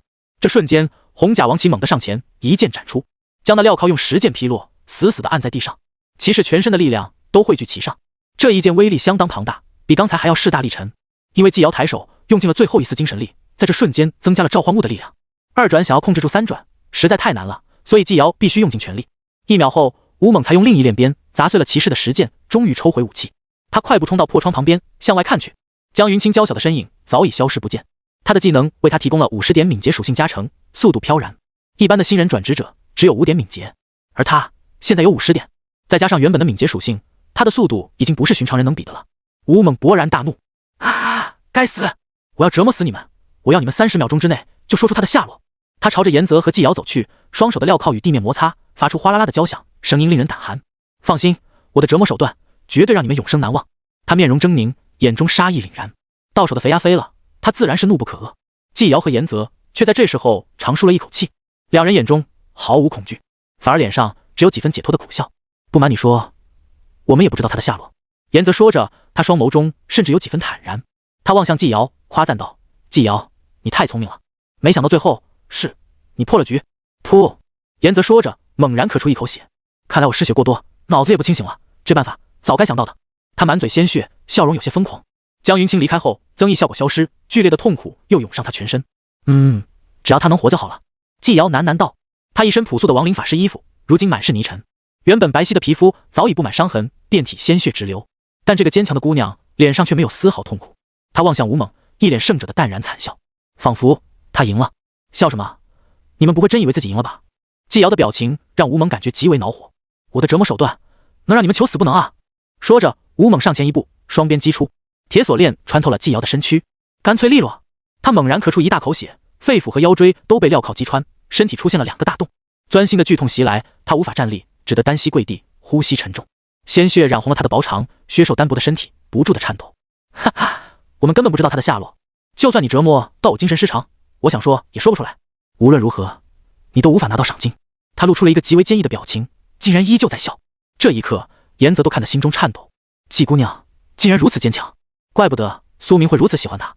没错，严泽知道苏明喜欢季瑶，苏明甚至没有任何掩饰，所以严泽一路上都很照顾季瑶，将很多怪物的终结一击都给了他，这样就可以让他获得更多经验。毕竟苏明救过他一命，那么苏明在乎的人他也要保护好。此刻他心中充满了内疚，恨自己没有能力保护他，只能眼睁睁地看着他被敌人折磨。季瑶笑着笑着，泪水却充满了眼眶，不是因为痛，而是因为父亲、母亲、奶奶，今后再也见不到了吧。正当他绝望之时，远处传来了一阵脚步声，下一瞬，一个人来到了窗外。看到这个人的时候，他眼眶微惊，死死地盯着他。云清，你回来干什么？江云清眼神怔怔，面容绝望。抱歉，我被张家的人抓住了。他脸上带着一抹凄凉，说完便跪地不起，抽泣不止。下一瞬，整整10几位张家杀手从暗影中出现，他们已经包围了这个废墟小屋。为首者是一位中年男子，他背后背负着一把诡异的圆盘，上面镶嵌着无数颗古老字符。此人职业古语编程师，乃是4转境界，拥有牵动一切的能力，甚至可以短暂地影响一片区域内的物理规则。这个职业非常稀少，乃是隐藏职业中的隐藏职业，强度非常高。江云清根本没跑出几步就被抓了个正着。张家的一众杀手眼看着他从这废墟小屋中跑出去，直接当场抓获。很好，人都齐了。古语编程师的声音中毫无感情波动，冷声道：也不枉我花费时间与精力布下区域封锁。这时候吴猛脸色阴晴不定，一步上前。他原本想要单杀江云清得到赏金，结果张家的人竟然也听到了这里的风吹草动，赶了过来。看来是刚才战斗的动静太大了。等，各位张家高手！吴猛硬着头皮说道：是我先找到江云清的，诸位可不能强夺功劳啊。古语编程师名为耿正，他只是淡然一笑，哼，那是自然，我会将你的功劳如实禀报上去。吴猛立刻笑得像花一样，挠了挠头，嘿嘿，那就好。早听闻张家巍峨庞大，赏罚分明，不愧是龙国3大家族之一，今次一见，果然如此。他阿谀奉承，拍着马屁说道，随后屁颠屁颠的就上前几步，站在了耿正身旁。他望着季瑶和严泽，眼中满是得意。如今张家高手已到，布下天罗地网，这3个小畜生必死无疑了。噗嗤！忽然间，一道暗红色的虚幻剑刃从半空中凝结，直接从身后穿透了吴猛的胸膛。他视线刹那模糊，跪地不起，怔怔地朝着身旁看去。耿正居高临下，手中操弄着自己的圆盘。大人，为何？他喷出一口鲜血，难以置信。耿正面色冰冷，居高临下地凝视着他，眼中只有一种看蝼蚁的不屑。底层废物也想领赏？张家能赶到这里，与你没有分毫关系，全是仰仗我的那场大落黄雨，才锁定了他们的位置。你真以为我会将那等重赏拱手送给你这种底层老鼠？说罢，耿正冷笑一声，直接一脚踹在了吴猛的脸上。吴猛当场倒飞出去，口吐鲜血，连站起来的力气都没有了。耿正甩了甩手，擦拭了一番自己的圆盘，仿佛有洁癖。随后他眸光阴冷，望向季瑶和严泽以及江云清。江云清眼神倔强，与他四目相对，不卑不亢。这一刻，江云清心中充满了不甘。父亲在他的印象里一直是聪明、强大、富有威严的象征，难道父亲真的一点后手都没有留吗？为什么自己没有收到任何遗产宝物？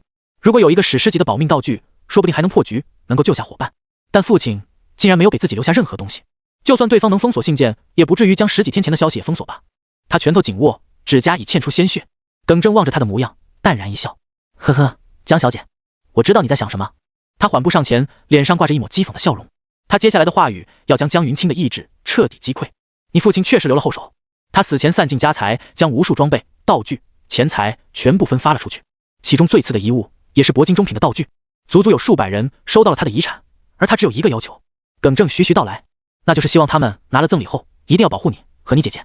那些人中有你的同学、老师、曾经的好友，有江永礼生前的商界老友，有他相熟的转职强者。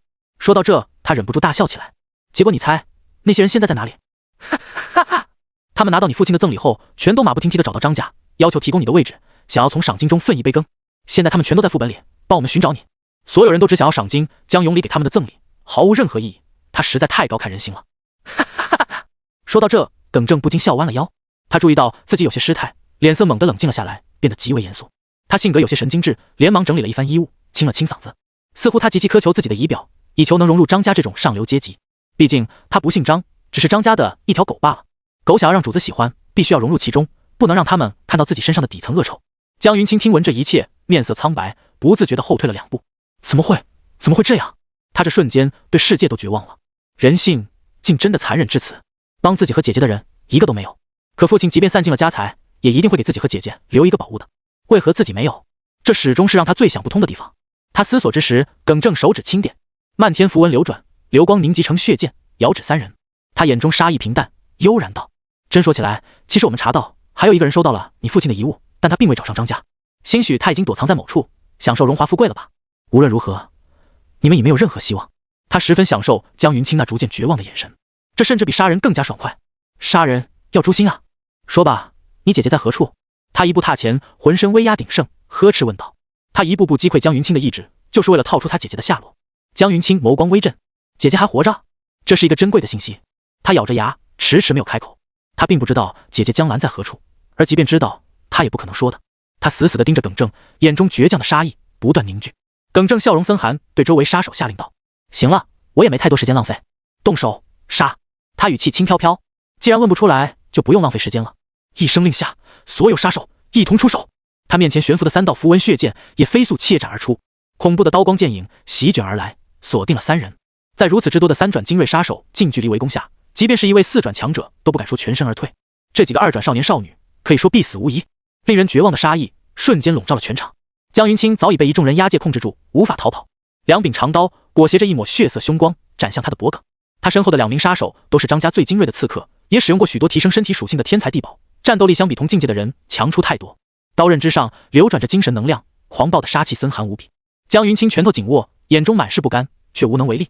晶莹的泪水从眼中滑落，除了痛苦，更有恨。张家残忍又无耻，甚至连帮他们的吴猛都要杀。他知道一切都结束了，无法帮父亲、姐姐、家人报仇了。2位至交好友也要因为自己而死。如果能有来生，他一定要变成最强的人，杀尽张家每一个人。他愿化身恶鬼。严泽眉头紧皱，靠着墙壁，双眼死死盯着漫天攻杀之际。即使到了这最后一刻，他甚至依然没有放弃，还在思考如何破局。但他心里也清楚，一切都是徒劳的。季瑶抬着头，望着无穷无尽的技能攻杀而来，缓缓闭上了双眼。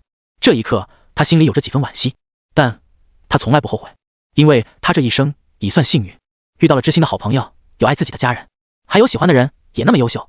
他知足了。临死前的瞬间，他心中毫无怨言，甚至露出了几分绝望的淡笑，眼中有几分洒脱。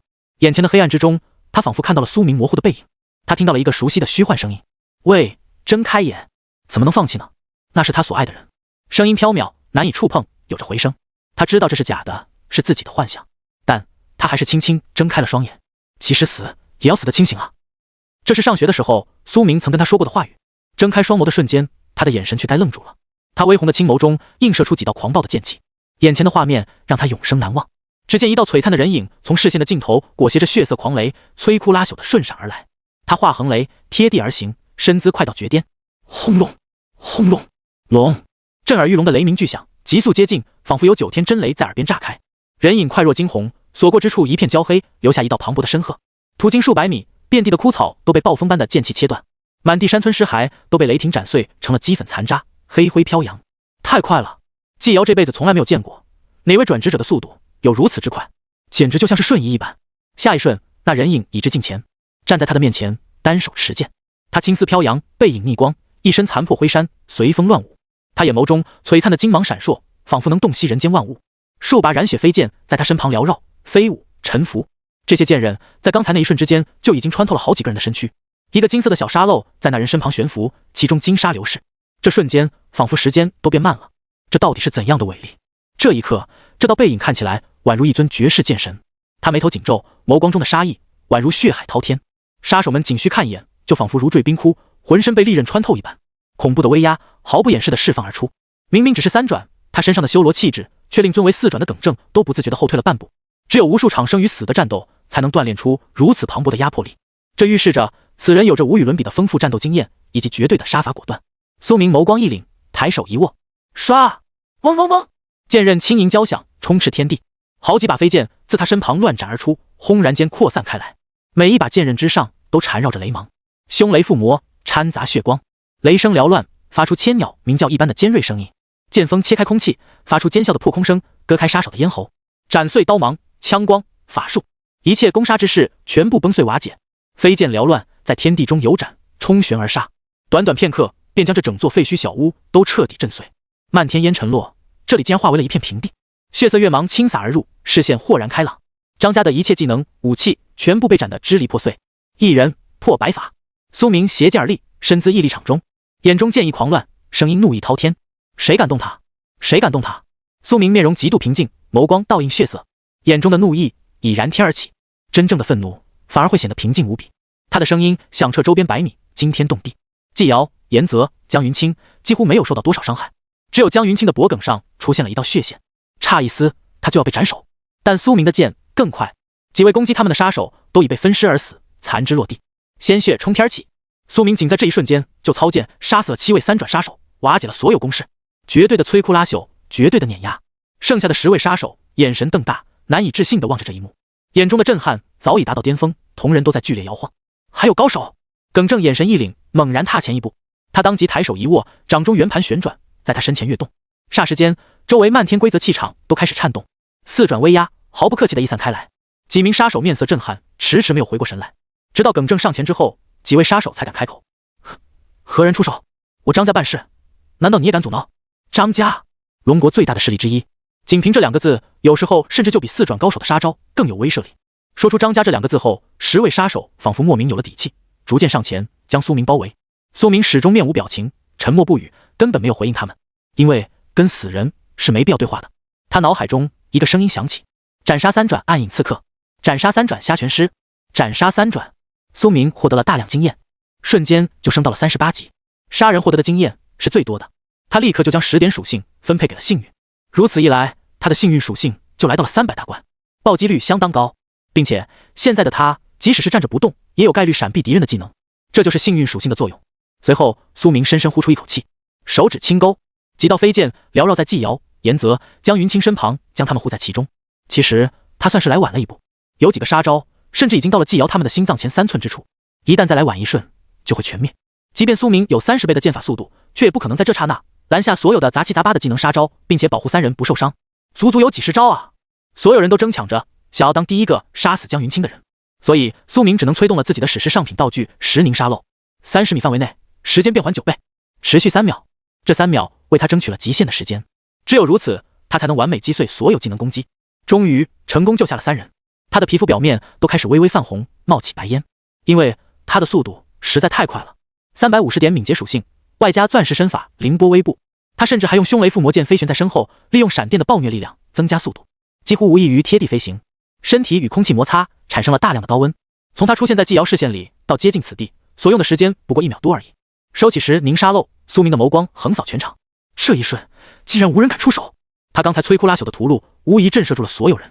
严泽靠墙坐地，难以置信望着苏明。江云清也是哭红的小脸呆滞，差点没有站稳。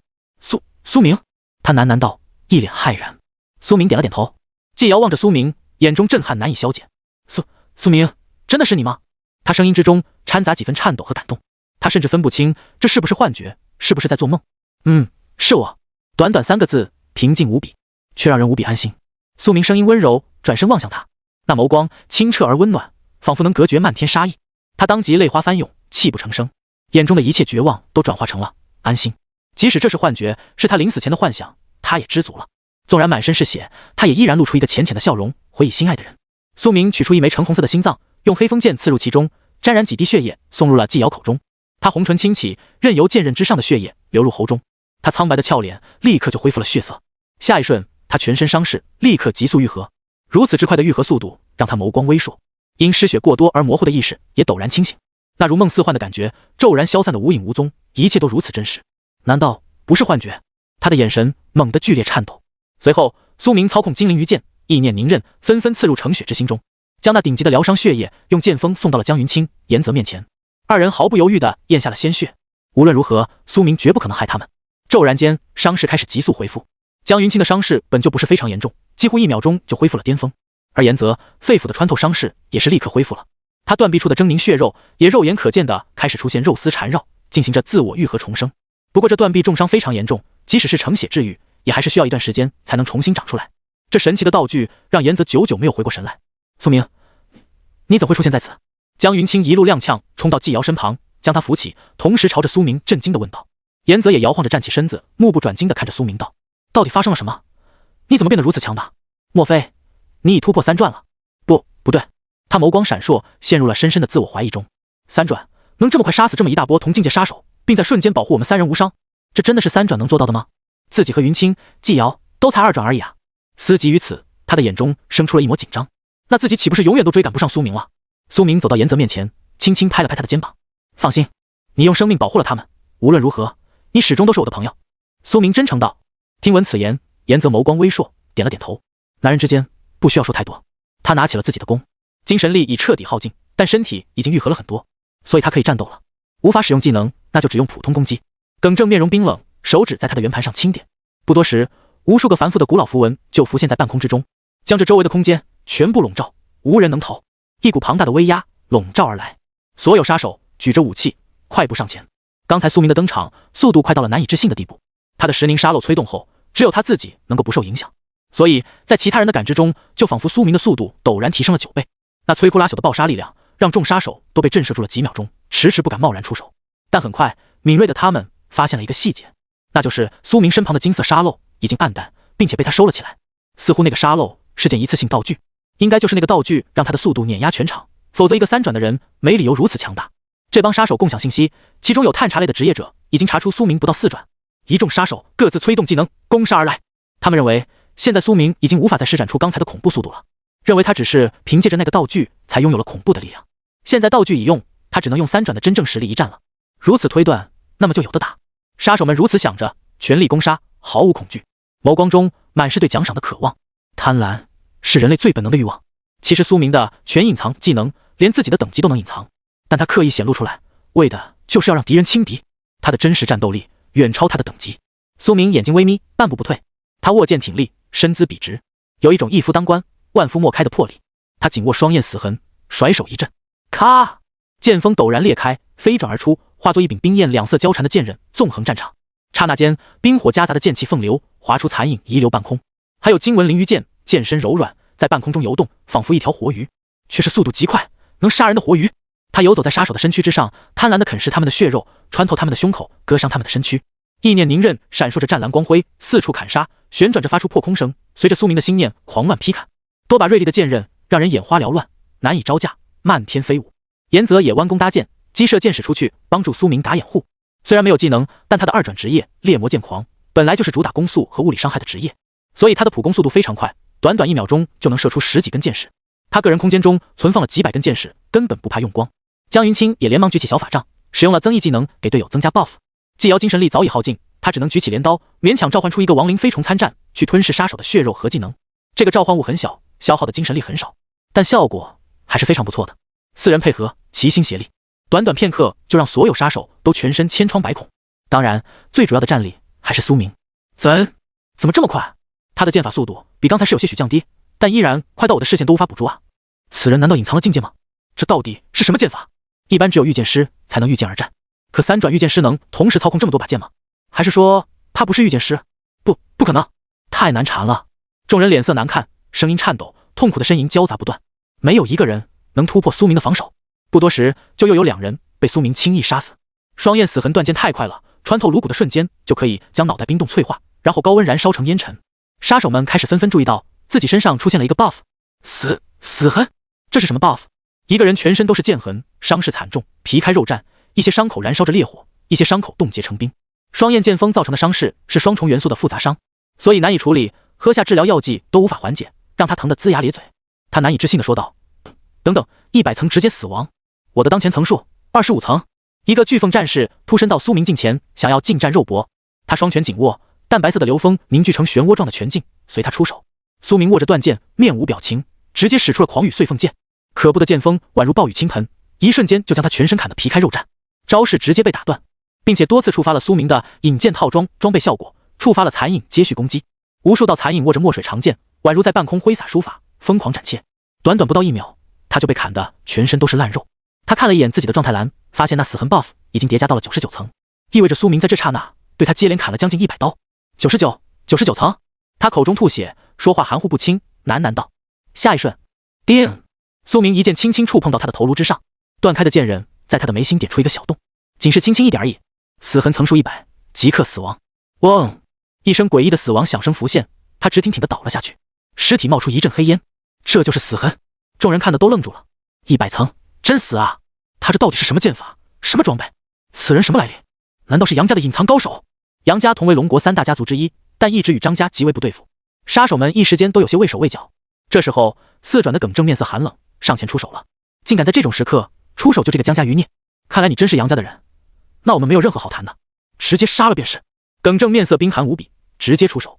哒哒哒哒哒，圆盘的精密声音响起，上面的无数键位被他接连点选。他的干枯双手在他的圆盘上面敲打着，无数字符在他周身悬浮，那是规则古语。编程师就是能够将无数看不见摸不着的基本能量当做程序语言来理解，进行拆解排布，以产生宏伟的威能。这个职业的攻击没有任何属性和形式上的限制，能够就地取材，施展出兵、火、电、雷、符、死亡等各种属性的伤害，凝聚成剑，凝聚成魔法光波，或是凝聚出精神攻击，还是直接影响规则，一切全看他的编程水平如何。水平高，那么就可轻松镇杀同境界高手；水平低，便无法影响规则，甚至增幅自己的力量都费劲。这个职业是战斗力极为不定的职业。耿正身前一个巨大的漆黑色虚幻手掌浮现而出，那大手呈暗紫之色，上面凝聚着无数繁杂的符文，充满了诡异的力量。可以见得他的编程水平是非常高的。那大手朝着苏明抓去，磅礴的死亡魔法力量轰然席卷而出。面对这一击，苏明面色平静，抬手断剑斩出一击，霸剑弹反。轰！轰然间，一道极为磅礴的剑芒掠空而出。苏明面前的空间生成出一道半透明的剑气薄膜，流转惨白色的剑罡看起来锋锐无比，将耿正的巨大魔爪直接隔绝在外。两招相抵，苏明顿感心中一沉，耿正的攻击比他想象的还要沉重。也对，到底是四转啊，怎么可能轻易弹反？苏明面色一凛，手腕微旋，一个绝妙的变招施展而出。他剑刃朝下一指，猛地一落，天空之中一尊巨大的石剑墓碑砸落而下。天落剑墓。随着苏明的敏捷，精神属性的上升，技能的威力也在逐渐增加。体现在天落剑墓上，就是剑墓更大、更沉重，并且这个技能触发了暴击，剑墓的体积更是长大了1倍。从天落下，都能看到一团阴影。轰！那足有2人多高的巨大剑碑砸落而下，直接将那符文魔爪震碎成了光粉，溢散半空。剑碑沉重，直接插入土壤中，深达2米。若是一个人站在这里，即便是防御类肉盾职业者，怕也会被砸得血肉成泥。这还没算完，这一招触发了霸剑弹反。升级之后，弹反已经可以用技能触发了，只要威力能够抵消敌人的攻击，那么就可以弹反回去。只见那半空中碎裂的魔法符文能量轰然间凝聚而起，化为一尊湛蓝色的巨大魔爪，反向朝着耿正抓去。霸剑弹反能够将一切攻击按照90的威力返还回去，并且保留这个技能的所有特殊效果。耿正看到这一招，倒吸了一口凉气。在场所有杀手季瑶、岩泽等人都是目瞪口呆，完全弹反。剑客类的攻击职业竟然能够拥有这种顶尖的防反类技能。按理来说，只有极其稀少的高阶纯防御类肉盾职业才会有这种强度极高的防御技能，例如钢盾塔战士、光盾客、防护妙法、猛血牛战等等，无疑不是4进才能转职的中高阶职业。而苏明现在就能以输出类职业用出这种技能，让人难以想象他到底有怎样的机缘。耿正面色难看，更加确定此人是杨家派来搅局的人。寻常转职者绝不可能在如此年轻的时候就拥有这种强大的实力，而且除了同为3大家族的杨家和百里家，还有谁敢打搅张家办事？除非此人是个疯子。另外2家中，百里家不问世事，淡泊一切，几10年前就已闭门封山，唯有杨家与张家一直针锋相对，摩擦不断，所以他基本可以确定，既然是杨家出手，那么他更要将此事办好，否则上头的人绝对饶不了他。耿正怒意升腾，手指在圆盘上不断敲打着，噼里啪啦哗啦啦，他周身闪光的字符不断跃动，密密麻麻，足有成百上千，最终凝聚出10几把巨大的虚幻刀刃，从他身后激射而出。嗖嗖嗖，锋利的符文刀刃直接将那魔手插得千疮百孔，钉在地面上，使其难以动弹。随后他手指轻点，几道流光闪烁，一道道古文旋转周边，将那魔手当场瓦解开来。这是他自己动用编程之力创造的攻击，他自是知道如何将其瓦解，但这也消耗了他不少精力。苏明看着他的动作，心中一阵惊疑。他也曾与编程师有过战斗，但打字速度这么快的，还是第一次见到。他立刻扫描了耿正的资料。耿正，种族人类，等级43级，15万440万经验值，职业古语编程师，力量7，体质50，敏捷325，精神378，幸运7，技能古语编程之力，钻石下品。他能够在一定程度上理解玄奥复杂的规则之力，并使其以古语符文的形式显露而出，且能够消耗精神力将其重组改写，使其生成出各种变幻莫测的规则力量。此人常用技能形式大罗黄雨，催生一阵范围极大的暴雨，覆盖数百米的空间，能够探测出范围内的敌人信息、体能状态。凝龟乱刃，将周围的规则凝聚成剑或刀，切碎敌人的身躯。根据所在世界不同，规则之刃的性能和颜色也不同。在腐败山村副本中，他的这个技能凝聚出的剑刃便是鲜血颜色。通讯封锁，锁定一个同世界10公里内的目标，隔绝他的一切信息交流能力。副本封锁，笼罩一个直径5公里的区域，将这里划定为战斗区域。指节快打，黄金上品，他的10根手指能够以极其恐怖的速度运动，甚至几乎能够和他的思考速度保持一致。怪不得他打字这么快，原来将敏捷属性点到了300，几乎跟苏明差不多了。此人只有2个技能，他的很多手段都只是古语编程之力这个技能的变化罢了。这就是古语编程职业者的优势。只要编程能力足够，他们就可以使出任何技能形式的攻击，所以根本不需要太多的技能傍身。一个技能就可以分化为无数种技能，他们只需要将所有的资源全部倾注给一个技能即可，这样就可以快速将一个技能的品质堆砌到最高。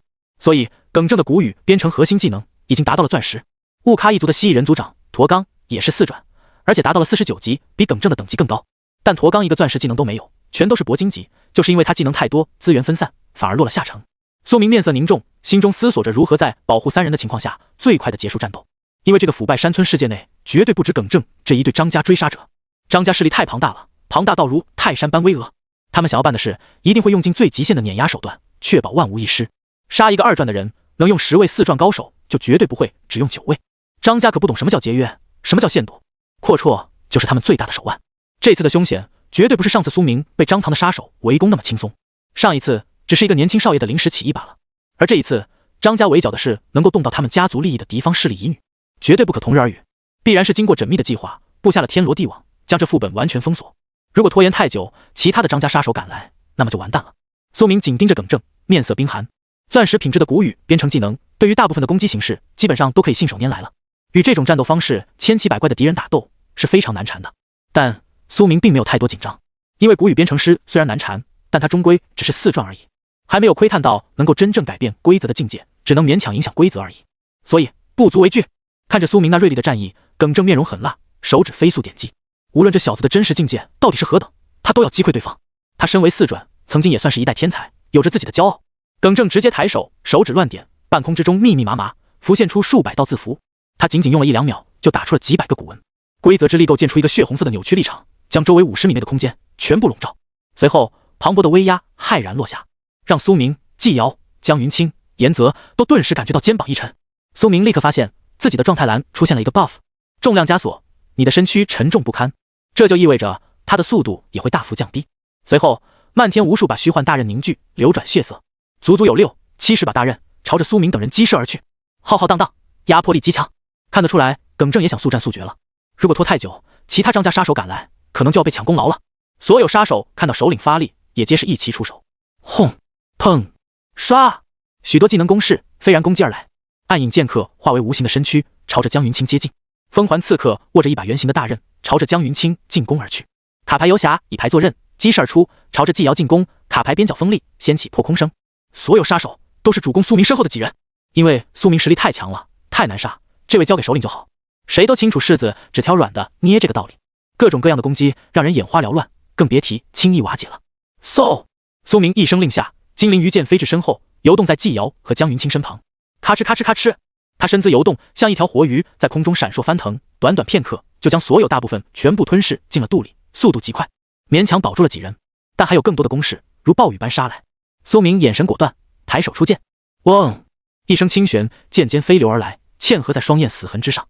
他抬手就是斩龙诀，轰！一声龙吟怒吼而出，随着他这一剑浩然劈斩而去。金色的庞大剑气刹那间覆盖了前方数十米的空间，薄薄一层剑气却凝实至极，金芒璀璨。除了身后3位队友，他面前其余所有杀手都在这一剑的攻击范围之内。霎时间哀嚎不断。啊！一个陷入阴影中的暗影剑客直接被斩得头手分离，惨叫都只叫了一半，当场身亡。这是什么剑法？一个战士被剑气齐胸而短，惨叫凄厉，全身喷血而死。有人身穿高级重甲，防御力极高，没有被剑刃彻底切开，却如遭重击，盔甲都凹陷了，然后倒飞出10几米，倒地便吐血身亡。盔甲未爆，但他内部的血肉已经被斩爆了，因为苏明有 40% 护甲穿透，在本源剑体30倍威力的加成之下，仅需 40% 的斩龙诀技能威力就足够秒杀同境界的人了。耿正的几十把规则锋刃也碎裂开来，化为血色的光点消散。全场3转杀手瞬间全灭，他身后3人早已目瞪口呆。江云清擦干眼泪，当场呆愣住了，手里的法杖都掉地了，发出清脆的响声。季瑶吃惊的瞪大眼睛，不禁吓退了半步。苏明那一剑就在他身前斩出，几乎近在咫尺。那恐怖的压迫感，即使不是对他，他却也依然感到恐怖如斯。严泽眸光中金芒闪烁，苏明竟然已经提升到了这种地步吗？这一刻，3人心中有一个共同的想法，这一招已经不能用凶猛来形容，而是狂暴。耿正被这一剑正面斩去，他在被命中之前的瞬间就汗湿加倍，潜意识里感受到一种死亡来临的预兆。他立刻意识到这个青年实力绝对远超自己的想象，他有可能是一位隐藏的4转。他连忙火急火燎地打字，使用了自己最强大的防御编程技能。生荣护命盾，这是他的自创之法。顾名思义，就是将他周围的一切负责生、荣、阳等自然特性的无形规则之符文全部凝聚起来，形成一道大盾。比如土壤就承载着滋养植物、供养生命的力量，拥有吸容一切的能力。植物等等也需要土壤的养育。想要将这种种自然规则之力凝聚起来，改写字符，影响性质，改变成吸收敌人攻势的法门，自然是极端困难。生荣护命盾防御力很强，但也有着极大的限制，那就是非常难以催动。即便是编程天赋极高的耿正，都没使用过几次，必须要瞬间连续编窜出数千道规则符文才能施展而出。这一招防御力也是非常强大的，不弱于任何纯防御类肉盾职业的四转技能。可在腐败山村这样的一个小型副本世界中，天地规则是残缺的，想要用周围的规则符文拼凑出这个保命大招，难于登天。耿正额头有几滴冷汗流淌，他的体质属性只有50，单看数值甚至还不如一些三转职业者。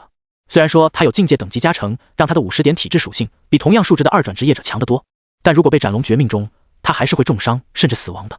大难临头，他全力以赴，集中了所有精神，终于是成了。死亡面前，任何人都会爆发出超越极限的力量。一道道绿红色的符文流转，最终凝聚成了一道虚幻圣盾，将他牢牢护在其中。轰！斩龙诀的剑气与护盾接触的瞬间，周围空气陡然一震。生荣盾吸收着攻击，结结实实地承受住了这一剑。耿正体型并不大，所以没能触发斩龙诀的辞坠效果，威力就是正常的钻石技能。苏明面色平静，紧盯着耿正，他死死地撑在原地，被剑气后劲逼退了数十米。狂暴的剑气实在锋利无匹，甚至将他的大盾都斩出了缺口。但即便是斩龙诀的金芒剑气，还是没能将其彻底突破。咔咔咔咔，盾面上出现了许多裂痕，虽然裂痕密密麻麻，但好歹是顶住了。剑气散去，耿正露出了一个劫后余生的笑容，他脸上的所有紧张尽数消失不见。哈哈哈，这应该是你的最强一剑了吧？我顶住了。四转，永远是四转啊！四转与三转的差距太大了，即便属性一样，四转的技能威力也还是会比三境强出太多。更别提耿正还是稀少的隐藏编程师职业，战斗力本来就是所有职业中的佼佼者。耿正脸上重新浮现出一抹自信，因为他的规则之盾坚固至极。他脸上浮现一抹冷笑，紧盯着苏明，眼中生出一抹嗜血之意。呵呵，有了这道大盾，你就伤不了我。此盾蕴含生的规则之力还会自然恢复，短短片刻就能愈合如初。而你这金色剑气恐怕消耗不小吧，难以再次施展，认输吧。他面容冰寒，手直猛地砸在旋盘上，再度凝聚数道规则枷锁，缠绕在苏明身上，让他感觉浑身重量再度陡升，这让苏明的动作更加迟缓，他的脊背甚至都有些弯了。但苏明却始终面无表情，静静地盯着他，一步一步上前而来，那眼眸仿佛在看一个死人。这种魄力，这种不怒自威的眸光，怎么会是一位三转青年能有的？即便是张家的那几位护族高手，眼神都不一定有如此压迫力。从一开始，苏明那淡然的眼神就让耿正极为恼火。他一个四转，在气势上却被对方压制，所以他迫切地想要找回场子。我可是四转，论精神力磅礴，你如何与我相比？耗都能耗死你！耿正咬牙道，眼神之中有一抹胜券在握。他话这么多，就是想用自己的方式压制苏明的气焰。这个时候，严泽缓步上前：“老头，说这么多，你能不能先看看你的胸口？”这句话让耿正有些摸不着头脑，而且这小子竟然叫我老头，本强者才40岁啊！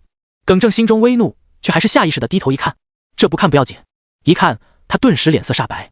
原来他的胸口已经不知不觉间出现了一道剑痕，金色的剑气不知为何有许多突破了进来，将他的胸口斩得血肉模糊，肋骨全断，甚至能看到裸露在外的心脏正在满目疮痍的跳动。风蚀耳坠，40%护甲穿透。耿正猛地喷出一口鲜血，面色难看至极。这个时候，他感觉到视线一阵模糊，一股庞大的虚弱感如潮水一般涌来。他步步后退，连忙取出一瓶治疗药剂，想要治愈自己的伤势。严泽瞅准这个时机，弯弓搭箭，击射出一支黑钢灵羽箭，想要击碎那治疗血瓶。嗖！箭矢接触生龙盾的瞬间，直接瓦解，被吸收了进去。严泽目光一凛，这个盾的防御力如此强大，苏明是如何穿透的？他震惊之间，苏明再度出手，他的双焰死痕断剑归于鞘中，身姿微微攻下。轰！下一瞬，他动了，仿佛这瞬间他全身的重量压制都被消解了，简直快到视线难以捕捉。身后烟尘四起，苏明化作一道直线突进，藏剑斩。这一剑落在那生荣盾之上，焰双重伤害直接砍在半透的绿色规则之盾上，盾牌当即出现无数道细小的裂痕，剑刃直接斩进中央。这一剑再度被拦截住，但耿正的胸腔却猛然出现一道巨大的斜裂，他被斩退10几步，一屁股栽倒在地。剧烈的疼痛让他发出了一声闷哼，口吐鲜血。怎么可能？生荣盾明明拦住了这一剑啊！他面色难看，难以置信，看向自己的大盾又开始了愈合，几秒钟之后就完全恢复如初了。明明每一次都能拦下，但每一次自己都会身负重伤，而且这家伙的剑法速度简直是快到无与伦比，起码是同境界剑客的几10倍。就算自己给他重量规则压制，拖慢了他的速度，却依然快到看不清。此人到底是谁？难不成是杨家当代嫡子吗？只有杨家大少爷才有可能在不到20的年纪就拥有如此恐怖的战斗力，只有3大家族才有如此多的资源进行堆砌。此人说不定已经是4传了。他望向苏明，眼中生出了几分恐惧。他终于意识到此人是个硬茬，自己吃不下。他望着苏明，竭力站起。这一刻，苏明耳朵上挂着的那个漆黑色的风石耳坠，明晃晃的相当惹眼，质地不俗。他又怎么会知道，这就是他的大盾无法拦截苏明剑法的真正原因？40%护甲穿透，简直不讲道理。毕竟是史诗级道具，史诗装备一般也就只有5转高手才有资格拥有。苏明上前，抬手一转，嗖嗖嗖，黑风极雪剑、精灵剑、意念凝刃、影流长剑飞斩而来。4把剑在苏明的意念驱使之下，缭绕飞旋而去，直接包围了耿正的四面八方。剑尖指向他的头颅，开始剧烈颤抖，发出嗡鸣颤响。他的生容盾只能护住面前，无法围绕四面八方，所以耿正这一刻心都悬到了嗓子眼里。他极为惜命，比一般人更惜命，因为他曾经也是底层人，经历无数艰辛困苦，才终于爬到了现在的位置。他比任何人都努力，他抛弃了尊严，抛弃了人性，才终于有了今天。在张家的庇护下办事，他极为享受，因为可以享受主宰别人生杀大权的快感。比如吴猛，他说杀了就杀了，没有半分犹豫。我不能死！他咬着牙，决定拼死一战。他手指在圆盘上敲打，咔咔咔。随后，无数道符文流光涌现，凝聚成一道360度的暗紫色屏障，将他完全包围。苏明眼神一凛，猛地出手压制，4剑击刺而去。砰砰砰砰，剧烈的响声发出，4把飞剑一时间竟然都没能穿透他的符文屏障。那玄奥的字符密密麻麻，间隙微小，彼此紧靠，密不透风，坚实有力。4把剑刃虽然触发了护甲穿透，给他身上造成了4道浅浅的剑痕，但终归是无法彻底斩死他。4转的生命力果然顽强，苏明想要轻易杀死他，看来还是太难了。他抬手一握，影流长剑落在手中，漆黑色的虚幻剑刃涌动着神秘的风光。这把剑乃是铂金中品的武器，现在已经不及苏明经常使用的钻石武器了，但它还有一个非常实用的效果，让苏明非常喜欢。影斩，直接割伤影子。而且这把剑刃没有实体，想要穿透防御也非常好用。苏明握着这把剑，猛地冲上前，使出了狂雨碎凤剑。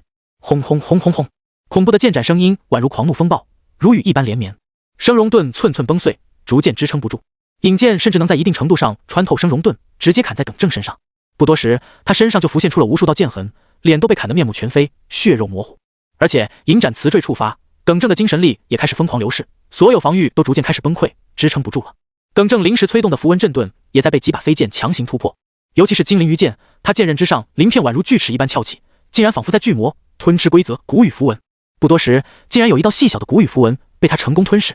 随后，无数鳞片的间隙中闪烁起一阵紫芒，整把剑的颜色都变得有些瑰丽，从纯金变成了掺杂几分符文痕路的模样，就像完成了一次进化。随后，金纹鱼剑猛地一抖，竟然斩碎了周围的符文，从那缝隙中钻了进去，直接穿透了耿正的喉管。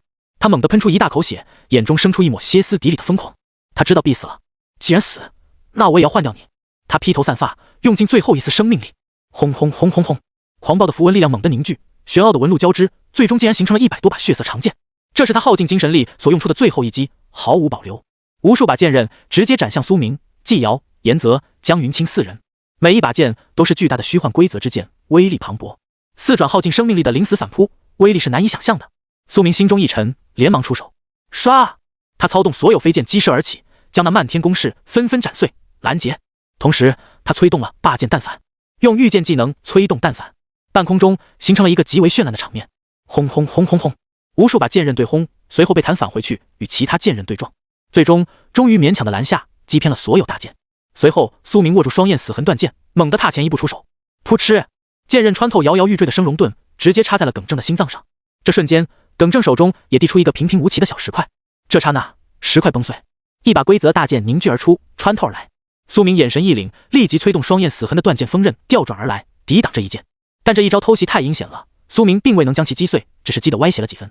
规则之刃勉强割伤了苏明的肩膀，伤势极轻，流出了几滴鲜血。耿正露出了一个血腥的惨笑，仿佛能伤到苏明就已知足了。他临死前用规则将其中一把剑伪装成了石块的形状，用来偷袭苏明，实在是让人防不胜防啊。苏明暗自叹息，不愧是张家手下，够无耻。趁着耿正濒临死亡的最后一瞬间，苏明抬手催动极血黑风剑斩来，漆黑色的剑刃穿透了耿正的头颅，剑刃从太阳穴入，从嘴巴里钻出，粘稠的鲜血流淌滴落。这最后一剑将他的死痕层数叠加到了100，死痕层数100，即刻死亡。耿正本来就濒临死亡了，这下再被死痕叠加，一瞬间倒地彻底死亡，死的不能再死。而黑风剑的词缀也成功生效。影红，吸收沾染的血液，治愈持有者的伤势。规则之剑随着耿正的倒下破碎，随后苏明的伤势立刻愈合。铂金级的武器词缀，愈合能力非常强，更别提汲取的是四转高手的活血，效果更加明显。很快，肩膀上的小伤就恢复如初了。苏明跃一个大境界，斩杀四转高手，而没有受到任何重伤，这就是他如今的实力。这个时候，苏明发现自己的金纹鱼剑仿佛迫不及待一般，冲到了耿正的圆盘之上，开始攀附在上面，疯狂啃食。鳞片翘起，疯狂撕咬那钻石级的符文圆盘。苏明倒也没有阻止，而是放任他的啃食。毕竟金纹鱼剑有概率继承吞噬物体的词缀和特殊效果，他也想看看金纹鱼剑啃掉一把钻石级武器后能够成长到什么样子。这玩意非常坚硬，即便是精灵鱼剑也啃食得十分困难。咔咔咔，嘎嘣脆的声音响起。过了一会，金纹鱼剑终于是艰难地将那圆盘全部啃食干净了。随后，苏明脑中出现了一个声音：金纹鱼剑获得特殊效果，符文之刃。骤然间，那金灿灿的灵剑之刃上浮现了一道道暗紫色的符文，看起来玄妙至极。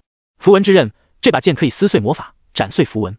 这个新效果很强，大部分魔法攻击都是虚幻的，没有实体，而有了符文之刃，就可以直接斩碎魔法。随后，苏明也获得了大量经验，斩杀43级古语编程师，获得经验值73万，跃进挑战奖励10万，晋升40级。苏明直接连升2级，到达了40级，获得20枚自由属性点，等级达到40，习得新技能电舞瞬身铂金上品。电舞瞬身铂金上品，你可以深化闪电，在一瞬间移动到250米范围内你的任意一把剑的位置。该技能有1分钟冷却时间，近似瞬移类的技能。电舞瞬身能化为闪电移动，也就是说跟光速齐平，跟瞬移也没有太大差别了，都是一瞬间即可到达。这个位移技能在出其不意的时候有扭转战局的能力，如果经过升级后能够让这个技能的冷却时间限制消失，那么苏明就可以连续化雷瞬移，那效果想想都恐怖。随后苏明将新的属性点分配给了敏捷，他的敏捷属性顿时来到了370。查看自己的资料，苏明携带称号杀神，已生效称号第一滴血新人王亡灵杀手，等级40级，4转任务生成中，职业剑神，神话级，世界唯一，诅咒断尸副职，力量100，体质100，敏捷370，精神250，幸运300，血脉不老身 A， 玉髓骨 B， 自愈因子 C， 天赋万物升华，本源剑体，自动修炼，辅职解锁。杀神，杀神一刀，全隐藏，隐神步，洞悉之眼。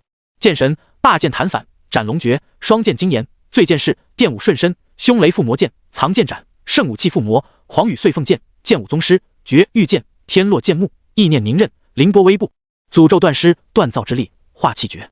常驻 buff 效果如下：风蚀耳坠，你拥有 40% 常驻护甲穿透。苏明已经达到了40级，3转的极限巅峰，也被称为半步4转。完成了4转任务之后，就可晋升41级，到时候他就是4转剑神了，想想都激动啊！4转任务生成，剑神任务，斩杀一个不低于4转的 BOSS， 或击杀一位不低于45级的转职者。奖励晋升4转剑神，天赋万物升华进化。苏明眸光一凛，这次突破竟然能够附带万物升华的升级，这是他最常用的天赋，一旦经过升级，可想而知逆天程度必将再上一层楼。这一刻他心中充满了期待。随后是诅咒断尸的4转任务，就比较简单了。诅咒断尸任务，用锻造之力将一件装备强化至钻石品质。奖励晋升4转，可选转职心魔断尸、血断尸、咒剑断尸等。诅咒断尸并不是神话级职业，所以升级条件非常简单，找个时间就可以做到。但剑神升级确实有点难了，恐怕需要准备一段时间。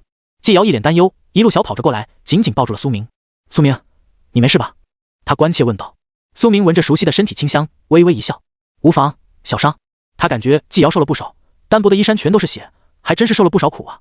季瑶连忙上摸摸下摸摸，可你刚才都被一剑斩到了呀，他可是4转。他有些不相信的样子。苏明尴尬地咳嗽了一声，随后直接拉开了自己的衣衫，裸露在外的肌肤坚韧无比，证明自己毫发无伤。放心，我有很强的愈合能力。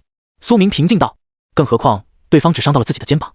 季瑶这才喜极而泣，一下子抱住了苏明。苏明轻轻摸了摸他的头，好了，我们还不能休息，张家人很多，更何况还有很多其他的散人都想抓云清，现在我们是举世皆敌，得赶紧离开这个地方。苏明认真说道。他的金纹鱼剑进化之后，拥有了可以斩碎魔法能量和符文的能力，也就是说可以破坏阵法了。但阵法的实体并不在这周围，所以他短时间内还是无法击碎的，必须先尽可能的离开这里。如果运气好能碰到一个阵法的实体，那么就可将其击碎，然后成功脱身。季瑶点了点头，轻轻应了一声，江云清走上前，眼中也有几分劫后余生的感动。苏明，你怎么会出现在这里？也太帅，哦不是，太强了。说着，江云清的脸越发滚烫起来，微微泛红，低下了头。上一次江云清在哥布林巢穴就被苏明救过一次，现在又被他救了一次，一连2次相救。别说是个小女生了，就算是个男的，也很他妈难控制住自己好不好？以前季瑶的信件中不经意间提到过他在这个副本里，所以我就赶来了。苏明解释道。说着，他发现自己的信件栏位中突然出现了无数条消息，都是先前被封锁的信件，随着耿正的死亡，消息封锁结界消失，这些消息终于可以正常接收了。严泽发了3条，大抵之意是希望他死后，苏明能照顾他的弟弟，两人能相识很开心。江云清发了4条，说他会在地府里保佑苏明成为人间最强的御剑师，希望他成长起来之后给他报仇。季瑶只发了1条，他告诉了苏明他喜欢他，就只有短短的4个字。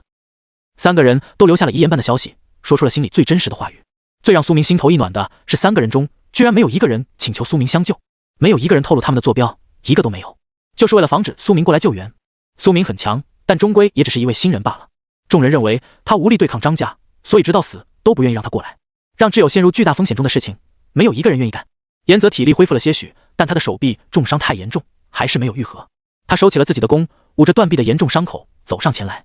他沉默了许久，还是忍不住问道：苏明，你到底是什么境界了？苏明耸了耸肩，3转吧。他没有说具体的，因为说出来能把众人吓死。实际上他已经40级了，40级还没有完成4转任务，所以严格来说确实也算3转，所以说的还真没毛病。听闻3转2个字，季瑶和江云清都是眼神颤抖。原本还想给苏明炫耀一下他们突破了2转，现在看来简直是太幼稚了。严泽虽然早有预料，却还是忍不住震惊了许久。随后他深呼吸了一番，压制住了心中的震撼。他走到苏明面前，眸光谨慎说道：苏明，我们得赶紧逃，这里还有一位张家的最强杀手，乃是5转大能，我的断臂就是他锤碎的，伤势严重，久久不能愈合。听闻此言，苏明眸光一凛，5转开始就可以踏空而行，就可以称之为巨擘了，能够开宗立派，能够成为各大家族的座上宾。更有人说5转之前皆是蝼蚁，只有到了5转，你才是这个天地真正的强者。虽然对张家的雷霆手段早有预料，但他也着实没料到张家会派出5转啊，对付一个2转小姑娘，出动5转领头杀手，看来有钱真的能为所欲为啊！你竟然能在5转大能手中脱身，确实厉害。苏明喃喃道。严泽缓缓摇了摇头，说道：当时我们跟他距离非常远，拼了命逃窜，才勉强脱身，运气占了90%。先赶紧撤吧。苏明说道。众人打开规则列表，点击退出副本，但却发现那选项是灰色的。不对，怎么还是无法退出？难道还有追兵？严泽面色难看。苏明眸光凝重，仿佛早有预料一般，叹了一口气。张家杀手那么多，可能不止耿正一个人布下了战斗区域结界，所以即便他死了，我们也无法轻易退出副本。不管那么多了，先离开此地，保持移动。耿正临死前肯定给张家汇报了我们的位置，必须立刻远离这一片。众人纷纷点头，立刻组队开始逃离。苏明先前给众人喝了成血之心的血液，季瑶和江云清的伤势早已治愈完好了，现在精神力也恢复了一些。有了江云清提供的敏捷增益 buff， 众人赶路的速度都很快。这种钻石级的疗伤液效果自然不必多说，只有严泽的断臂实在太严重，还没有完全愈合，只是止住了血。那伤口是被5转高手的技能轰碎的，伤口处有一种诡异的阴阳能量缠绕，让他的血肉迟迟无法愈合，所以跑路的时候严泽速度也是最慢的。苏明再度取出成血之心，给严泽喝了满满一大口，几乎把这心脏榨干了。反正能无限造血，他倒也不心疼。滚烫的橙色血液涌入严泽体内，他的皮肤之下顿时都涌现出一道道橙色的血液纹路。磅礴的治愈之力将那伤口处的诡异能量都逐渐瓦解吞噬。终于，那断臂伤势以肉眼可见的速度开始了愈合。断臂当然不可能眨眼就重生，这是最复杂的重伤，需要凭空重塑，即便是成血之心都需要一小会才行。谢谢，严泽真诚说道。他不知道苏明是从哪里得到的这个道具，肯定不会低于钻石品质。他只知道苏明愿意给自己使用如此之多，丝毫不心疼，仅这一点就足够他铭记于心。众人一路奔袭，一向活泼的江云清在这一刻也变得话少了起来。他知道是因为自己，大家才陷入险境，所以他始终沉默不语。云清，你知道我为什么会救你吗？苏明奔跑着，一边看向他落寞的脸庞，说道。江云清摇了摇头，他很少帮上大家的忙，他觉得自己在这个队伍里就像是个累赘，除了加一些经验 buff 和增益效果之外，他真的很弱，就是个小辅助。无论从什么角度来看，苏明都没有理由为了自己涉险。明明救了季瑶和严泽之后，他们就可以丢下自己逃跑的，现在自己没有了家，对朋友而言也是累赘。这一刻，丧亲悲痛、家族覆灭的委屈，心中的所有难过都涌上心头。他不禁红了鼻尖，差点都要哭出声了，但他抿着嘴唇，硬是倔强地忍住了。为什么？他声细如蚊，向苏明问道。我们都已经被张家的人看到了，早就已经记录在案，就算不带着你，他们也会追杀我们的，所以带不带上你都一样。苏明打趣道。江云清听闻此言，眼神顿时失落了不少，泪水几乎快要绷不住了。原本想缓和一下气氛，但看他这样子似乎起了相反的作用，苏明连忙严肃了起来。苏明眼眸清澈，轻声说道：“好了，云清，我刚才是开玩笑的。”他眸光变得认真了起来，说道：“你的父亲临死前曾嘱托过我，要多照顾你。他给了我2件赠礼，贵重之极，1件钻石级的礼物，1件史诗级的礼物。江董事长，一位商界巨贾，一位精英，更是一位好父亲。他出手确实阔绰，我收了他的礼物，自然不可反悔。”苏明是一个有原则的人，他收了江永礼的礼物，没有退回去，已经算是一种承诺了，所以他必须要保护好江云清。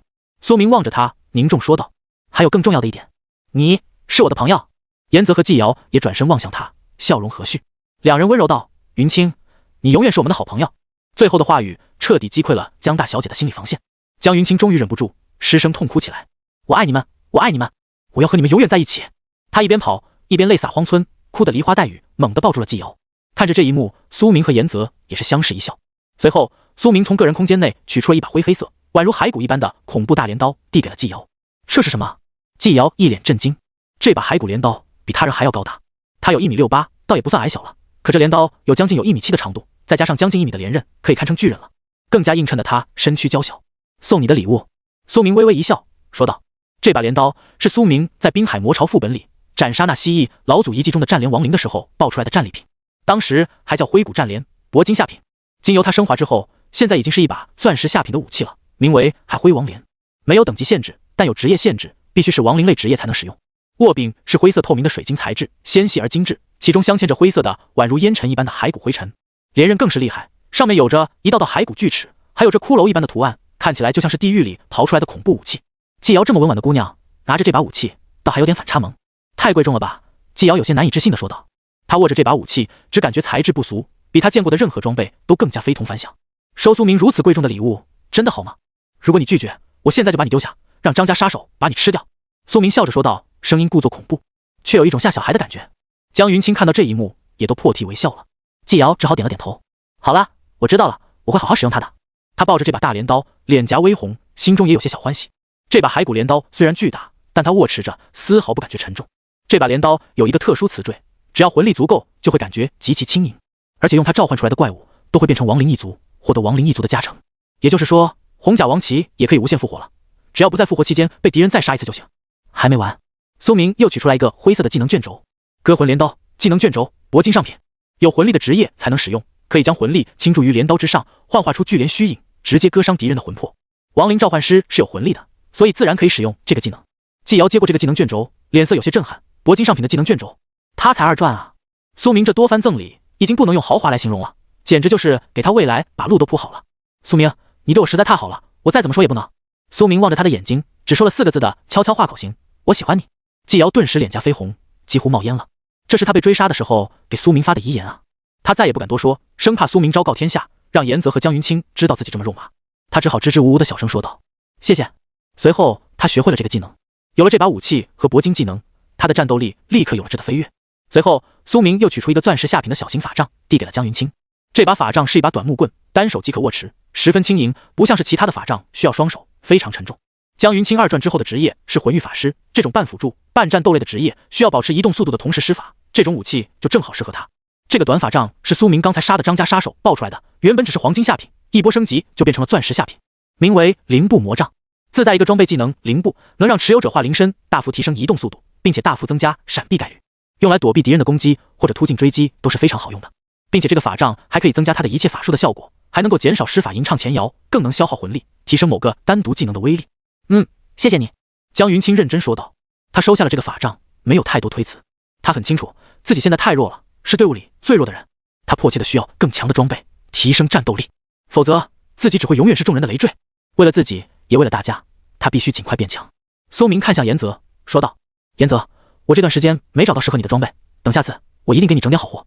严泽点了点头，面容却十分严肃。苏明，我可不是为了你的装备才和你做朋友的，就算你什么都不给，我也……苏明淡然一笑，说道：好，知道了。严泽性格一丝不苟，总是如此严肃，苏明也习惯了。无论你期不期待，我都要给你整点顶级的。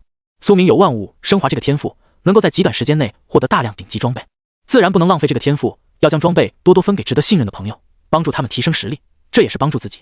苏明的计划非常庞大，他要从最开始慢慢布局，最终建立足够扳倒张家的强大势力，为此他需要很多强大的朋友。苏明前世遭人暗算，反而更加清楚值得信任的朋友多么珍贵。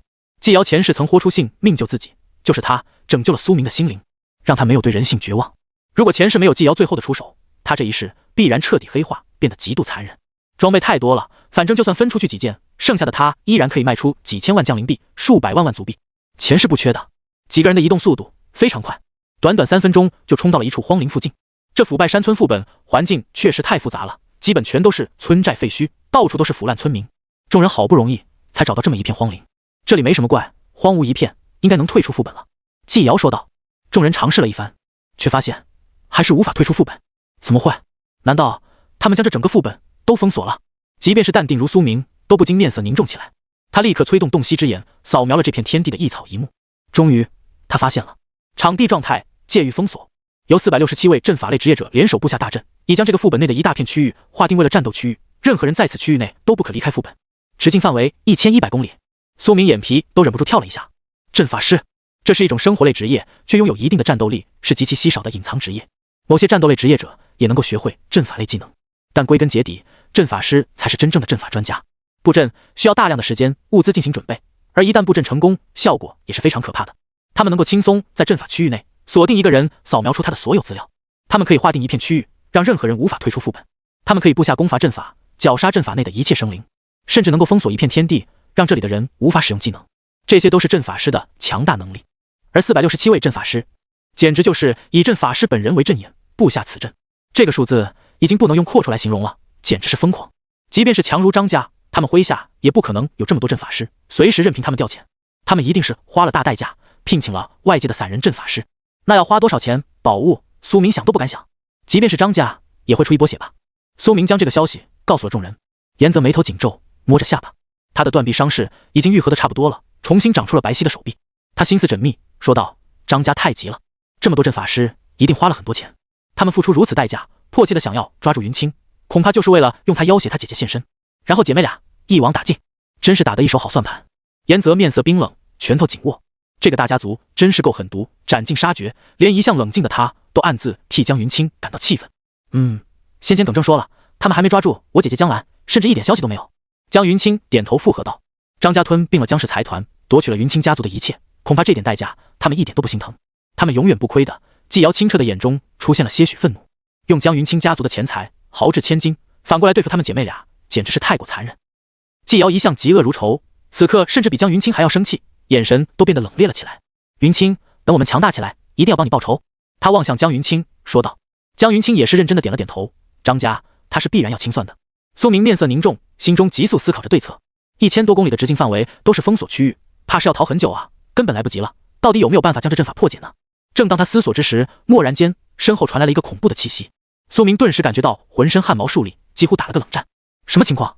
何人会拥有如此威压？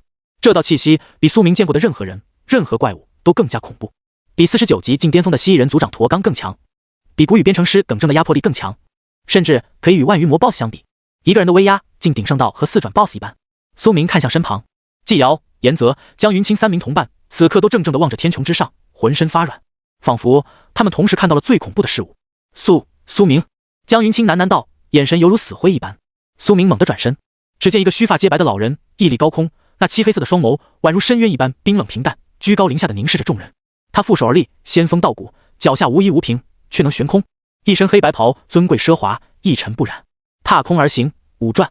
苏明现在只是3转，跃一大境，杀死一个4转还算有可能，但想杀5转就是痴人说梦了。3转与5转之间是宛如人与神一般的差距，5转甚至在某些地方会被称为人尊。5转是最大的一道坎，是最难突破的境界之一。绝大多数的天才最终都卡死在4转，直到老死都没能破入5转。这是真正凤毛麟角般稀少的高手，甚至可以延寿。5转高手一般可活150多年，4转已经很强，千里无一，但最多却也就只能被称之为强者、高手、人中精英而已。5转则是完全不同的概念。从5转开始，每一次升级获得的属性点都会是曾经的5倍。根据天赋决定，例如苏明，他是实心天赋，一旦破入5转，今后他的每次升级都可以获得50点自由属性，1级顶其他境界5级。5转这个鸿沟是将凡人与真正的大能彻底分开的天辙。5转之前皆为凡人，到了5转才可以开始堂堂正正的布局天地，开宗立派，自诩一代大能。即便是苏明都头一次感觉到了心悸，以他如今的属性，就算是他最强的传说级神技杀神一刀都不一定能赢啊！这可是横跨了2个大境界。苏明头一次感觉到了死亡的降临。他立刻扫描了此人的资料。张香生，种族人类，等级53级，2750万53000万经验值，职业阴阳拳师，力量691，体质583，敏捷482，精神328，幸运100，气劲900，911，激进饱满。技能阴阳内功史诗下品，阴阳拳师核心被动技能，通过呼吸可以产生职业资源气劲，消耗气劲可以大幅增强全身防御力、肌肉力量，也可消耗气劲强化技能。阴阳拳法钻石中品，左手为阳，右手为阴，双拳交融之杀，刚柔并济，万敌皆溃。借力打力钻石中品，防御技以微小力道将敌人庞大的攻势调转回去，将敌人彻底击溃。深化长流钻石上品，消耗气劲深如流水而行，可消解大部分攻击力道，并且速度极快。苍山碧釉铂金上品，浑身气劲凝于皮肤，化磐石般坚韧，亦可增幅拳法力道，持续期间内消耗精神力，回复气。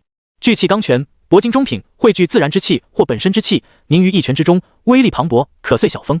苏明细数一番，竟发现此人的技能大大小小足有10几个，职业更是极其稀少的阴阳拳师，六转可旋转只有碎象拳尊、太极拳尊等。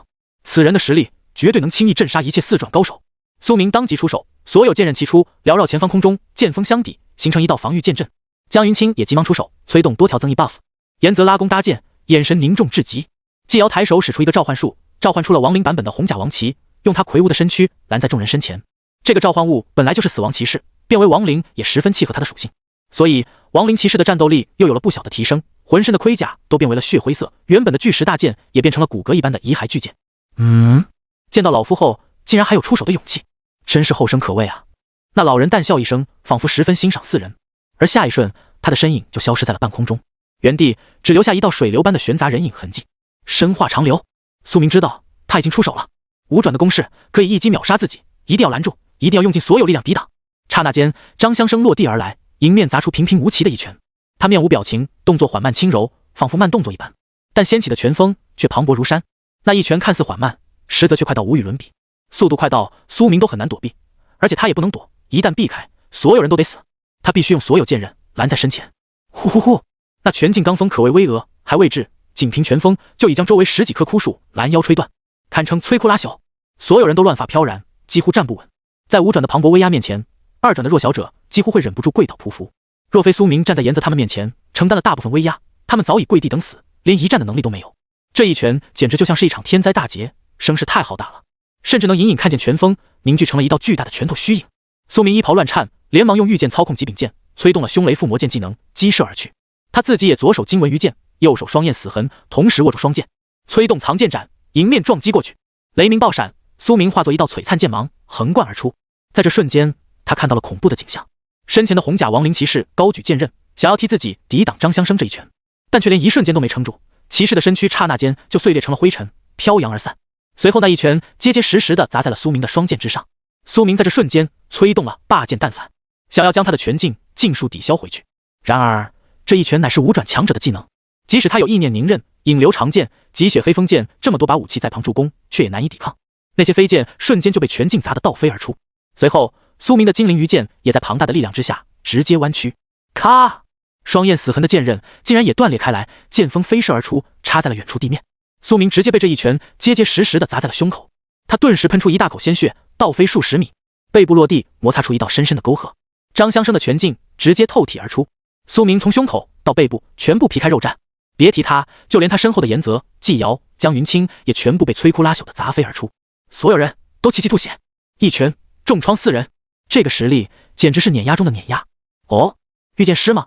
有点意思，如此年轻就能同时御5剑，恐怕机缘不小，努力也不少吧。张香生飘然落地，脸色平静，缓步上前。他声音苍老，眼眸之中对苏明有一股浓浓的欣赏。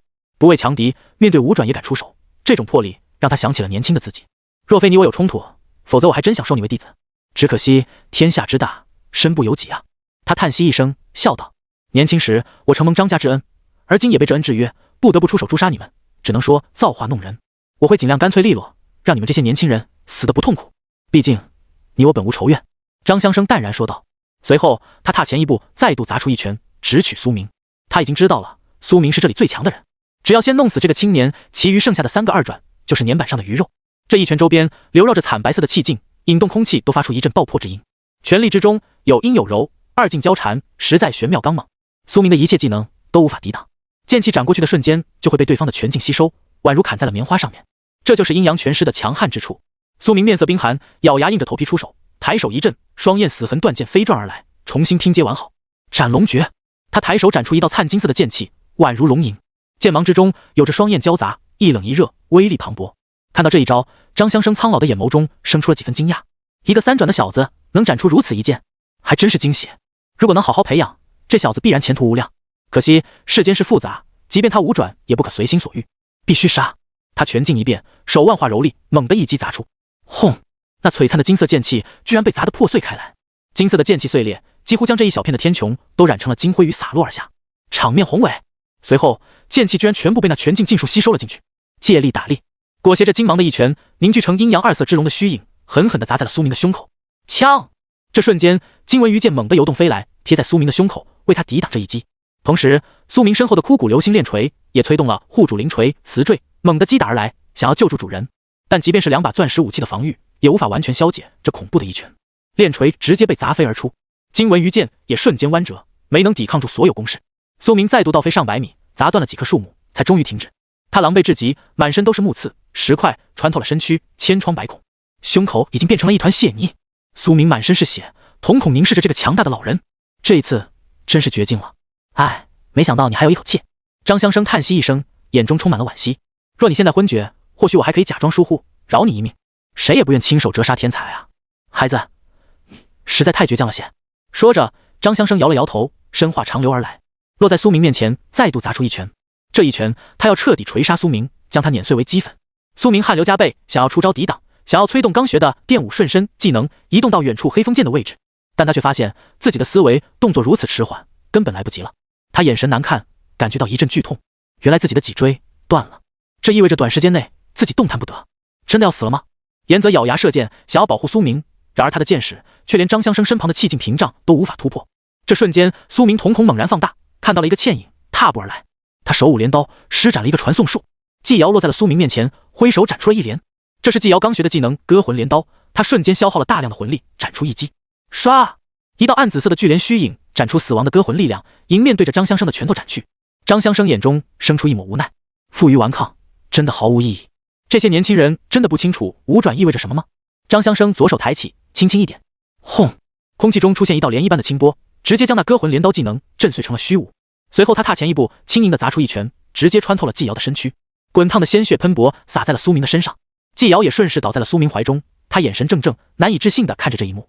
张香生动作不停，拳头继续下落，他要一拳穿杀两人。就在那穿胸一拳即将砸在苏明身上的瞬间，他终于勉强催动了电舞瞬身技能，原地出现了一道电流残影。苏明本人则已抱着纪瑶出现在了100米开外地面上的极血黑风剑旁边。苏明浑身是血，呼吸急促，眼神在这一刻寒冷到无以复加，没有愤怒，没有悲伤，只有寒冷。这绝对无情的眼神，甚至让张香生都不禁感到了一瞬间的微微恐惧。怎么可能？我已多少年未曾感受过这种情绪了。随后他摇头苦笑一声，看来我也是老了，出现错觉了。随后他缓步朝着苏明和纪瑶走去，浑身气劲从始至终都是鼎盛绝对的碾压。严泽和江云清想要出手阻止，却被张香生一抬手的拳劲流散，就击倒在地。他们浑身是血，却依然咬着牙猛地站起身。二人不顾浑身重伤，踉跄地冲到了苏明和纪瑶面前，护住两人。严泽和江云清嘴角淌血，体力虚弱，却依然联手攻击张香生，浑然一副不怕死的模样。然而严泽的剑矢对五转实在威力太小，在接触到张香生身旁的气劲护体时就被直接弹飞。江云清的万蚁噬心术是他唯一的进攻法术，却也无法起效。张香生仅需抬抬手就可将那魔法击碎，简直没法打。后方苏明紧紧抱着纪瑶。为什么？纪瑶嘴角一血，轻轻摸了摸苏明的脸庞，笑着说道：因为我喜欢你啊。他不希望自己的死让苏明太过悲伤，所以竭尽全力露出了一个笑容，即便到死都在温柔着关心他人。嗨嗨，说着纪瑶咳出一大口血，他勉强的笑容也无法维持了。随后他眼神涣散，躺倒在地，没了鼻息，生命值直接归零。五转强者的杀招，他一个2转的姑娘又怎么可能顶得住？仅仅是一击就可绝对致死，没有任何商量的余地。生命值归零的人连成血之心都无法救活，必须要还剩1%才行。现在他已经是濒死状态了，不到3秒就会彻底成为一具冰冷的尸体。尸体任你千般万法都几乎不可能拯救。这一刻苏明的心冰冷到了极点，眼中的愤怒终于难以压制。究竟是为什么？这场景让他感到似曾相识。前世也是如此，在自己被张唐和任小曼围杀的时候，是季瑶用生命为自己争取了时间。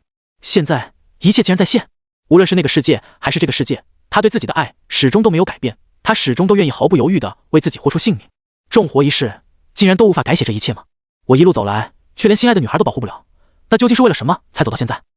苏明眼中流淌血泪，怒容就像修罗一般。忽然，他眼神怔怔，似乎突然想到了什么。他用最后一口力气，颤抖着取出一瓶药剂，猛地刺入了脖颈中。脊椎已经断裂，他动一下都困难。药剂涌入全身，他浑身紫劲暴起，皮肤瞬间苍白。一股磅礴的鲜血力量直冲全身四肢百骸，打通了所有的血管、穴道、内脏。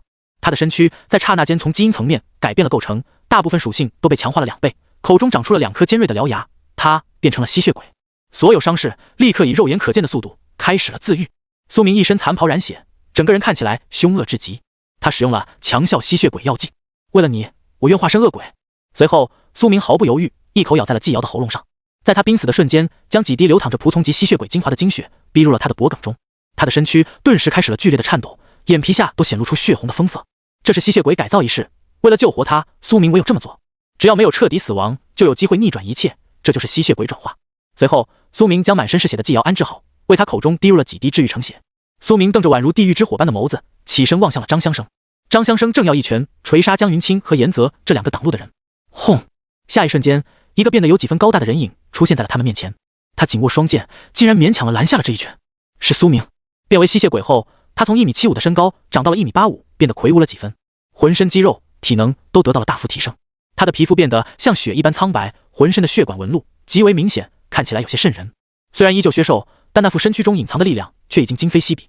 强效吸血鬼药剂的效果太强大了，饮下后在1小时内变为仆从级吸血鬼，这是吸血鬼中的第2等阶，已经能够获得大部分的吸血鬼一族的天赋强化。苏明看向自己的天赋列表，多出了整整3个临时天赋。巨阳生灵，被阳光直射将会身躯自然而死，彻底朽灭，持续时间1小时。苍白之躯，获得吸血鬼的强大自愈能力，全身体质、力量、敏捷属性暴涨2倍，但当你被银质武器重创时，自愈速度减慢，持续时间1小时。极血之魔，你可以汲取任何活体生物的血液，治愈任何伤势，集血过程中有概率夺取对方随机一个技能，持续时间1小时。战斗类属性翻倍，加上本源剑体的加成，可以说苏明现在的剑法乃是60倍，即便是5转，也无法像碾死一只虫子一样将他碾杀了，更别提他还有吸血鬼一族的恐怖自愈能力。虽然有一个缺点，那就是被阳光照射后会立刻死亡，但这个副本正好是永夜的腐败村庄，永远都是黑夜，根本没有白天。苏明占尽地利。苏明抬手一转，怒吼着用精灵鱼剑与双焰死痕交叉斩出，使出了一招威力磅礴的技能狂雨碎凤剑。他的速度提升了2倍，这瞬间剑速快到无与伦比，即使是张香生也无法轻松震开了。双剑斩出无尽罡气，并且多次触发了套装的引斩效果，无数道残影随着苏明斩击叠加在一起，威力将空气都震碎开来。以3转强击5转，张香生大意之间竟然被震退了半步。苏明以3转修为震退5转大能，虽然仅有半步，但也足够震惊天下人了。张香生眼中生出了几分诧异，但眼中并无任何慌乱，他只是有些许惊奇，苏明的实力怎么会这么快突飞猛进，而且所有伤势都完全自愈了。他猛地变招，抬手催出双拳，阴阳拳法完全施展开来。此拳阴阳2力融合，刚中有柔，威力无匹，直接将苏明的狂雨碎风剑中断，将他砸得败退而出。但苏明竟然未倒，他面容极度阴沉着，双剑触地，划出2道沟壑，停止了后退。他站起身，眼神变得有些嗜血和邪恶。苏明猩红色的双眸以及如风般恐怖的速度，让张香生脸色微凝。再看他脖颈上蠕动的淡淡紫金以及惨白的肤色，张香生终于意识到这个青年堕落成了什么。你竟然堕落成了吸血鬼，触碰此大禁忌之力，看来不得不杀你了。老人的眸光变得无比寒冷，杀意终于彻底凝实。刚才他其实一直都对苏明这个青年才俊有些许留手，但从苏明化为吸血鬼这一刻开始，一切仁慈都不复存在了。自古人与吸血鬼不两立。苏明站直身体，面容冷冽，眼中杀意流转。他听到了一个声音：狂雨碎风剑熟练度提升，晋升铂金中品。千流斩尘剑，铂金中品，精准快速的致命剑技，甚至能将一片区域内的尘埃都精准切分成2半，施展时宛如狂风暴雨，连绵不绝。技能也正好升级了。苏明的眸光之中战意鼎盛。吸血鬼的自愈速度如此之快，他根本不必担心受伤，只要自己用尽全力躲避格挡，尽量让张香生无法一拳将自己秒杀，那么就可不断自愈。也就是说，自己能够在1小时内勉强顶住张香生的攻势。当然，苏明会承担极大的风险，他必须时刻集中精神，竭尽全力才能一战。一旦稍有不慎被对方一击秒杀，那么还是会死的。吸血鬼状态也并非无敌。苏明抬手之间，自己的所有剑刃都飞旋而来，缭绕在他身旁。他要正式与张香生一战。3转之躯战5转。季瑶在濒死状态，他能否挺过这一关，还未可知。即便活下来了，他也会成为新12级的吸血鬼。成为吸血鬼确实会增强他的各方面能力，但也会让他再无法享受阳光。而且一旦被人类发现他的身份，他也会立刻遭到追杀。可以说，从此刻开始，他将无比孤独。苏明擅自做了这个决定，他不知道是对是错，所以他实在是心如刀绞。他眼中的凛冽杀气全部汇聚向张香生，他与张家不共戴天。他取出一壶烈酒，一饮而尽。成为吸血鬼后，对于酒的抵抗力更强了，所以很难喝醉。苏明不得不将一整壶高浓度烈酒完全饮尽，这才终于进入了醉意状态。醉剑是所有剑法技能有概率携带剑气。同时，苏明眼神冰寒，取出了一枚暗紫色的鳞片，卡在了双焰死痕断剑的接缝处。死毒亡灵，史诗级的剧毒之物。骤然间，整柄长剑之上浮现了一道道黑紫色的液体，那是剧毒的流淌。即便是张香生，一旦被割伤一下，也必然身负重伤。苏明几乎掏出了所有的底牌。张香生乃是五转大能，苏明即便有双倍属性吸血鬼一族的天赋加成，也只能勉强一战。想要杀死对方，还是不太可能，顶多死撑一会。所以他现在的想法很简单，那就是自己拖住，然后让严泽、江云清带着纪瑶逃。严泽、云清，你们带着纪瑶快逃！苏明朝着身后怒吼道。两人拳头紧握，点了点头。现在必须将纪瑶转移，他才能安全。两人立刻搀扶起纪瑶，快步向后逃离。但两人现在都已经身负重伤，逃也逃不了多快。张香生望着这一幕，面容变得极为阴冷，直接身化长流出拳。当苏明变成吸血鬼的那一刻，张香生对这个执迷不悟的青年就已经毫无仁慈。砰！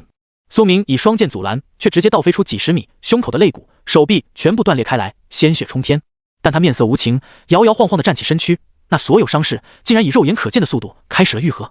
他就像打不死的小强，一次又一次站起，甚至朝着张香生主动发起进攻。他双剑归鞘，经文于剑与双焰死痕握在手中，同时催动了藏剑斩。这一剑附带了凶雷附魔剑技能，掺杂血光的雷霆蔓延而出。与此同时，苏明身旁所有飞剑缭绕而来，随着他一同发起进攻。轰！他化作一道璀璨的雷霆剑芒，刹那间飞斩而出。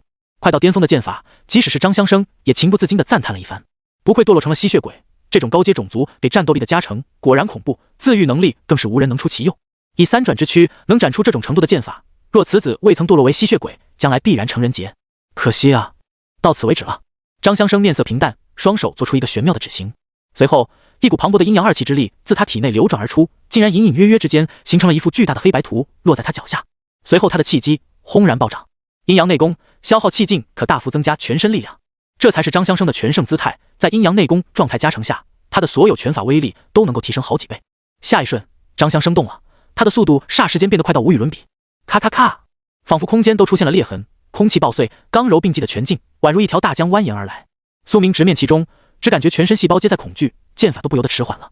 而他还是毅然决然地冲了进去，为的就是阻止张香生截杀严泽他们。无论如何，这一世他一定要保护好纪瑶。噗嗤，藏剑斩的剑气进入那拳劲河流之中，顿时发出了锐利的鸣叫之音。剑气艰难地切开了几寸拳劲，却也只支撑了片刻，便被瓦解开来。凶雷附魔剑的雷霆也被那阴阳二气中和。随后，苏明整个人直接倒退上100米，狠狠地砸在了一个木桩之上，尖锐的木刺直接从他的喉咙里穿刺出来。他全身皮开肉绽，半个身躯几乎都被拳劲罡风砸成了肉泥。他成了一尊血人，许多肌肉、内脏都暴露在外，每一次颤抖都会见血出来。苏明面色狰狞，艰难地站起身躯，他猛地咳出一大口血，但他始终不倒，任由鲜血喷射，他依旧面容坚毅。苏明从来不知放弃为何物，坚持就是他的座右铭。就像他曾经告诉那个小兽人利亚的一样，他要以身作则，践行此言。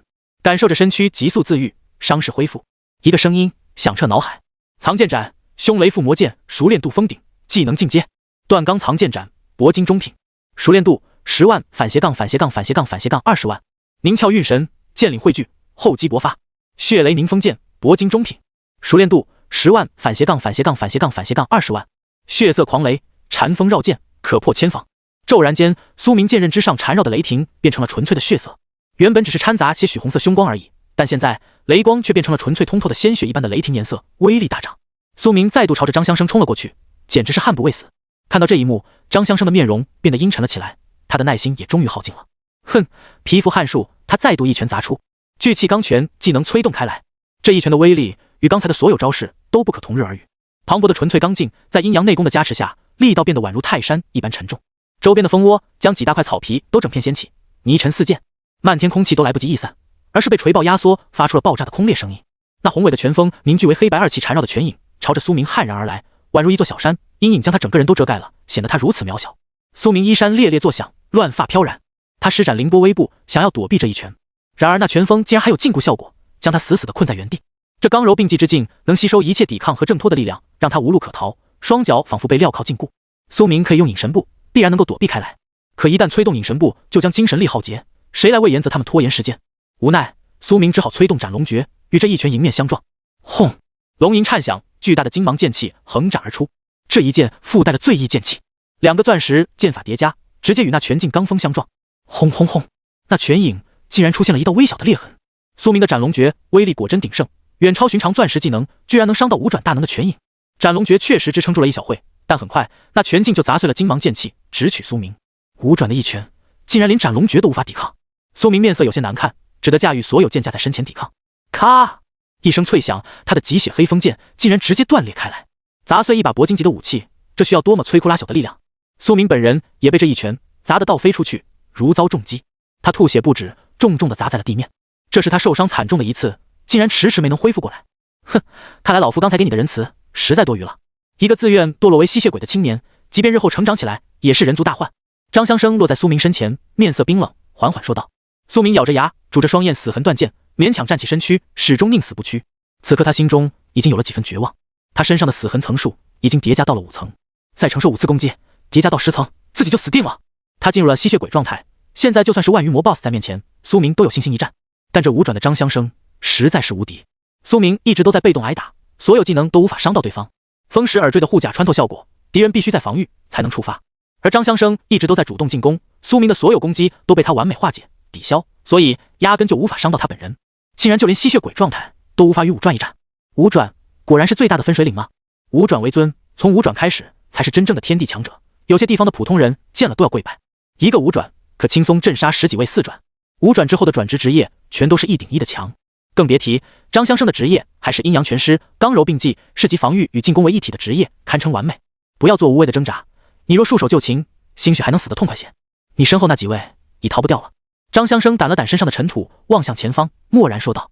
苏明转头一看，只见一大群张家杀手已经将颜泽他们包围了起来，足足有数十人，更有好几位4转高手，几十位3转高手，有张家的杀手，也有这个副本中闻讯而来的散人玩家。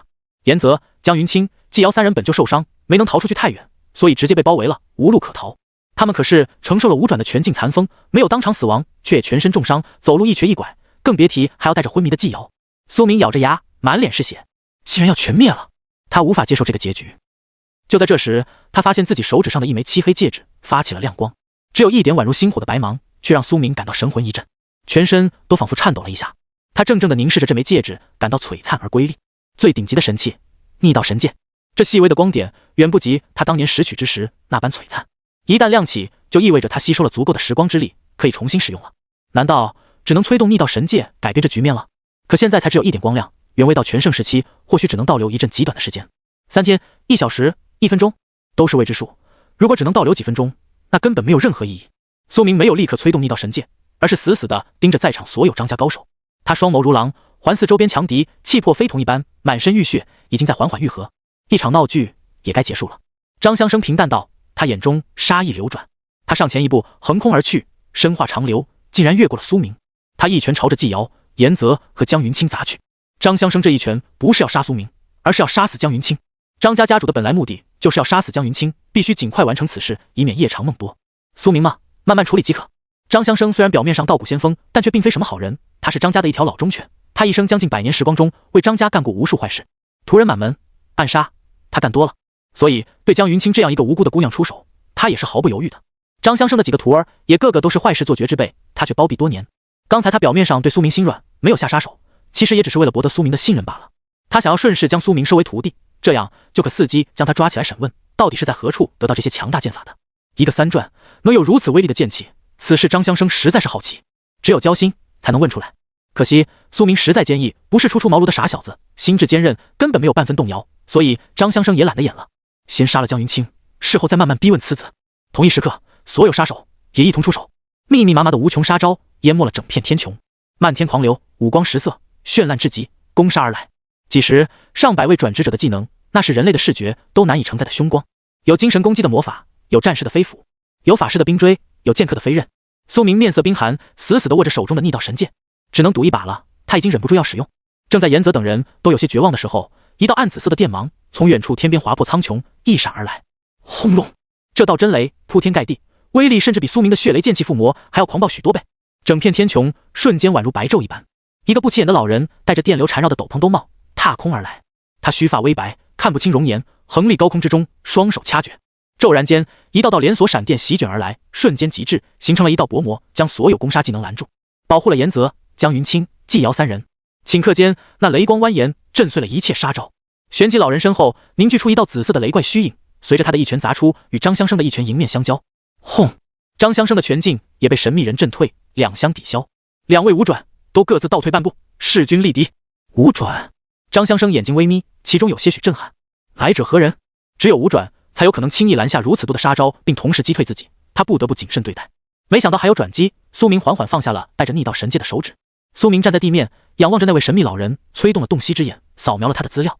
雷神，种族人类，等级51级，10万51000万经验值，职业大暗雷尊，力量240，体质230，敏捷999，精神428，幸运170，技能暗明雷动，钻石上品，它能够随意催动暗紫雷霆攻杀敌人，它可将任何雷霆随意揉捏成各种形态，堪称当之无愧的雷中尊者。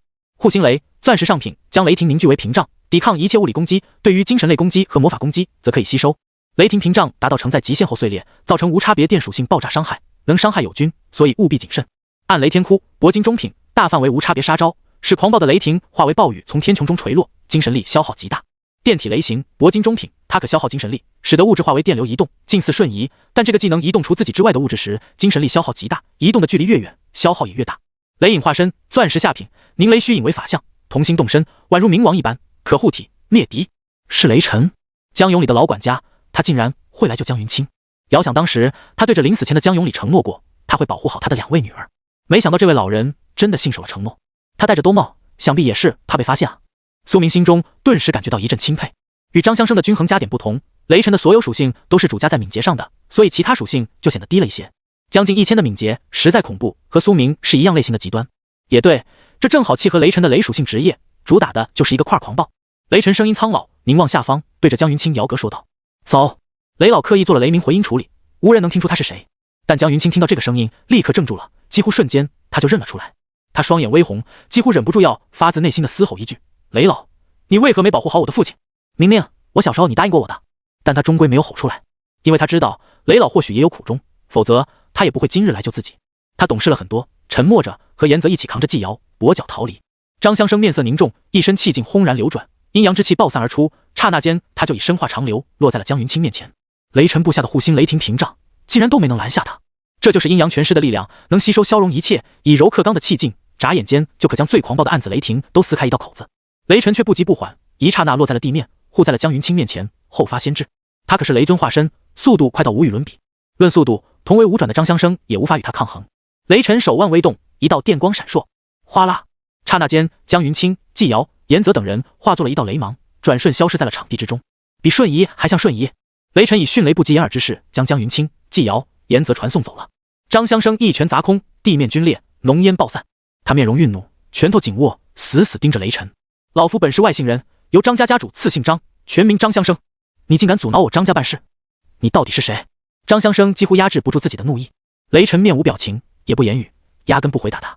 他打了个响指，护心雷罩破碎，瞬间炸死周围10几个人。随后他抬手一握，凝聚一道暗紫色的璀璨雷剑，握在手中。他苍老而单薄的身躯孤身拦在所有杀手面前，只为护小姐无恙，任何人不准踏过一步。他声音平静，老练而干脆，回荡天地之间。张香生意识到这人无法沟通，此战无可避免了。这位武转的速度快到宛如闪电，若不击杀他，根本不可能杀死江云清。哼，我倒不急。这副本以部下大阵，任何人都无法离开，杀掉你，再杀江云清，顺序改变而已，结果没有任何分别，他们逃不掉的。张香生面容冰冷，双拳之中白气缭绕，气质宛如一代宗师。他一声令下，所有散人、张家杀手，无论4转、3转还是2转新人，全部都一同出手，朝着雷神攻杀。所有人都想邀功，奋意杯羹。巨大的声响传遍周边天地，大地都在摇晃着。张香生双拳化阴阳姿态，猛地冲杀而来，与雷神站在一处。轰隆，砰砰砰砰，恐怖的巨响传遍周边，地面都裂开无数道焦黑的沟壑。半空中雷暴炸响，接连而密集，在空气中都留下了焦黑的痕迹。两位五转大能的战斗实在声势磅礴，更是快到肉眼都难以捕捉。雷神身化电芒，孤身迎战所有人，任何想要去追江云清的都会被他截杀，一时间尸首遍布，惨叫连连。居然真的没有一个人能越过他雷霆所示的那条线。雷神的速度快到离谱，同一个人竟然能几乎同时出现在好几个地方，简直就像是闪电残影分身一般。但敌人太多了，更别提还有张香生这位比他等级更高的五转，他一个人实在勉强。很快，雷神就落入了下风。他身上被某个法师施加了禁锢锁链，用了一刹那才解开，而就是这么一刹那，导致他承受了张香生的一拳。他倒退3步，口中流出几滴鲜血。雷神面容冷冽，眼神隐藏在兜帽之下，始终不退，依然在战。他最起码要拖10分钟，这是他给自己定下的底线。苏明并未被雷神的技能送走，因为刚才他和江云清还有一段距离。望着密密麻麻的杀手，他抬手一握，咔！断裂的极血黑锋剑飞转而来，拼合在了一起。随后他取出一块高阶黑钢，卡在剑刃的断裂处，动用锻造之力将其直接修复了，完好如初。修复武器所用的精神力并不似制造武器那么多，所以可以在战斗中使用。此刻他站在雷神身旁几10米处，也有一大群杀手朝着他奔涌而来，杀招尽出。苏明现在可是有吸血鬼状态在身，属性恐怖，所以他杀的也是狂暴无比，短短几10秒就屠戮了一位4转，3转更是多达10几人。他宛如恶鬼，张开血盆大口，撕咬那些杀手的喉管，将他们的血肉汲取，吸收营养，治愈自己的伤势，恢复自己的体力。有几个人当场就被吸成人干了。斩杀4转光枪战士，斩杀3转银油剑客，斩杀3转雨林剑客，斩杀3转大刃骑士，斩杀。经验值加6-8万，经验值加10万，经验值。获得战利品银油剑黄金上品 X1， 无尽剑匣黄金下品 X1。 张香生一拳重创雷神，眼中显露出几分淡笑与自信。老夫可是阴阳拳师，到了6转才成太极拳尊，职业的极限成长性更高，日后可突破7转，前途无量。反观神秘老人，职业5转就成雷尊，日后极限几乎只能达到6转而已，如何与自己一战？他心中傲然。思索间，张香生忽然眸光一凛，他看到了人群中的苏明，顿时杀意凌冽，眼神都变得有了几分不加掩饰的怒意。他心中暗想，就是这青年刚才让老夫起了歪心思，没能干脆镇杀江云清，反而在他身上浪费了太多时间，真是可恨。张香生很清楚，这也是他自己的贪婪所致。苏明的剑法起码是钻10级，这对于5转也有极大的吸引力，能卖出上千万降灵币，所以他干了多余的事情，导致陷入了如今的局面。但无论如何，人都不会第一时间怪自己的，这是一种本能。抬手就可镇杀此子，不如先弄死再说。况且这御剑师小子也是一个极大的变数，一旦让他杀死太多手下，那位5转雷尊的压力就小了。先杀此子乃最优解。张香生身化长流，刹那间奔袭而来，双拳化柔水一般的刚流拳锋猛地锤击而来。苏明死死地盯着张香生，他身上的死痕层数已经叠加到了8层，再承受2次攻击就会彻底葬身。这一刻，他紧紧地握着自己的戒指，心中出现了一个疯狂的想法：既然逆道神剑还在，我可回溯时光，无惧搞砸，不如我就最后疯狂一把，耗尽精神力，用一次杀神一刀。肯定杀不死张香生，但必然能够重创这老家伙。这老头重伤了季瑶，苏明怎可能不报仇？而且雷老管家孤身迎战这么多人，如果自己不用杀神一刀重伤张香生，雷神最后必然也会战死在这里。苏明深知自己用了杀神一刀会体力耗尽，陷入危险，但他的本性就是一个疯狂的杀神啊，所以他选择了惊呼最多的打法。叮！一声清脆的剑鸣响彻全场，双焰死狠剑的剑锋断裂开来，飞转到后方的荒草地之中。随后，苏明握着这把宛如匕首一般的断剑，迎面冲了上去。杀神一刀催动开来，苏明朝着张香生斩去。剑锋之上涌现一抹血红色的寒光，那是死亡的血色。嗡刷！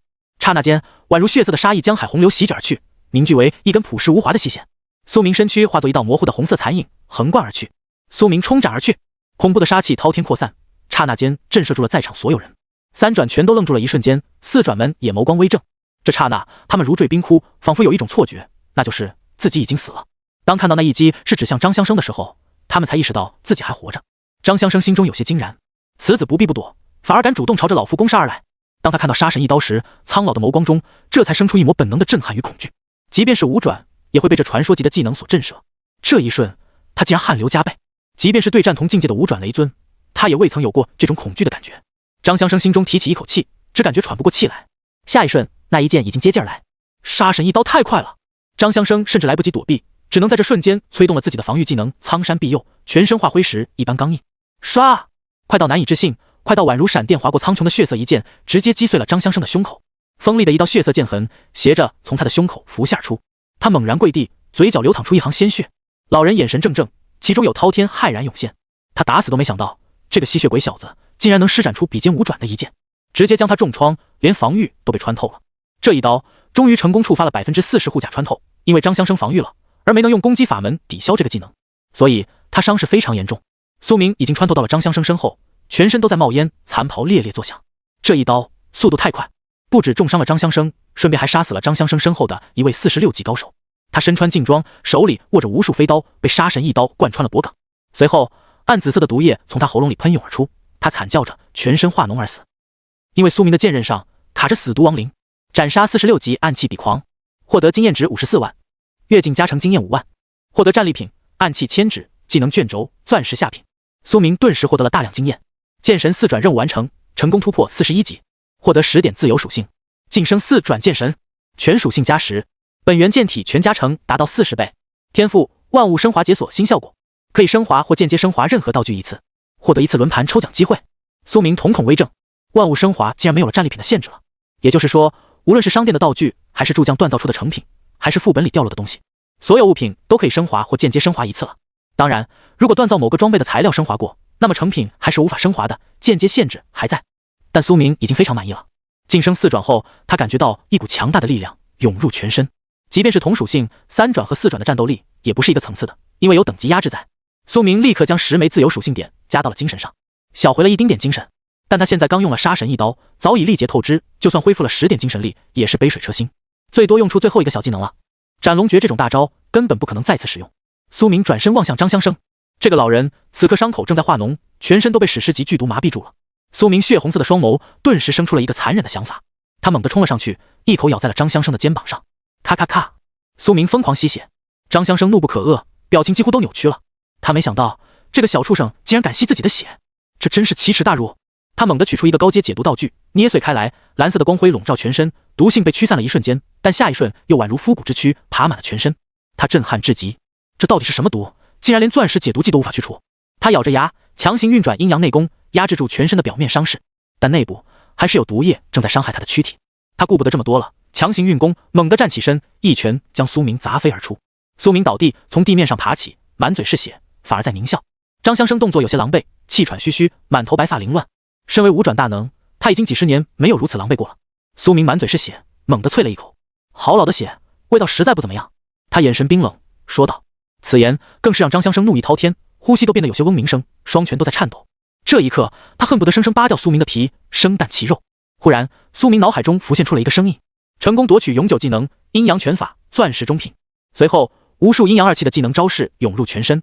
苏明眼神微惊，自己竟然夺取了张香生的一个钻石中品技能。他原本只是想要吸血重伤张香生，给雷神缓解一些战斗压力而已，没想到误打误撞夺取了一个技能。自己的幸运属性高了之后，果然是好事频出啊！他的吸血鬼状态有一个临时天赋，名叫极血之魔，其中一个效果是吸血有极低概率夺取对方一个随机技能，这个概率可能是低到1/1000000，几乎是聊胜于无，可以说是几乎不可能发生的概率。苏明甚至都忽略了这个效果，因为概率太低了，历史上也很少发生过低阶吸血鬼夺取别人技能的情况。按理说，最起码也得是长老级的高阶吸血鬼才有夺取别人技能的先例。苏明的运气真是好到爆棚了啊！他望向张香生，眼中有了几分嘲讽。感谢你的技能啊！他满身是血，咧嘴一笑。张香生看到这一幕，猛地挣脱毒液麻痹，冲了过来，怒吼一声：“给我弄死他！”一众杀手听令，立刻朝着苏明汇聚而来，将他包围在其中。苏明面色平淡，只是手指微动，嗖！他身躯化一道残影电流，出现在了200多米开外的一道断剑之前。电舞顺身，他提前布置了双焰死痕断剑的锋刃，到达了战场边缘，这样他就可以在使用杀神一刀之后立刻脱身。看到苏明行云流水的脱身动作，一旁混战中的雷神眸中也是金芒闪烁。小友，感谢。他摇个上100米，对着苏明低声道。虽然不认识苏明，但他也十分感谢这位陌生青年的相助。苏明也微微点头示意，随后立刻逃离了战场。他精神力已经彻底耗尽，死痕层数更是达到了9层，再被打一下他就死定了，就算是吸血鬼也得死，所以他必须逃走了。张香生身负重伤，虽然没死，但短时间内雷神的压力小了很多，应该能撑过这一战了。不过用雷的5转高手，一只手都能数得出来，张家很可能会发现雷神的所作所为，这位老管家的下场难说呀。苏明自己的力量也实在有限，只能做这么多了，接下来他必须找个地方休息了。苏明一路奔袭，远离战场，朝着严泽他们的方向疾驰而去。此刻战场中，张香生发现自己的一个核心技能阴阳拳法无法施展了，仿佛直接被删除了一样。难道是此毒的麻痹效果吗？他气得浑身发抖，差点昏厥。他不顾中毒，和所有人一起进攻雷神，攻势磅礴，完全不顾毒发。他已经失去理智，发誓要镇杀雷神，然后杀死江云清，追死苏明。苏明今日给他带来的耻辱，让他这位5转无法咽下去。然而他的伤口周围缠绕着顶级杀意，更是中毒，难以愈合。所以张香生的战斗力折损了许多，一时间雷晨竟然应对得游刃有余。苏明奔袭在荒村中，过了几分钟，终于是找到了严泽他们。严泽和纪瑶扛着江云清，尽力朝远处逃跑。看到苏明的出现，两人都惊然，江云清更是喜极而泣。苏明，你竟然还活着！江云清双眼红透，泪眼晶莹地说道。苏明豁出性命保护他们，他早已感动得不得了。我还活着，不过现在没时间耽搁，那位五转神秘高手可能也撑不了太久。你们找到离开的路了吗？或者有没有看到阵法实体？苏明气喘吁吁问道。他精神力耗尽了，此刻已经感觉到全身细胞都十分疲惫，鼻尖流淌着鲜血，连站着都很勉强。唯一的好消息是他脱战后9层死痕层数已经归零。严泽面色凝重，摇了摇头。纪瑶昏迷不醒，我们赶路速度太慢了，距离能退出副本的区域还很远，而且阵法实体十分隐蔽，我们也没有发现。说到这里，严泽拳头紧握，感到实在棘手。众人陷入了沉思。忽然，附近的废墟中出现了一个低沉的声音：“喂！”众人循声望去，只见一个戴着黑色斗篷的女人潜伏在路边的村庄废墟中。不知道怎地，苏明总感觉她的声音有几分熟悉。他上前一步，手里握着一把短枪。“你是谁？”严泽十分戒备，几乎要弯弓搭箭。神秘斗篷女不言语，缓步走到江云清面前。两人相视瞬间，江云清明显呆愣住了。随后，江兰摘下了自己的兜帽，露出了她清冷的高级容颜，浑身有一种知性美。“姐姐！”江云清难以置信，随后猛地冲上去跟她拥抱在了一起。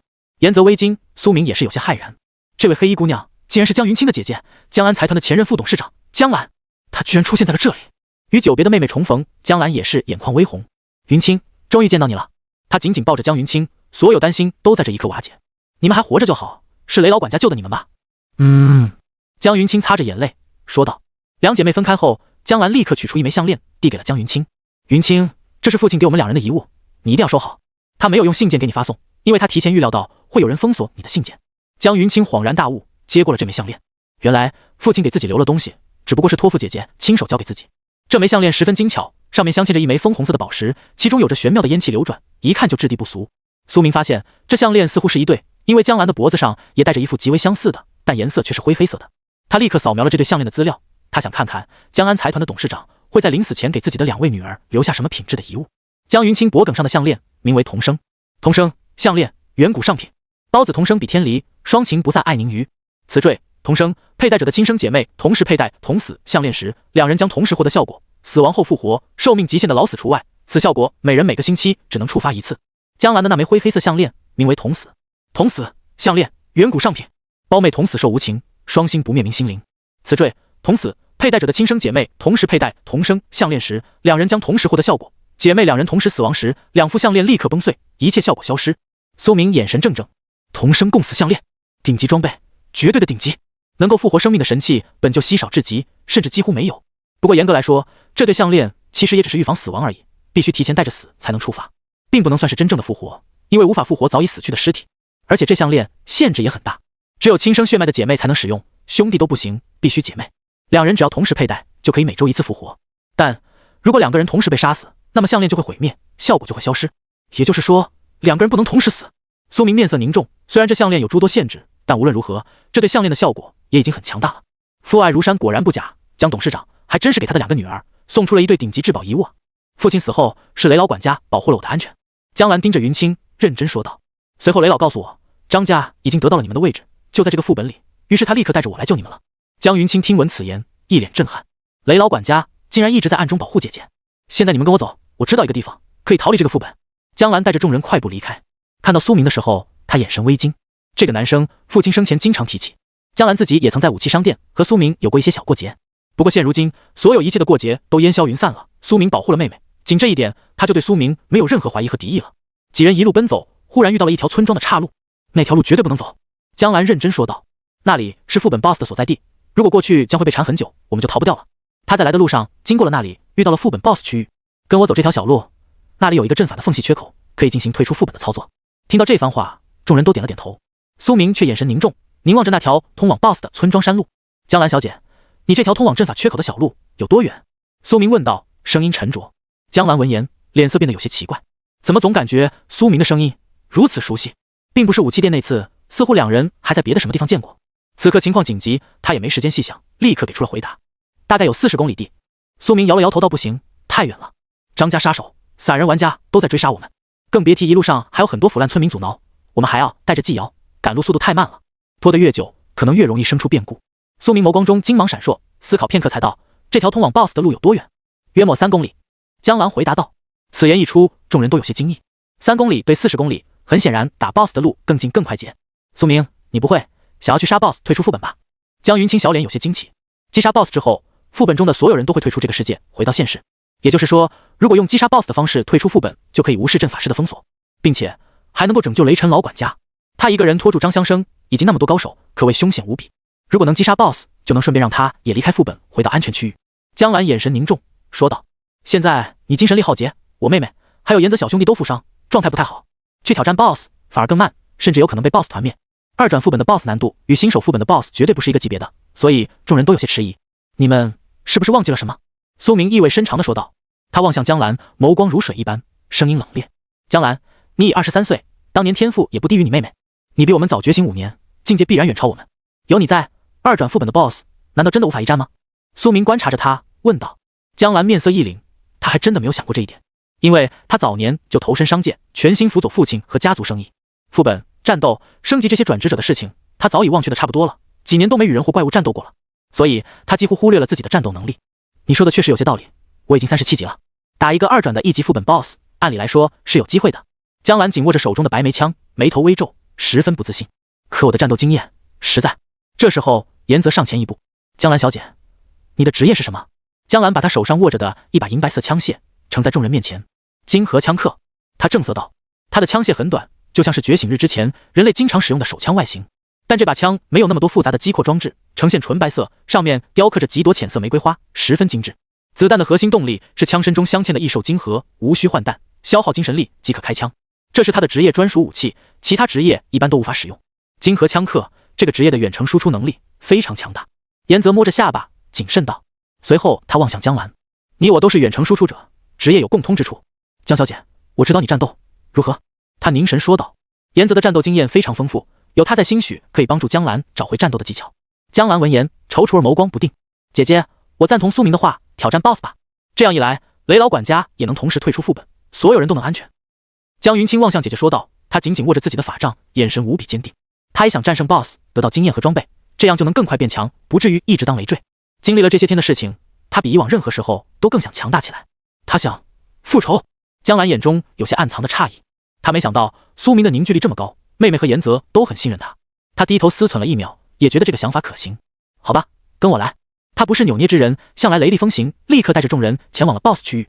那里非常近，如果 BOSS 击杀得够快，确实能够更快地离开副本。苏明望向岩泽和江云清，说道：岩泽、云清，把纪瑶放到我背上，我背着他走。我体力恢复了一点，伤势也完全愈合了。虽然精神力耗尽了，一时半会用不出技能，但我的敏捷属性很高，即使背着他也跑得很快。苏明认真说道。他还处在吸血鬼状态，体能是正常情况下的2倍，交给他背负纪瑶显然是更好的选择。好。两人应了一声，小心翼翼地将昏迷的纪瑶放在了苏明背后，冰凉的身躯靠在身后，沁香绵软，但苏明现在却没时间感受。他脸色苍白，浑身紫色与红色的血管脉络游走，颤抖，全身都寒冷无比。苏明心中充满了担忧，将最后几滴成血之心滴入了他的口中。说什么他也要救回纪瑶。成血之心终于彻底干瘪，恐怕需要几个小时才能造出新血了，但他还有很多治疗药水。苏明取出几瓶治疗药剂给了岩泽和江云清，你们先喝了，恢复一下伤势，多余的留着，等会打 BOSS 用。随后众人继续赶路，苏明背负着纪瑶紧跟江兰。半路上纪瑶偶尔会传出声如细纹的痛苦呻吟，气若游丝，最起码他还活着。苏明心中有些担忧，但必须要回到天塔界才有办法救他。我权衡了一番，你们的计划确实更好。赶路的时候，江兰忽然说道，她声音清脆而干练，身穿一袭黑袍，即使有遮掩的黑斗篷，也难以藏住她凹凸有致的成熟身材。她低头时无人看到，她眼神变得有几分冷冽。他忽然感觉自己经历了这么多年的商界交锋，已经快和那些身居高位的老人、公司老板成了一样的迂腐之人。今日跟这帮年轻人在一起，终于也能找回几分血性。他曾经太墨守成规了，不敢冒险，而现在他要让自己变回转职者的心态。现如今家族覆灭，没人可以依靠，我也确实需要找回一些战斗的技巧了。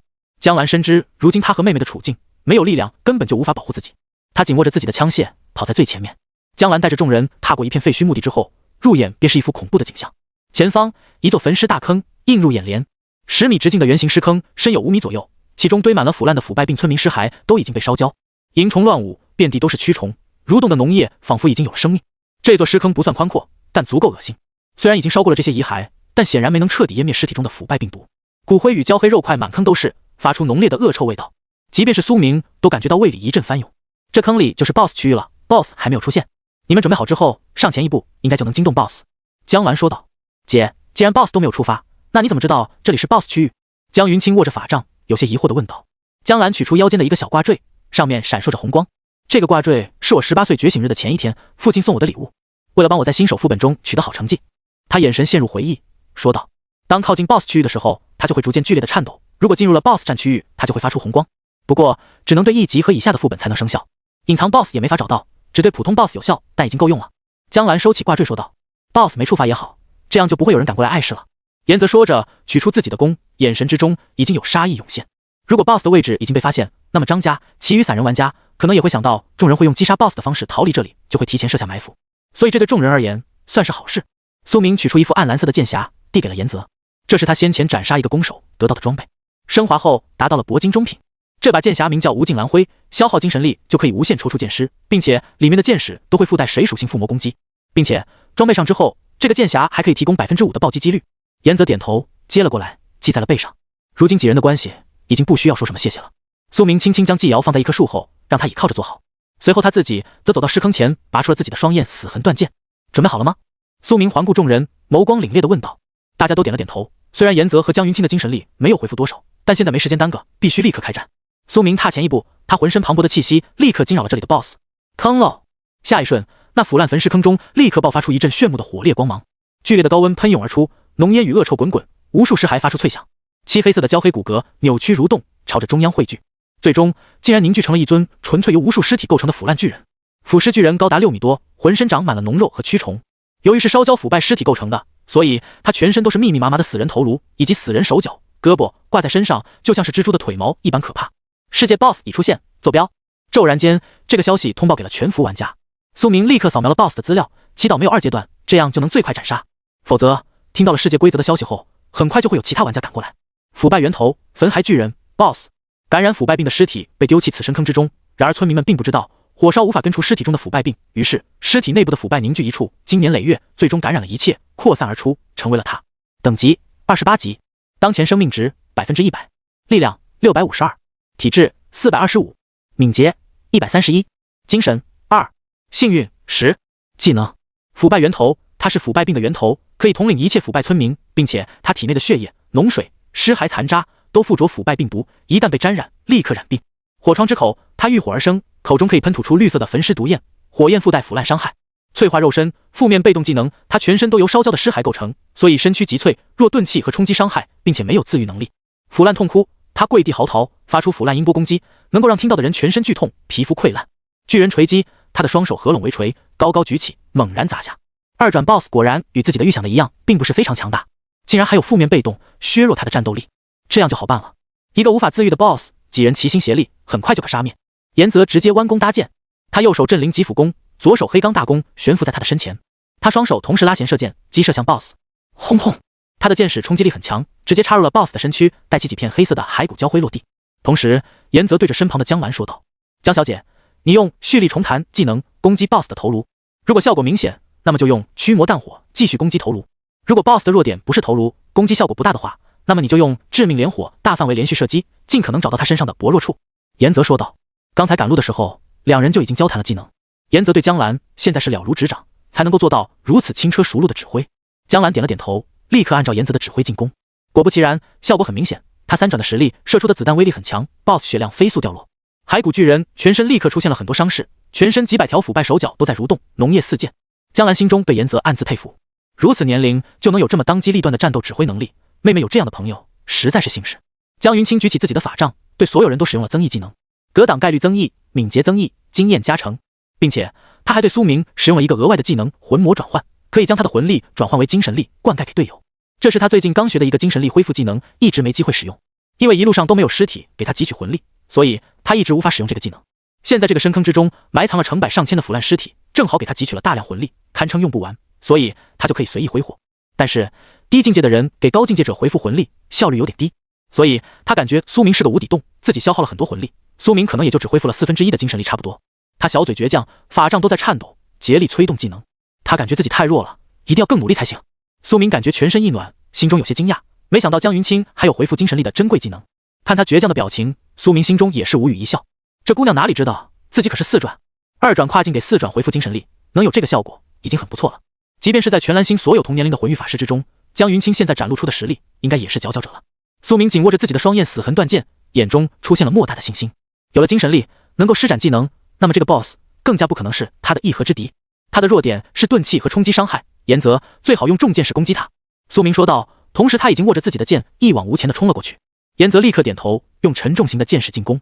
如今苏明的剑法有40倍本源剑体加成，他即便精神力不足，也能轻易重创 BOSS。而且他处于吸血鬼状态，全身属性翻倍，就算是只用普通攻击，他也能砍得 BOSS 找不着北。更别提现在江云清已经给他恢复了精神力，这意味着他可以使用技能了。斥吼！那 BOSS 被言泽和江兰的2人的远程攻势打得怒不可遏，发出了一声咆哮，随后张开血盆大口，巨人的口中立刻喷吐出一道裹挟着浓烈尸臭的火舌，绿色的火焰喷吐而出，粗壮宛如一条火龙，击射向众人。这火焰磅礴，甚至有可能伤到后面树下的纪瑶。看到这 BOSS 如此不知死活，苏明手腕一抖，眸光中剑意闪烁。今天他就要让这 BOSS 看看什么叫残忍。他抬手依旧是一剑，钻石级的技能斩龙诀施展而出。好！一声龙吟响彻，璀璨金芒延伸100米，刹那间扩散开来，恐怖而狂暴的剑气直接穿透了 BOSS 的身躯。因为 BOSS 体型巨大，所以这一剑触发了斩龙诀的磁坠效果，威力直接提升了2倍多，并且这一剑更是打出了暴击，威力再度翻倍提升。那焦黑而巨大的骸骨之身瞬间就垮塌开来，黑色的尸骸散落一处，重新落入焚尸深坑之中，再起不能。甚至就连骸骨上面附着的残留腐败病都被苏明的剑气震碎了不少。斩杀2转 BOSS， 焚骸巨人，所有参与玩家经验值各加。一般情况下，2转 BOSS 击杀后得到的经验总共也就3、4万，4个人分，1个人分1万就顶天了。但这一次，每个人竟然都得到了差不多2万经验，很显然是江云清的经验翻倍技能的效果。江云清和言泽2人直接当场升级，几人跟着苏明一路斩杀许多腐尸赶路，冲到这里，并且还分到了一点点苏明斩杀那些杀手的经验。所以现在纪瑶、言泽、江云清等人都已经到达了30级，解锁了转职任务了。虽然纪瑶昏迷，但他也可以获得经验，毕竟是队伍的一员，简直是飞速升级。但这些经验对3转的江兰和4转的苏明而言就太少了，还是没有升级。苏明转身归剑入鞘，神色平淡，身后3人皆是目瞪口呆。一向冷静、御姐性格的江兰都忍不住嘴巴微张，脸色煞白。言泽还保持着拉弓搭箭的动作，迟迟没有回过神来。江云清握着法杖，一脸看鬼似的望着苏明。他们知道苏明很强，但没想到他能强到这种地步。苏明从始至终只出了一剑啊，一剑秒杀2转 BOSS， 即便是3转恐怕也做不到吧。运气好，暴击了。苏明收剑，露出了一个无辜的淡笑。众人心里无语，暴击就能解释？我们打出10个暴击，恐怕也没这威力吧。也难怪他们会震惊，毕竟本源剑体40倍威力加成，一剑顶40剑。苏明，你到底多少级了？江云清上前一步，咽了一口口水，愕然道：难不成等级已经比我姐姐还高了吗？苏明无奈地摊了摊手道：和你姐姐差不多。他只能含糊其辞糊弄过去，否则自己4转的事情说出来，绝对会打击众人的自信。这个时候 ，BOSS 的战利品列表也显露了出来：百灵剑雨技能卷轴、白银上品技能卷轴、腐败诅咒法术白银下品、腐尸召唤术黄金下品技能卷轴、骸骨巨能枪金河步枪铂金下品、亮银剑匣白银下品、万族币 X 10万。2转的 BOSS 最好的战利品基本也就是铂金级别了。这次几人运气其实不算好，没有爆出超过铂金中品的装备，品质最好的一个东西也就只是铂金下品的骸骨巨能枪。苏明背过身去，暗自对所有战利品全部进行了万物升华。升华成功。天宇剑铺技能卷轴钻石下品技能卷轴，猩红诅咒技能卷轴铂金上品，火骸狮群召唤术铂金上品技能卷轴，灵魂金河步枪钻石中品，熔海剑匣黄金中品。升华之后，所有的物品都有了不小的提升，更是有了2个钻石级别的战利品。这些东西刚好对应5个职业。苏明立刻动用队长的权力，将这些东西分给了众人。万族币均分，每人差不多2万左右。言泽得到了天宇剑铺技能卷轴，江云清分到了猩红诅咒技能卷轴，纪瑶分到了火骸狮群召唤术，直接进入他的个人空间中。黑灰色的金河步枪给了江兰，至于熔海剑匣，苏明就留给自己使用了。这个剑匣效果很不错，可惜只有黄金中品，如果品质能再高一点，效果可能还会有额外加成，但现在苏明也知足了。熔海剑匣黄金中品，海纳百川自成空间，用来存放武器的剑匣整体呈黑玉色，其中有海洋般的纹路。词缀匣中空间，这把剑鞘内蕴含一个3立方米的小空间，其中只能存放剑类武器，其余物品无法装入其中。匣锁，只有这把剑鞘的拥有者才能取出其中的剑，而主人死亡后，匣锁立刻解除。急速拔剑，只需心念微动或手指触碰，就可立刻取出你指定的剑，并且取剑速度极快，远超从个人空间中取剑。轻量装备，只要剑匣中存放的武器总重量不超过5000斤，那么这把剑匣的重量就始终为1斤。荣海剑匣名字夸张，实际其中只有3立方米的空间，根本不可能容纳下海洋，只是外壳有海洋般的纹路而已。3立方米储存空间对于现如今的我而言倒也够用了。苏明喃喃道：现在他也没多少剑嘛。随后苏明卸下了自己以前手工打造的几副剑鞘，将这些剑鞘全都分解成了材料，因为已经用不上它们了。今后一个剑匣就可装下所有武器。苏明将荣海剑匣背负在身后，遂将所有的剑都装了进去，除了引流长剑，因为这把剑本来就可以储存在影子里，不需要装入剑匣。装好后，他心念微动，尝试拔剑。嗖！双焰死痕断剑瞬间化作一道2色流光，闪烁而出，落在了他的手中。唰！极血黑风剑也化作一道黑光，飞出剑匣，出现在他身旁悬浮。果然够快，比从个人空间中取东西快多了，简直就像是闪电一般。这样就不妨碍战斗了，能够应对一切突发情况，并且只需要背负一把剑鞘，轻松干练了不少。苏明整个人也更加轻盈了。苏明忽然感觉背后一阵蠕动，转头一看，竟然发现金文鱼剑始终不肯进入剑匣内部。那里是一个无聊的空间，周围都是虚无，他不愿意进去。他像以前一样，螺旋缠在荣海剑匣外面，紧紧贴合，就像是花纹一般，几乎融为一体，毫无违和感。这把剑更像是一个异宠，有些许自我神智，甚至偶尔会耍小脾气。苏明如果强制要求，他当然也得乖乖进去。但苏明想了想，让他缠在外面也没什么影响，就任凭他去了。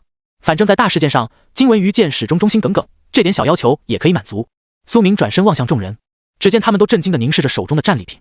这技能卷轴竟然是钻10级，而且没有学习等级限制，我现在2转就能学习。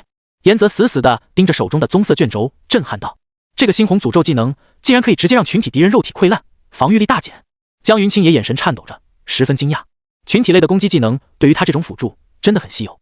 分给我的这把步枪居然是钻石品质，2转 BOSS 能爆出这种品质的装备吗？奇怪啊。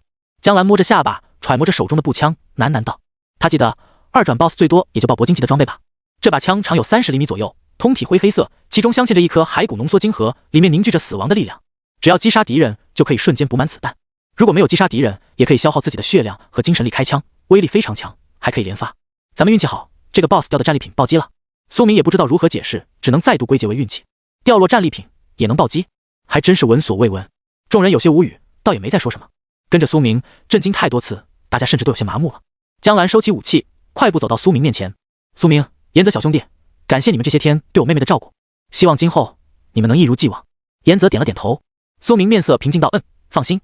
近距离听到苏明的声音，江兰忽然脸色微正，旋即他脸色微红，眼中涌现了几分羞怒。他终于认出来苏明的声音了，他终于知道为什么一路上总感觉有几分熟悉了。原来这家伙的声音除了武器店那次，还在肥鹅之下旅馆出现过。当时他在屏风后换衣服，有一个人伪装成肥鹅管家进来看了一眼。当时苏明的话他还清晰的记得。咕咕呱，哪有鹅会说咕咕呱啊？当时他就感觉不对劲。现在他终于回想了起来，原来就是苏明。看到他的表情，苏明一脸不解。哦，有什么事吗，江兰小姐？他一脸人畜无害的眼神，似乎已经把这事忘记了，根本没有联想到自己身上。江兰拳头紧握，银牙轻咬，最终也只能咽了下去。制怒，制怒，我忍。为了妹妹，我能忍。他深深呼了一口气，露出了一个勉强微笑。没事。随后江兰快步走到江云清身旁，眼神变得严肃起来。云清，马上要副本结算了，我要离开你了。他语气有些认真，更有些沉重。听闻此言，江云清一阵惊异。为什么？姐，咱们才刚见面没多久。江兰眼中也有些隐藏的不忍，但她必须要这么做。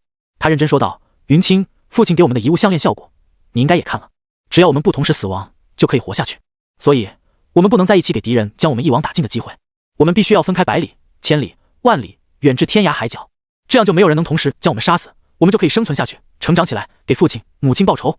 另外说着，江兰用余光瞥了一眼苏明，似乎想要提醒妹妹要提防这个家伙，但她想了一想，如果没有苏明，妹妹早就死了1万次了。退1万步讲，就算妹妹真给她那什么了又怎么样？生命大于一切，最终她闭口不言。江云清眼神通红，理解了姐姐的意思，但她还是有些不舍。姐姐，那我什么时候才能再见到你？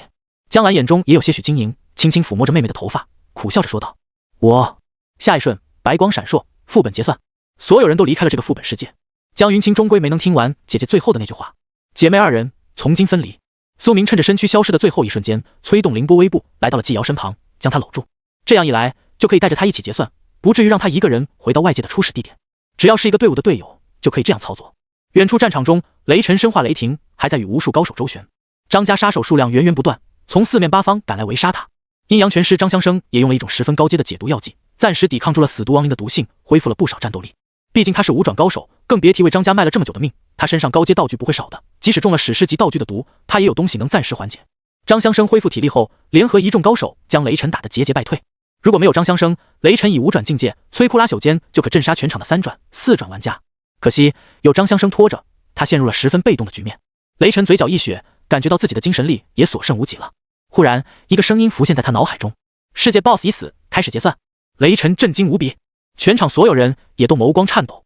张香生面色难看，心中几乎忍不住低吼，眼看就能锤杀这个难缠的雷尊了，却在这个时候结算副本。杀手们、散人玩家们也都傻眼了，竟然要结算副本了，那我们这么久的努力不都白费了吗？该死，我兄弟都死在了这一战中，只为抓住那女人夺取赏金，现在前功尽弃。没时间给人们抱怨，很快副本就关闭了，所有人的身躯上都萦绕一道白芒，随后各自单独出现在了一片白色的虚无空间之中。这个副本已经彻底完成了，所有玩家都被强制退出。苏明站在结算空间中，怀中抱着昏迷的季瑶，季瑶状态极其不好，浑身都在颤抖，白皙的皮肤布满了密密麻麻的紫色血管。正常情况下的吸血鬼转化都是在人还活着的时候进行转化，而季瑶是在濒死状态下被注入的吸血鬼精华血液，这是世间罕有的情况。苏明也无法预料他身上将会发生什么改变，所以此时此刻他内心无比担忧。这时副本的结算信息弹了出来：玩家杀神，斩杀腐败村民 X88， 斩杀 BOSS 焚骸巨人。苏明的得分缓缓上升，1级秒杀 BOSS， 高级玩家挑战低级副本得分削减，最终评价 B 级。结算奖励力量增幅单。这次腐败山村副本，苏明不是为了获得战利品来的，而是为了救人来的，所以他压根没杀多少怪，没探索多少宝藏，都是匆匆经过。反正是2转副本，他也不奢望得到什么至宝，能有这个奖励他倒也知足了。他扫描了一下手中的丹药，查看效果：力量增幅丹，黄金上品，使用后可永久小幅增加自己的力量属性，和强髓丹非常相似，不过这个丹药是指提升一种属性的丹药，效果更加集中。苏明曾经使用过千年紫麦灵芝，提升了全身属性，现在又有了这枚丹药，他的属性将比同境界玩家高出许多。他直接进行了升华，随后一枚棕黑色的丹药落在了他的手中：古稀大力丸，史诗中品，风金多力肌如球，一颗下肚拔杨柳，采远古巨犀牛的骨血为主材，加以人参、狂煞吞肉草、铁骨花等多种材料熔炼而成的丹药，效力强大，可永久提升服用者的力量属性，一人一生只能生效1次。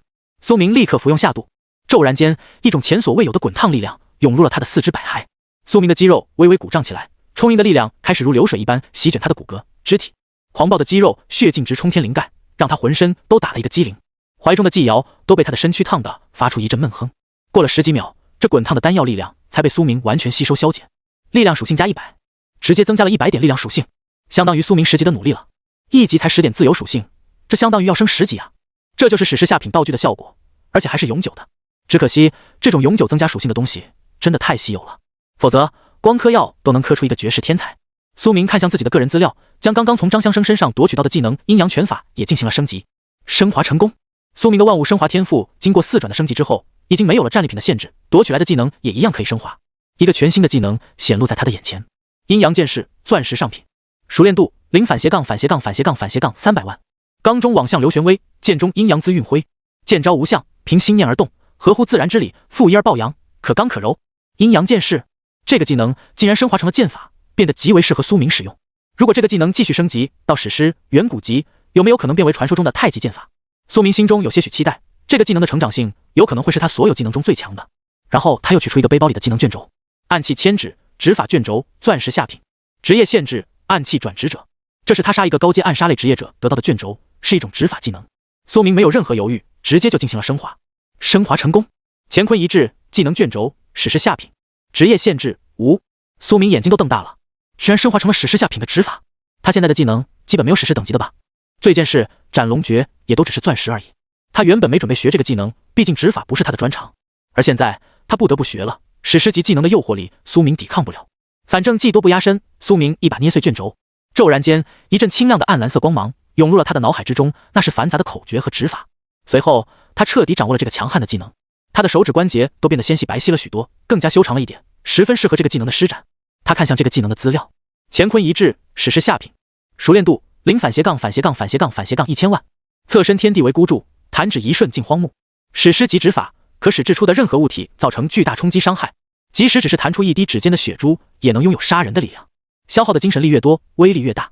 还没来得及为新学的强大技能感到喜悦，苏明忽然感觉脑袋一阵剧痛，他口中的2颗尖锐獠牙竟然变长了几毫米，一种狂热的饥渴感涌入了他的体内。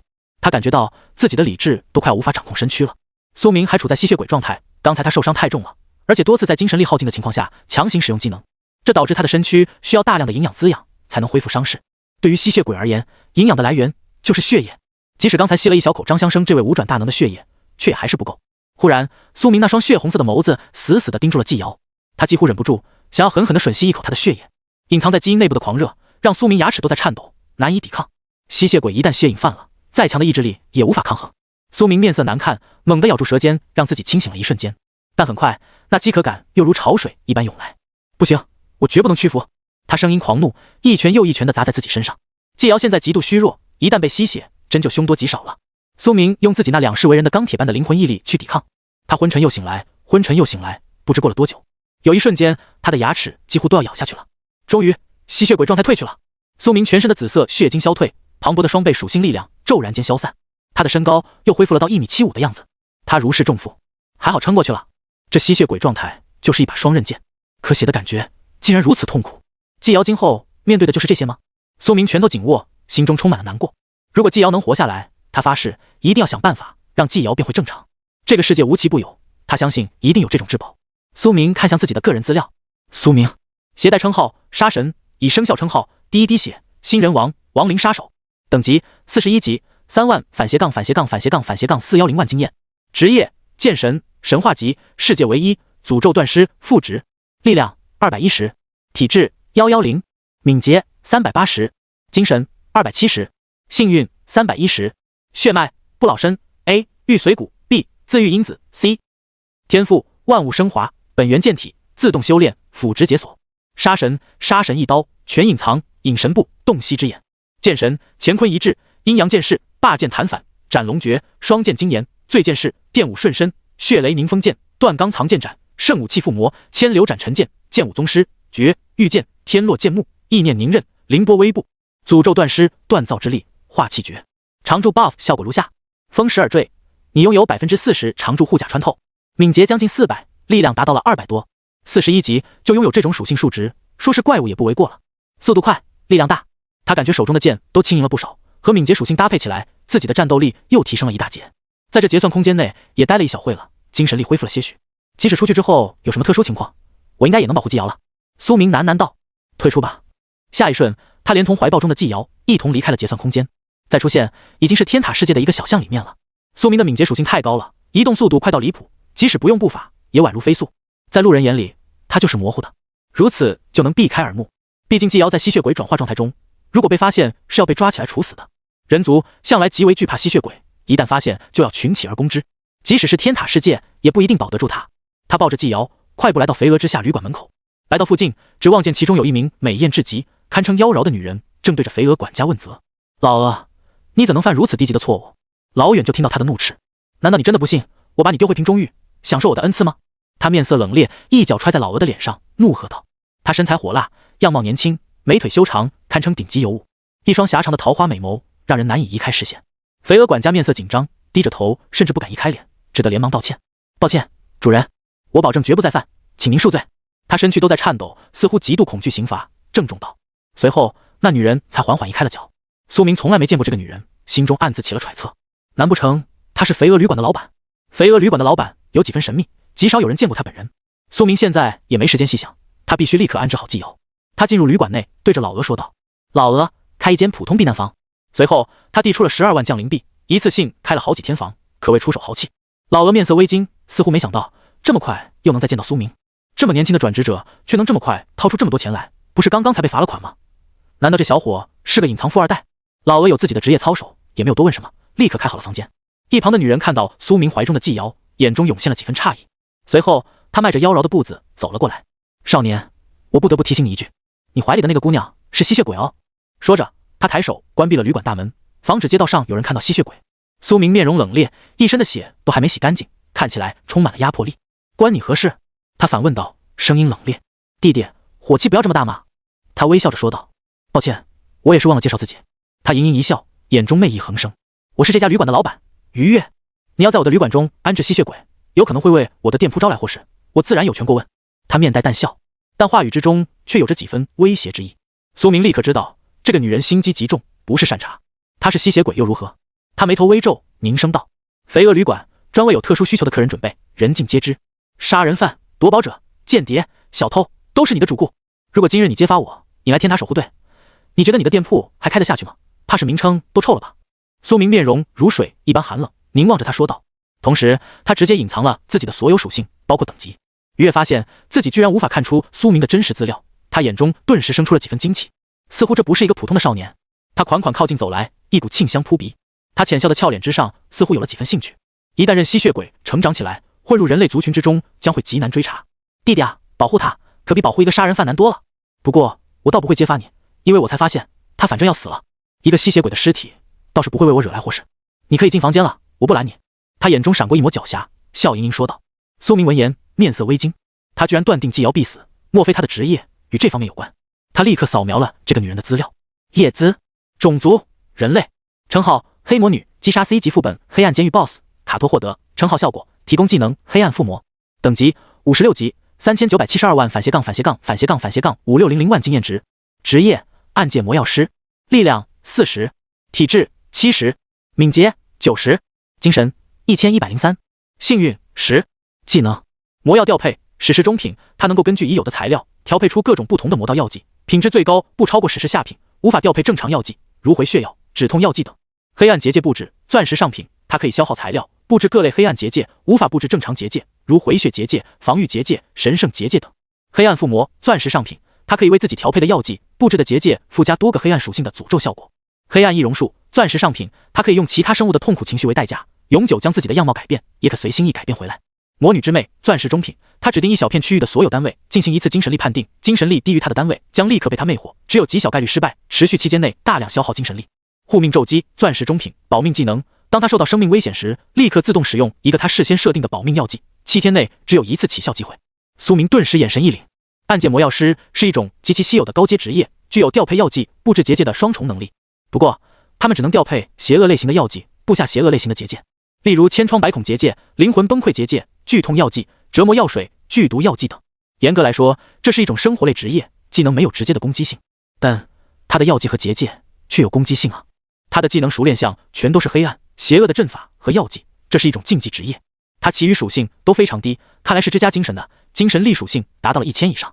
没想到会遇到这样一位魔女，而且她的名字也和她报上来的不同，名为叶姿。于越很显然是个假名，就连相貌都有可能是虚假的。他为何要隐藏自己的真名？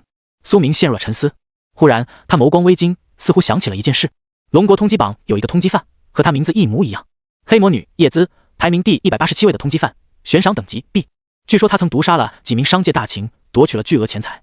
他更是多次在副本中提前布下结界，残杀了许多转职者。在副本中杀人理论上是不会登记罪责的，但他多次布下结界，残害了太多人，恐怕有数百，这个数字已经无法让官方无视了。能排进通缉榜前500的无疑不是狠人。这个看似漂亮美丽的宛如狐妖一般的成熟性感的女人，竟然是一个通缉犯。所有的资料显然都对得上，包括称号、职业、姓名。苏明眸光缓缓沉了下来，面色都变得寒冷了不少。他基本已经完成判断，可以确定这位肥鹅旅馆的女老板就是那位 B 级在逃通缉犯。苏明按兵不动，暂时没有捅破这个掌握的信息，而是凝声问道：“你怎么敢确定他一定会死？”说着，苏明轻轻抚摸了一下季瑶的脸庞。这瞬间，他感觉到了一种死亡的气息顺着指尖涌上心脏。他曾是杀神，一生都沐浴在死亡之中，杀人无数，对于死亡的气息最为敏感。他说的似乎是真的。叶姿莞尔微笑道：“他处在濒死状态，这本来就是极难救活的情况。如果是更高阶的吸血鬼转化一世，或许还能活。但看目前的样子，他只是接受了仆从级吸血鬼的精血，级别太低了，无法将他从生死关头拉回来。目测他只能撑最后一天了。”苏明眼神之中闪过一抹不甘。“那你有没有办法救他？”叶姿摇了摇头：“我倒也想救，但他可是吸血鬼，我若救活，对我只有坏处，没有好处。抱歉啊，小弟弟。”他摇头叹气道，眼中媚意流转，似乎很是喜欢苏明。一旁的老鹅管家看到这一幕，却是手指都在发抖。主人那副美丽的外表下，隐藏着多么残忍的内心，他是最清楚的。如果苏明这个小青年着了他的道，那可是生不如死啊！老鹅暗中挤着脸，给苏明疯狂使眼色，似乎在说：“老弟，你可别把我给你减半罚款的事情说出来啊，否则我没有好果子吃。”苏明并未理会老鹅，他当然不会说。现在的当务之急是救人。听他这句话，苏明眼神之中出现几分急躁。你既然能看出他必死，就多半有办法救。我恳请你给我指一条路。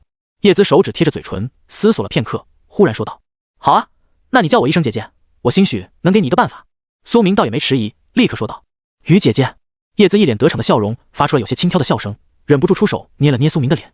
即使手指沾血，他也完全不在意，简直就像个疯女人。好，我就告诉你怎么救他。你去找一位贵公子级的百年老吸血鬼，给他注入精血，他一定能转化完成。或者，你可以找一位七转治愈圣者，将他强行从生死边缘拉回来。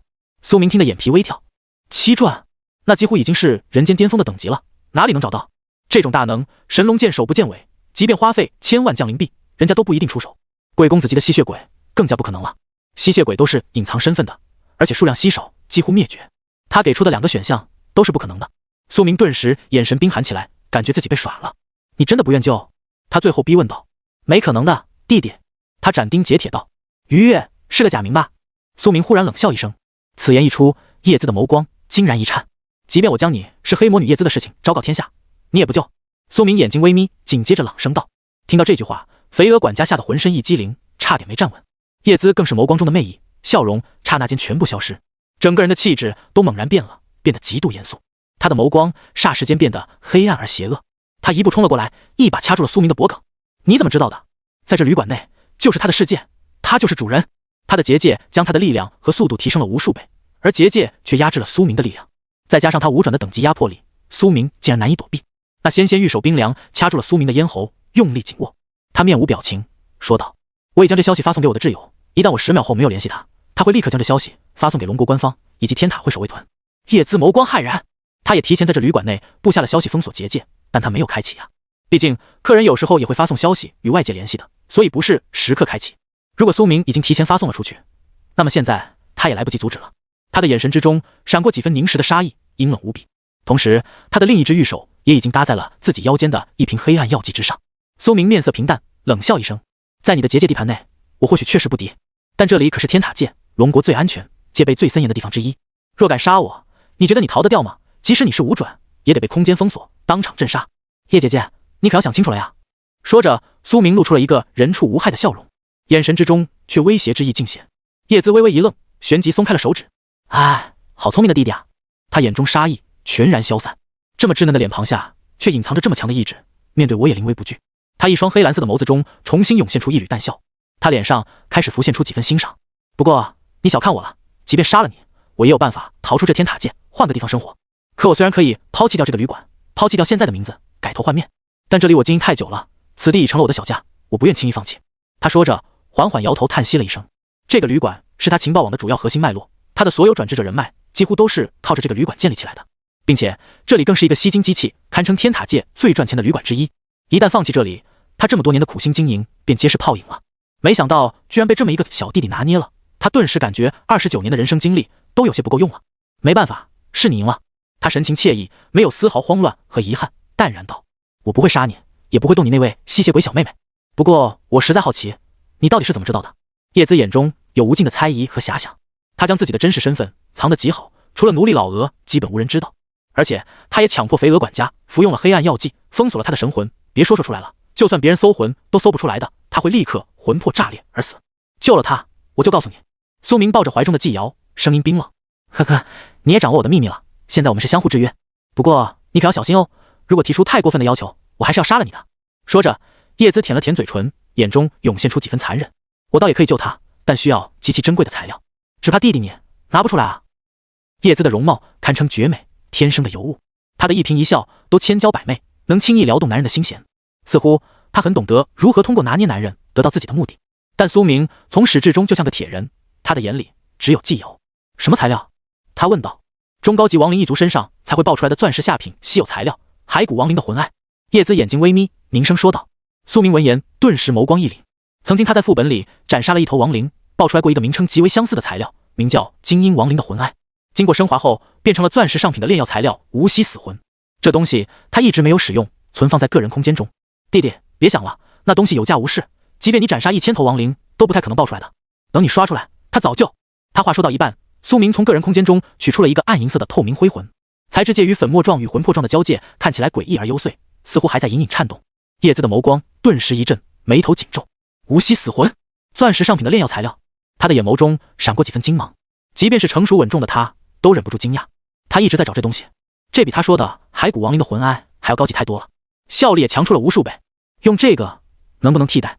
苏明将这东西举在叶姿的面前问道。何止是能？他上前一步，魂不在意白皙的长腿出裙，这无锡死魂仅需一半就足够调配出保他命的药剂，我只需要8个小时就能制作出来。苏明心中猛然一热，终于有办法了，那请你救救他，他是我很重要的人。苏明说话也变得客气了起来。叶姿闻言嫣然微笑，看来立场转守为攻了呢。好，但我有2个条件，第一，剩下的无锡死魂全部归我所有；第二，你从今往后都得叫我叶姐姐。他凑近笑眯眯地说道。苏明闻言迟疑了片刻，这女人真是3番5次占自己便宜啊，但现在也没办法，只能任她嚣张。好吧，叶姐姐，苏明叹息道。随后叶姿带着苏明和季瑶到了普通避难房，苏明轻轻将季瑶安置在了床铺上，然后又在她口中滴了一滴新鲜的橙血。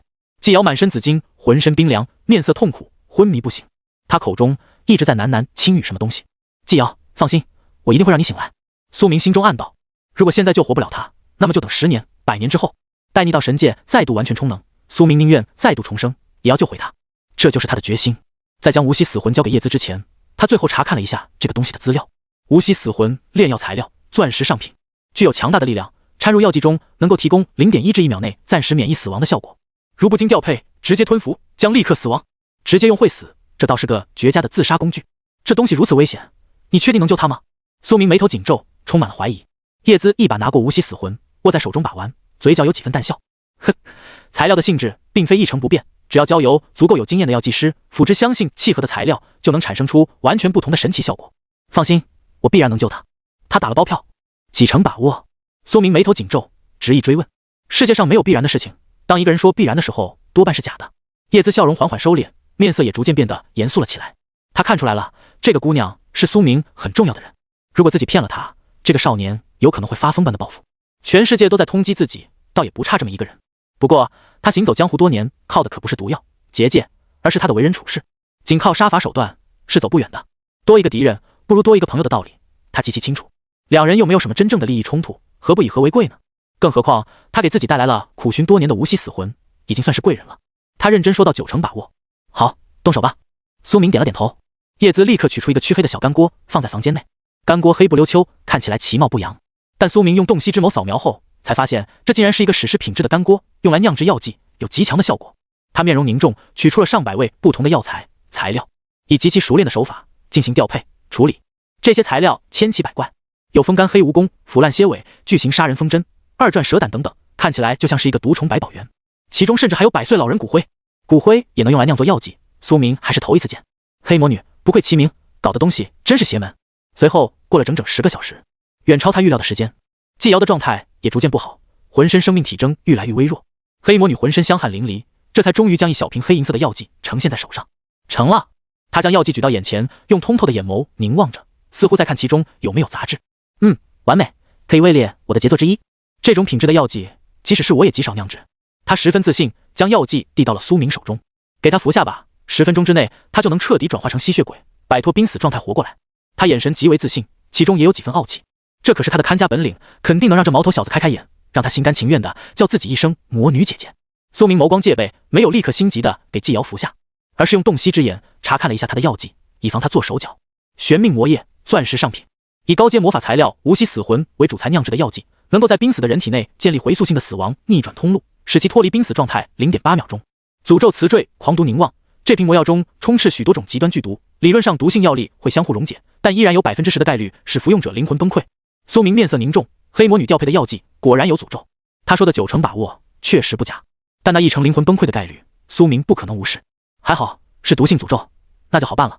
一旦真的触发了那10%的概率，别忘了苏明还有骨蛇散毒胆，史诗品质的道具，轻而易举就可解除钻石魔药的毒性。这瓶魔药能让他活过来0.8秒，这0.8秒足够让他体内的吸血鬼精血彻底贯通全身基因，将他完全转化为吸血鬼。如此一来，他就能活了。叶姿慵懒说道。苏明走到季瑶面前，同时以极快的速度取出了骨蛇散毒胆，在季瑶的口中提前滴入了3滴。他敏捷属性很高，动作快如闪电，再加上手法隐匿，还有衣衫遮掩，所以夜魔女应该没看见。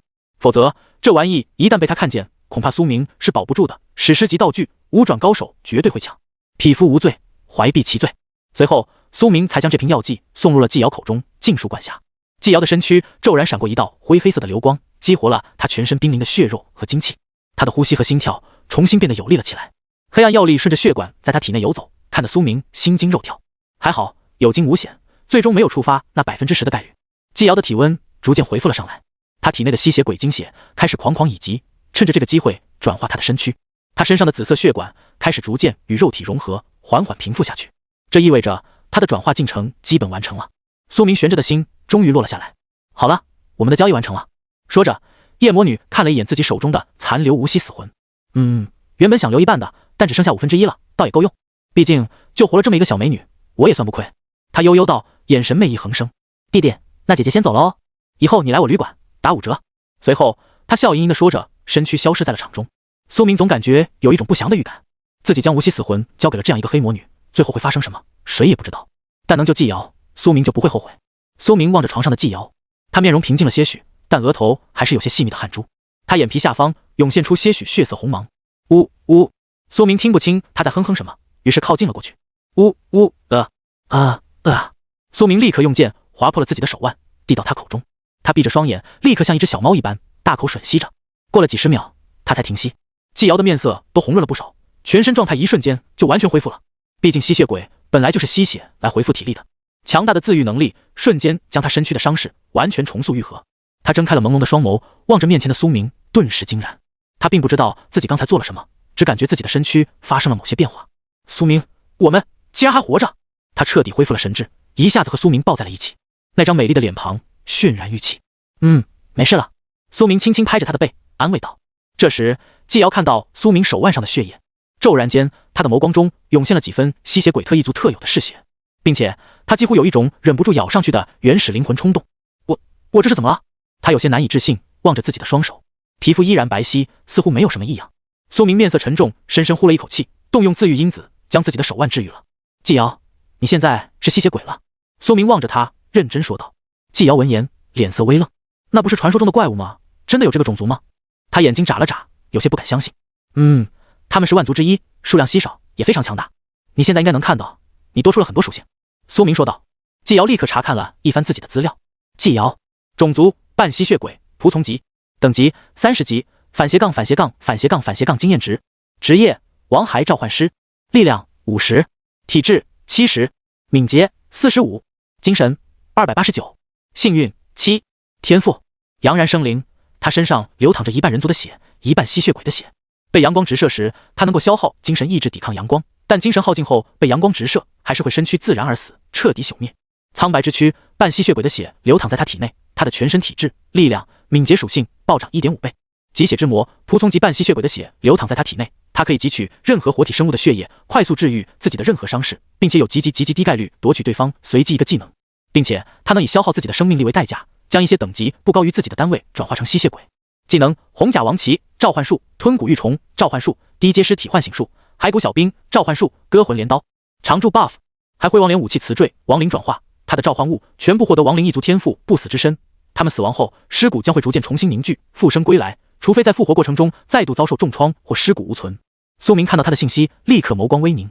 半吸血鬼，这倒是新奇。苏明曾经见过一个种族是半人半精灵的颓废青年，名叫雨眠，但半吸血鬼他还真是第一次见。而且季瑶竟然是仆从级吸血鬼，按理来说，被自己的仆从级吸血鬼精血转化后，他应该是弱小的新生儿级别吸血鬼才对，现在却直接成为了仆从级。推测是骨蛇散毒胆、黑魔女的药剂以及他在濒死的特殊状态下转化，这3种因素交融后相互影响，才达成了一个微妙的平衡，最后造成了现在的结果。季瑶误打误撞成了半吸血鬼，这倒不算坏事，由于是半吸血鬼，所以他可以短暂的承受阳光的照射。阳光对吸血鬼一族就是绝杀，乃是规则级别的弱点，即便是长老级吸血鬼都不可能抵抗阳光，只能灰飞烟灭。所以阳光照射也是分辨吸血鬼最简单的方式。而如果可以接受阳光的照射，那么季瑶就能够更好的混入人类族群中，不至于和自己先前猜想的那般需要躲藏起来。如果有人怀疑他只需走入阳光就可证明自己是人族，季瑶看着自己的属性，脸色有些震惊。我除了幸运之外的属性竟然都变成了 1.5 倍，怎么会这样？他从床上一下坐起，面色骇然，同时他感受到了一股磅礴的力量在体内流转。半吸血鬼的属性让他现在的战斗力可谓是今非昔比，再搭配上苏明先前给他的那把还挥大镰刀的效果，将一切召唤物都变为亡灵种族，现在他绝对可以轻松碾压同境界的玩家了。当然，想要对付张香生这样的五转还是不太可能的。当时季瑶用红甲王旗阻挡张香生，亡灵骑士却被一拳锤杀的灰飞烟灭，连复活都做不到。不过同境界下他已经算是小无敌了，现在他的实力绝对在岩泽将云清之上。他二转选择的王骸召唤师，相比亡灵召唤师的最大不同之处，就是可以将一些尸体也唤醒，使其暂时为自己而战，但唤醒的尸体等级有限制，其生前等级不能超过他。季瑶起身来到镜子前，看着自己的模样，皮肤变得有些病态的苍白，嘴唇红润如血，眸子呈现枫红色，让原本清纯的她增添了几分邪美。最吸睛的莫过于她口中的那2颗小獠牙，看起来就像虎牙一般。真的变成了吸血鬼。她死死地盯着镜子，喃喃道，捂着自己的嘴巴，不禁后退了2步。苏明看到她如此难过，不禁心如刀绞。抱歉，季瑶。他眸光中有几分隐沉的哀伤，说道，你当时濒死，只有这种办法能救你，我不得不铤而走险，我一定会让你变回人类的。他上前轻轻抱住季瑶，说道。季瑶闻言却是微微一愣，啊，苏明，你在说什么呀？我才不要变回人类呢。他咧嘴一笑，吸血鬼简直太酷了好不好？他凑近说道。听闻他的话语，苏明眼神震惊，这妮子莫不是濒死状态太久，脑袋也坏掉了吧？吸血鬼可是极其邪恶的种族，历史上这个种族甚至还有过圈养人类当牲畜的事件，一直被当成人类公敌。我变强了，有了力量，能够保护身边的人，这是好事。他感受着自己的4肢百骸中的力量，眼中红色的波光流动。即便是吸血鬼又如何？没有邪恶的种族，只有邪恶的人。只要我不伤害无辜，那我就还是曾经的我。季瑶盯着苏明，认真道：苏明，不要自责，你救了我，我又可以看遍人间青山绿水，又可以和颜泽、云清他们一起冒险。我可以见奶奶、母亲、父亲，陪在他们身边，而不必天人永隔。有了这份力量，今后我可以和云清一起复仇，伸张正义。我的外貌并没有改变太多，别人发现不了我是吸血鬼的。他微然一笑，眼中满是欢欣。苏明眸光微烁，他确实没想到季瑶竟然想得如此通透洒脱，不愧是自己看上的女孩。随后，季瑶的眼神中闪过了几分吸血鬼的邪魅，忽然一下子扑倒了苏明，简直就像变了个性格。两人就这样度过了一个美好的夜晚。苏明浑身是血，场面血腥狂乱。几小时后，季瑶仿佛又恢复了清醒。刚才他在体内吸血鬼基因的主导下，性格都变得极为有压迫力。现在发泄一番后，他终于回归了正常。回想起刚才自己的行为，整个脸颊都红透了。季瑶，你刚变成吸血鬼，还不熟悉自己的力量，你就先在这里待着，这个旅馆内非常安全，没人可以查到你。苏明温柔地望着他，淡淡一笑道：我要出去一趟，很快就回来。苏明嘱托道。季瑶点了点头，脸都埋进了被子里。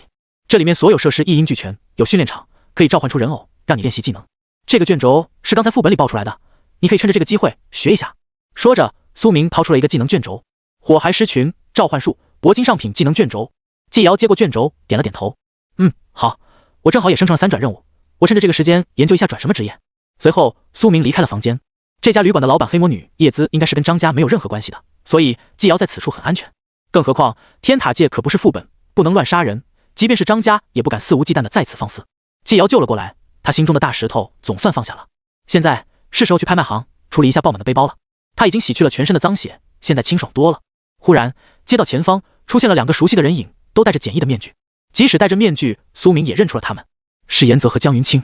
两人一路小跑靠了过来，几人来到一处小巷，交谈了一番。苏明，你果然在这里。毕竟在天塔界内比较安全。苏明点头道。几人的想法真是不谋而合，都选择来这里避难。季瑶情况如何了？江云清担忧之极，问道。毕竟是他引来了张家杀手，导致了伙伴身受重伤，所以他自责无比。放心，他已经醒来了，现在他的状态甚至比以前更好。苏明不禁嘴角轻勾，那就好，如果季瑶出什么事，那我真……说着，江云清的眼睛都变得杀气腾腾了起来。他对张家的仇恨已经突破天际。现在你们怎么打算的？苏明问道。我和云清去提交一下天塔会的任务，毕竟我们一开始去腐败山村副本，就是为了完成一个1级的猎杀任务。颜泽说道。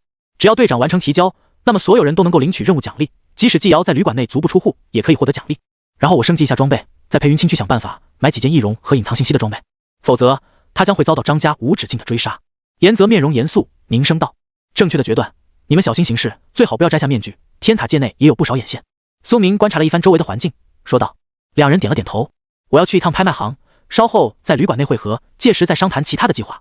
苏明说着，正欲转身，忽然一个人影出现在了小巷内。他步伐悄无声息，如一阵风一般来到了3人面前，宛如闪电。他容颜苍老，戴着兜帽，满身是血，已经分不清是敌人的还是他的。近距离的看到五转，苏明感受到一股磅礴的压迫感。小姐，你没事就好。雷晨的双眸隐藏在兜帽的阴影之下，看起来幽邃而疲惫。看到江云清成功脱身，他也总算放心了。雷老！江云清眼眶微红，连忙上前。他有太多想问的了。雷老，到底发生了什么？为何父亲死了？为何张家这么快就将我们的家族击垮了？这一切实在太突然。雷晨摇了摇头，叹息一声，抱歉。随后他那双浑浊的眸光中涌现了几分哀伤。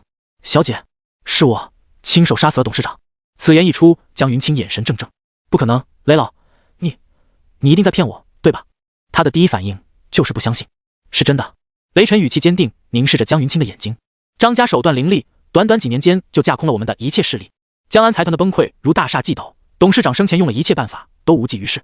再那样下去，将会一人不剩，所以我不得不叛变。可以说，我是贪生怕死之徒。说到这里，雷晨的眼眸中涌现出无尽的愧疚。在江云清面前，他不像一位威严磅礴的五转大能，反而更像是一位尽心尽力的老管家。江云清没有责备，没有辱骂，也没有怪罪，只是泪眼模糊的上前问道：雷老，既然如此，你又为何要救我姐姐和我呢？他清亮的眸子噙着泪水问道。雷管家一直是江兰和江云清姐妹俩从小到大的老师，教会了他们许多，就像是他们的第二个父亲。所以江云清并没有歇斯底里，经历了这一切后，他也长大了许多。他只想知道为什么。雷晨闻言却是沉默了良久，没有给出回答。人是复杂的，他自己都无法给出解释。江云清望着他，给出了他自己的回答。雷老，如果你不倒戈向张家，混入其中保全性命，将再无任何人能保护我和姐姐。所以你一开始就是抱着这样的目的背叛的吧？或许父亲也早已料到，所以默许了您的所作所为。我父亲那么威严聪明，怎么会不知道您早已叛变了呢？江云清强作笑容，眼中却早已泪水模糊。他终于看透，如果雷老管家不杀父亲，也无法改变这个结局的，无非是换个人动手罢了。一切的罪魁祸首，我真正的仇人，从始至终都是张家。所以，雷老，您不要再自责了。这番话语触动了雷晨的心灵。他的背叛一直是他的心魔，早已让这位老人的心千疮百孔，几乎被愧疚的深渊吞噬。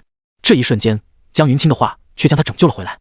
他的浑浊眸光霎时间变得清澈了几分，仿佛境界都更加凝实了。小姐，多谢。雷晨面色动容，略微颤抖着说道。但无论如何，都是我动的手，此事无法改变。我愧对董事长，我还要去稳住张家。今日你一定要保护好自己，短时间内我恐怕难以再出手了。雷晨说道。我会小心的，我还要报仇呢，绝不会提前死。江云清擦干眼泪，目光坚定说道。随后，雷晨看了一眼众人，在看到苏明的时候，他微微点了点头。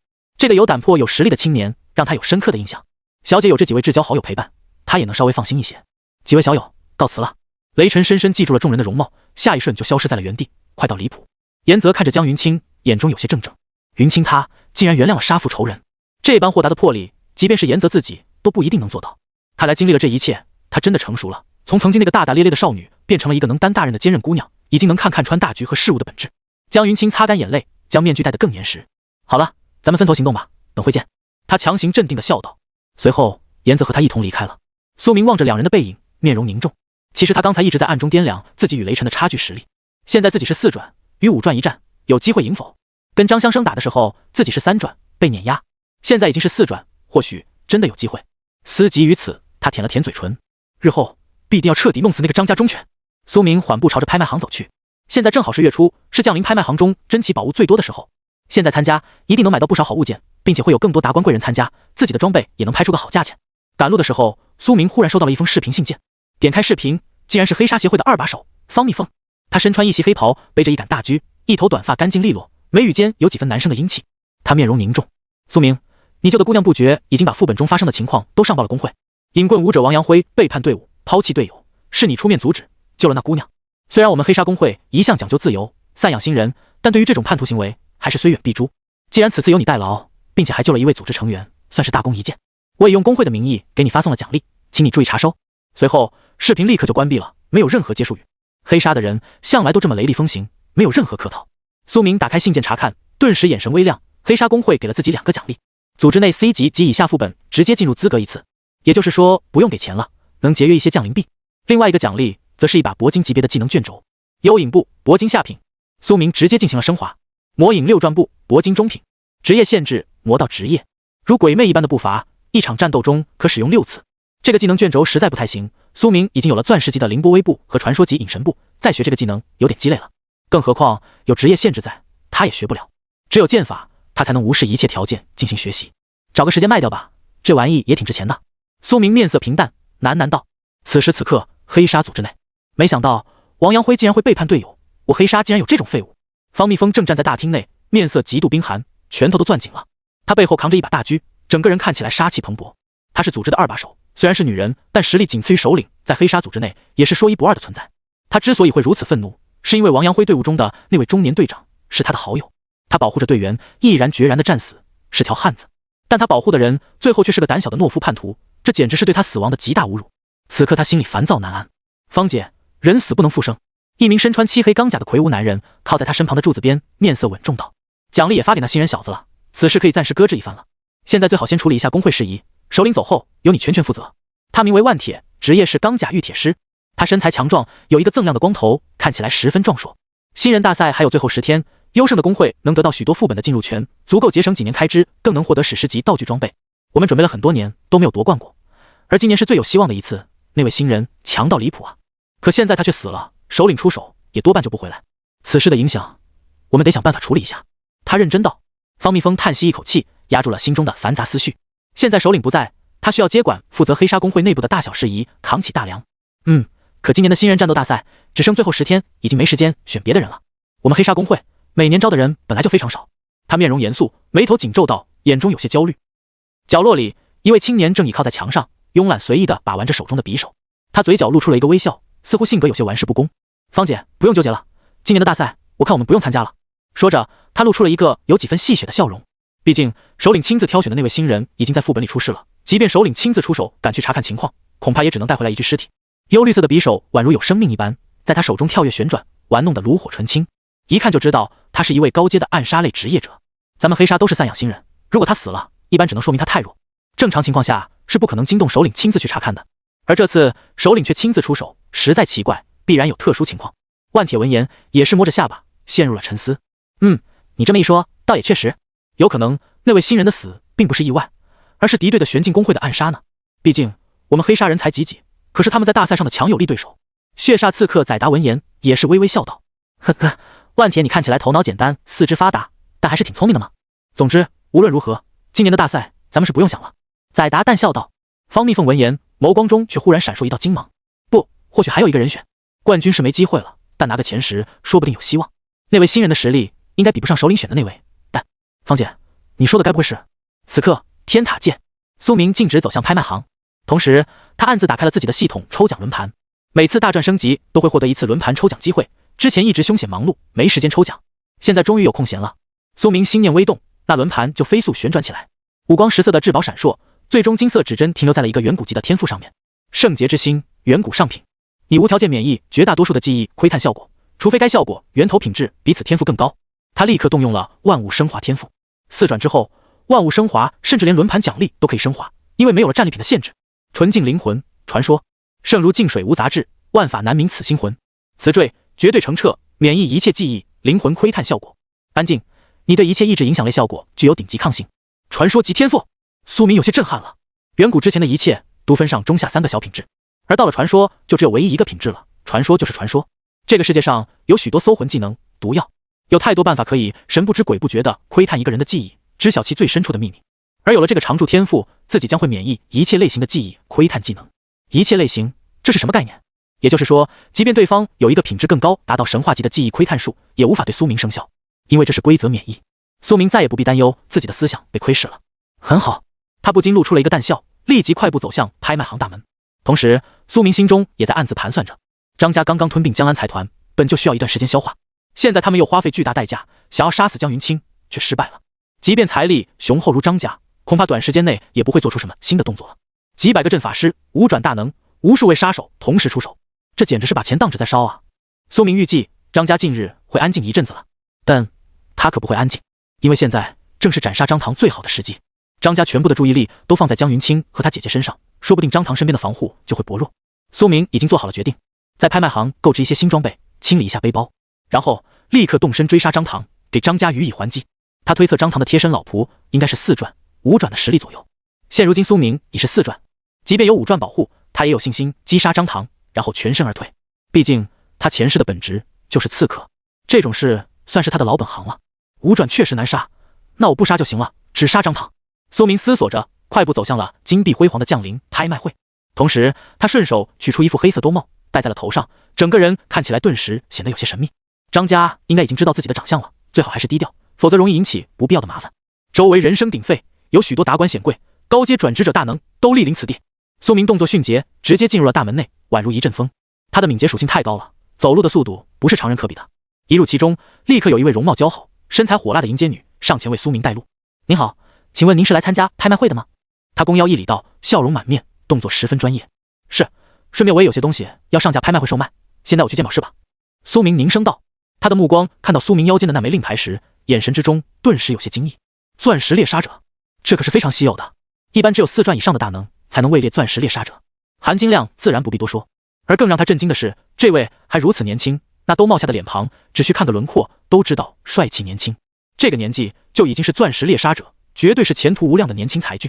他的笑容顿时都变得更加有诱惑力了起来，说道：“好，那您且跟我来，我带您去1对1专室。”很快，他便带着苏明来到了一处专人对接的鉴宝室，这是钻石猎杀者才有的优待特权，其他人想要鉴宝拍卖都必须提前1个月排长队，而苏明当天就可鉴宝，如果宝物质量好，甚至当天就可上架拍卖。对接更是1对1专人，能够节省大量的时间。苏明进入了房间内，女人就在门外等待。鉴宝室不大，但其中奢华无比，地板都是绿宝石镶嵌而成，据说可以治愈疾病，延缓衰老。墙壁上琳琅满目的摆放着一些装备道具，都是要参加这一次拍卖会的东西。鉴宝人是一位中年男人，他面容精明，端坐在桌前，凝视着苏明。请问要鉴拍什么类型的物品？他正色道。苏明靠近后，顿时感觉到一种强大的死亡预兆，但源头不是这人，而是房间内部。他望向墙壁，才发现原来这房间内布下了高阶阵法，一旦有任何人有不轨之心，都会被瞬间镇杀。苏明丝毫不慌，望向鉴宝人，淡然道：“我的东西可能有些多。”鉴宝师王牙闻言，面容依旧如水一般平静，取出来便是。他平淡道：“但我要提醒你，如果东西太差，我们是不收的。”王牙面容严肃，看得出是个很古板的人。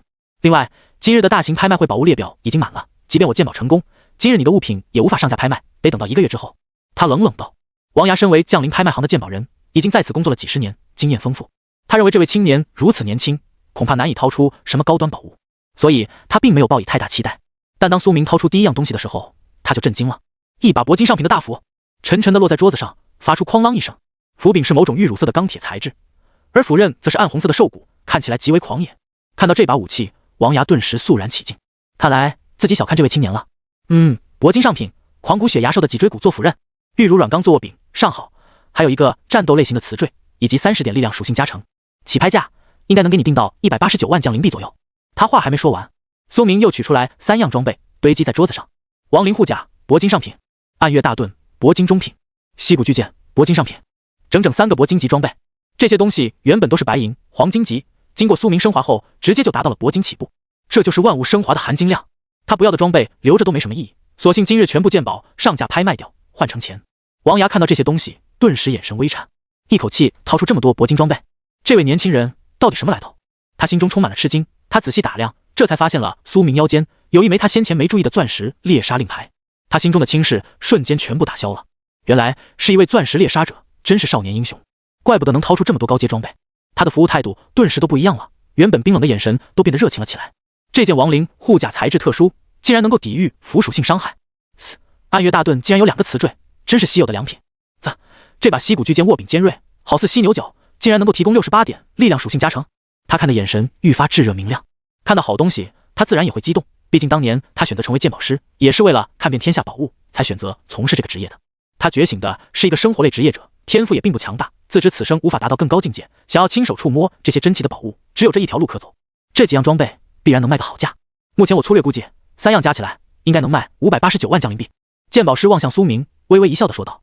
苏明点了点头，随后就像一个无情的掏宝机器，他手上动作不停，又接连掏出了一大堆装备物品，白银级、黄金级、铂金级，应有尽有。黄金级最多，足足有上百件，而铂金级的装备有40多件，有青银靴子、法杖、技能卷轴、一些锻造材料，更有药草等等，都是杀怪掉落的，有些是杀人爆出来的。这些道具堆砌在鉴宝室的地面上，几乎成了一座小山。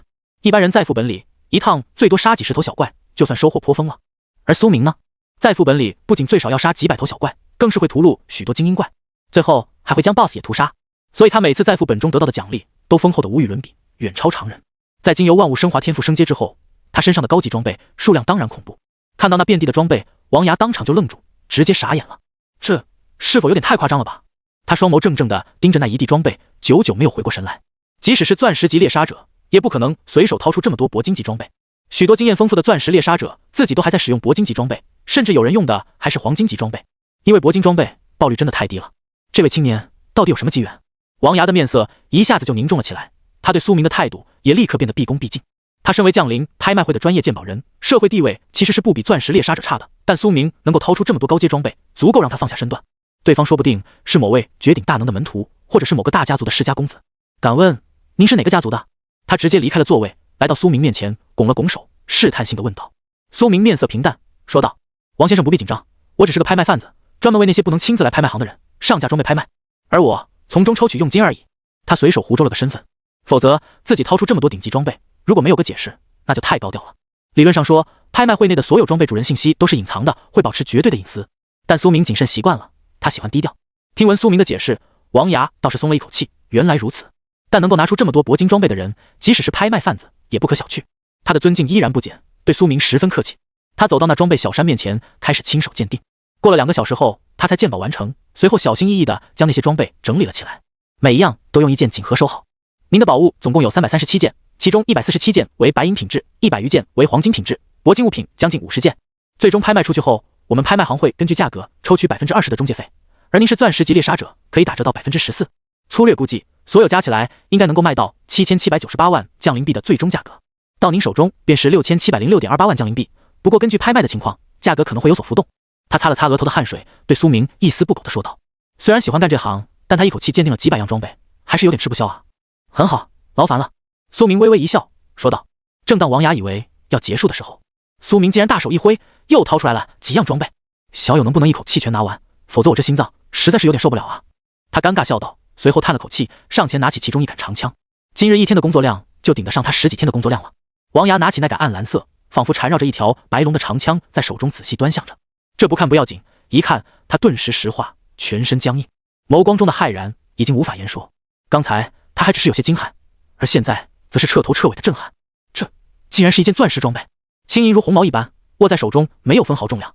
蓝银纹龙枪，钻石中品，力量加89，敏捷加50，采用17种铂金级钢材，3种钻石下品的钢铁主材打造，握柄处雕刻白龙，枪锋之中铭刻蕴含强大的穿透之力，能够为这把兵器提供10%护甲穿透。瓷坠穿云之风，这把长枪所刮起的风会附带风力效果，能够化为延长这把枪的锋刃，威力强横。角银细钢由稀有的银质材料锻造，所以这把武器对于邪恶生物能够造成50%额外伤害。化干为龙，技能类瓷坠，当握持这把长枪时，其将会为你临时提供一个钻石下品的技能龙影穿魂枪，击出一道虚幻的龙影，穿杀敌人。龙胆，当持有这把武器时，你的胆魄提升，更不容易被魅惑、恐惧等负面状态影响。看到这把形状瑰丽的珍宝级武器，王牙的眼睛都看直了。钻石级武器起码能卖出上千万的降临币售价啊，这足够一个人，不是一个小型家族一辈子衣食无忧了。这把武器，我给您的起拍价为2306万降临币。他望向苏明，咽了口水，说道：“和我心里预估差不多。”苏明点了点头，他经验老道，对这些装备该值什么价格也是有数的。王牙如果敢乱报起拍价，刻意压低他的装备价格，那么苏明可是会不高兴的。还有那几样，全都帮我鉴定一下。苏明说着，指了指那刚刚拿出来的几样装备，有一个算一个，全都是钻石级别，整整有8个钻石级装备。苏明杀了太多张家的杀手，搜刮了他们的个人空间，直接就赚得盆满钵满了。看到那其余的所有钻石装备，王牙的表情彻底呆滞住了。这一刻，他的眸光中涌现了几分麻木，他死死地盯着那几样装备，眼睛都几乎要从眼眶里蹦出来了。那些全都是钻石宝物吗？他有些难以置信地问道。苏明点了点头。怎么可能？他差点没站稳。王牙身为鉴宝师，一生中见过的最高级别的至宝，也就是史诗级而已。那是一枚极为奇特的项链，据说可以增幅法术效果。那件宝物最后据说卖出了上亿的天价，而钻石级宝物，他一生也就只鉴定过几十件而已，平均1年只能见到几次。降临商会并不只有他一位鉴宝师，所以虽然他一个人只见过数十件钻石宝物，但经由这里拍卖出去的钻石宝物早已数不胜数。不过他从业20多年，虽然鉴定过几十件钻石装备，但一个人能同时掏出这么多钻石装备的情况，他倒还真是第一次见。难不成这家伙是从副本那搞批发的？王牙心中的震惊已经让他感觉心脏都在砰砰巨响，肺腑呼吸都有些不顺畅了。他动作极为轻柔，缓缓拿起那些钻石装备，小心的鉴定，生怕作假。这8样钻石装备，他就花费了整整1个小时来鉴定。最终他深深呼出了一口气，望向苏明。这几样确实全部都是钻石装备，刀、斧、戟、防御装备、技能卷轴、法术卷轴，种类繁多。其中钻石上品有3件，中品4件，下品1件。他来到一处荧幕面前，匆忙地开始计算。随后他荧幕上出现了一个令人震撼的数字，1亿3000万降临币。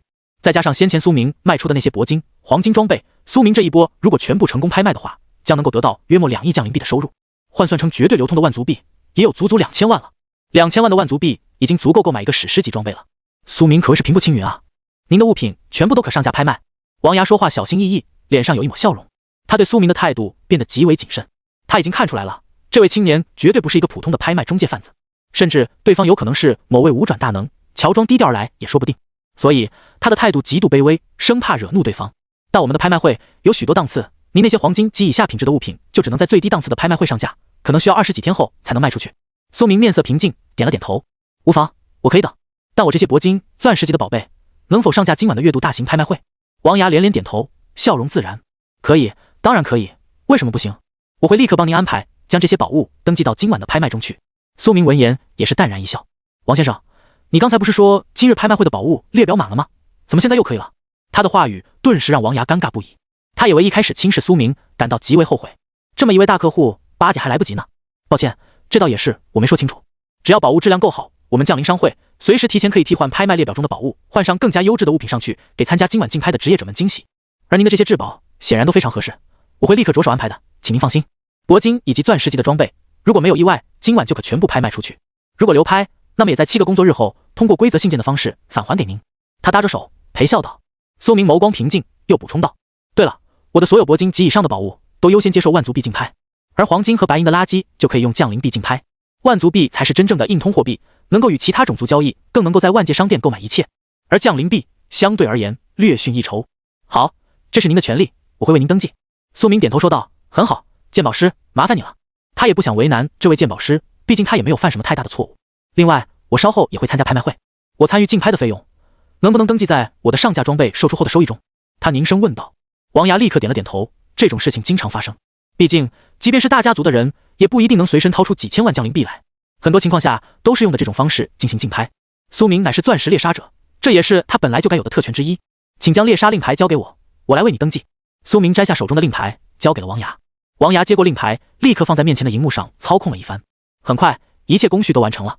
他在上面看到了苏明的年龄，18岁，这位竟然真的只有18岁，未免太年轻了。他眸光暗藏惊然，恭敬地将令牌还了回去。好了，您的所有上架宝物的收益都会在售出7天后发送到您的账户上，而今日拍卖会中，您的所有交易流水都会登记在后台，由我们内部从您的拍卖物品收益中划扣。苏明点了点头，还是比较满意的。好，多谢。他十分客气对王牙说道。拍卖会还有1个小时就要开始了，我带您去落座吧。王牙亲自来到门口说道。随后苏明在他的带领下前往了拍卖会场。门外静候的接待女一脸惊然，对他而言，高高在上的鉴宝师王先生竟然亲自领路带这位小哥去拍卖会，他到底是什么来头？难不成是如日中天的龙国3大家族之一张家的嫡长子张唐少爷？最近听到消息说那位也会来参加拍卖，说不定真是。想到这里，他心中不禁小鹿乱撞。如果能高攀上张家少爷，那他也不必在这里整日陪笑了，将会立刻平步青云。不过终归也只能想想罢了。他叹息一声，又回到了门口。王牙带着苏明来到了一处偌大的奢华房间中，前方就是奢华的拍卖现场，场地极大，此刻已经坐满了人。而苏明所在的这个房间，其中一面墙是空的，正对着拍卖会场的中央，视野一览无余。苏明的位置是高处的单独包间，而不必与其他人挤，这就是钻石猎杀者的特权。他可以在这里喝着小酒，静静欣赏今晚的拍卖会。请您在这里稍后片刻，拍卖会马上就会开始，我就先退下了。王牙说道，随后快步离去。王牙离开后，苏明看了看自己的信件，拍卖商会已经给自己发送了一条消息，里面详细的罗列了自己的所有拍卖品，技能卷轴、装备、武器、材料、道具，一个不落，包括装备的品质、属性、词缀、效果、评分都给出了详细的解释。起拍价和最终预估拍卖价格也列在了上面。最终预估2亿降临币，换算成万族币也足有2000万吗？苏明嘴角轻勾，这笔钱能够帮助自己极大的提升一波实力。他已经开始想该怎么利用这笔钱。苏明没有等太久，很快就开始了拍卖会。场地瞬间暗了下来，只有舞台上依然明亮。台下观众静如死海，全部都眼神炙热地凝视着高台之上，每个人都期待着今晚的宝物。一束聚光灯洒下，一位红衣的女主持人脚踩虚幻长阶，缓步登高，站在场中央。她身穿红裙，红唇上挂着一抹让人心旷神怡的笑容。欢迎各位转职者参加我们降临商会每月一次的大型拍卖会。拍卖会不仅仅是一场购买心仪宝物的挑选会，更是一场大秀，秀我们降临商会的底蕴，秀稀缺珍宝的瑰丽，绝对能为各位带来一场视觉盛宴。毕竟除了我们这，在别的地方也见不到如此之多的宝物了。容貌绝美的女主持人笑容自信说道，她论长相恐怕只比黑魔女差一些，说话声音也极为悦耳。我们降临商会虽然名字叫降临商会，但月度拍卖会中的大量宝物都只支持万族币交易哦，所以请各位提前准备好。她不愧专业主持人，无论肢体动作还是笑容的自然度都非常完美。她说了一些无关紧要的主持语，很快就进入了正题。2位舞女笑容正式，捧着一副精致的锦盒放到了城堡盒之上。各位，有请我们今晚的第一样拍卖品，黄金上品龙虎角刀。苏明的包间下方有几个坐在大厅内的中年转职者，看到这黄金级的装备，立刻眼睛都看直了。第一个就是黄金装备，月度拍卖会的含金量果然不是那些每天都举办的小型拍卖会能比的。废话，否则我哪能带你来？老王，你就瞧好吧，就算买不起，咱俩也能长点练级动力。两位大叔淡笑道。苏明面容平静，黄金级只是前菜而已，月度拍卖会怎么可能只有这种装备？从黄金到铂金到钻石级，层层高升，最后的压轴商品才是苏明最期待的。这把土黄色的长刀具有虽然只是黄金级的装备，但却拥有3个瓷坠，十分稀有。主持人刘丽道，他的所有攻击都会附带土属性加成附魔，并且还自带一个技能旋着土穿境，不容错过。所有详细信息都已经呈现在各位来宾的天塔会令牌之中，请自行查看。苏明摘下自己的令牌，果不其然，其中立刻浮现投影出了一把栩栩如生的长刀，随后旁边虚拟荧幕中自动浮现了这把长刀的所有资料，包括属性、瓷坠等。起拍价 1.3 万万足币，这个起拍价绝对是一个惊喜般的价格。黄金装备本来就是10万降临币起步的，换算成万足币也就是1万多，而黄金中品的装备怎么看也得2万才能买到。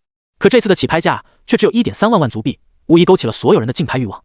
苏明面色平淡，毫无情绪波动，反正起拍价又不是最终价格，定得多低都无所谓，这种伎俩他也早就看惯了。我出 1.4 万万足币， 1.5 万。人们不断喊价，此起彼伏，用刀的转职者都很难无视这把长刀的诱惑。不过对于3转级以上的人而言，黄金级的武器就没有那么有诱惑力了。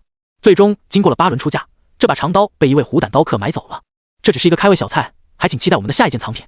女主持人嗓音明亮，笑着说道。随后竟然有4个壮汉抬起一尊巨大的笼子走了进来，那其中赫然囚禁着一头鳞甲巨象。哞！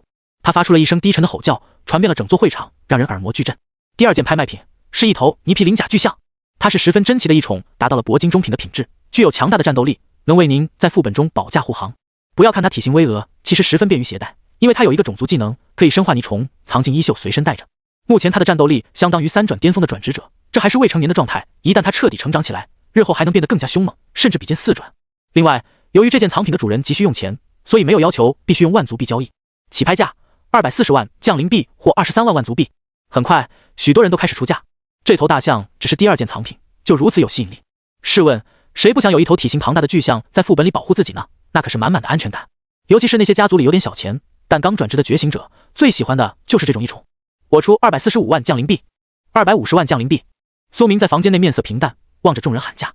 他对于这头大象完全不感兴趣，异宠的力量终究是外物，他只信仰自己的力量。果然，如果能够用降临币交易，那么所有人都是用降临币喊价，毕竟万足币更加珍贵稀缺。苏明淡然道：应该差不多了，价格再高就完全不值了。苏明凝声道：毕竟只是个铂金级的异宠而已。忽然，苏明下方一个女人大声喊道：30万万足币！直接猛地抬高了价格，而且还是用万足币进行喊价。能够用降临币的拍卖品却用万足币喊价，也是拍卖中常用的一种震慑手段。他要表达自己有强大的经济实力。这个价格一出，所有人立刻噤声，再也无人喊价，一片寂静。因为再高就不值得了，所有人都没有再出手了。而且看这位女士用万足币喊价，也是一副势在必得的模样，众人也不想与其交锋了。苏明望向那个女人，顿时发现有些熟悉，墨家的墨妹，怪不得有如此实力。遥想1个月前，苏明还坑过她10万降临币，也算是见过一面。好了，接下来是第3件藏品。台上的女主持人笑着朗声道。随后，一名舞女上台，手持一把钢铸纹错剑走上台，舞了一场。妙曼的舞剑身姿堪称绝美，让人一时间不知道该看剑还是该看人。舞蹈过后，那把剑呈现在高台之上。我们的第3件藏品，铂金上品，吟游诗剑，极其适合吟游诗人职业者使用。装备上之后，你为队友提供的增益 buff 将会有 80% 的概率提升 40% 的效果，并且你的所有诗句吟唱时间可以用剑舞替代，可以无声施法。起拍价24万万足币。这把剑正是苏明上架的拍卖品，是他在腐败山村副本中击杀一位吟游剑客得到的剑，本来只是黄金级，他升阶之后就变成了铂金上品。这把剑虽然是剑类武器，但对苏明而言实在不适用，根本不是杀伤性的武器，而更像是一种辅助装备。剑不在多而在精，是把普通的剑也比不上一把能刺穿敌人盔甲的宝剑，所以他选择将这把剑卖掉，换成实在的金钱收益。我出 24.3 万万足币。一位老者平淡道。25万。一位戴着兜帽的神秘男子说道。26万。几轮过后，这把剑卖给了一位血灵诗人，最终价格28万万足币。扣除降临商会的抽成后，到苏明手中也是非常不错的收益了。后来又经过了10几轮藏品，其中甚至有钻石级藏品出现，但苏明始终都没有出价，因为他有万物升华，早已看遍了无数珍宝，普通的藏品实在难入他的法眼。各位来宾，接下来这件藏品绝对是之前所有藏品都无法比拟的，有请蓝银纹龙枪。女主持笑道。随后，2位身姿妖娆的姑娘举着一个长长的金锦盒放在了高台之上。蓝银纹龙枪，钻石中品，一把武器，拥有整整4个瓷坠，绝对是真品中的真品。女主持人的一句话介绍，让所有观众都是目光炙热。哪怕不是用枪的职业者，也难以抵抗住这种诱惑。钻石武器一般都是2-3个瓷坠，有4个瓷坠的，无疑不是极度稀缺的超高级珍品。这把长枪轻如鸿毛，几乎没有重量，能够最大程度的发挥您的敏捷，并且还自带力量增幅属性高达89，敏捷增幅达到50点。采用17种铂金级钢材，外加3种钻石下品的钢铁主材呕心沥血锻造而成。握柄处雕刻一条长尾白龙，龙眸如星，契合您的顶尖枪法。枪尖内铭刻蕴含强大的穿透之力，能够为这把兵器提供10%护甲穿透。女主持人的此言一出，台下更是一片沸腾。10%护甲穿透，这可是极度稀缺的属性。一把铂金武器只要能有5%的护甲穿透属性，价值就能比肩钻石武器了。更别提这把武器具有10%的护甲穿透，最终绝对能够拍卖出一个非常恐怖的价格。即使不是用枪的职业者，也可以使用这把武器，可以花高价请锻造师将其改造成自己使用的武器类型。只要能有10%护甲穿透属性，这把枪的价值就不会低。这把长枪的其余4个瓷坠的效果已经呈现在各位的天塔会令牌中，还请自行查看。起拍价300万万足币。此言一出，台下立刻开始了爆发般的哄抢。我出310万，340万，我王家王明出360万，我墨家墨妹400万。甚至有些家族的人已经开始用出自己家族的名声来争抢这把武器。苏明看着这一幕，脸色微凝。这把武器是他上架的，当时鉴宝师王雅给出的起拍价是2306万降临币，换算成万足币也就是230.6万左右。现在商会显然是擅自将起拍价提高了一些。也对，这样他们的利润才能最大化。倒也无妨，反正苏明也能赚得更多。他饶有兴趣地看着人们竞拍自己装备的场面，眸光洞若观火，极为平静。10%护甲穿透就如此炙手可热，那自己的风石耳坠提供40%护甲穿透，又能卖出多少钱？怕是一拿出来，所有人都会疯掉吧。而且风石耳坠最牛逼的一点在于，它不限定武器，苏明的所有技能、武器都可以获得这个穿透加成。而这把长枪就只有用它自己打出的伤害可以穿透。同时，苏明心中也暗自下了决心，一定要藏好自己的这些真气装备，否则一旦被发现，有可能会引来更多祸事。台下的人们查看着这把长枪的瓷坠效果，一个个都是脸色煞白。角银吸钢、穿云之风、化干为龙、龙胆，啧，这4个瓷坠效果都很强，没一个是废物瓷坠啊！不愧是降临商会，果然神通广大，这种高阶装备都能搞来。是啊，对于用枪的4转职业者而言，这把长枪基本就是毕业装备了吧，几年都不用换了。甚至即便今后升到了5转，也能用一下。场面顿时嘈杂起来，人们交头接耳，纷纷议论着这把武器。只要是有能力的人，都会时不时出价一番。这把武器如果拿出去强化一下，再转手卖掉，说不定价格还能再涨。403万，410万，价格一路飙升，实在是壮观场面。女主持人看到这一幕，也是脸颊微红，陶醉不已。她干这个工作最好的一点就在这里，她喜欢看人们为了珍宝兴奋、争抢的那种渴望眼神。张家出价500万。这时，另外一个包间内传来了一个平淡的声音，距离苏明不到100米。他眸光一凛，循声望去，只见远处包间里，张唐少爷嘴角轻勾，手里端着一杯红酒。张唐竟然也来了，而且恰好和自己在一个会场里，真是冤家路窄啊！苏明的眼眸中凛冽的杀意逐渐凝实。这场拍卖会并不止一个会场，可能有几10个会场，毕竟5湖4海的转职者都会参加，甚至有些别国的转职者也会来见识一番。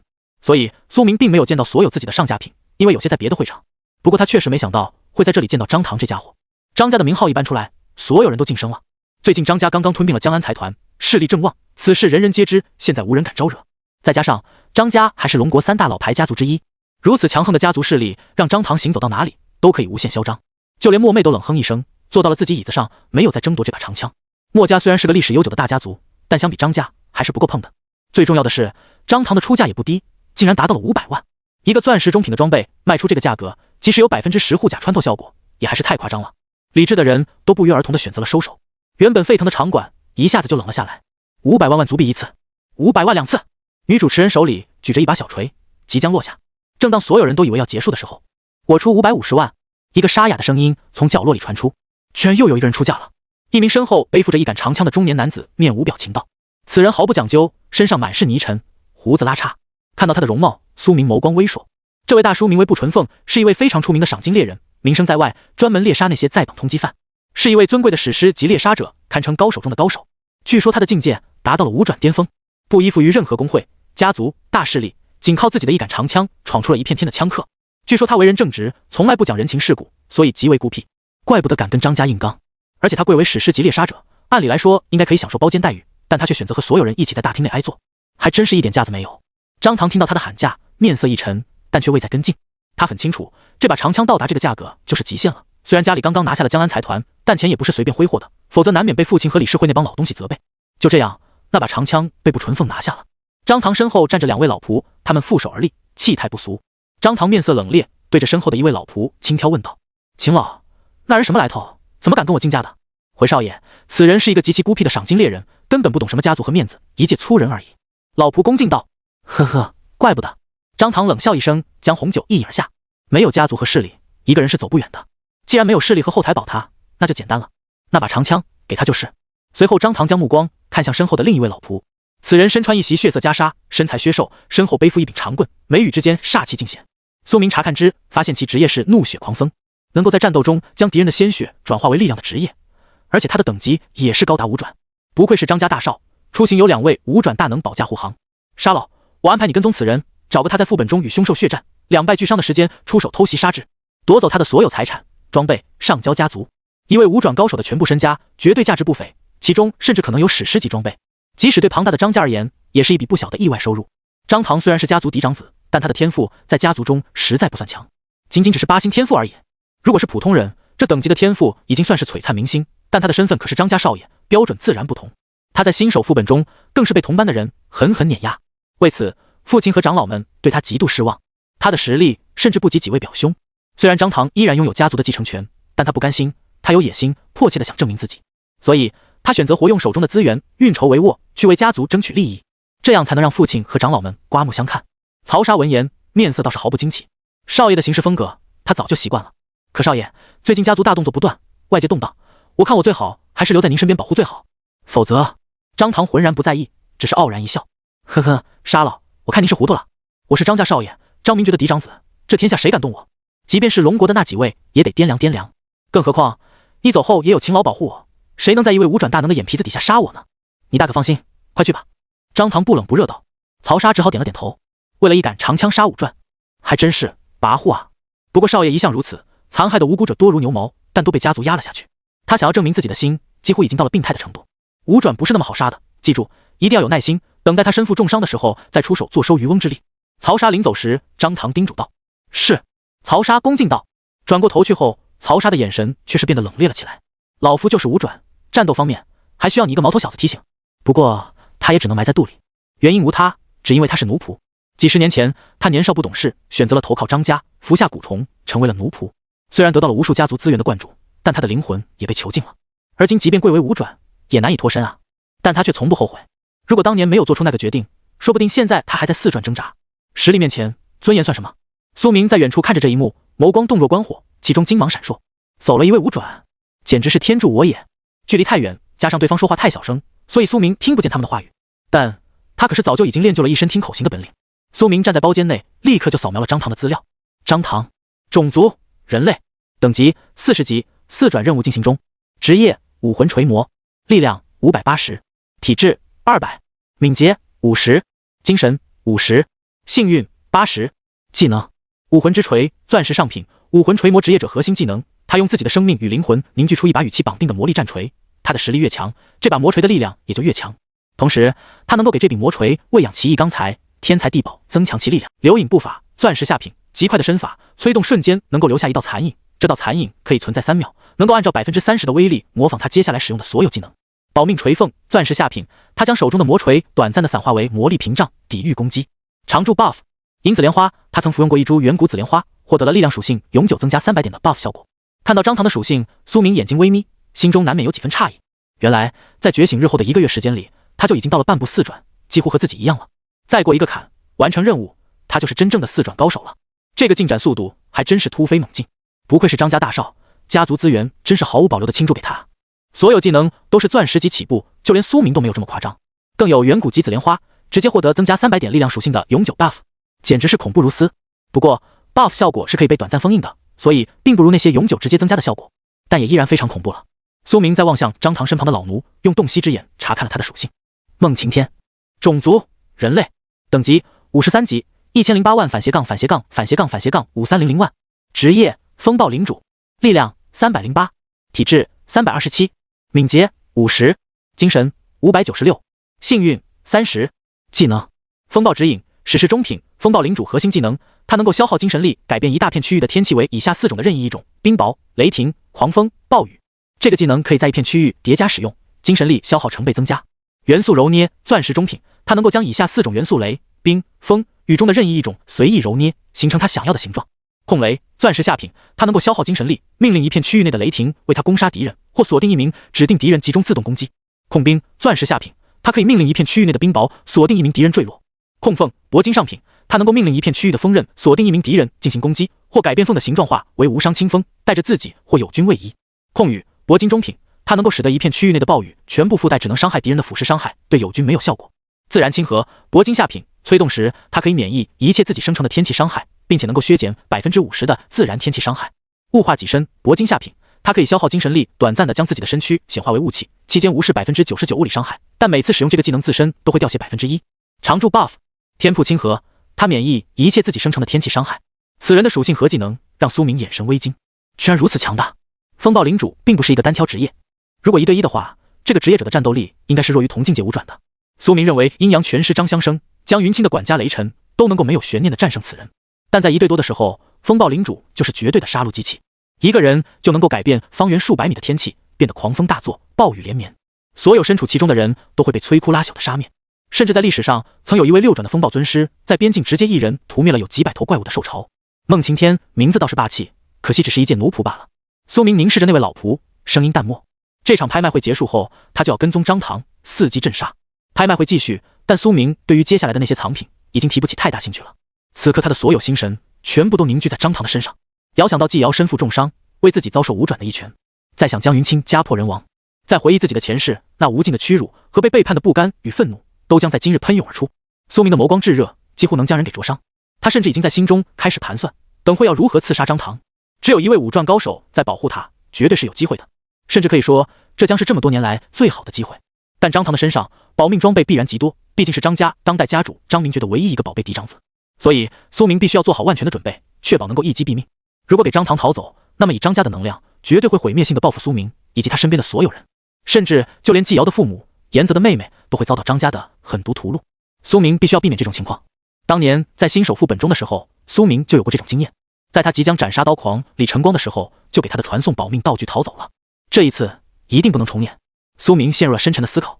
张唐凝望着拍卖会场上的珍宝，时不时出价，每次他一开口便无人再敢吱声。很快就有好几件钻石级的装备被他收入囊中。忽然张唐眸光微亮，旋即阴沉了下来，似乎想起了一件事情。对了，秦老，当初在新手副本中排名击败我的那个御剑师同学苏明还有消息吗？他忽然想起这件事，对着身后的老仆问道。这一直是他的心病。原本他自信无比，认为即便8星天赋也能够凭借家族的帮扶成为副本第一。就算苏明10星，他也没有太过慌张，甚至还冷静地让身边的舔狗女去勾引苏明，希望拉近关系，等待苏明成长起来之后再收割他的一切。10星天赋的天才一旦成长起来，绝对能够拥有极多的珍宝。这个布局长达几年甚至10年的计划，足以彰显出他的大局运筹，到时候一定能让父亲和家族另眼相看。然而一切转机来得太快。先是父亲说新手副本不会给他太多帮助，要他用自己的力量证明自己的价值。再是任小曼渺无音讯，苏明未曾中计。最后则是自己在新手副本的排名中被苏明狠狠碾压，被正面击溃。此事让他无数个夜晚彻夜难眠。即使现在自己已经半步4转，绝对稳超那个孤儿穷小子了，但他也还是耿耿于怀，就像心中的一根刺。甚至上次派去刺杀苏明的几个杀手也都没了消息。这一切的一切都让他对苏明更加怀恨在心，杀意早已拉满。他可是贵为张家大少，他想杀的人谁能活这么久？他3番5次的算计苏明，却都被苏明无伤化解，这让他感觉无论是战斗实力、天赋，还是自己最骄傲的智谋，都被苏明无视，甚至超越了。这让本就睚眦必报、心胸狭隘的他无法忍受。张唐身后的老奴面色凝重，微微低下身，缓声道：“少爷，苏明的消息，这1个月来我一直在调查，但始终没有查到他的信息。他似乎是用某种东西隐藏了自己的信息，所以在副本中也不会显露真名。”孟晴天眉头紧皱，低声道：“他很清楚，此事已经是少爷的心头刺，亦或者他早已死在了副本中。”张唐闻言，眉头却还是紧皱。不，那家伙的眼神和气质，总让我有一种不简单的感觉，他绝对不会死得这么悄无声息。孟老，出动家族的一切能力寻找他，他必须死。我要让他知道，一个人是无法对抗一整个家族的。我可是张唐，他怎么敢排名超越我的？找到他后，我要你带我亲自去镇杀他。张唐越想越气，下了这样一个命令。随后他的眼神变得有些嗜血，舔了舔嘴唇，阴冷一笑：“我要踩着他的头，亲口告诉他10星天赋在庞大的张家面前一文不值。我要亲眼看着他那原本冷漠的眼神中充斥绝望和慌乱。”孟晴天闻言，面容凝重，决定还是说出他所知道的消息。少爷，据家族中的一位5转高手张香生说，在副本中看到了一个长相与苏明极为相似的青年。说到张香生这个名字的时候，孟晴天眼中涌现了些许妒忌。明明是同样的境界，但张香生却不是奴仆，更是被赐姓张，成了真正的张家人。这一切只因为当年张香生天赋更强，有更加强大的谈判资本。此言一出，张唐的眼神瞬间充满了阴冷的杀意，说道：“秦老，此话当真？”孟晴天凝思片刻道：“张老的话自然不假，他的职业强横，实力在我之上。但据闻那人实力恐怖，轻易就可镇杀4转高手，甚至还重创了5转阴阳全师张香生。您觉得和您同岁的青年可能有这种实力吗？多半只是模样相似罢了。”孟晴天语重心长道：“其实他也不想面对那人，因为那人连张香生都能重创，那自己对上恐怕也得身负重伤，所以他一开始并没有说。”张唐闻言，面容变得凝重了起来。竟然能重伤5转高手，那必然不是苏明。他沉声道：“我都才半步4转，他一个没有家族的锅能突破4转吗？呵呵，太可笑了。”他自嘲一笑，摇了摇头。旋即他话锋一转：“但秦老，我还是要你带我去镇杀那家伙。”此言一出，孟晴天眼神一凛：“少爷，为何？”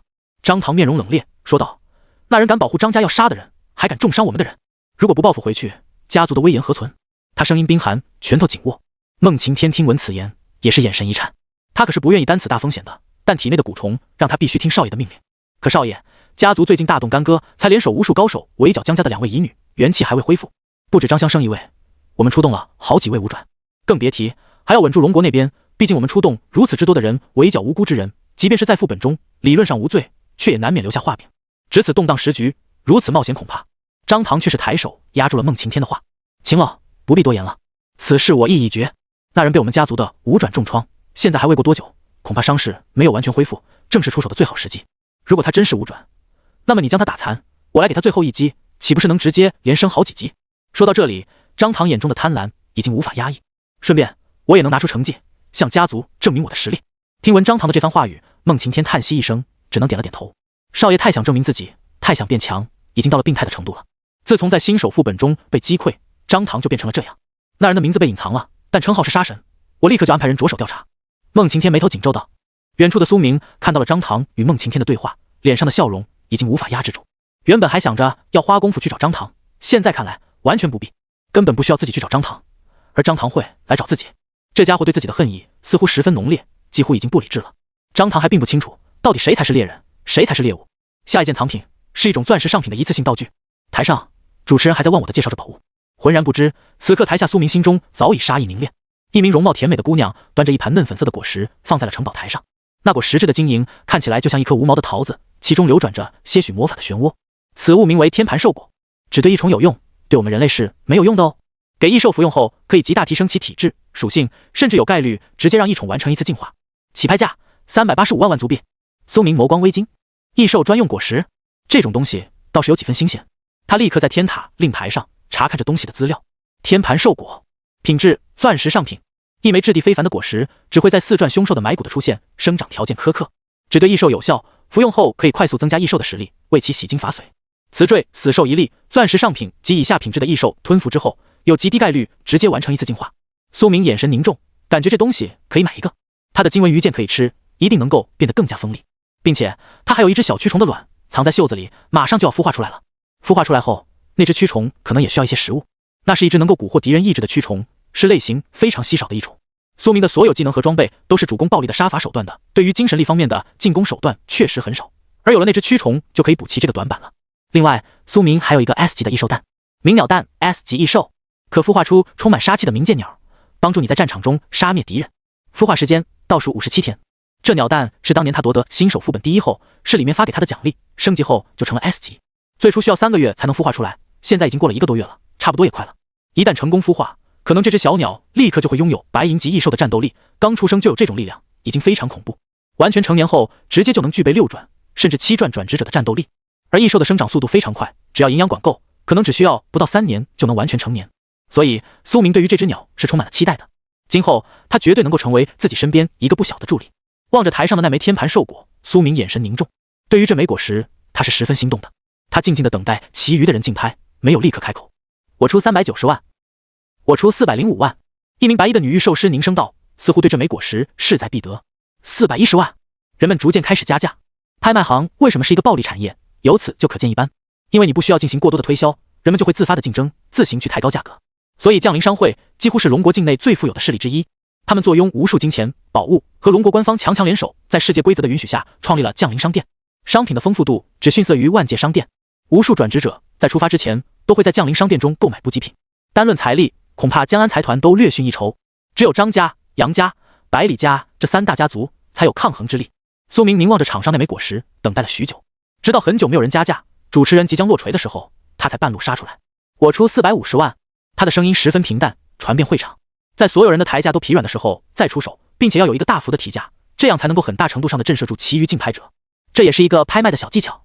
苏明本以为这把稳了，我出470万。那位白衣女御兽师居然再度抬价，看得出来他真的非常想要这枚果实。到了这个地步，他竟然还一口气加价20万。应该要给这位御兽师小姐拿下了。确实，毕竟再高就不值得了，一次性道具而已，又不是装备。对，人们窃窃私语，会买这种东西的都是什么懦夫？真正的强者应该只靠自己的力量，而不是依仗什么宠兽。有一位背负着巨棍的光头在冷笑着。老兄说的是，御兽师也配当战斗职业者？我看早就应该给他们归类到生活职业者里面去了。另一个长相丑陋、身后背负着长戟的男人附和道。那位白衣女御兽师听到他们的话，只是冷笑一声，眼中充满了不屑。职业骑士的人其实才是真正的弱者。他轻轻抚摸了一番身旁比他还高大的巨型雪貂，笑容冷冽。如果真的打起来，他相信自己的爱宠银骨雪貂一口就能咬死他们。他也是一位钻石猎杀者，站在包间之中，气态不俗。听着人们的话语，苏明面容平淡。这位御兽师姑娘长得倒是挺漂亮，如果换个人来，可能就心软给她了。可惜苏明根本不知道什么叫怜香惜玉。现在他坐拥2000万即将到手的万族币，为何要在金钱方面受制于人？我看上的就要买，钱就是男人的真正魅力所在。我出500万。他声音平静，似乎心中没有丝毫波动。此言一出，全场都微微震撼了一把。500万枚万族币，买一个只能给宠物吃的一次性果实，这位又是何方神圣？即使是钻石上品的装备，也很少卖到这个价格吧？此人难不成是个傻子？有人狐疑道：“你疯了，怎敢暗自议论？或许人家是某个大家族的少爷呢？”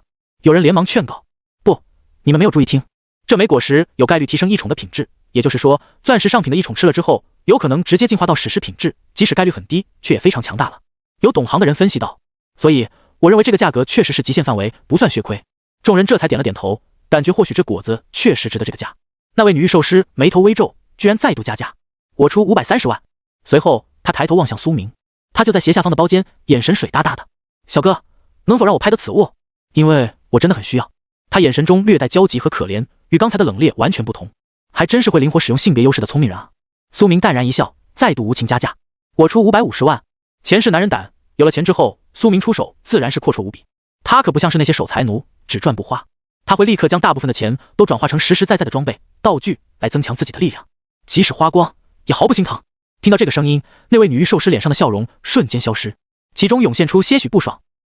算你狠，老娘不要就是了。他变脸比翻书还快，猛地转过头去，一副气鼓鼓的样子。所有装出来的娇柔都不见了。这些该死的有钱人，他背过身去时还在冷漠的低声道。看着这一幕，苏明只是面无表情，暗自冷笑。有钱的感觉真好，恭喜，这枚果实被一位钻石猎杀者所拍下。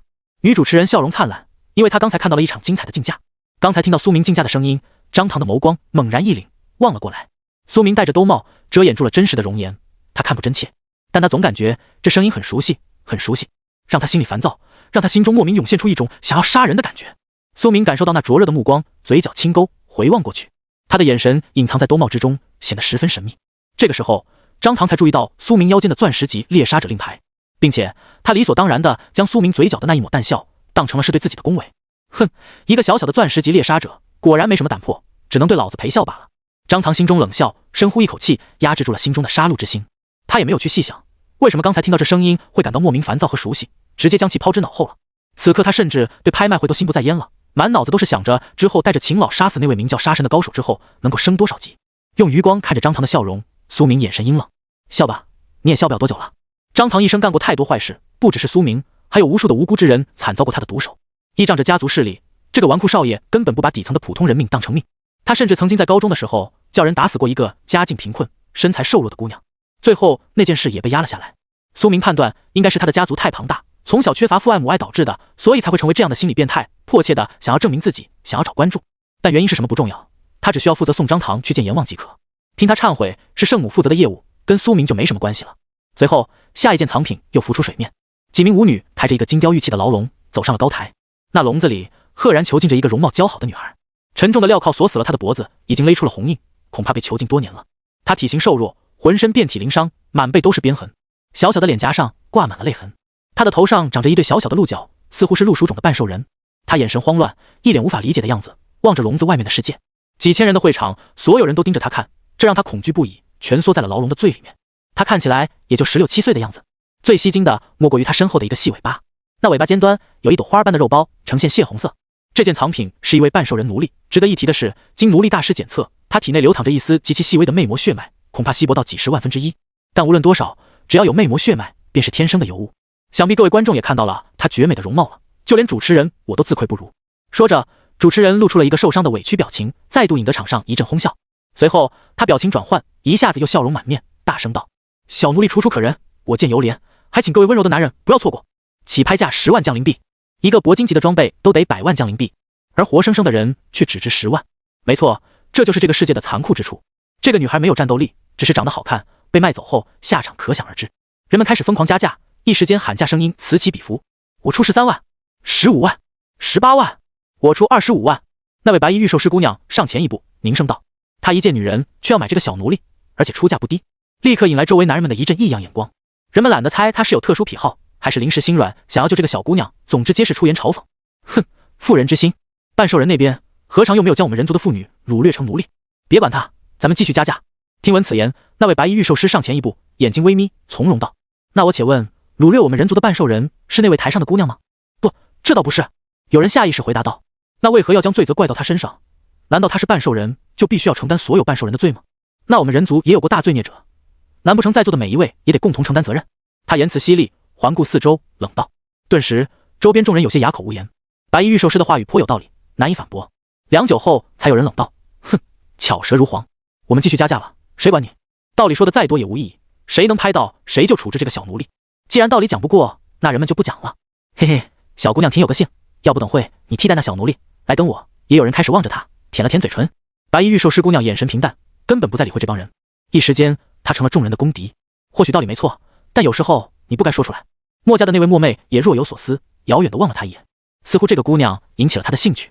苏明看着这一幕，眼神之中没有丝毫情感波动。他并不准备出手救这个奴隶。这个世界上和这个小姑娘一样的奴隶太多了，即使他能救这一个，却救不了所有。而半兽人那边也会掳掠人类当奴隶，一切都是相互的。这世界是靠拳头说了算，完全是弱肉强食。如果有绝对的力量，苏明或许会出手改变这一切的底层规则，让弱者也可以过得幸福。但现在他选择先顾好自己。27万，28万，30万，我出35万。张家出价50万。忽然张唐再度出手，听到张家2个字，所有人都缄默其口，不再试图加价了。就算你加到10倍，张家照样买得起，何必费那个功夫？白衣女御兽师也只好放弃。虽然她有心相救，但也不可能付出倾家荡产的代价，更何况得罪张家是她目前担不起的下场。50万1次、2次、3次。女主持人也非常有眼力见，这一次敲锤动作迅速，似乎也是想要讨张唐开心。恭喜，这位小奴隶被您拍下，稍后会由专人带着奴隶印章进行转交登记。随后他清了清嗓子，请人将那小奴隶抬了下去。这瞬间，苏明在他的眼中捕捉到了一丝不屑和嫌弃，因为那个奴隶很脏，浑身很臭，所以主持人一直都是忍着的。至于可怜，呵呵，丝毫没有。能够混到他这个位置，早就看惯了不公平的事情，拍卖奴隶已经是稀松平常了。更残忍的事情，他都见过。这就是上层人和底层人的隔阂。接下来的藏品就非常神秘了，是4件铂金中品的手环。他笑容恢复，说道：名为避难者手镯，装备后可以持续消耗精神力，凝聚一道无形屏障包裹全身，以隐藏自己的名称、属性、职业等信息，十分适合日常杀人越货、刀口舔血需要低调的各位。女主持人笑着说道。这是开了一个小小的玩笑，此言一出，会场的气氛瞬间就活跃了起来，转职者们都发出了淡然一笑。然而这些笑声之中，也有些是在嘲讽女主持人的单纯和不谙世事。在他眼里，这是一个小玩笑。他不知道的是，转职者只是表面上光鲜亮丽，背地里真是如他所说，杀人越货、刀口舔血。这会场中不说很多，起码10个人中就有1个人杀过人。转职者的世界是十分残酷的，资源有限，需要不断争夺才行。在蓝星上不能乱杀，但在副本中没有规则。4件正好凑成一支4人小队，只支持打包购买。起拍价300万将灵币，全部加起来300万，倒算是一个非常优惠的价格了。不过这只是起拍价而已。果然，很快价格就飞速飙升，310万、350万、388万，人们的声音此起彼伏。转职者们或多或少都有些这方面的需求，能够隐藏身份，办什么事情都会轻松不少。即使不是通缉犯，也会需要隐藏身份的装备。4个隐藏身份的装备，不正好可以给季瑶、江云清他们用吗？苏明心神微动，立刻来了兴趣。他暗自查看了这个东西的资料。避难者手镯，铂金中品，由幻影钢、迷幻粉末、纯蓝翡翠等多种材料打造的手镯，佩戴后可以消耗少量精神力，为自己提供一个伪装 buff， 每10分钟消耗5点精神力。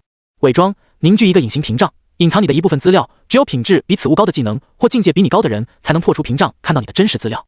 苏明面色凝重，感觉精神力消耗还是有点大。10分钟5点精神力，那么佩戴1天就需要消耗700多的精神力。虽然精神力会缓慢的自行恢复，但在战斗中这就成为一个额外的巨大拖累了。不过我有万物升华，可以升华之后再给他们。苏明相信升华后应该能够将效果提升一些。这么好的隐藏装备，而且正好有4个，不容错过。他等待了一会后，直接参与了竞拍。我出400万，苏明朗声道。但很快众人的出价就将他淹没了，因为这种装备实在太过抢手，人人都想要一份。我出410万，墨家墨妹说道。他出价的时候还回头望了一眼苏明。方才苏明出手阔绰，高价拍下天盘兽果的行为，给场上的众人都留下了深刻的印象。墨妹看到苏明戴着兜帽，身后也没有护卫，立刻明白这位应该是个散人职业者，因为身后没有护卫。墨妹是见过张唐的，毕竟她是墨家的长女，位置更高，自然也能见到许多常人未曾见过的人。张唐一向高调，出行必有护卫，但苏明身后没有带护卫，显然不可能是那位张家大少。随后他眸光微转，看到了另一包厢中的张唐，两人四目相对，点头微笑。原来这位张少在那个位置。墨妹表面淡笑，心中却是面无表情，十分冰冷，也就是典型的皮笑肉不笑。她性格独立，最看不起的就是完全依仗家族势力的人。她真正欣赏的是沈依稀那样的从底层一路爬上来，仅凭自己力量的坚毅男儿。但张家是大根深，即使不为了自己，为了家族，他也千万不能表露出来丝毫轻蔑。江安财团的前车之鉴，他可没有忘记。他对张唐的笑容看不出丝毫不悦的痕迹，让张唐会心一笑。张唐眼中生出一抹自信，身为张家的少爷，无论走到何处，都有人会恭维自己，即便是一向傲气的墨家长女，也只能对自己点头微笑。这种感觉实在让他飘飘然，性格逐渐也变得目空一切。450万。紧接着另一位来宾出价了。那位好像是宋仓，玄镜公会的杀手，怪不得出手如此阔绰，直接就抬高了40万的价格。玄镜公会也是大势力了，虽然比不上那些高高在上的古老家族，但也足有上千人的规模，每一位都是精英。苏明循声望去，远处的另一个包间内站着一位身着华贵黑袍的男子，他面貌阴柔，眸光寒冷凛冽，其中有几分奸诈。玄镜公会是黑沙的死对头，两个组织的初代创立者就是死敌，到了现在，虽然继任者已经换了人，但两个公会之间还是摩擦不断，有可能今后会与玄镜公会的人打交道，所以苏明提前查看了他的资料。袁腾，种族人类，等级48级，10万//480万，职业寒滴杀手，力量280，体质108，敏捷127，精神326，幸运15，技能寒凝滴露，钻石下品，它能够消耗精神力，以将空气中的水分子抽离，凝聚成穿透力极强并且速度极快的水滴击射敌人，水滴附带冰霜和穿刺伤害。暗水凝拳，铂金上品，它将水滴凝结为黑暗水流屏障，抵御化解敌人的攻击。该技能可克制火属性伤害效果，使其伤害无条件降低30%。复毒，铂金中品，它可以为自己的技能附带毒属性效果，麻痹敌人的身躯，禁止伤口愈合，使敌人持续掉血。暗杀步伐，铂金中品，它可以如同鬼魅一般行动，持续期间它的步伐没有任何声响，并且移动速度加快，宛如一道黑影。这位是一个寒滴杀手，顾名思义，就是用寒冷的水滴杀人的职业者。看到这个职业的时候，苏明就已经将他的技能猜得8九不离10了，甚至可以说苏明比他袁腾本人还了解他自己的职业。唯一需要提防的就是他的复读，如果日后要与此人一战，苏明也将有十足的把握。不过苏明倒是并不准备在黑沙久待，毕竟他当初加入也只是为了地级副本尸海冰潮的进入权罢了。如果有合适的机会，他可能会跳槽到别的公会，但目前来说还没必要，暂时稳住即可。袁腾喊价之后，人们的竞价速度就慢了不少，因为他一口气将价格提升了太多。我出453万。有人略带迟疑。460万。墨妹立刻说道。461万。袁腾凝声道。这一次他只加了1万，看得出来他也感觉肉疼了，因为价格也差不多到极限了。苏明眸光一凛，这绝对是最好的机会了，现在一口气提价10万，应该就是自己的囊中之物了。470万。苏明朗声道。此言一出，墨妹和袁腾两人都沉寂了。袁腾那双如老鹰一般的眸子望了过来，其中有些许寒冷。不过看到苏明也是钻石级猎杀者，他也只好消气。理智的人不会轻易招惹一个同境界的高手，更何况他也已经有了隐藏身份的道具，毕竟他暗杀过很多人了。这次想买，也只是想试试更好的隐藏身份道具罢了，不是非要不可。470万一次，470万2次。台上的女主持人笑靥如花说道，即将敲锤。价格越高，他越喜闻乐见，因为最终的拍卖价越高，他的工资也更高，他能吃到一些极低的回扣，可能只有0.0000几，甚至更低，但总好过没有。所以他每次都会不遗余力地活跃现场气氛，让人们踊跃竞价。正当苏明以为这4件手镯都将成为自己的囊中之物的时候，一个不合时宜的声音响起了：570万。张唐从椅子上站起，冷然说道，同时他还用余光瞥了一眼苏明。骤然间，全场哗然。一套同质性的铂金装备，没有任何攻击性能力，却能拍卖出570万降临币，这个价格算是非常高了。最恐怖的是，他的提价直接硬生生的涨了100万，最低的提价数字是1万，这中间有很大的缓和空间。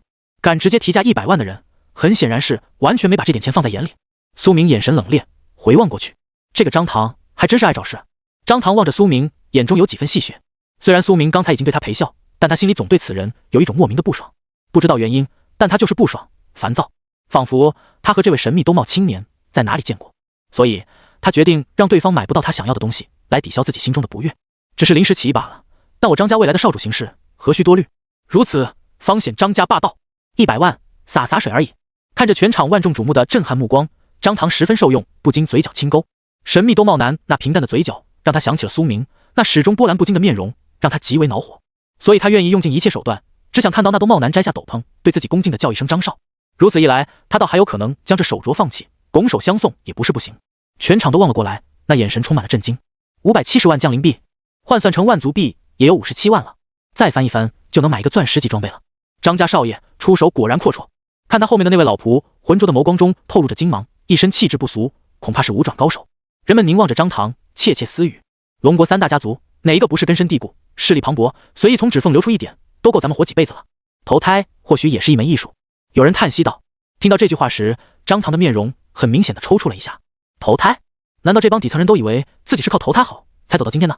张唐的心中顿时有了几分怒意，但也不好表露出来，否则就真坐实了。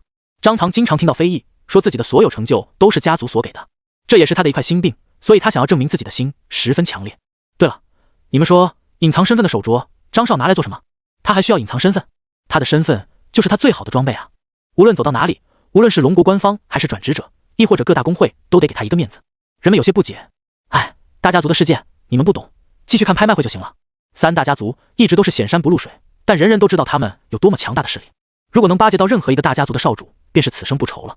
张少出手实在阔绰，这般加价，恐怕那位兜帽青年只能放弃了吧？是啊，就算他再加价也没有意义了，他一个人的财力无论如何也不可能与张家抗衡的。有眼力见的都会适时收手，正好让给张少收一个顺水人情，说不定今后就认识了呢。你这想法好，天才，你绝对是潘大腿的天才。人们纷纷竖起了大拇指，但很快苏明的就做出了让所有人都无法理解的事情。我出571万。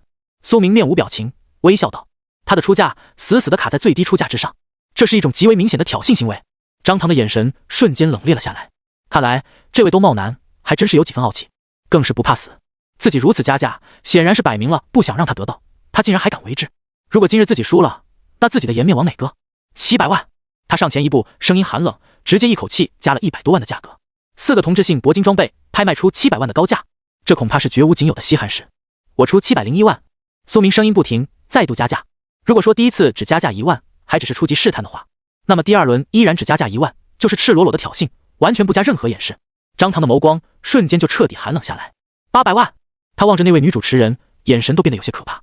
女主持人却是笑得合不拢嘴，怒也与自己无关，她只负责赚钱就好了。两人这么较劲，他可是坐收渔翁之利啊。801万降临币。苏明几乎是紧跟着他说道，丝毫没有半分停顿。听到苏明还敢跟，张唐的脸色瞬间变得有些铁青。事不过三，这位兜帽男竟敢第3次加价，而且依旧是1万，竟敢正面挑衅自己。此人到底是谁？莫非是杨家的那位神秘少主？思及于此，张唐想起了前些天家族传来的消息，据说有一位极为年轻的御剑师在副本中保护了江家的2个遗女，推断极有可能是杨家的人。思及于此，张唐心里的胜负心彻底被点燃。张家出1000万，他直接喊价到了1000万，这个数字堪称恐怖。这个价格已经能够买到1件钻石级装备了。众人望着这一幕都有些骇然了。他到底是谁？竟然敢正面触怒张少？张少爷恐怕这次是认真了啊！啧，张家的打击报复，我想都不敢想。那人不怕死吗？苏明听着全场的议论，依旧是嘴角轻勾，他面容波澜不惊，上前一步，平淡道：1001万，第4次加价1万，这是不死不休的架势啊！骤然间，全场都掀起了轩然大波，一片哗然。即使是台上的专业女主持人，笑容也有些许凝固。此人莫非是个疯子，还是说他也是3大家族之一的少主？只有这2种可能。百里家封山多年，难道这位是杨家少主？据说他有实心天赋，但却极为神秘，从来没人见过。人们纷纷猜测。苏明望着张唐，只见对方已经彻底红温，眼神都变得有些杀意了，被自己完全激怒。而这正是他想要的。张唐身后的孟晴天也是摇了摇头，劝道：“少爷，不可失去理智，1100万。”张唐不待他说完，再度加价，堪称杀疯了。而这一次，苏明竟然未再加价了，他露出了一个人畜无害的笑容，对张唐拱手笑道：“既然如此，那此物我便放弃了，赠与张少。”骤然间，全场一片死寂。张唐终于怅然一笑，哈哈，这小子终于屈服了，钱果然是万能的。然而这个时候，他却发现场上的众人都一脸尴尬地望着他，就连身后的秦老眼眸中都有一种看傻子的感觉。少爷，您被耍了。我不是赢了吗？张唐眼带微笑，其中还有胜利后的喜悦余韵。孟晴天叹息一声，自家这位少爷还真是被家族保护得太好了，笨得可以啊。少爷，他是故意抬高你的购买价格，让你大出血啊。当价格超过800万的时候，这场游戏就变成了谁买谁输了。或许一开始此人确实是想购买此物，但您插手之后，他便开始故意只加价1万，就是为了激怒您，让您失去理智的竞拍，最后将价格抬高。经由社会经验丰富的秦老一点，张唐这才恍然大悟，原来自己被耍了，而且还是在这么多人面前。刹那间，无穷无尽的耻辱感宛如潮涌一般袭来，让张唐的心跳声都变得极为有力。他眼神瞬间冰寒，拳头紧握，气得牙齿都在颤抖。望着全场凝视自己的目光，张唐感觉就像一道道尖刀刺穿了自己的心脏。该死，我要他死！秦老，拍卖结束后，我要他的一切信息。他咬牙切齿道。孟晴天也是松了一口气，最起码不用找那位重伤张香生的杀神了，杀这个钻石猎杀者应该会轻松不少。钻石猎杀者一般都是4转，抬手就可镇杀之。好，我立刻着手安排。孟晴天说道。苏明望着两人，心中冷笑，鱼儿上钩了。他一步步的激怒张唐，就是为了让对方主动找自己。苏明有传说级的全隐藏技能，对方必然不可能查出自己的真名，甚至资料也看不穿，但他可以自如的选择隐藏哪些资料，不隐藏哪些资料。他准备找个荒芜之地，刻意透露自己的坐标，相信以神通广大的张家的手腕，必定可以找到自己。前世苏明8转都被张家拿下，可想而知这个古老家族的底蕴到底有多么深厚。苏明只需要静静等待就好了。苏明暗中凝望着张唐，心中的杀意缓缓凝实，到时候谁是猎人，谁是猎物，就将真相大白。他要彻底斩杀张唐。那4件伪装手镯是买到还是从他的尸体上扒下来，其实没有任何区别，所以苏明一开始就没准备买下，而是想好了这个计划。他对于人性的把握已经登峰造极。计划达成后，苏明便不再看张唐，全神贯注地凝视着场上的拍卖会。最后一件藏品是我们的压轴珍宝，想必各位也是期待已久了。女主持人笑道，随后打了个响指，几名肌肉壮硕的汉子扛着一把大剑走上了台。那巨剑宽厚，整体呈现银灰色，其中刻满了复杂的纹路，还在隐隐散发着幽绿色的银芒，看起来十分悬异，压迫感十足。而且这把剑极为沉重，放在城堡台上的瞬间，发出了一个极为沉闷的声响。此剑是一把史诗下品的巨剑，名为月芒。主持人介绍道，全场瞬间哗然。史诗下品，这也太夸张了吧！史诗级的装备宛如凤毛麟角一般稀少，大多数情况下只有击杀高阶副本中的隐藏 BOSS 才有可能爆出来。普通转职者穷其一生能接触的最高级装备，基本也就是钻石级了。史诗级绝对是想都不敢想的珍品。这把巨剑出现之后，宛如一颗重磅炸弹落入水中，全场都震撼不已。此剑重达1000斤，极为沉重。如果说力量属性低于200，恐怕是拿都拿不起来啊！女主持人说着，用手试着抬了抬那把剑，堪称纹丝不动。此剑共有3个瓷坠，装备后能够立刻为您提供强大的战斗力提升。起拍价1亿降临币，1亿降临币起拍，不愧是史诗装备。苏明所有的拍卖品也就只能卖个2亿左右，如果要买的话，恐怕家底都得掏空。但苏明还真有点想竞拍这把武器。他是剑神，有剑舞宗师这个被动技能，所以可以无视条件装备一切类型的剑类武器，即使是巨剑也可以。一把好的巨剑，或许正好可以为他增加几分霸道暴虐的战斗风格。苏明并未着急，而是先着手查看了这个武器的资料。他直接动用洞悉之眼，观看这把武器的本质信息，看看是否值得。月芒大剑，史诗下品，力量加100，体质加100。流转着绿银色辉光的巨剑，由天外银灰陨铁与月石碎片所铸，锻造过程中必须时刻照耀月芒。据说是 C 级副本暗月魔宝世界中远古女王当年赠与伴侣的大剑，但似乎有些残损。此坠月石之剑，如果在月光的照耀下战斗，那么这把剑可以大幅度提升持有者的力量属性，额外增幅100点。银流月尘，通过这把剑展出的剑气将会是银灰色，附带高额月光伤害。月光伤害是一种独特属性的伤害，不被任何伤害克制，并且具有和光线一样越过透明物体的特性，但会被阳光瓦解。沉落顿悟，在挥舞过程中，这把武器的重量将乘以10倍，升效至惯性之上，巨幅提升钝击伤害。隐藏瓷坠必须是6转及以上品质的剑类职业者持有时方可触发。波纹之杖，树立巨剑之时，它将凝聚出一道月光波纹，笼罩四周，为持有者无条件抵消1次致命伤害，仅能生效1次。生效后，巨剑之上的银色光辉将永久消失。这把武器表面只有3个瓷坠，在史诗级装备中算不上强，但它的属性很好，装备上之后能够为持有者凭空提供力量，体质总共300点的属性加成。这个数字只能用夸张来形容。就算苏明这样力量属性不高的人，装备之后都能够立刻拥有强悍的体魄，更别提触发月食之剑磁坠之后，苏明的力量属性还能够再度提升，加起来就是400点属性提升。而且这把武器表面上看似只有3个磁坠，但所有的磁坠都非常强力，一个比一个猛。磁坠不能光看数量，也要看质量。有些武器有4、5个磁坠，但其中却有废物垃圾磁坠，真实威力远不及这把武器。最离谱的就是这把武器的最后一个隐藏磁坠波纹之杖，也是第4个磁坠。如果苏明没有洞悉之眼，那能看穿万物的能力，他自己甚至都发现不了这个磁坠，就连降临商会最顶尖的鉴宝师也没能看出这个磁坠，否则价值还得再翻1倍。苏明可以下定论，哪怕不要其他所有属性，仅只要那最后一个磁坠，这把武器的价值也远超2亿降临币，无条件抵御一次致命攻击。这是什么概念？堪称是规则级别的磁坠效果了，往往只会在远古级或以上品质的装备中才会出现。在敌人只能打出一击的情况下，就连8转必杀阵都无法夺走苏明的生命，甚至可以说神来了都无法一击斩杀他，效果就是这么变态。唯一可惜的就是那最后一个磁坠必须要6转以上品质的剑类职业者握持时才能触发，低一点都不行，而且只是一次性的。但苏明丝毫不慌，一次性如何？有万物升华天赋，分分钟给你升华成多次使用。他下定决心，掏空老本也得拿下这把剑。他眸光凛冽，凝视着全场众人的加价。我出1亿0 100万。有一位背负巨剑的中年汉子有些犹豫，但还是说道：能掏出上亿降临币的，无疑不是高手中的高手，地位极高的大佬。即便是许多5转大能，都很难随手掏出上亿降临币。所以这种装备出价者非常稀少，远不及铂金、钻石那般此起彼伏。但这把武器属性很强，许多走力量属性的职业者都心痒不已。1亿1000万。一位包间中的少妇淡然道：嚯，直接加价1000万，等于是多出了一个钻石级装备啊！厉害厉害。这位是谁？你们见过吗？恐怕又是某个大家族的人啊。大佬们的世界咱们不懂。人们喃喃道：哎，羡慕啊，我这5星天赋3转修为，恐怕这辈子都不可能触碰一下史诗级装备了。别说史诗了，钻石都够呛啊。能够有天塔世界资格的人，当年无疑不是备受瞩目的天才，在新手副本中拿下前列名次的人。可现在人到青年，却也都逐渐被磨平了棱角。年轻时天赋再高又如何？随着岁月的流逝，你会逐渐意识到，天赋再强，如果没有家族和势力在后面支撑，你终归还是会掉队。努力不及天赋，天赋不及家族，这个世界的运转规则就是如此。1亿1500万，1亿2000万，显山不露水的富豪们一个个都开始出手了。史诗级装备，即使是月度拍卖会也非常少见，这次算是运气好，真的不容错过。会场中有些人并不是转职者中的精英，修为不强，但却是商界巨擘，腰包里的财产比5转、6转大能更加深厚。这些人购买这把剑，或许只是收藏，亦或是送礼，以谋求别样的价值。没错，花钱也可以买到天塔会的进入资格。这个世界是留给有实力的人的。天塔会是龙国官方创办，但一个国家也需要资金周转，所以自然是对这些商贾来者不拒。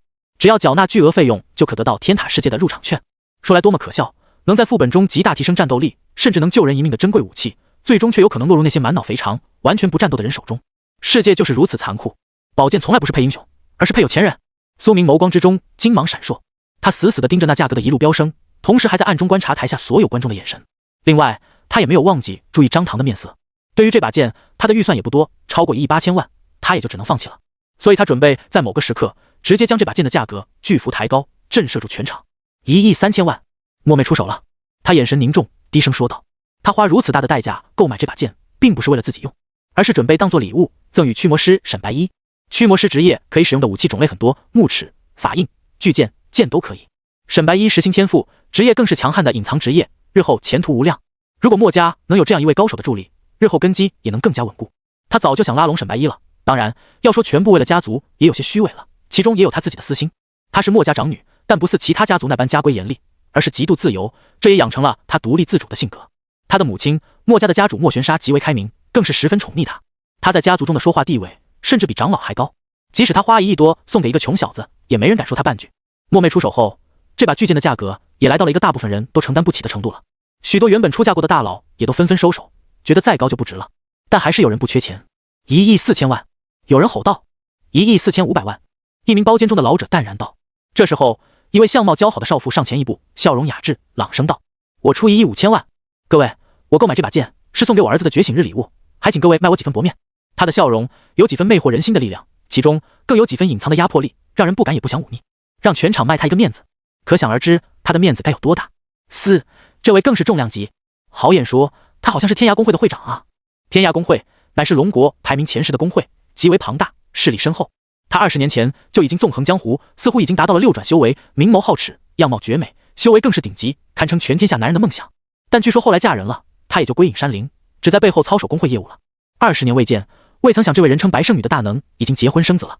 照你们这么说，她最起码有60-70岁了吧？还真是。莫妹循声望去，顿时眼神一凛。这位女强人当年一直是她的偶像，堪称女性的模范。既然白前辈您想要，那我便收手吧。她笑着说道。多谢莫家小姑娘。她十分温柔慈祥说道。久闻白圣女美若白莲，出淤泥而不染，经此一见，果然不假，我便走个顺水人情吧。一名老者笑道。多谢郑家长老。所有人他基本都认得，可见他关系网络之庞大。苏明朝着他望去，立刻也认了出来。前世他身居高位，自然和这位也有过一面之缘。前世苏明就是加入了他的工会，白姑兰前辈也给过他许多帮扶，算是一位善解人意、实力磅礴的大能。虽然20年来他一直没有战斗，但实力丝毫未减。后来他儿子因为手持史诗级装备，在副本中被觊觎，遭受围攻惨死，他一个人就灭杀了4个工会。那几年时间里，凡是参与过围杀他儿子的工会都不敢进入副本，甚至不敢离开天塔界，终日惶惶。没错，就是这么猛。5转工会长，他直接当狗杀。苏明面色凝重，还是选择出价。我出1亿7千万。此言一出，全场众人的都是倒吸了一口凉气，全部转头望了过来。张唐都眼神震惊的看了过来，此人难道真是个疯子？先是激怒自己，再是忤逆白圣女，真不怕死啊！就算是杨家的少爷，亦或是自己，恐怕也不会给自己的家族接连得罪2个大势力吧。他更加确定此人不是针对自己，而是真是个愣头青。天涯位列10大工会之一，据说会长也就是圣女的丈夫实力达到了7转。人们目瞪口呆道，哪怕是莫家的那位莫妹小姐也得给他几分薄面。甚至就连张唐少爷都没出手，这小子到底是谁？难不成真是个愣头青？先得罪张唐少爷，再得罪白姑兰前辈，妈的，这小子简直亏贼，但还莫名有几分不怕死的潇洒。恐怕他背后的势力也不小啊。白姑兰自然也有些许惊讶，眸光缓缓望了过来，他眼神平淡悠悠，其中没有丝毫怒怨。抱歉，白前辈，此物小辈的确有虚。苏明眼神真诚，拱手低头道。白圣女面色平静，看着苏明就像看到了儿子。毕竟除了他儿子，这个世界上还有几个年轻人敢不遵从他的意思？就连他那在外面无所不能的丈夫，在他面前都得卑躬屈膝的。他终归是点了点头。这把巨剑在所有人眼里只有3个词缀，属性其实也算不上逆天，只有苏明才知道它的真实价值。所以他倒也不是非要不可，要送儿子也有别的选择。多谢前辈。苏明面容严肃，正色道。白姑兰点头间轻然一笑，转过了头去。这绝美的画面印在了所有人心中，直到老了的时候，恐怕都得拿出来说一说。所有人都难以置信，面面相觑，目光都呆滞了。白前辈竟然真给了，而且还笑了。妈的，这小子如此大胆，不会就是白前辈的儿子吧？有人匪夷所思得出了这样一个离谱的结论。怎么可能？我看你才是最疯的人。你以为大佬有时间给我们在这玩游戏吗？白圣女脾气这么好的吗？人们都如遭雷击。其实高境界的大能归根结底也是人，不是吃人的怪物。或许从始至终错的都是我们吧。有人低头道。也对，成尊成圣又如何？只要本心不坏，大能怎么会滥杀无辜？拍卖本来就是你情我愿的事情，要加价，白圣女也加得起，只是觉得不值得罢了。也对，其实是我们反应过度了。也有人逐渐冷静了下来。1亿7千万，这个价格确实太高了。这把武器虽然是史诗装备，但并没有逆天级强大的效果，所以再也没有人出手。恭喜这位钻石猎杀者得到了这把史诗级巨剑。最终这把武器归了苏明所有。其实张唐本想出手抬价拦抢，狠狠地出一口刚才的恶气的，但他联想到上一次与这家伙争抢被狠狠羞辱的下场，他便冷静了下来，生怕这位东茂男又有什么诡计。远处的张唐死死地凝视着苏明，那双眼中杀意与贪婪同时闪烁。反正等会都要和孟晴天老仆一起镇杀这家伙，正好节约了这笔钱。巨剑和人他都要。此刻张唐已经开始幻想，等会亲手终结这家伙之后能获得多少经验，升多少级。他预估这家伙最少是4转巅峰，甚至5转，经验绝对不少。先让秦老打断胳膊，不，还是先打断腿吧，再废掉4肢，这样他就跑不了。今日的月度拍卖会正式结束，女主持人笑靥如花说道。另外别忘了今年年底的年度大型拍卖会哦，到时候必然会有更加恐怖的至珍藏品出现，绝对能让各位兴奋到神魂颤抖。女主持人说着，脸色兴奋而红透。众人开始有序离场。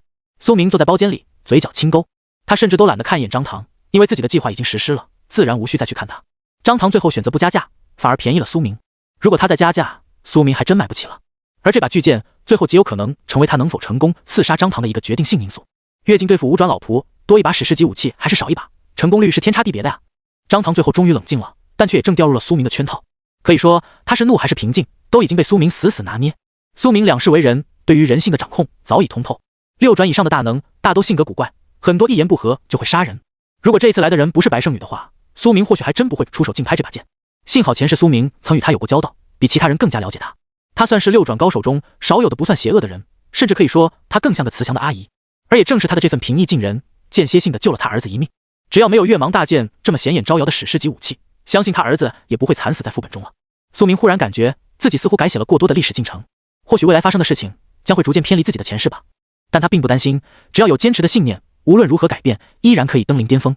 这时候，个人信件中出现了几封降临商会发来的消息，大意是他这次拍卖会中上架的宝物已经全部售出，无一流拍，而黄金、白银的装备则要等到1个月后的拍卖会去了。则钻石、铂金装备在这次拍卖会全部的最终成交价格都远超鉴宝师王牙的预估吗？即使扣除了降临商会的抽成，也有1亿7千多万。只可惜正好被我这次买的东西抵消了，所以我1分钱也拿不到吗？甚至差点还要道歉。苏明苦笑道。但1个月后还有黄金、白银的装备可以售出，应该也有几千万降临币够他使用了。最重要的信件是带有这次拍卖物品的附件。苏明点开最新的一封信件，恭喜您在本次拍卖中成功拍下天盘兽果、月芒大剑，已经在附件之中了。苏明立刻取出了这2样物品，放在面前端详。那巨剑重于千斤，落在他的双腿上，他顿时感觉到一种极为沉重的压迫力。他立刻将这把剑抬起，放在了地面上。寻常人挥舞的剑有3到4斤就已经算沉重的了，即便是重剑类职业者，挥舞的剑也少有超过300斤的。而1000斤的剑，寻常人根本不可能举起来，即便是力量属性高达几百的人，也难以灵活的挥动。以苏明现在的力量属性，应该能举起几千斤的物体，但能够举起来和能够灵活挥动是2个概念，所以这注定是一把走慢、沉招式的大剑。苏明直接动用了万物升华天赋，将这把剑升华了一番。骤然间，这把剑发生了翻天覆地的变化，整把巨剑的锋刃、纹路、握柄全部都有所改变。原本散发着银灰色亮芒的剑刃，竟然发出了暗蓝色的光辉，看起来更加悬异了。宽厚的剑刃稍微窄了些许，但还是一把巨剑，十分厚重，有一种历史的气息。剑锋的材质变成了水晶一般的暗蓝月晶。苏明望着这把升华后的巨剑的资料，暗月大剑，史诗中品，力量加150，体质加150，暗天毒月光无瑕，厚重历史凝剑匣。流转月光的巨剑是 C 级副本暗月魔宝世界中远古女王当年赠予伴侣的大剑的完整版，具有全部的巅峰威能。月食凝风，如果在月光的照耀下战斗，那么持有者的敏捷属性将以 50% 生效至力量属性上，如果力量属性更高，那么则会改为使力量属性以 50% 生效至敏捷属性上。银灰月尘，这把剑斩出的剑气将会是银灰色，附带巨额月光伤害。月光伤害是一种独特属性的伤害，不被任何伤害克制，并且具有和光线一样越过透明物体的特性，但会被阳光瓦解。沉月如星，在挥舞过程中，这把武器的重量将乘以30倍，生效至惯性之上，巨幅提升钝击伤害。隐藏词缀必须是5转及以上品质的剑类职业者持有时方可触发。无痕水纹，树立巨剑之时，它将凝聚出一道月光波纹笼罩四周，为持有者无条件抵消1次伤害。生效后，巨剑之上的银色光辉将暂时消失，照耀月光1个月后可再次使用。升华后效果提升了不少，最后的一个隐藏词缀也不是一次性了，可以重复使用，这绝对是最大的提升，没有之一。虽然需要照耀1个月的月光才能再次使用，但苏明觉得也很不错了。这可是能抵消1次任何伤害的效果，能够重复使用就已经非常逆天了。唯一可惜的是，最后一个词缀还是需要5转以上的剑类职业者才能触发吗？现在自己才4转，看来需要加紧练级了。思考着，苏明握住这把巨剑，挥舞了2下，风声呼啸，磅礴的力量属性涌入他的体内，让他感觉可气吞山河，力拔山兮。他知道这都是错觉，毕竟是凭空增加了150的力量属性和体质属性，几乎相当于他目前1半的力量属性了。所以他当然会误认为自己力可撼天，其实这只是力量凭空暴涨之后，身体未能熟悉罢了。巨剑太过于沉重，自然或多或少的拖慢了他的挥舞速度。但是大力沉，如果动用技能，必定威力也会暴增，可以说是牺牲了一部分速度，换来了摧枯拉朽的暴虐攻击性。其实搭配上本源剑体40倍的恐怖剑法速度，挥舞也不算多慢，绝对比普通的巨剑战士快了无数倍。这把沉重的巨剑落在苏明手中，竟然也抡出了残影。如此巨大的剑，却挥舞得如此迅猛快速，看起来极为怪异。磅礴厚重的月光剑影，引动周围的空气都发生了波纹状的扭曲。好重的剑，我挥舞起来，感觉全身肌肉都被带动。如果用这把剑使出斩龙诀的话，苏明暗自摇头，那画面不敢想，怕是威力会直接暴增好几倍。他查看自己的属性，在巨剑的属性加成下，他的力量已经达到了360点，体质属性也来到了260点，堪称邂逅功高。如果我站在月光环境中触发月食凝风词缀的话，敏捷属性的1半还会生效之力量，那么我的力量属性将会达到一个极为恐怖的数字。到时候这把巨剑在我手里，恐怕都宛如黑风剑那般轻盈，我一击就可锤杀4转。力量属性对于剑客类职业并不是主要属性，因为不会增加暴击率和攻击速度，所以苏明很少点力量属性。但力量属性高了以后，攻击力也会随之提高，搭配高敏捷，能够产生极为强大的化学反应。力气越大，剑对他而言也就越轻，速度就越快，敏捷属性也就相对越能起效。搭配高攻击、高暴击，5转也未尝不能一战。这一刻，苏明对于成功刺杀张唐的信心来到了最高点。忽然，一个消息在脑中闪烁：解锁该武器隐藏词缀，无痕水纹。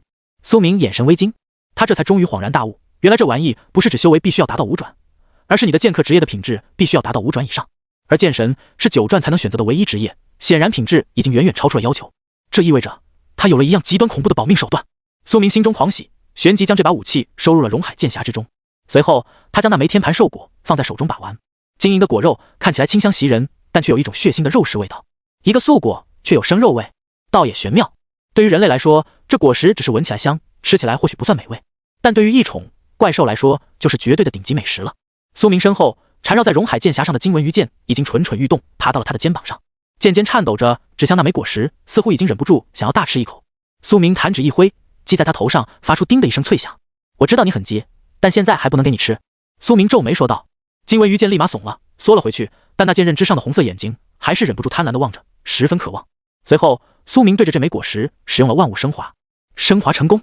天盘兽桃，史诗下品，天然兽果凝力沉，心肉多汁素瘦身，只对史诗下品及以下品质的一宠兽类生物有效，吞噬后可立刻随机增加其属性和效果，并且有高概率使其随机进化一次，保质期10天，宛如肉食的奇妙果香，沁人心脾，永彻房间。金纹鱼剑已经迫不及待，苏明正准备给他食用。这个时候，苏明忽然感觉到袖子里一阵颤抖，随后一条白色的胖乎乎的虫卵缠在他手腕上钻了出来。它步态缓慢，没有眼睛，看起来好似蚕蛹，还没有完全孵化出来，但却在尽力朝着这枚果实蠕动。苏明不禁暗想，这果子对于这些小兽而言到底有多像？怎么一个二个都想来尝一尝？苏明面色凝重，决定让他吃2口，反正他体型这么小，多半也只能啃得动。他用手轻轻捏住这条小蛆卵，将它放在了天盘兽桃上面。骤然间，那卵宛如疯狂一般，尽力朝着桃子里面啃吃钻动。它的身躯颜色也逐渐变化，最终竟然浮现了几分紫色的奇怪精致纹路。它钻了一个小洞，似乎就吃饱了，果然爬了出来，回到了苏明温暖的手掌心中。随后，这个蛆卵一阵鼓胀蠕动，宛如要孵化破壳了。吞噬一果，孵化时间提前20小时。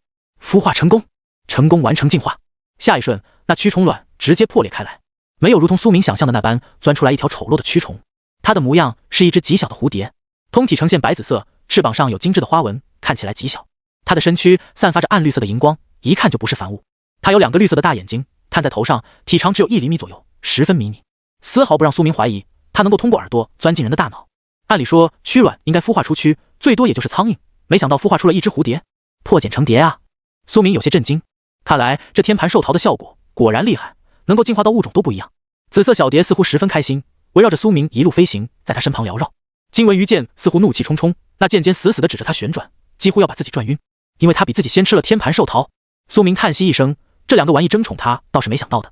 他立刻查看了这只蝴蝶的资料，异质蝶蛊，钻石上品，古老传说中的一种蛊虫，培养方式早已失传，南疆曾有古籍记载过这种蛊虫。它可以钻入活体生物的大脑，窥探和影响其思维、记忆、意志。目标等级越高，状态越好，意志力越强，它的效力越微弱。如果它离开宿主，那么宿主所受到的所有影响立刻消失。词缀通魂，它以宿主的精神力或脑浆为食粮，不会食用普通食物，并且它可以与主人灵魂相通，你可以用心灵对它下达命令，并且你可以感受到它在目标体内接收到的一切记忆，距离无限远游，它能够长期离开主人，即便再远也能找到回家的路。苏明看到这个效果，顿时心神一震，几乎忍不住要心中狂喜了。能够窥探和影响记忆的蛊虫，而且还能洞察敌人的思想，有了这玩意，自己就可以在战场上料敌先机了。敌人的动作再快，也需要提前在心中预想，才能做出攻击，而苏明就可以提前判断了。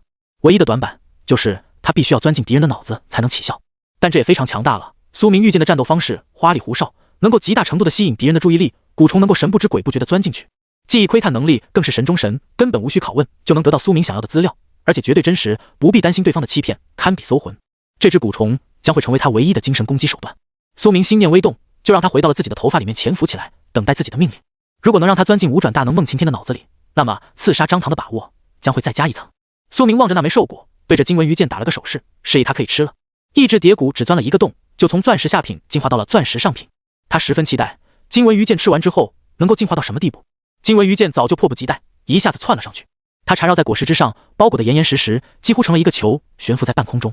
很快，鲜血四溅，那果肉之中竟然有血一般的果汁标射出来。金纹鱼剑鳞片翘起，贪婪的摩擦啃食着，那果肉很快就变小，几乎快要消失殆尽。其实苏明本来是想留着给孵化出来的玄冥鸟用的，但只可惜这玩意的保质期只有10天，而那鸟蛋需要50多天才能孵化出来，根本来不及了。很快，经文鱼剑吞吃完毕，他全身鳞片发出了咔咔咔的声音，整把剑疯狂扭曲转动，似乎痛苦又兴奋至极，强烈的力量从其中涌出，最终整把剑的模样完全改变了，看起来有了几分凶相。灿金色的符文与金蓝双色的鳞片发出两色光芒交杂在一起，上面刻画着无数玄杂的纹路，最终凝结汇聚。经文鱼剑吞噬史诗下品天盘兽桃，进化成功。下一瞬，一把蓝金色的符文长剑落在苏明手中，散发着幽蓝色的光芒。它由一道道符文构成的鳞片凝聚而成，看起来有几分虚幻，充满了强大的力量。破魔天灵鱼剑一宠，史诗下品。鱼剑同声妙不言，破魔剑灵名此间。一柄活体的符文鱼剑，可化无己柔软，亦可刚硬碎石，同时具备一宠剑的双重特征，可以为御兽师、剑类职业者驱动。天赋饥渴天灵，它可以食用并消化一切物质，将其喂饱时，它的强度得到提升。它啃食足够珍贵而强力的物质后，将永久提升锋利度甚至品级，且有极高概率继承吞噬物体的属性。技能悬空游剑，它可以在空气中自如游动，速度由主人的敏捷属性影响。雌坠破魔灵刃，它的鳞片对于魔法类物质极度敏感，可以轻易斩破、撕碎，甚至吞噬魔法、阵法、符文、结界。雌坠千符刃，它体内的符文鳞片可以飞射而出，化作一道道小符文剑斩击敌人，并且可以由主人的意志操控。苏明看到这个新的资料，脸色惊然。他通过吞噬四转古语编程师耿正的符文和武器圆盘获得的符文之刃雌坠，居然与他本身完美结合在一起，完成了进化。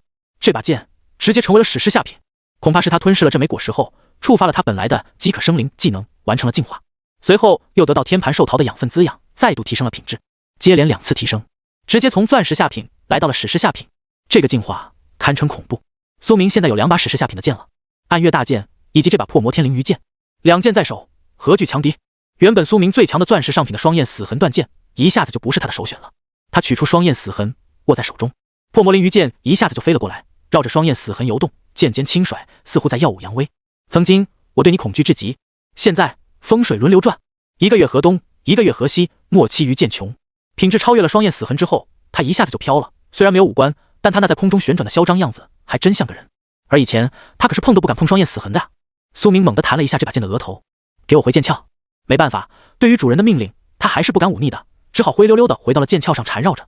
苏明望着双焰死痕，口中喃喃道：“你曾是我最好用的剑，我会亲手将你铸造成史诗品质的。”双焰死痕断剑现在虽然不是他品质最高的武器了，但依旧是他最钟爱的一把剑，因为这把武器的死痕雌坠实在太好用了，只要叠加到100层，即可斩杀除了 BOSS 之外的一切怪物。将来肯定还是要把此剑升级的。苏明将剑收回了荣海剑匣中，随后他站起身，深深呼了一口气，是时候杀人了。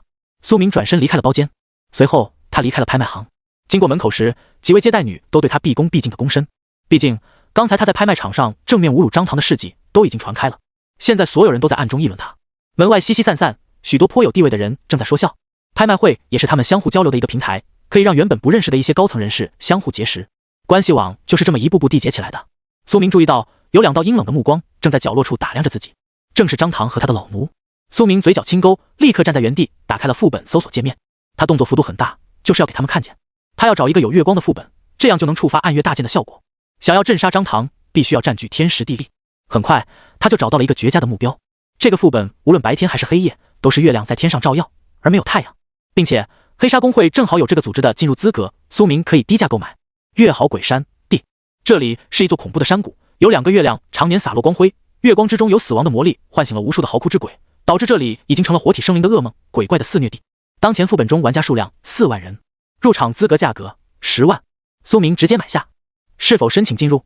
是。苏明凝声道。一道蓝光闪烁，他的身躯消失在了原地，被传送进了副本中。他要在这里杀死张唐。有了破魔天灵鱼剑，他甚至有把握将张唐身上的护体法宝的灵光都直接斩碎。只要在那些护体屏障延伸出来的时候将之破除，就一定能杀死他。在石凝沙漏延缓时间的作用下，苏明相信自己一定能做到。苏明消失后，孟晴天面色凝重，苍老的眼眸中金芒闪烁。少爷，此人去了地级副本月好鬼山之中，我们家族正好有几位高手在这个副本中办事，方才我已经联系了他们，他们可以在5小时之内锁定此人的位置。张唐狰狞一笑，很好，立刻进入，我要亲手弄死他。张唐手中握着一枚印章，这是那位鹿女奴隶的灵魂契约，印章上面延伸出一道虚幻的灵魂锁链，牢牢地锁住了那个奴隶的脖颈。现在他就是那奴隶绝对的主人，他的灵魂和生死都被张唐牢牢掌握着，甚至张唐只需心念微动，他就要从灵魂层面上死亡。他一脸恐惧，跟在张唐身后。小奴隶，你也来。张唐冷笑说着，狠狠地拽了一下他的锁链。我要让你看看主人杀人时的英勇身姿。他花钱购买过的奴隶起码有10几个，但没有一个能活超过3个月。张唐用力过猛，他一个趔趄摔倒在地。哼，不中用的东西！张唐啐了一口，一脚踹在了他脸上。他那娇嫩的脸庞上顿时出现了一个血肉模糊的大脚印。张唐可是半步四转高手，体能强悍，力量属性颇高，一脚下去，即便收了力，也不是他能承受的。对不起，主人。脸庞上鲜血流淌，肿了半边，他面容痛苦，挣扎着爬了起来。张唐嫌他动作太慢，手臂用力，猛地一提，那虚幻的奴仆锁链就被他拽了起来。鹿女被他高抬，悬吊在了空中，她的脖颈被勒得通红，双脚离地，已经说不出话，只能徒劳挣扎，双手扑棱。我买你，只是为了取乐而已。张唐靠近他，恶狠狠地说道：你就是我的一个小玩具，没有尊严，人权，懂吗？他几乎窒息，勉强点了点头。张唐这才放手，他猛地落地，呼吸急促，几乎差点就要死了。秦老，出发吧。随后张唐说道。下一瞬，他和孟晴天一同传送到了副本中，带着那个小奴隶。此时此刻，角落里，一名身穿白衣的姑娘牵着一头体型庞大的雪貂，正凝视着这一幕。她眼中闪过几分意味深长的思虑，最终还是打开了副本界面。她的目的地竟然也是月好鬼山。她直接高价购买了探索权，随后进入了其中。幽绿色的月芒显露出几分诡异，从天洒落，照耀山野。苏明落在一处孤山之上，眉头微皱。一入此地，他立刻就感觉到一种深入灵魂的阴冷气息。根据介绍来看，这个副本中的怪物类型应该主要都是鬼魂。这是一种非常难缠的怪物大类，很少具有实体，大部分都是无实体的。物理攻击收效甚微，只有附魔过后的伤害或者魔法才能有效杀伤。苏明思索着，开始快步移动。不过我有破魔天灵剑，能够吞噬魔法和能量，即便是幽魂形态的怪物，应该也能轻松镇杀。破魔鱼剑自主飞空而起，盘旋在苏明身旁，剑鸣闪烁，符文鳞片翘起。他似乎很满意主人的夸奖。苏明面容凝重，他要找到一个完美的地方，等待张唐上门。这个副本全都是月光，能够轻松触发暗月大剑的词缀。其实他原本想过找精通结界的黑魔女叶姿为自己布下一个封印保命装备的结界，然后再勾引张唐进来，这样成功率一定更高。但最终他还是放弃了这个想法。黑魔女极有城府，手段不俗，更是狠辣残忍，一旦欠了他的人情，将会非常麻烦。苏明最终还是决定自己做完这一切，了结前世的血账。他四处奔行，准备找一片密林。因为孟晴天的职业是风暴领主，他的大范围攻击在开阔地带，威力实在太过凶猛，必须要有足够多的树木阻碍，才能尽可能的削减孟晴天的技能威力。苏明将地势因素也考虑进了战斗中，他速度非常快，凌波微步施展开来，几乎成了一道残影。苏明身着灰色残袍，在月光的照耀下疯狂急冲。很快他就遇到了这个副本中的第一头怪物，或者说并不是怪物，而是恶鬼。隐约能看出他有人形，但其长相恶心丑陋，全身满是脓包，双手长着尖锐的爪子，脸庞散发着幽绿色的光芒，相貌极为狰狞，獠牙鼓胀而起，更显出几分残暴。最恐怖的是，他竟然不是走路或蹦跳而来的，而是漂浮过来的，双足不沾地，绝对的至阴鬼物。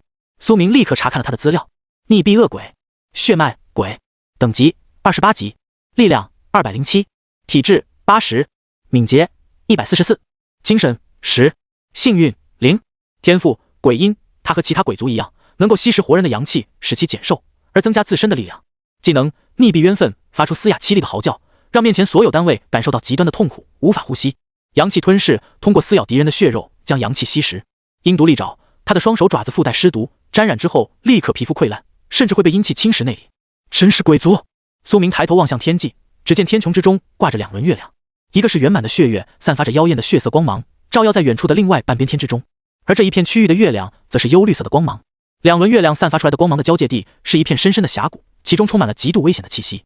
这个副本恐怕有大秘密。好吃！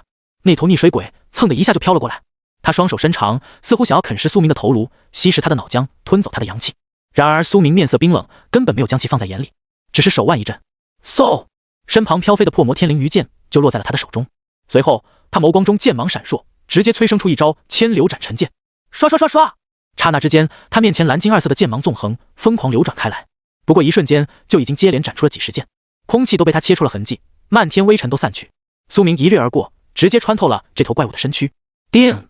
他背身轻轻一甩手，那怪物瞬间变成了一滩碎泥，躺在地面，死无全尸，满脸的幽光都散去了。斩杀2转逆壁恶鬼，获得经验值加1002，高等级屠杀低级怪物，经验已削减。毕竟这只是个2转小怪，苏明现在斩杀经验当然不多了。不过地级副本中2转怪物不是最常见的，3转精英怪才是最多的，所以依然不可大意。苏明一路狂奔，朝着最高的那座山上奔走。他要从高处向下看，俯瞰地图，去找到最适合的战斗区域。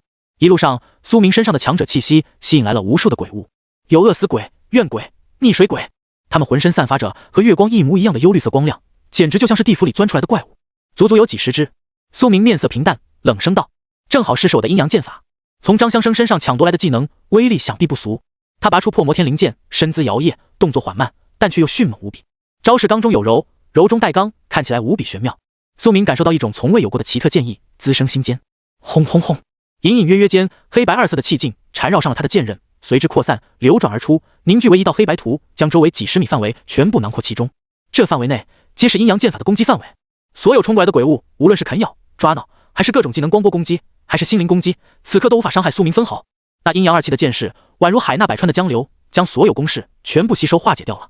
苏明手腕微转，阴阳剑芒流转而出，宛如波光粼粼的水流冲杀而去。所有怪物皆是抬手便被震杀。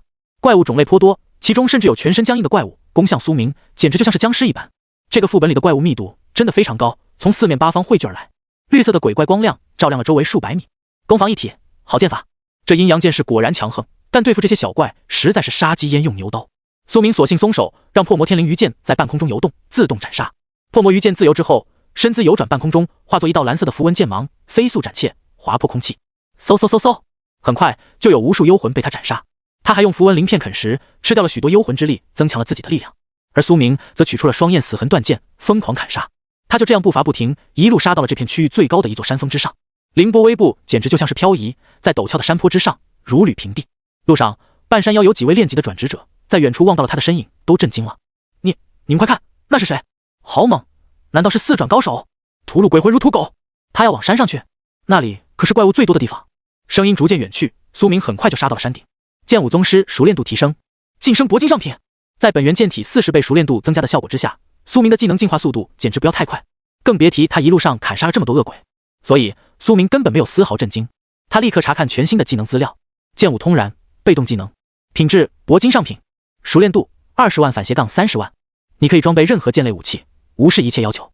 所有剑类武器在你手中锋利度为3倍，所有剑类武器在你手中坚韧度为3倍。所有剑类武器在被你握持时，将会随时间自动修复划痕和刀刃损伤。这个技能的锋利度和坚韧度原本是2倍，现在变成了3倍，提升不小。再进一步就是钻石品质一定能够发生质变。苏明心中充满了期待。这时候他忽然发现自己另一个技能也完成了进化，双剑精研熟练度提升，技能进化。骤然间，更多的双剑姿态、招式的熟练感涌入心间，一个全新的技能呈现了出来。双剑流行，铂金中品，熟练度10万-20万。你对双剑的掌握已至流然如水的地步。2个技能的接连升级，让苏明战斗力再度提升。现在他感觉自己左右手同时握剑的时候更加趁手，战斗力得到了极大的提升。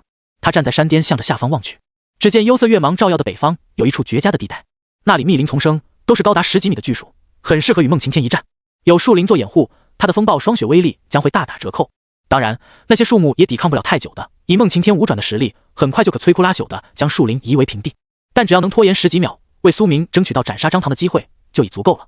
苏明正准备下山，立刻赶过去，却忽然听到身后传来了一阵阵鬼魂的凄厉嚎哭声。苏明转身望去，场面顿时让他眉头一挑。只见无穷无尽的鬼魂大军从四面八方汇聚而来，就仿佛这山巅有什么秘密，让他们必须死守一般。这整座山上所有的怪物都冲了过来，有无实体的虚幻鬼魂，也有僵尸或伥鬼一般的实体鬼族，密密麻麻，宛如潮水，各个模样狰狞丑陋，利齿尖锐，似兽不似兽，像人不像人。地面上更是闪烁着无数道古老字符，看起来神秘莫测。苏明这才意识到，原来这山巅有一座诡异的大阵，如潮水涌来的怪物让他没时间细想这阵法到底有什么用，必须立刻拔剑迎战。他面容冰寒，双焰死痕握在左手，剑尖飞出，飞空乱斩。引流长剑在御剑之力的作用下飞旋而出，化作一条漆黑色的引剑，穿透那些鬼物的身躯。同时，意念凝刃也凝聚而出，化作3把飞剑旋斩。极血黑风剑围绕在苏明身旁，为他保驾护航。苏明就这样一路砍杀，但幽魂数量实在太多，他索性拔出了暗月大剑，正好试试这把剑的威力。沉重而巨大的银色剑刃握在手中，月光照耀在剑刃之上，轰然间，磅礴的力量涌上全身。暗月大剑本来就会提供150的力量和150的体质，现在又在月光照耀下触发了月食凝风磁坠。苏明的敏捷属性按照50%直接加成到了力量上面，这瞬间他的力量属性来到了恐怖的550点。这一刻，他的380点敏捷属性竟然都不是最高的属性了，这就是史诗级装备的属性加成，实在恐怖，直接就超越了苏明苦苦叠加的敏捷属性。苏明握着这把巨剑挥砍而出，轰！银色的剑芒闪烁，每一次都能将无数的鬼物砸碎成粉末。好沉的剑，好猛的威力！苏明有些惊喜，他的高敏捷带来的高暴击，加上高力量属性带来的恐怖攻击性，叠加在一起，产生了奇妙的化学反应。造成了1+1大于2的结果。苏明将巨剑抡成了一道圆月，催动了血雷凝风剑技能。轰然间，血色的雷霆从剑刃之上蔓延而出，随着他的巨剑轰然猛砸，周围数道飞剑绕着他斩切。苏明这一刻宛如神魔，他取出一瓶老酒，一口饮下，进入了最剑士姿态。嗡嗡嗡，抡着巨剑，银色的剑气流转而出，那是月光剑气，穿透力太强了，就像是一道道白银色的光透射而出，有几分神圣之感。那些半透明的鬼魂直接就被穿透过去，甚至无法阻碍剑气的速度分毫。血雷凝风剑的电光闪烁，连锁爆散而出，将那些鬼魂全部震碎。熟练度加1309，熟练度加1297，熟练度加900，熟练度疯狂提升。苏明的技能也不断进化，意念凝刃升级，黄金上品。意念凝刃几乎是苏明目前等级最低的技能，熟练度升级只要2-3万，当然很快就可以进化了。随着他的等级提升，他的攻击力更高了，技能打出的伤害也变得更高，每次获得的熟练度自然也是水涨船高，所以黄金的技能很快就可以升级。心灵凝剑黄金上品，熟练度2万3万，可以消耗精神力，用心念凝聚随意数量的能量剑刃，随着你的意念所指斩杀敌人。苏明直接用精神力凝聚出了10几把湛蓝色的心灵凝剑，骤然间恐怖的剑芒闪烁缭乱，冲天起，太多剑了，再加上速度极快的穿插和斩切，一瞬间就将周围的鬼物都几乎屠戮成了真空。斩杀3转精英鬼物，经验值加；斩杀3转精英鬼物，经验值加；斩杀逆死鬼，斩杀焚烧鬼，斩杀月光渊鬼，斩杀狗身鬼，斩杀。苏明获得了大量的经验，但现在他已经是4转高手，每次升级都需要几百万的经验值，而他辛苦的屠杀了这么多怪物，却也只得到了不到60多万的经验。不过他的技能熟练度倒是飞速提升了，脚下的阵法字符愈发明亮，其中的魔法能量气息也越发浓烈。心灵凝刃升级，铂金下品，这个技能直接从黄金升级到了铂金。苏明知道质变来了，战役之风铂金下品，熟练度3万10万。你消耗精神力，将坚毅的战斗之意凝聚成多把长剑，这些长剑极为锋利，具有黄金上品武器的坚硬度和锋利度，直接进化到了铂金下品。苏明心念微动，嗖，那些心灵凝剑立刻改变了模样，化为了战役之风。战役之剑依旧虚幻，但却闪烁着橙色的剑芒，宛如有烈火燃烧，要焚尽一切邪魔。嗡，错综复杂的剑刃闪烁，不多时，终于将所有的鬼物全部震杀当场。苏明的经验值也来到了100万，但距离升级还差得远。4转之后，苏明的升级速度一下就慢了下来，因为需要的经验太多了。不只是他，所有转职者也都是这样。苏明环顾四周，发现阵法的光芒已经完全凝实，阵法中央显露出一座历史碑文。他上前一步，查看碑文中的信息。这是这个副本中的特有语言，他看不懂，但用洞悉之眼就可以理解了。碑文：双月坠地，其一将为幽月少女，另一将为血月少女，两者为死敌，相互征战100年。最终，两人的战斗导致月光魔法爆炸，导致这里的生灵全部化作了鬼族，形成了这个副本世界的局面。原来这个副本的历史是这样的，如果人类各国在蓝星上继续相互征战，或许也会覆灭，最终沦落为一个副本世界吧。苏明立刻用洞悉之眼查看脚下这座山巅大阵的详尽资料。如果是负面阵法，他立刻就要用破魔天灵剑去破坏阵眼，终止这座阵法的运转。幽月遗骸隐形阵，这座阵法保护着幽月少女的坟墓，她已死去，但创造了无数幽魂保护她的遗骸。当遗骸尽数被灭，则阵法破灭。只见那阵法明亮到极致，随后一下子就暗淡了下来。阵法破碎，一座平平无奇的坟包出现在了山顶。苏明上前一步，直接开挖。管你什么幽月少女、虚月少女，有宝物的就是好少女。他巨剑抡圆了一拍，那厚厚的尘土就被砸碎飞舞，四溅开来，浓烟四起。没有任何棺木，只有一副枯骨躺在坟土之中，骨肉早已腐烂。遗骸的手中捧着一个绿色的印章。苏明上前将其轻轻拿起，轰！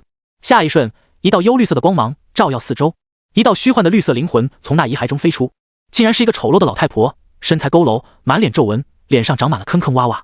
她模样狰狞，看起来就像一个鬼老人。这就是幽月少女？苏明有些震惊，是她老了，还是这个世界对少女的概念定义不一样？只见那老太婆的幽魂紧盯着苏明，凝声道：嘻，后来人，你掘我坟墓，想必也是为了我的遗宝吧？只可惜我这里没有任何遗宝，我从月中降生，来时一无所有，离开时也一无所有。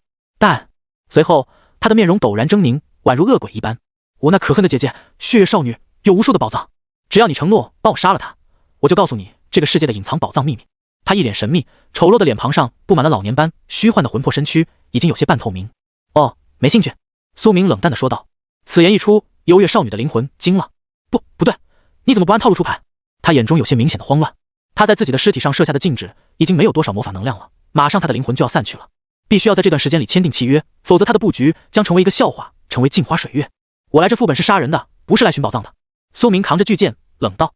地级副本的宝藏少有超过钻石品质的，对如今的我而言已经不具备什么吸引力。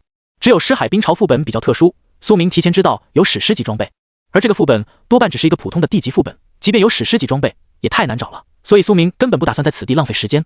更何况，老太婆你长得这么丑，我怎么可能对你做出承诺？苏明面色冰冷说道。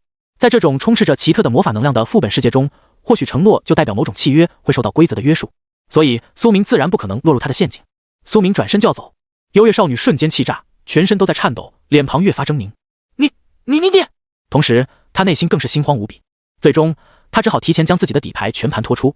我不要你的承诺了，我告诉你一切，求你别走。他声音沙哑，如此说道。苏明停步，转身望向他。快点，我赶时间。那灵魂老太婆连忙说道。我姐姐的宝藏就在那血月领地与幽月领地交界处的峡谷深壑之中，那下方有一处遗迹，只要你用我这枚幽月印章，连同她的那枚血月大印一同嵌入门内，就可打开大门。她的遗骸和宝藏都在里面，只要你杀了她的灵魂，我就可以得到解放，求求你，救救我！他哀求道。苏明闻言，眸光微烁，其中有些许思考的精芒。解放？你的意思是，你姐姐血月少女用某种方式将你镇压封印了？幽月魂魄连忙点了点头。对，我们都是月中降生的魔法生灵，即使死亡也可以酝酿灵魂之力，从而复活。但她那该千刀万剐的女人，却封印了我的灵魂，用她自己的灵魂为代价，如此两败俱伤，简直疯狂！我要你杀了她，我复活之时必定会许诺你真正的至宝，到时候我就会告诉你隐藏在这个世界最深处的秘密。苏明若有所思地点了点头，随后问道：那他的那枚血色印章在哪里能找到？就在他的遗迹那里，应该会有一个考验，通过后即可获得。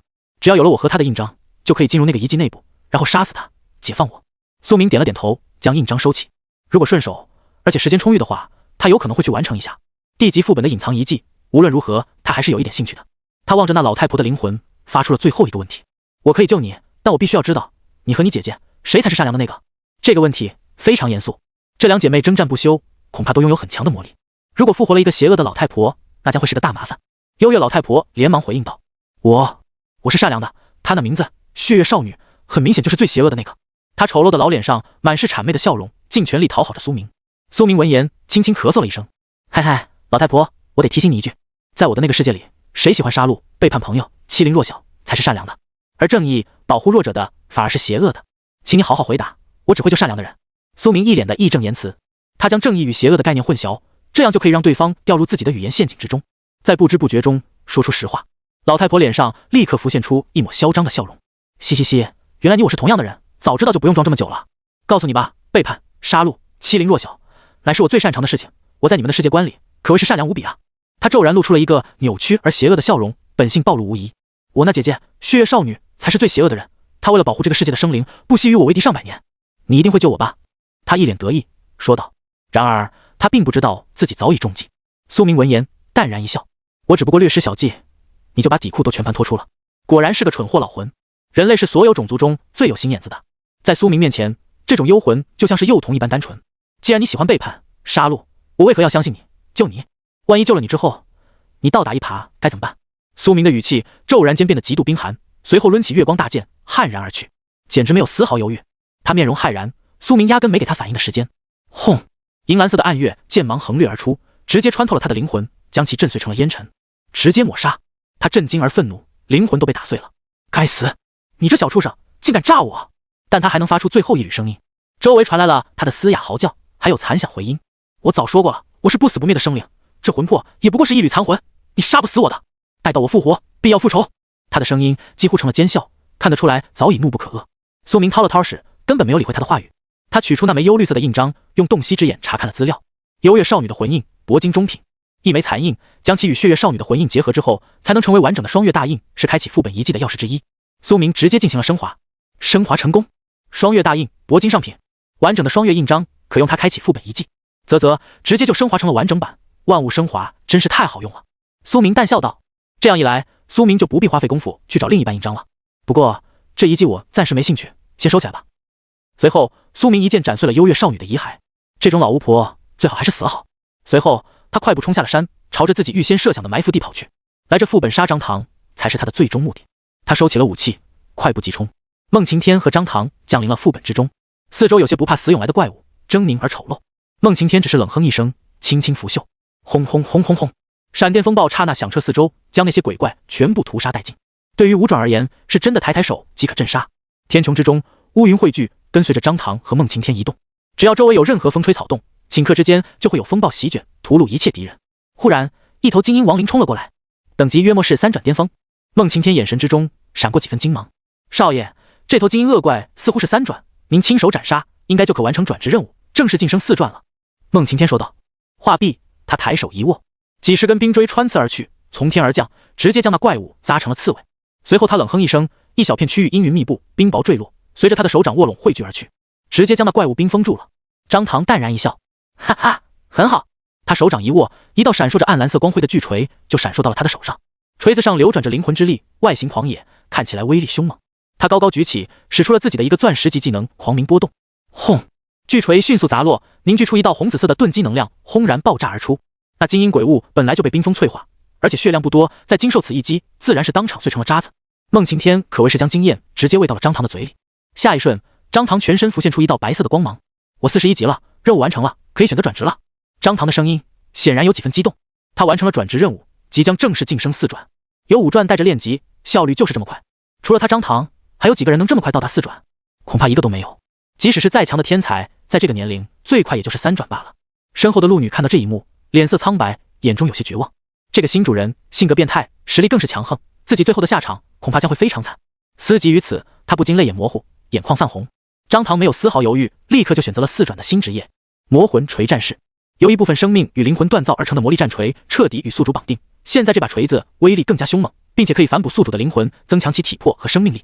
他是张家少爷，自觉醒那一刻就已经有专人团队为他规划好了未来的转职路线，所以他什么都不需要思考，只需要按着家族既定的道路就可以走到巅峰。新技能：恶魔魂影，铂金上品，将你的魔力战锤幻化为一尊巨大的恶魔虚影，跟在你身后作战，增强你的全部属性。张唐感受着自己强大的力量，脸上掀起了一抹自傲的笑容。哼，我正式成为了4转，现如今还有谁能比肩？年轻一代，我就是第一。他先前在拍卖行被那兜帽神秘人玩弄的所有屈辱都被抛之脑后了。这一刻，4转的喜悦充斥了他的大脑，磅礴的力量让他感觉自己已经无敌了。张唐晋升后嚣张的样子，让他身后的奴隶鹿女更加绝望恐惧。忽然，张唐转头看到鹿女那绝望的眼神，霎时间怒上心头。他一步踏前，用手掌掐住了他的脖颈，死死地盯着他说道：“为何露出这种表情？你不开心？难道你不该高兴吗？你不为主人的成就感到喜悦吗？”鹿女吓得浑身颤抖，连忙强行逼出一个笑容：“对不起，主人，我很开心，真的很开心。您能有这样的成就，想必早已将其他同龄人甩在后面了。我也为您感到骄傲。”他声音稚嫩，几乎带着哭腔说道：“其实您有所不知，就算我们半兽人觉醒较早，却也极少有在您这种年龄就达到4转的人。”他说的是实话，而且经历了这么多年的虐待，他早就已经学会了讨好的本领。所以，无论是人类还是半兽人中，您都是我见过最有天赋的。他露出一个勉强的笑容，说道。张唐闻言，眉头微皱，旋即豁然开朗，露出一个淡笑：“呵呵，这就对了。我带你来，就是请你当一个小观众，我要你亲眼看着我震杀敌人的潇洒英姿，回去之后跟我整夜复述，一字不落，明白吗？”张唐微笑着说道，那笑容十分和蔼，但只有切身在镜前的鹿女才能感觉到那眼神中隐含的残忍。是，主人，我知道了。他紧张无比，连忙说道。他从10岁就被人类抓来当奴隶，如今已经16岁了，整整过了6年，换了无数任主人，但他还从来没有见过哪一位如此让他恐惧的。其他主人大多只是买他来当个工具使用，要么让他收拾屋子，要么让他暖床，并不会疯狂虐待他，恐吓他。而张唐却让他捉摸不透，这种情况才是最可怕的。张唐松开了他，面容恢复了平静，朝着孟晴天问道：“秦老，那人的位置找到了吗？”孟晴天面色平静，缓声道：“这副本中咱们家族的高手共有7名，都是4转高手，我已经全部联系好了。其中一位是探测师，没有任何战斗能力，他的唯一能力就是寻找敌人，搜查蛛丝马迹，堪称我们家族的猎犬。他们在这副本本来是为了寻找隐藏遗迹，为家族的宝库增加一些战利品的，但我将您的命令传下去之后，现在他们都改为优先寻找那人了。这副本并不大，应该很快就能找到。”孟晴天缓缓说道。“好，我要亲手杀死他，我要掀开他的兜帽，看看那人究竟是谁。”张唐拳头紧握，眼中杀意凝聚。这时候，远处忽然掠过一道白色的影子。那是何物？张唐眸光微惊，问道。孟晴天面色一凛，其中闪过几分警戒。他的任务是保护少爷的安危，如果少爷受到任何伤害，他的下场不会有多好。所以他立刻抬手一握，凝聚出一道玄冰屏障，将张唐360度的保护在了里面。嗖！紧接着，一头体型巨大的雪貂从远处一掠而过，窜了过来。那雪貂的背上骑着一个白衣的姑娘，她面容凝重，紧盯着那个半兽人小奴隶。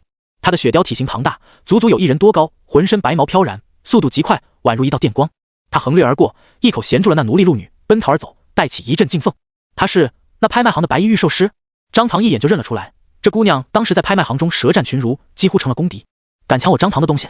他狞笑一声，直接取出战锤，从内部砸碎了孟晴天的玄冰屏障防御。孟晴天给他的保护是只防外攻，不防内破，随意轻而易举就可破开。毕竟他不能束缚少爷的自由。张唐催动流影步伐，暴冲而出，巨锤抡砸而起，向着那白毛雪雕砸去。浩然锤凤，顷刻间吹舞的他白毛乱舞。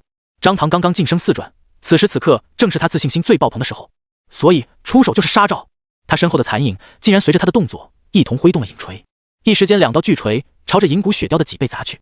这一击是要将这只巨雕当场锤杀。那白衣玉兽师冷哼一声，眉头轻蹙，手指一点，嗖！银骨雪雕瞬间一个漂移，直接横窜了出去，避开了张唐的攻势。随后他骑着雪雕一路奔逃，没有丝毫停留。他也是4转，自然不会被张唐轻松镇压。他的目的很简单，就是要救这个可怜的鹿女小姑娘。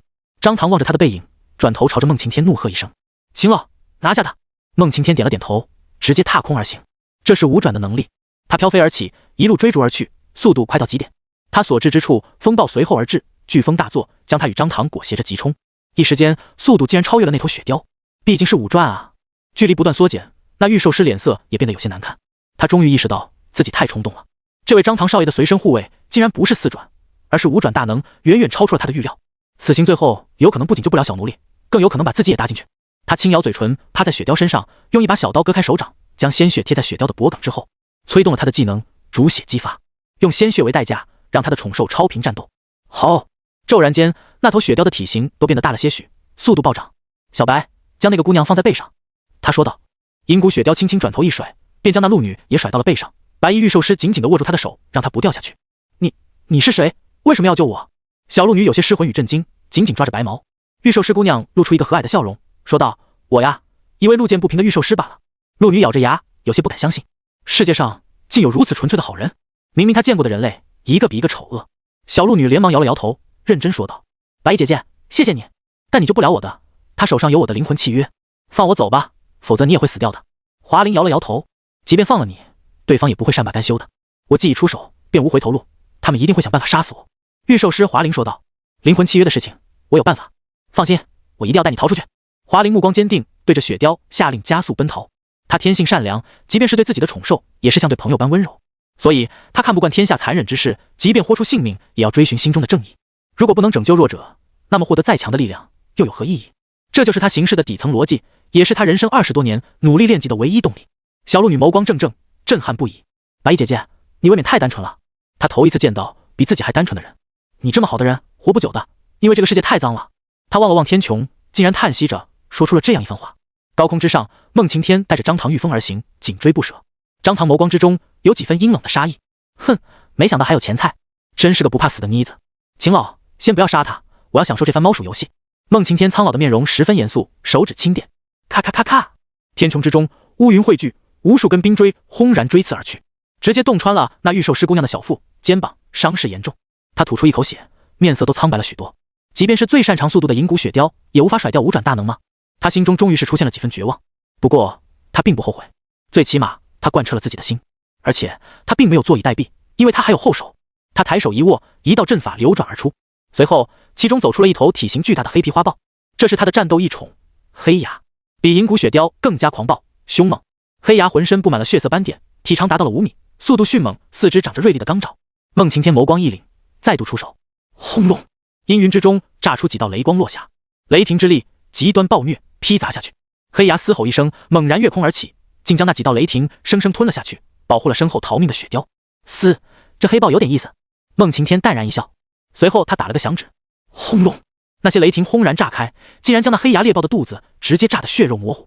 黑豹痛苦，却依然在保护雪雕和主人，用利爪撕碎着漫天汇聚而来的冰锥和雷霆。但很快他就失血过多，体力不支，最后被孟晴天一道雷霆劈杀断头，当场毙命。看到这一幕，华灵有些撕心裂肺，眼眶泛红。黑牙不，5转真的强大如此吗？4转的异兽竟然几分钟都挡不住。孟晴天毫无怜悯，再度出手，无数道冰锥刺下，直接将那银骨雪雕的脊背、后腿都扎穿了几道巨大的口子，银红色的血液勃勃流淌。雪雕面容痛苦，却还是在全力逃命。他知道一旦自己停下，主人就会死，所以无论如何都不能倒下。高空中的张唐望着这一幕，笑容冷冽。无论对方怎么逃，都不可能逃出秦老的追杀。这一刻，他竟有几分追猎的快感。这种万事尽在掌握，看着对方拼死做无谓挣扎的感觉，实在太爽。他不会给他个痛快，他要看着他一步步绝望，一步步放弃抵抗的样子。苏明一路在山间奔行，半路上的幽鬼冤魂都已经有些不敢近他身，因为他身上有着完整的双月印章，那月芒气息能够震慑这个世界的怪物。快了，只剩最后10里路程。苏明望着前方的高耸树林，心中杀意越发猛烈。张唐，张唐，这个名字让他恨意滔天。前世的种种，以及前世纪瑶保护自己被杀死的那瞬间的画面，全部涌入心间。张唐实在太狠毒，前世布局10年，只为在自己巅峰之时收割自己所拥有的一切。在这一世之前，更是叫来了一队杀手，暗杀自己。苏明心中的恨意与杀意早已达到顶峰，一切的一切，终于能够在今日迎来句号。无论杀死张唐之后，要面对张家怎样的疯狂报复，他都可以接受。他早就已经做好了与整个张家为敌的准备，但前提是对方不要波及到自己的朋友。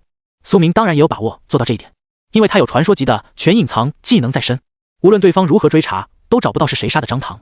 敌在明，他在暗，无论如何，张家都无法报复到他的朋友身上，这就是他敢出手的原因。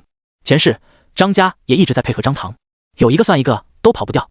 张唐和任小曼只是开胃小菜罢了，张家最后也必须要覆灭，苏明的重生才有意义。忽然，苏明的眼神刹那清明，他感受到了一阵与这个世界的鬼魂截然不同的转职者气息。那人虚弱至极，似乎受伤严重，躲藏在前方的某个草丛中。苏明放慢了脚步，拔出了双焰死痕断剑，催动凌波微步，悄无声息地赶了过去。忽然，一道人影闪烁而过，来到了苏明的背后。下一瞬，一柄红纹木尺靠在了苏明的脖颈之上。那木尺平平无奇，却有着某种神圣的高温，充满了危险的气息。苏明身后传来一个青年的声音：“你是何人？”背后的人威胁问道。尽管已经全力隐藏，但那声音中依然略带几分疲倦和戒备。苏明面色平淡，丝毫没有慌乱。为何不是你先回答我？他问道。那人眉头微皱，凝声道：“因为我的武器已经架在了你的脖子上，就这么简单。可我的剑也在你的心脏上啊。”苏明嘴角轻勾说道。背后的人闻言，脸色瞬间凝固。他低头一看，原来苏明的剑不知何时已经反握，抵住了他的心脏。那剑刃之上有着冰火双流，看起来悬异而威力无匹。两人原来是相互威胁，局面相当危险。收手！那人试探性地问道。收手！苏明点头。哗！两人同时收起了武器，动作干脆利落。那人一瞬间后撤10米，极为谨慎。苏明缓缓转身，却看到了一个熟悉的人——沈一溪，中川省成绩第2的天才，仅次于自己。此刻他受伤极为严重，一条胳膊早已消失不见，只剩空空如也的袖子。右边的那条腿也有些一瘸一拐，皮肤破碎，跟腱和骨骼都裸露出来。他全身都是鲜血，半张脸都被某种攻击灼伤，一只眼睛都难以睁开，一身白衣早就化为了血衣。苏明，沈一溪看到苏明，一脸震惊。两人曾有过一面之缘，所以沈一溪立刻就认出了苏明。苏明乃是全省第1，沈白衣则是全省第2，两人自然是对对方有过些许了解。没想到竟然会在这里遇到你，沈白衣一脸无奈地说道。他面容狼狈，仅剩的独臂握着木尺，整个人看起来有几分萧瑟。你被九转追杀了？苏明望着他一身的重伤，打趣道。呵呵，倒也差不多。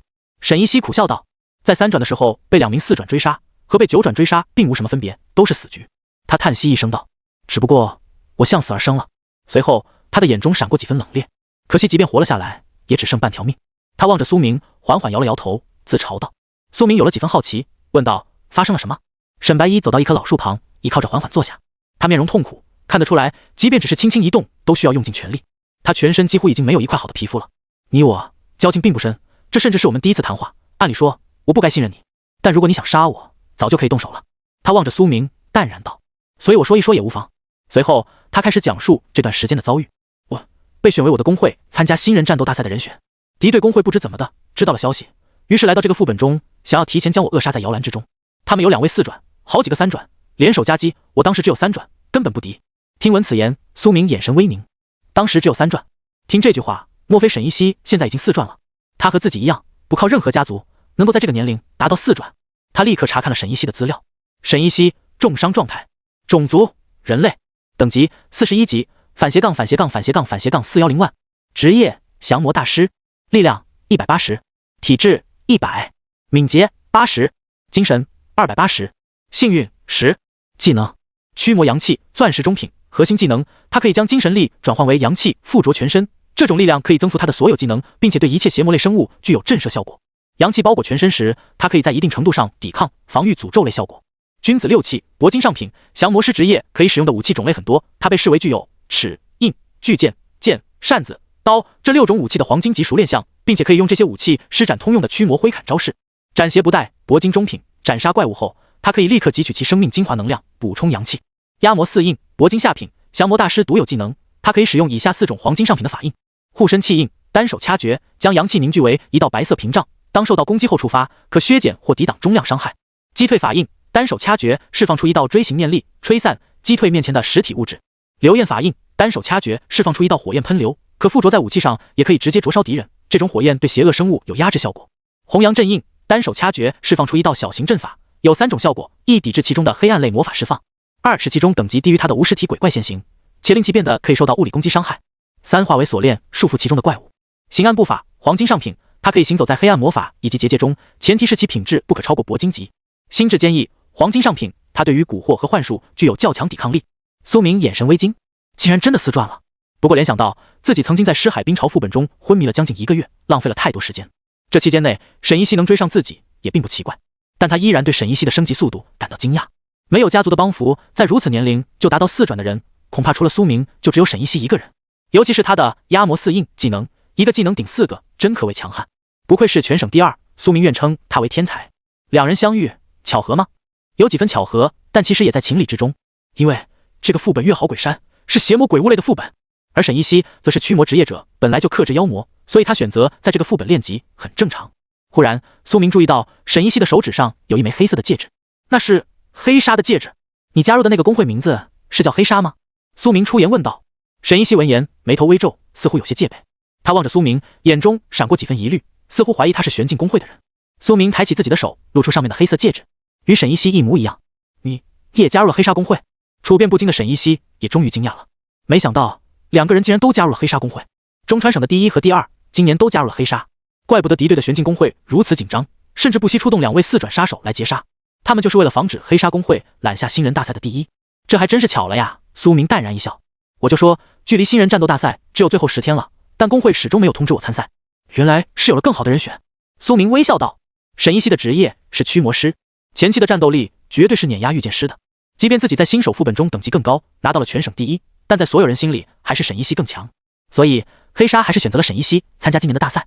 然而现在沈一熙已经身负重伤，甚至濒临死亡，恐怕很快黑纱公会就会通知自己参加比赛吧。看到同为一个公会的人，沈一熙也算是松了一口气，终于放下了大部分的戒备。苏明得赶紧逃，敌对的玄境宫会有好几个杀手正在找我。他望着苏明认真说道，我也是拼尽全力，几乎付出了半条命的代价，才勉强换掉了3名3转杀手，晋升了4转，成功逃命。苏明闻言有些惊奇，沈一熙在3转的时候竟然就能换掉3位3转杀手，获取大量经验，一举晋升4转。这不仅需要强大的实力，更需要极强的魄力。如果他们遇到了你，肯定不介意顺便下手。沈一熙望着四周，神情严肃地说道。苏明却不以为意，云淡风轻道，我来这个副本就是为了杀人，现在让我走恐怕不太容易啊。他泰然自若，气度不凡，似乎完全无惧。他望向沈一熙问道，反倒是你受了这么重的伤，为何都不退出副本？沈一熙摇了摇头说道，对方是极为老练的杀手，重伤我的时候就在我的体内布下了印记，让我处于战斗状态，无法退出副本，所以我只能先躲在这里。此刻他们正全图搜寻我。苏明闻言抬手打了个响指，身后缠绕在剑鞘上的破魔天灵鱼剑直接飞空而起，绕到了沈一熙的身上。咔咔咔，符文鳞片穿透旋转，直接将他体内深藏的印记吞噬击碎。沈一熙只感觉全身通透，再无枷锁。苏明平静地说道，现在你可以退出副本了。真是好剑，竟然能破除魔法印记。沈一熙赞叹道，谢谢你。沈一熙认真道，他从小看遍了丑恶，深知这世界恶意太多，善意太少，人人都喜欢落井下石，而愿意雪中送炭者则极少极少。所以这一刻他对苏明充满了感激，他的眸光始终在凝视着苏明，但他发现自己看不透这位同龄人的境界。对方难道以御剑师这种初始职业，等级技能和自己一样高吗？到底是怎样的天才？这一刻两人心中都对对方有几分敬佩，都是一个公会的举手之劳而已。苏明说道，我在此地还有些事要办，就此别过。苏明说着正准备快步离开，忽然他眸光一凛，感受到一股潜藏在暗处的杀意。嗖！下一瞬，一道漆黑色的流光直接飞了出来，那魔法光束裹挟着死亡的气息击射向苏明的头颅。虽然死亡光束粗细不过拇指大小，但苏明立刻就判断出来这是一个钻石级的技能，而且释放者等级不会低于4转，一旦被射穿头颅，自己绝对瞬间就会失去战斗能力。可惜这光束根本不可能命中苏明的。苏明的速度何其快，他甚至不需要拔剑，一个凌波微步的横移就可避开这一击，更别提他还有钻石下品的外衣朽破剑衫。别忘了其中一个词缀效果是亡灵防御，他身边有一道无形力场，能够抵挡一些死亡类魔法。当死亡类魔法攻击接近时，使其自然腐朽，威力骤减，甚至消失无存。也就是说，即便他站着不动，什么都不做，那道死亡射线也会被反亡灵魔法力场瓦解大半。所以苏明丝毫不慌，甚至动都未动一下。这般稳如泰山，在沈一熙眼里却让他以为苏明没反应过来。快逃！这是玄境公会的4境杀手！他怒喝一声。沈一熙与其交过手，可谓是九死一生，他最清楚此人有多么危险。苏明稍有不慎就会葬身在此。随后沈一熙竟然抬掌一拍，使出了压魔4印中的击退法印，震击在地面上。他利用反作用力后飘出5、6米，拦在了苏明面前。随后他抬起木尺，催动橙色的阳气附着其上，使出一招驱魔挥砍，想要帮苏明拦下这道死亡射线。然而他早已重伤，即便有4转实力，也完全无法施展出来。所以那道漆黑色的死亡射线直接穿透了他的木尺，再穿透肺腑，让他咳出一大口血。一大片的肌肤血肉瞬间就漆黑腐烂了。那道漆黑射线穿透力太强了，继续一路击射向苏明的头颅。然而下一瞬那道射线就腐烂消失了，宛如在瞬间经历了几百年的时光。沈一熙这才愣住，终于明白苏明不是来不及躲，而是他根本懒得躲。倒是早说啊！随后密林中走出一位身材矮小、穿着黑色法袍的中年男子，眸光阴沉。他手中握着一把长柄法杖，长着鹰钩鼻，一脸杀意，毫不掩饰。啧，没想到我运气这么好，竟然一次抓住了2个黑纱的天才。他凝望着沈一熙和苏明，打量了一番两人手上的黑纱戒指，顿时露出了一个冷笑。中川省第1和第2今年都加入了黑纱，这可是让我们玄境公会的会长压力很大啊，所以抱歉了。他狞笑一声，抬手催动出一道死亡魔法。轰轰轰！一道巨大的漆黑色光线圆阵将两人包裹，无数道黑色的光线在其中折射穿透，枯朽的力量骤然间笼罩了沈一熙和苏明的身躯。分头寻找，效率果然高，杀死你们2人，我就能成为公会中的地级杀手，多谢了呀。他望着阵法中的2人，咧嘴一笑道。沈一熙望向苏明，沉声道：苏明，此人是49级死亡光法，他的光线魔法一旦伤到你，就可在你体内埋下战斗印记，将你困在这个副本中，万万小心。说着他咳出一大口血，他能感受到自己体内的死亡魔法正在侵蚀生命，他马上就要死了，此刻再不战斗将再无生还可能。他竭力硬撑着冲向那法师，阳气流转全身，他单手握着木尺挥砍而去。苏明面无表情，望着那漫天死亡光线折射而来，眸光中杀意凛然。我3转的时候就杀过4转，现如今我已4转，玄境公会又何必来送死？他抬手一握，嗖，破魔天灵鱼剑飞空而起，符文鳞片闪烁着玄奥的蓝金光芒，无数道符文鳞片挣脱而下，化作一道道长30厘米的符文小剑。苏明动用绝御剑技能，操控着这几十道符文之刃在漫天飞旋斩切。咔咔咔，嘶，符文之刃与死亡射线相交的瞬间，地面都在颤抖，发出一阵阵巨响。随后令那法师震撼的事情发生了，沈一熙也是震惊不已。只见那无数道符文之刃竟然将一道道折射的死亡射线全部吞噬啃食掉了，就像吃饭一样简单。绝御剑技能熟练度拉满，晋升铂金中品。击碎那些死亡魔法光线之后，苏明的技能熟练度再度提升。气御剑铂金中品，熟练度10万/20万。以气御剑流转随心，对御剑的操控更上一层楼。几十道符文剑直接随着苏明的手所指聚拢而去，指向那位法师。360度无死角包裹。等，他一脸诧异，还没反应过来。说好的2个新人呢？说好的3转呢？这实力是3转？他还没来得及说出遗言，刷，几十根符文之剑已经直接穿透了他的身躯。但这瞬间，苏明眼神一凛，这个法师的身体竟然变成了一个鲜血淋漓的肉人偶，替他阻挡了百剑穿心的杀招。苏明眸光冰寒，四处寻找他的本体。这种保命替身法术，本体传送不出太远的距离。你轰嘛卡！忽然，一声古老的吟唱从苏明身后传出，近在咫尺。苏明眉头微皱，他感受到了一种死亡的气息。这个魔法似乎没有任何实体，将是某种降头类的魔法，直接对目标产生效果，而无需任何射线类介质。对于这种类型的魔法攻击，即使是朽破剑山的护体力场也无法阻挡。但苏明丝毫没有慌乱，管你什么魔法，只要有吟唱时间，我就可以打断。况且，即使万不得已，也有隐神部的不可选取状态在，无论什么类型的攻击，即便是锁定类的，自己也能完全规避无视。所以这一战，自己将赢得极为轻松。苏明面容平淡，施展凌波微步，脚下轻点，猛然一个转身，迅猛至极。他冲向那法师本体，本源剑体40倍的剑法加成下，苏明的速度快到就像一道幻影。就在法师即将吟唱完成的瞬间，苏明手中的破魔天灵剑已经直刺而去，红色的血雷缠绕在剑刃之上，电弧发散而出，已经将法师的头发都炸碎几根。他的脸庞也出现了血花迸溅，被电弧炸的皮肉碎裂焦黑。法师瞳孔瞪大，他从来没见过如此之快的剑法。从始至终，苏明的表情都极为冷静，似乎没有将这一战放在眼里。这是何等的自信，何等的实力！这一刻，法师的心中终于是生出了几分惧怕。好快！他心中惊然，但他没有绝望，反而是露出一个狞笑。可惜再快又何妨？有我的替身魔法，你杀不死我的。他似乎对自己这招无赖保命法非常骄傲，可以在短时间内接连使用的替命魔法，自然是代价极大，需要消耗好几个炼制的人尸偶才行。但还好，杀了你们，我获得的收益将远远超过这个代价。说着，法师的身躯扭曲，红色的魔力包裹，又要替身逃命了。听着他的话，苏明却是嘴角轻勾，看来你对我的剑法速度一无所知啊。下一瞬，他的剑法速度陡然再度提升，苏明施展了断刚藏剑斩的招式，凝聚这一剑之上，空气都出现了炸响，音爆随着他移动，剑刃闪烁寒光，挥砍而去。那替身魔法已经来不及施展而出，法师心中还抱着最后一丝希望，但很快他脸色就怔住了。他没能如愿遁走，未能替身成功，因为沈依稀也已经不知何时出现在了他身后。沈依稀面容冷冽而冰寒，单手按在地面，一道橙红色的阵法浮现在地上，将他笼罩，其中阳气流转，红阳阵印。这道阵法可以封死一片区域内的黑暗类魔法，这就是四转降魔大师的含金量。隐藏职业的四转，无论是技能威力还是效果，都远超寻常四转职业者。怎么回事？法师骇然不已，话还没说完，下一刹，苏明的剑和沈依稀的木尺就已双双穿透了他的心脏，一前一后，直接将他震杀。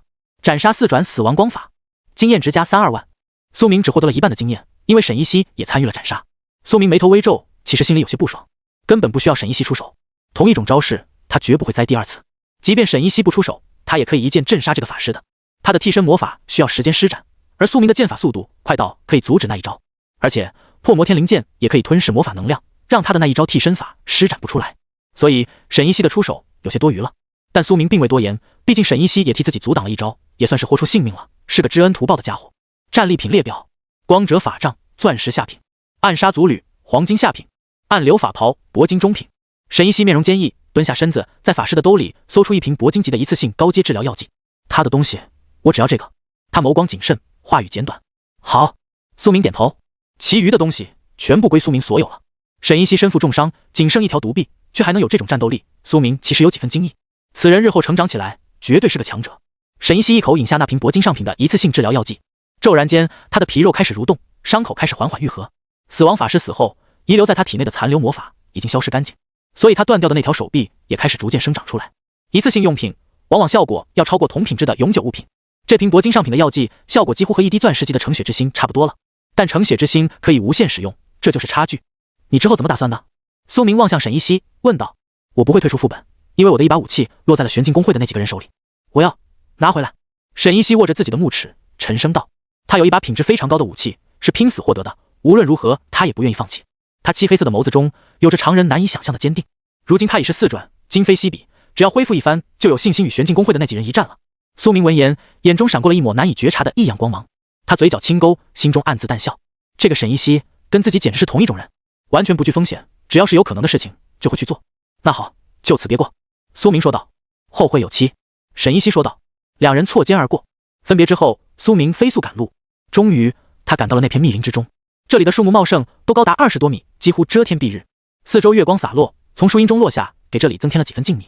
这里地势开阔，除了树木之外再无其他任何阻碍，幽魂也几乎没有，是绝佳的决战地点。苏明用洞悉之眼查看了其中一棵树木的资料。月容巨树介绍，这个世界的土着植物不需要阳光来进行光合作用，只需要月光就可以生存，死去的亡灵将化为养分，被它从土壤中汲取，从而长得极为高大。硬度等同于乌钢，这些树木硬度竟然等同于乌钢，那岂不是比许多低品质的武器还要坚硬？好，有这些树木抵挡，一定能或多或少的阻碍孟晴天的风暴招式。这个地方非常完美。对了，我趁着这个机会将诅咒断尸的转职任务完成吧。苏明眸光认真，凝声道。他要在决战之前将实力提升到顶峰。诅咒断尸4转任务，用锻造之力将一件装备锻造强化至钻石品质，可选转职心魔断尸、血断尸、咒剑断尸等。苏明面色凝重，取出了自己的引流长剑。这把武器曾经也是他的爱剑，但现如今铂金中品有些落后了。如果是锻造一把钻石上品的武器，肯定会消耗我很多精神力，对稍后的战斗影响不利。但强化到钻石下品，应该消耗不了多少体力。更何况那玄镜公会的法师杀手刚才也爆出来了一瓶回复精神力的药剂，即便消耗了精神力，苏明也能补回来。法师就是消耗精神力的职业，随身携带精神力恢复补剂很正常。现在他需要付出一切代价增强自己的战斗力。这一次的战斗与以往都不同。五转是一个分水岭，虽然苏明曾无数次越级挑战，但对于五转他始终抱有最大的谨慎。他取出那个法师的法杖，直接动用了万物升华天赋，升华到了钻石中品。随后他用锻造之力直接将其分解开来。分解成功，获得材料折光宝石钻石下品 X1， 柔乌木铁铂金上品 X1， 亚虫脊骨铂金下品 X1。苏明从这把法杖之中分解出来了许多的高阶材料，但是运气不太好，还有些材料分解失败销毁了。不过能有这些材料，他已经知足了。随后他又将那个法师的法袍、足履等装备全部升华之后进行了分解。骤然间，20多种锻造材料存入了个人空间中。苏明精挑细选，选择了最契合引流常见的几种材料，准备开始锻造。折光宝石、紫极铁钢、灰幻木、西芒石等材料，足足有10种，只锻造到钻石下品，有点浪费了。不如将整套引流装备，所有的几件装备全部脱下来，分解之后融合成一把剑。铂金级的套装对苏明而言确实有些落伍了。为了保住套装效果，他遇到许多其他装备都没法用，所以他决定直接将其分解，然后融合。如果自己手艺过关的话，那么说不定一把引流长剑就能继承引剑套装的所有效果。说干就干，他脱下了全套引流装备，然后进行了分解。获得材料：灰质引团、铂金下品 X4、无纺布、青铜下品 X4、柔钢内衬。随后，苏明动用锻造之力，将这些材料与先前的材料调动起来，与引流长剑融合在一起。咔咔咔！骤然间，引流长剑那把虚幻的剑刃发生了解离、崩解、碎裂开来。这是必经的过程，必须破而后立。随后，苏明将那些材料强行聚拢、揉捏融合在一起。毕竟苏明曾经锻造过钻石上品的双焰死痕断剑，对于现如今的他而言，锻造一把钻石中品的武器自然也不难了。有了经验，一切都好办。花费了10几分钟，苏明终于是锻造成功了。锻造成功，获得武器银斩之剑，钻石中品。引剑的外形变了，原本暗紫色的剑柄变成了灰黑色的，宛如没有色彩的世界中的一把剑。剑刃也更加凌厉，成为了一道浑浊的影刃，看不清边缘有多锐利，但给人一种危险而神秘的感觉。苏明查看其资料，银斩之剑，钻石中品，一把没有剑刃的剑，亦或者影子就是它的剑刃。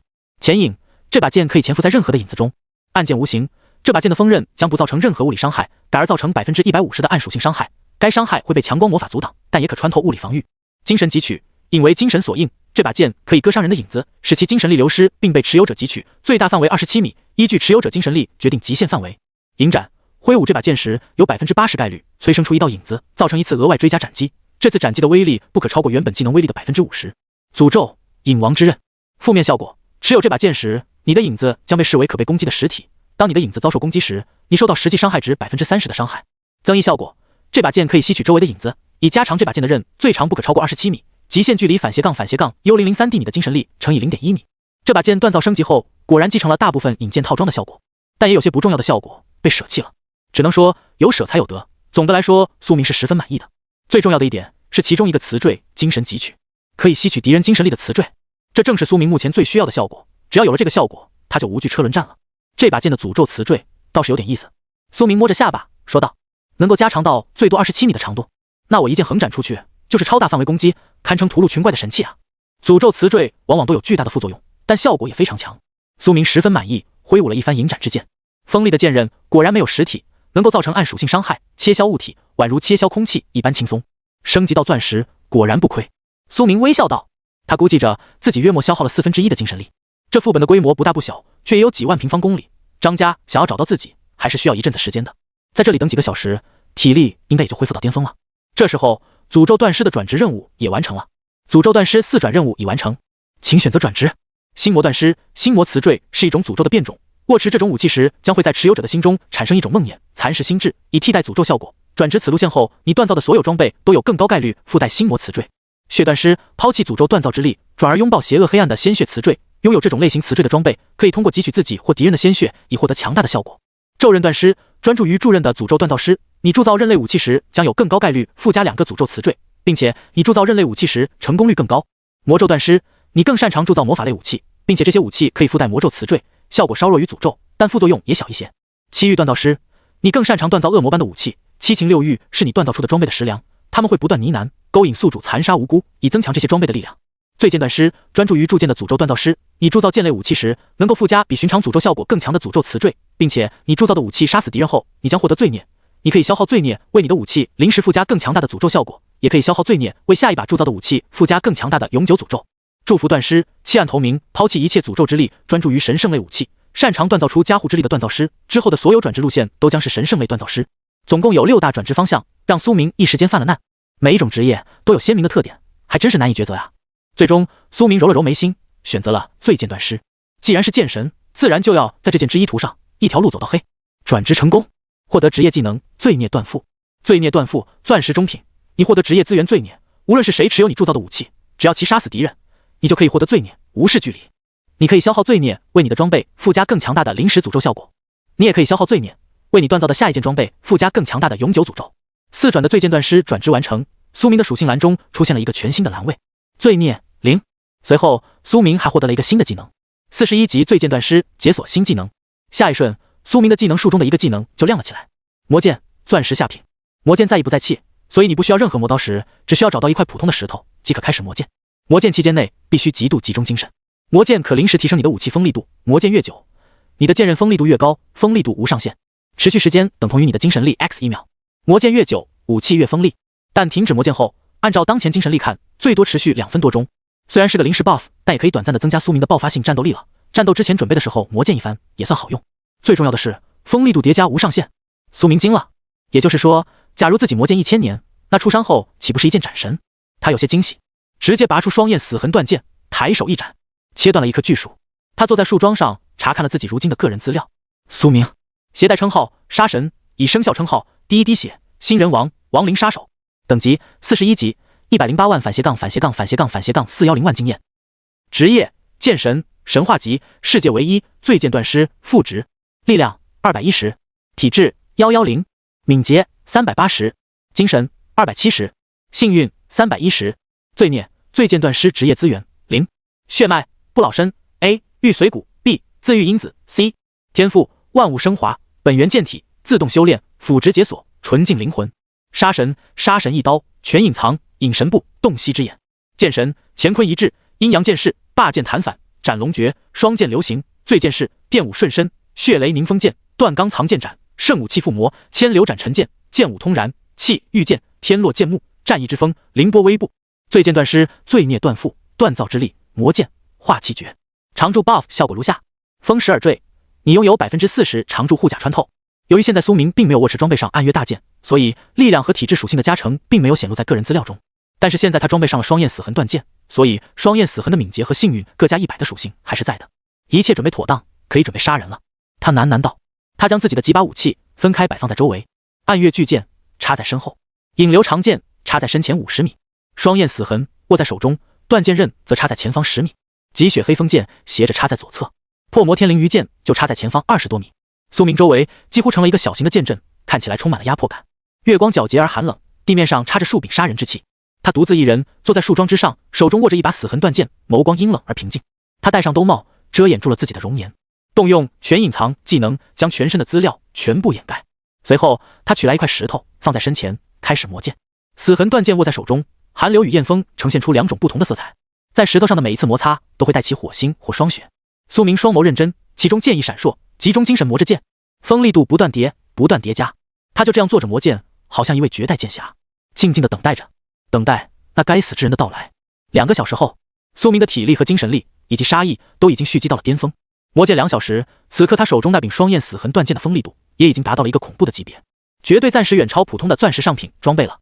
此刻剑刃之上流转着锐利的透明利器，让苏明感觉手指都略微刺痛。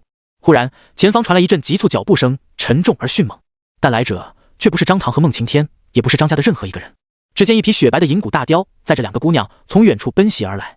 那银骨雪雕全身染血，半个胸腔都已被雷霆炸碎剖开，一条腿都断了，竟然是用仅剩的3条腿在奔跑。肠子在外摇曳，甚至可以看到他心脏暴露在外，砰砰直跳。但他依旧坚毅不屈，宁死也要带着主人逃离。雪雕背上的那个白衣姑娘御兽师华灵也早已身负重伤。在张唐的指挥下，孟晴天始终不给他致命一击，而是无尽的折磨。雷霆时不时落下，将他的脊背都炸得血肉模糊。华灵的双腿已经碎成肉泥，此刻他已经无力站起，趴在雪雕的背上，七窍流血，模样凄惨至极。即便如此，他也死死地握着身旁的小奴隶的手，不愿松开。他要贯彻心中的正义。模糊中，他看到一名青年在前方已坐着魔剑，难道那位也是张家的人？他的眼神终于绝望。如果有张家的人在前方堵截，那他就无路可逃了。他只能用尽最后一丝力气，命令雪雕强行冲过去。他知道多半不可能过去的。呼，风声呼啸，他与苏明擦肩而过。他眼神震撼，那名青年竟然没有任何动作，就这样眼睁睁地看着他闯了过去。难道他不是张家的人？他转头死死地盯了苏明一眼，心中充满了劫后余生的喜悦。苏明眼神淡漠，甚至没有多看他一眼。他来这里只办一件事，杀张唐，而对于其他人，他没有任何兴趣。他不会出手相救，也不会杀他，因为此人与自己没关系。他独坐在地，依旧在磨剑，眼神认真，任凭那匹雪雕窜了过去。终于，一阵响彻云霄的风暴轰鸣声伴随着远处的一大片乌云盖压而来。漫天的月光都变得暗淡了，被乌云遮盖了大片。孟晴天周身清风旋转，御风而行，带着张唐飞空而来。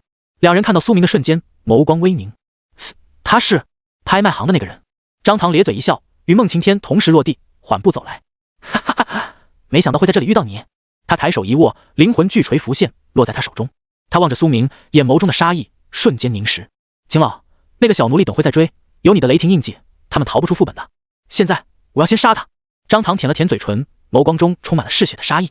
对于他而言，追逐那位女御兽师不过是一场猫鼠游戏而已，所以并不着急杀。多看几眼他慌乱逃窜的样子，反而才最令他开心。所以他追逐了这么久，陶醉其中，始终不彻底镇杀他。但对于这个戴着兜帽的神秘人，则不同了。张唐只想除之而后快。他阴沉的眼神中涌现出强烈的杀意。孟晴天点了点头，立刻通知这个副本中所有的张家高手不必再找，立刻汇聚过来，准备围杀此人。很快，周围的张家高手全部从四面八方聚拢了过来，足足有7位，全部都是四转高手。他们穿着统一的服装，衣领处有一个张字，在这个副本中几乎可以横着走，无人敢惹。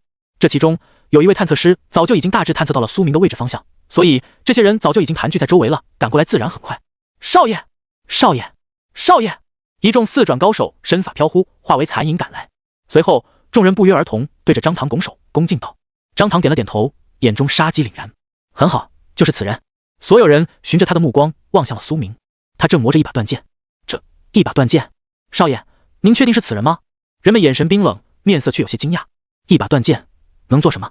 这一刻，7位四转高手全部取出了武器，缓步靠近苏明。他们观察着苏明，想要看出他是什么级别的高手，但一无所获。哼，临阵磨断剑，怪不得敢惹张少，恐怕脑子有点问题。几人包围了苏明，缓步靠近。这把剑即便曾经品质再好，断了就是断了，就像你这个人也马上就要断成2截。一名战士上前大笑道。苏明面无表情，只是用眸光瞥了张唐一眼，确认是张唐后，他的嘴角也终于轻轻勾起。我这把剑磨一磨就好，他平静道。他的声音传遍周围，苏明的眸光宛如潭水一般沉静，其中没有丝毫的情感波动。此言一出，全场哗然。一把断剑磨一磨就好。从始至终，苏明都没抬头看过周围。这魄力，这装逼度，别说是张唐了，就连孟晴天都感觉有些惊讶。即便他是5转，也不敢在这种局面下继续埋头磨剑。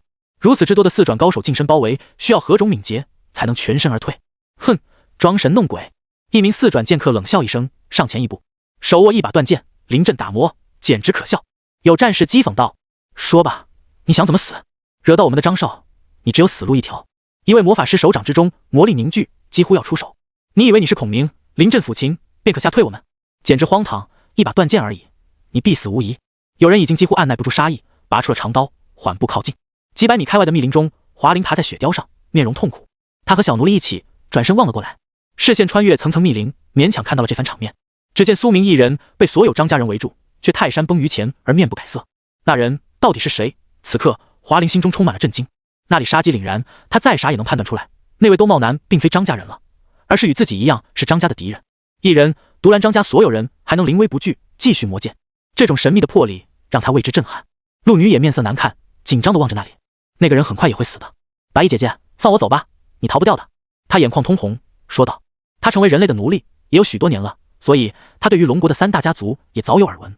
他自然清楚，想要从张家手中逃脱，几乎是不可能的事情。他只想让这位陌生的善良姐姐不要因自己而死。华灵饮下一口治疗药剂，然后转头望着他，轻轻摸了摸他的脑袋。我叫华灵，你呢？他没有回答陆女的问题，而是这样问道。我叫小唐。他回忆起自己的兽人父母给自己取的名字，说道。已经很多年没有人用这个名字叫过他了。小唐，我已经救过好几个奴隶了，相信我，我一定会带你回家的。他望着他，无比认真说道。用名字迅速拉近心灵的距离，安抚奴隶，这是救人的一种技巧。由此可见，华灵确实没有说谎，他真的救过很多奴隶了。那人拖延了时间，咱们正好趁着这个机会快逃。说着，华灵取出几只小妖兽，让他们徘徊在树枝上，在自己走后继续查看情况。此刻密林中，忽然苏明手中的断剑上传出一阵剑鸣，死痕断剑的锋利度再度提升一层，这意味着是时候出手了。一切都将在今日雪恨。兜帽的遮掩下，苏明的面容是如此神秘而可怕，无人看到杀意正在他眼中酝酿。此刻不是这帮人包围了他，而是他一个人包围了所有人。除了孟晴天，这些4转没有一个是他的对手。同境界，苏明便是无敌。张唐却还没意识到事情的严重性，在这么多高手的保护下，他只感觉安全无比。他上前一步，笑容傲然，说道：你敢在拍卖会上当众羞辱我，就该知道自己将会是什么下场。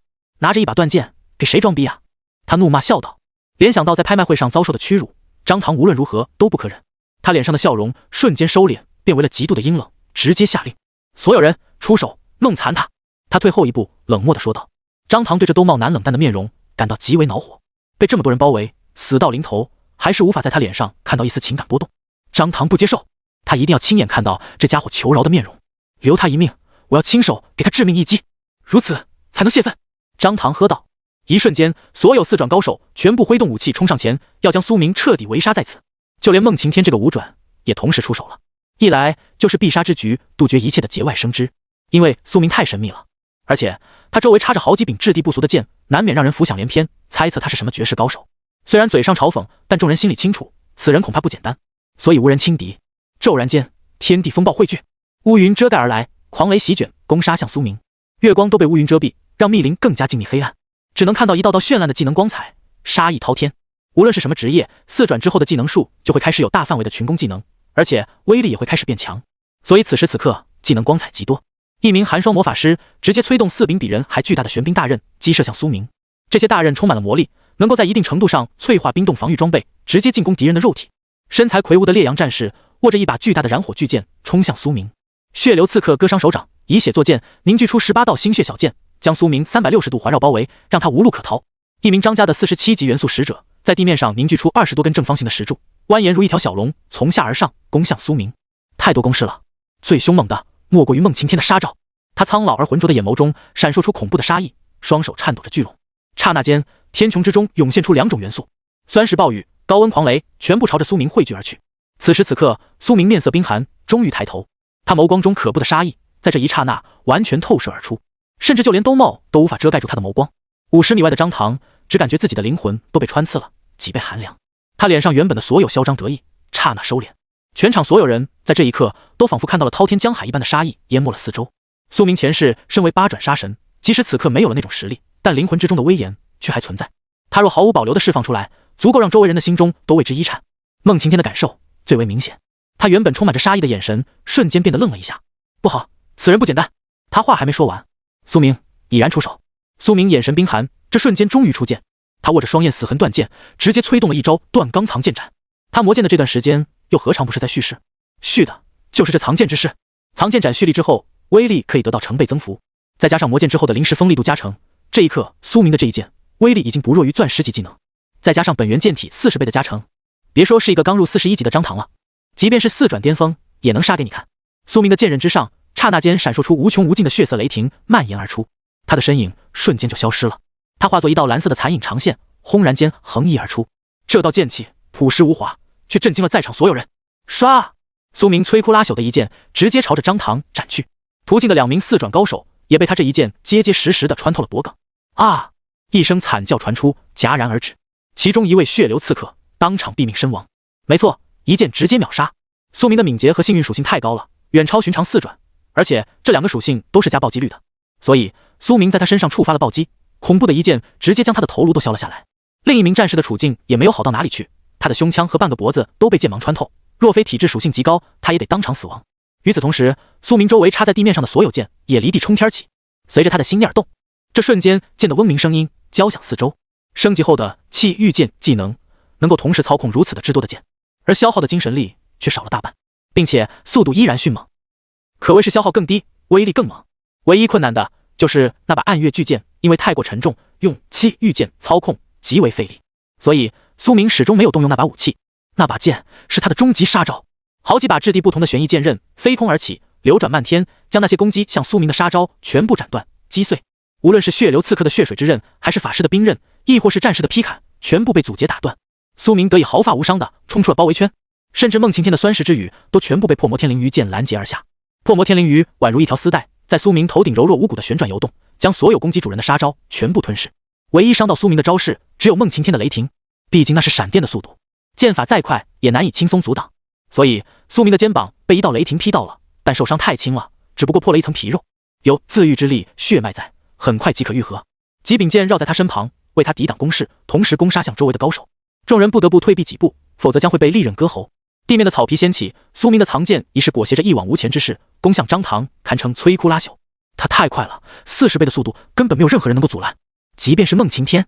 苏明如此隐忍，等待所有人都攻击向自己的时候，再出手攻杀张唐。这样一来，就没有人来得及保护他。虽然自己也会承担巨大的风险，但苏明认为值得。只要杀死张唐，便万事皆休。张唐的眼中恐惧蔓延，脸色瞬间慌乱，退了半步。他终于意识到此人不对劲，难道他是故意激怒自己，引自己到这副本里，然后再劫杀自己？这人的实力绝对是五转。他到底是谁？有如此阴谋？难道是杨家的人，亦或者是闭门封山的百里家族的人？还是说是堂兄或者长老派来暗杀自己的？这一刻，张唐的脑中涌现出了无数种想法。他从来没有距离死亡如此之近过，从小到大都是他指挥别人杀人，哪有人敢杀他？他10岁的时候，外面的那些散人高手，即便是4转、5转实力，都得对他一个小孩子毕恭毕敬。所以他从小就知道自己身世不凡，是这个世界的主角。不能，我不能在这里死！张唐心中发出了一声怒吼，他想要抬起自己的锤子来阻挡这一剑。然而苏明的速度何其快，孟晴天都来不及阻止，他又怎么可能？唰！苏明已经一剑斩来，张唐的前方一刹那间出现了7层护命屏障，将他包裹在其中。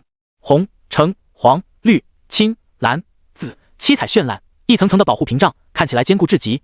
这起码是好几个钻石品质的一次性保命护符。然而即便有这样的保护，也没能护住张唐，因为苏明有风12坠，40%的护甲穿透，屏障如何抵挡？血雷凝风剑与断钢藏剑斩同时施展开来，再加上苏明早已事先饮下一大口酒，触发了醉剑式技能，所以此刻他的剑气极为狂暴，裹挟着血雷、冰、火3重属性的剑气横穿过，直接穿胸斩碎了张唐的肺腑。咔咔咔，那一道道屏障从外到内层层崩裂，魔法的光辉四散崩解。张唐猛喷一大口血，如遭重击，倒飞出去数十米，随后重重跌落在地，整个胸腔都分裂开来，被这一剑完全截断。张唐的生命值瞬间降低到了 69%。苏明出现在他背后，手中握着一把染血的断剑，他身姿屹立，手臂笔直，乱凤吹拂着他的衣衫和秀发，让他看起来极为恐怖。你的护体法宝还真够多啊！苏明转身，面色冰冷。刚才他这一剑一次性就触发了7个保命装备，如果只有一道屏障，那么仅凭 40% 穿透后的威力，应该也足够彻底镇杀张唐了。但是张唐却有整整7层屏障，第一层屏障削减到只剩 40% 的伤害，传递到下一层屏障，然后再只剩 40% 的伤害，就这样一层一层的传递削减，最终即便有风12坠的护甲穿透，也没能造成巨额伤害。苏明动作不停，直接抬手一握，嗖，7把燃烧着橙色火焰的战意之风凝聚而出，将其包围，牢牢将张唐所有的退路全部封锁，并且所有盘旋在天空中的飞剑全部在苏明的气御剑下飞转而来，刺向张唐。一道道形态各异的剑刃裹挟着绚烂的剑气拖尾，带着死亡的气息，以极快的速度穿杀而来。张唐瞳孔放大，感觉这一刻脑子里都快要走马灯了，太他妈恐怖了。他虽然还有许多保命装备在，但他真的不敢去赌，因为这家伙一剑就能穿透他7个保命屏障。少爷，不好！张家所有人都吓得魂飞魄散，一旦张唐出什么事，他们都得死。所有人立刻汇聚向张唐，猛冲而来，护主之心极为急切。孟晴天身化云雾，飘飞而来。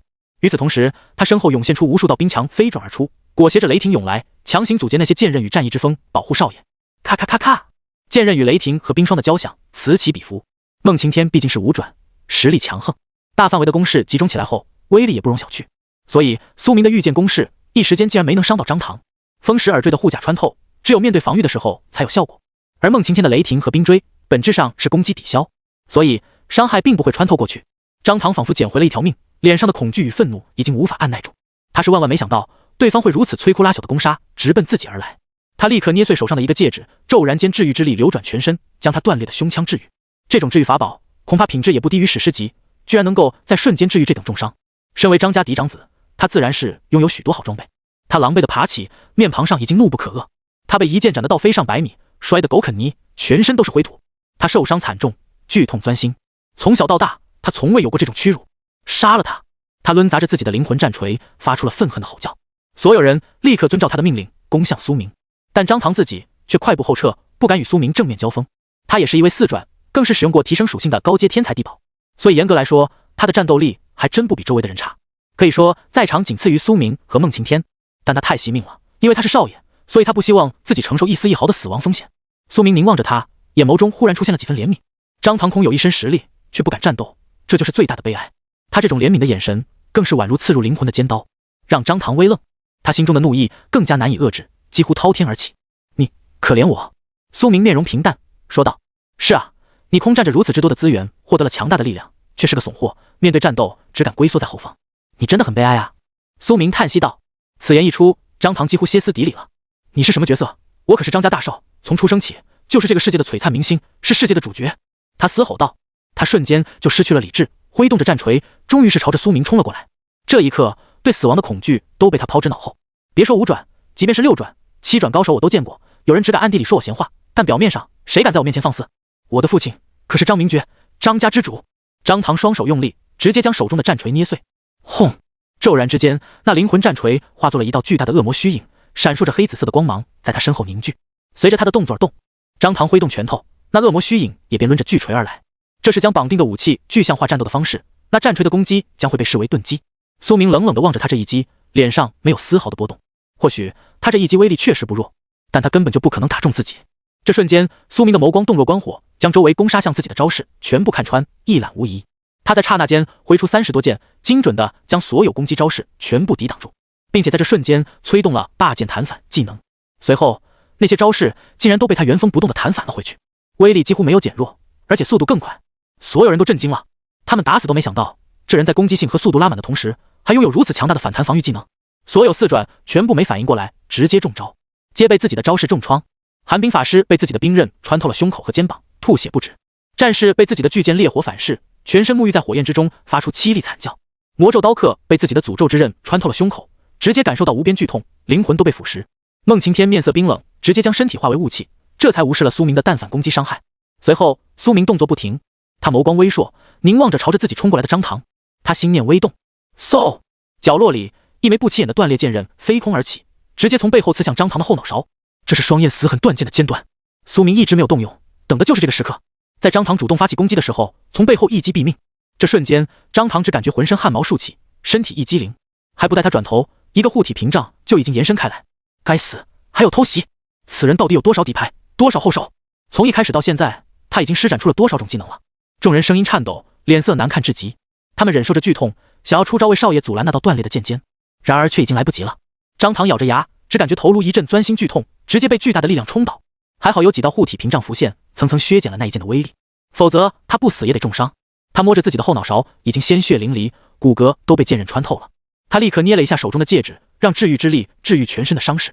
孟晴天脸色冰寒，咬着牙，此人的目的很简单，就是要杀死少爷。所有人放弃进攻，保护少爷。他一声令下，众人的攻势终于放缓，全部聚集到了张唐身旁，用身体帮他抵挡苏明的攻势。一旦张唐有什么事，这些人的下场不会比死好多少，所以所有人都选择豁出性命保护张唐。苏明面色凝重，凝视着张唐手中的那枚护体戒指。这戒指的恢复效果太强了，如果不能一剑斩杀他，他就可以无限恢复血量。这样一来，将会被拖成持久战，这对我极为不利。苏明心中暗道，以张家的谨慎作风，一旦发现无法阻止自己刺杀张唐，立马就会呼叫援助，到时候极有可能会出现好几位5转来援，那样一来自己就必败了。感受着自己的精神力还剩余不少，苏明决定转变思路，先杀掉所有的4转，然后再集中精力杀死张唐。否则在这么多人的阻拦下，自己又要疲于防御，又要攻击张唐，实在无暇分心。几位还活着的4转全部用尽全力保护张唐，动用了所有的防御技能，将他围绕在身边。这些人负责防御保护张唐，而孟晴天则是主要的进攻者。苏明一个人孤身面对如此之多的敌人，却毫无慌乱。此刻他心中甚至有几分兴奋。只见那孟晴天抬手一握，天穹乌云汇聚，遮盖月光。随后大片的连绵30暴雨倾盆下，这些雨滴的轨迹极为诡异，竟然不是竖直下落，而是全部集中瞄准苏明，聚集成一点落下。瓢泼暴雨所过之处，莫说是人，就连这些粗壮苍老的月容巨树都抵抗不住，纷纷树叶枯黄，枝桠断裂，被腐蚀得坑坑洼洼。苏明面色冰寒，手并剑指在身前接连转动，嗖嗖嗖，所有的飞剑战役之风全部飞转而归，围绕在他身旁，将那些绵绵细雨全部斩碎成水雾。苏明飞速保持着移动，同时用飞剑阻隔暴雨的侵袭。孟晴天只感觉苏明就像一条泥鳅，太过圆滑，难以攻击到。他索性双手一震，漫天暴雨化为冰针击射而下。风暴领主可以操控4种元素随意变换，换任何一个人来对付都会感觉极为棘手，更别提苏明是越境战斗，所以他也感受到了不小的压力，但已经比跟张香生战斗的时候好了太多。毕竟当时他只是3转，而现在他是一位4转高手。他抬手催动千流斩尘剑，无穷无尽的剑芒几乎密集成了一道屏障，将所有冰针斩碎。他左手银斩之剑，右手双焰死痕，双剑同时挥砍。银斩之剑的磁坠触发，无数道残影跟随着苏明进行挥砍，那墨影挥舞着一道墨色的剑刃，速度跟苏明几乎同步。银斩之剑到达了钻石品质之后，触发银斩的概率达到了 80%， 而且银斩将不再局限于普通攻击，而是变为了可以复制技能。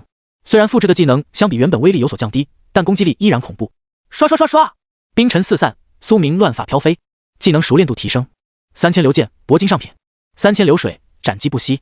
刹那之间，苏明的剑速再度提升，恐怖的剑芒宛如疾风骤雨，一时之间，斩击竟然比孟晴天的漫天冰锥频率更高。苏明的银斩之剑悄悄吸取了周围的影子，长度陡然提升，达到了10米多长。随后，他用着把剑不经意间划过了孟晴天的影子。战斗之中，即便你是5转高手，也只会在乎自己的身体有没有受伤，而不会在乎自己的影子。所以，苏明成功割伤了这位5转大能的影子，触发了精神汲取词缀。精神汲取，引为精神所应，这把剑可以割伤人的影子，使其精神力流失，并被持有者汲取。一瞬之间，孟晴天感觉到一阵精神力的流逝，而苏明这边反而精神力开始飞速提升。孟晴天的精神力属性极高，所以苏明汲取到的精神力也颇多。这是什么招式？孟晴天面色冰冷，已经有些难以遏制心中的诧异。他类似于法师，战斗需要消耗大量的精神力，如果被苏明全部汲取，那还怎么打？不能再拖了，他冷道。他立刻催动了极为狂暴的一招杀伐技能，首先催动风暴指引技能，将周围的天气改变为雷霆与狂风交加，随后动用元素揉捏，将漫天狂雷全部化作一道道巨大的雷霆长枪横贯而来，再加上漫天风刀汇聚，2种天气元素的攻伐瞬间将苏明淹没。风暴领主不愧是5转的大范围群攻职业，技能密集的同时范围巨大。苏明身处其中，感觉无处可避，四面八方全部都是风刃和雷霆，宛如一片海洋。张唐看到这一幕，脸上不禁流露出了残忍的笑容。秦老的实力，即便放在5转高手中，也是佼佼者，否则也不配当自己的护卫。那家伙绝对死无全尸了。苏明身处风刃与雷霆之中，面色冷静至极。他动用凌波微步的玄妙身法，手中的银斩长剑疯狂挥砍。与此同时，他毫不犹豫地催动了一招阴阳剑势。他以燃烧着烈焰的双焰死痕剑作阳，以长达10米的银斩长剑作阴，两剑招式相融，几乎成为了一体。随着他的双臂挥动，骤然之间，能够海纳百川的阴阳剑气随着他的剑芒流转，形成了一道阴阳阵图，最终竟然将周围的雷霆长枪与风刀都牵引而动。他仿佛在跳舞，动作玄妙而缓慢。其实他的动作看似缓慢，实则却能将所有攻击精准拦下，因为阴阳剑势能够以慢打快。苏明将所有的雷霆与风刀牵引流转，随后卸力猛地流转出去，就如同用气劲将一道流水轻柔地削拍出去。轰轰轰！风刀与雷霆居然被他牵引着飞散到了周边，将周围的树木摧枯拉朽的炸毁，而他自己则只受到了些许小伤。阴阳剑势是攻击与防御融为一体的超强技能，即使是面对5转的攻伐，苏明也能够强行化解。看到这一幕，所有人都如遭雷击。5转大能秦老的攻势竟然如此就化解了。苏明那旋转牵引漫天风雷的姿态，简直就像是一代太极宗师。看到这一招，孟晴天的眼神终于动容。这是阴阳气劲，这不是张香生才会的招式吗？他当场怔住了。张唐也愣住了，他本以为秦老这一招能够必杀，但对方却依旧完好无损地站在原地。苏明手握双剑，面容如霜，因为银斩长剑的诅咒效果会让他的影子也变为可受到攻击的实体，所以他并不是毫发无伤。此时此刻，他的体内也有些许电流闪烁，让他感觉到一阵麻痹。自己的死痕层数也叠加了不少。5转到底是5转，不是这么好对付的。那超大范围的攻击让苏明呼吸有些急促，用钻石品质的阴阳剑势强行去化解5转大能的攻杀招式实在太难了。但孟晴天刚刚催动一个大招，同样也需要时间喘息，所以现在也正是苏明出手进攻的最佳时机。苏明仰头饮下一口烈酒，以此延续自己的最剑式 buff， 动作潇洒。修为达到4转之后，苏明的体质太强了，这些酒精很快就会被身体吸收消化，让他不再醉意朦胧，所以必须时刻饮酒补充才行。临阵喝酒，此人到底是什么怪物？从始至终他都没有露出丝毫的惊慌，几名4转眼神难看，死死地握着武器，紧张无比。这般从容，这般冷静，他必然不是第一次面对这种战斗。苏明不待他们多言，直接猛然出剑，凌波微步旋身飞出，狂暴的剑气流转全身，让他周围的空气都产生扭曲波纹，而且发出一阵锐利的啸叫。他抬手一握，轰！天穹之中，一道巨大的剑幕砸落而下，直接落向张唐身旁的4转高手。现在这些人将张唐牢牢护在其中，就像一堵人墙，如果不处理掉他们，根本不可能杀死张唐的。所以苏明选择先杀他们。那剑碑巨大，沉重无比，从头顶落下。4转高手们纷纷催动技能防御，一道流转着红蓝色的光盾屏障涌现而出，也有虚幻盾影顶在头上，还有一位武师用双拳捶打迎面上。然而这些防御技能在苏明的40%护甲穿透面前，实在是等同于无物。咔咔咔，那些防御技能瞬间崩碎瓦解，巨剑结结实实的砸落而下。有一位4转光杖客没能来得及防御，被砸死在当场，成了一团血泥。还有几个人也都受到了各不相同的伤势，其中一人仅仅只是被沉重的剑碑擦了一下肩膀，他的那条胳膊顿时就爆成了血雾，发出了凄厉的鬼哭狼嚎，可见势能之强。40倍本源剑体加成后的天落剑幕，威力实在是太强大了。镇杀4转光杖客，经验值加58万。天落剑幕熟练度提升，技能进化，天辰剑碑铂金上品，熟练度20万反斜杠反斜杠反斜杠反斜杠30万。碑刻剑纹，沉落杀敌，召唤巨剑10杯砸落，造成巨额伤害。进化之后，苏明又有了一个铂金上品的技能，沉重的剑杯砸落，让近处的张唐眼睛都看愣住了，只差几公分就要爆掉他的脑袋。还好身旁的所有人刚才一同用尽全力保护他，为他强行将这剑杯移动了几寸，否则他也得死。张唐面色难看，气到浑身发抖。刚才那瞬间濒临死亡的感觉，让他心中留下了不可磨灭的阴影。他抬手一挥，身后的恶魔虚影重新化作战锤落在手中。随后，他也终于催动技能攻向苏明。他看出来了，即便有这帮人保护，自己也不安全，除非杀掉这家伙。然而苏明身旁的飞剑即可全部化解他的攻势，那些锤锋被他视作无物。苏明急速接近，那遮掩在兜帽下的眼神冰寒至极。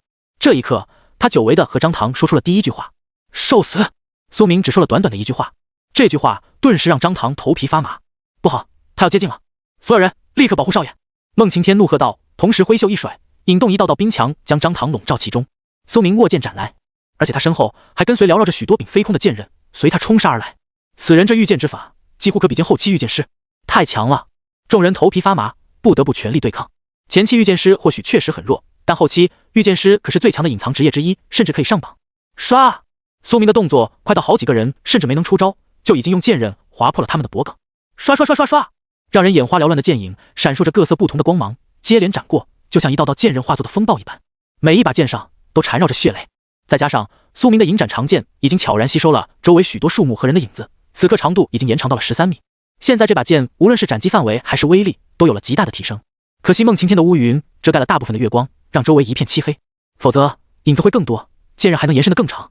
40倍的剑法速度加成，攻击含金量这一块苏明早就拉满。动作慢的几个人甚至没来得及出手就被斩杀，而即便成功出招，也无法阻拦苏明哪怕1秒钟。他的剑法能够在瞬间击碎绝大多数的同境界攻击与防御，他要杀张唐的心已经纯粹到了极点，无论是什么人什么招式都无法阻拦他。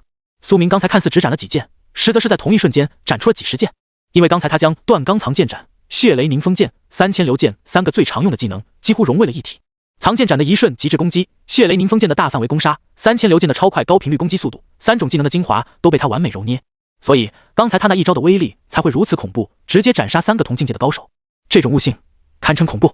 斩杀4转后剑战狂，斩杀4转巅峰流水剑客，斩杀罪孽加5。苏明在几秒之内就斩杀了3个人，获得了大量的经验值，几乎马上就要升到42级了。与此同时，苏明的脑海中传出一个声音：断钢藏剑斩、血雷凝风剑、3000流剑3大技能熟练度提升，技能升级。你对这3个技能已熟稔到炉火纯青，可将这3个技能融合升级。是否融合？苏明面色一凛。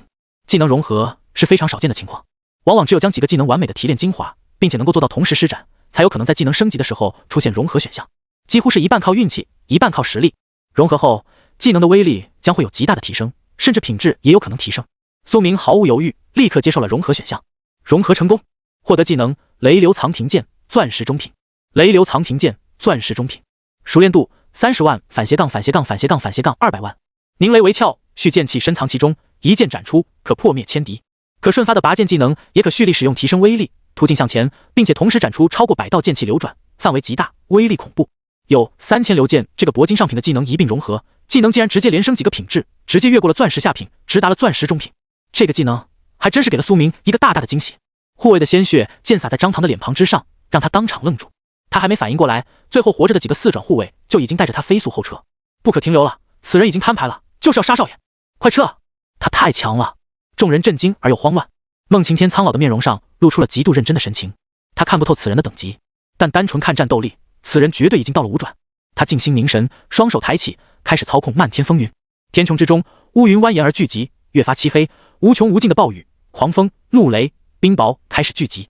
他要直接动用自己最强的杀招终结此战，否则继续拖延下去，少爷极有可能出事。因为他不敢赌此人还有没有其他的后手。他抬手间几道雷霆劈砸而下，封锁了苏明追击张唐的去路。此招老夫刚刚悟出，从未在实战中使用，你是第一个见识的，能死在这一招之下是你的荣幸。孟晴天声音寒凉，盯着苏明说道。看得出来他对这一招非常有信心。苏明感受到头顶汇聚的风暴，仿佛有死亡的气息降临头顶。下一瞬，他感觉自己仿佛身处瀑布之中，准确来说是由冰、雷、风与4种狂暴的天气元素构成的瀑布，从头顶4面8方坠落而下，是要将他镇杀在此地。轰隆，哗啦，劲风与雷霆还有暴雨的声音让苏明感觉耳朵都要炸开。5转的全力一击让他不得不竭力应对。这一招名为四元天杀阵。孟晴天怒喝道，同时双手猛地镇压，天地间风云大作，攻势随着他的气势攀升变得极为狂暴。无数条电鞭、冰枪朝着苏明轰击过去，几乎成了一条蜿蜒的四元素巨龙。准确来说，孟晴天并没有四元天杀阵这个技能，这是他将风暴指引、元素揉捏、控雷、控风、控冰、控雨这6大技能熟练到极致之后，通过完美的技能间的组合相配形成的强大攻杀招式。只不过他运气不如苏明，这些技能并没有融合，否则威力还会再上一层楼。这确实是孟晴天最强的一招，能够锁定苏明，无论他如何躲避，都会有无穷无尽的风雨怒雷汇聚而去。天穹之中的乌云范围足足有数百米，在这范围内，无论苏明如何奔逃，那漫天雷雨始终都会跟随着他。周围的巨树寸寸崩倒，被这些狂雷劈砸碎裂，这也为苏明争取了些许时间。这些树木真是碍事。孟晴天脸色凝重，暗道：可惜阻碍不了我的杀招。他再度提升技能威力，各种元素一齐乱舞，竟然摧枯拉朽的将周围的树木震倒大半。苏明眸光一凛，催动了电舞瞬身技能，化作电流，瞬间移动到了自己远处提前布置的极血黑风剑旁边。这刹那，他便移动到了200多米开外的位置。这位移技能让他成功避开了四元杀阵最中央的区域。还好他找了这个区域有树木抵挡风暴，否则刚才孟晴天的招式绝对能够重伤他。哼，无谓的挣扎。孟晴天冷笑一声，催动更多的攻杀暴雨与雷霆追着他攻击。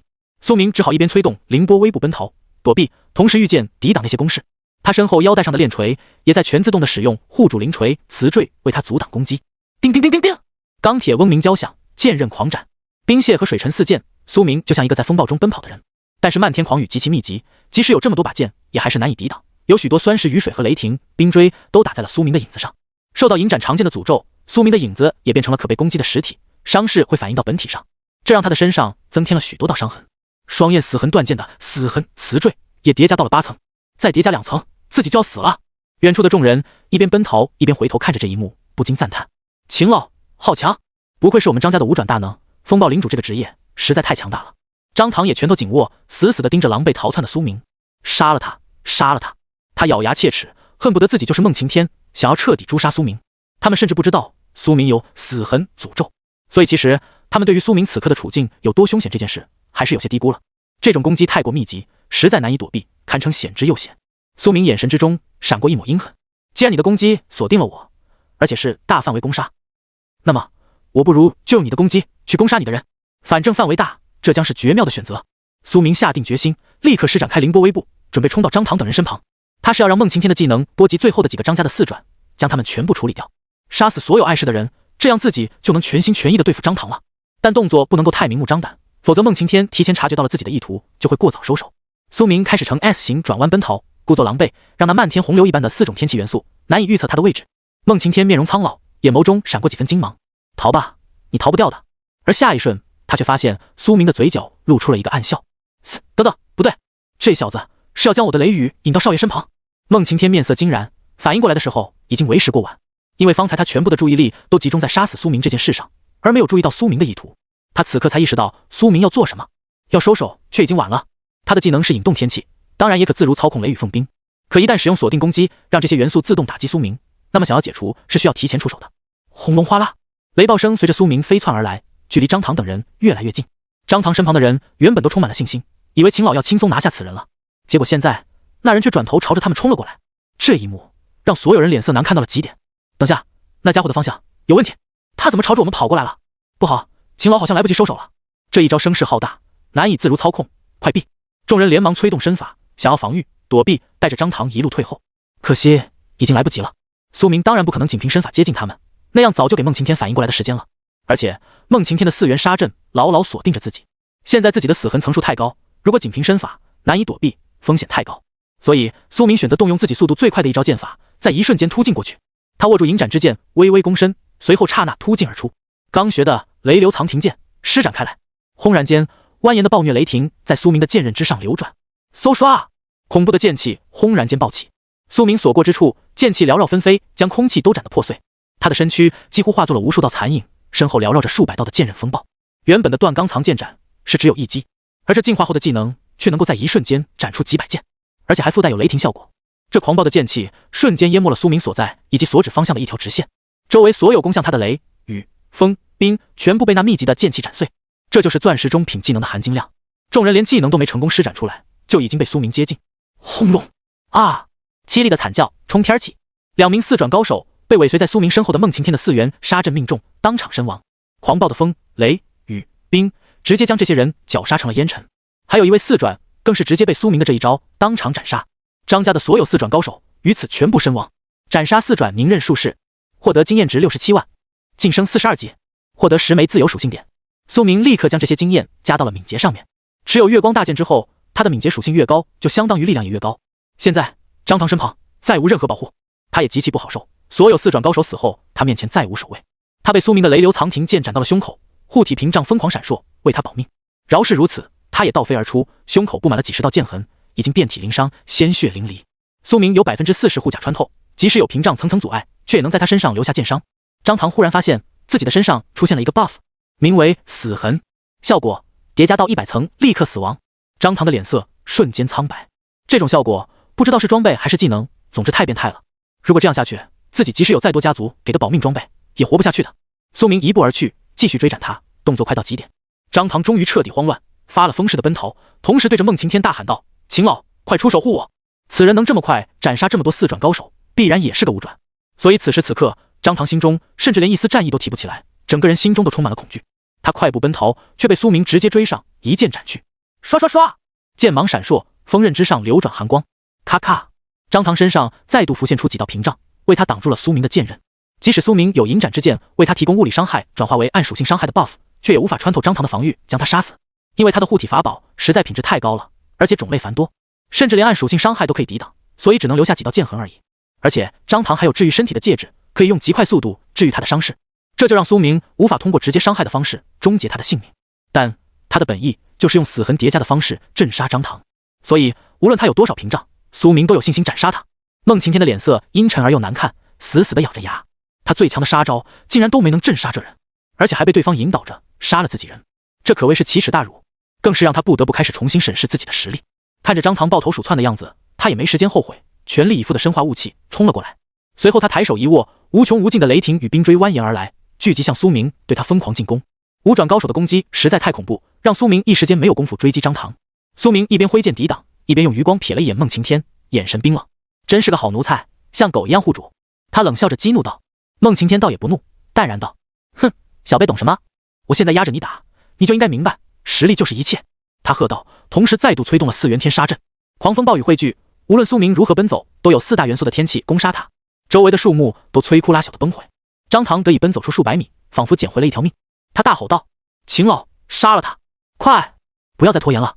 孟晴天双手颤抖，身姿悬空而立，疯狂催动技能，同时他朗声喊道：尊严诚可贵，实力价更高，仿佛在教训苏明。他声音苍老，仿佛充满了无尽的阅历。苏明却只是嘴角轻勾，接道：若为自由故，二者皆可抛。此言一出，孟晴天面色一凛，他感觉被鄙视了，被狠狠地侮辱了。这瞬间，他所有的冷静再也不复存在，他失去理智一般的发疯进攻。孟晴天直接红怒了，老脸涨红。其实他又何尝不认同苏明所说的道理，他心底都清楚自由有多么重要。可他如今既然已经选择了这条路，就只能用这种话麻痹自己，告诉自己实力大于一切。心灵的遮羞布被苏明点破，孟晴天自然是怒不可遏。他已经不顾精神力的损耗，全力催动攻杀技能，将4种天气风暴的催动控制到了极端恐怖的地步。孟晴天接连使用2次4元天杀阵，其实精神力早就不足了，而且苏明还早就用银斩之剑割伤了他的影子，一直在汲取他的精神力，所以现在孟晴天的精神力损耗极多。苏明激怒他，就是为了将他的精神力彻底耗尽，并且他也可以趁着对方愤怒的这个时候，将蛊虫送入他的脑子里。愤怒带来冲动，这会遮蔽你的双眼，让你注意不到战斗中的细节。苏明在抵挡攻势的同时，递出平平无奇的一剑，嗖，一把橙色的战意之风飞空而去，直取孟晴天的脖颈。无人注意到那把剑的锋刃之上有一只极小的蛊虫。孟晴天冷笑一声，哼，他拂袖一甩，一道怒雷砸下，直接将这把战意之风击碎。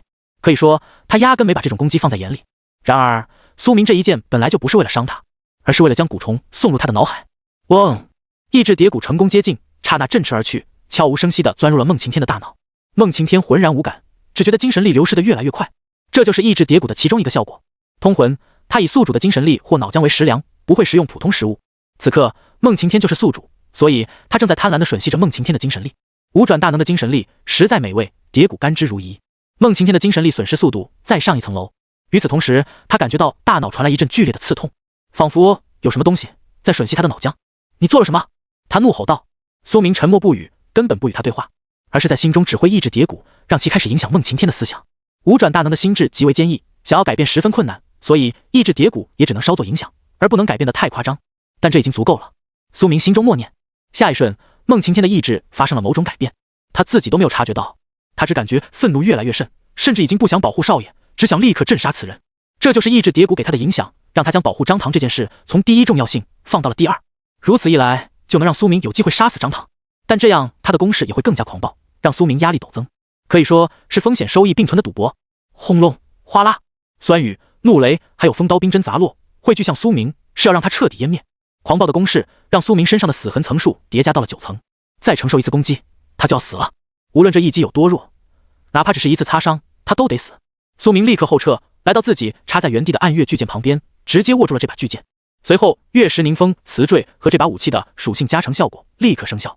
苏明的敏捷属性按照 50% 生效到了力量上面，他的战斗力再度陡然提升。这是他的底牌，一直没有动用，就是为了在最后关头获得巨量的战斗力提升，可以打熟悉了自己实力的敌人一个措手不及。他挥舞宽厚的巨剑，开始轻松抵挡孟晴天的攻势。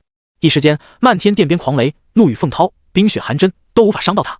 挥舞这把巨剑就像一道盾牌，苏明甚至能将自己的影子都护住。孟晴天的4元杀阵威力太强，如果没有这把暗月巨剑，想做到这一点还真的很困难。与此同时，身旁的数把缭绕飞剑都在为他击碎孟晴天的天气元素。孟晴天全力进攻，却迟迟没有效果，他愈发焦急，精神力也飞速燃烧着。很快，精神力就几乎见底了。苏明能够明显感觉出来，他的攻势在变弱。苏明在这场战斗的初期一直在布局，就是为了此刻耗尽孟晴天的精神力之后，才好杀死张唐。现在正是完美的时机。苏明当机立断，毫不犹豫地将手中的双焰死痕断剑投掷了出去，同时解除了装备，清空了自己身上的死痕层数。他使出一招乾坤一掷，嗖，剑刃穿破空气，速度快到目光都难以捕捉，化作一道流转着冰火2色的剑光刺穿而去。轰轰轰，半空中甚至传来了音爆声。这一剑飞行的速度太快了，远超御剑，远超战意之风，远超苏明的一切技能。这是史诗级的投掷技能，威力自然狂暴凶猛。完整的双焰死痕剑流转着烈火与寒霜，在半空中留下一道拖尾焰痕。孟晴天想要阻止，却发现自己精神力挥霍的所剩不多，已经感到力不从心了，只能眼睁睁地看着那一把飞剑穿越百步，直取少爷。唰！这一剑直接插入了张唐的肺腑，他如遭重击，当即吐血倒飞而出，猛地撞到了树上，被剑刃钉在了树上。他的面容痛苦到了极点，史诗级的技能威力让他难以承受，有些护体屏障甚至没能来得及展开，这一剑就已经插到了他的身上。下一瞬，苏明抬手一挥，将周围所有剑都收回了剑鞘中，除了张唐身上的那一把。看到这个动作，孟晴天心中暗道不好，他也猜到了苏明要脱战了，此人的目的就只有一个，杀死少爷。他还没来得及阻止，苏明就以身化电芒瞬移到了张唐身旁，握住了双焰死痕剑柄，原地只留下一道蓝色的闪电残影，直接与孟晴天拉开了200多米的距离。那些狂风暴雨汇聚而来，紧追着苏明不放。孟晴天也身化云雾飞身而来。少爷！他焦急吼道。不错，是有蛊虫在脑子里作用，让他将杀死苏明放在第一位，但他潜意识的理智还是在提醒他，少爷要紧，少爷被近身风险太大了，一旦少爷被杀，孟晴天的下场将比死还凄惨。苏明根本不理会孟晴天的追击攻势，他居高临下握住剑柄，死死插入树中，让张唐的伤势更深一筹。苏明的脸上浮现出一抹寒冷到彻骨的笑容。别杀我！张唐彻底慌乱，眼中的所有嚣张与傲然都已消失不见。苏明沉默不语，毫无犹豫，握住剑柄，直接催动了隐神步。这是他品质最高的身法，达到了传说级，速度快到极限的同时，更是不会留下任何痕迹。一瞬之间，他就带着张唐移动出了几公里的范围，远离了孟晴天。这几乎堪称人间最快的身法之一。孟晴天本人已经风中凌乱，他只看到一道黑影闪烁，下一瞬，苏明和少爷就已经双双消失。他披头散发，四处寻找，却没有看见苏明的位置。一瞬间跑到没影，这到底是什么身法？他心中慌乱，连忙取出一瓶恢复精神力的药水。随后，他一口饮下，开始身化云雾，飘飞而起，四处寻找张唐。可惜苏明的身法毫无痕迹，他已不知从何找起。他只好联络了张家的各大高手，让他们尽快赶到这个副本中，否则少爷将会命丧此地。与此同时，孟晴天总感觉自己的脑子里还有什么东西留着，一直在啃食他的脑水，让他剧痛难忍。五转大能体能强大，甚至可以自愈大脑的损伤，但那种剧痛实在让他难以忍受。几公里外的一片溪流边，张唐浑身是血，身上的死痕层数已经叠加到了78层。他一脸恐惧地望着苏明，想要用尽全力拔出插在自己胸口的双焰死痕剑。那剑刃之上流转着火焰、冰霜2种元素，让张唐冷热交替，感到痛苦不堪。他的伤口一半焦黑，另一边冻疮，堪称奇特。苏明却面无表情，一脚踹在了剑柄之上，让他无法拔出剑。你到底是谁？张唐满脸是血，狰狞道：我可是张家少爷张唐。敢动我，你会死得很惨，不只是你，你全家，你的所有朋友都会死无全尸的，你可要想好了。他歇斯底里的吼叫道。苏明闻言却只是笑了笑，他直接取出银斩之剑插在张唐的影子上，汲取他的精神力。如今苏明的等级不低了，使用隐神步持续一瞬间，并不会让他完全力竭到一个技能都用不出来。相比当初，他的实力进展明显，但这个技能对他而言依然消耗极大。现在他的精神力也差不多见底了，所以他需要尽可能的汲取一番张唐的精神力。杀死他之后，张家恐怕还会有更多人来支援，需要做好战斗的准备。感受着精神力的急速流逝，张唐脸色愈发难看，强行抬手一挥，嗖！他体内一道流光闪烁，随后一道蓝金魔力从他体内爆发，将双焰死痕断剑崩飞了出去。他的伤口终于可以开始愈合。张唐催动流影步伐，从地面上站起，搬动戒指，开始治愈自己的身体。他呼吸急促，握住自己的战锤，戒备地望着苏明。他的保护装备实在太多了，看得出来他父亲和母亲有多爱这个废物儿子。看着张唐做此番无谓的挣扎，苏明只是淡然一笑。随后他摘下了兜帽，看着苏明的面容，张唐一下子怔住了。苏明，是你？他已经震撼到无以复加。这个穷得离谱的同班同学，实力竟然和自己的贴身五转护卫是一个层次，能够摧枯拉朽的斩杀诸多四转护卫。他真的是一个无人帮扶的锅吗？那自己身为张家的大少爷，坐拥无数资源，却被其碾压，岂不是一个废物？他死死地盯着苏明，眼中生出了几分不自信，但他始终不肯求饶，反而露出一个有些勉强的笑容。哈哈，苏明，你不敢杀我的吧？我可是张唐，张家大少，我最了解你，你心地善良，不会杀我的。他试探性地问道。苏明却摇了摇头，缓步上前。张唐啊，张唐，毕业之后加入天塔会的那一天，你就派一队人来杀我，就只凭这件事，你就该死。苏明的眼眸中杀意闪烁，这一刻他想起了前世的所有屈辱，手中的双焰死痕剑直接斩出。噗嗤，张唐倒飞而出，胸口再添一道鲜血淋漓的剑痕，即使有屏障保护，却也无法阻挡。张唐倒地挣扎，面色痛苦至极。你怎么会知道那几个杀手是我派的？他有些不敢相信。呵呵，面对死亡，任何人都会说出任何事。苏明淡然一笑。张唐闻言，面容呆滞住了一瞬间。你把他们都杀了？刚觉醒没多久，只有一转的苏明竟然能斩杀一队二转杀手，怪不得自己一直联系不上他们了。从那个时候开始，苏明就已经拥有了那样恐怖的跃进战斗力。怎么回事？到底发生了什么？他到底有怎样的机缘？难不成直接捡到了传说级甚至神话级的装备？苏明隐藏的太好了，一切都让张唐感到匪夷所思，不敢相信。当然杀了。苏明冷笑道，我杀的人很多。说着，他解除了自己的称号隐藏，让张唐能够看到他的称号杀神。这个称号更是让张唐的眼中彻底没有了任何理智，完全被惊骇所填满。你就是杀神？他眼神颤抖，瞳孔都放大了。在那个一级副本中斩杀我张家数十人，重创五转张香生，保护江家遗女的那个杀神。接连的震撼让他难以接受。不错，苏明语气淡漠，上前再度斩出一剑。唰，银斩长剑笔直地刺入了张唐的半边脸，直接插了个透心凉，鲜血流淌，皮肉裂开，牙齿都被削下来几颗。这把剑可以造成暗属性伤害，而不是物理伤害。张唐身上只有一个一次性装备能够阻挡暗属性伤害，但刚才已经消耗掉了，所以这把剑毫无阻碍地插入了他的脸庞。他疼痛难忍，红着脖子一拳砸在地面上，痛苦道：住手！他嘶吼着。苏明面无表情，冷然道：我已经带着你位移出了几公里的位置，一时半会孟晴天找不到你。这句话更是让张唐绝望无比。苏明取出破魔天灵鱼剑，一击刺入张唐的肺腑，缓缓地滑动，鲜血流淌。那些护体魔法屏障即使延伸而出，也会被啃食掉，因为破魔天灵鱼剑能够吞噬魔法与符文。张唐痛苦到面容扭曲，眼中的愤恨与不甘滔天而起。张家会报复你，我家族的报复你无法面对的。他咬牙切齿地说道。苏明闻言，眼神冰寒至极，他嘴角轻勾，露出了一个让人脊背寒凉的笑容。好啊，张家来一个我就杀一个，来10个我就杀10个。苏明的声音不带一丝情感，只有杀意。即便他们来1000人、1万人，我也照杀不误。我要杀到你张家一人不剩，就从你张唐开始。苏明寒声说道。苏明是一个睚眦必报的人，前世仅凭他张唐一个人是无法诓骗自己那么久的，一切都有张家的出手，包括最后的围攻也是张家的几大隐藏高人出手，一同攻杀苏明，所以张家也必须要覆灭才算是成功报仇。此言一出，张唐彻底怔住了。苏明竟然说这种话，他到底经历了什么才有如今的实力魄力？但张唐却也只是咳出一口血，满脸是血的狞笑道：呵呵，你太天真了，你杀不掉我的，我有无数护体装备在身，你那件能吞噬魔法屏障却吞噬不了品质极高的护体装备，我身上足有2件史诗级的保命装备，你怎么杀我？说着，张唐的面容变得有些歇斯底里，眼中的恨意几乎蒙蔽了他的双眸。今日之事我会全部铭记。苏明，我要你死，我要你生不如死！他声音沙哑的吼道。逃走后，我要付出一切代价，杀灭你拥有的一切，你身边的朋友，我要一个一个的折磨死。张唐死死地盯着苏明，咬着牙一字一顿地狠道。苏明闻言却只是嘴角轻勾道：放心，你逃不走的，是谁杀的你，张家永远都无法知道。张唐满脸是血，也是大笑一声，哈哈，穷鬼果然是穷鬼，你对史诗级装备的效果一无所知，再见了。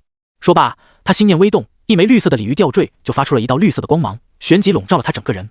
下一瞬，他就要瞬移传送走。这件史诗级装备可无视战斗状态脱离副本，更能形成相当于史诗级技能的坚固屏障。你如何破解？哈哈哈哈，等着吧，我的家族会。苏明看着这一幕，竟然面无表情，取出了一个沙漏，仿佛他早就知道这一切一般。没错，他确实预料到了张唐的最后一个史诗级保命装备的效果，因为他有洞悉之眼，可以看穿物品的资料。张唐共有2件史诗保命装备，都是史诗下品，对于一个刚到4转的人来说，已经堪称绝对的豪华。一个叫圣域戒指，能够治愈自身伤势，再严重的伤势也只需要几秒就可愈合，只需要用圣水充能即可。另一个叫做绿金锦鲤坠，能够无视副本规则，直接脱离副本，并且形成一道极其坚固的屏障。缺点是这个无视战斗状态直接退出副本的效果只有一次，相当于是一次性的，但那屏障的效果则是可以充能，然后重复触发。史诗级保命道具就是这么猛。可惜苏明早就知道了这2个装备的信息。你有史诗级装备，我又何尝没有呢？只见苏明取出了一枚金灿灿的沙漏，悬浮在他身旁。随后那沙漏倒置，金色的沙粒宛如水滴流淌而下。刹那之间，周围的时空仿佛都被什么力量操控了，放慢了9倍之多。张唐眼神微凝，其中涌现出几分惊然。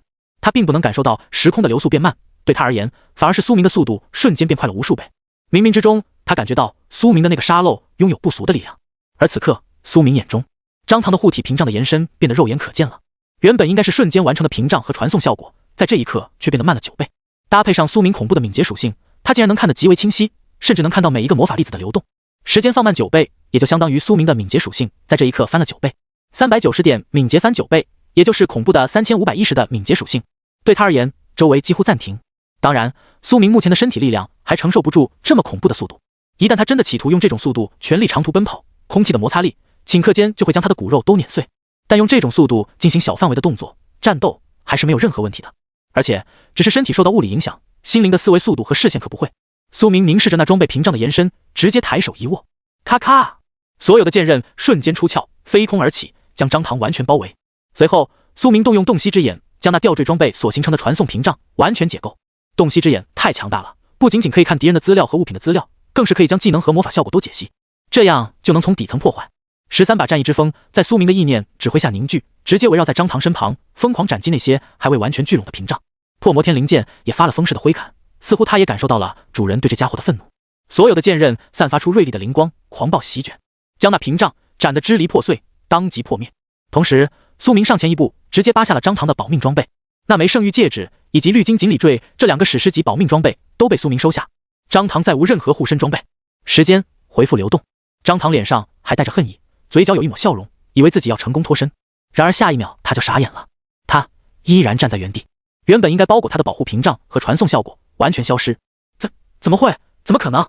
张唐满头大汗，焦急地寻找自己的2件史诗级保命装备，却发现已经不见。一抬头，竟然在苏明手中。你！他指着苏明，一时间竟然说不出话，最后气得喷出一口血，全身抖似筛糠。苏明面无表情。如果待那屏障完全延伸而出，或许还真有史诗品质的防御力，传送肯定也可瞬时完成。这样我确实阻止不了，不过只要在他还没延伸出来的时候击碎不就好了。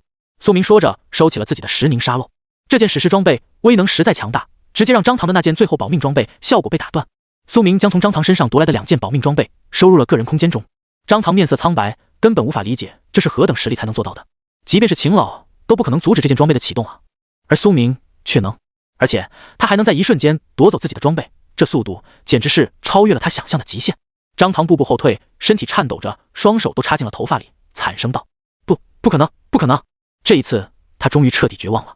他环顾四周，想要找到人来救自己，然而周围只有幽月光芒以及漆黑的钢木树林。苏明面容冷冽，手指轻勾，嗖，几道燃烧着战意火焰的战意之风凝聚而出。下一瞬，唰，扑哧，所有剑刃插入了张唐的身躯之中，前胸、后背、大腿、肩膀、手臂，无处幸免。即便他是4转高手，体魄强硬，却也无法在苏明的剑刃之下抵抗，皮肤就像果冻一般被轻松划开，甚至就连骨骼都被剑刃穿透。一时之间，张唐感受到了万箭穿心的剧烈痛苦，整个人发出了凄厉的惨叫。这一刻，他的灵魂都在受动。啊！他的惨叫早已沙哑，眼中含泪。苏明，饶了我，我会给你无数宝物，我给你1亿，哦不，10亿，100亿降临币，不要杀我！他颤声道。张唐终于求饶了，他动作卑微到了极点。苏明闻言却是朗声大笑，哼，哈哈，哈哈哈！苏明笑得癫狂，眼泪都笑出来了。张唐啊张唐，如果当初你不惹我，又怎会有今日？你派人来杀我的时候，可有想过会有今天？你让人小曼来勾引我，想要在日后夺走我的一切的时候，可有想过今天？前世当苏明被张唐背叛后，才终于想清楚了一切。前世死的人绝对不止自己一个，自己身边的战友、朋友，恐怕有无数人都死在了张唐和张家手中。苏明声音中的怒意与杀意越来越恐怖，几乎压得张唐喘不过气来。看到这一幕，张唐感觉寒冷到了骨子里。苏明竟然也已经知道了任小曼是自己致使的。这么说来，任小曼也死在了他的剑下。觉醒日的那一天，自己就和任小曼断了联系。那一天，苏明就已经杀人了。这家伙隐藏得如此之深。张唐思及于此，无论是心还是身体，都感到痛彻灵魂。苏明啊苏明，他怎么会这么聪明？他将自己的每一步都看穿了。原来自己在他眼里，智谋就像个透明人，实力就像个婴儿一般被死死拿捏。他简直就像是可以预知未来一般。自己彻底的输了呀！张唐的眼眸中涌现出无穷无尽的愤恨与怨毒，还有不甘。苏明，我要杀你！我要杀你！他嘶吼着，躺在地上，全身疯狂甩动，将血洒得到处都是。苏明面色始终平淡，问道：“你的遗言是什么？”张唐就像疯癫了一般，眼中全是极度的愤恨与怨毒，就像恶鬼。他死死地盯着苏明，口中还在怒骂嘶吼着：“我要你死！我要你死啊！”苏明淡然一笑：“好，我要你死，就是你的遗言，我会告诉你爹的。”说罢，苏明一剑刺下，噗嗤，双焰死痕断剑，直接穿透了张唐的眼睛，烈火与寒霜双重伤害，瞬间将张唐震杀。他彻底没有了生命活动，躺倒在地，口中涌血。一代张家少爷于此彻底死亡。直到死亡，他的面容还有着无尽的愤怒与恶毒、不甘。此刻，张家祖祠，一名老者正在这里清扫落叶。忽然，金墙列柜中一盏魂灯当即破碎，灯灭意味着人死。老者还以为自己看错了，他上前一步，顿时惊得下巴都合不拢，手中的扫帚都落在了地上。这怎么可能？他发现死的人竟然是张唐少爷，家主的长子。他可是有史诗级保命装备的，而且是2件，即使是5转甚至6转，也不一定能杀死他。更何况他身旁还有2位5转大能保驾护航，这可不得了了。老人做梦都想不到，张唐自大到将自己的一位5转护卫之走了，否则苏明还真不一定能拿下他呢。老人立刻捏碎了手中的一块令牌，他是祖祠看守者，只要这里出事，他立刻可以呼叫各大元老和家主赶来，而且他也有权号令张家的几位高手。他捏碎令牌的那一瞬间，张唐死在哪里的信息就进入了几位张家绝对忠诚的高手的脑子里。他们陡然睁开双眸，这一刻无论在哪里，全部都立刻出手赶过去。张家的8位5转，2位6转，全部出手，进入了月好鬼山副本中。而且这些都是绝对的精英，绝对的忠诚，是真正的姓张的张家人，实力远超同境界高手。感动张家的重要人物，张家必定会给予雷霆般的反击，否则张家的威严何在？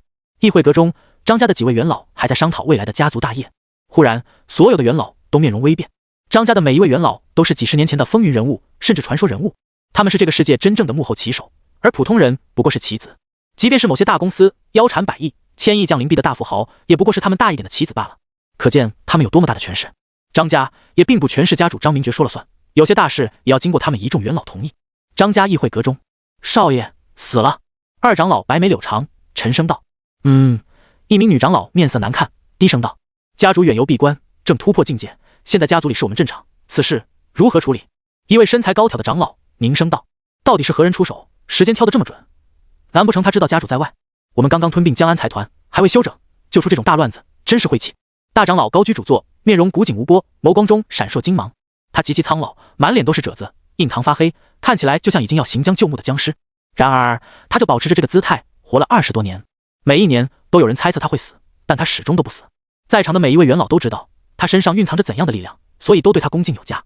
恐怕是时候清理一番今年与我们有过摩擦的家族了。大长老缓缓说道，声音苍老无比。过了太久，世人都已经忘记了张家为什么是3大家族之一。他的语气平淡，但就是他这么一句话，注定了会死人，会死很多人。百里家封山多年，蓄势待发。杨家最近也与我们多有摩擦，是时候出手震慑一下人间了。2长老捋了捋胡子，说道：“要通知家主吗？”一位长老问道。“不必，家主突破要紧。”大长老摆了摆手，苍老嘶哑道：“先派人将那出手者抓起来，关入魂牢，折磨他个100年再说。我张家有仇必报，如果不这么做，对我张家的威严折损太大了。”一位女长老面容寒冷，凝声道：“如果有人在场，一定能认出她就是50年前叱咤风云的张家女魔张玄柔。如今她的实力恐怕已经到了7转，此事自然不必商议，我们早已派人去了。一位长老回答道：何必如此重视？哼，那个纨绔，若非是家主之子，老夫早就出手将之逐出家族。七长老于略冷笑一声：于略，你可莫要妄言，家主始终是家主，少爷也是我们张家未来的继承人，年龄小是会幼稚，只是需要时间沉淀罢了。一位红袍元老面容寒冷，凝视着他说道，那眼眸中甚至已经有了杀意。于略，你敢在家主面前说这句话吗？于略，你找死！众长老纷纷望过来，眼眸寒冷。于略，收回此言吧。大长老眼眸中涌出几分威胁，说道。七长老闻言倒是点了点头，笑容收敛，变得极为严肃。既然大长老说，那我便收回吧。他低头拱手道，抱歉，各位长老。他能屈能伸，也是众长老中最圆滑的一位。无论如何，我们都是张家人，虽然你们都有各自的利益，但我们始终是张家人，谨记这一点。嗨嗨，大长老说着，咳嗽了2声，立刻查清此事，动用一切手段，将凶手抓回来，关入魂牢。一系列措施全部安排了下去，可谓天罗地网。此刻，某个遥远的 S 级副本中，一位身穿华贵绿袍的中年男子负手而立，竟然站在一处金色瀑布之下，承受着狂暴的瀑布洗礼。这个副本世界的重力是蓝星的不知多少倍，这个金水瀑布即使换一个6转高手来，都得被砸成蟹泥。男子脚下有一道金阵，流转光辉，辅助水波锻打着肉体。他面容威严，眸光中闪烁着金芒。他正是张家这一代的家主张明觉，同时他也是张唐的父亲。他这段时间没有处理家族事务，正是为了再次突破境界。冥冥之中，他感觉到了什么，眼眸中莫名生出了一抹杀意。家族出事了吗？他沉默了片刻，还是决定继续突破。这段体阵法是他花费大代价铸造的，不可浪费。突破要紧，无论如何，只要不是堂儿出事，便可承受。他凝声道：家主的实力代表着一个家族的力量，所以他的境界提高，才能真正的帮到家族。为了专心突破，他甚至封锁了一切家族那边的消息。张唐死了，孟晴天的精神力耗尽了。这一刻，月好鬼山副本中，御兽师华灵一脸震撼，他身旁的鹿女小唐也忽然面色微变。发生了什么？我的灵魂奴隶烙印好像消失了。此言一出，华灵惊然，真的，我体内被那位5转高手布下的雷电印记好像也消散了，可以退出副本了。他已经让雪雕载着自己和小唐奔逃出了10几公里，可谓头也不回。他临走前布下了几只一次性的飞行小兽，为他提供那里的视野，所以他看到了苏明与孟晴天战斗的全过程，但他并没有看到苏明杀死张唐的场面。难不成那位兜帽男子真的一个人杀死了张唐，并且耗尽了那位5转高手的精神力？太强了，他那御剑战斗的姿态人间少有。此刻他心中充满了无限的感激，只想知道一件事，他到底是谁？姐姐，我们快退出副本吧，张家必然已经派人来抓我们了。小唐眼中也有喜色，他从没想过自己会有恢复自由的一天。现在我们继续留着，也帮不到那位兜帽高手，日后再报恩吧。小唐激动地说道。话音刚落，他便看到天穹之中闪过几道人影划过天穹，速度快到宛如流星。那些是5，不，甚至有6转。华灵骇然道：张家的底蕴实在太深厚了，强大的威压只是从天边经过就让他喘不过气来。快退出副本！华灵和小唐立刻带着雪雕离开了这个世界。张唐尸首狰狞，死不瞑目，眼神中还保留着最后那一刻的绝望与不甘。愿读斩杀4转魔魂锤战士，获得经验值80万，获得战利品避难者手镯铂金中品 X4， 魂锤碎铁钻石下品 X1， 破损的护体战衣白银下品 X1。 这一刻，苏明感觉到自己心中仿佛有什么枷锁断了，一种通透快意的感觉涌上心头。大仇得报，他情不自禁仰天长啸一声，爽，太爽了。张唐前世将自己骗得团团转，将自己的一切都剥夺，更是杀死了基友。那每一分每一秒的回忆都让苏明心中滴血。现在终于成功手刃这个大敌，苏明感觉到人生几10年从未这么畅快过。苏明不仅仅是给自己报了仇，他为那些女儿被张唐玷污但却无处讨公道的穷母亲报仇，他为被张唐欺压的同学报仇，他为被张唐折磨的每一个妓女奴隶报了仇，他为季瑶也为自己报了仇。苏明心中豁达通明，这一刻竟然有所领悟，一个技能当场完成了质变升级，心境豁然通透，有所感悟。双剑流行技能获得质变升级，随后苏明的双剑流行技能竟然晋升到了钻石上品，距离史诗级只有一步之遥了。通明剑意钻石上品，熟练度23万300万，心境通明，再无枷锁。使用后消耗精神力提供一个 buff， 通明剑意 buff 持续期间，你的所有剑法造成 10% 额外穿透伤害，并且所有剑法的精神力消耗减少 40%。 此坠通明无形 buff 持续期间，你无论同时操控多少把剑，你都能被视为拥有流行级熟练项。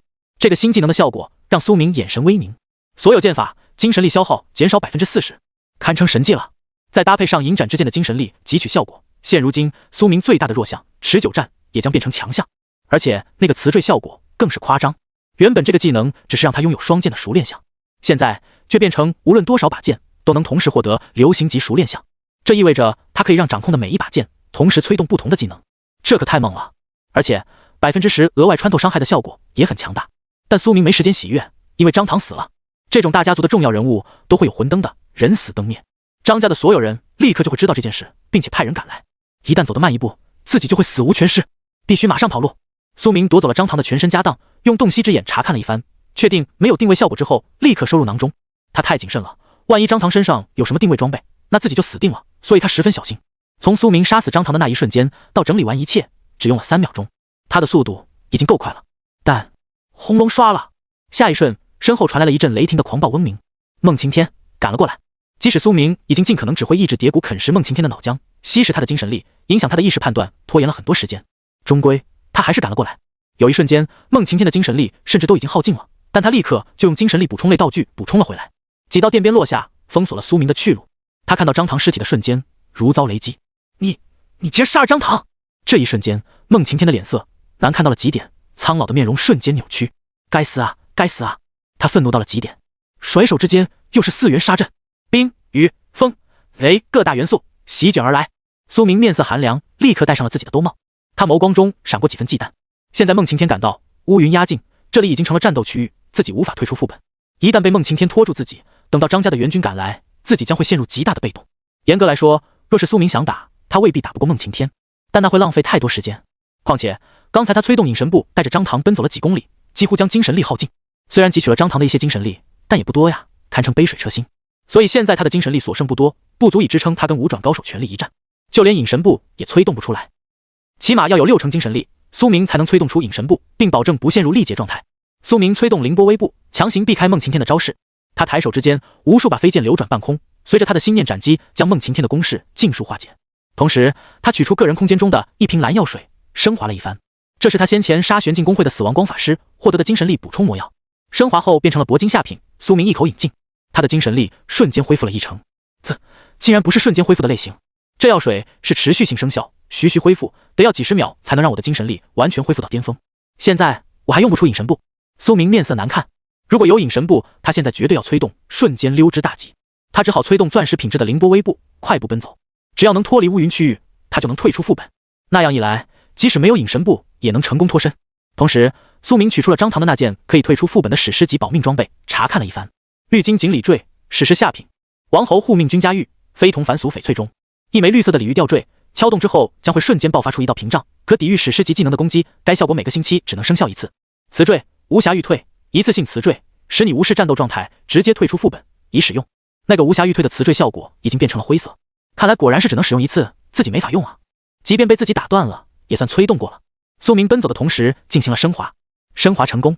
骤然间，这枚吊坠变成了白色的锦鲤，而且是2条鱼交缠。双鲤白玉坠，史诗中品。双鲤白玉，护命无伤。一枚白色的双鱼吊坠，心念微动，吊坠将会震动，并瞬间爆发出一道屏障，屏障强度等于史诗中品的防御技能。该效果每个星期只能生效2次。此坠，鲤鱼玄离，使你无视战斗状态，直接退出副本世界。该效果充能1年后即可再次使用。妈的，充能1年后才能用。尽管如此，这枚玉坠的价值也翻了好几倍，远超寻常史诗中品道具了。因为它的史诗级护盾每个星期都能触发2次，这可是非常强的。而且无视规则退出副本世界也是个 buff 级的效果，即便1年1次，对于正常人而言也够用了。毕竟不是人人都像苏明一样每天跃进战斗。苏明立刻将这枚吊坠挂在腰间，以备不时之需。他疯狂奔走，眼看就要脱离乌云压境的区域。轰！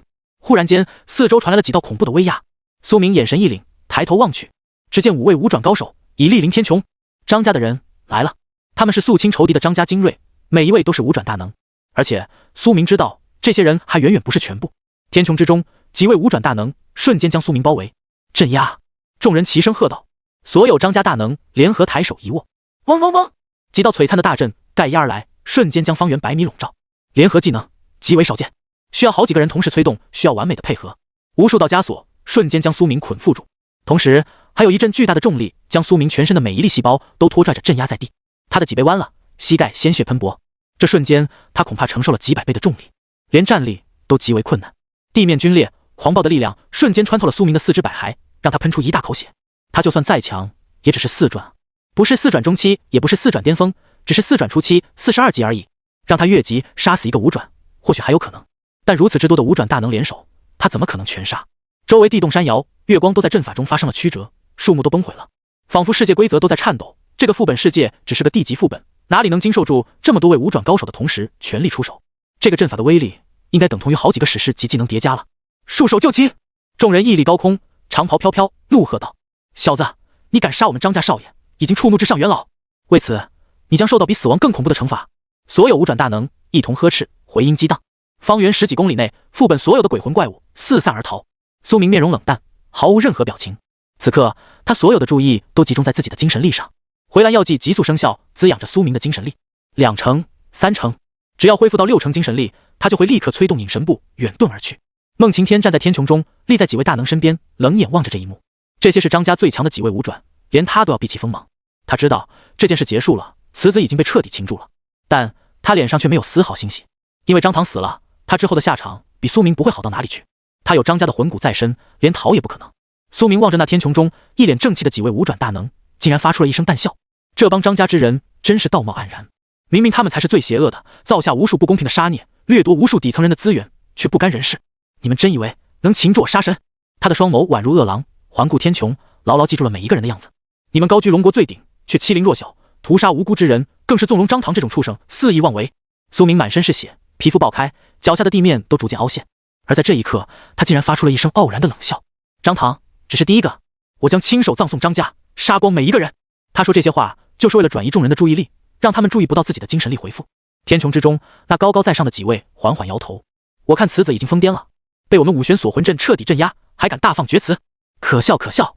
有人仰头大笑，小子，我看你是不知道我们张家魂牢的恐怖，在其中待一瞬间，你便会感觉待了无数个纪元，感觉承受了天荒地老，无穷无尽的痛苦。任何孤傲不驯的人放入其中1秒都承受不住，而你却要承受100年、1000年，甚至连求死都做不到。众人讥讽说道。轰轰轰！天穹边流光闪烁，又是几位高手赶来，又来了3位五转，以及2位6转大能，加起来总共来了8位五转大能，2位6转尊者。有些职业五转便成尊，但他们最终的极限境界将会更低，而有些职业6转才成尊，所以他们的境界上限也会更高。总结而言，无论什么职业，6转都会成尊，所以6转也被普遍称为真正的尊者。那2位6转尊者，一男一女，气态不俗，身穿2色古代文袍，威压鼎盛。他们冷漠地凝视着苏明，仿佛在看一只蝼蚁。见他始终在支撑，不肯双膝跪地，如此倔强。那位男尊者冷淡道：“给我跪！”同时他抬手一握，顷刻间恐怖的力量喷涌而出。只见一根金色的巨指虚影从天而落，死死地落在了苏明的身躯之上。苏明佩戴的那枚原属于张唐的史诗级护体装备双里白玉坠颤抖了一下，随后爆发出2道史诗级护体屏障，层层叠加。然而在6转尊者的一击下，却支离破碎。那巨指之上刻画着无数玄杂的纹路，起码是史诗上品的技能了。压在苏明脊背上，他顿时受伤极重。那6转尊者的巨指让他不断掉血，血肉骨骼都被磨碎。苏明猛地吐出一大口血，他咬着牙强行支撑。张家，充满怒意的2个字从他口中崩出。即便脊背都被压碎，他依然强撑不跪。与前世的痛彻心扉相比，这点痛算什么呢？苏明这一生经历了太多苦难挑战，前世他没有任何背景，从最底层登临8转，可想而知前世的他要经历多少艰险。即使这一刻被8位五转镇压，2位6转虎视眈眈，他也没有丝毫慌乱。此刻他的心中只有一种感情，通透。那位6转尊者面色微惊，这一击他没有动用全力，因为怕镇杀了此人无法丢入魂牢，那样就违背了元老的指示。但他同时受大阵压制，居然还能屹立，即使那装备屏障抵抗了一部分威力，也不至于如此吧。苏明顶着巨大的压力环顾四周，凝望每一个人，他的双眸流溢着金色的光芒，看起来璀璨如圣，仿佛能直穿灵魂。他在这一刻看穿了所有人的资料。苏明眼中寒霜流转，竟然发出了一声淡笑。苏明的性格就是如此，越是危难关头，他越是感到兴奋。他的骨子里就是一个天不怕地不怕的战士，否则他前世怎么可能破入8转？你们每一个人都并不自由。苏明凝视着众人，那双眸之中仿佛蕴藏着能击碎星辰般的坚定。即使有再高的修为，也是奴隶；即使不像孟晴天身有蛊虫，却也差不多了。你们都与张家定下了规则契约，要将家族的利益与命令视作比你们的生命还要至高的东西，绝对忠诚。哈哈哈哈！这一刻，他的笑声就像是嘲笑，传入众人耳中。多么可笑！即使5转、6转又如何？表面潇洒无敌，踏空而行，实则灵魂却在枷锁之中。你们的力量早已不能为自己所用，而是家族的工具。纵有通天手段，也无法从心所欲。这就是你们的悲哀之处。苏明说着，眼神平静如潭水。众人脸上的平静、轻松、讥讽瞬间全部变化，所有人的面容都铁青了起来。苏明的话语无疑是精准地刺破了他们的心中最薄弱的地方。这些人有些是张家的旁系血脉，还有些则是外姓人，当年投靠张家，表现好后才赐姓张。他们得到了张家的资源，成就了今日等级，却也付出了自由的代价，必须时刻听命于家族。苏明的话语简直就是真实伤害。苏明傲视众人，眼神之中甚至还有几分优越感。被镇压的状态下还能有优越感，因为他认为自己的自由之身高于这帮奴隶。吓人！这一刻，所有人都怒了。小子，谨言慎行！我等乃张家精英中的精英，无一不是五转巅峰。苏明冷笑道：什么精英，护主狗对罢了。一名年老的五转顿时气得吹胡子瞪眼，手都在颤抖。此子简直该死！别拦着我，我要彻底镇杀他！所有五转皆是气得面色难看。那两位六转也眉头微皱，手指不自觉地颤抖了一下，差点就想动用技能将苏明碾杀。来啊，杀我呀！苏明冷笑一声，朗声道：只怕你们是不能吧？主人已命令将我丢入魂牢，你们又怎敢擅自镇杀？苏明将张家的元老称为他们的主人，这无疑又重点强调了他们的下人身份。规则有时候能够杀人，有时候却也能够保护人。众人气得咬牙切齿，浑身发抖。该死，此子太会说了！快摘下他的兜帽，看看他到底是谁！众人怒喝道：先看看他是谁，再交给元老。我们的确杀不了你，但却可镇杀你的父母、兄弟、朋友。不知道那时你还笑不笑得出来？一位五转残忍一笑，说道。下一瞬，众人便出手。那大阵之中光芒闪烁，狂风四起，几道锁链轰然鞭打而来，就要击碎苏明的兜帽。这一刻，苏明的面容平淡到了极点，他满身是血，眸光却前所未有的宁静，但笑一声道：我心微末不甘休，命里无时亦强求，纵使人间无着处，也必挥剑斩邪喽。有朝一日气领天，必使张家血倒流，刀剑双绝无一去，此意从今杀天仇。他笑傲此间，声震百米，传遍林间，落叶纷飞。众人勃然大怒，这首诗竟然是要让他们张家血倒流，何等嚣张！苏明笑容潇洒，浴血而立，他的精神力已经恢复到了70%，足以施展出传说级身法隐神步，并且保证他还留有战斗力了。下一瞬，再会！苏明寒声笑道。唰！他的身躯轰然成为了没有实体的黑光，化为一道极度漆黑的影子，无影闪烁，遁去万米之外。刹那间，苏明挣脱了一切压制枷锁，这身法仿佛能穿越空间，超脱于人间之外，不在规则之中。那影子太漆黑了，仿佛能吞没一切的光；那影子太自由了，仿佛能穿透一切的桎梏。甚至就连五转大阵以及六转大能的全力一击都无法拦下他，只能眼睁睁地看着他化为黑芒消散，离开此地。隐神步，传说级身法技能催动的瞬间，他便可进入不可选取状态，任你何等品质的大阵都无法压制住他。那所有锁链瞬间就被他挣脱。众人的眸光震撼到难以置信，这一切发生的太快，简直是令人匪夷所思。怎么回事？这不可能！一名老者目瞪口呆，惊然道：不会吧，我看错了，一定是看错了。他遭我等联手镇压，还受着六转尊者大人的一击压制下，还能遁逃到没影。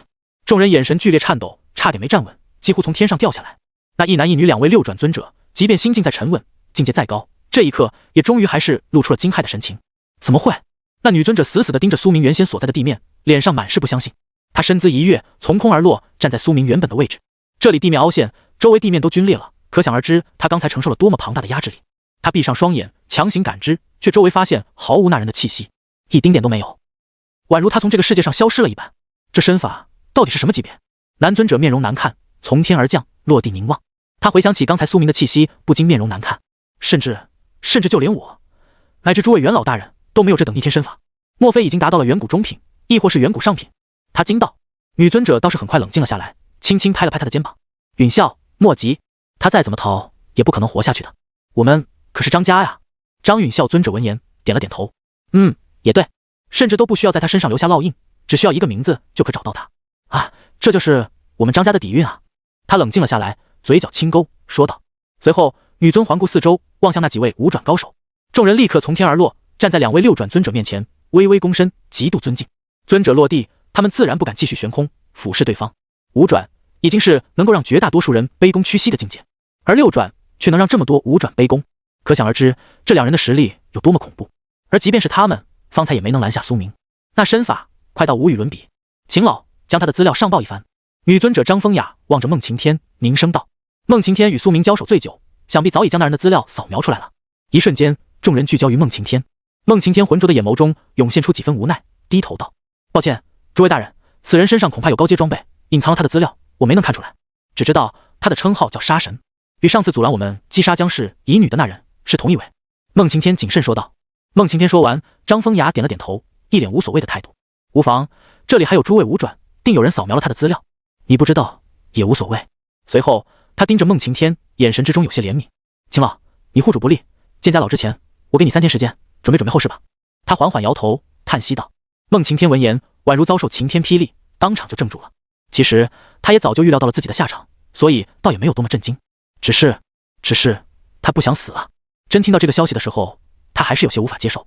他双眸绝望，呆滞了片刻，旋即疯癫一笑，呵呵呵，哈哈！他仰头大笑，身体颤抖，哈哈哈！老夫为张家鞠躬尽瘁50年，付出了家人，付出了一切，付出了尊严，到头来却给老夫一个脏活累活、服侍家主的纨绔少爷，帮着他整日欺凌弱小，屠杀无辜之人，我的心也早已腐坏。说着，孟晴天的眼中生出了几分怨毒。我付出了如此之多，也豁出性命护主，只是实力不济而已。我问心无愧，即便如此，却也要付出生命的代价。张家，好一个张家！他大笑不止，涕泪横流。随即他望向50米外的那棵树下，张唐少爷的凄惨尸体。说到底，还不是他自己愚蠢，派曹沙去杀另一位无辜的武转高手不纯风，致使只有我一人保护他。说到这，孟晴天眼神中涌现出几分恨铁不成钢以及愤恨。否则，若有我与曹沙配合保护，他又怎么可能会死？一切只怪他太蠢。他也是豁出去了，反正都要没命了，干脆把想说的都说出去，把这些年的愤怒、委屈都发泄一番。我唯一的错，就错在我不是张家人。我唯一的罪，就是起于微末，却依然想要活成有尊严的强者。我原来终归世外。孟晴天话还没说完，够了！张允孝面容平静，打断道：“噗嗤！”随后他抬手一指点出，这一指轻飘飘的，仿佛他随手而为。但顷刻间，千百道金色的光芒流转，旋即化作万道玄针，将孟晴天的半边身体都炸碎成了血雾。他猛地喷吐出一大口血，跪倒在地。众人的目光都凝视着他，他感到自己狼狈至极，尊严尽失。孟晴天，莫要乱语！我知道你将死，一身实力皆要化为泡影，所以有所不甘，但管住你的嘴。张允孝高高在上，冷声道。孟晴天眼神悲惨，缓缓爬起身。明明他年纪更大，却要被这样一个小辈呵斥，他心中有酸楚，也有无奈。一把年纪踏入错路，身不由己。秦老，不要再说了。女尊者张风雅望着孟晴天，眼神认真至极。去料理后事，3天后回张家，这是我能帮你的最后一件事。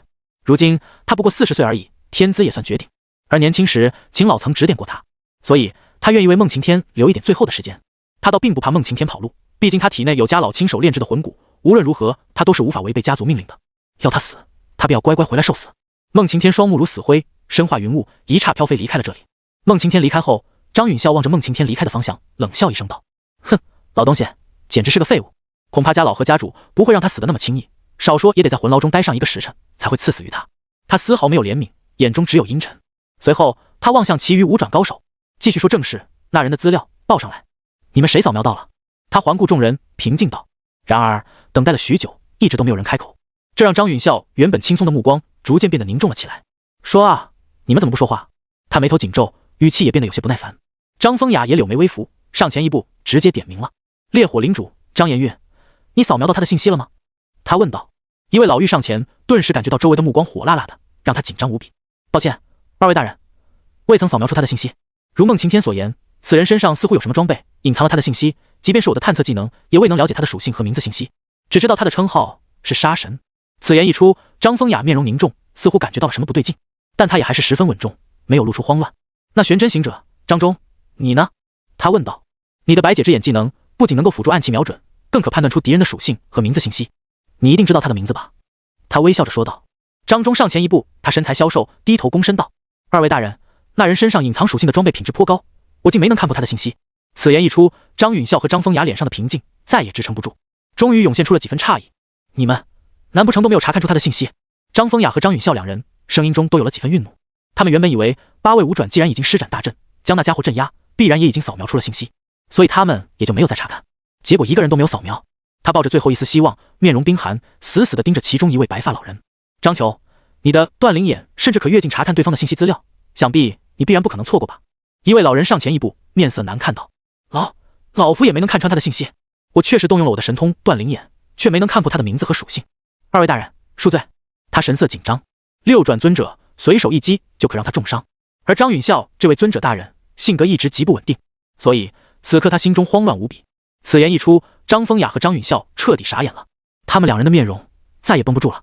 一群饭桶，该死！你们竟然一直都没有扫描出他的信息！2位6转尊者的威压毫不保留地爆散而出，众人浑身汗毛竖立，惊得心中发怵，连忙解释道：“实在抱歉，尊者大人，因为我们已经用大阵将他彻底镇压，还以为此事已经板上钉钉的结束了，所以也就疏忽了。谁能想到他还有这种逆天身法，可挣脱枷锁。”众人满身冒汗，紧张到了极点。张允孝差点忍不住出手，给众人一人一击。还好张风雅拉住了他，他眼眸中也有愤怒，他也感觉自己被那人耍了。他深呼一口气，强行压制住了怒意。罢了，只要有他的称号，也能查出他的信息。我们张家手段无尽，杀神是吗？有点意思。叫这个称号的，全蓝星应该没有几个，我会让家族派人寻找他。无论他在蓝星的哪个角落，哪怕逃出龙国，他也依然会被诛杀。我张家的手腕不必担心。他眼眸中生出一抹孤傲，仿佛张家的强大就是他的强大。这倒也确实，毕竟他不是孟晴天那样的奴隶，他算是真正接触到张家核心权力圈的强者之一了。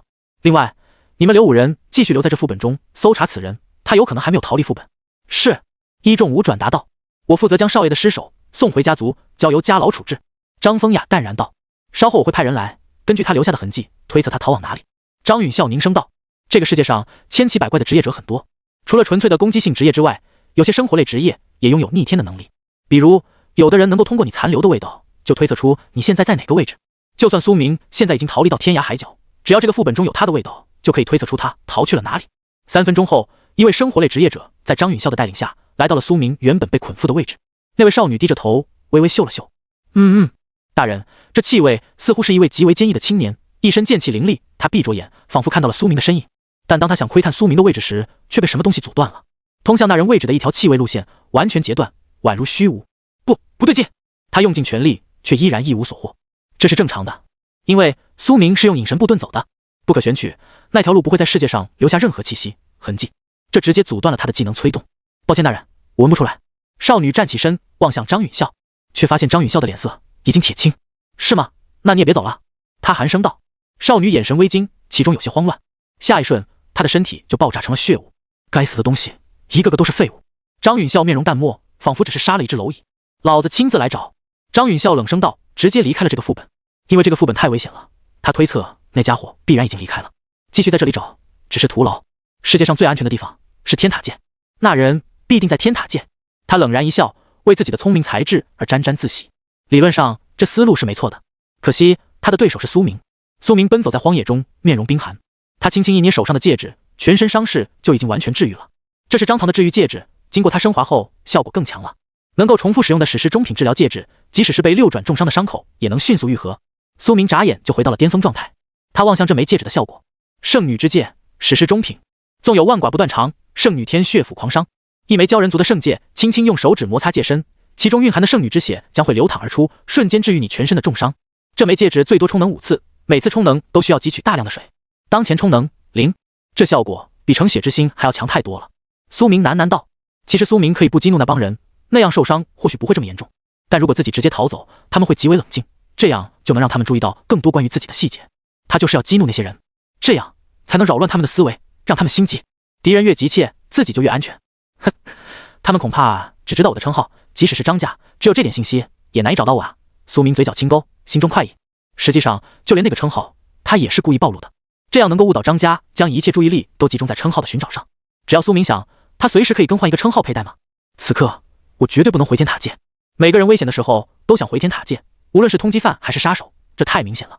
我若回去就是自投罗网。理论上说，天塔界是不允许出手争斗厮杀的，但对手可是张家，而且这一次自己杀了他们的大少爷张唐，绝对是触怒了龙灵。张家肯定会不惜一切代价将自己杀死，即便是在天塔界出手也在所不惜，即使要面对龙国的责问。所以苏明决定先在这个副本待一阵子，避避风头。俗话说得好，最危险的地方就是最安全的地方，但我也不能太招摇，他们必然也留了人在这个副本中继续追查我。苏明淡道。他一边朝着幽月领地与血月领地交界处的峡谷奔袭，同时取出了4个手环，这些都是从张唐身上扒下来的。本来在拍卖行苏明想要，却被张唐买下，现如今终于是成为了他的东西。苏明没有丝毫犹豫，立刻进行了升华。升华成功，无面人手镯，钻石下品，由紫灵隐钢、幻物粉末、纯黑翡翠等多种材料打造的手镯，佩戴后可以为自己提供一个常驻 buff。无面隐藏或改写你的个人资料面板和属性，其他人无法窥视，并且你可以改变你的外貌。只有品质比此物高的技能、物品或境界比你高的人，才能通过驱散该 buff 的方式探知你的真实信息。手环呈现漆黑色的质地，并没有像是翡翠一般反光，反而是哑光材质，十分低调。上面还有一些纹石的铭刻纹路。苏明缓缓点头，立刻取出其中一个手环戴在了手上。骤然间，他的全身属性都隐藏了。但这个效果苏明根本不需要，因为他的传说级全隐藏效果更猛，也不需要消耗多少精神力。他真正需要的是那个改变外貌的效果。他心念微动，嗡，一个诡异的声音响起，苏明的面庞上仿佛出现了某种光学立场，紧紧地贴合在他的脸上，改变了他的容貌。苏明取出一把剑，用剑身的镜面反射，看着自己的容貌。保留了我原本容颜的几分神韵。如果是熟悉的人，兴许一眼就能认出我来，但如果是不认识我的人，即便记录下我现在的样子，也无法查出我是谁。只是眸光神韵相同，难以反推出我原本的样子，即使是大数据搜查也做不到。这样的效果堪称完美。苏明满意无比，他立刻打开信件列表，给季瑶、严泽、江云清三个分别发送了一个手环过去。苏明，你在哪？季瑶秒回信息。苏明面色凝重，说道：季瑶，我现在在一个副本中干了一件大事，你们这段时间务必不要联系我，和严泽、云清好好的躲在旅馆里。他说道。好。季瑶立刻回复，同时他心中也开始想入非非。苏明所说的大事是什么？这段时间里，张家可能会派人搜查天塔界，我发送给你们的手环可以改写资料，你们用假名应付过去。季瑶查看了一番手镯，顿时震惊了。天哪，3件钻石品质的装备！他震撼不已，连忙呼叫严泽和江云清过来。两人也都是眸光颤抖。这3个手环效果这么强，拍卖行买的，无需惊讶。苏明道：好了，我要办事了，你们注意，一定要小心张家的搜查。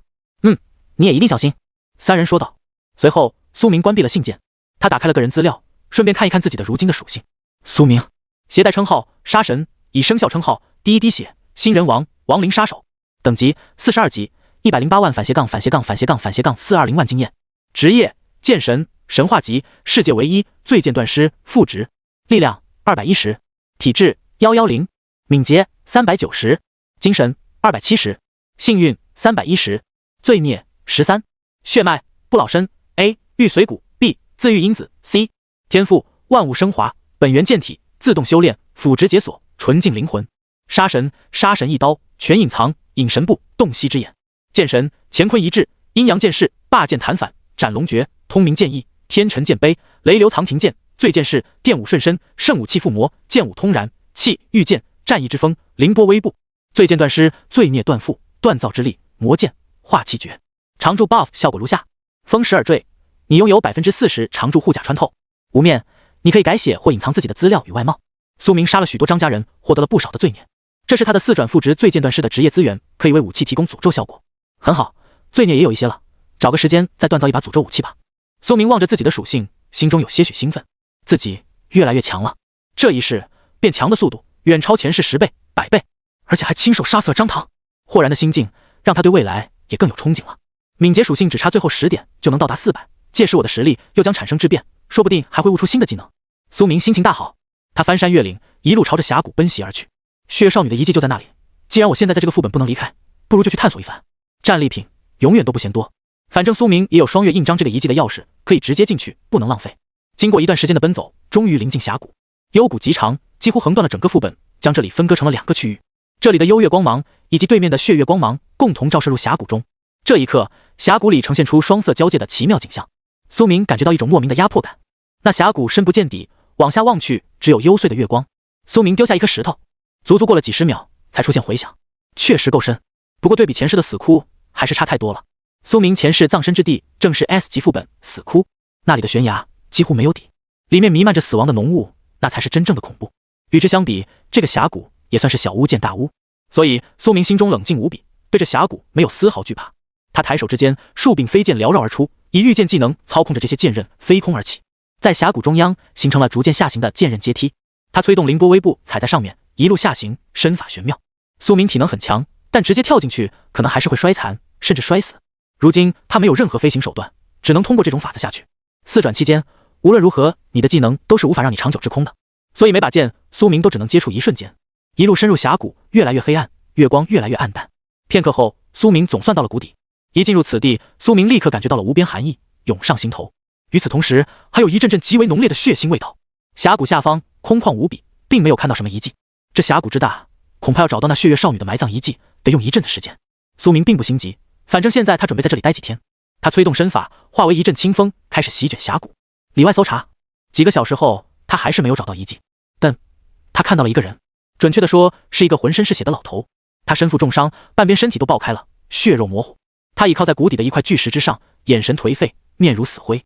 他手中捧着一壶老黄酒，苏明一眼就认出了他来，孟晴天。他立刻戒备至极，抬手之间，所有的飞剑都急刺而去，将孟晴天完全包围。如果孟晴天报告了自己的位置，那么所有追兵都会赶来，到时候自己就麻烦了。苏明缓步上前，却发现孟晴天眼中并没有战意、敌意，这个老人已经完全喝醉了。孟晴天缓缓抬头，面无表情，宛如一个活死人。我不会杀你，滚吧！他嘶哑道。他和苏明并没有血仇，只是职责所在，为了保护少爷才与他大战。现如今，孟晴天已被张家抛弃，生命都已经到了尽头，自然也懒得与苏明再交手。况且苏明可是张家的敌人，自己何必去杀？苏明确实改变了容貌，但那满天飞剑告诉了他苏明的身份。孟晴天。苏明站在他面前，声音冰冷淡道：怎么沦落至此了？孟晴天露出一声麻木的惨笑，哼，全是拜你所赐啊。苏明面容凝重，也大概猜出了原因。他立刻催动孟晴天脑中的蛊虫，窥探他的记忆。没错，意志蝶蛊一直都在孟晴天脑中，没有离开。苏明原本准备让这只蛊虫随着孟晴天回到张家，看看情况，打探一些情报。无论距离多远，苏明都能够与这只蛊虫心灵相通。现在看样子多半是不行了，孟晴天应该已经被逐出张家了，那就不如直接窥探一番他的记忆。五转大能的记忆，一只钻石级的蛊虫想要窥探几乎不可能，但那是正常情况下。而现在孟晴天显然已经崩溃，战意全无，意志薄弱无比，所以也就可以窥探了。窥探记忆的期间内，孟晴天感受到大脑一阵刺痛。啊，你到底干了什么？他一把捏碎了手中的酒壶，怒喝道。从苏明杀死张唐开始，孟晴天就一直感觉脑中有什么东西在啃食自己，剧痛无比。苏明面无表情，抬手之间，数把飞剑架在孟晴天身上，让他不敢轻举妄动。双焰死痕断剑的二色流光，银斩之剑的漆黑色的虚无幻刃，战意之风的橙色剑刃，多重长剑灵身，锋利的寒气削断了几根孟晴天的头发。孟晴天可以反抗，但他现在什么都不在乎了。望着那些飞剑，他只是苦笑一声，重新坐到了石头上。哼，搜魂之法吗？看吧，随你看，老夫已什么都不在乎了。他低头颓然，叹息笑道。苏明甚至能够在六转的压制之下逃走，恐怕实力在自己之上。他自知不敌，索性接受这一切。将死之人，而且是一位失去信念的将死之人。这样的人，即便是空有五转实力又如何？他的心才是一切力量的根本。苏明的脑海画面与意志蝶蛊同步，一切接连闪烁。终于，他看完了事情的全过程。原来孟晴天已经被张家抛弃，全因护主不利。3天后，他就要死了。那女尊者张风雅给了他最后3天料理后事的时间，是希望他给自己的后代交代一番。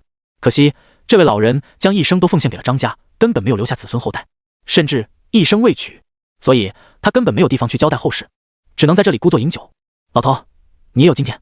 苏明面容平静，冷道：为张家服侍一生的下场，你终于明白了吗？看着孟晴天那失魂落魄的样子，他仿佛看到了前世的自己。苏明可心中没有任何怜悯，依然杀意凛然。这个家伙跟着张唐，不知道干了多少坏事，杀死了多少无辜之人，杀他绝对不冤。苏明抬手一握，嗖，双焰死痕断剑飞流而来，落在他的掌中。剑锋流转着二色，一兵一焰照亮了孟晴天苍老的面庞。苏明一剑刺去，直接穿透了孟晴天的脖颈。孟晴天下意识地催动了雾化己身技能，骤然间，他的身躯化为了云雾，直接无视了99%的物理伤害。饶是如此，剑刃上的冰霜与火焰也还是成功砍在了他雾化的身躯之上，让他剧痛至极。毕竟这不是物理伤害，云雾也无法避免。孟晴天的双眸死死地盯着苏明的剑刃，丝毫没有反抗的意思。他竟然后退一步，主动解除了雾化。反正老夫也是将死之人，哼，动手吧。他咬牙道，干脆利落点。他说着，眼眸中还蕴含着无尽的杀意，但那杀意却不是对着苏明的，而是对张家的愤恨之意。他全心全意服侍这个家族，期望着、幻想着他们能赐姓张，能为自己取出大脑中的灵魂蛊虫，让自己成为真正的张家人。可惜那一切都只是谎言。现如今，他对张家只有纯粹的恨。苏明望着他的眼眸，观察到了那种决绝。他的断剑猛地点在孟晴天的额头上，刺出一个血点。这一剑没有斩杀他。孟晴天面容微惊，呵斥道：做什么？难道事到如今，你还要羞辱老夫吗？他一下子站起，面容悲痛中带有一丝愤怒。给我个痛快！反正即使你不杀我，我也会自绝，否则我将受魂劳之苦。我这一生老来才终于看清一切，怎么死都行，只要不死在张家人手中就行。他望着苏明寒声道，拳头紧握。苏明面容冷冽，却瞬间收剑。老头，你恨张家吗？听到这句话，孟晴天毫不犹豫。恨，如何不恨？这么多年，我所得到的，与我付出的，根本不成正比。老人只剩半截身躯，甚至已经不愿意喝药治愈，就这样保持着残缺的状态。他对生已经毫无渴望。他仅剩的那只手臂，五指死死地插进枯黄的头发里，面如死灰。我20岁便是3转，纵然不是天才，却也是有资格拜入天塔界的。他声音嘶哑，回想当年，纵使没有张家的帮扶，或许我也可以晋升4转、5转。他的眸光中出现了几分遐想。如果没有拜入张家，仅靠自己的力量成为5转，那么他如今将会多么自由，多么逍遥。可我年少无知，急功近利，迫不及待地想要变强，最终走入深渊。他语气颤抖，咬牙切齿。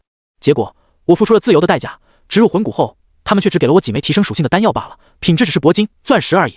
这么多年，我所获得的就只有这么一点东西。他们仗着我脑中有蛊虫，便将我当成牛马驱使。说着，孟晴天的拳头都攥出了血，几乎忍不住要仰天长啸。如有能力，老夫真想挨个屠尽张家之人，尤其是那位魂骨家老，我要让他生不如死。听着孟晴天歇斯底里的话语，苏明笑了。服侍张家这么多年，到头来一朝被抛弃，与奴隶根本无甚分别。一位5转大能，在外面那是真正的天地强者，踏空而行，是所有转职者的梦想、楷模、榜样。然而孟晴天却只因为走错了一步，就堕入万劫不复的深渊。孟晴天，你拜入张家这么多年，恐怕也做过许多血腥之事，难道仅凭你一句脑中有蛊虫，就可以洗刷你所有的罪孽吗？苏明淡笑道。孟晴天听闻此言，倒是垂下了头。不，他心都在滴血，给出了这样一个回答。他还有良知。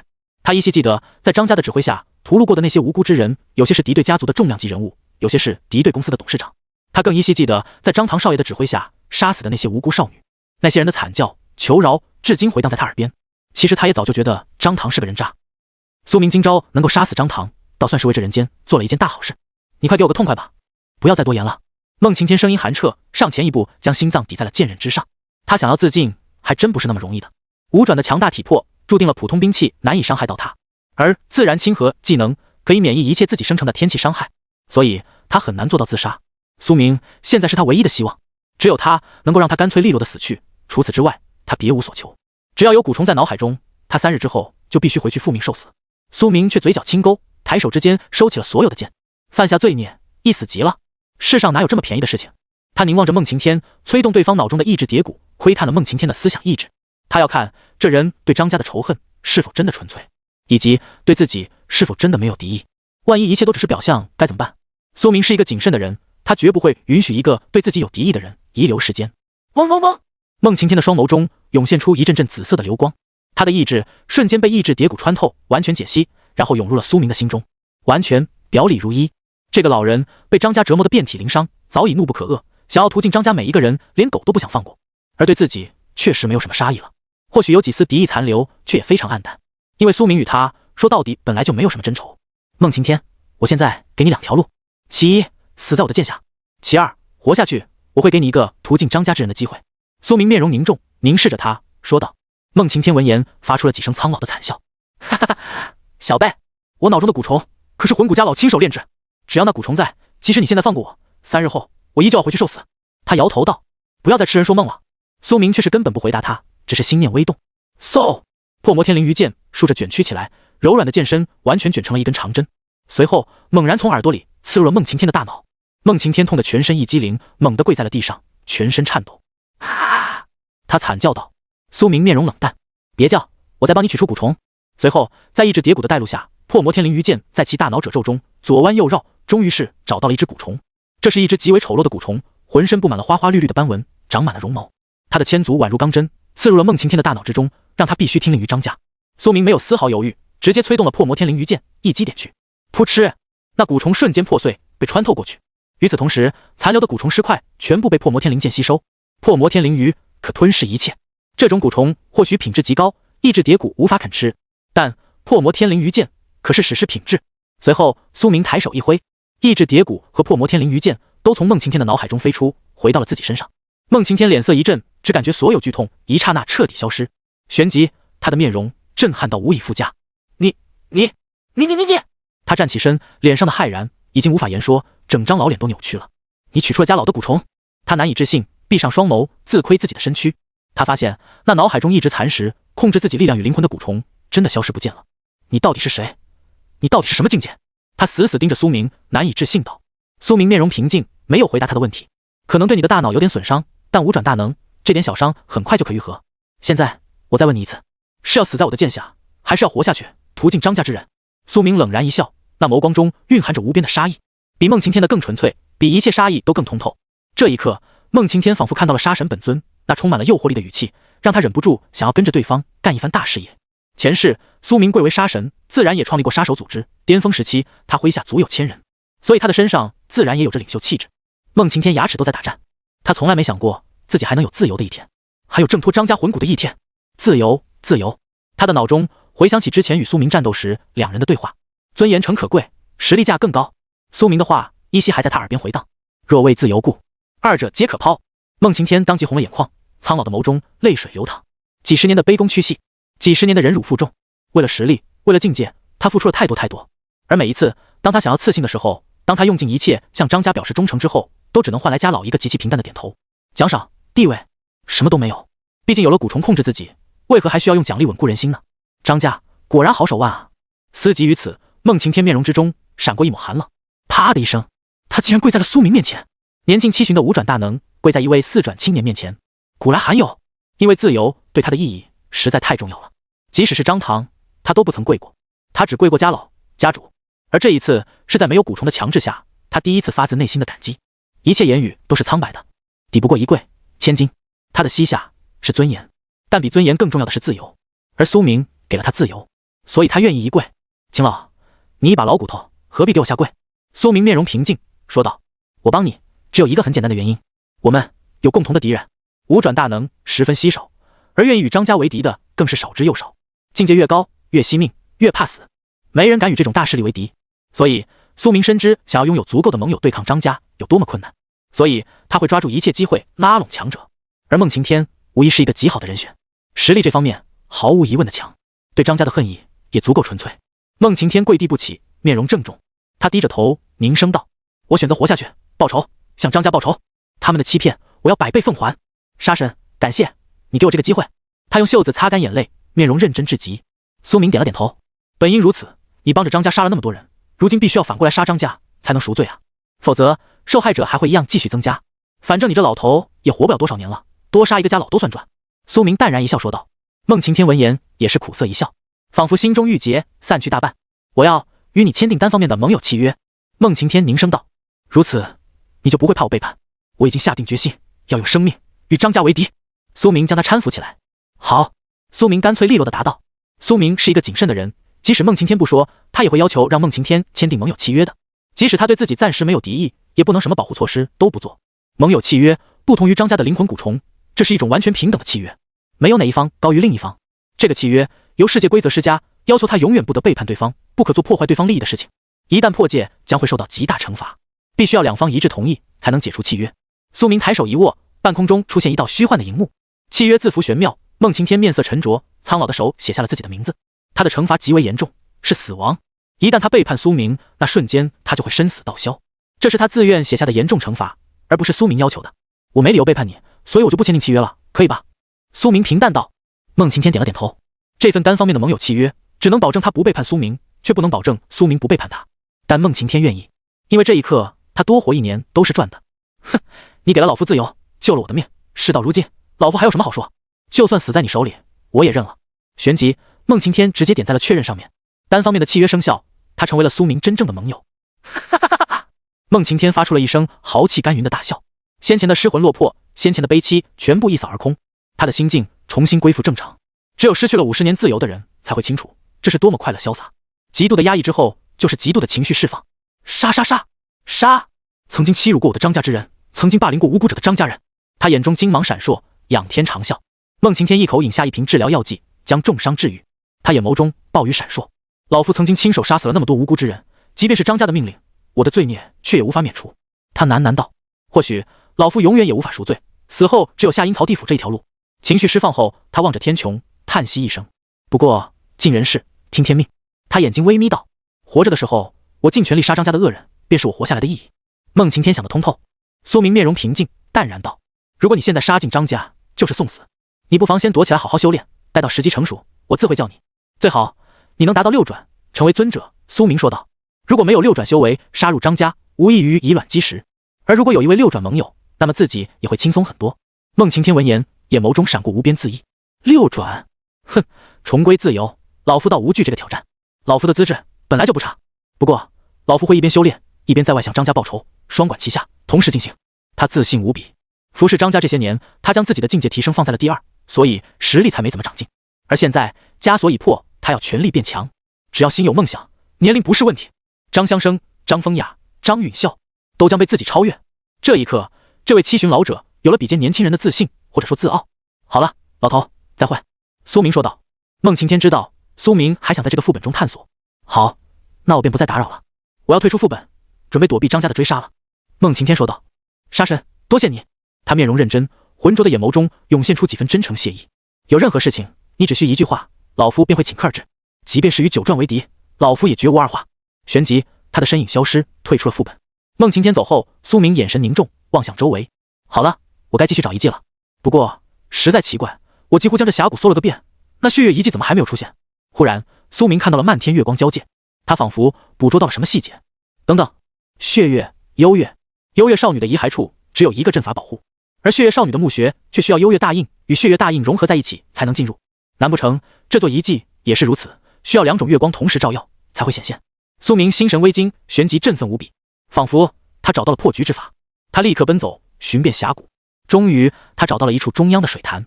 这水潭之中倒映着绿色的幽月之芒以及血色的月光凝聚成漩涡。苏明上前一步，用双眸凝视着那水潭中的双月融合的光点倒影。轰然间，周围的月光曲折波动，绿光与血光交叠，2种月光纹路层层叠叠凝聚在一起，最终居然破碎爆开。旋即，一座巨大的古遗迹建筑显露在苏明面前，就坐落在峡谷中央。必须要在双月照耀下，这座建筑才会显现，怪不得我一直没发现。苏明喃喃道：如果用洞悉之眼，自己肯定瞬间就能看到。不过他刚才催动了隐神步逃命，现在精神力所剩不多，所以他并没有时刻催动洞悉之眼。还好他思维活络，最终没有错过这个遗迹。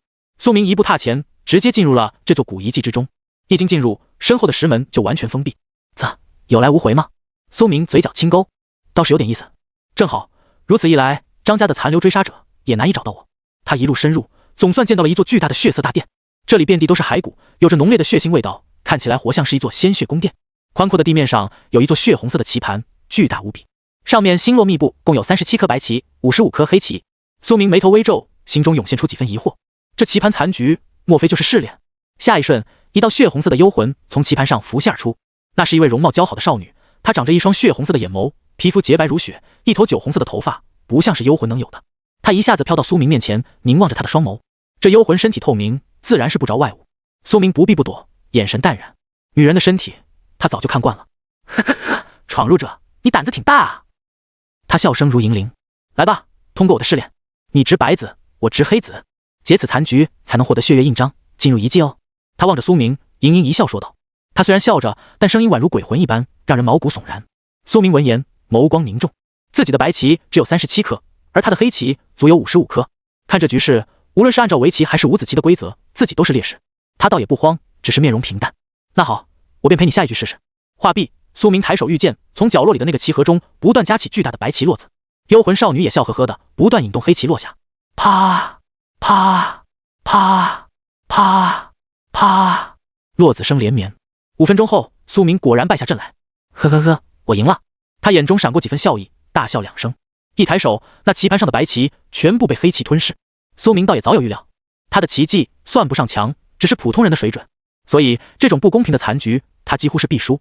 那幽魂少女狞笑一声，猛地冲了过来。呵呵，你输了，那么就去死吧！想要进入我的坟墓，你还不够格！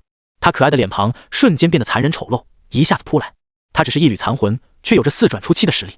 如果是普通的冒险者，恐怕瞬间就要被他震杀。而且不只是他出手，天花板上还有数道陷阱触发，无数血色暗箭激射而来。看来只要是通不过试炼的人都得死在这里。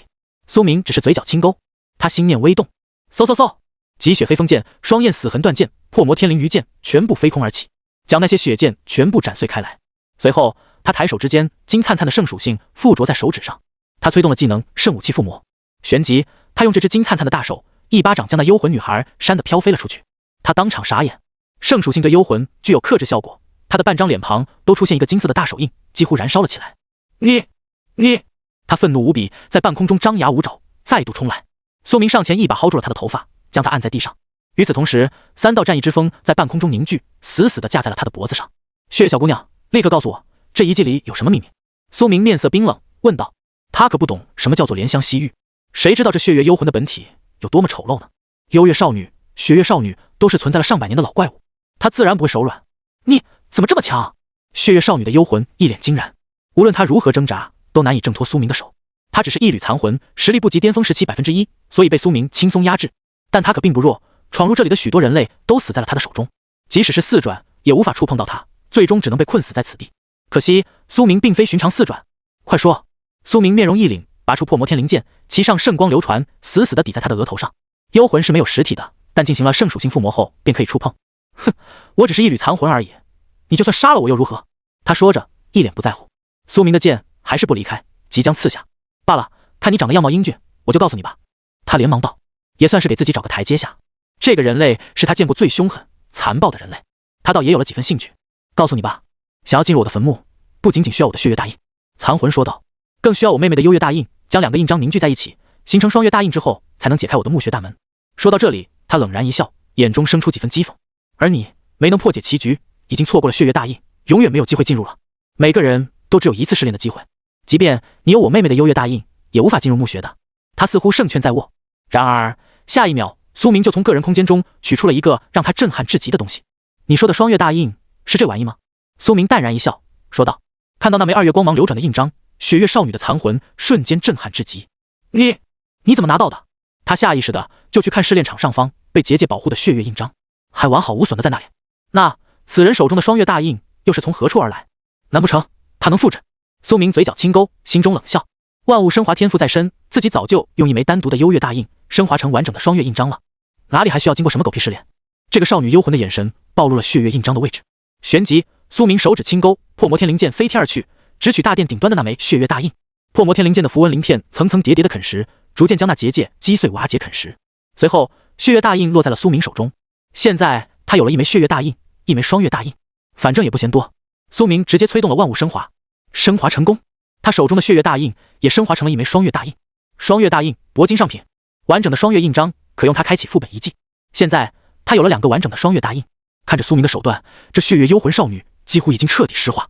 你，他已经无法开口说话，震撼到无以复加。苏明压根不理他，将那双月大印嵌进了墙壁的凹槽之中，墙壁瞬间将那双月大印碾碎，将其中的2月光芒吸收。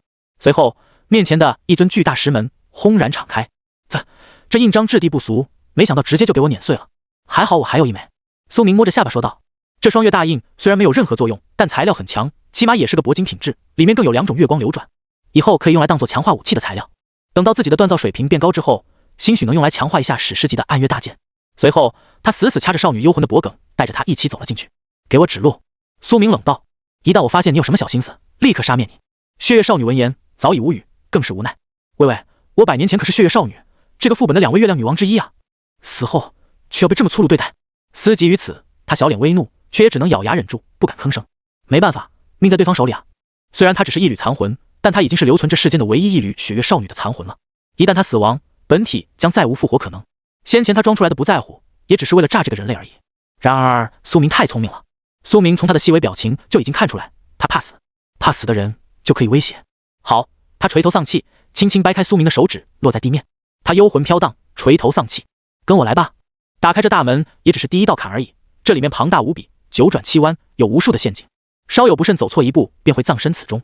你可要跟紧了。他走在苏明前方，一路深入，苏明愈发闻到血腥味浓郁。这血腥味并不似兽血、人血那般腥臭难闻，反而充斥着一种病态的甜美之感，就像是季瑶变为半吸血鬼后身上的味道。难道这血月少女的本体是吸血鬼？思及于此，苏明心神微震。这个副本的秘密果然诡谲啊！不过吸血鬼并不都是邪恶的。苏明联想起之前和幽月老太婆的残魂交谈的时候，幽月老妪提到过，她当年是想要屠尽这个世界的生灵，所以她姐姐血月少女才与她为敌。这么看来，血月少女并不一定是坏的，所以苏明并没有立刻斩杀她的残魂，一路前进，逐步踏入遗迹深处。半路上偶尔会有一些幽魂飘荡而来，血月少女的残魂只是抬抬手就可将之驱散。散开散开，看不见这个人威胁着我吗？血月少女小脸愠怒，大声道。那些残魂便自行退去。与此同时，残魂们还发出幽怨的声音。可恶，竟敢威胁我们的血月少女！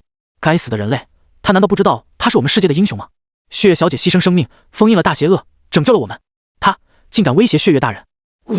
我愤怒啊，我恨啊！幽魂们的声音细如蚊蝇，虚无缥缈，苏明却还是能听见。声音有嘶哑的，有像小孩的，有像女人的。血月少女面容复杂，咬着嘴唇说道：“好了，你们不要再说了。”苏明一直通过御剑手段催动着3把剑，指着他的身躯威胁着血月少女的残魂。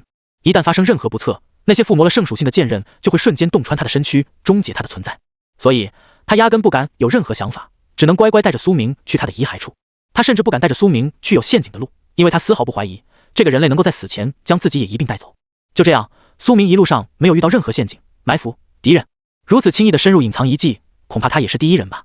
4转之后，苏明的战斗力强悍了太多，甚至可以威胁这个副本世界中的双王之一的残魂，威胁遗迹之主带路，也只有他才有这个胆量。对了，你的随葬宝物到底是什么？苏明问道。血月少女的残魂闻言，脸上闪过一抹凝重。哼，果然是为了宝物而来吗？他小嘴一撇，说道：告诉你也无妨，我的随葬宝物不是别的，只是一本古老的书籍。书籍没有任何特殊能力，上面只记载了一种古老的封印魔法。苏明闻言，眉头微皱。什么封印魔法？他问道。血月少女闻言，眼神变得认真了起来。那是封印这个世界真正邪恶的唯一魔法，我就是为了封死那个邪恶之物，才付出了生命的代价。说到这里，他眼中闪过几分阴冷。你有双月大印，想必也见过我妹妹幽月少女的残魂了吧？苏明点了点头。是。他的回答很简略，不过与其说她是少女，不如说是老太婆。回想起那老太婆残魂的丑陋程度，苏明还是难以忘怀。而血月少女长得还算顺眼。血月少女点了点头。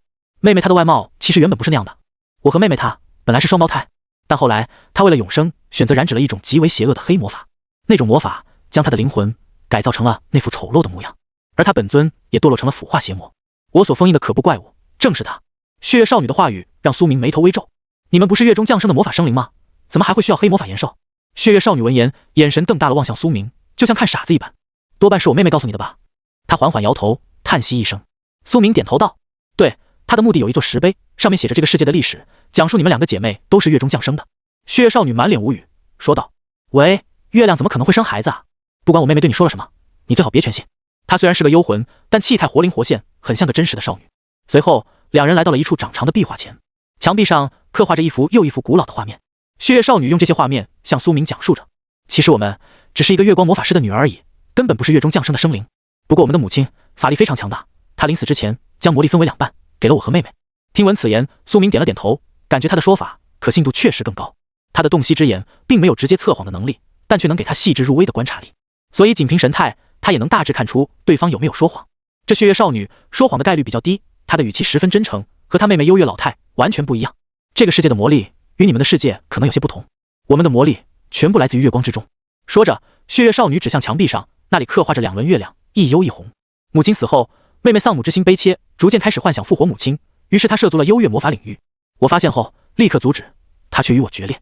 最终她离开了我，去往了峡谷对岸的幽月领地，彻底改为信仰幽月魔法，背离了我和母亲。幽月是极为邪恶的月亮魔法，那里的月光照耀之处，生灵都会死去并变成幽魂。说到这里，血月少女眼眸中生出几分自责。我妹妹的野心逐渐膨胀，竟然开始施展黑暗大魔法，要将这个世界的所有生灵都变为幽魂，用来献祭给母亲，以复活她，并且那些幽魂她也可以吸取，增强她自己的力量。她精通血月魔法与幽月魔法，我最终不敌，没能阻止她。于是这个世界就变成了这副模样，沦落为了荒芜的满是幽魂的副本。最终我实在迫不得已，只好催动封印大阵，将她彻底镇压。听闻她的话语，苏明眉头紧蹙，他敏锐地捕捉到了几个细节。不，你恐怕还有所隐瞒。你妹妹的实力既然在你之上，那你又如何将她封印镇压？苏明的这个问题瞬间将血月少女问住了，她一时间没能回答上来，眼眸中闪过几分慌乱。恐怕你所说的历史是真假掺杂的吧？苏明眸光洞若观火，冷笑一声道：真假掺杂的谎言是最难分辨的。此言一出，血月少女的眼神猛地颤抖了一下，她没料到苏明的感知力如此强悍。她轻咬银牙，最终选择闭口不谈。够了，我只负责带你到达我的目的，别的一概不负责。她拳头紧握，说道：我已在此等待了100年，早已孤独无比，激进癫狂，渴望终结。无论你见到我的尸体后是选择杀灭我，释放我妹妹的邪恶，还是要终结妹妹，给我解脱，都随你，我不管了。反正这个世界早已尽是幽魂。这些话说出来，他终于松了一口气，仿佛如释重负。一直以来他背负的太多了。苏明不再言语，紧跟着他步伐加快，一路前进。这遗迹极为庞大，其中弯弯绕绕，四通八达，似乎还有许多其他的入口。终于，苏明通过一处狭窄的山道，到达了他的目的。这里是一处血红与幽色遍布的庞大墓穴，极为宽敞庞大，占地面积恐怕有几千平方米。地面上刻画着无数悬杂的阵纹符号，那些都是封印魔法的一部分。2座石质棺椁静静地躺在墓穴的最中央，这里就是我的身躯所在之处。血月少女的幽魂凝望着这里，眼神难过。现如今，她的生死都在这个男人的一念之间了。苏明眼神平静，直接动用洞悉之眼扫描这2座棺椁。血月少女的棺椁，其中埋葬了月光魔法师的大女儿血月，她继承了母亲的吸血鬼之力。理论上，她可活1000年，但她牺牲了自己的长命，将灵魂融入母亲留下的封印大阵中，将妹妹彻底封印。当阵法被破坏时，他将归来。优越少女的棺椁，其中埋葬了月光魔法师的二女儿优越，她继承了母亲的全部魔法天赋。这具棺材中埋葬的是她扭曲的邪恶魔法肉体，只需斩杀血月少女，她便可复活。苏明看着这两座棺材的资料，眼神微凝，他一眼就看到了最关键的信息。原来如此，他眸光中金芒闪烁，猛地望向血月少女，他瞬间就知道了一切，终于能将事情理顺了。你母亲临死之际，并没有将魔法天赋分为2半给你和妹妹吧？苏明冷笑着道，而是将魔法全部给了优越，而吸血鬼的血脉全部遗传给了你。苏明眼眸之中闪过几分冷冽，此言一出，血月少女震撼至极，她没想到苏明这么快就发现了，洞悉之眼实在太强，一切秘密都无所遁形。是，你说对了，他无奈道，事到如今，狡辩也无任何意义。这个人类实在太聪明了。我隐瞒这件事，不是因为我心虚，而是因为你们人族极端仇视吸血鬼，我怕我一说出来就要被你斩杀。他一脸苦笑说道，我妹妹的黑化，其中也有一部分原因是嫉妒我吸血鬼血脉的长寿，而她空有魔法天赋，却只能日渐衰老。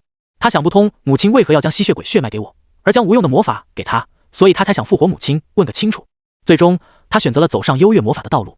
她一屁股坐在自己的棺材上，摇头叹息，哎，明明魔法才是最有用的，能够为居民们铸造武器，凭空生成水源，能够创造那么多幸福，她却觉得不如吸血鬼血脉。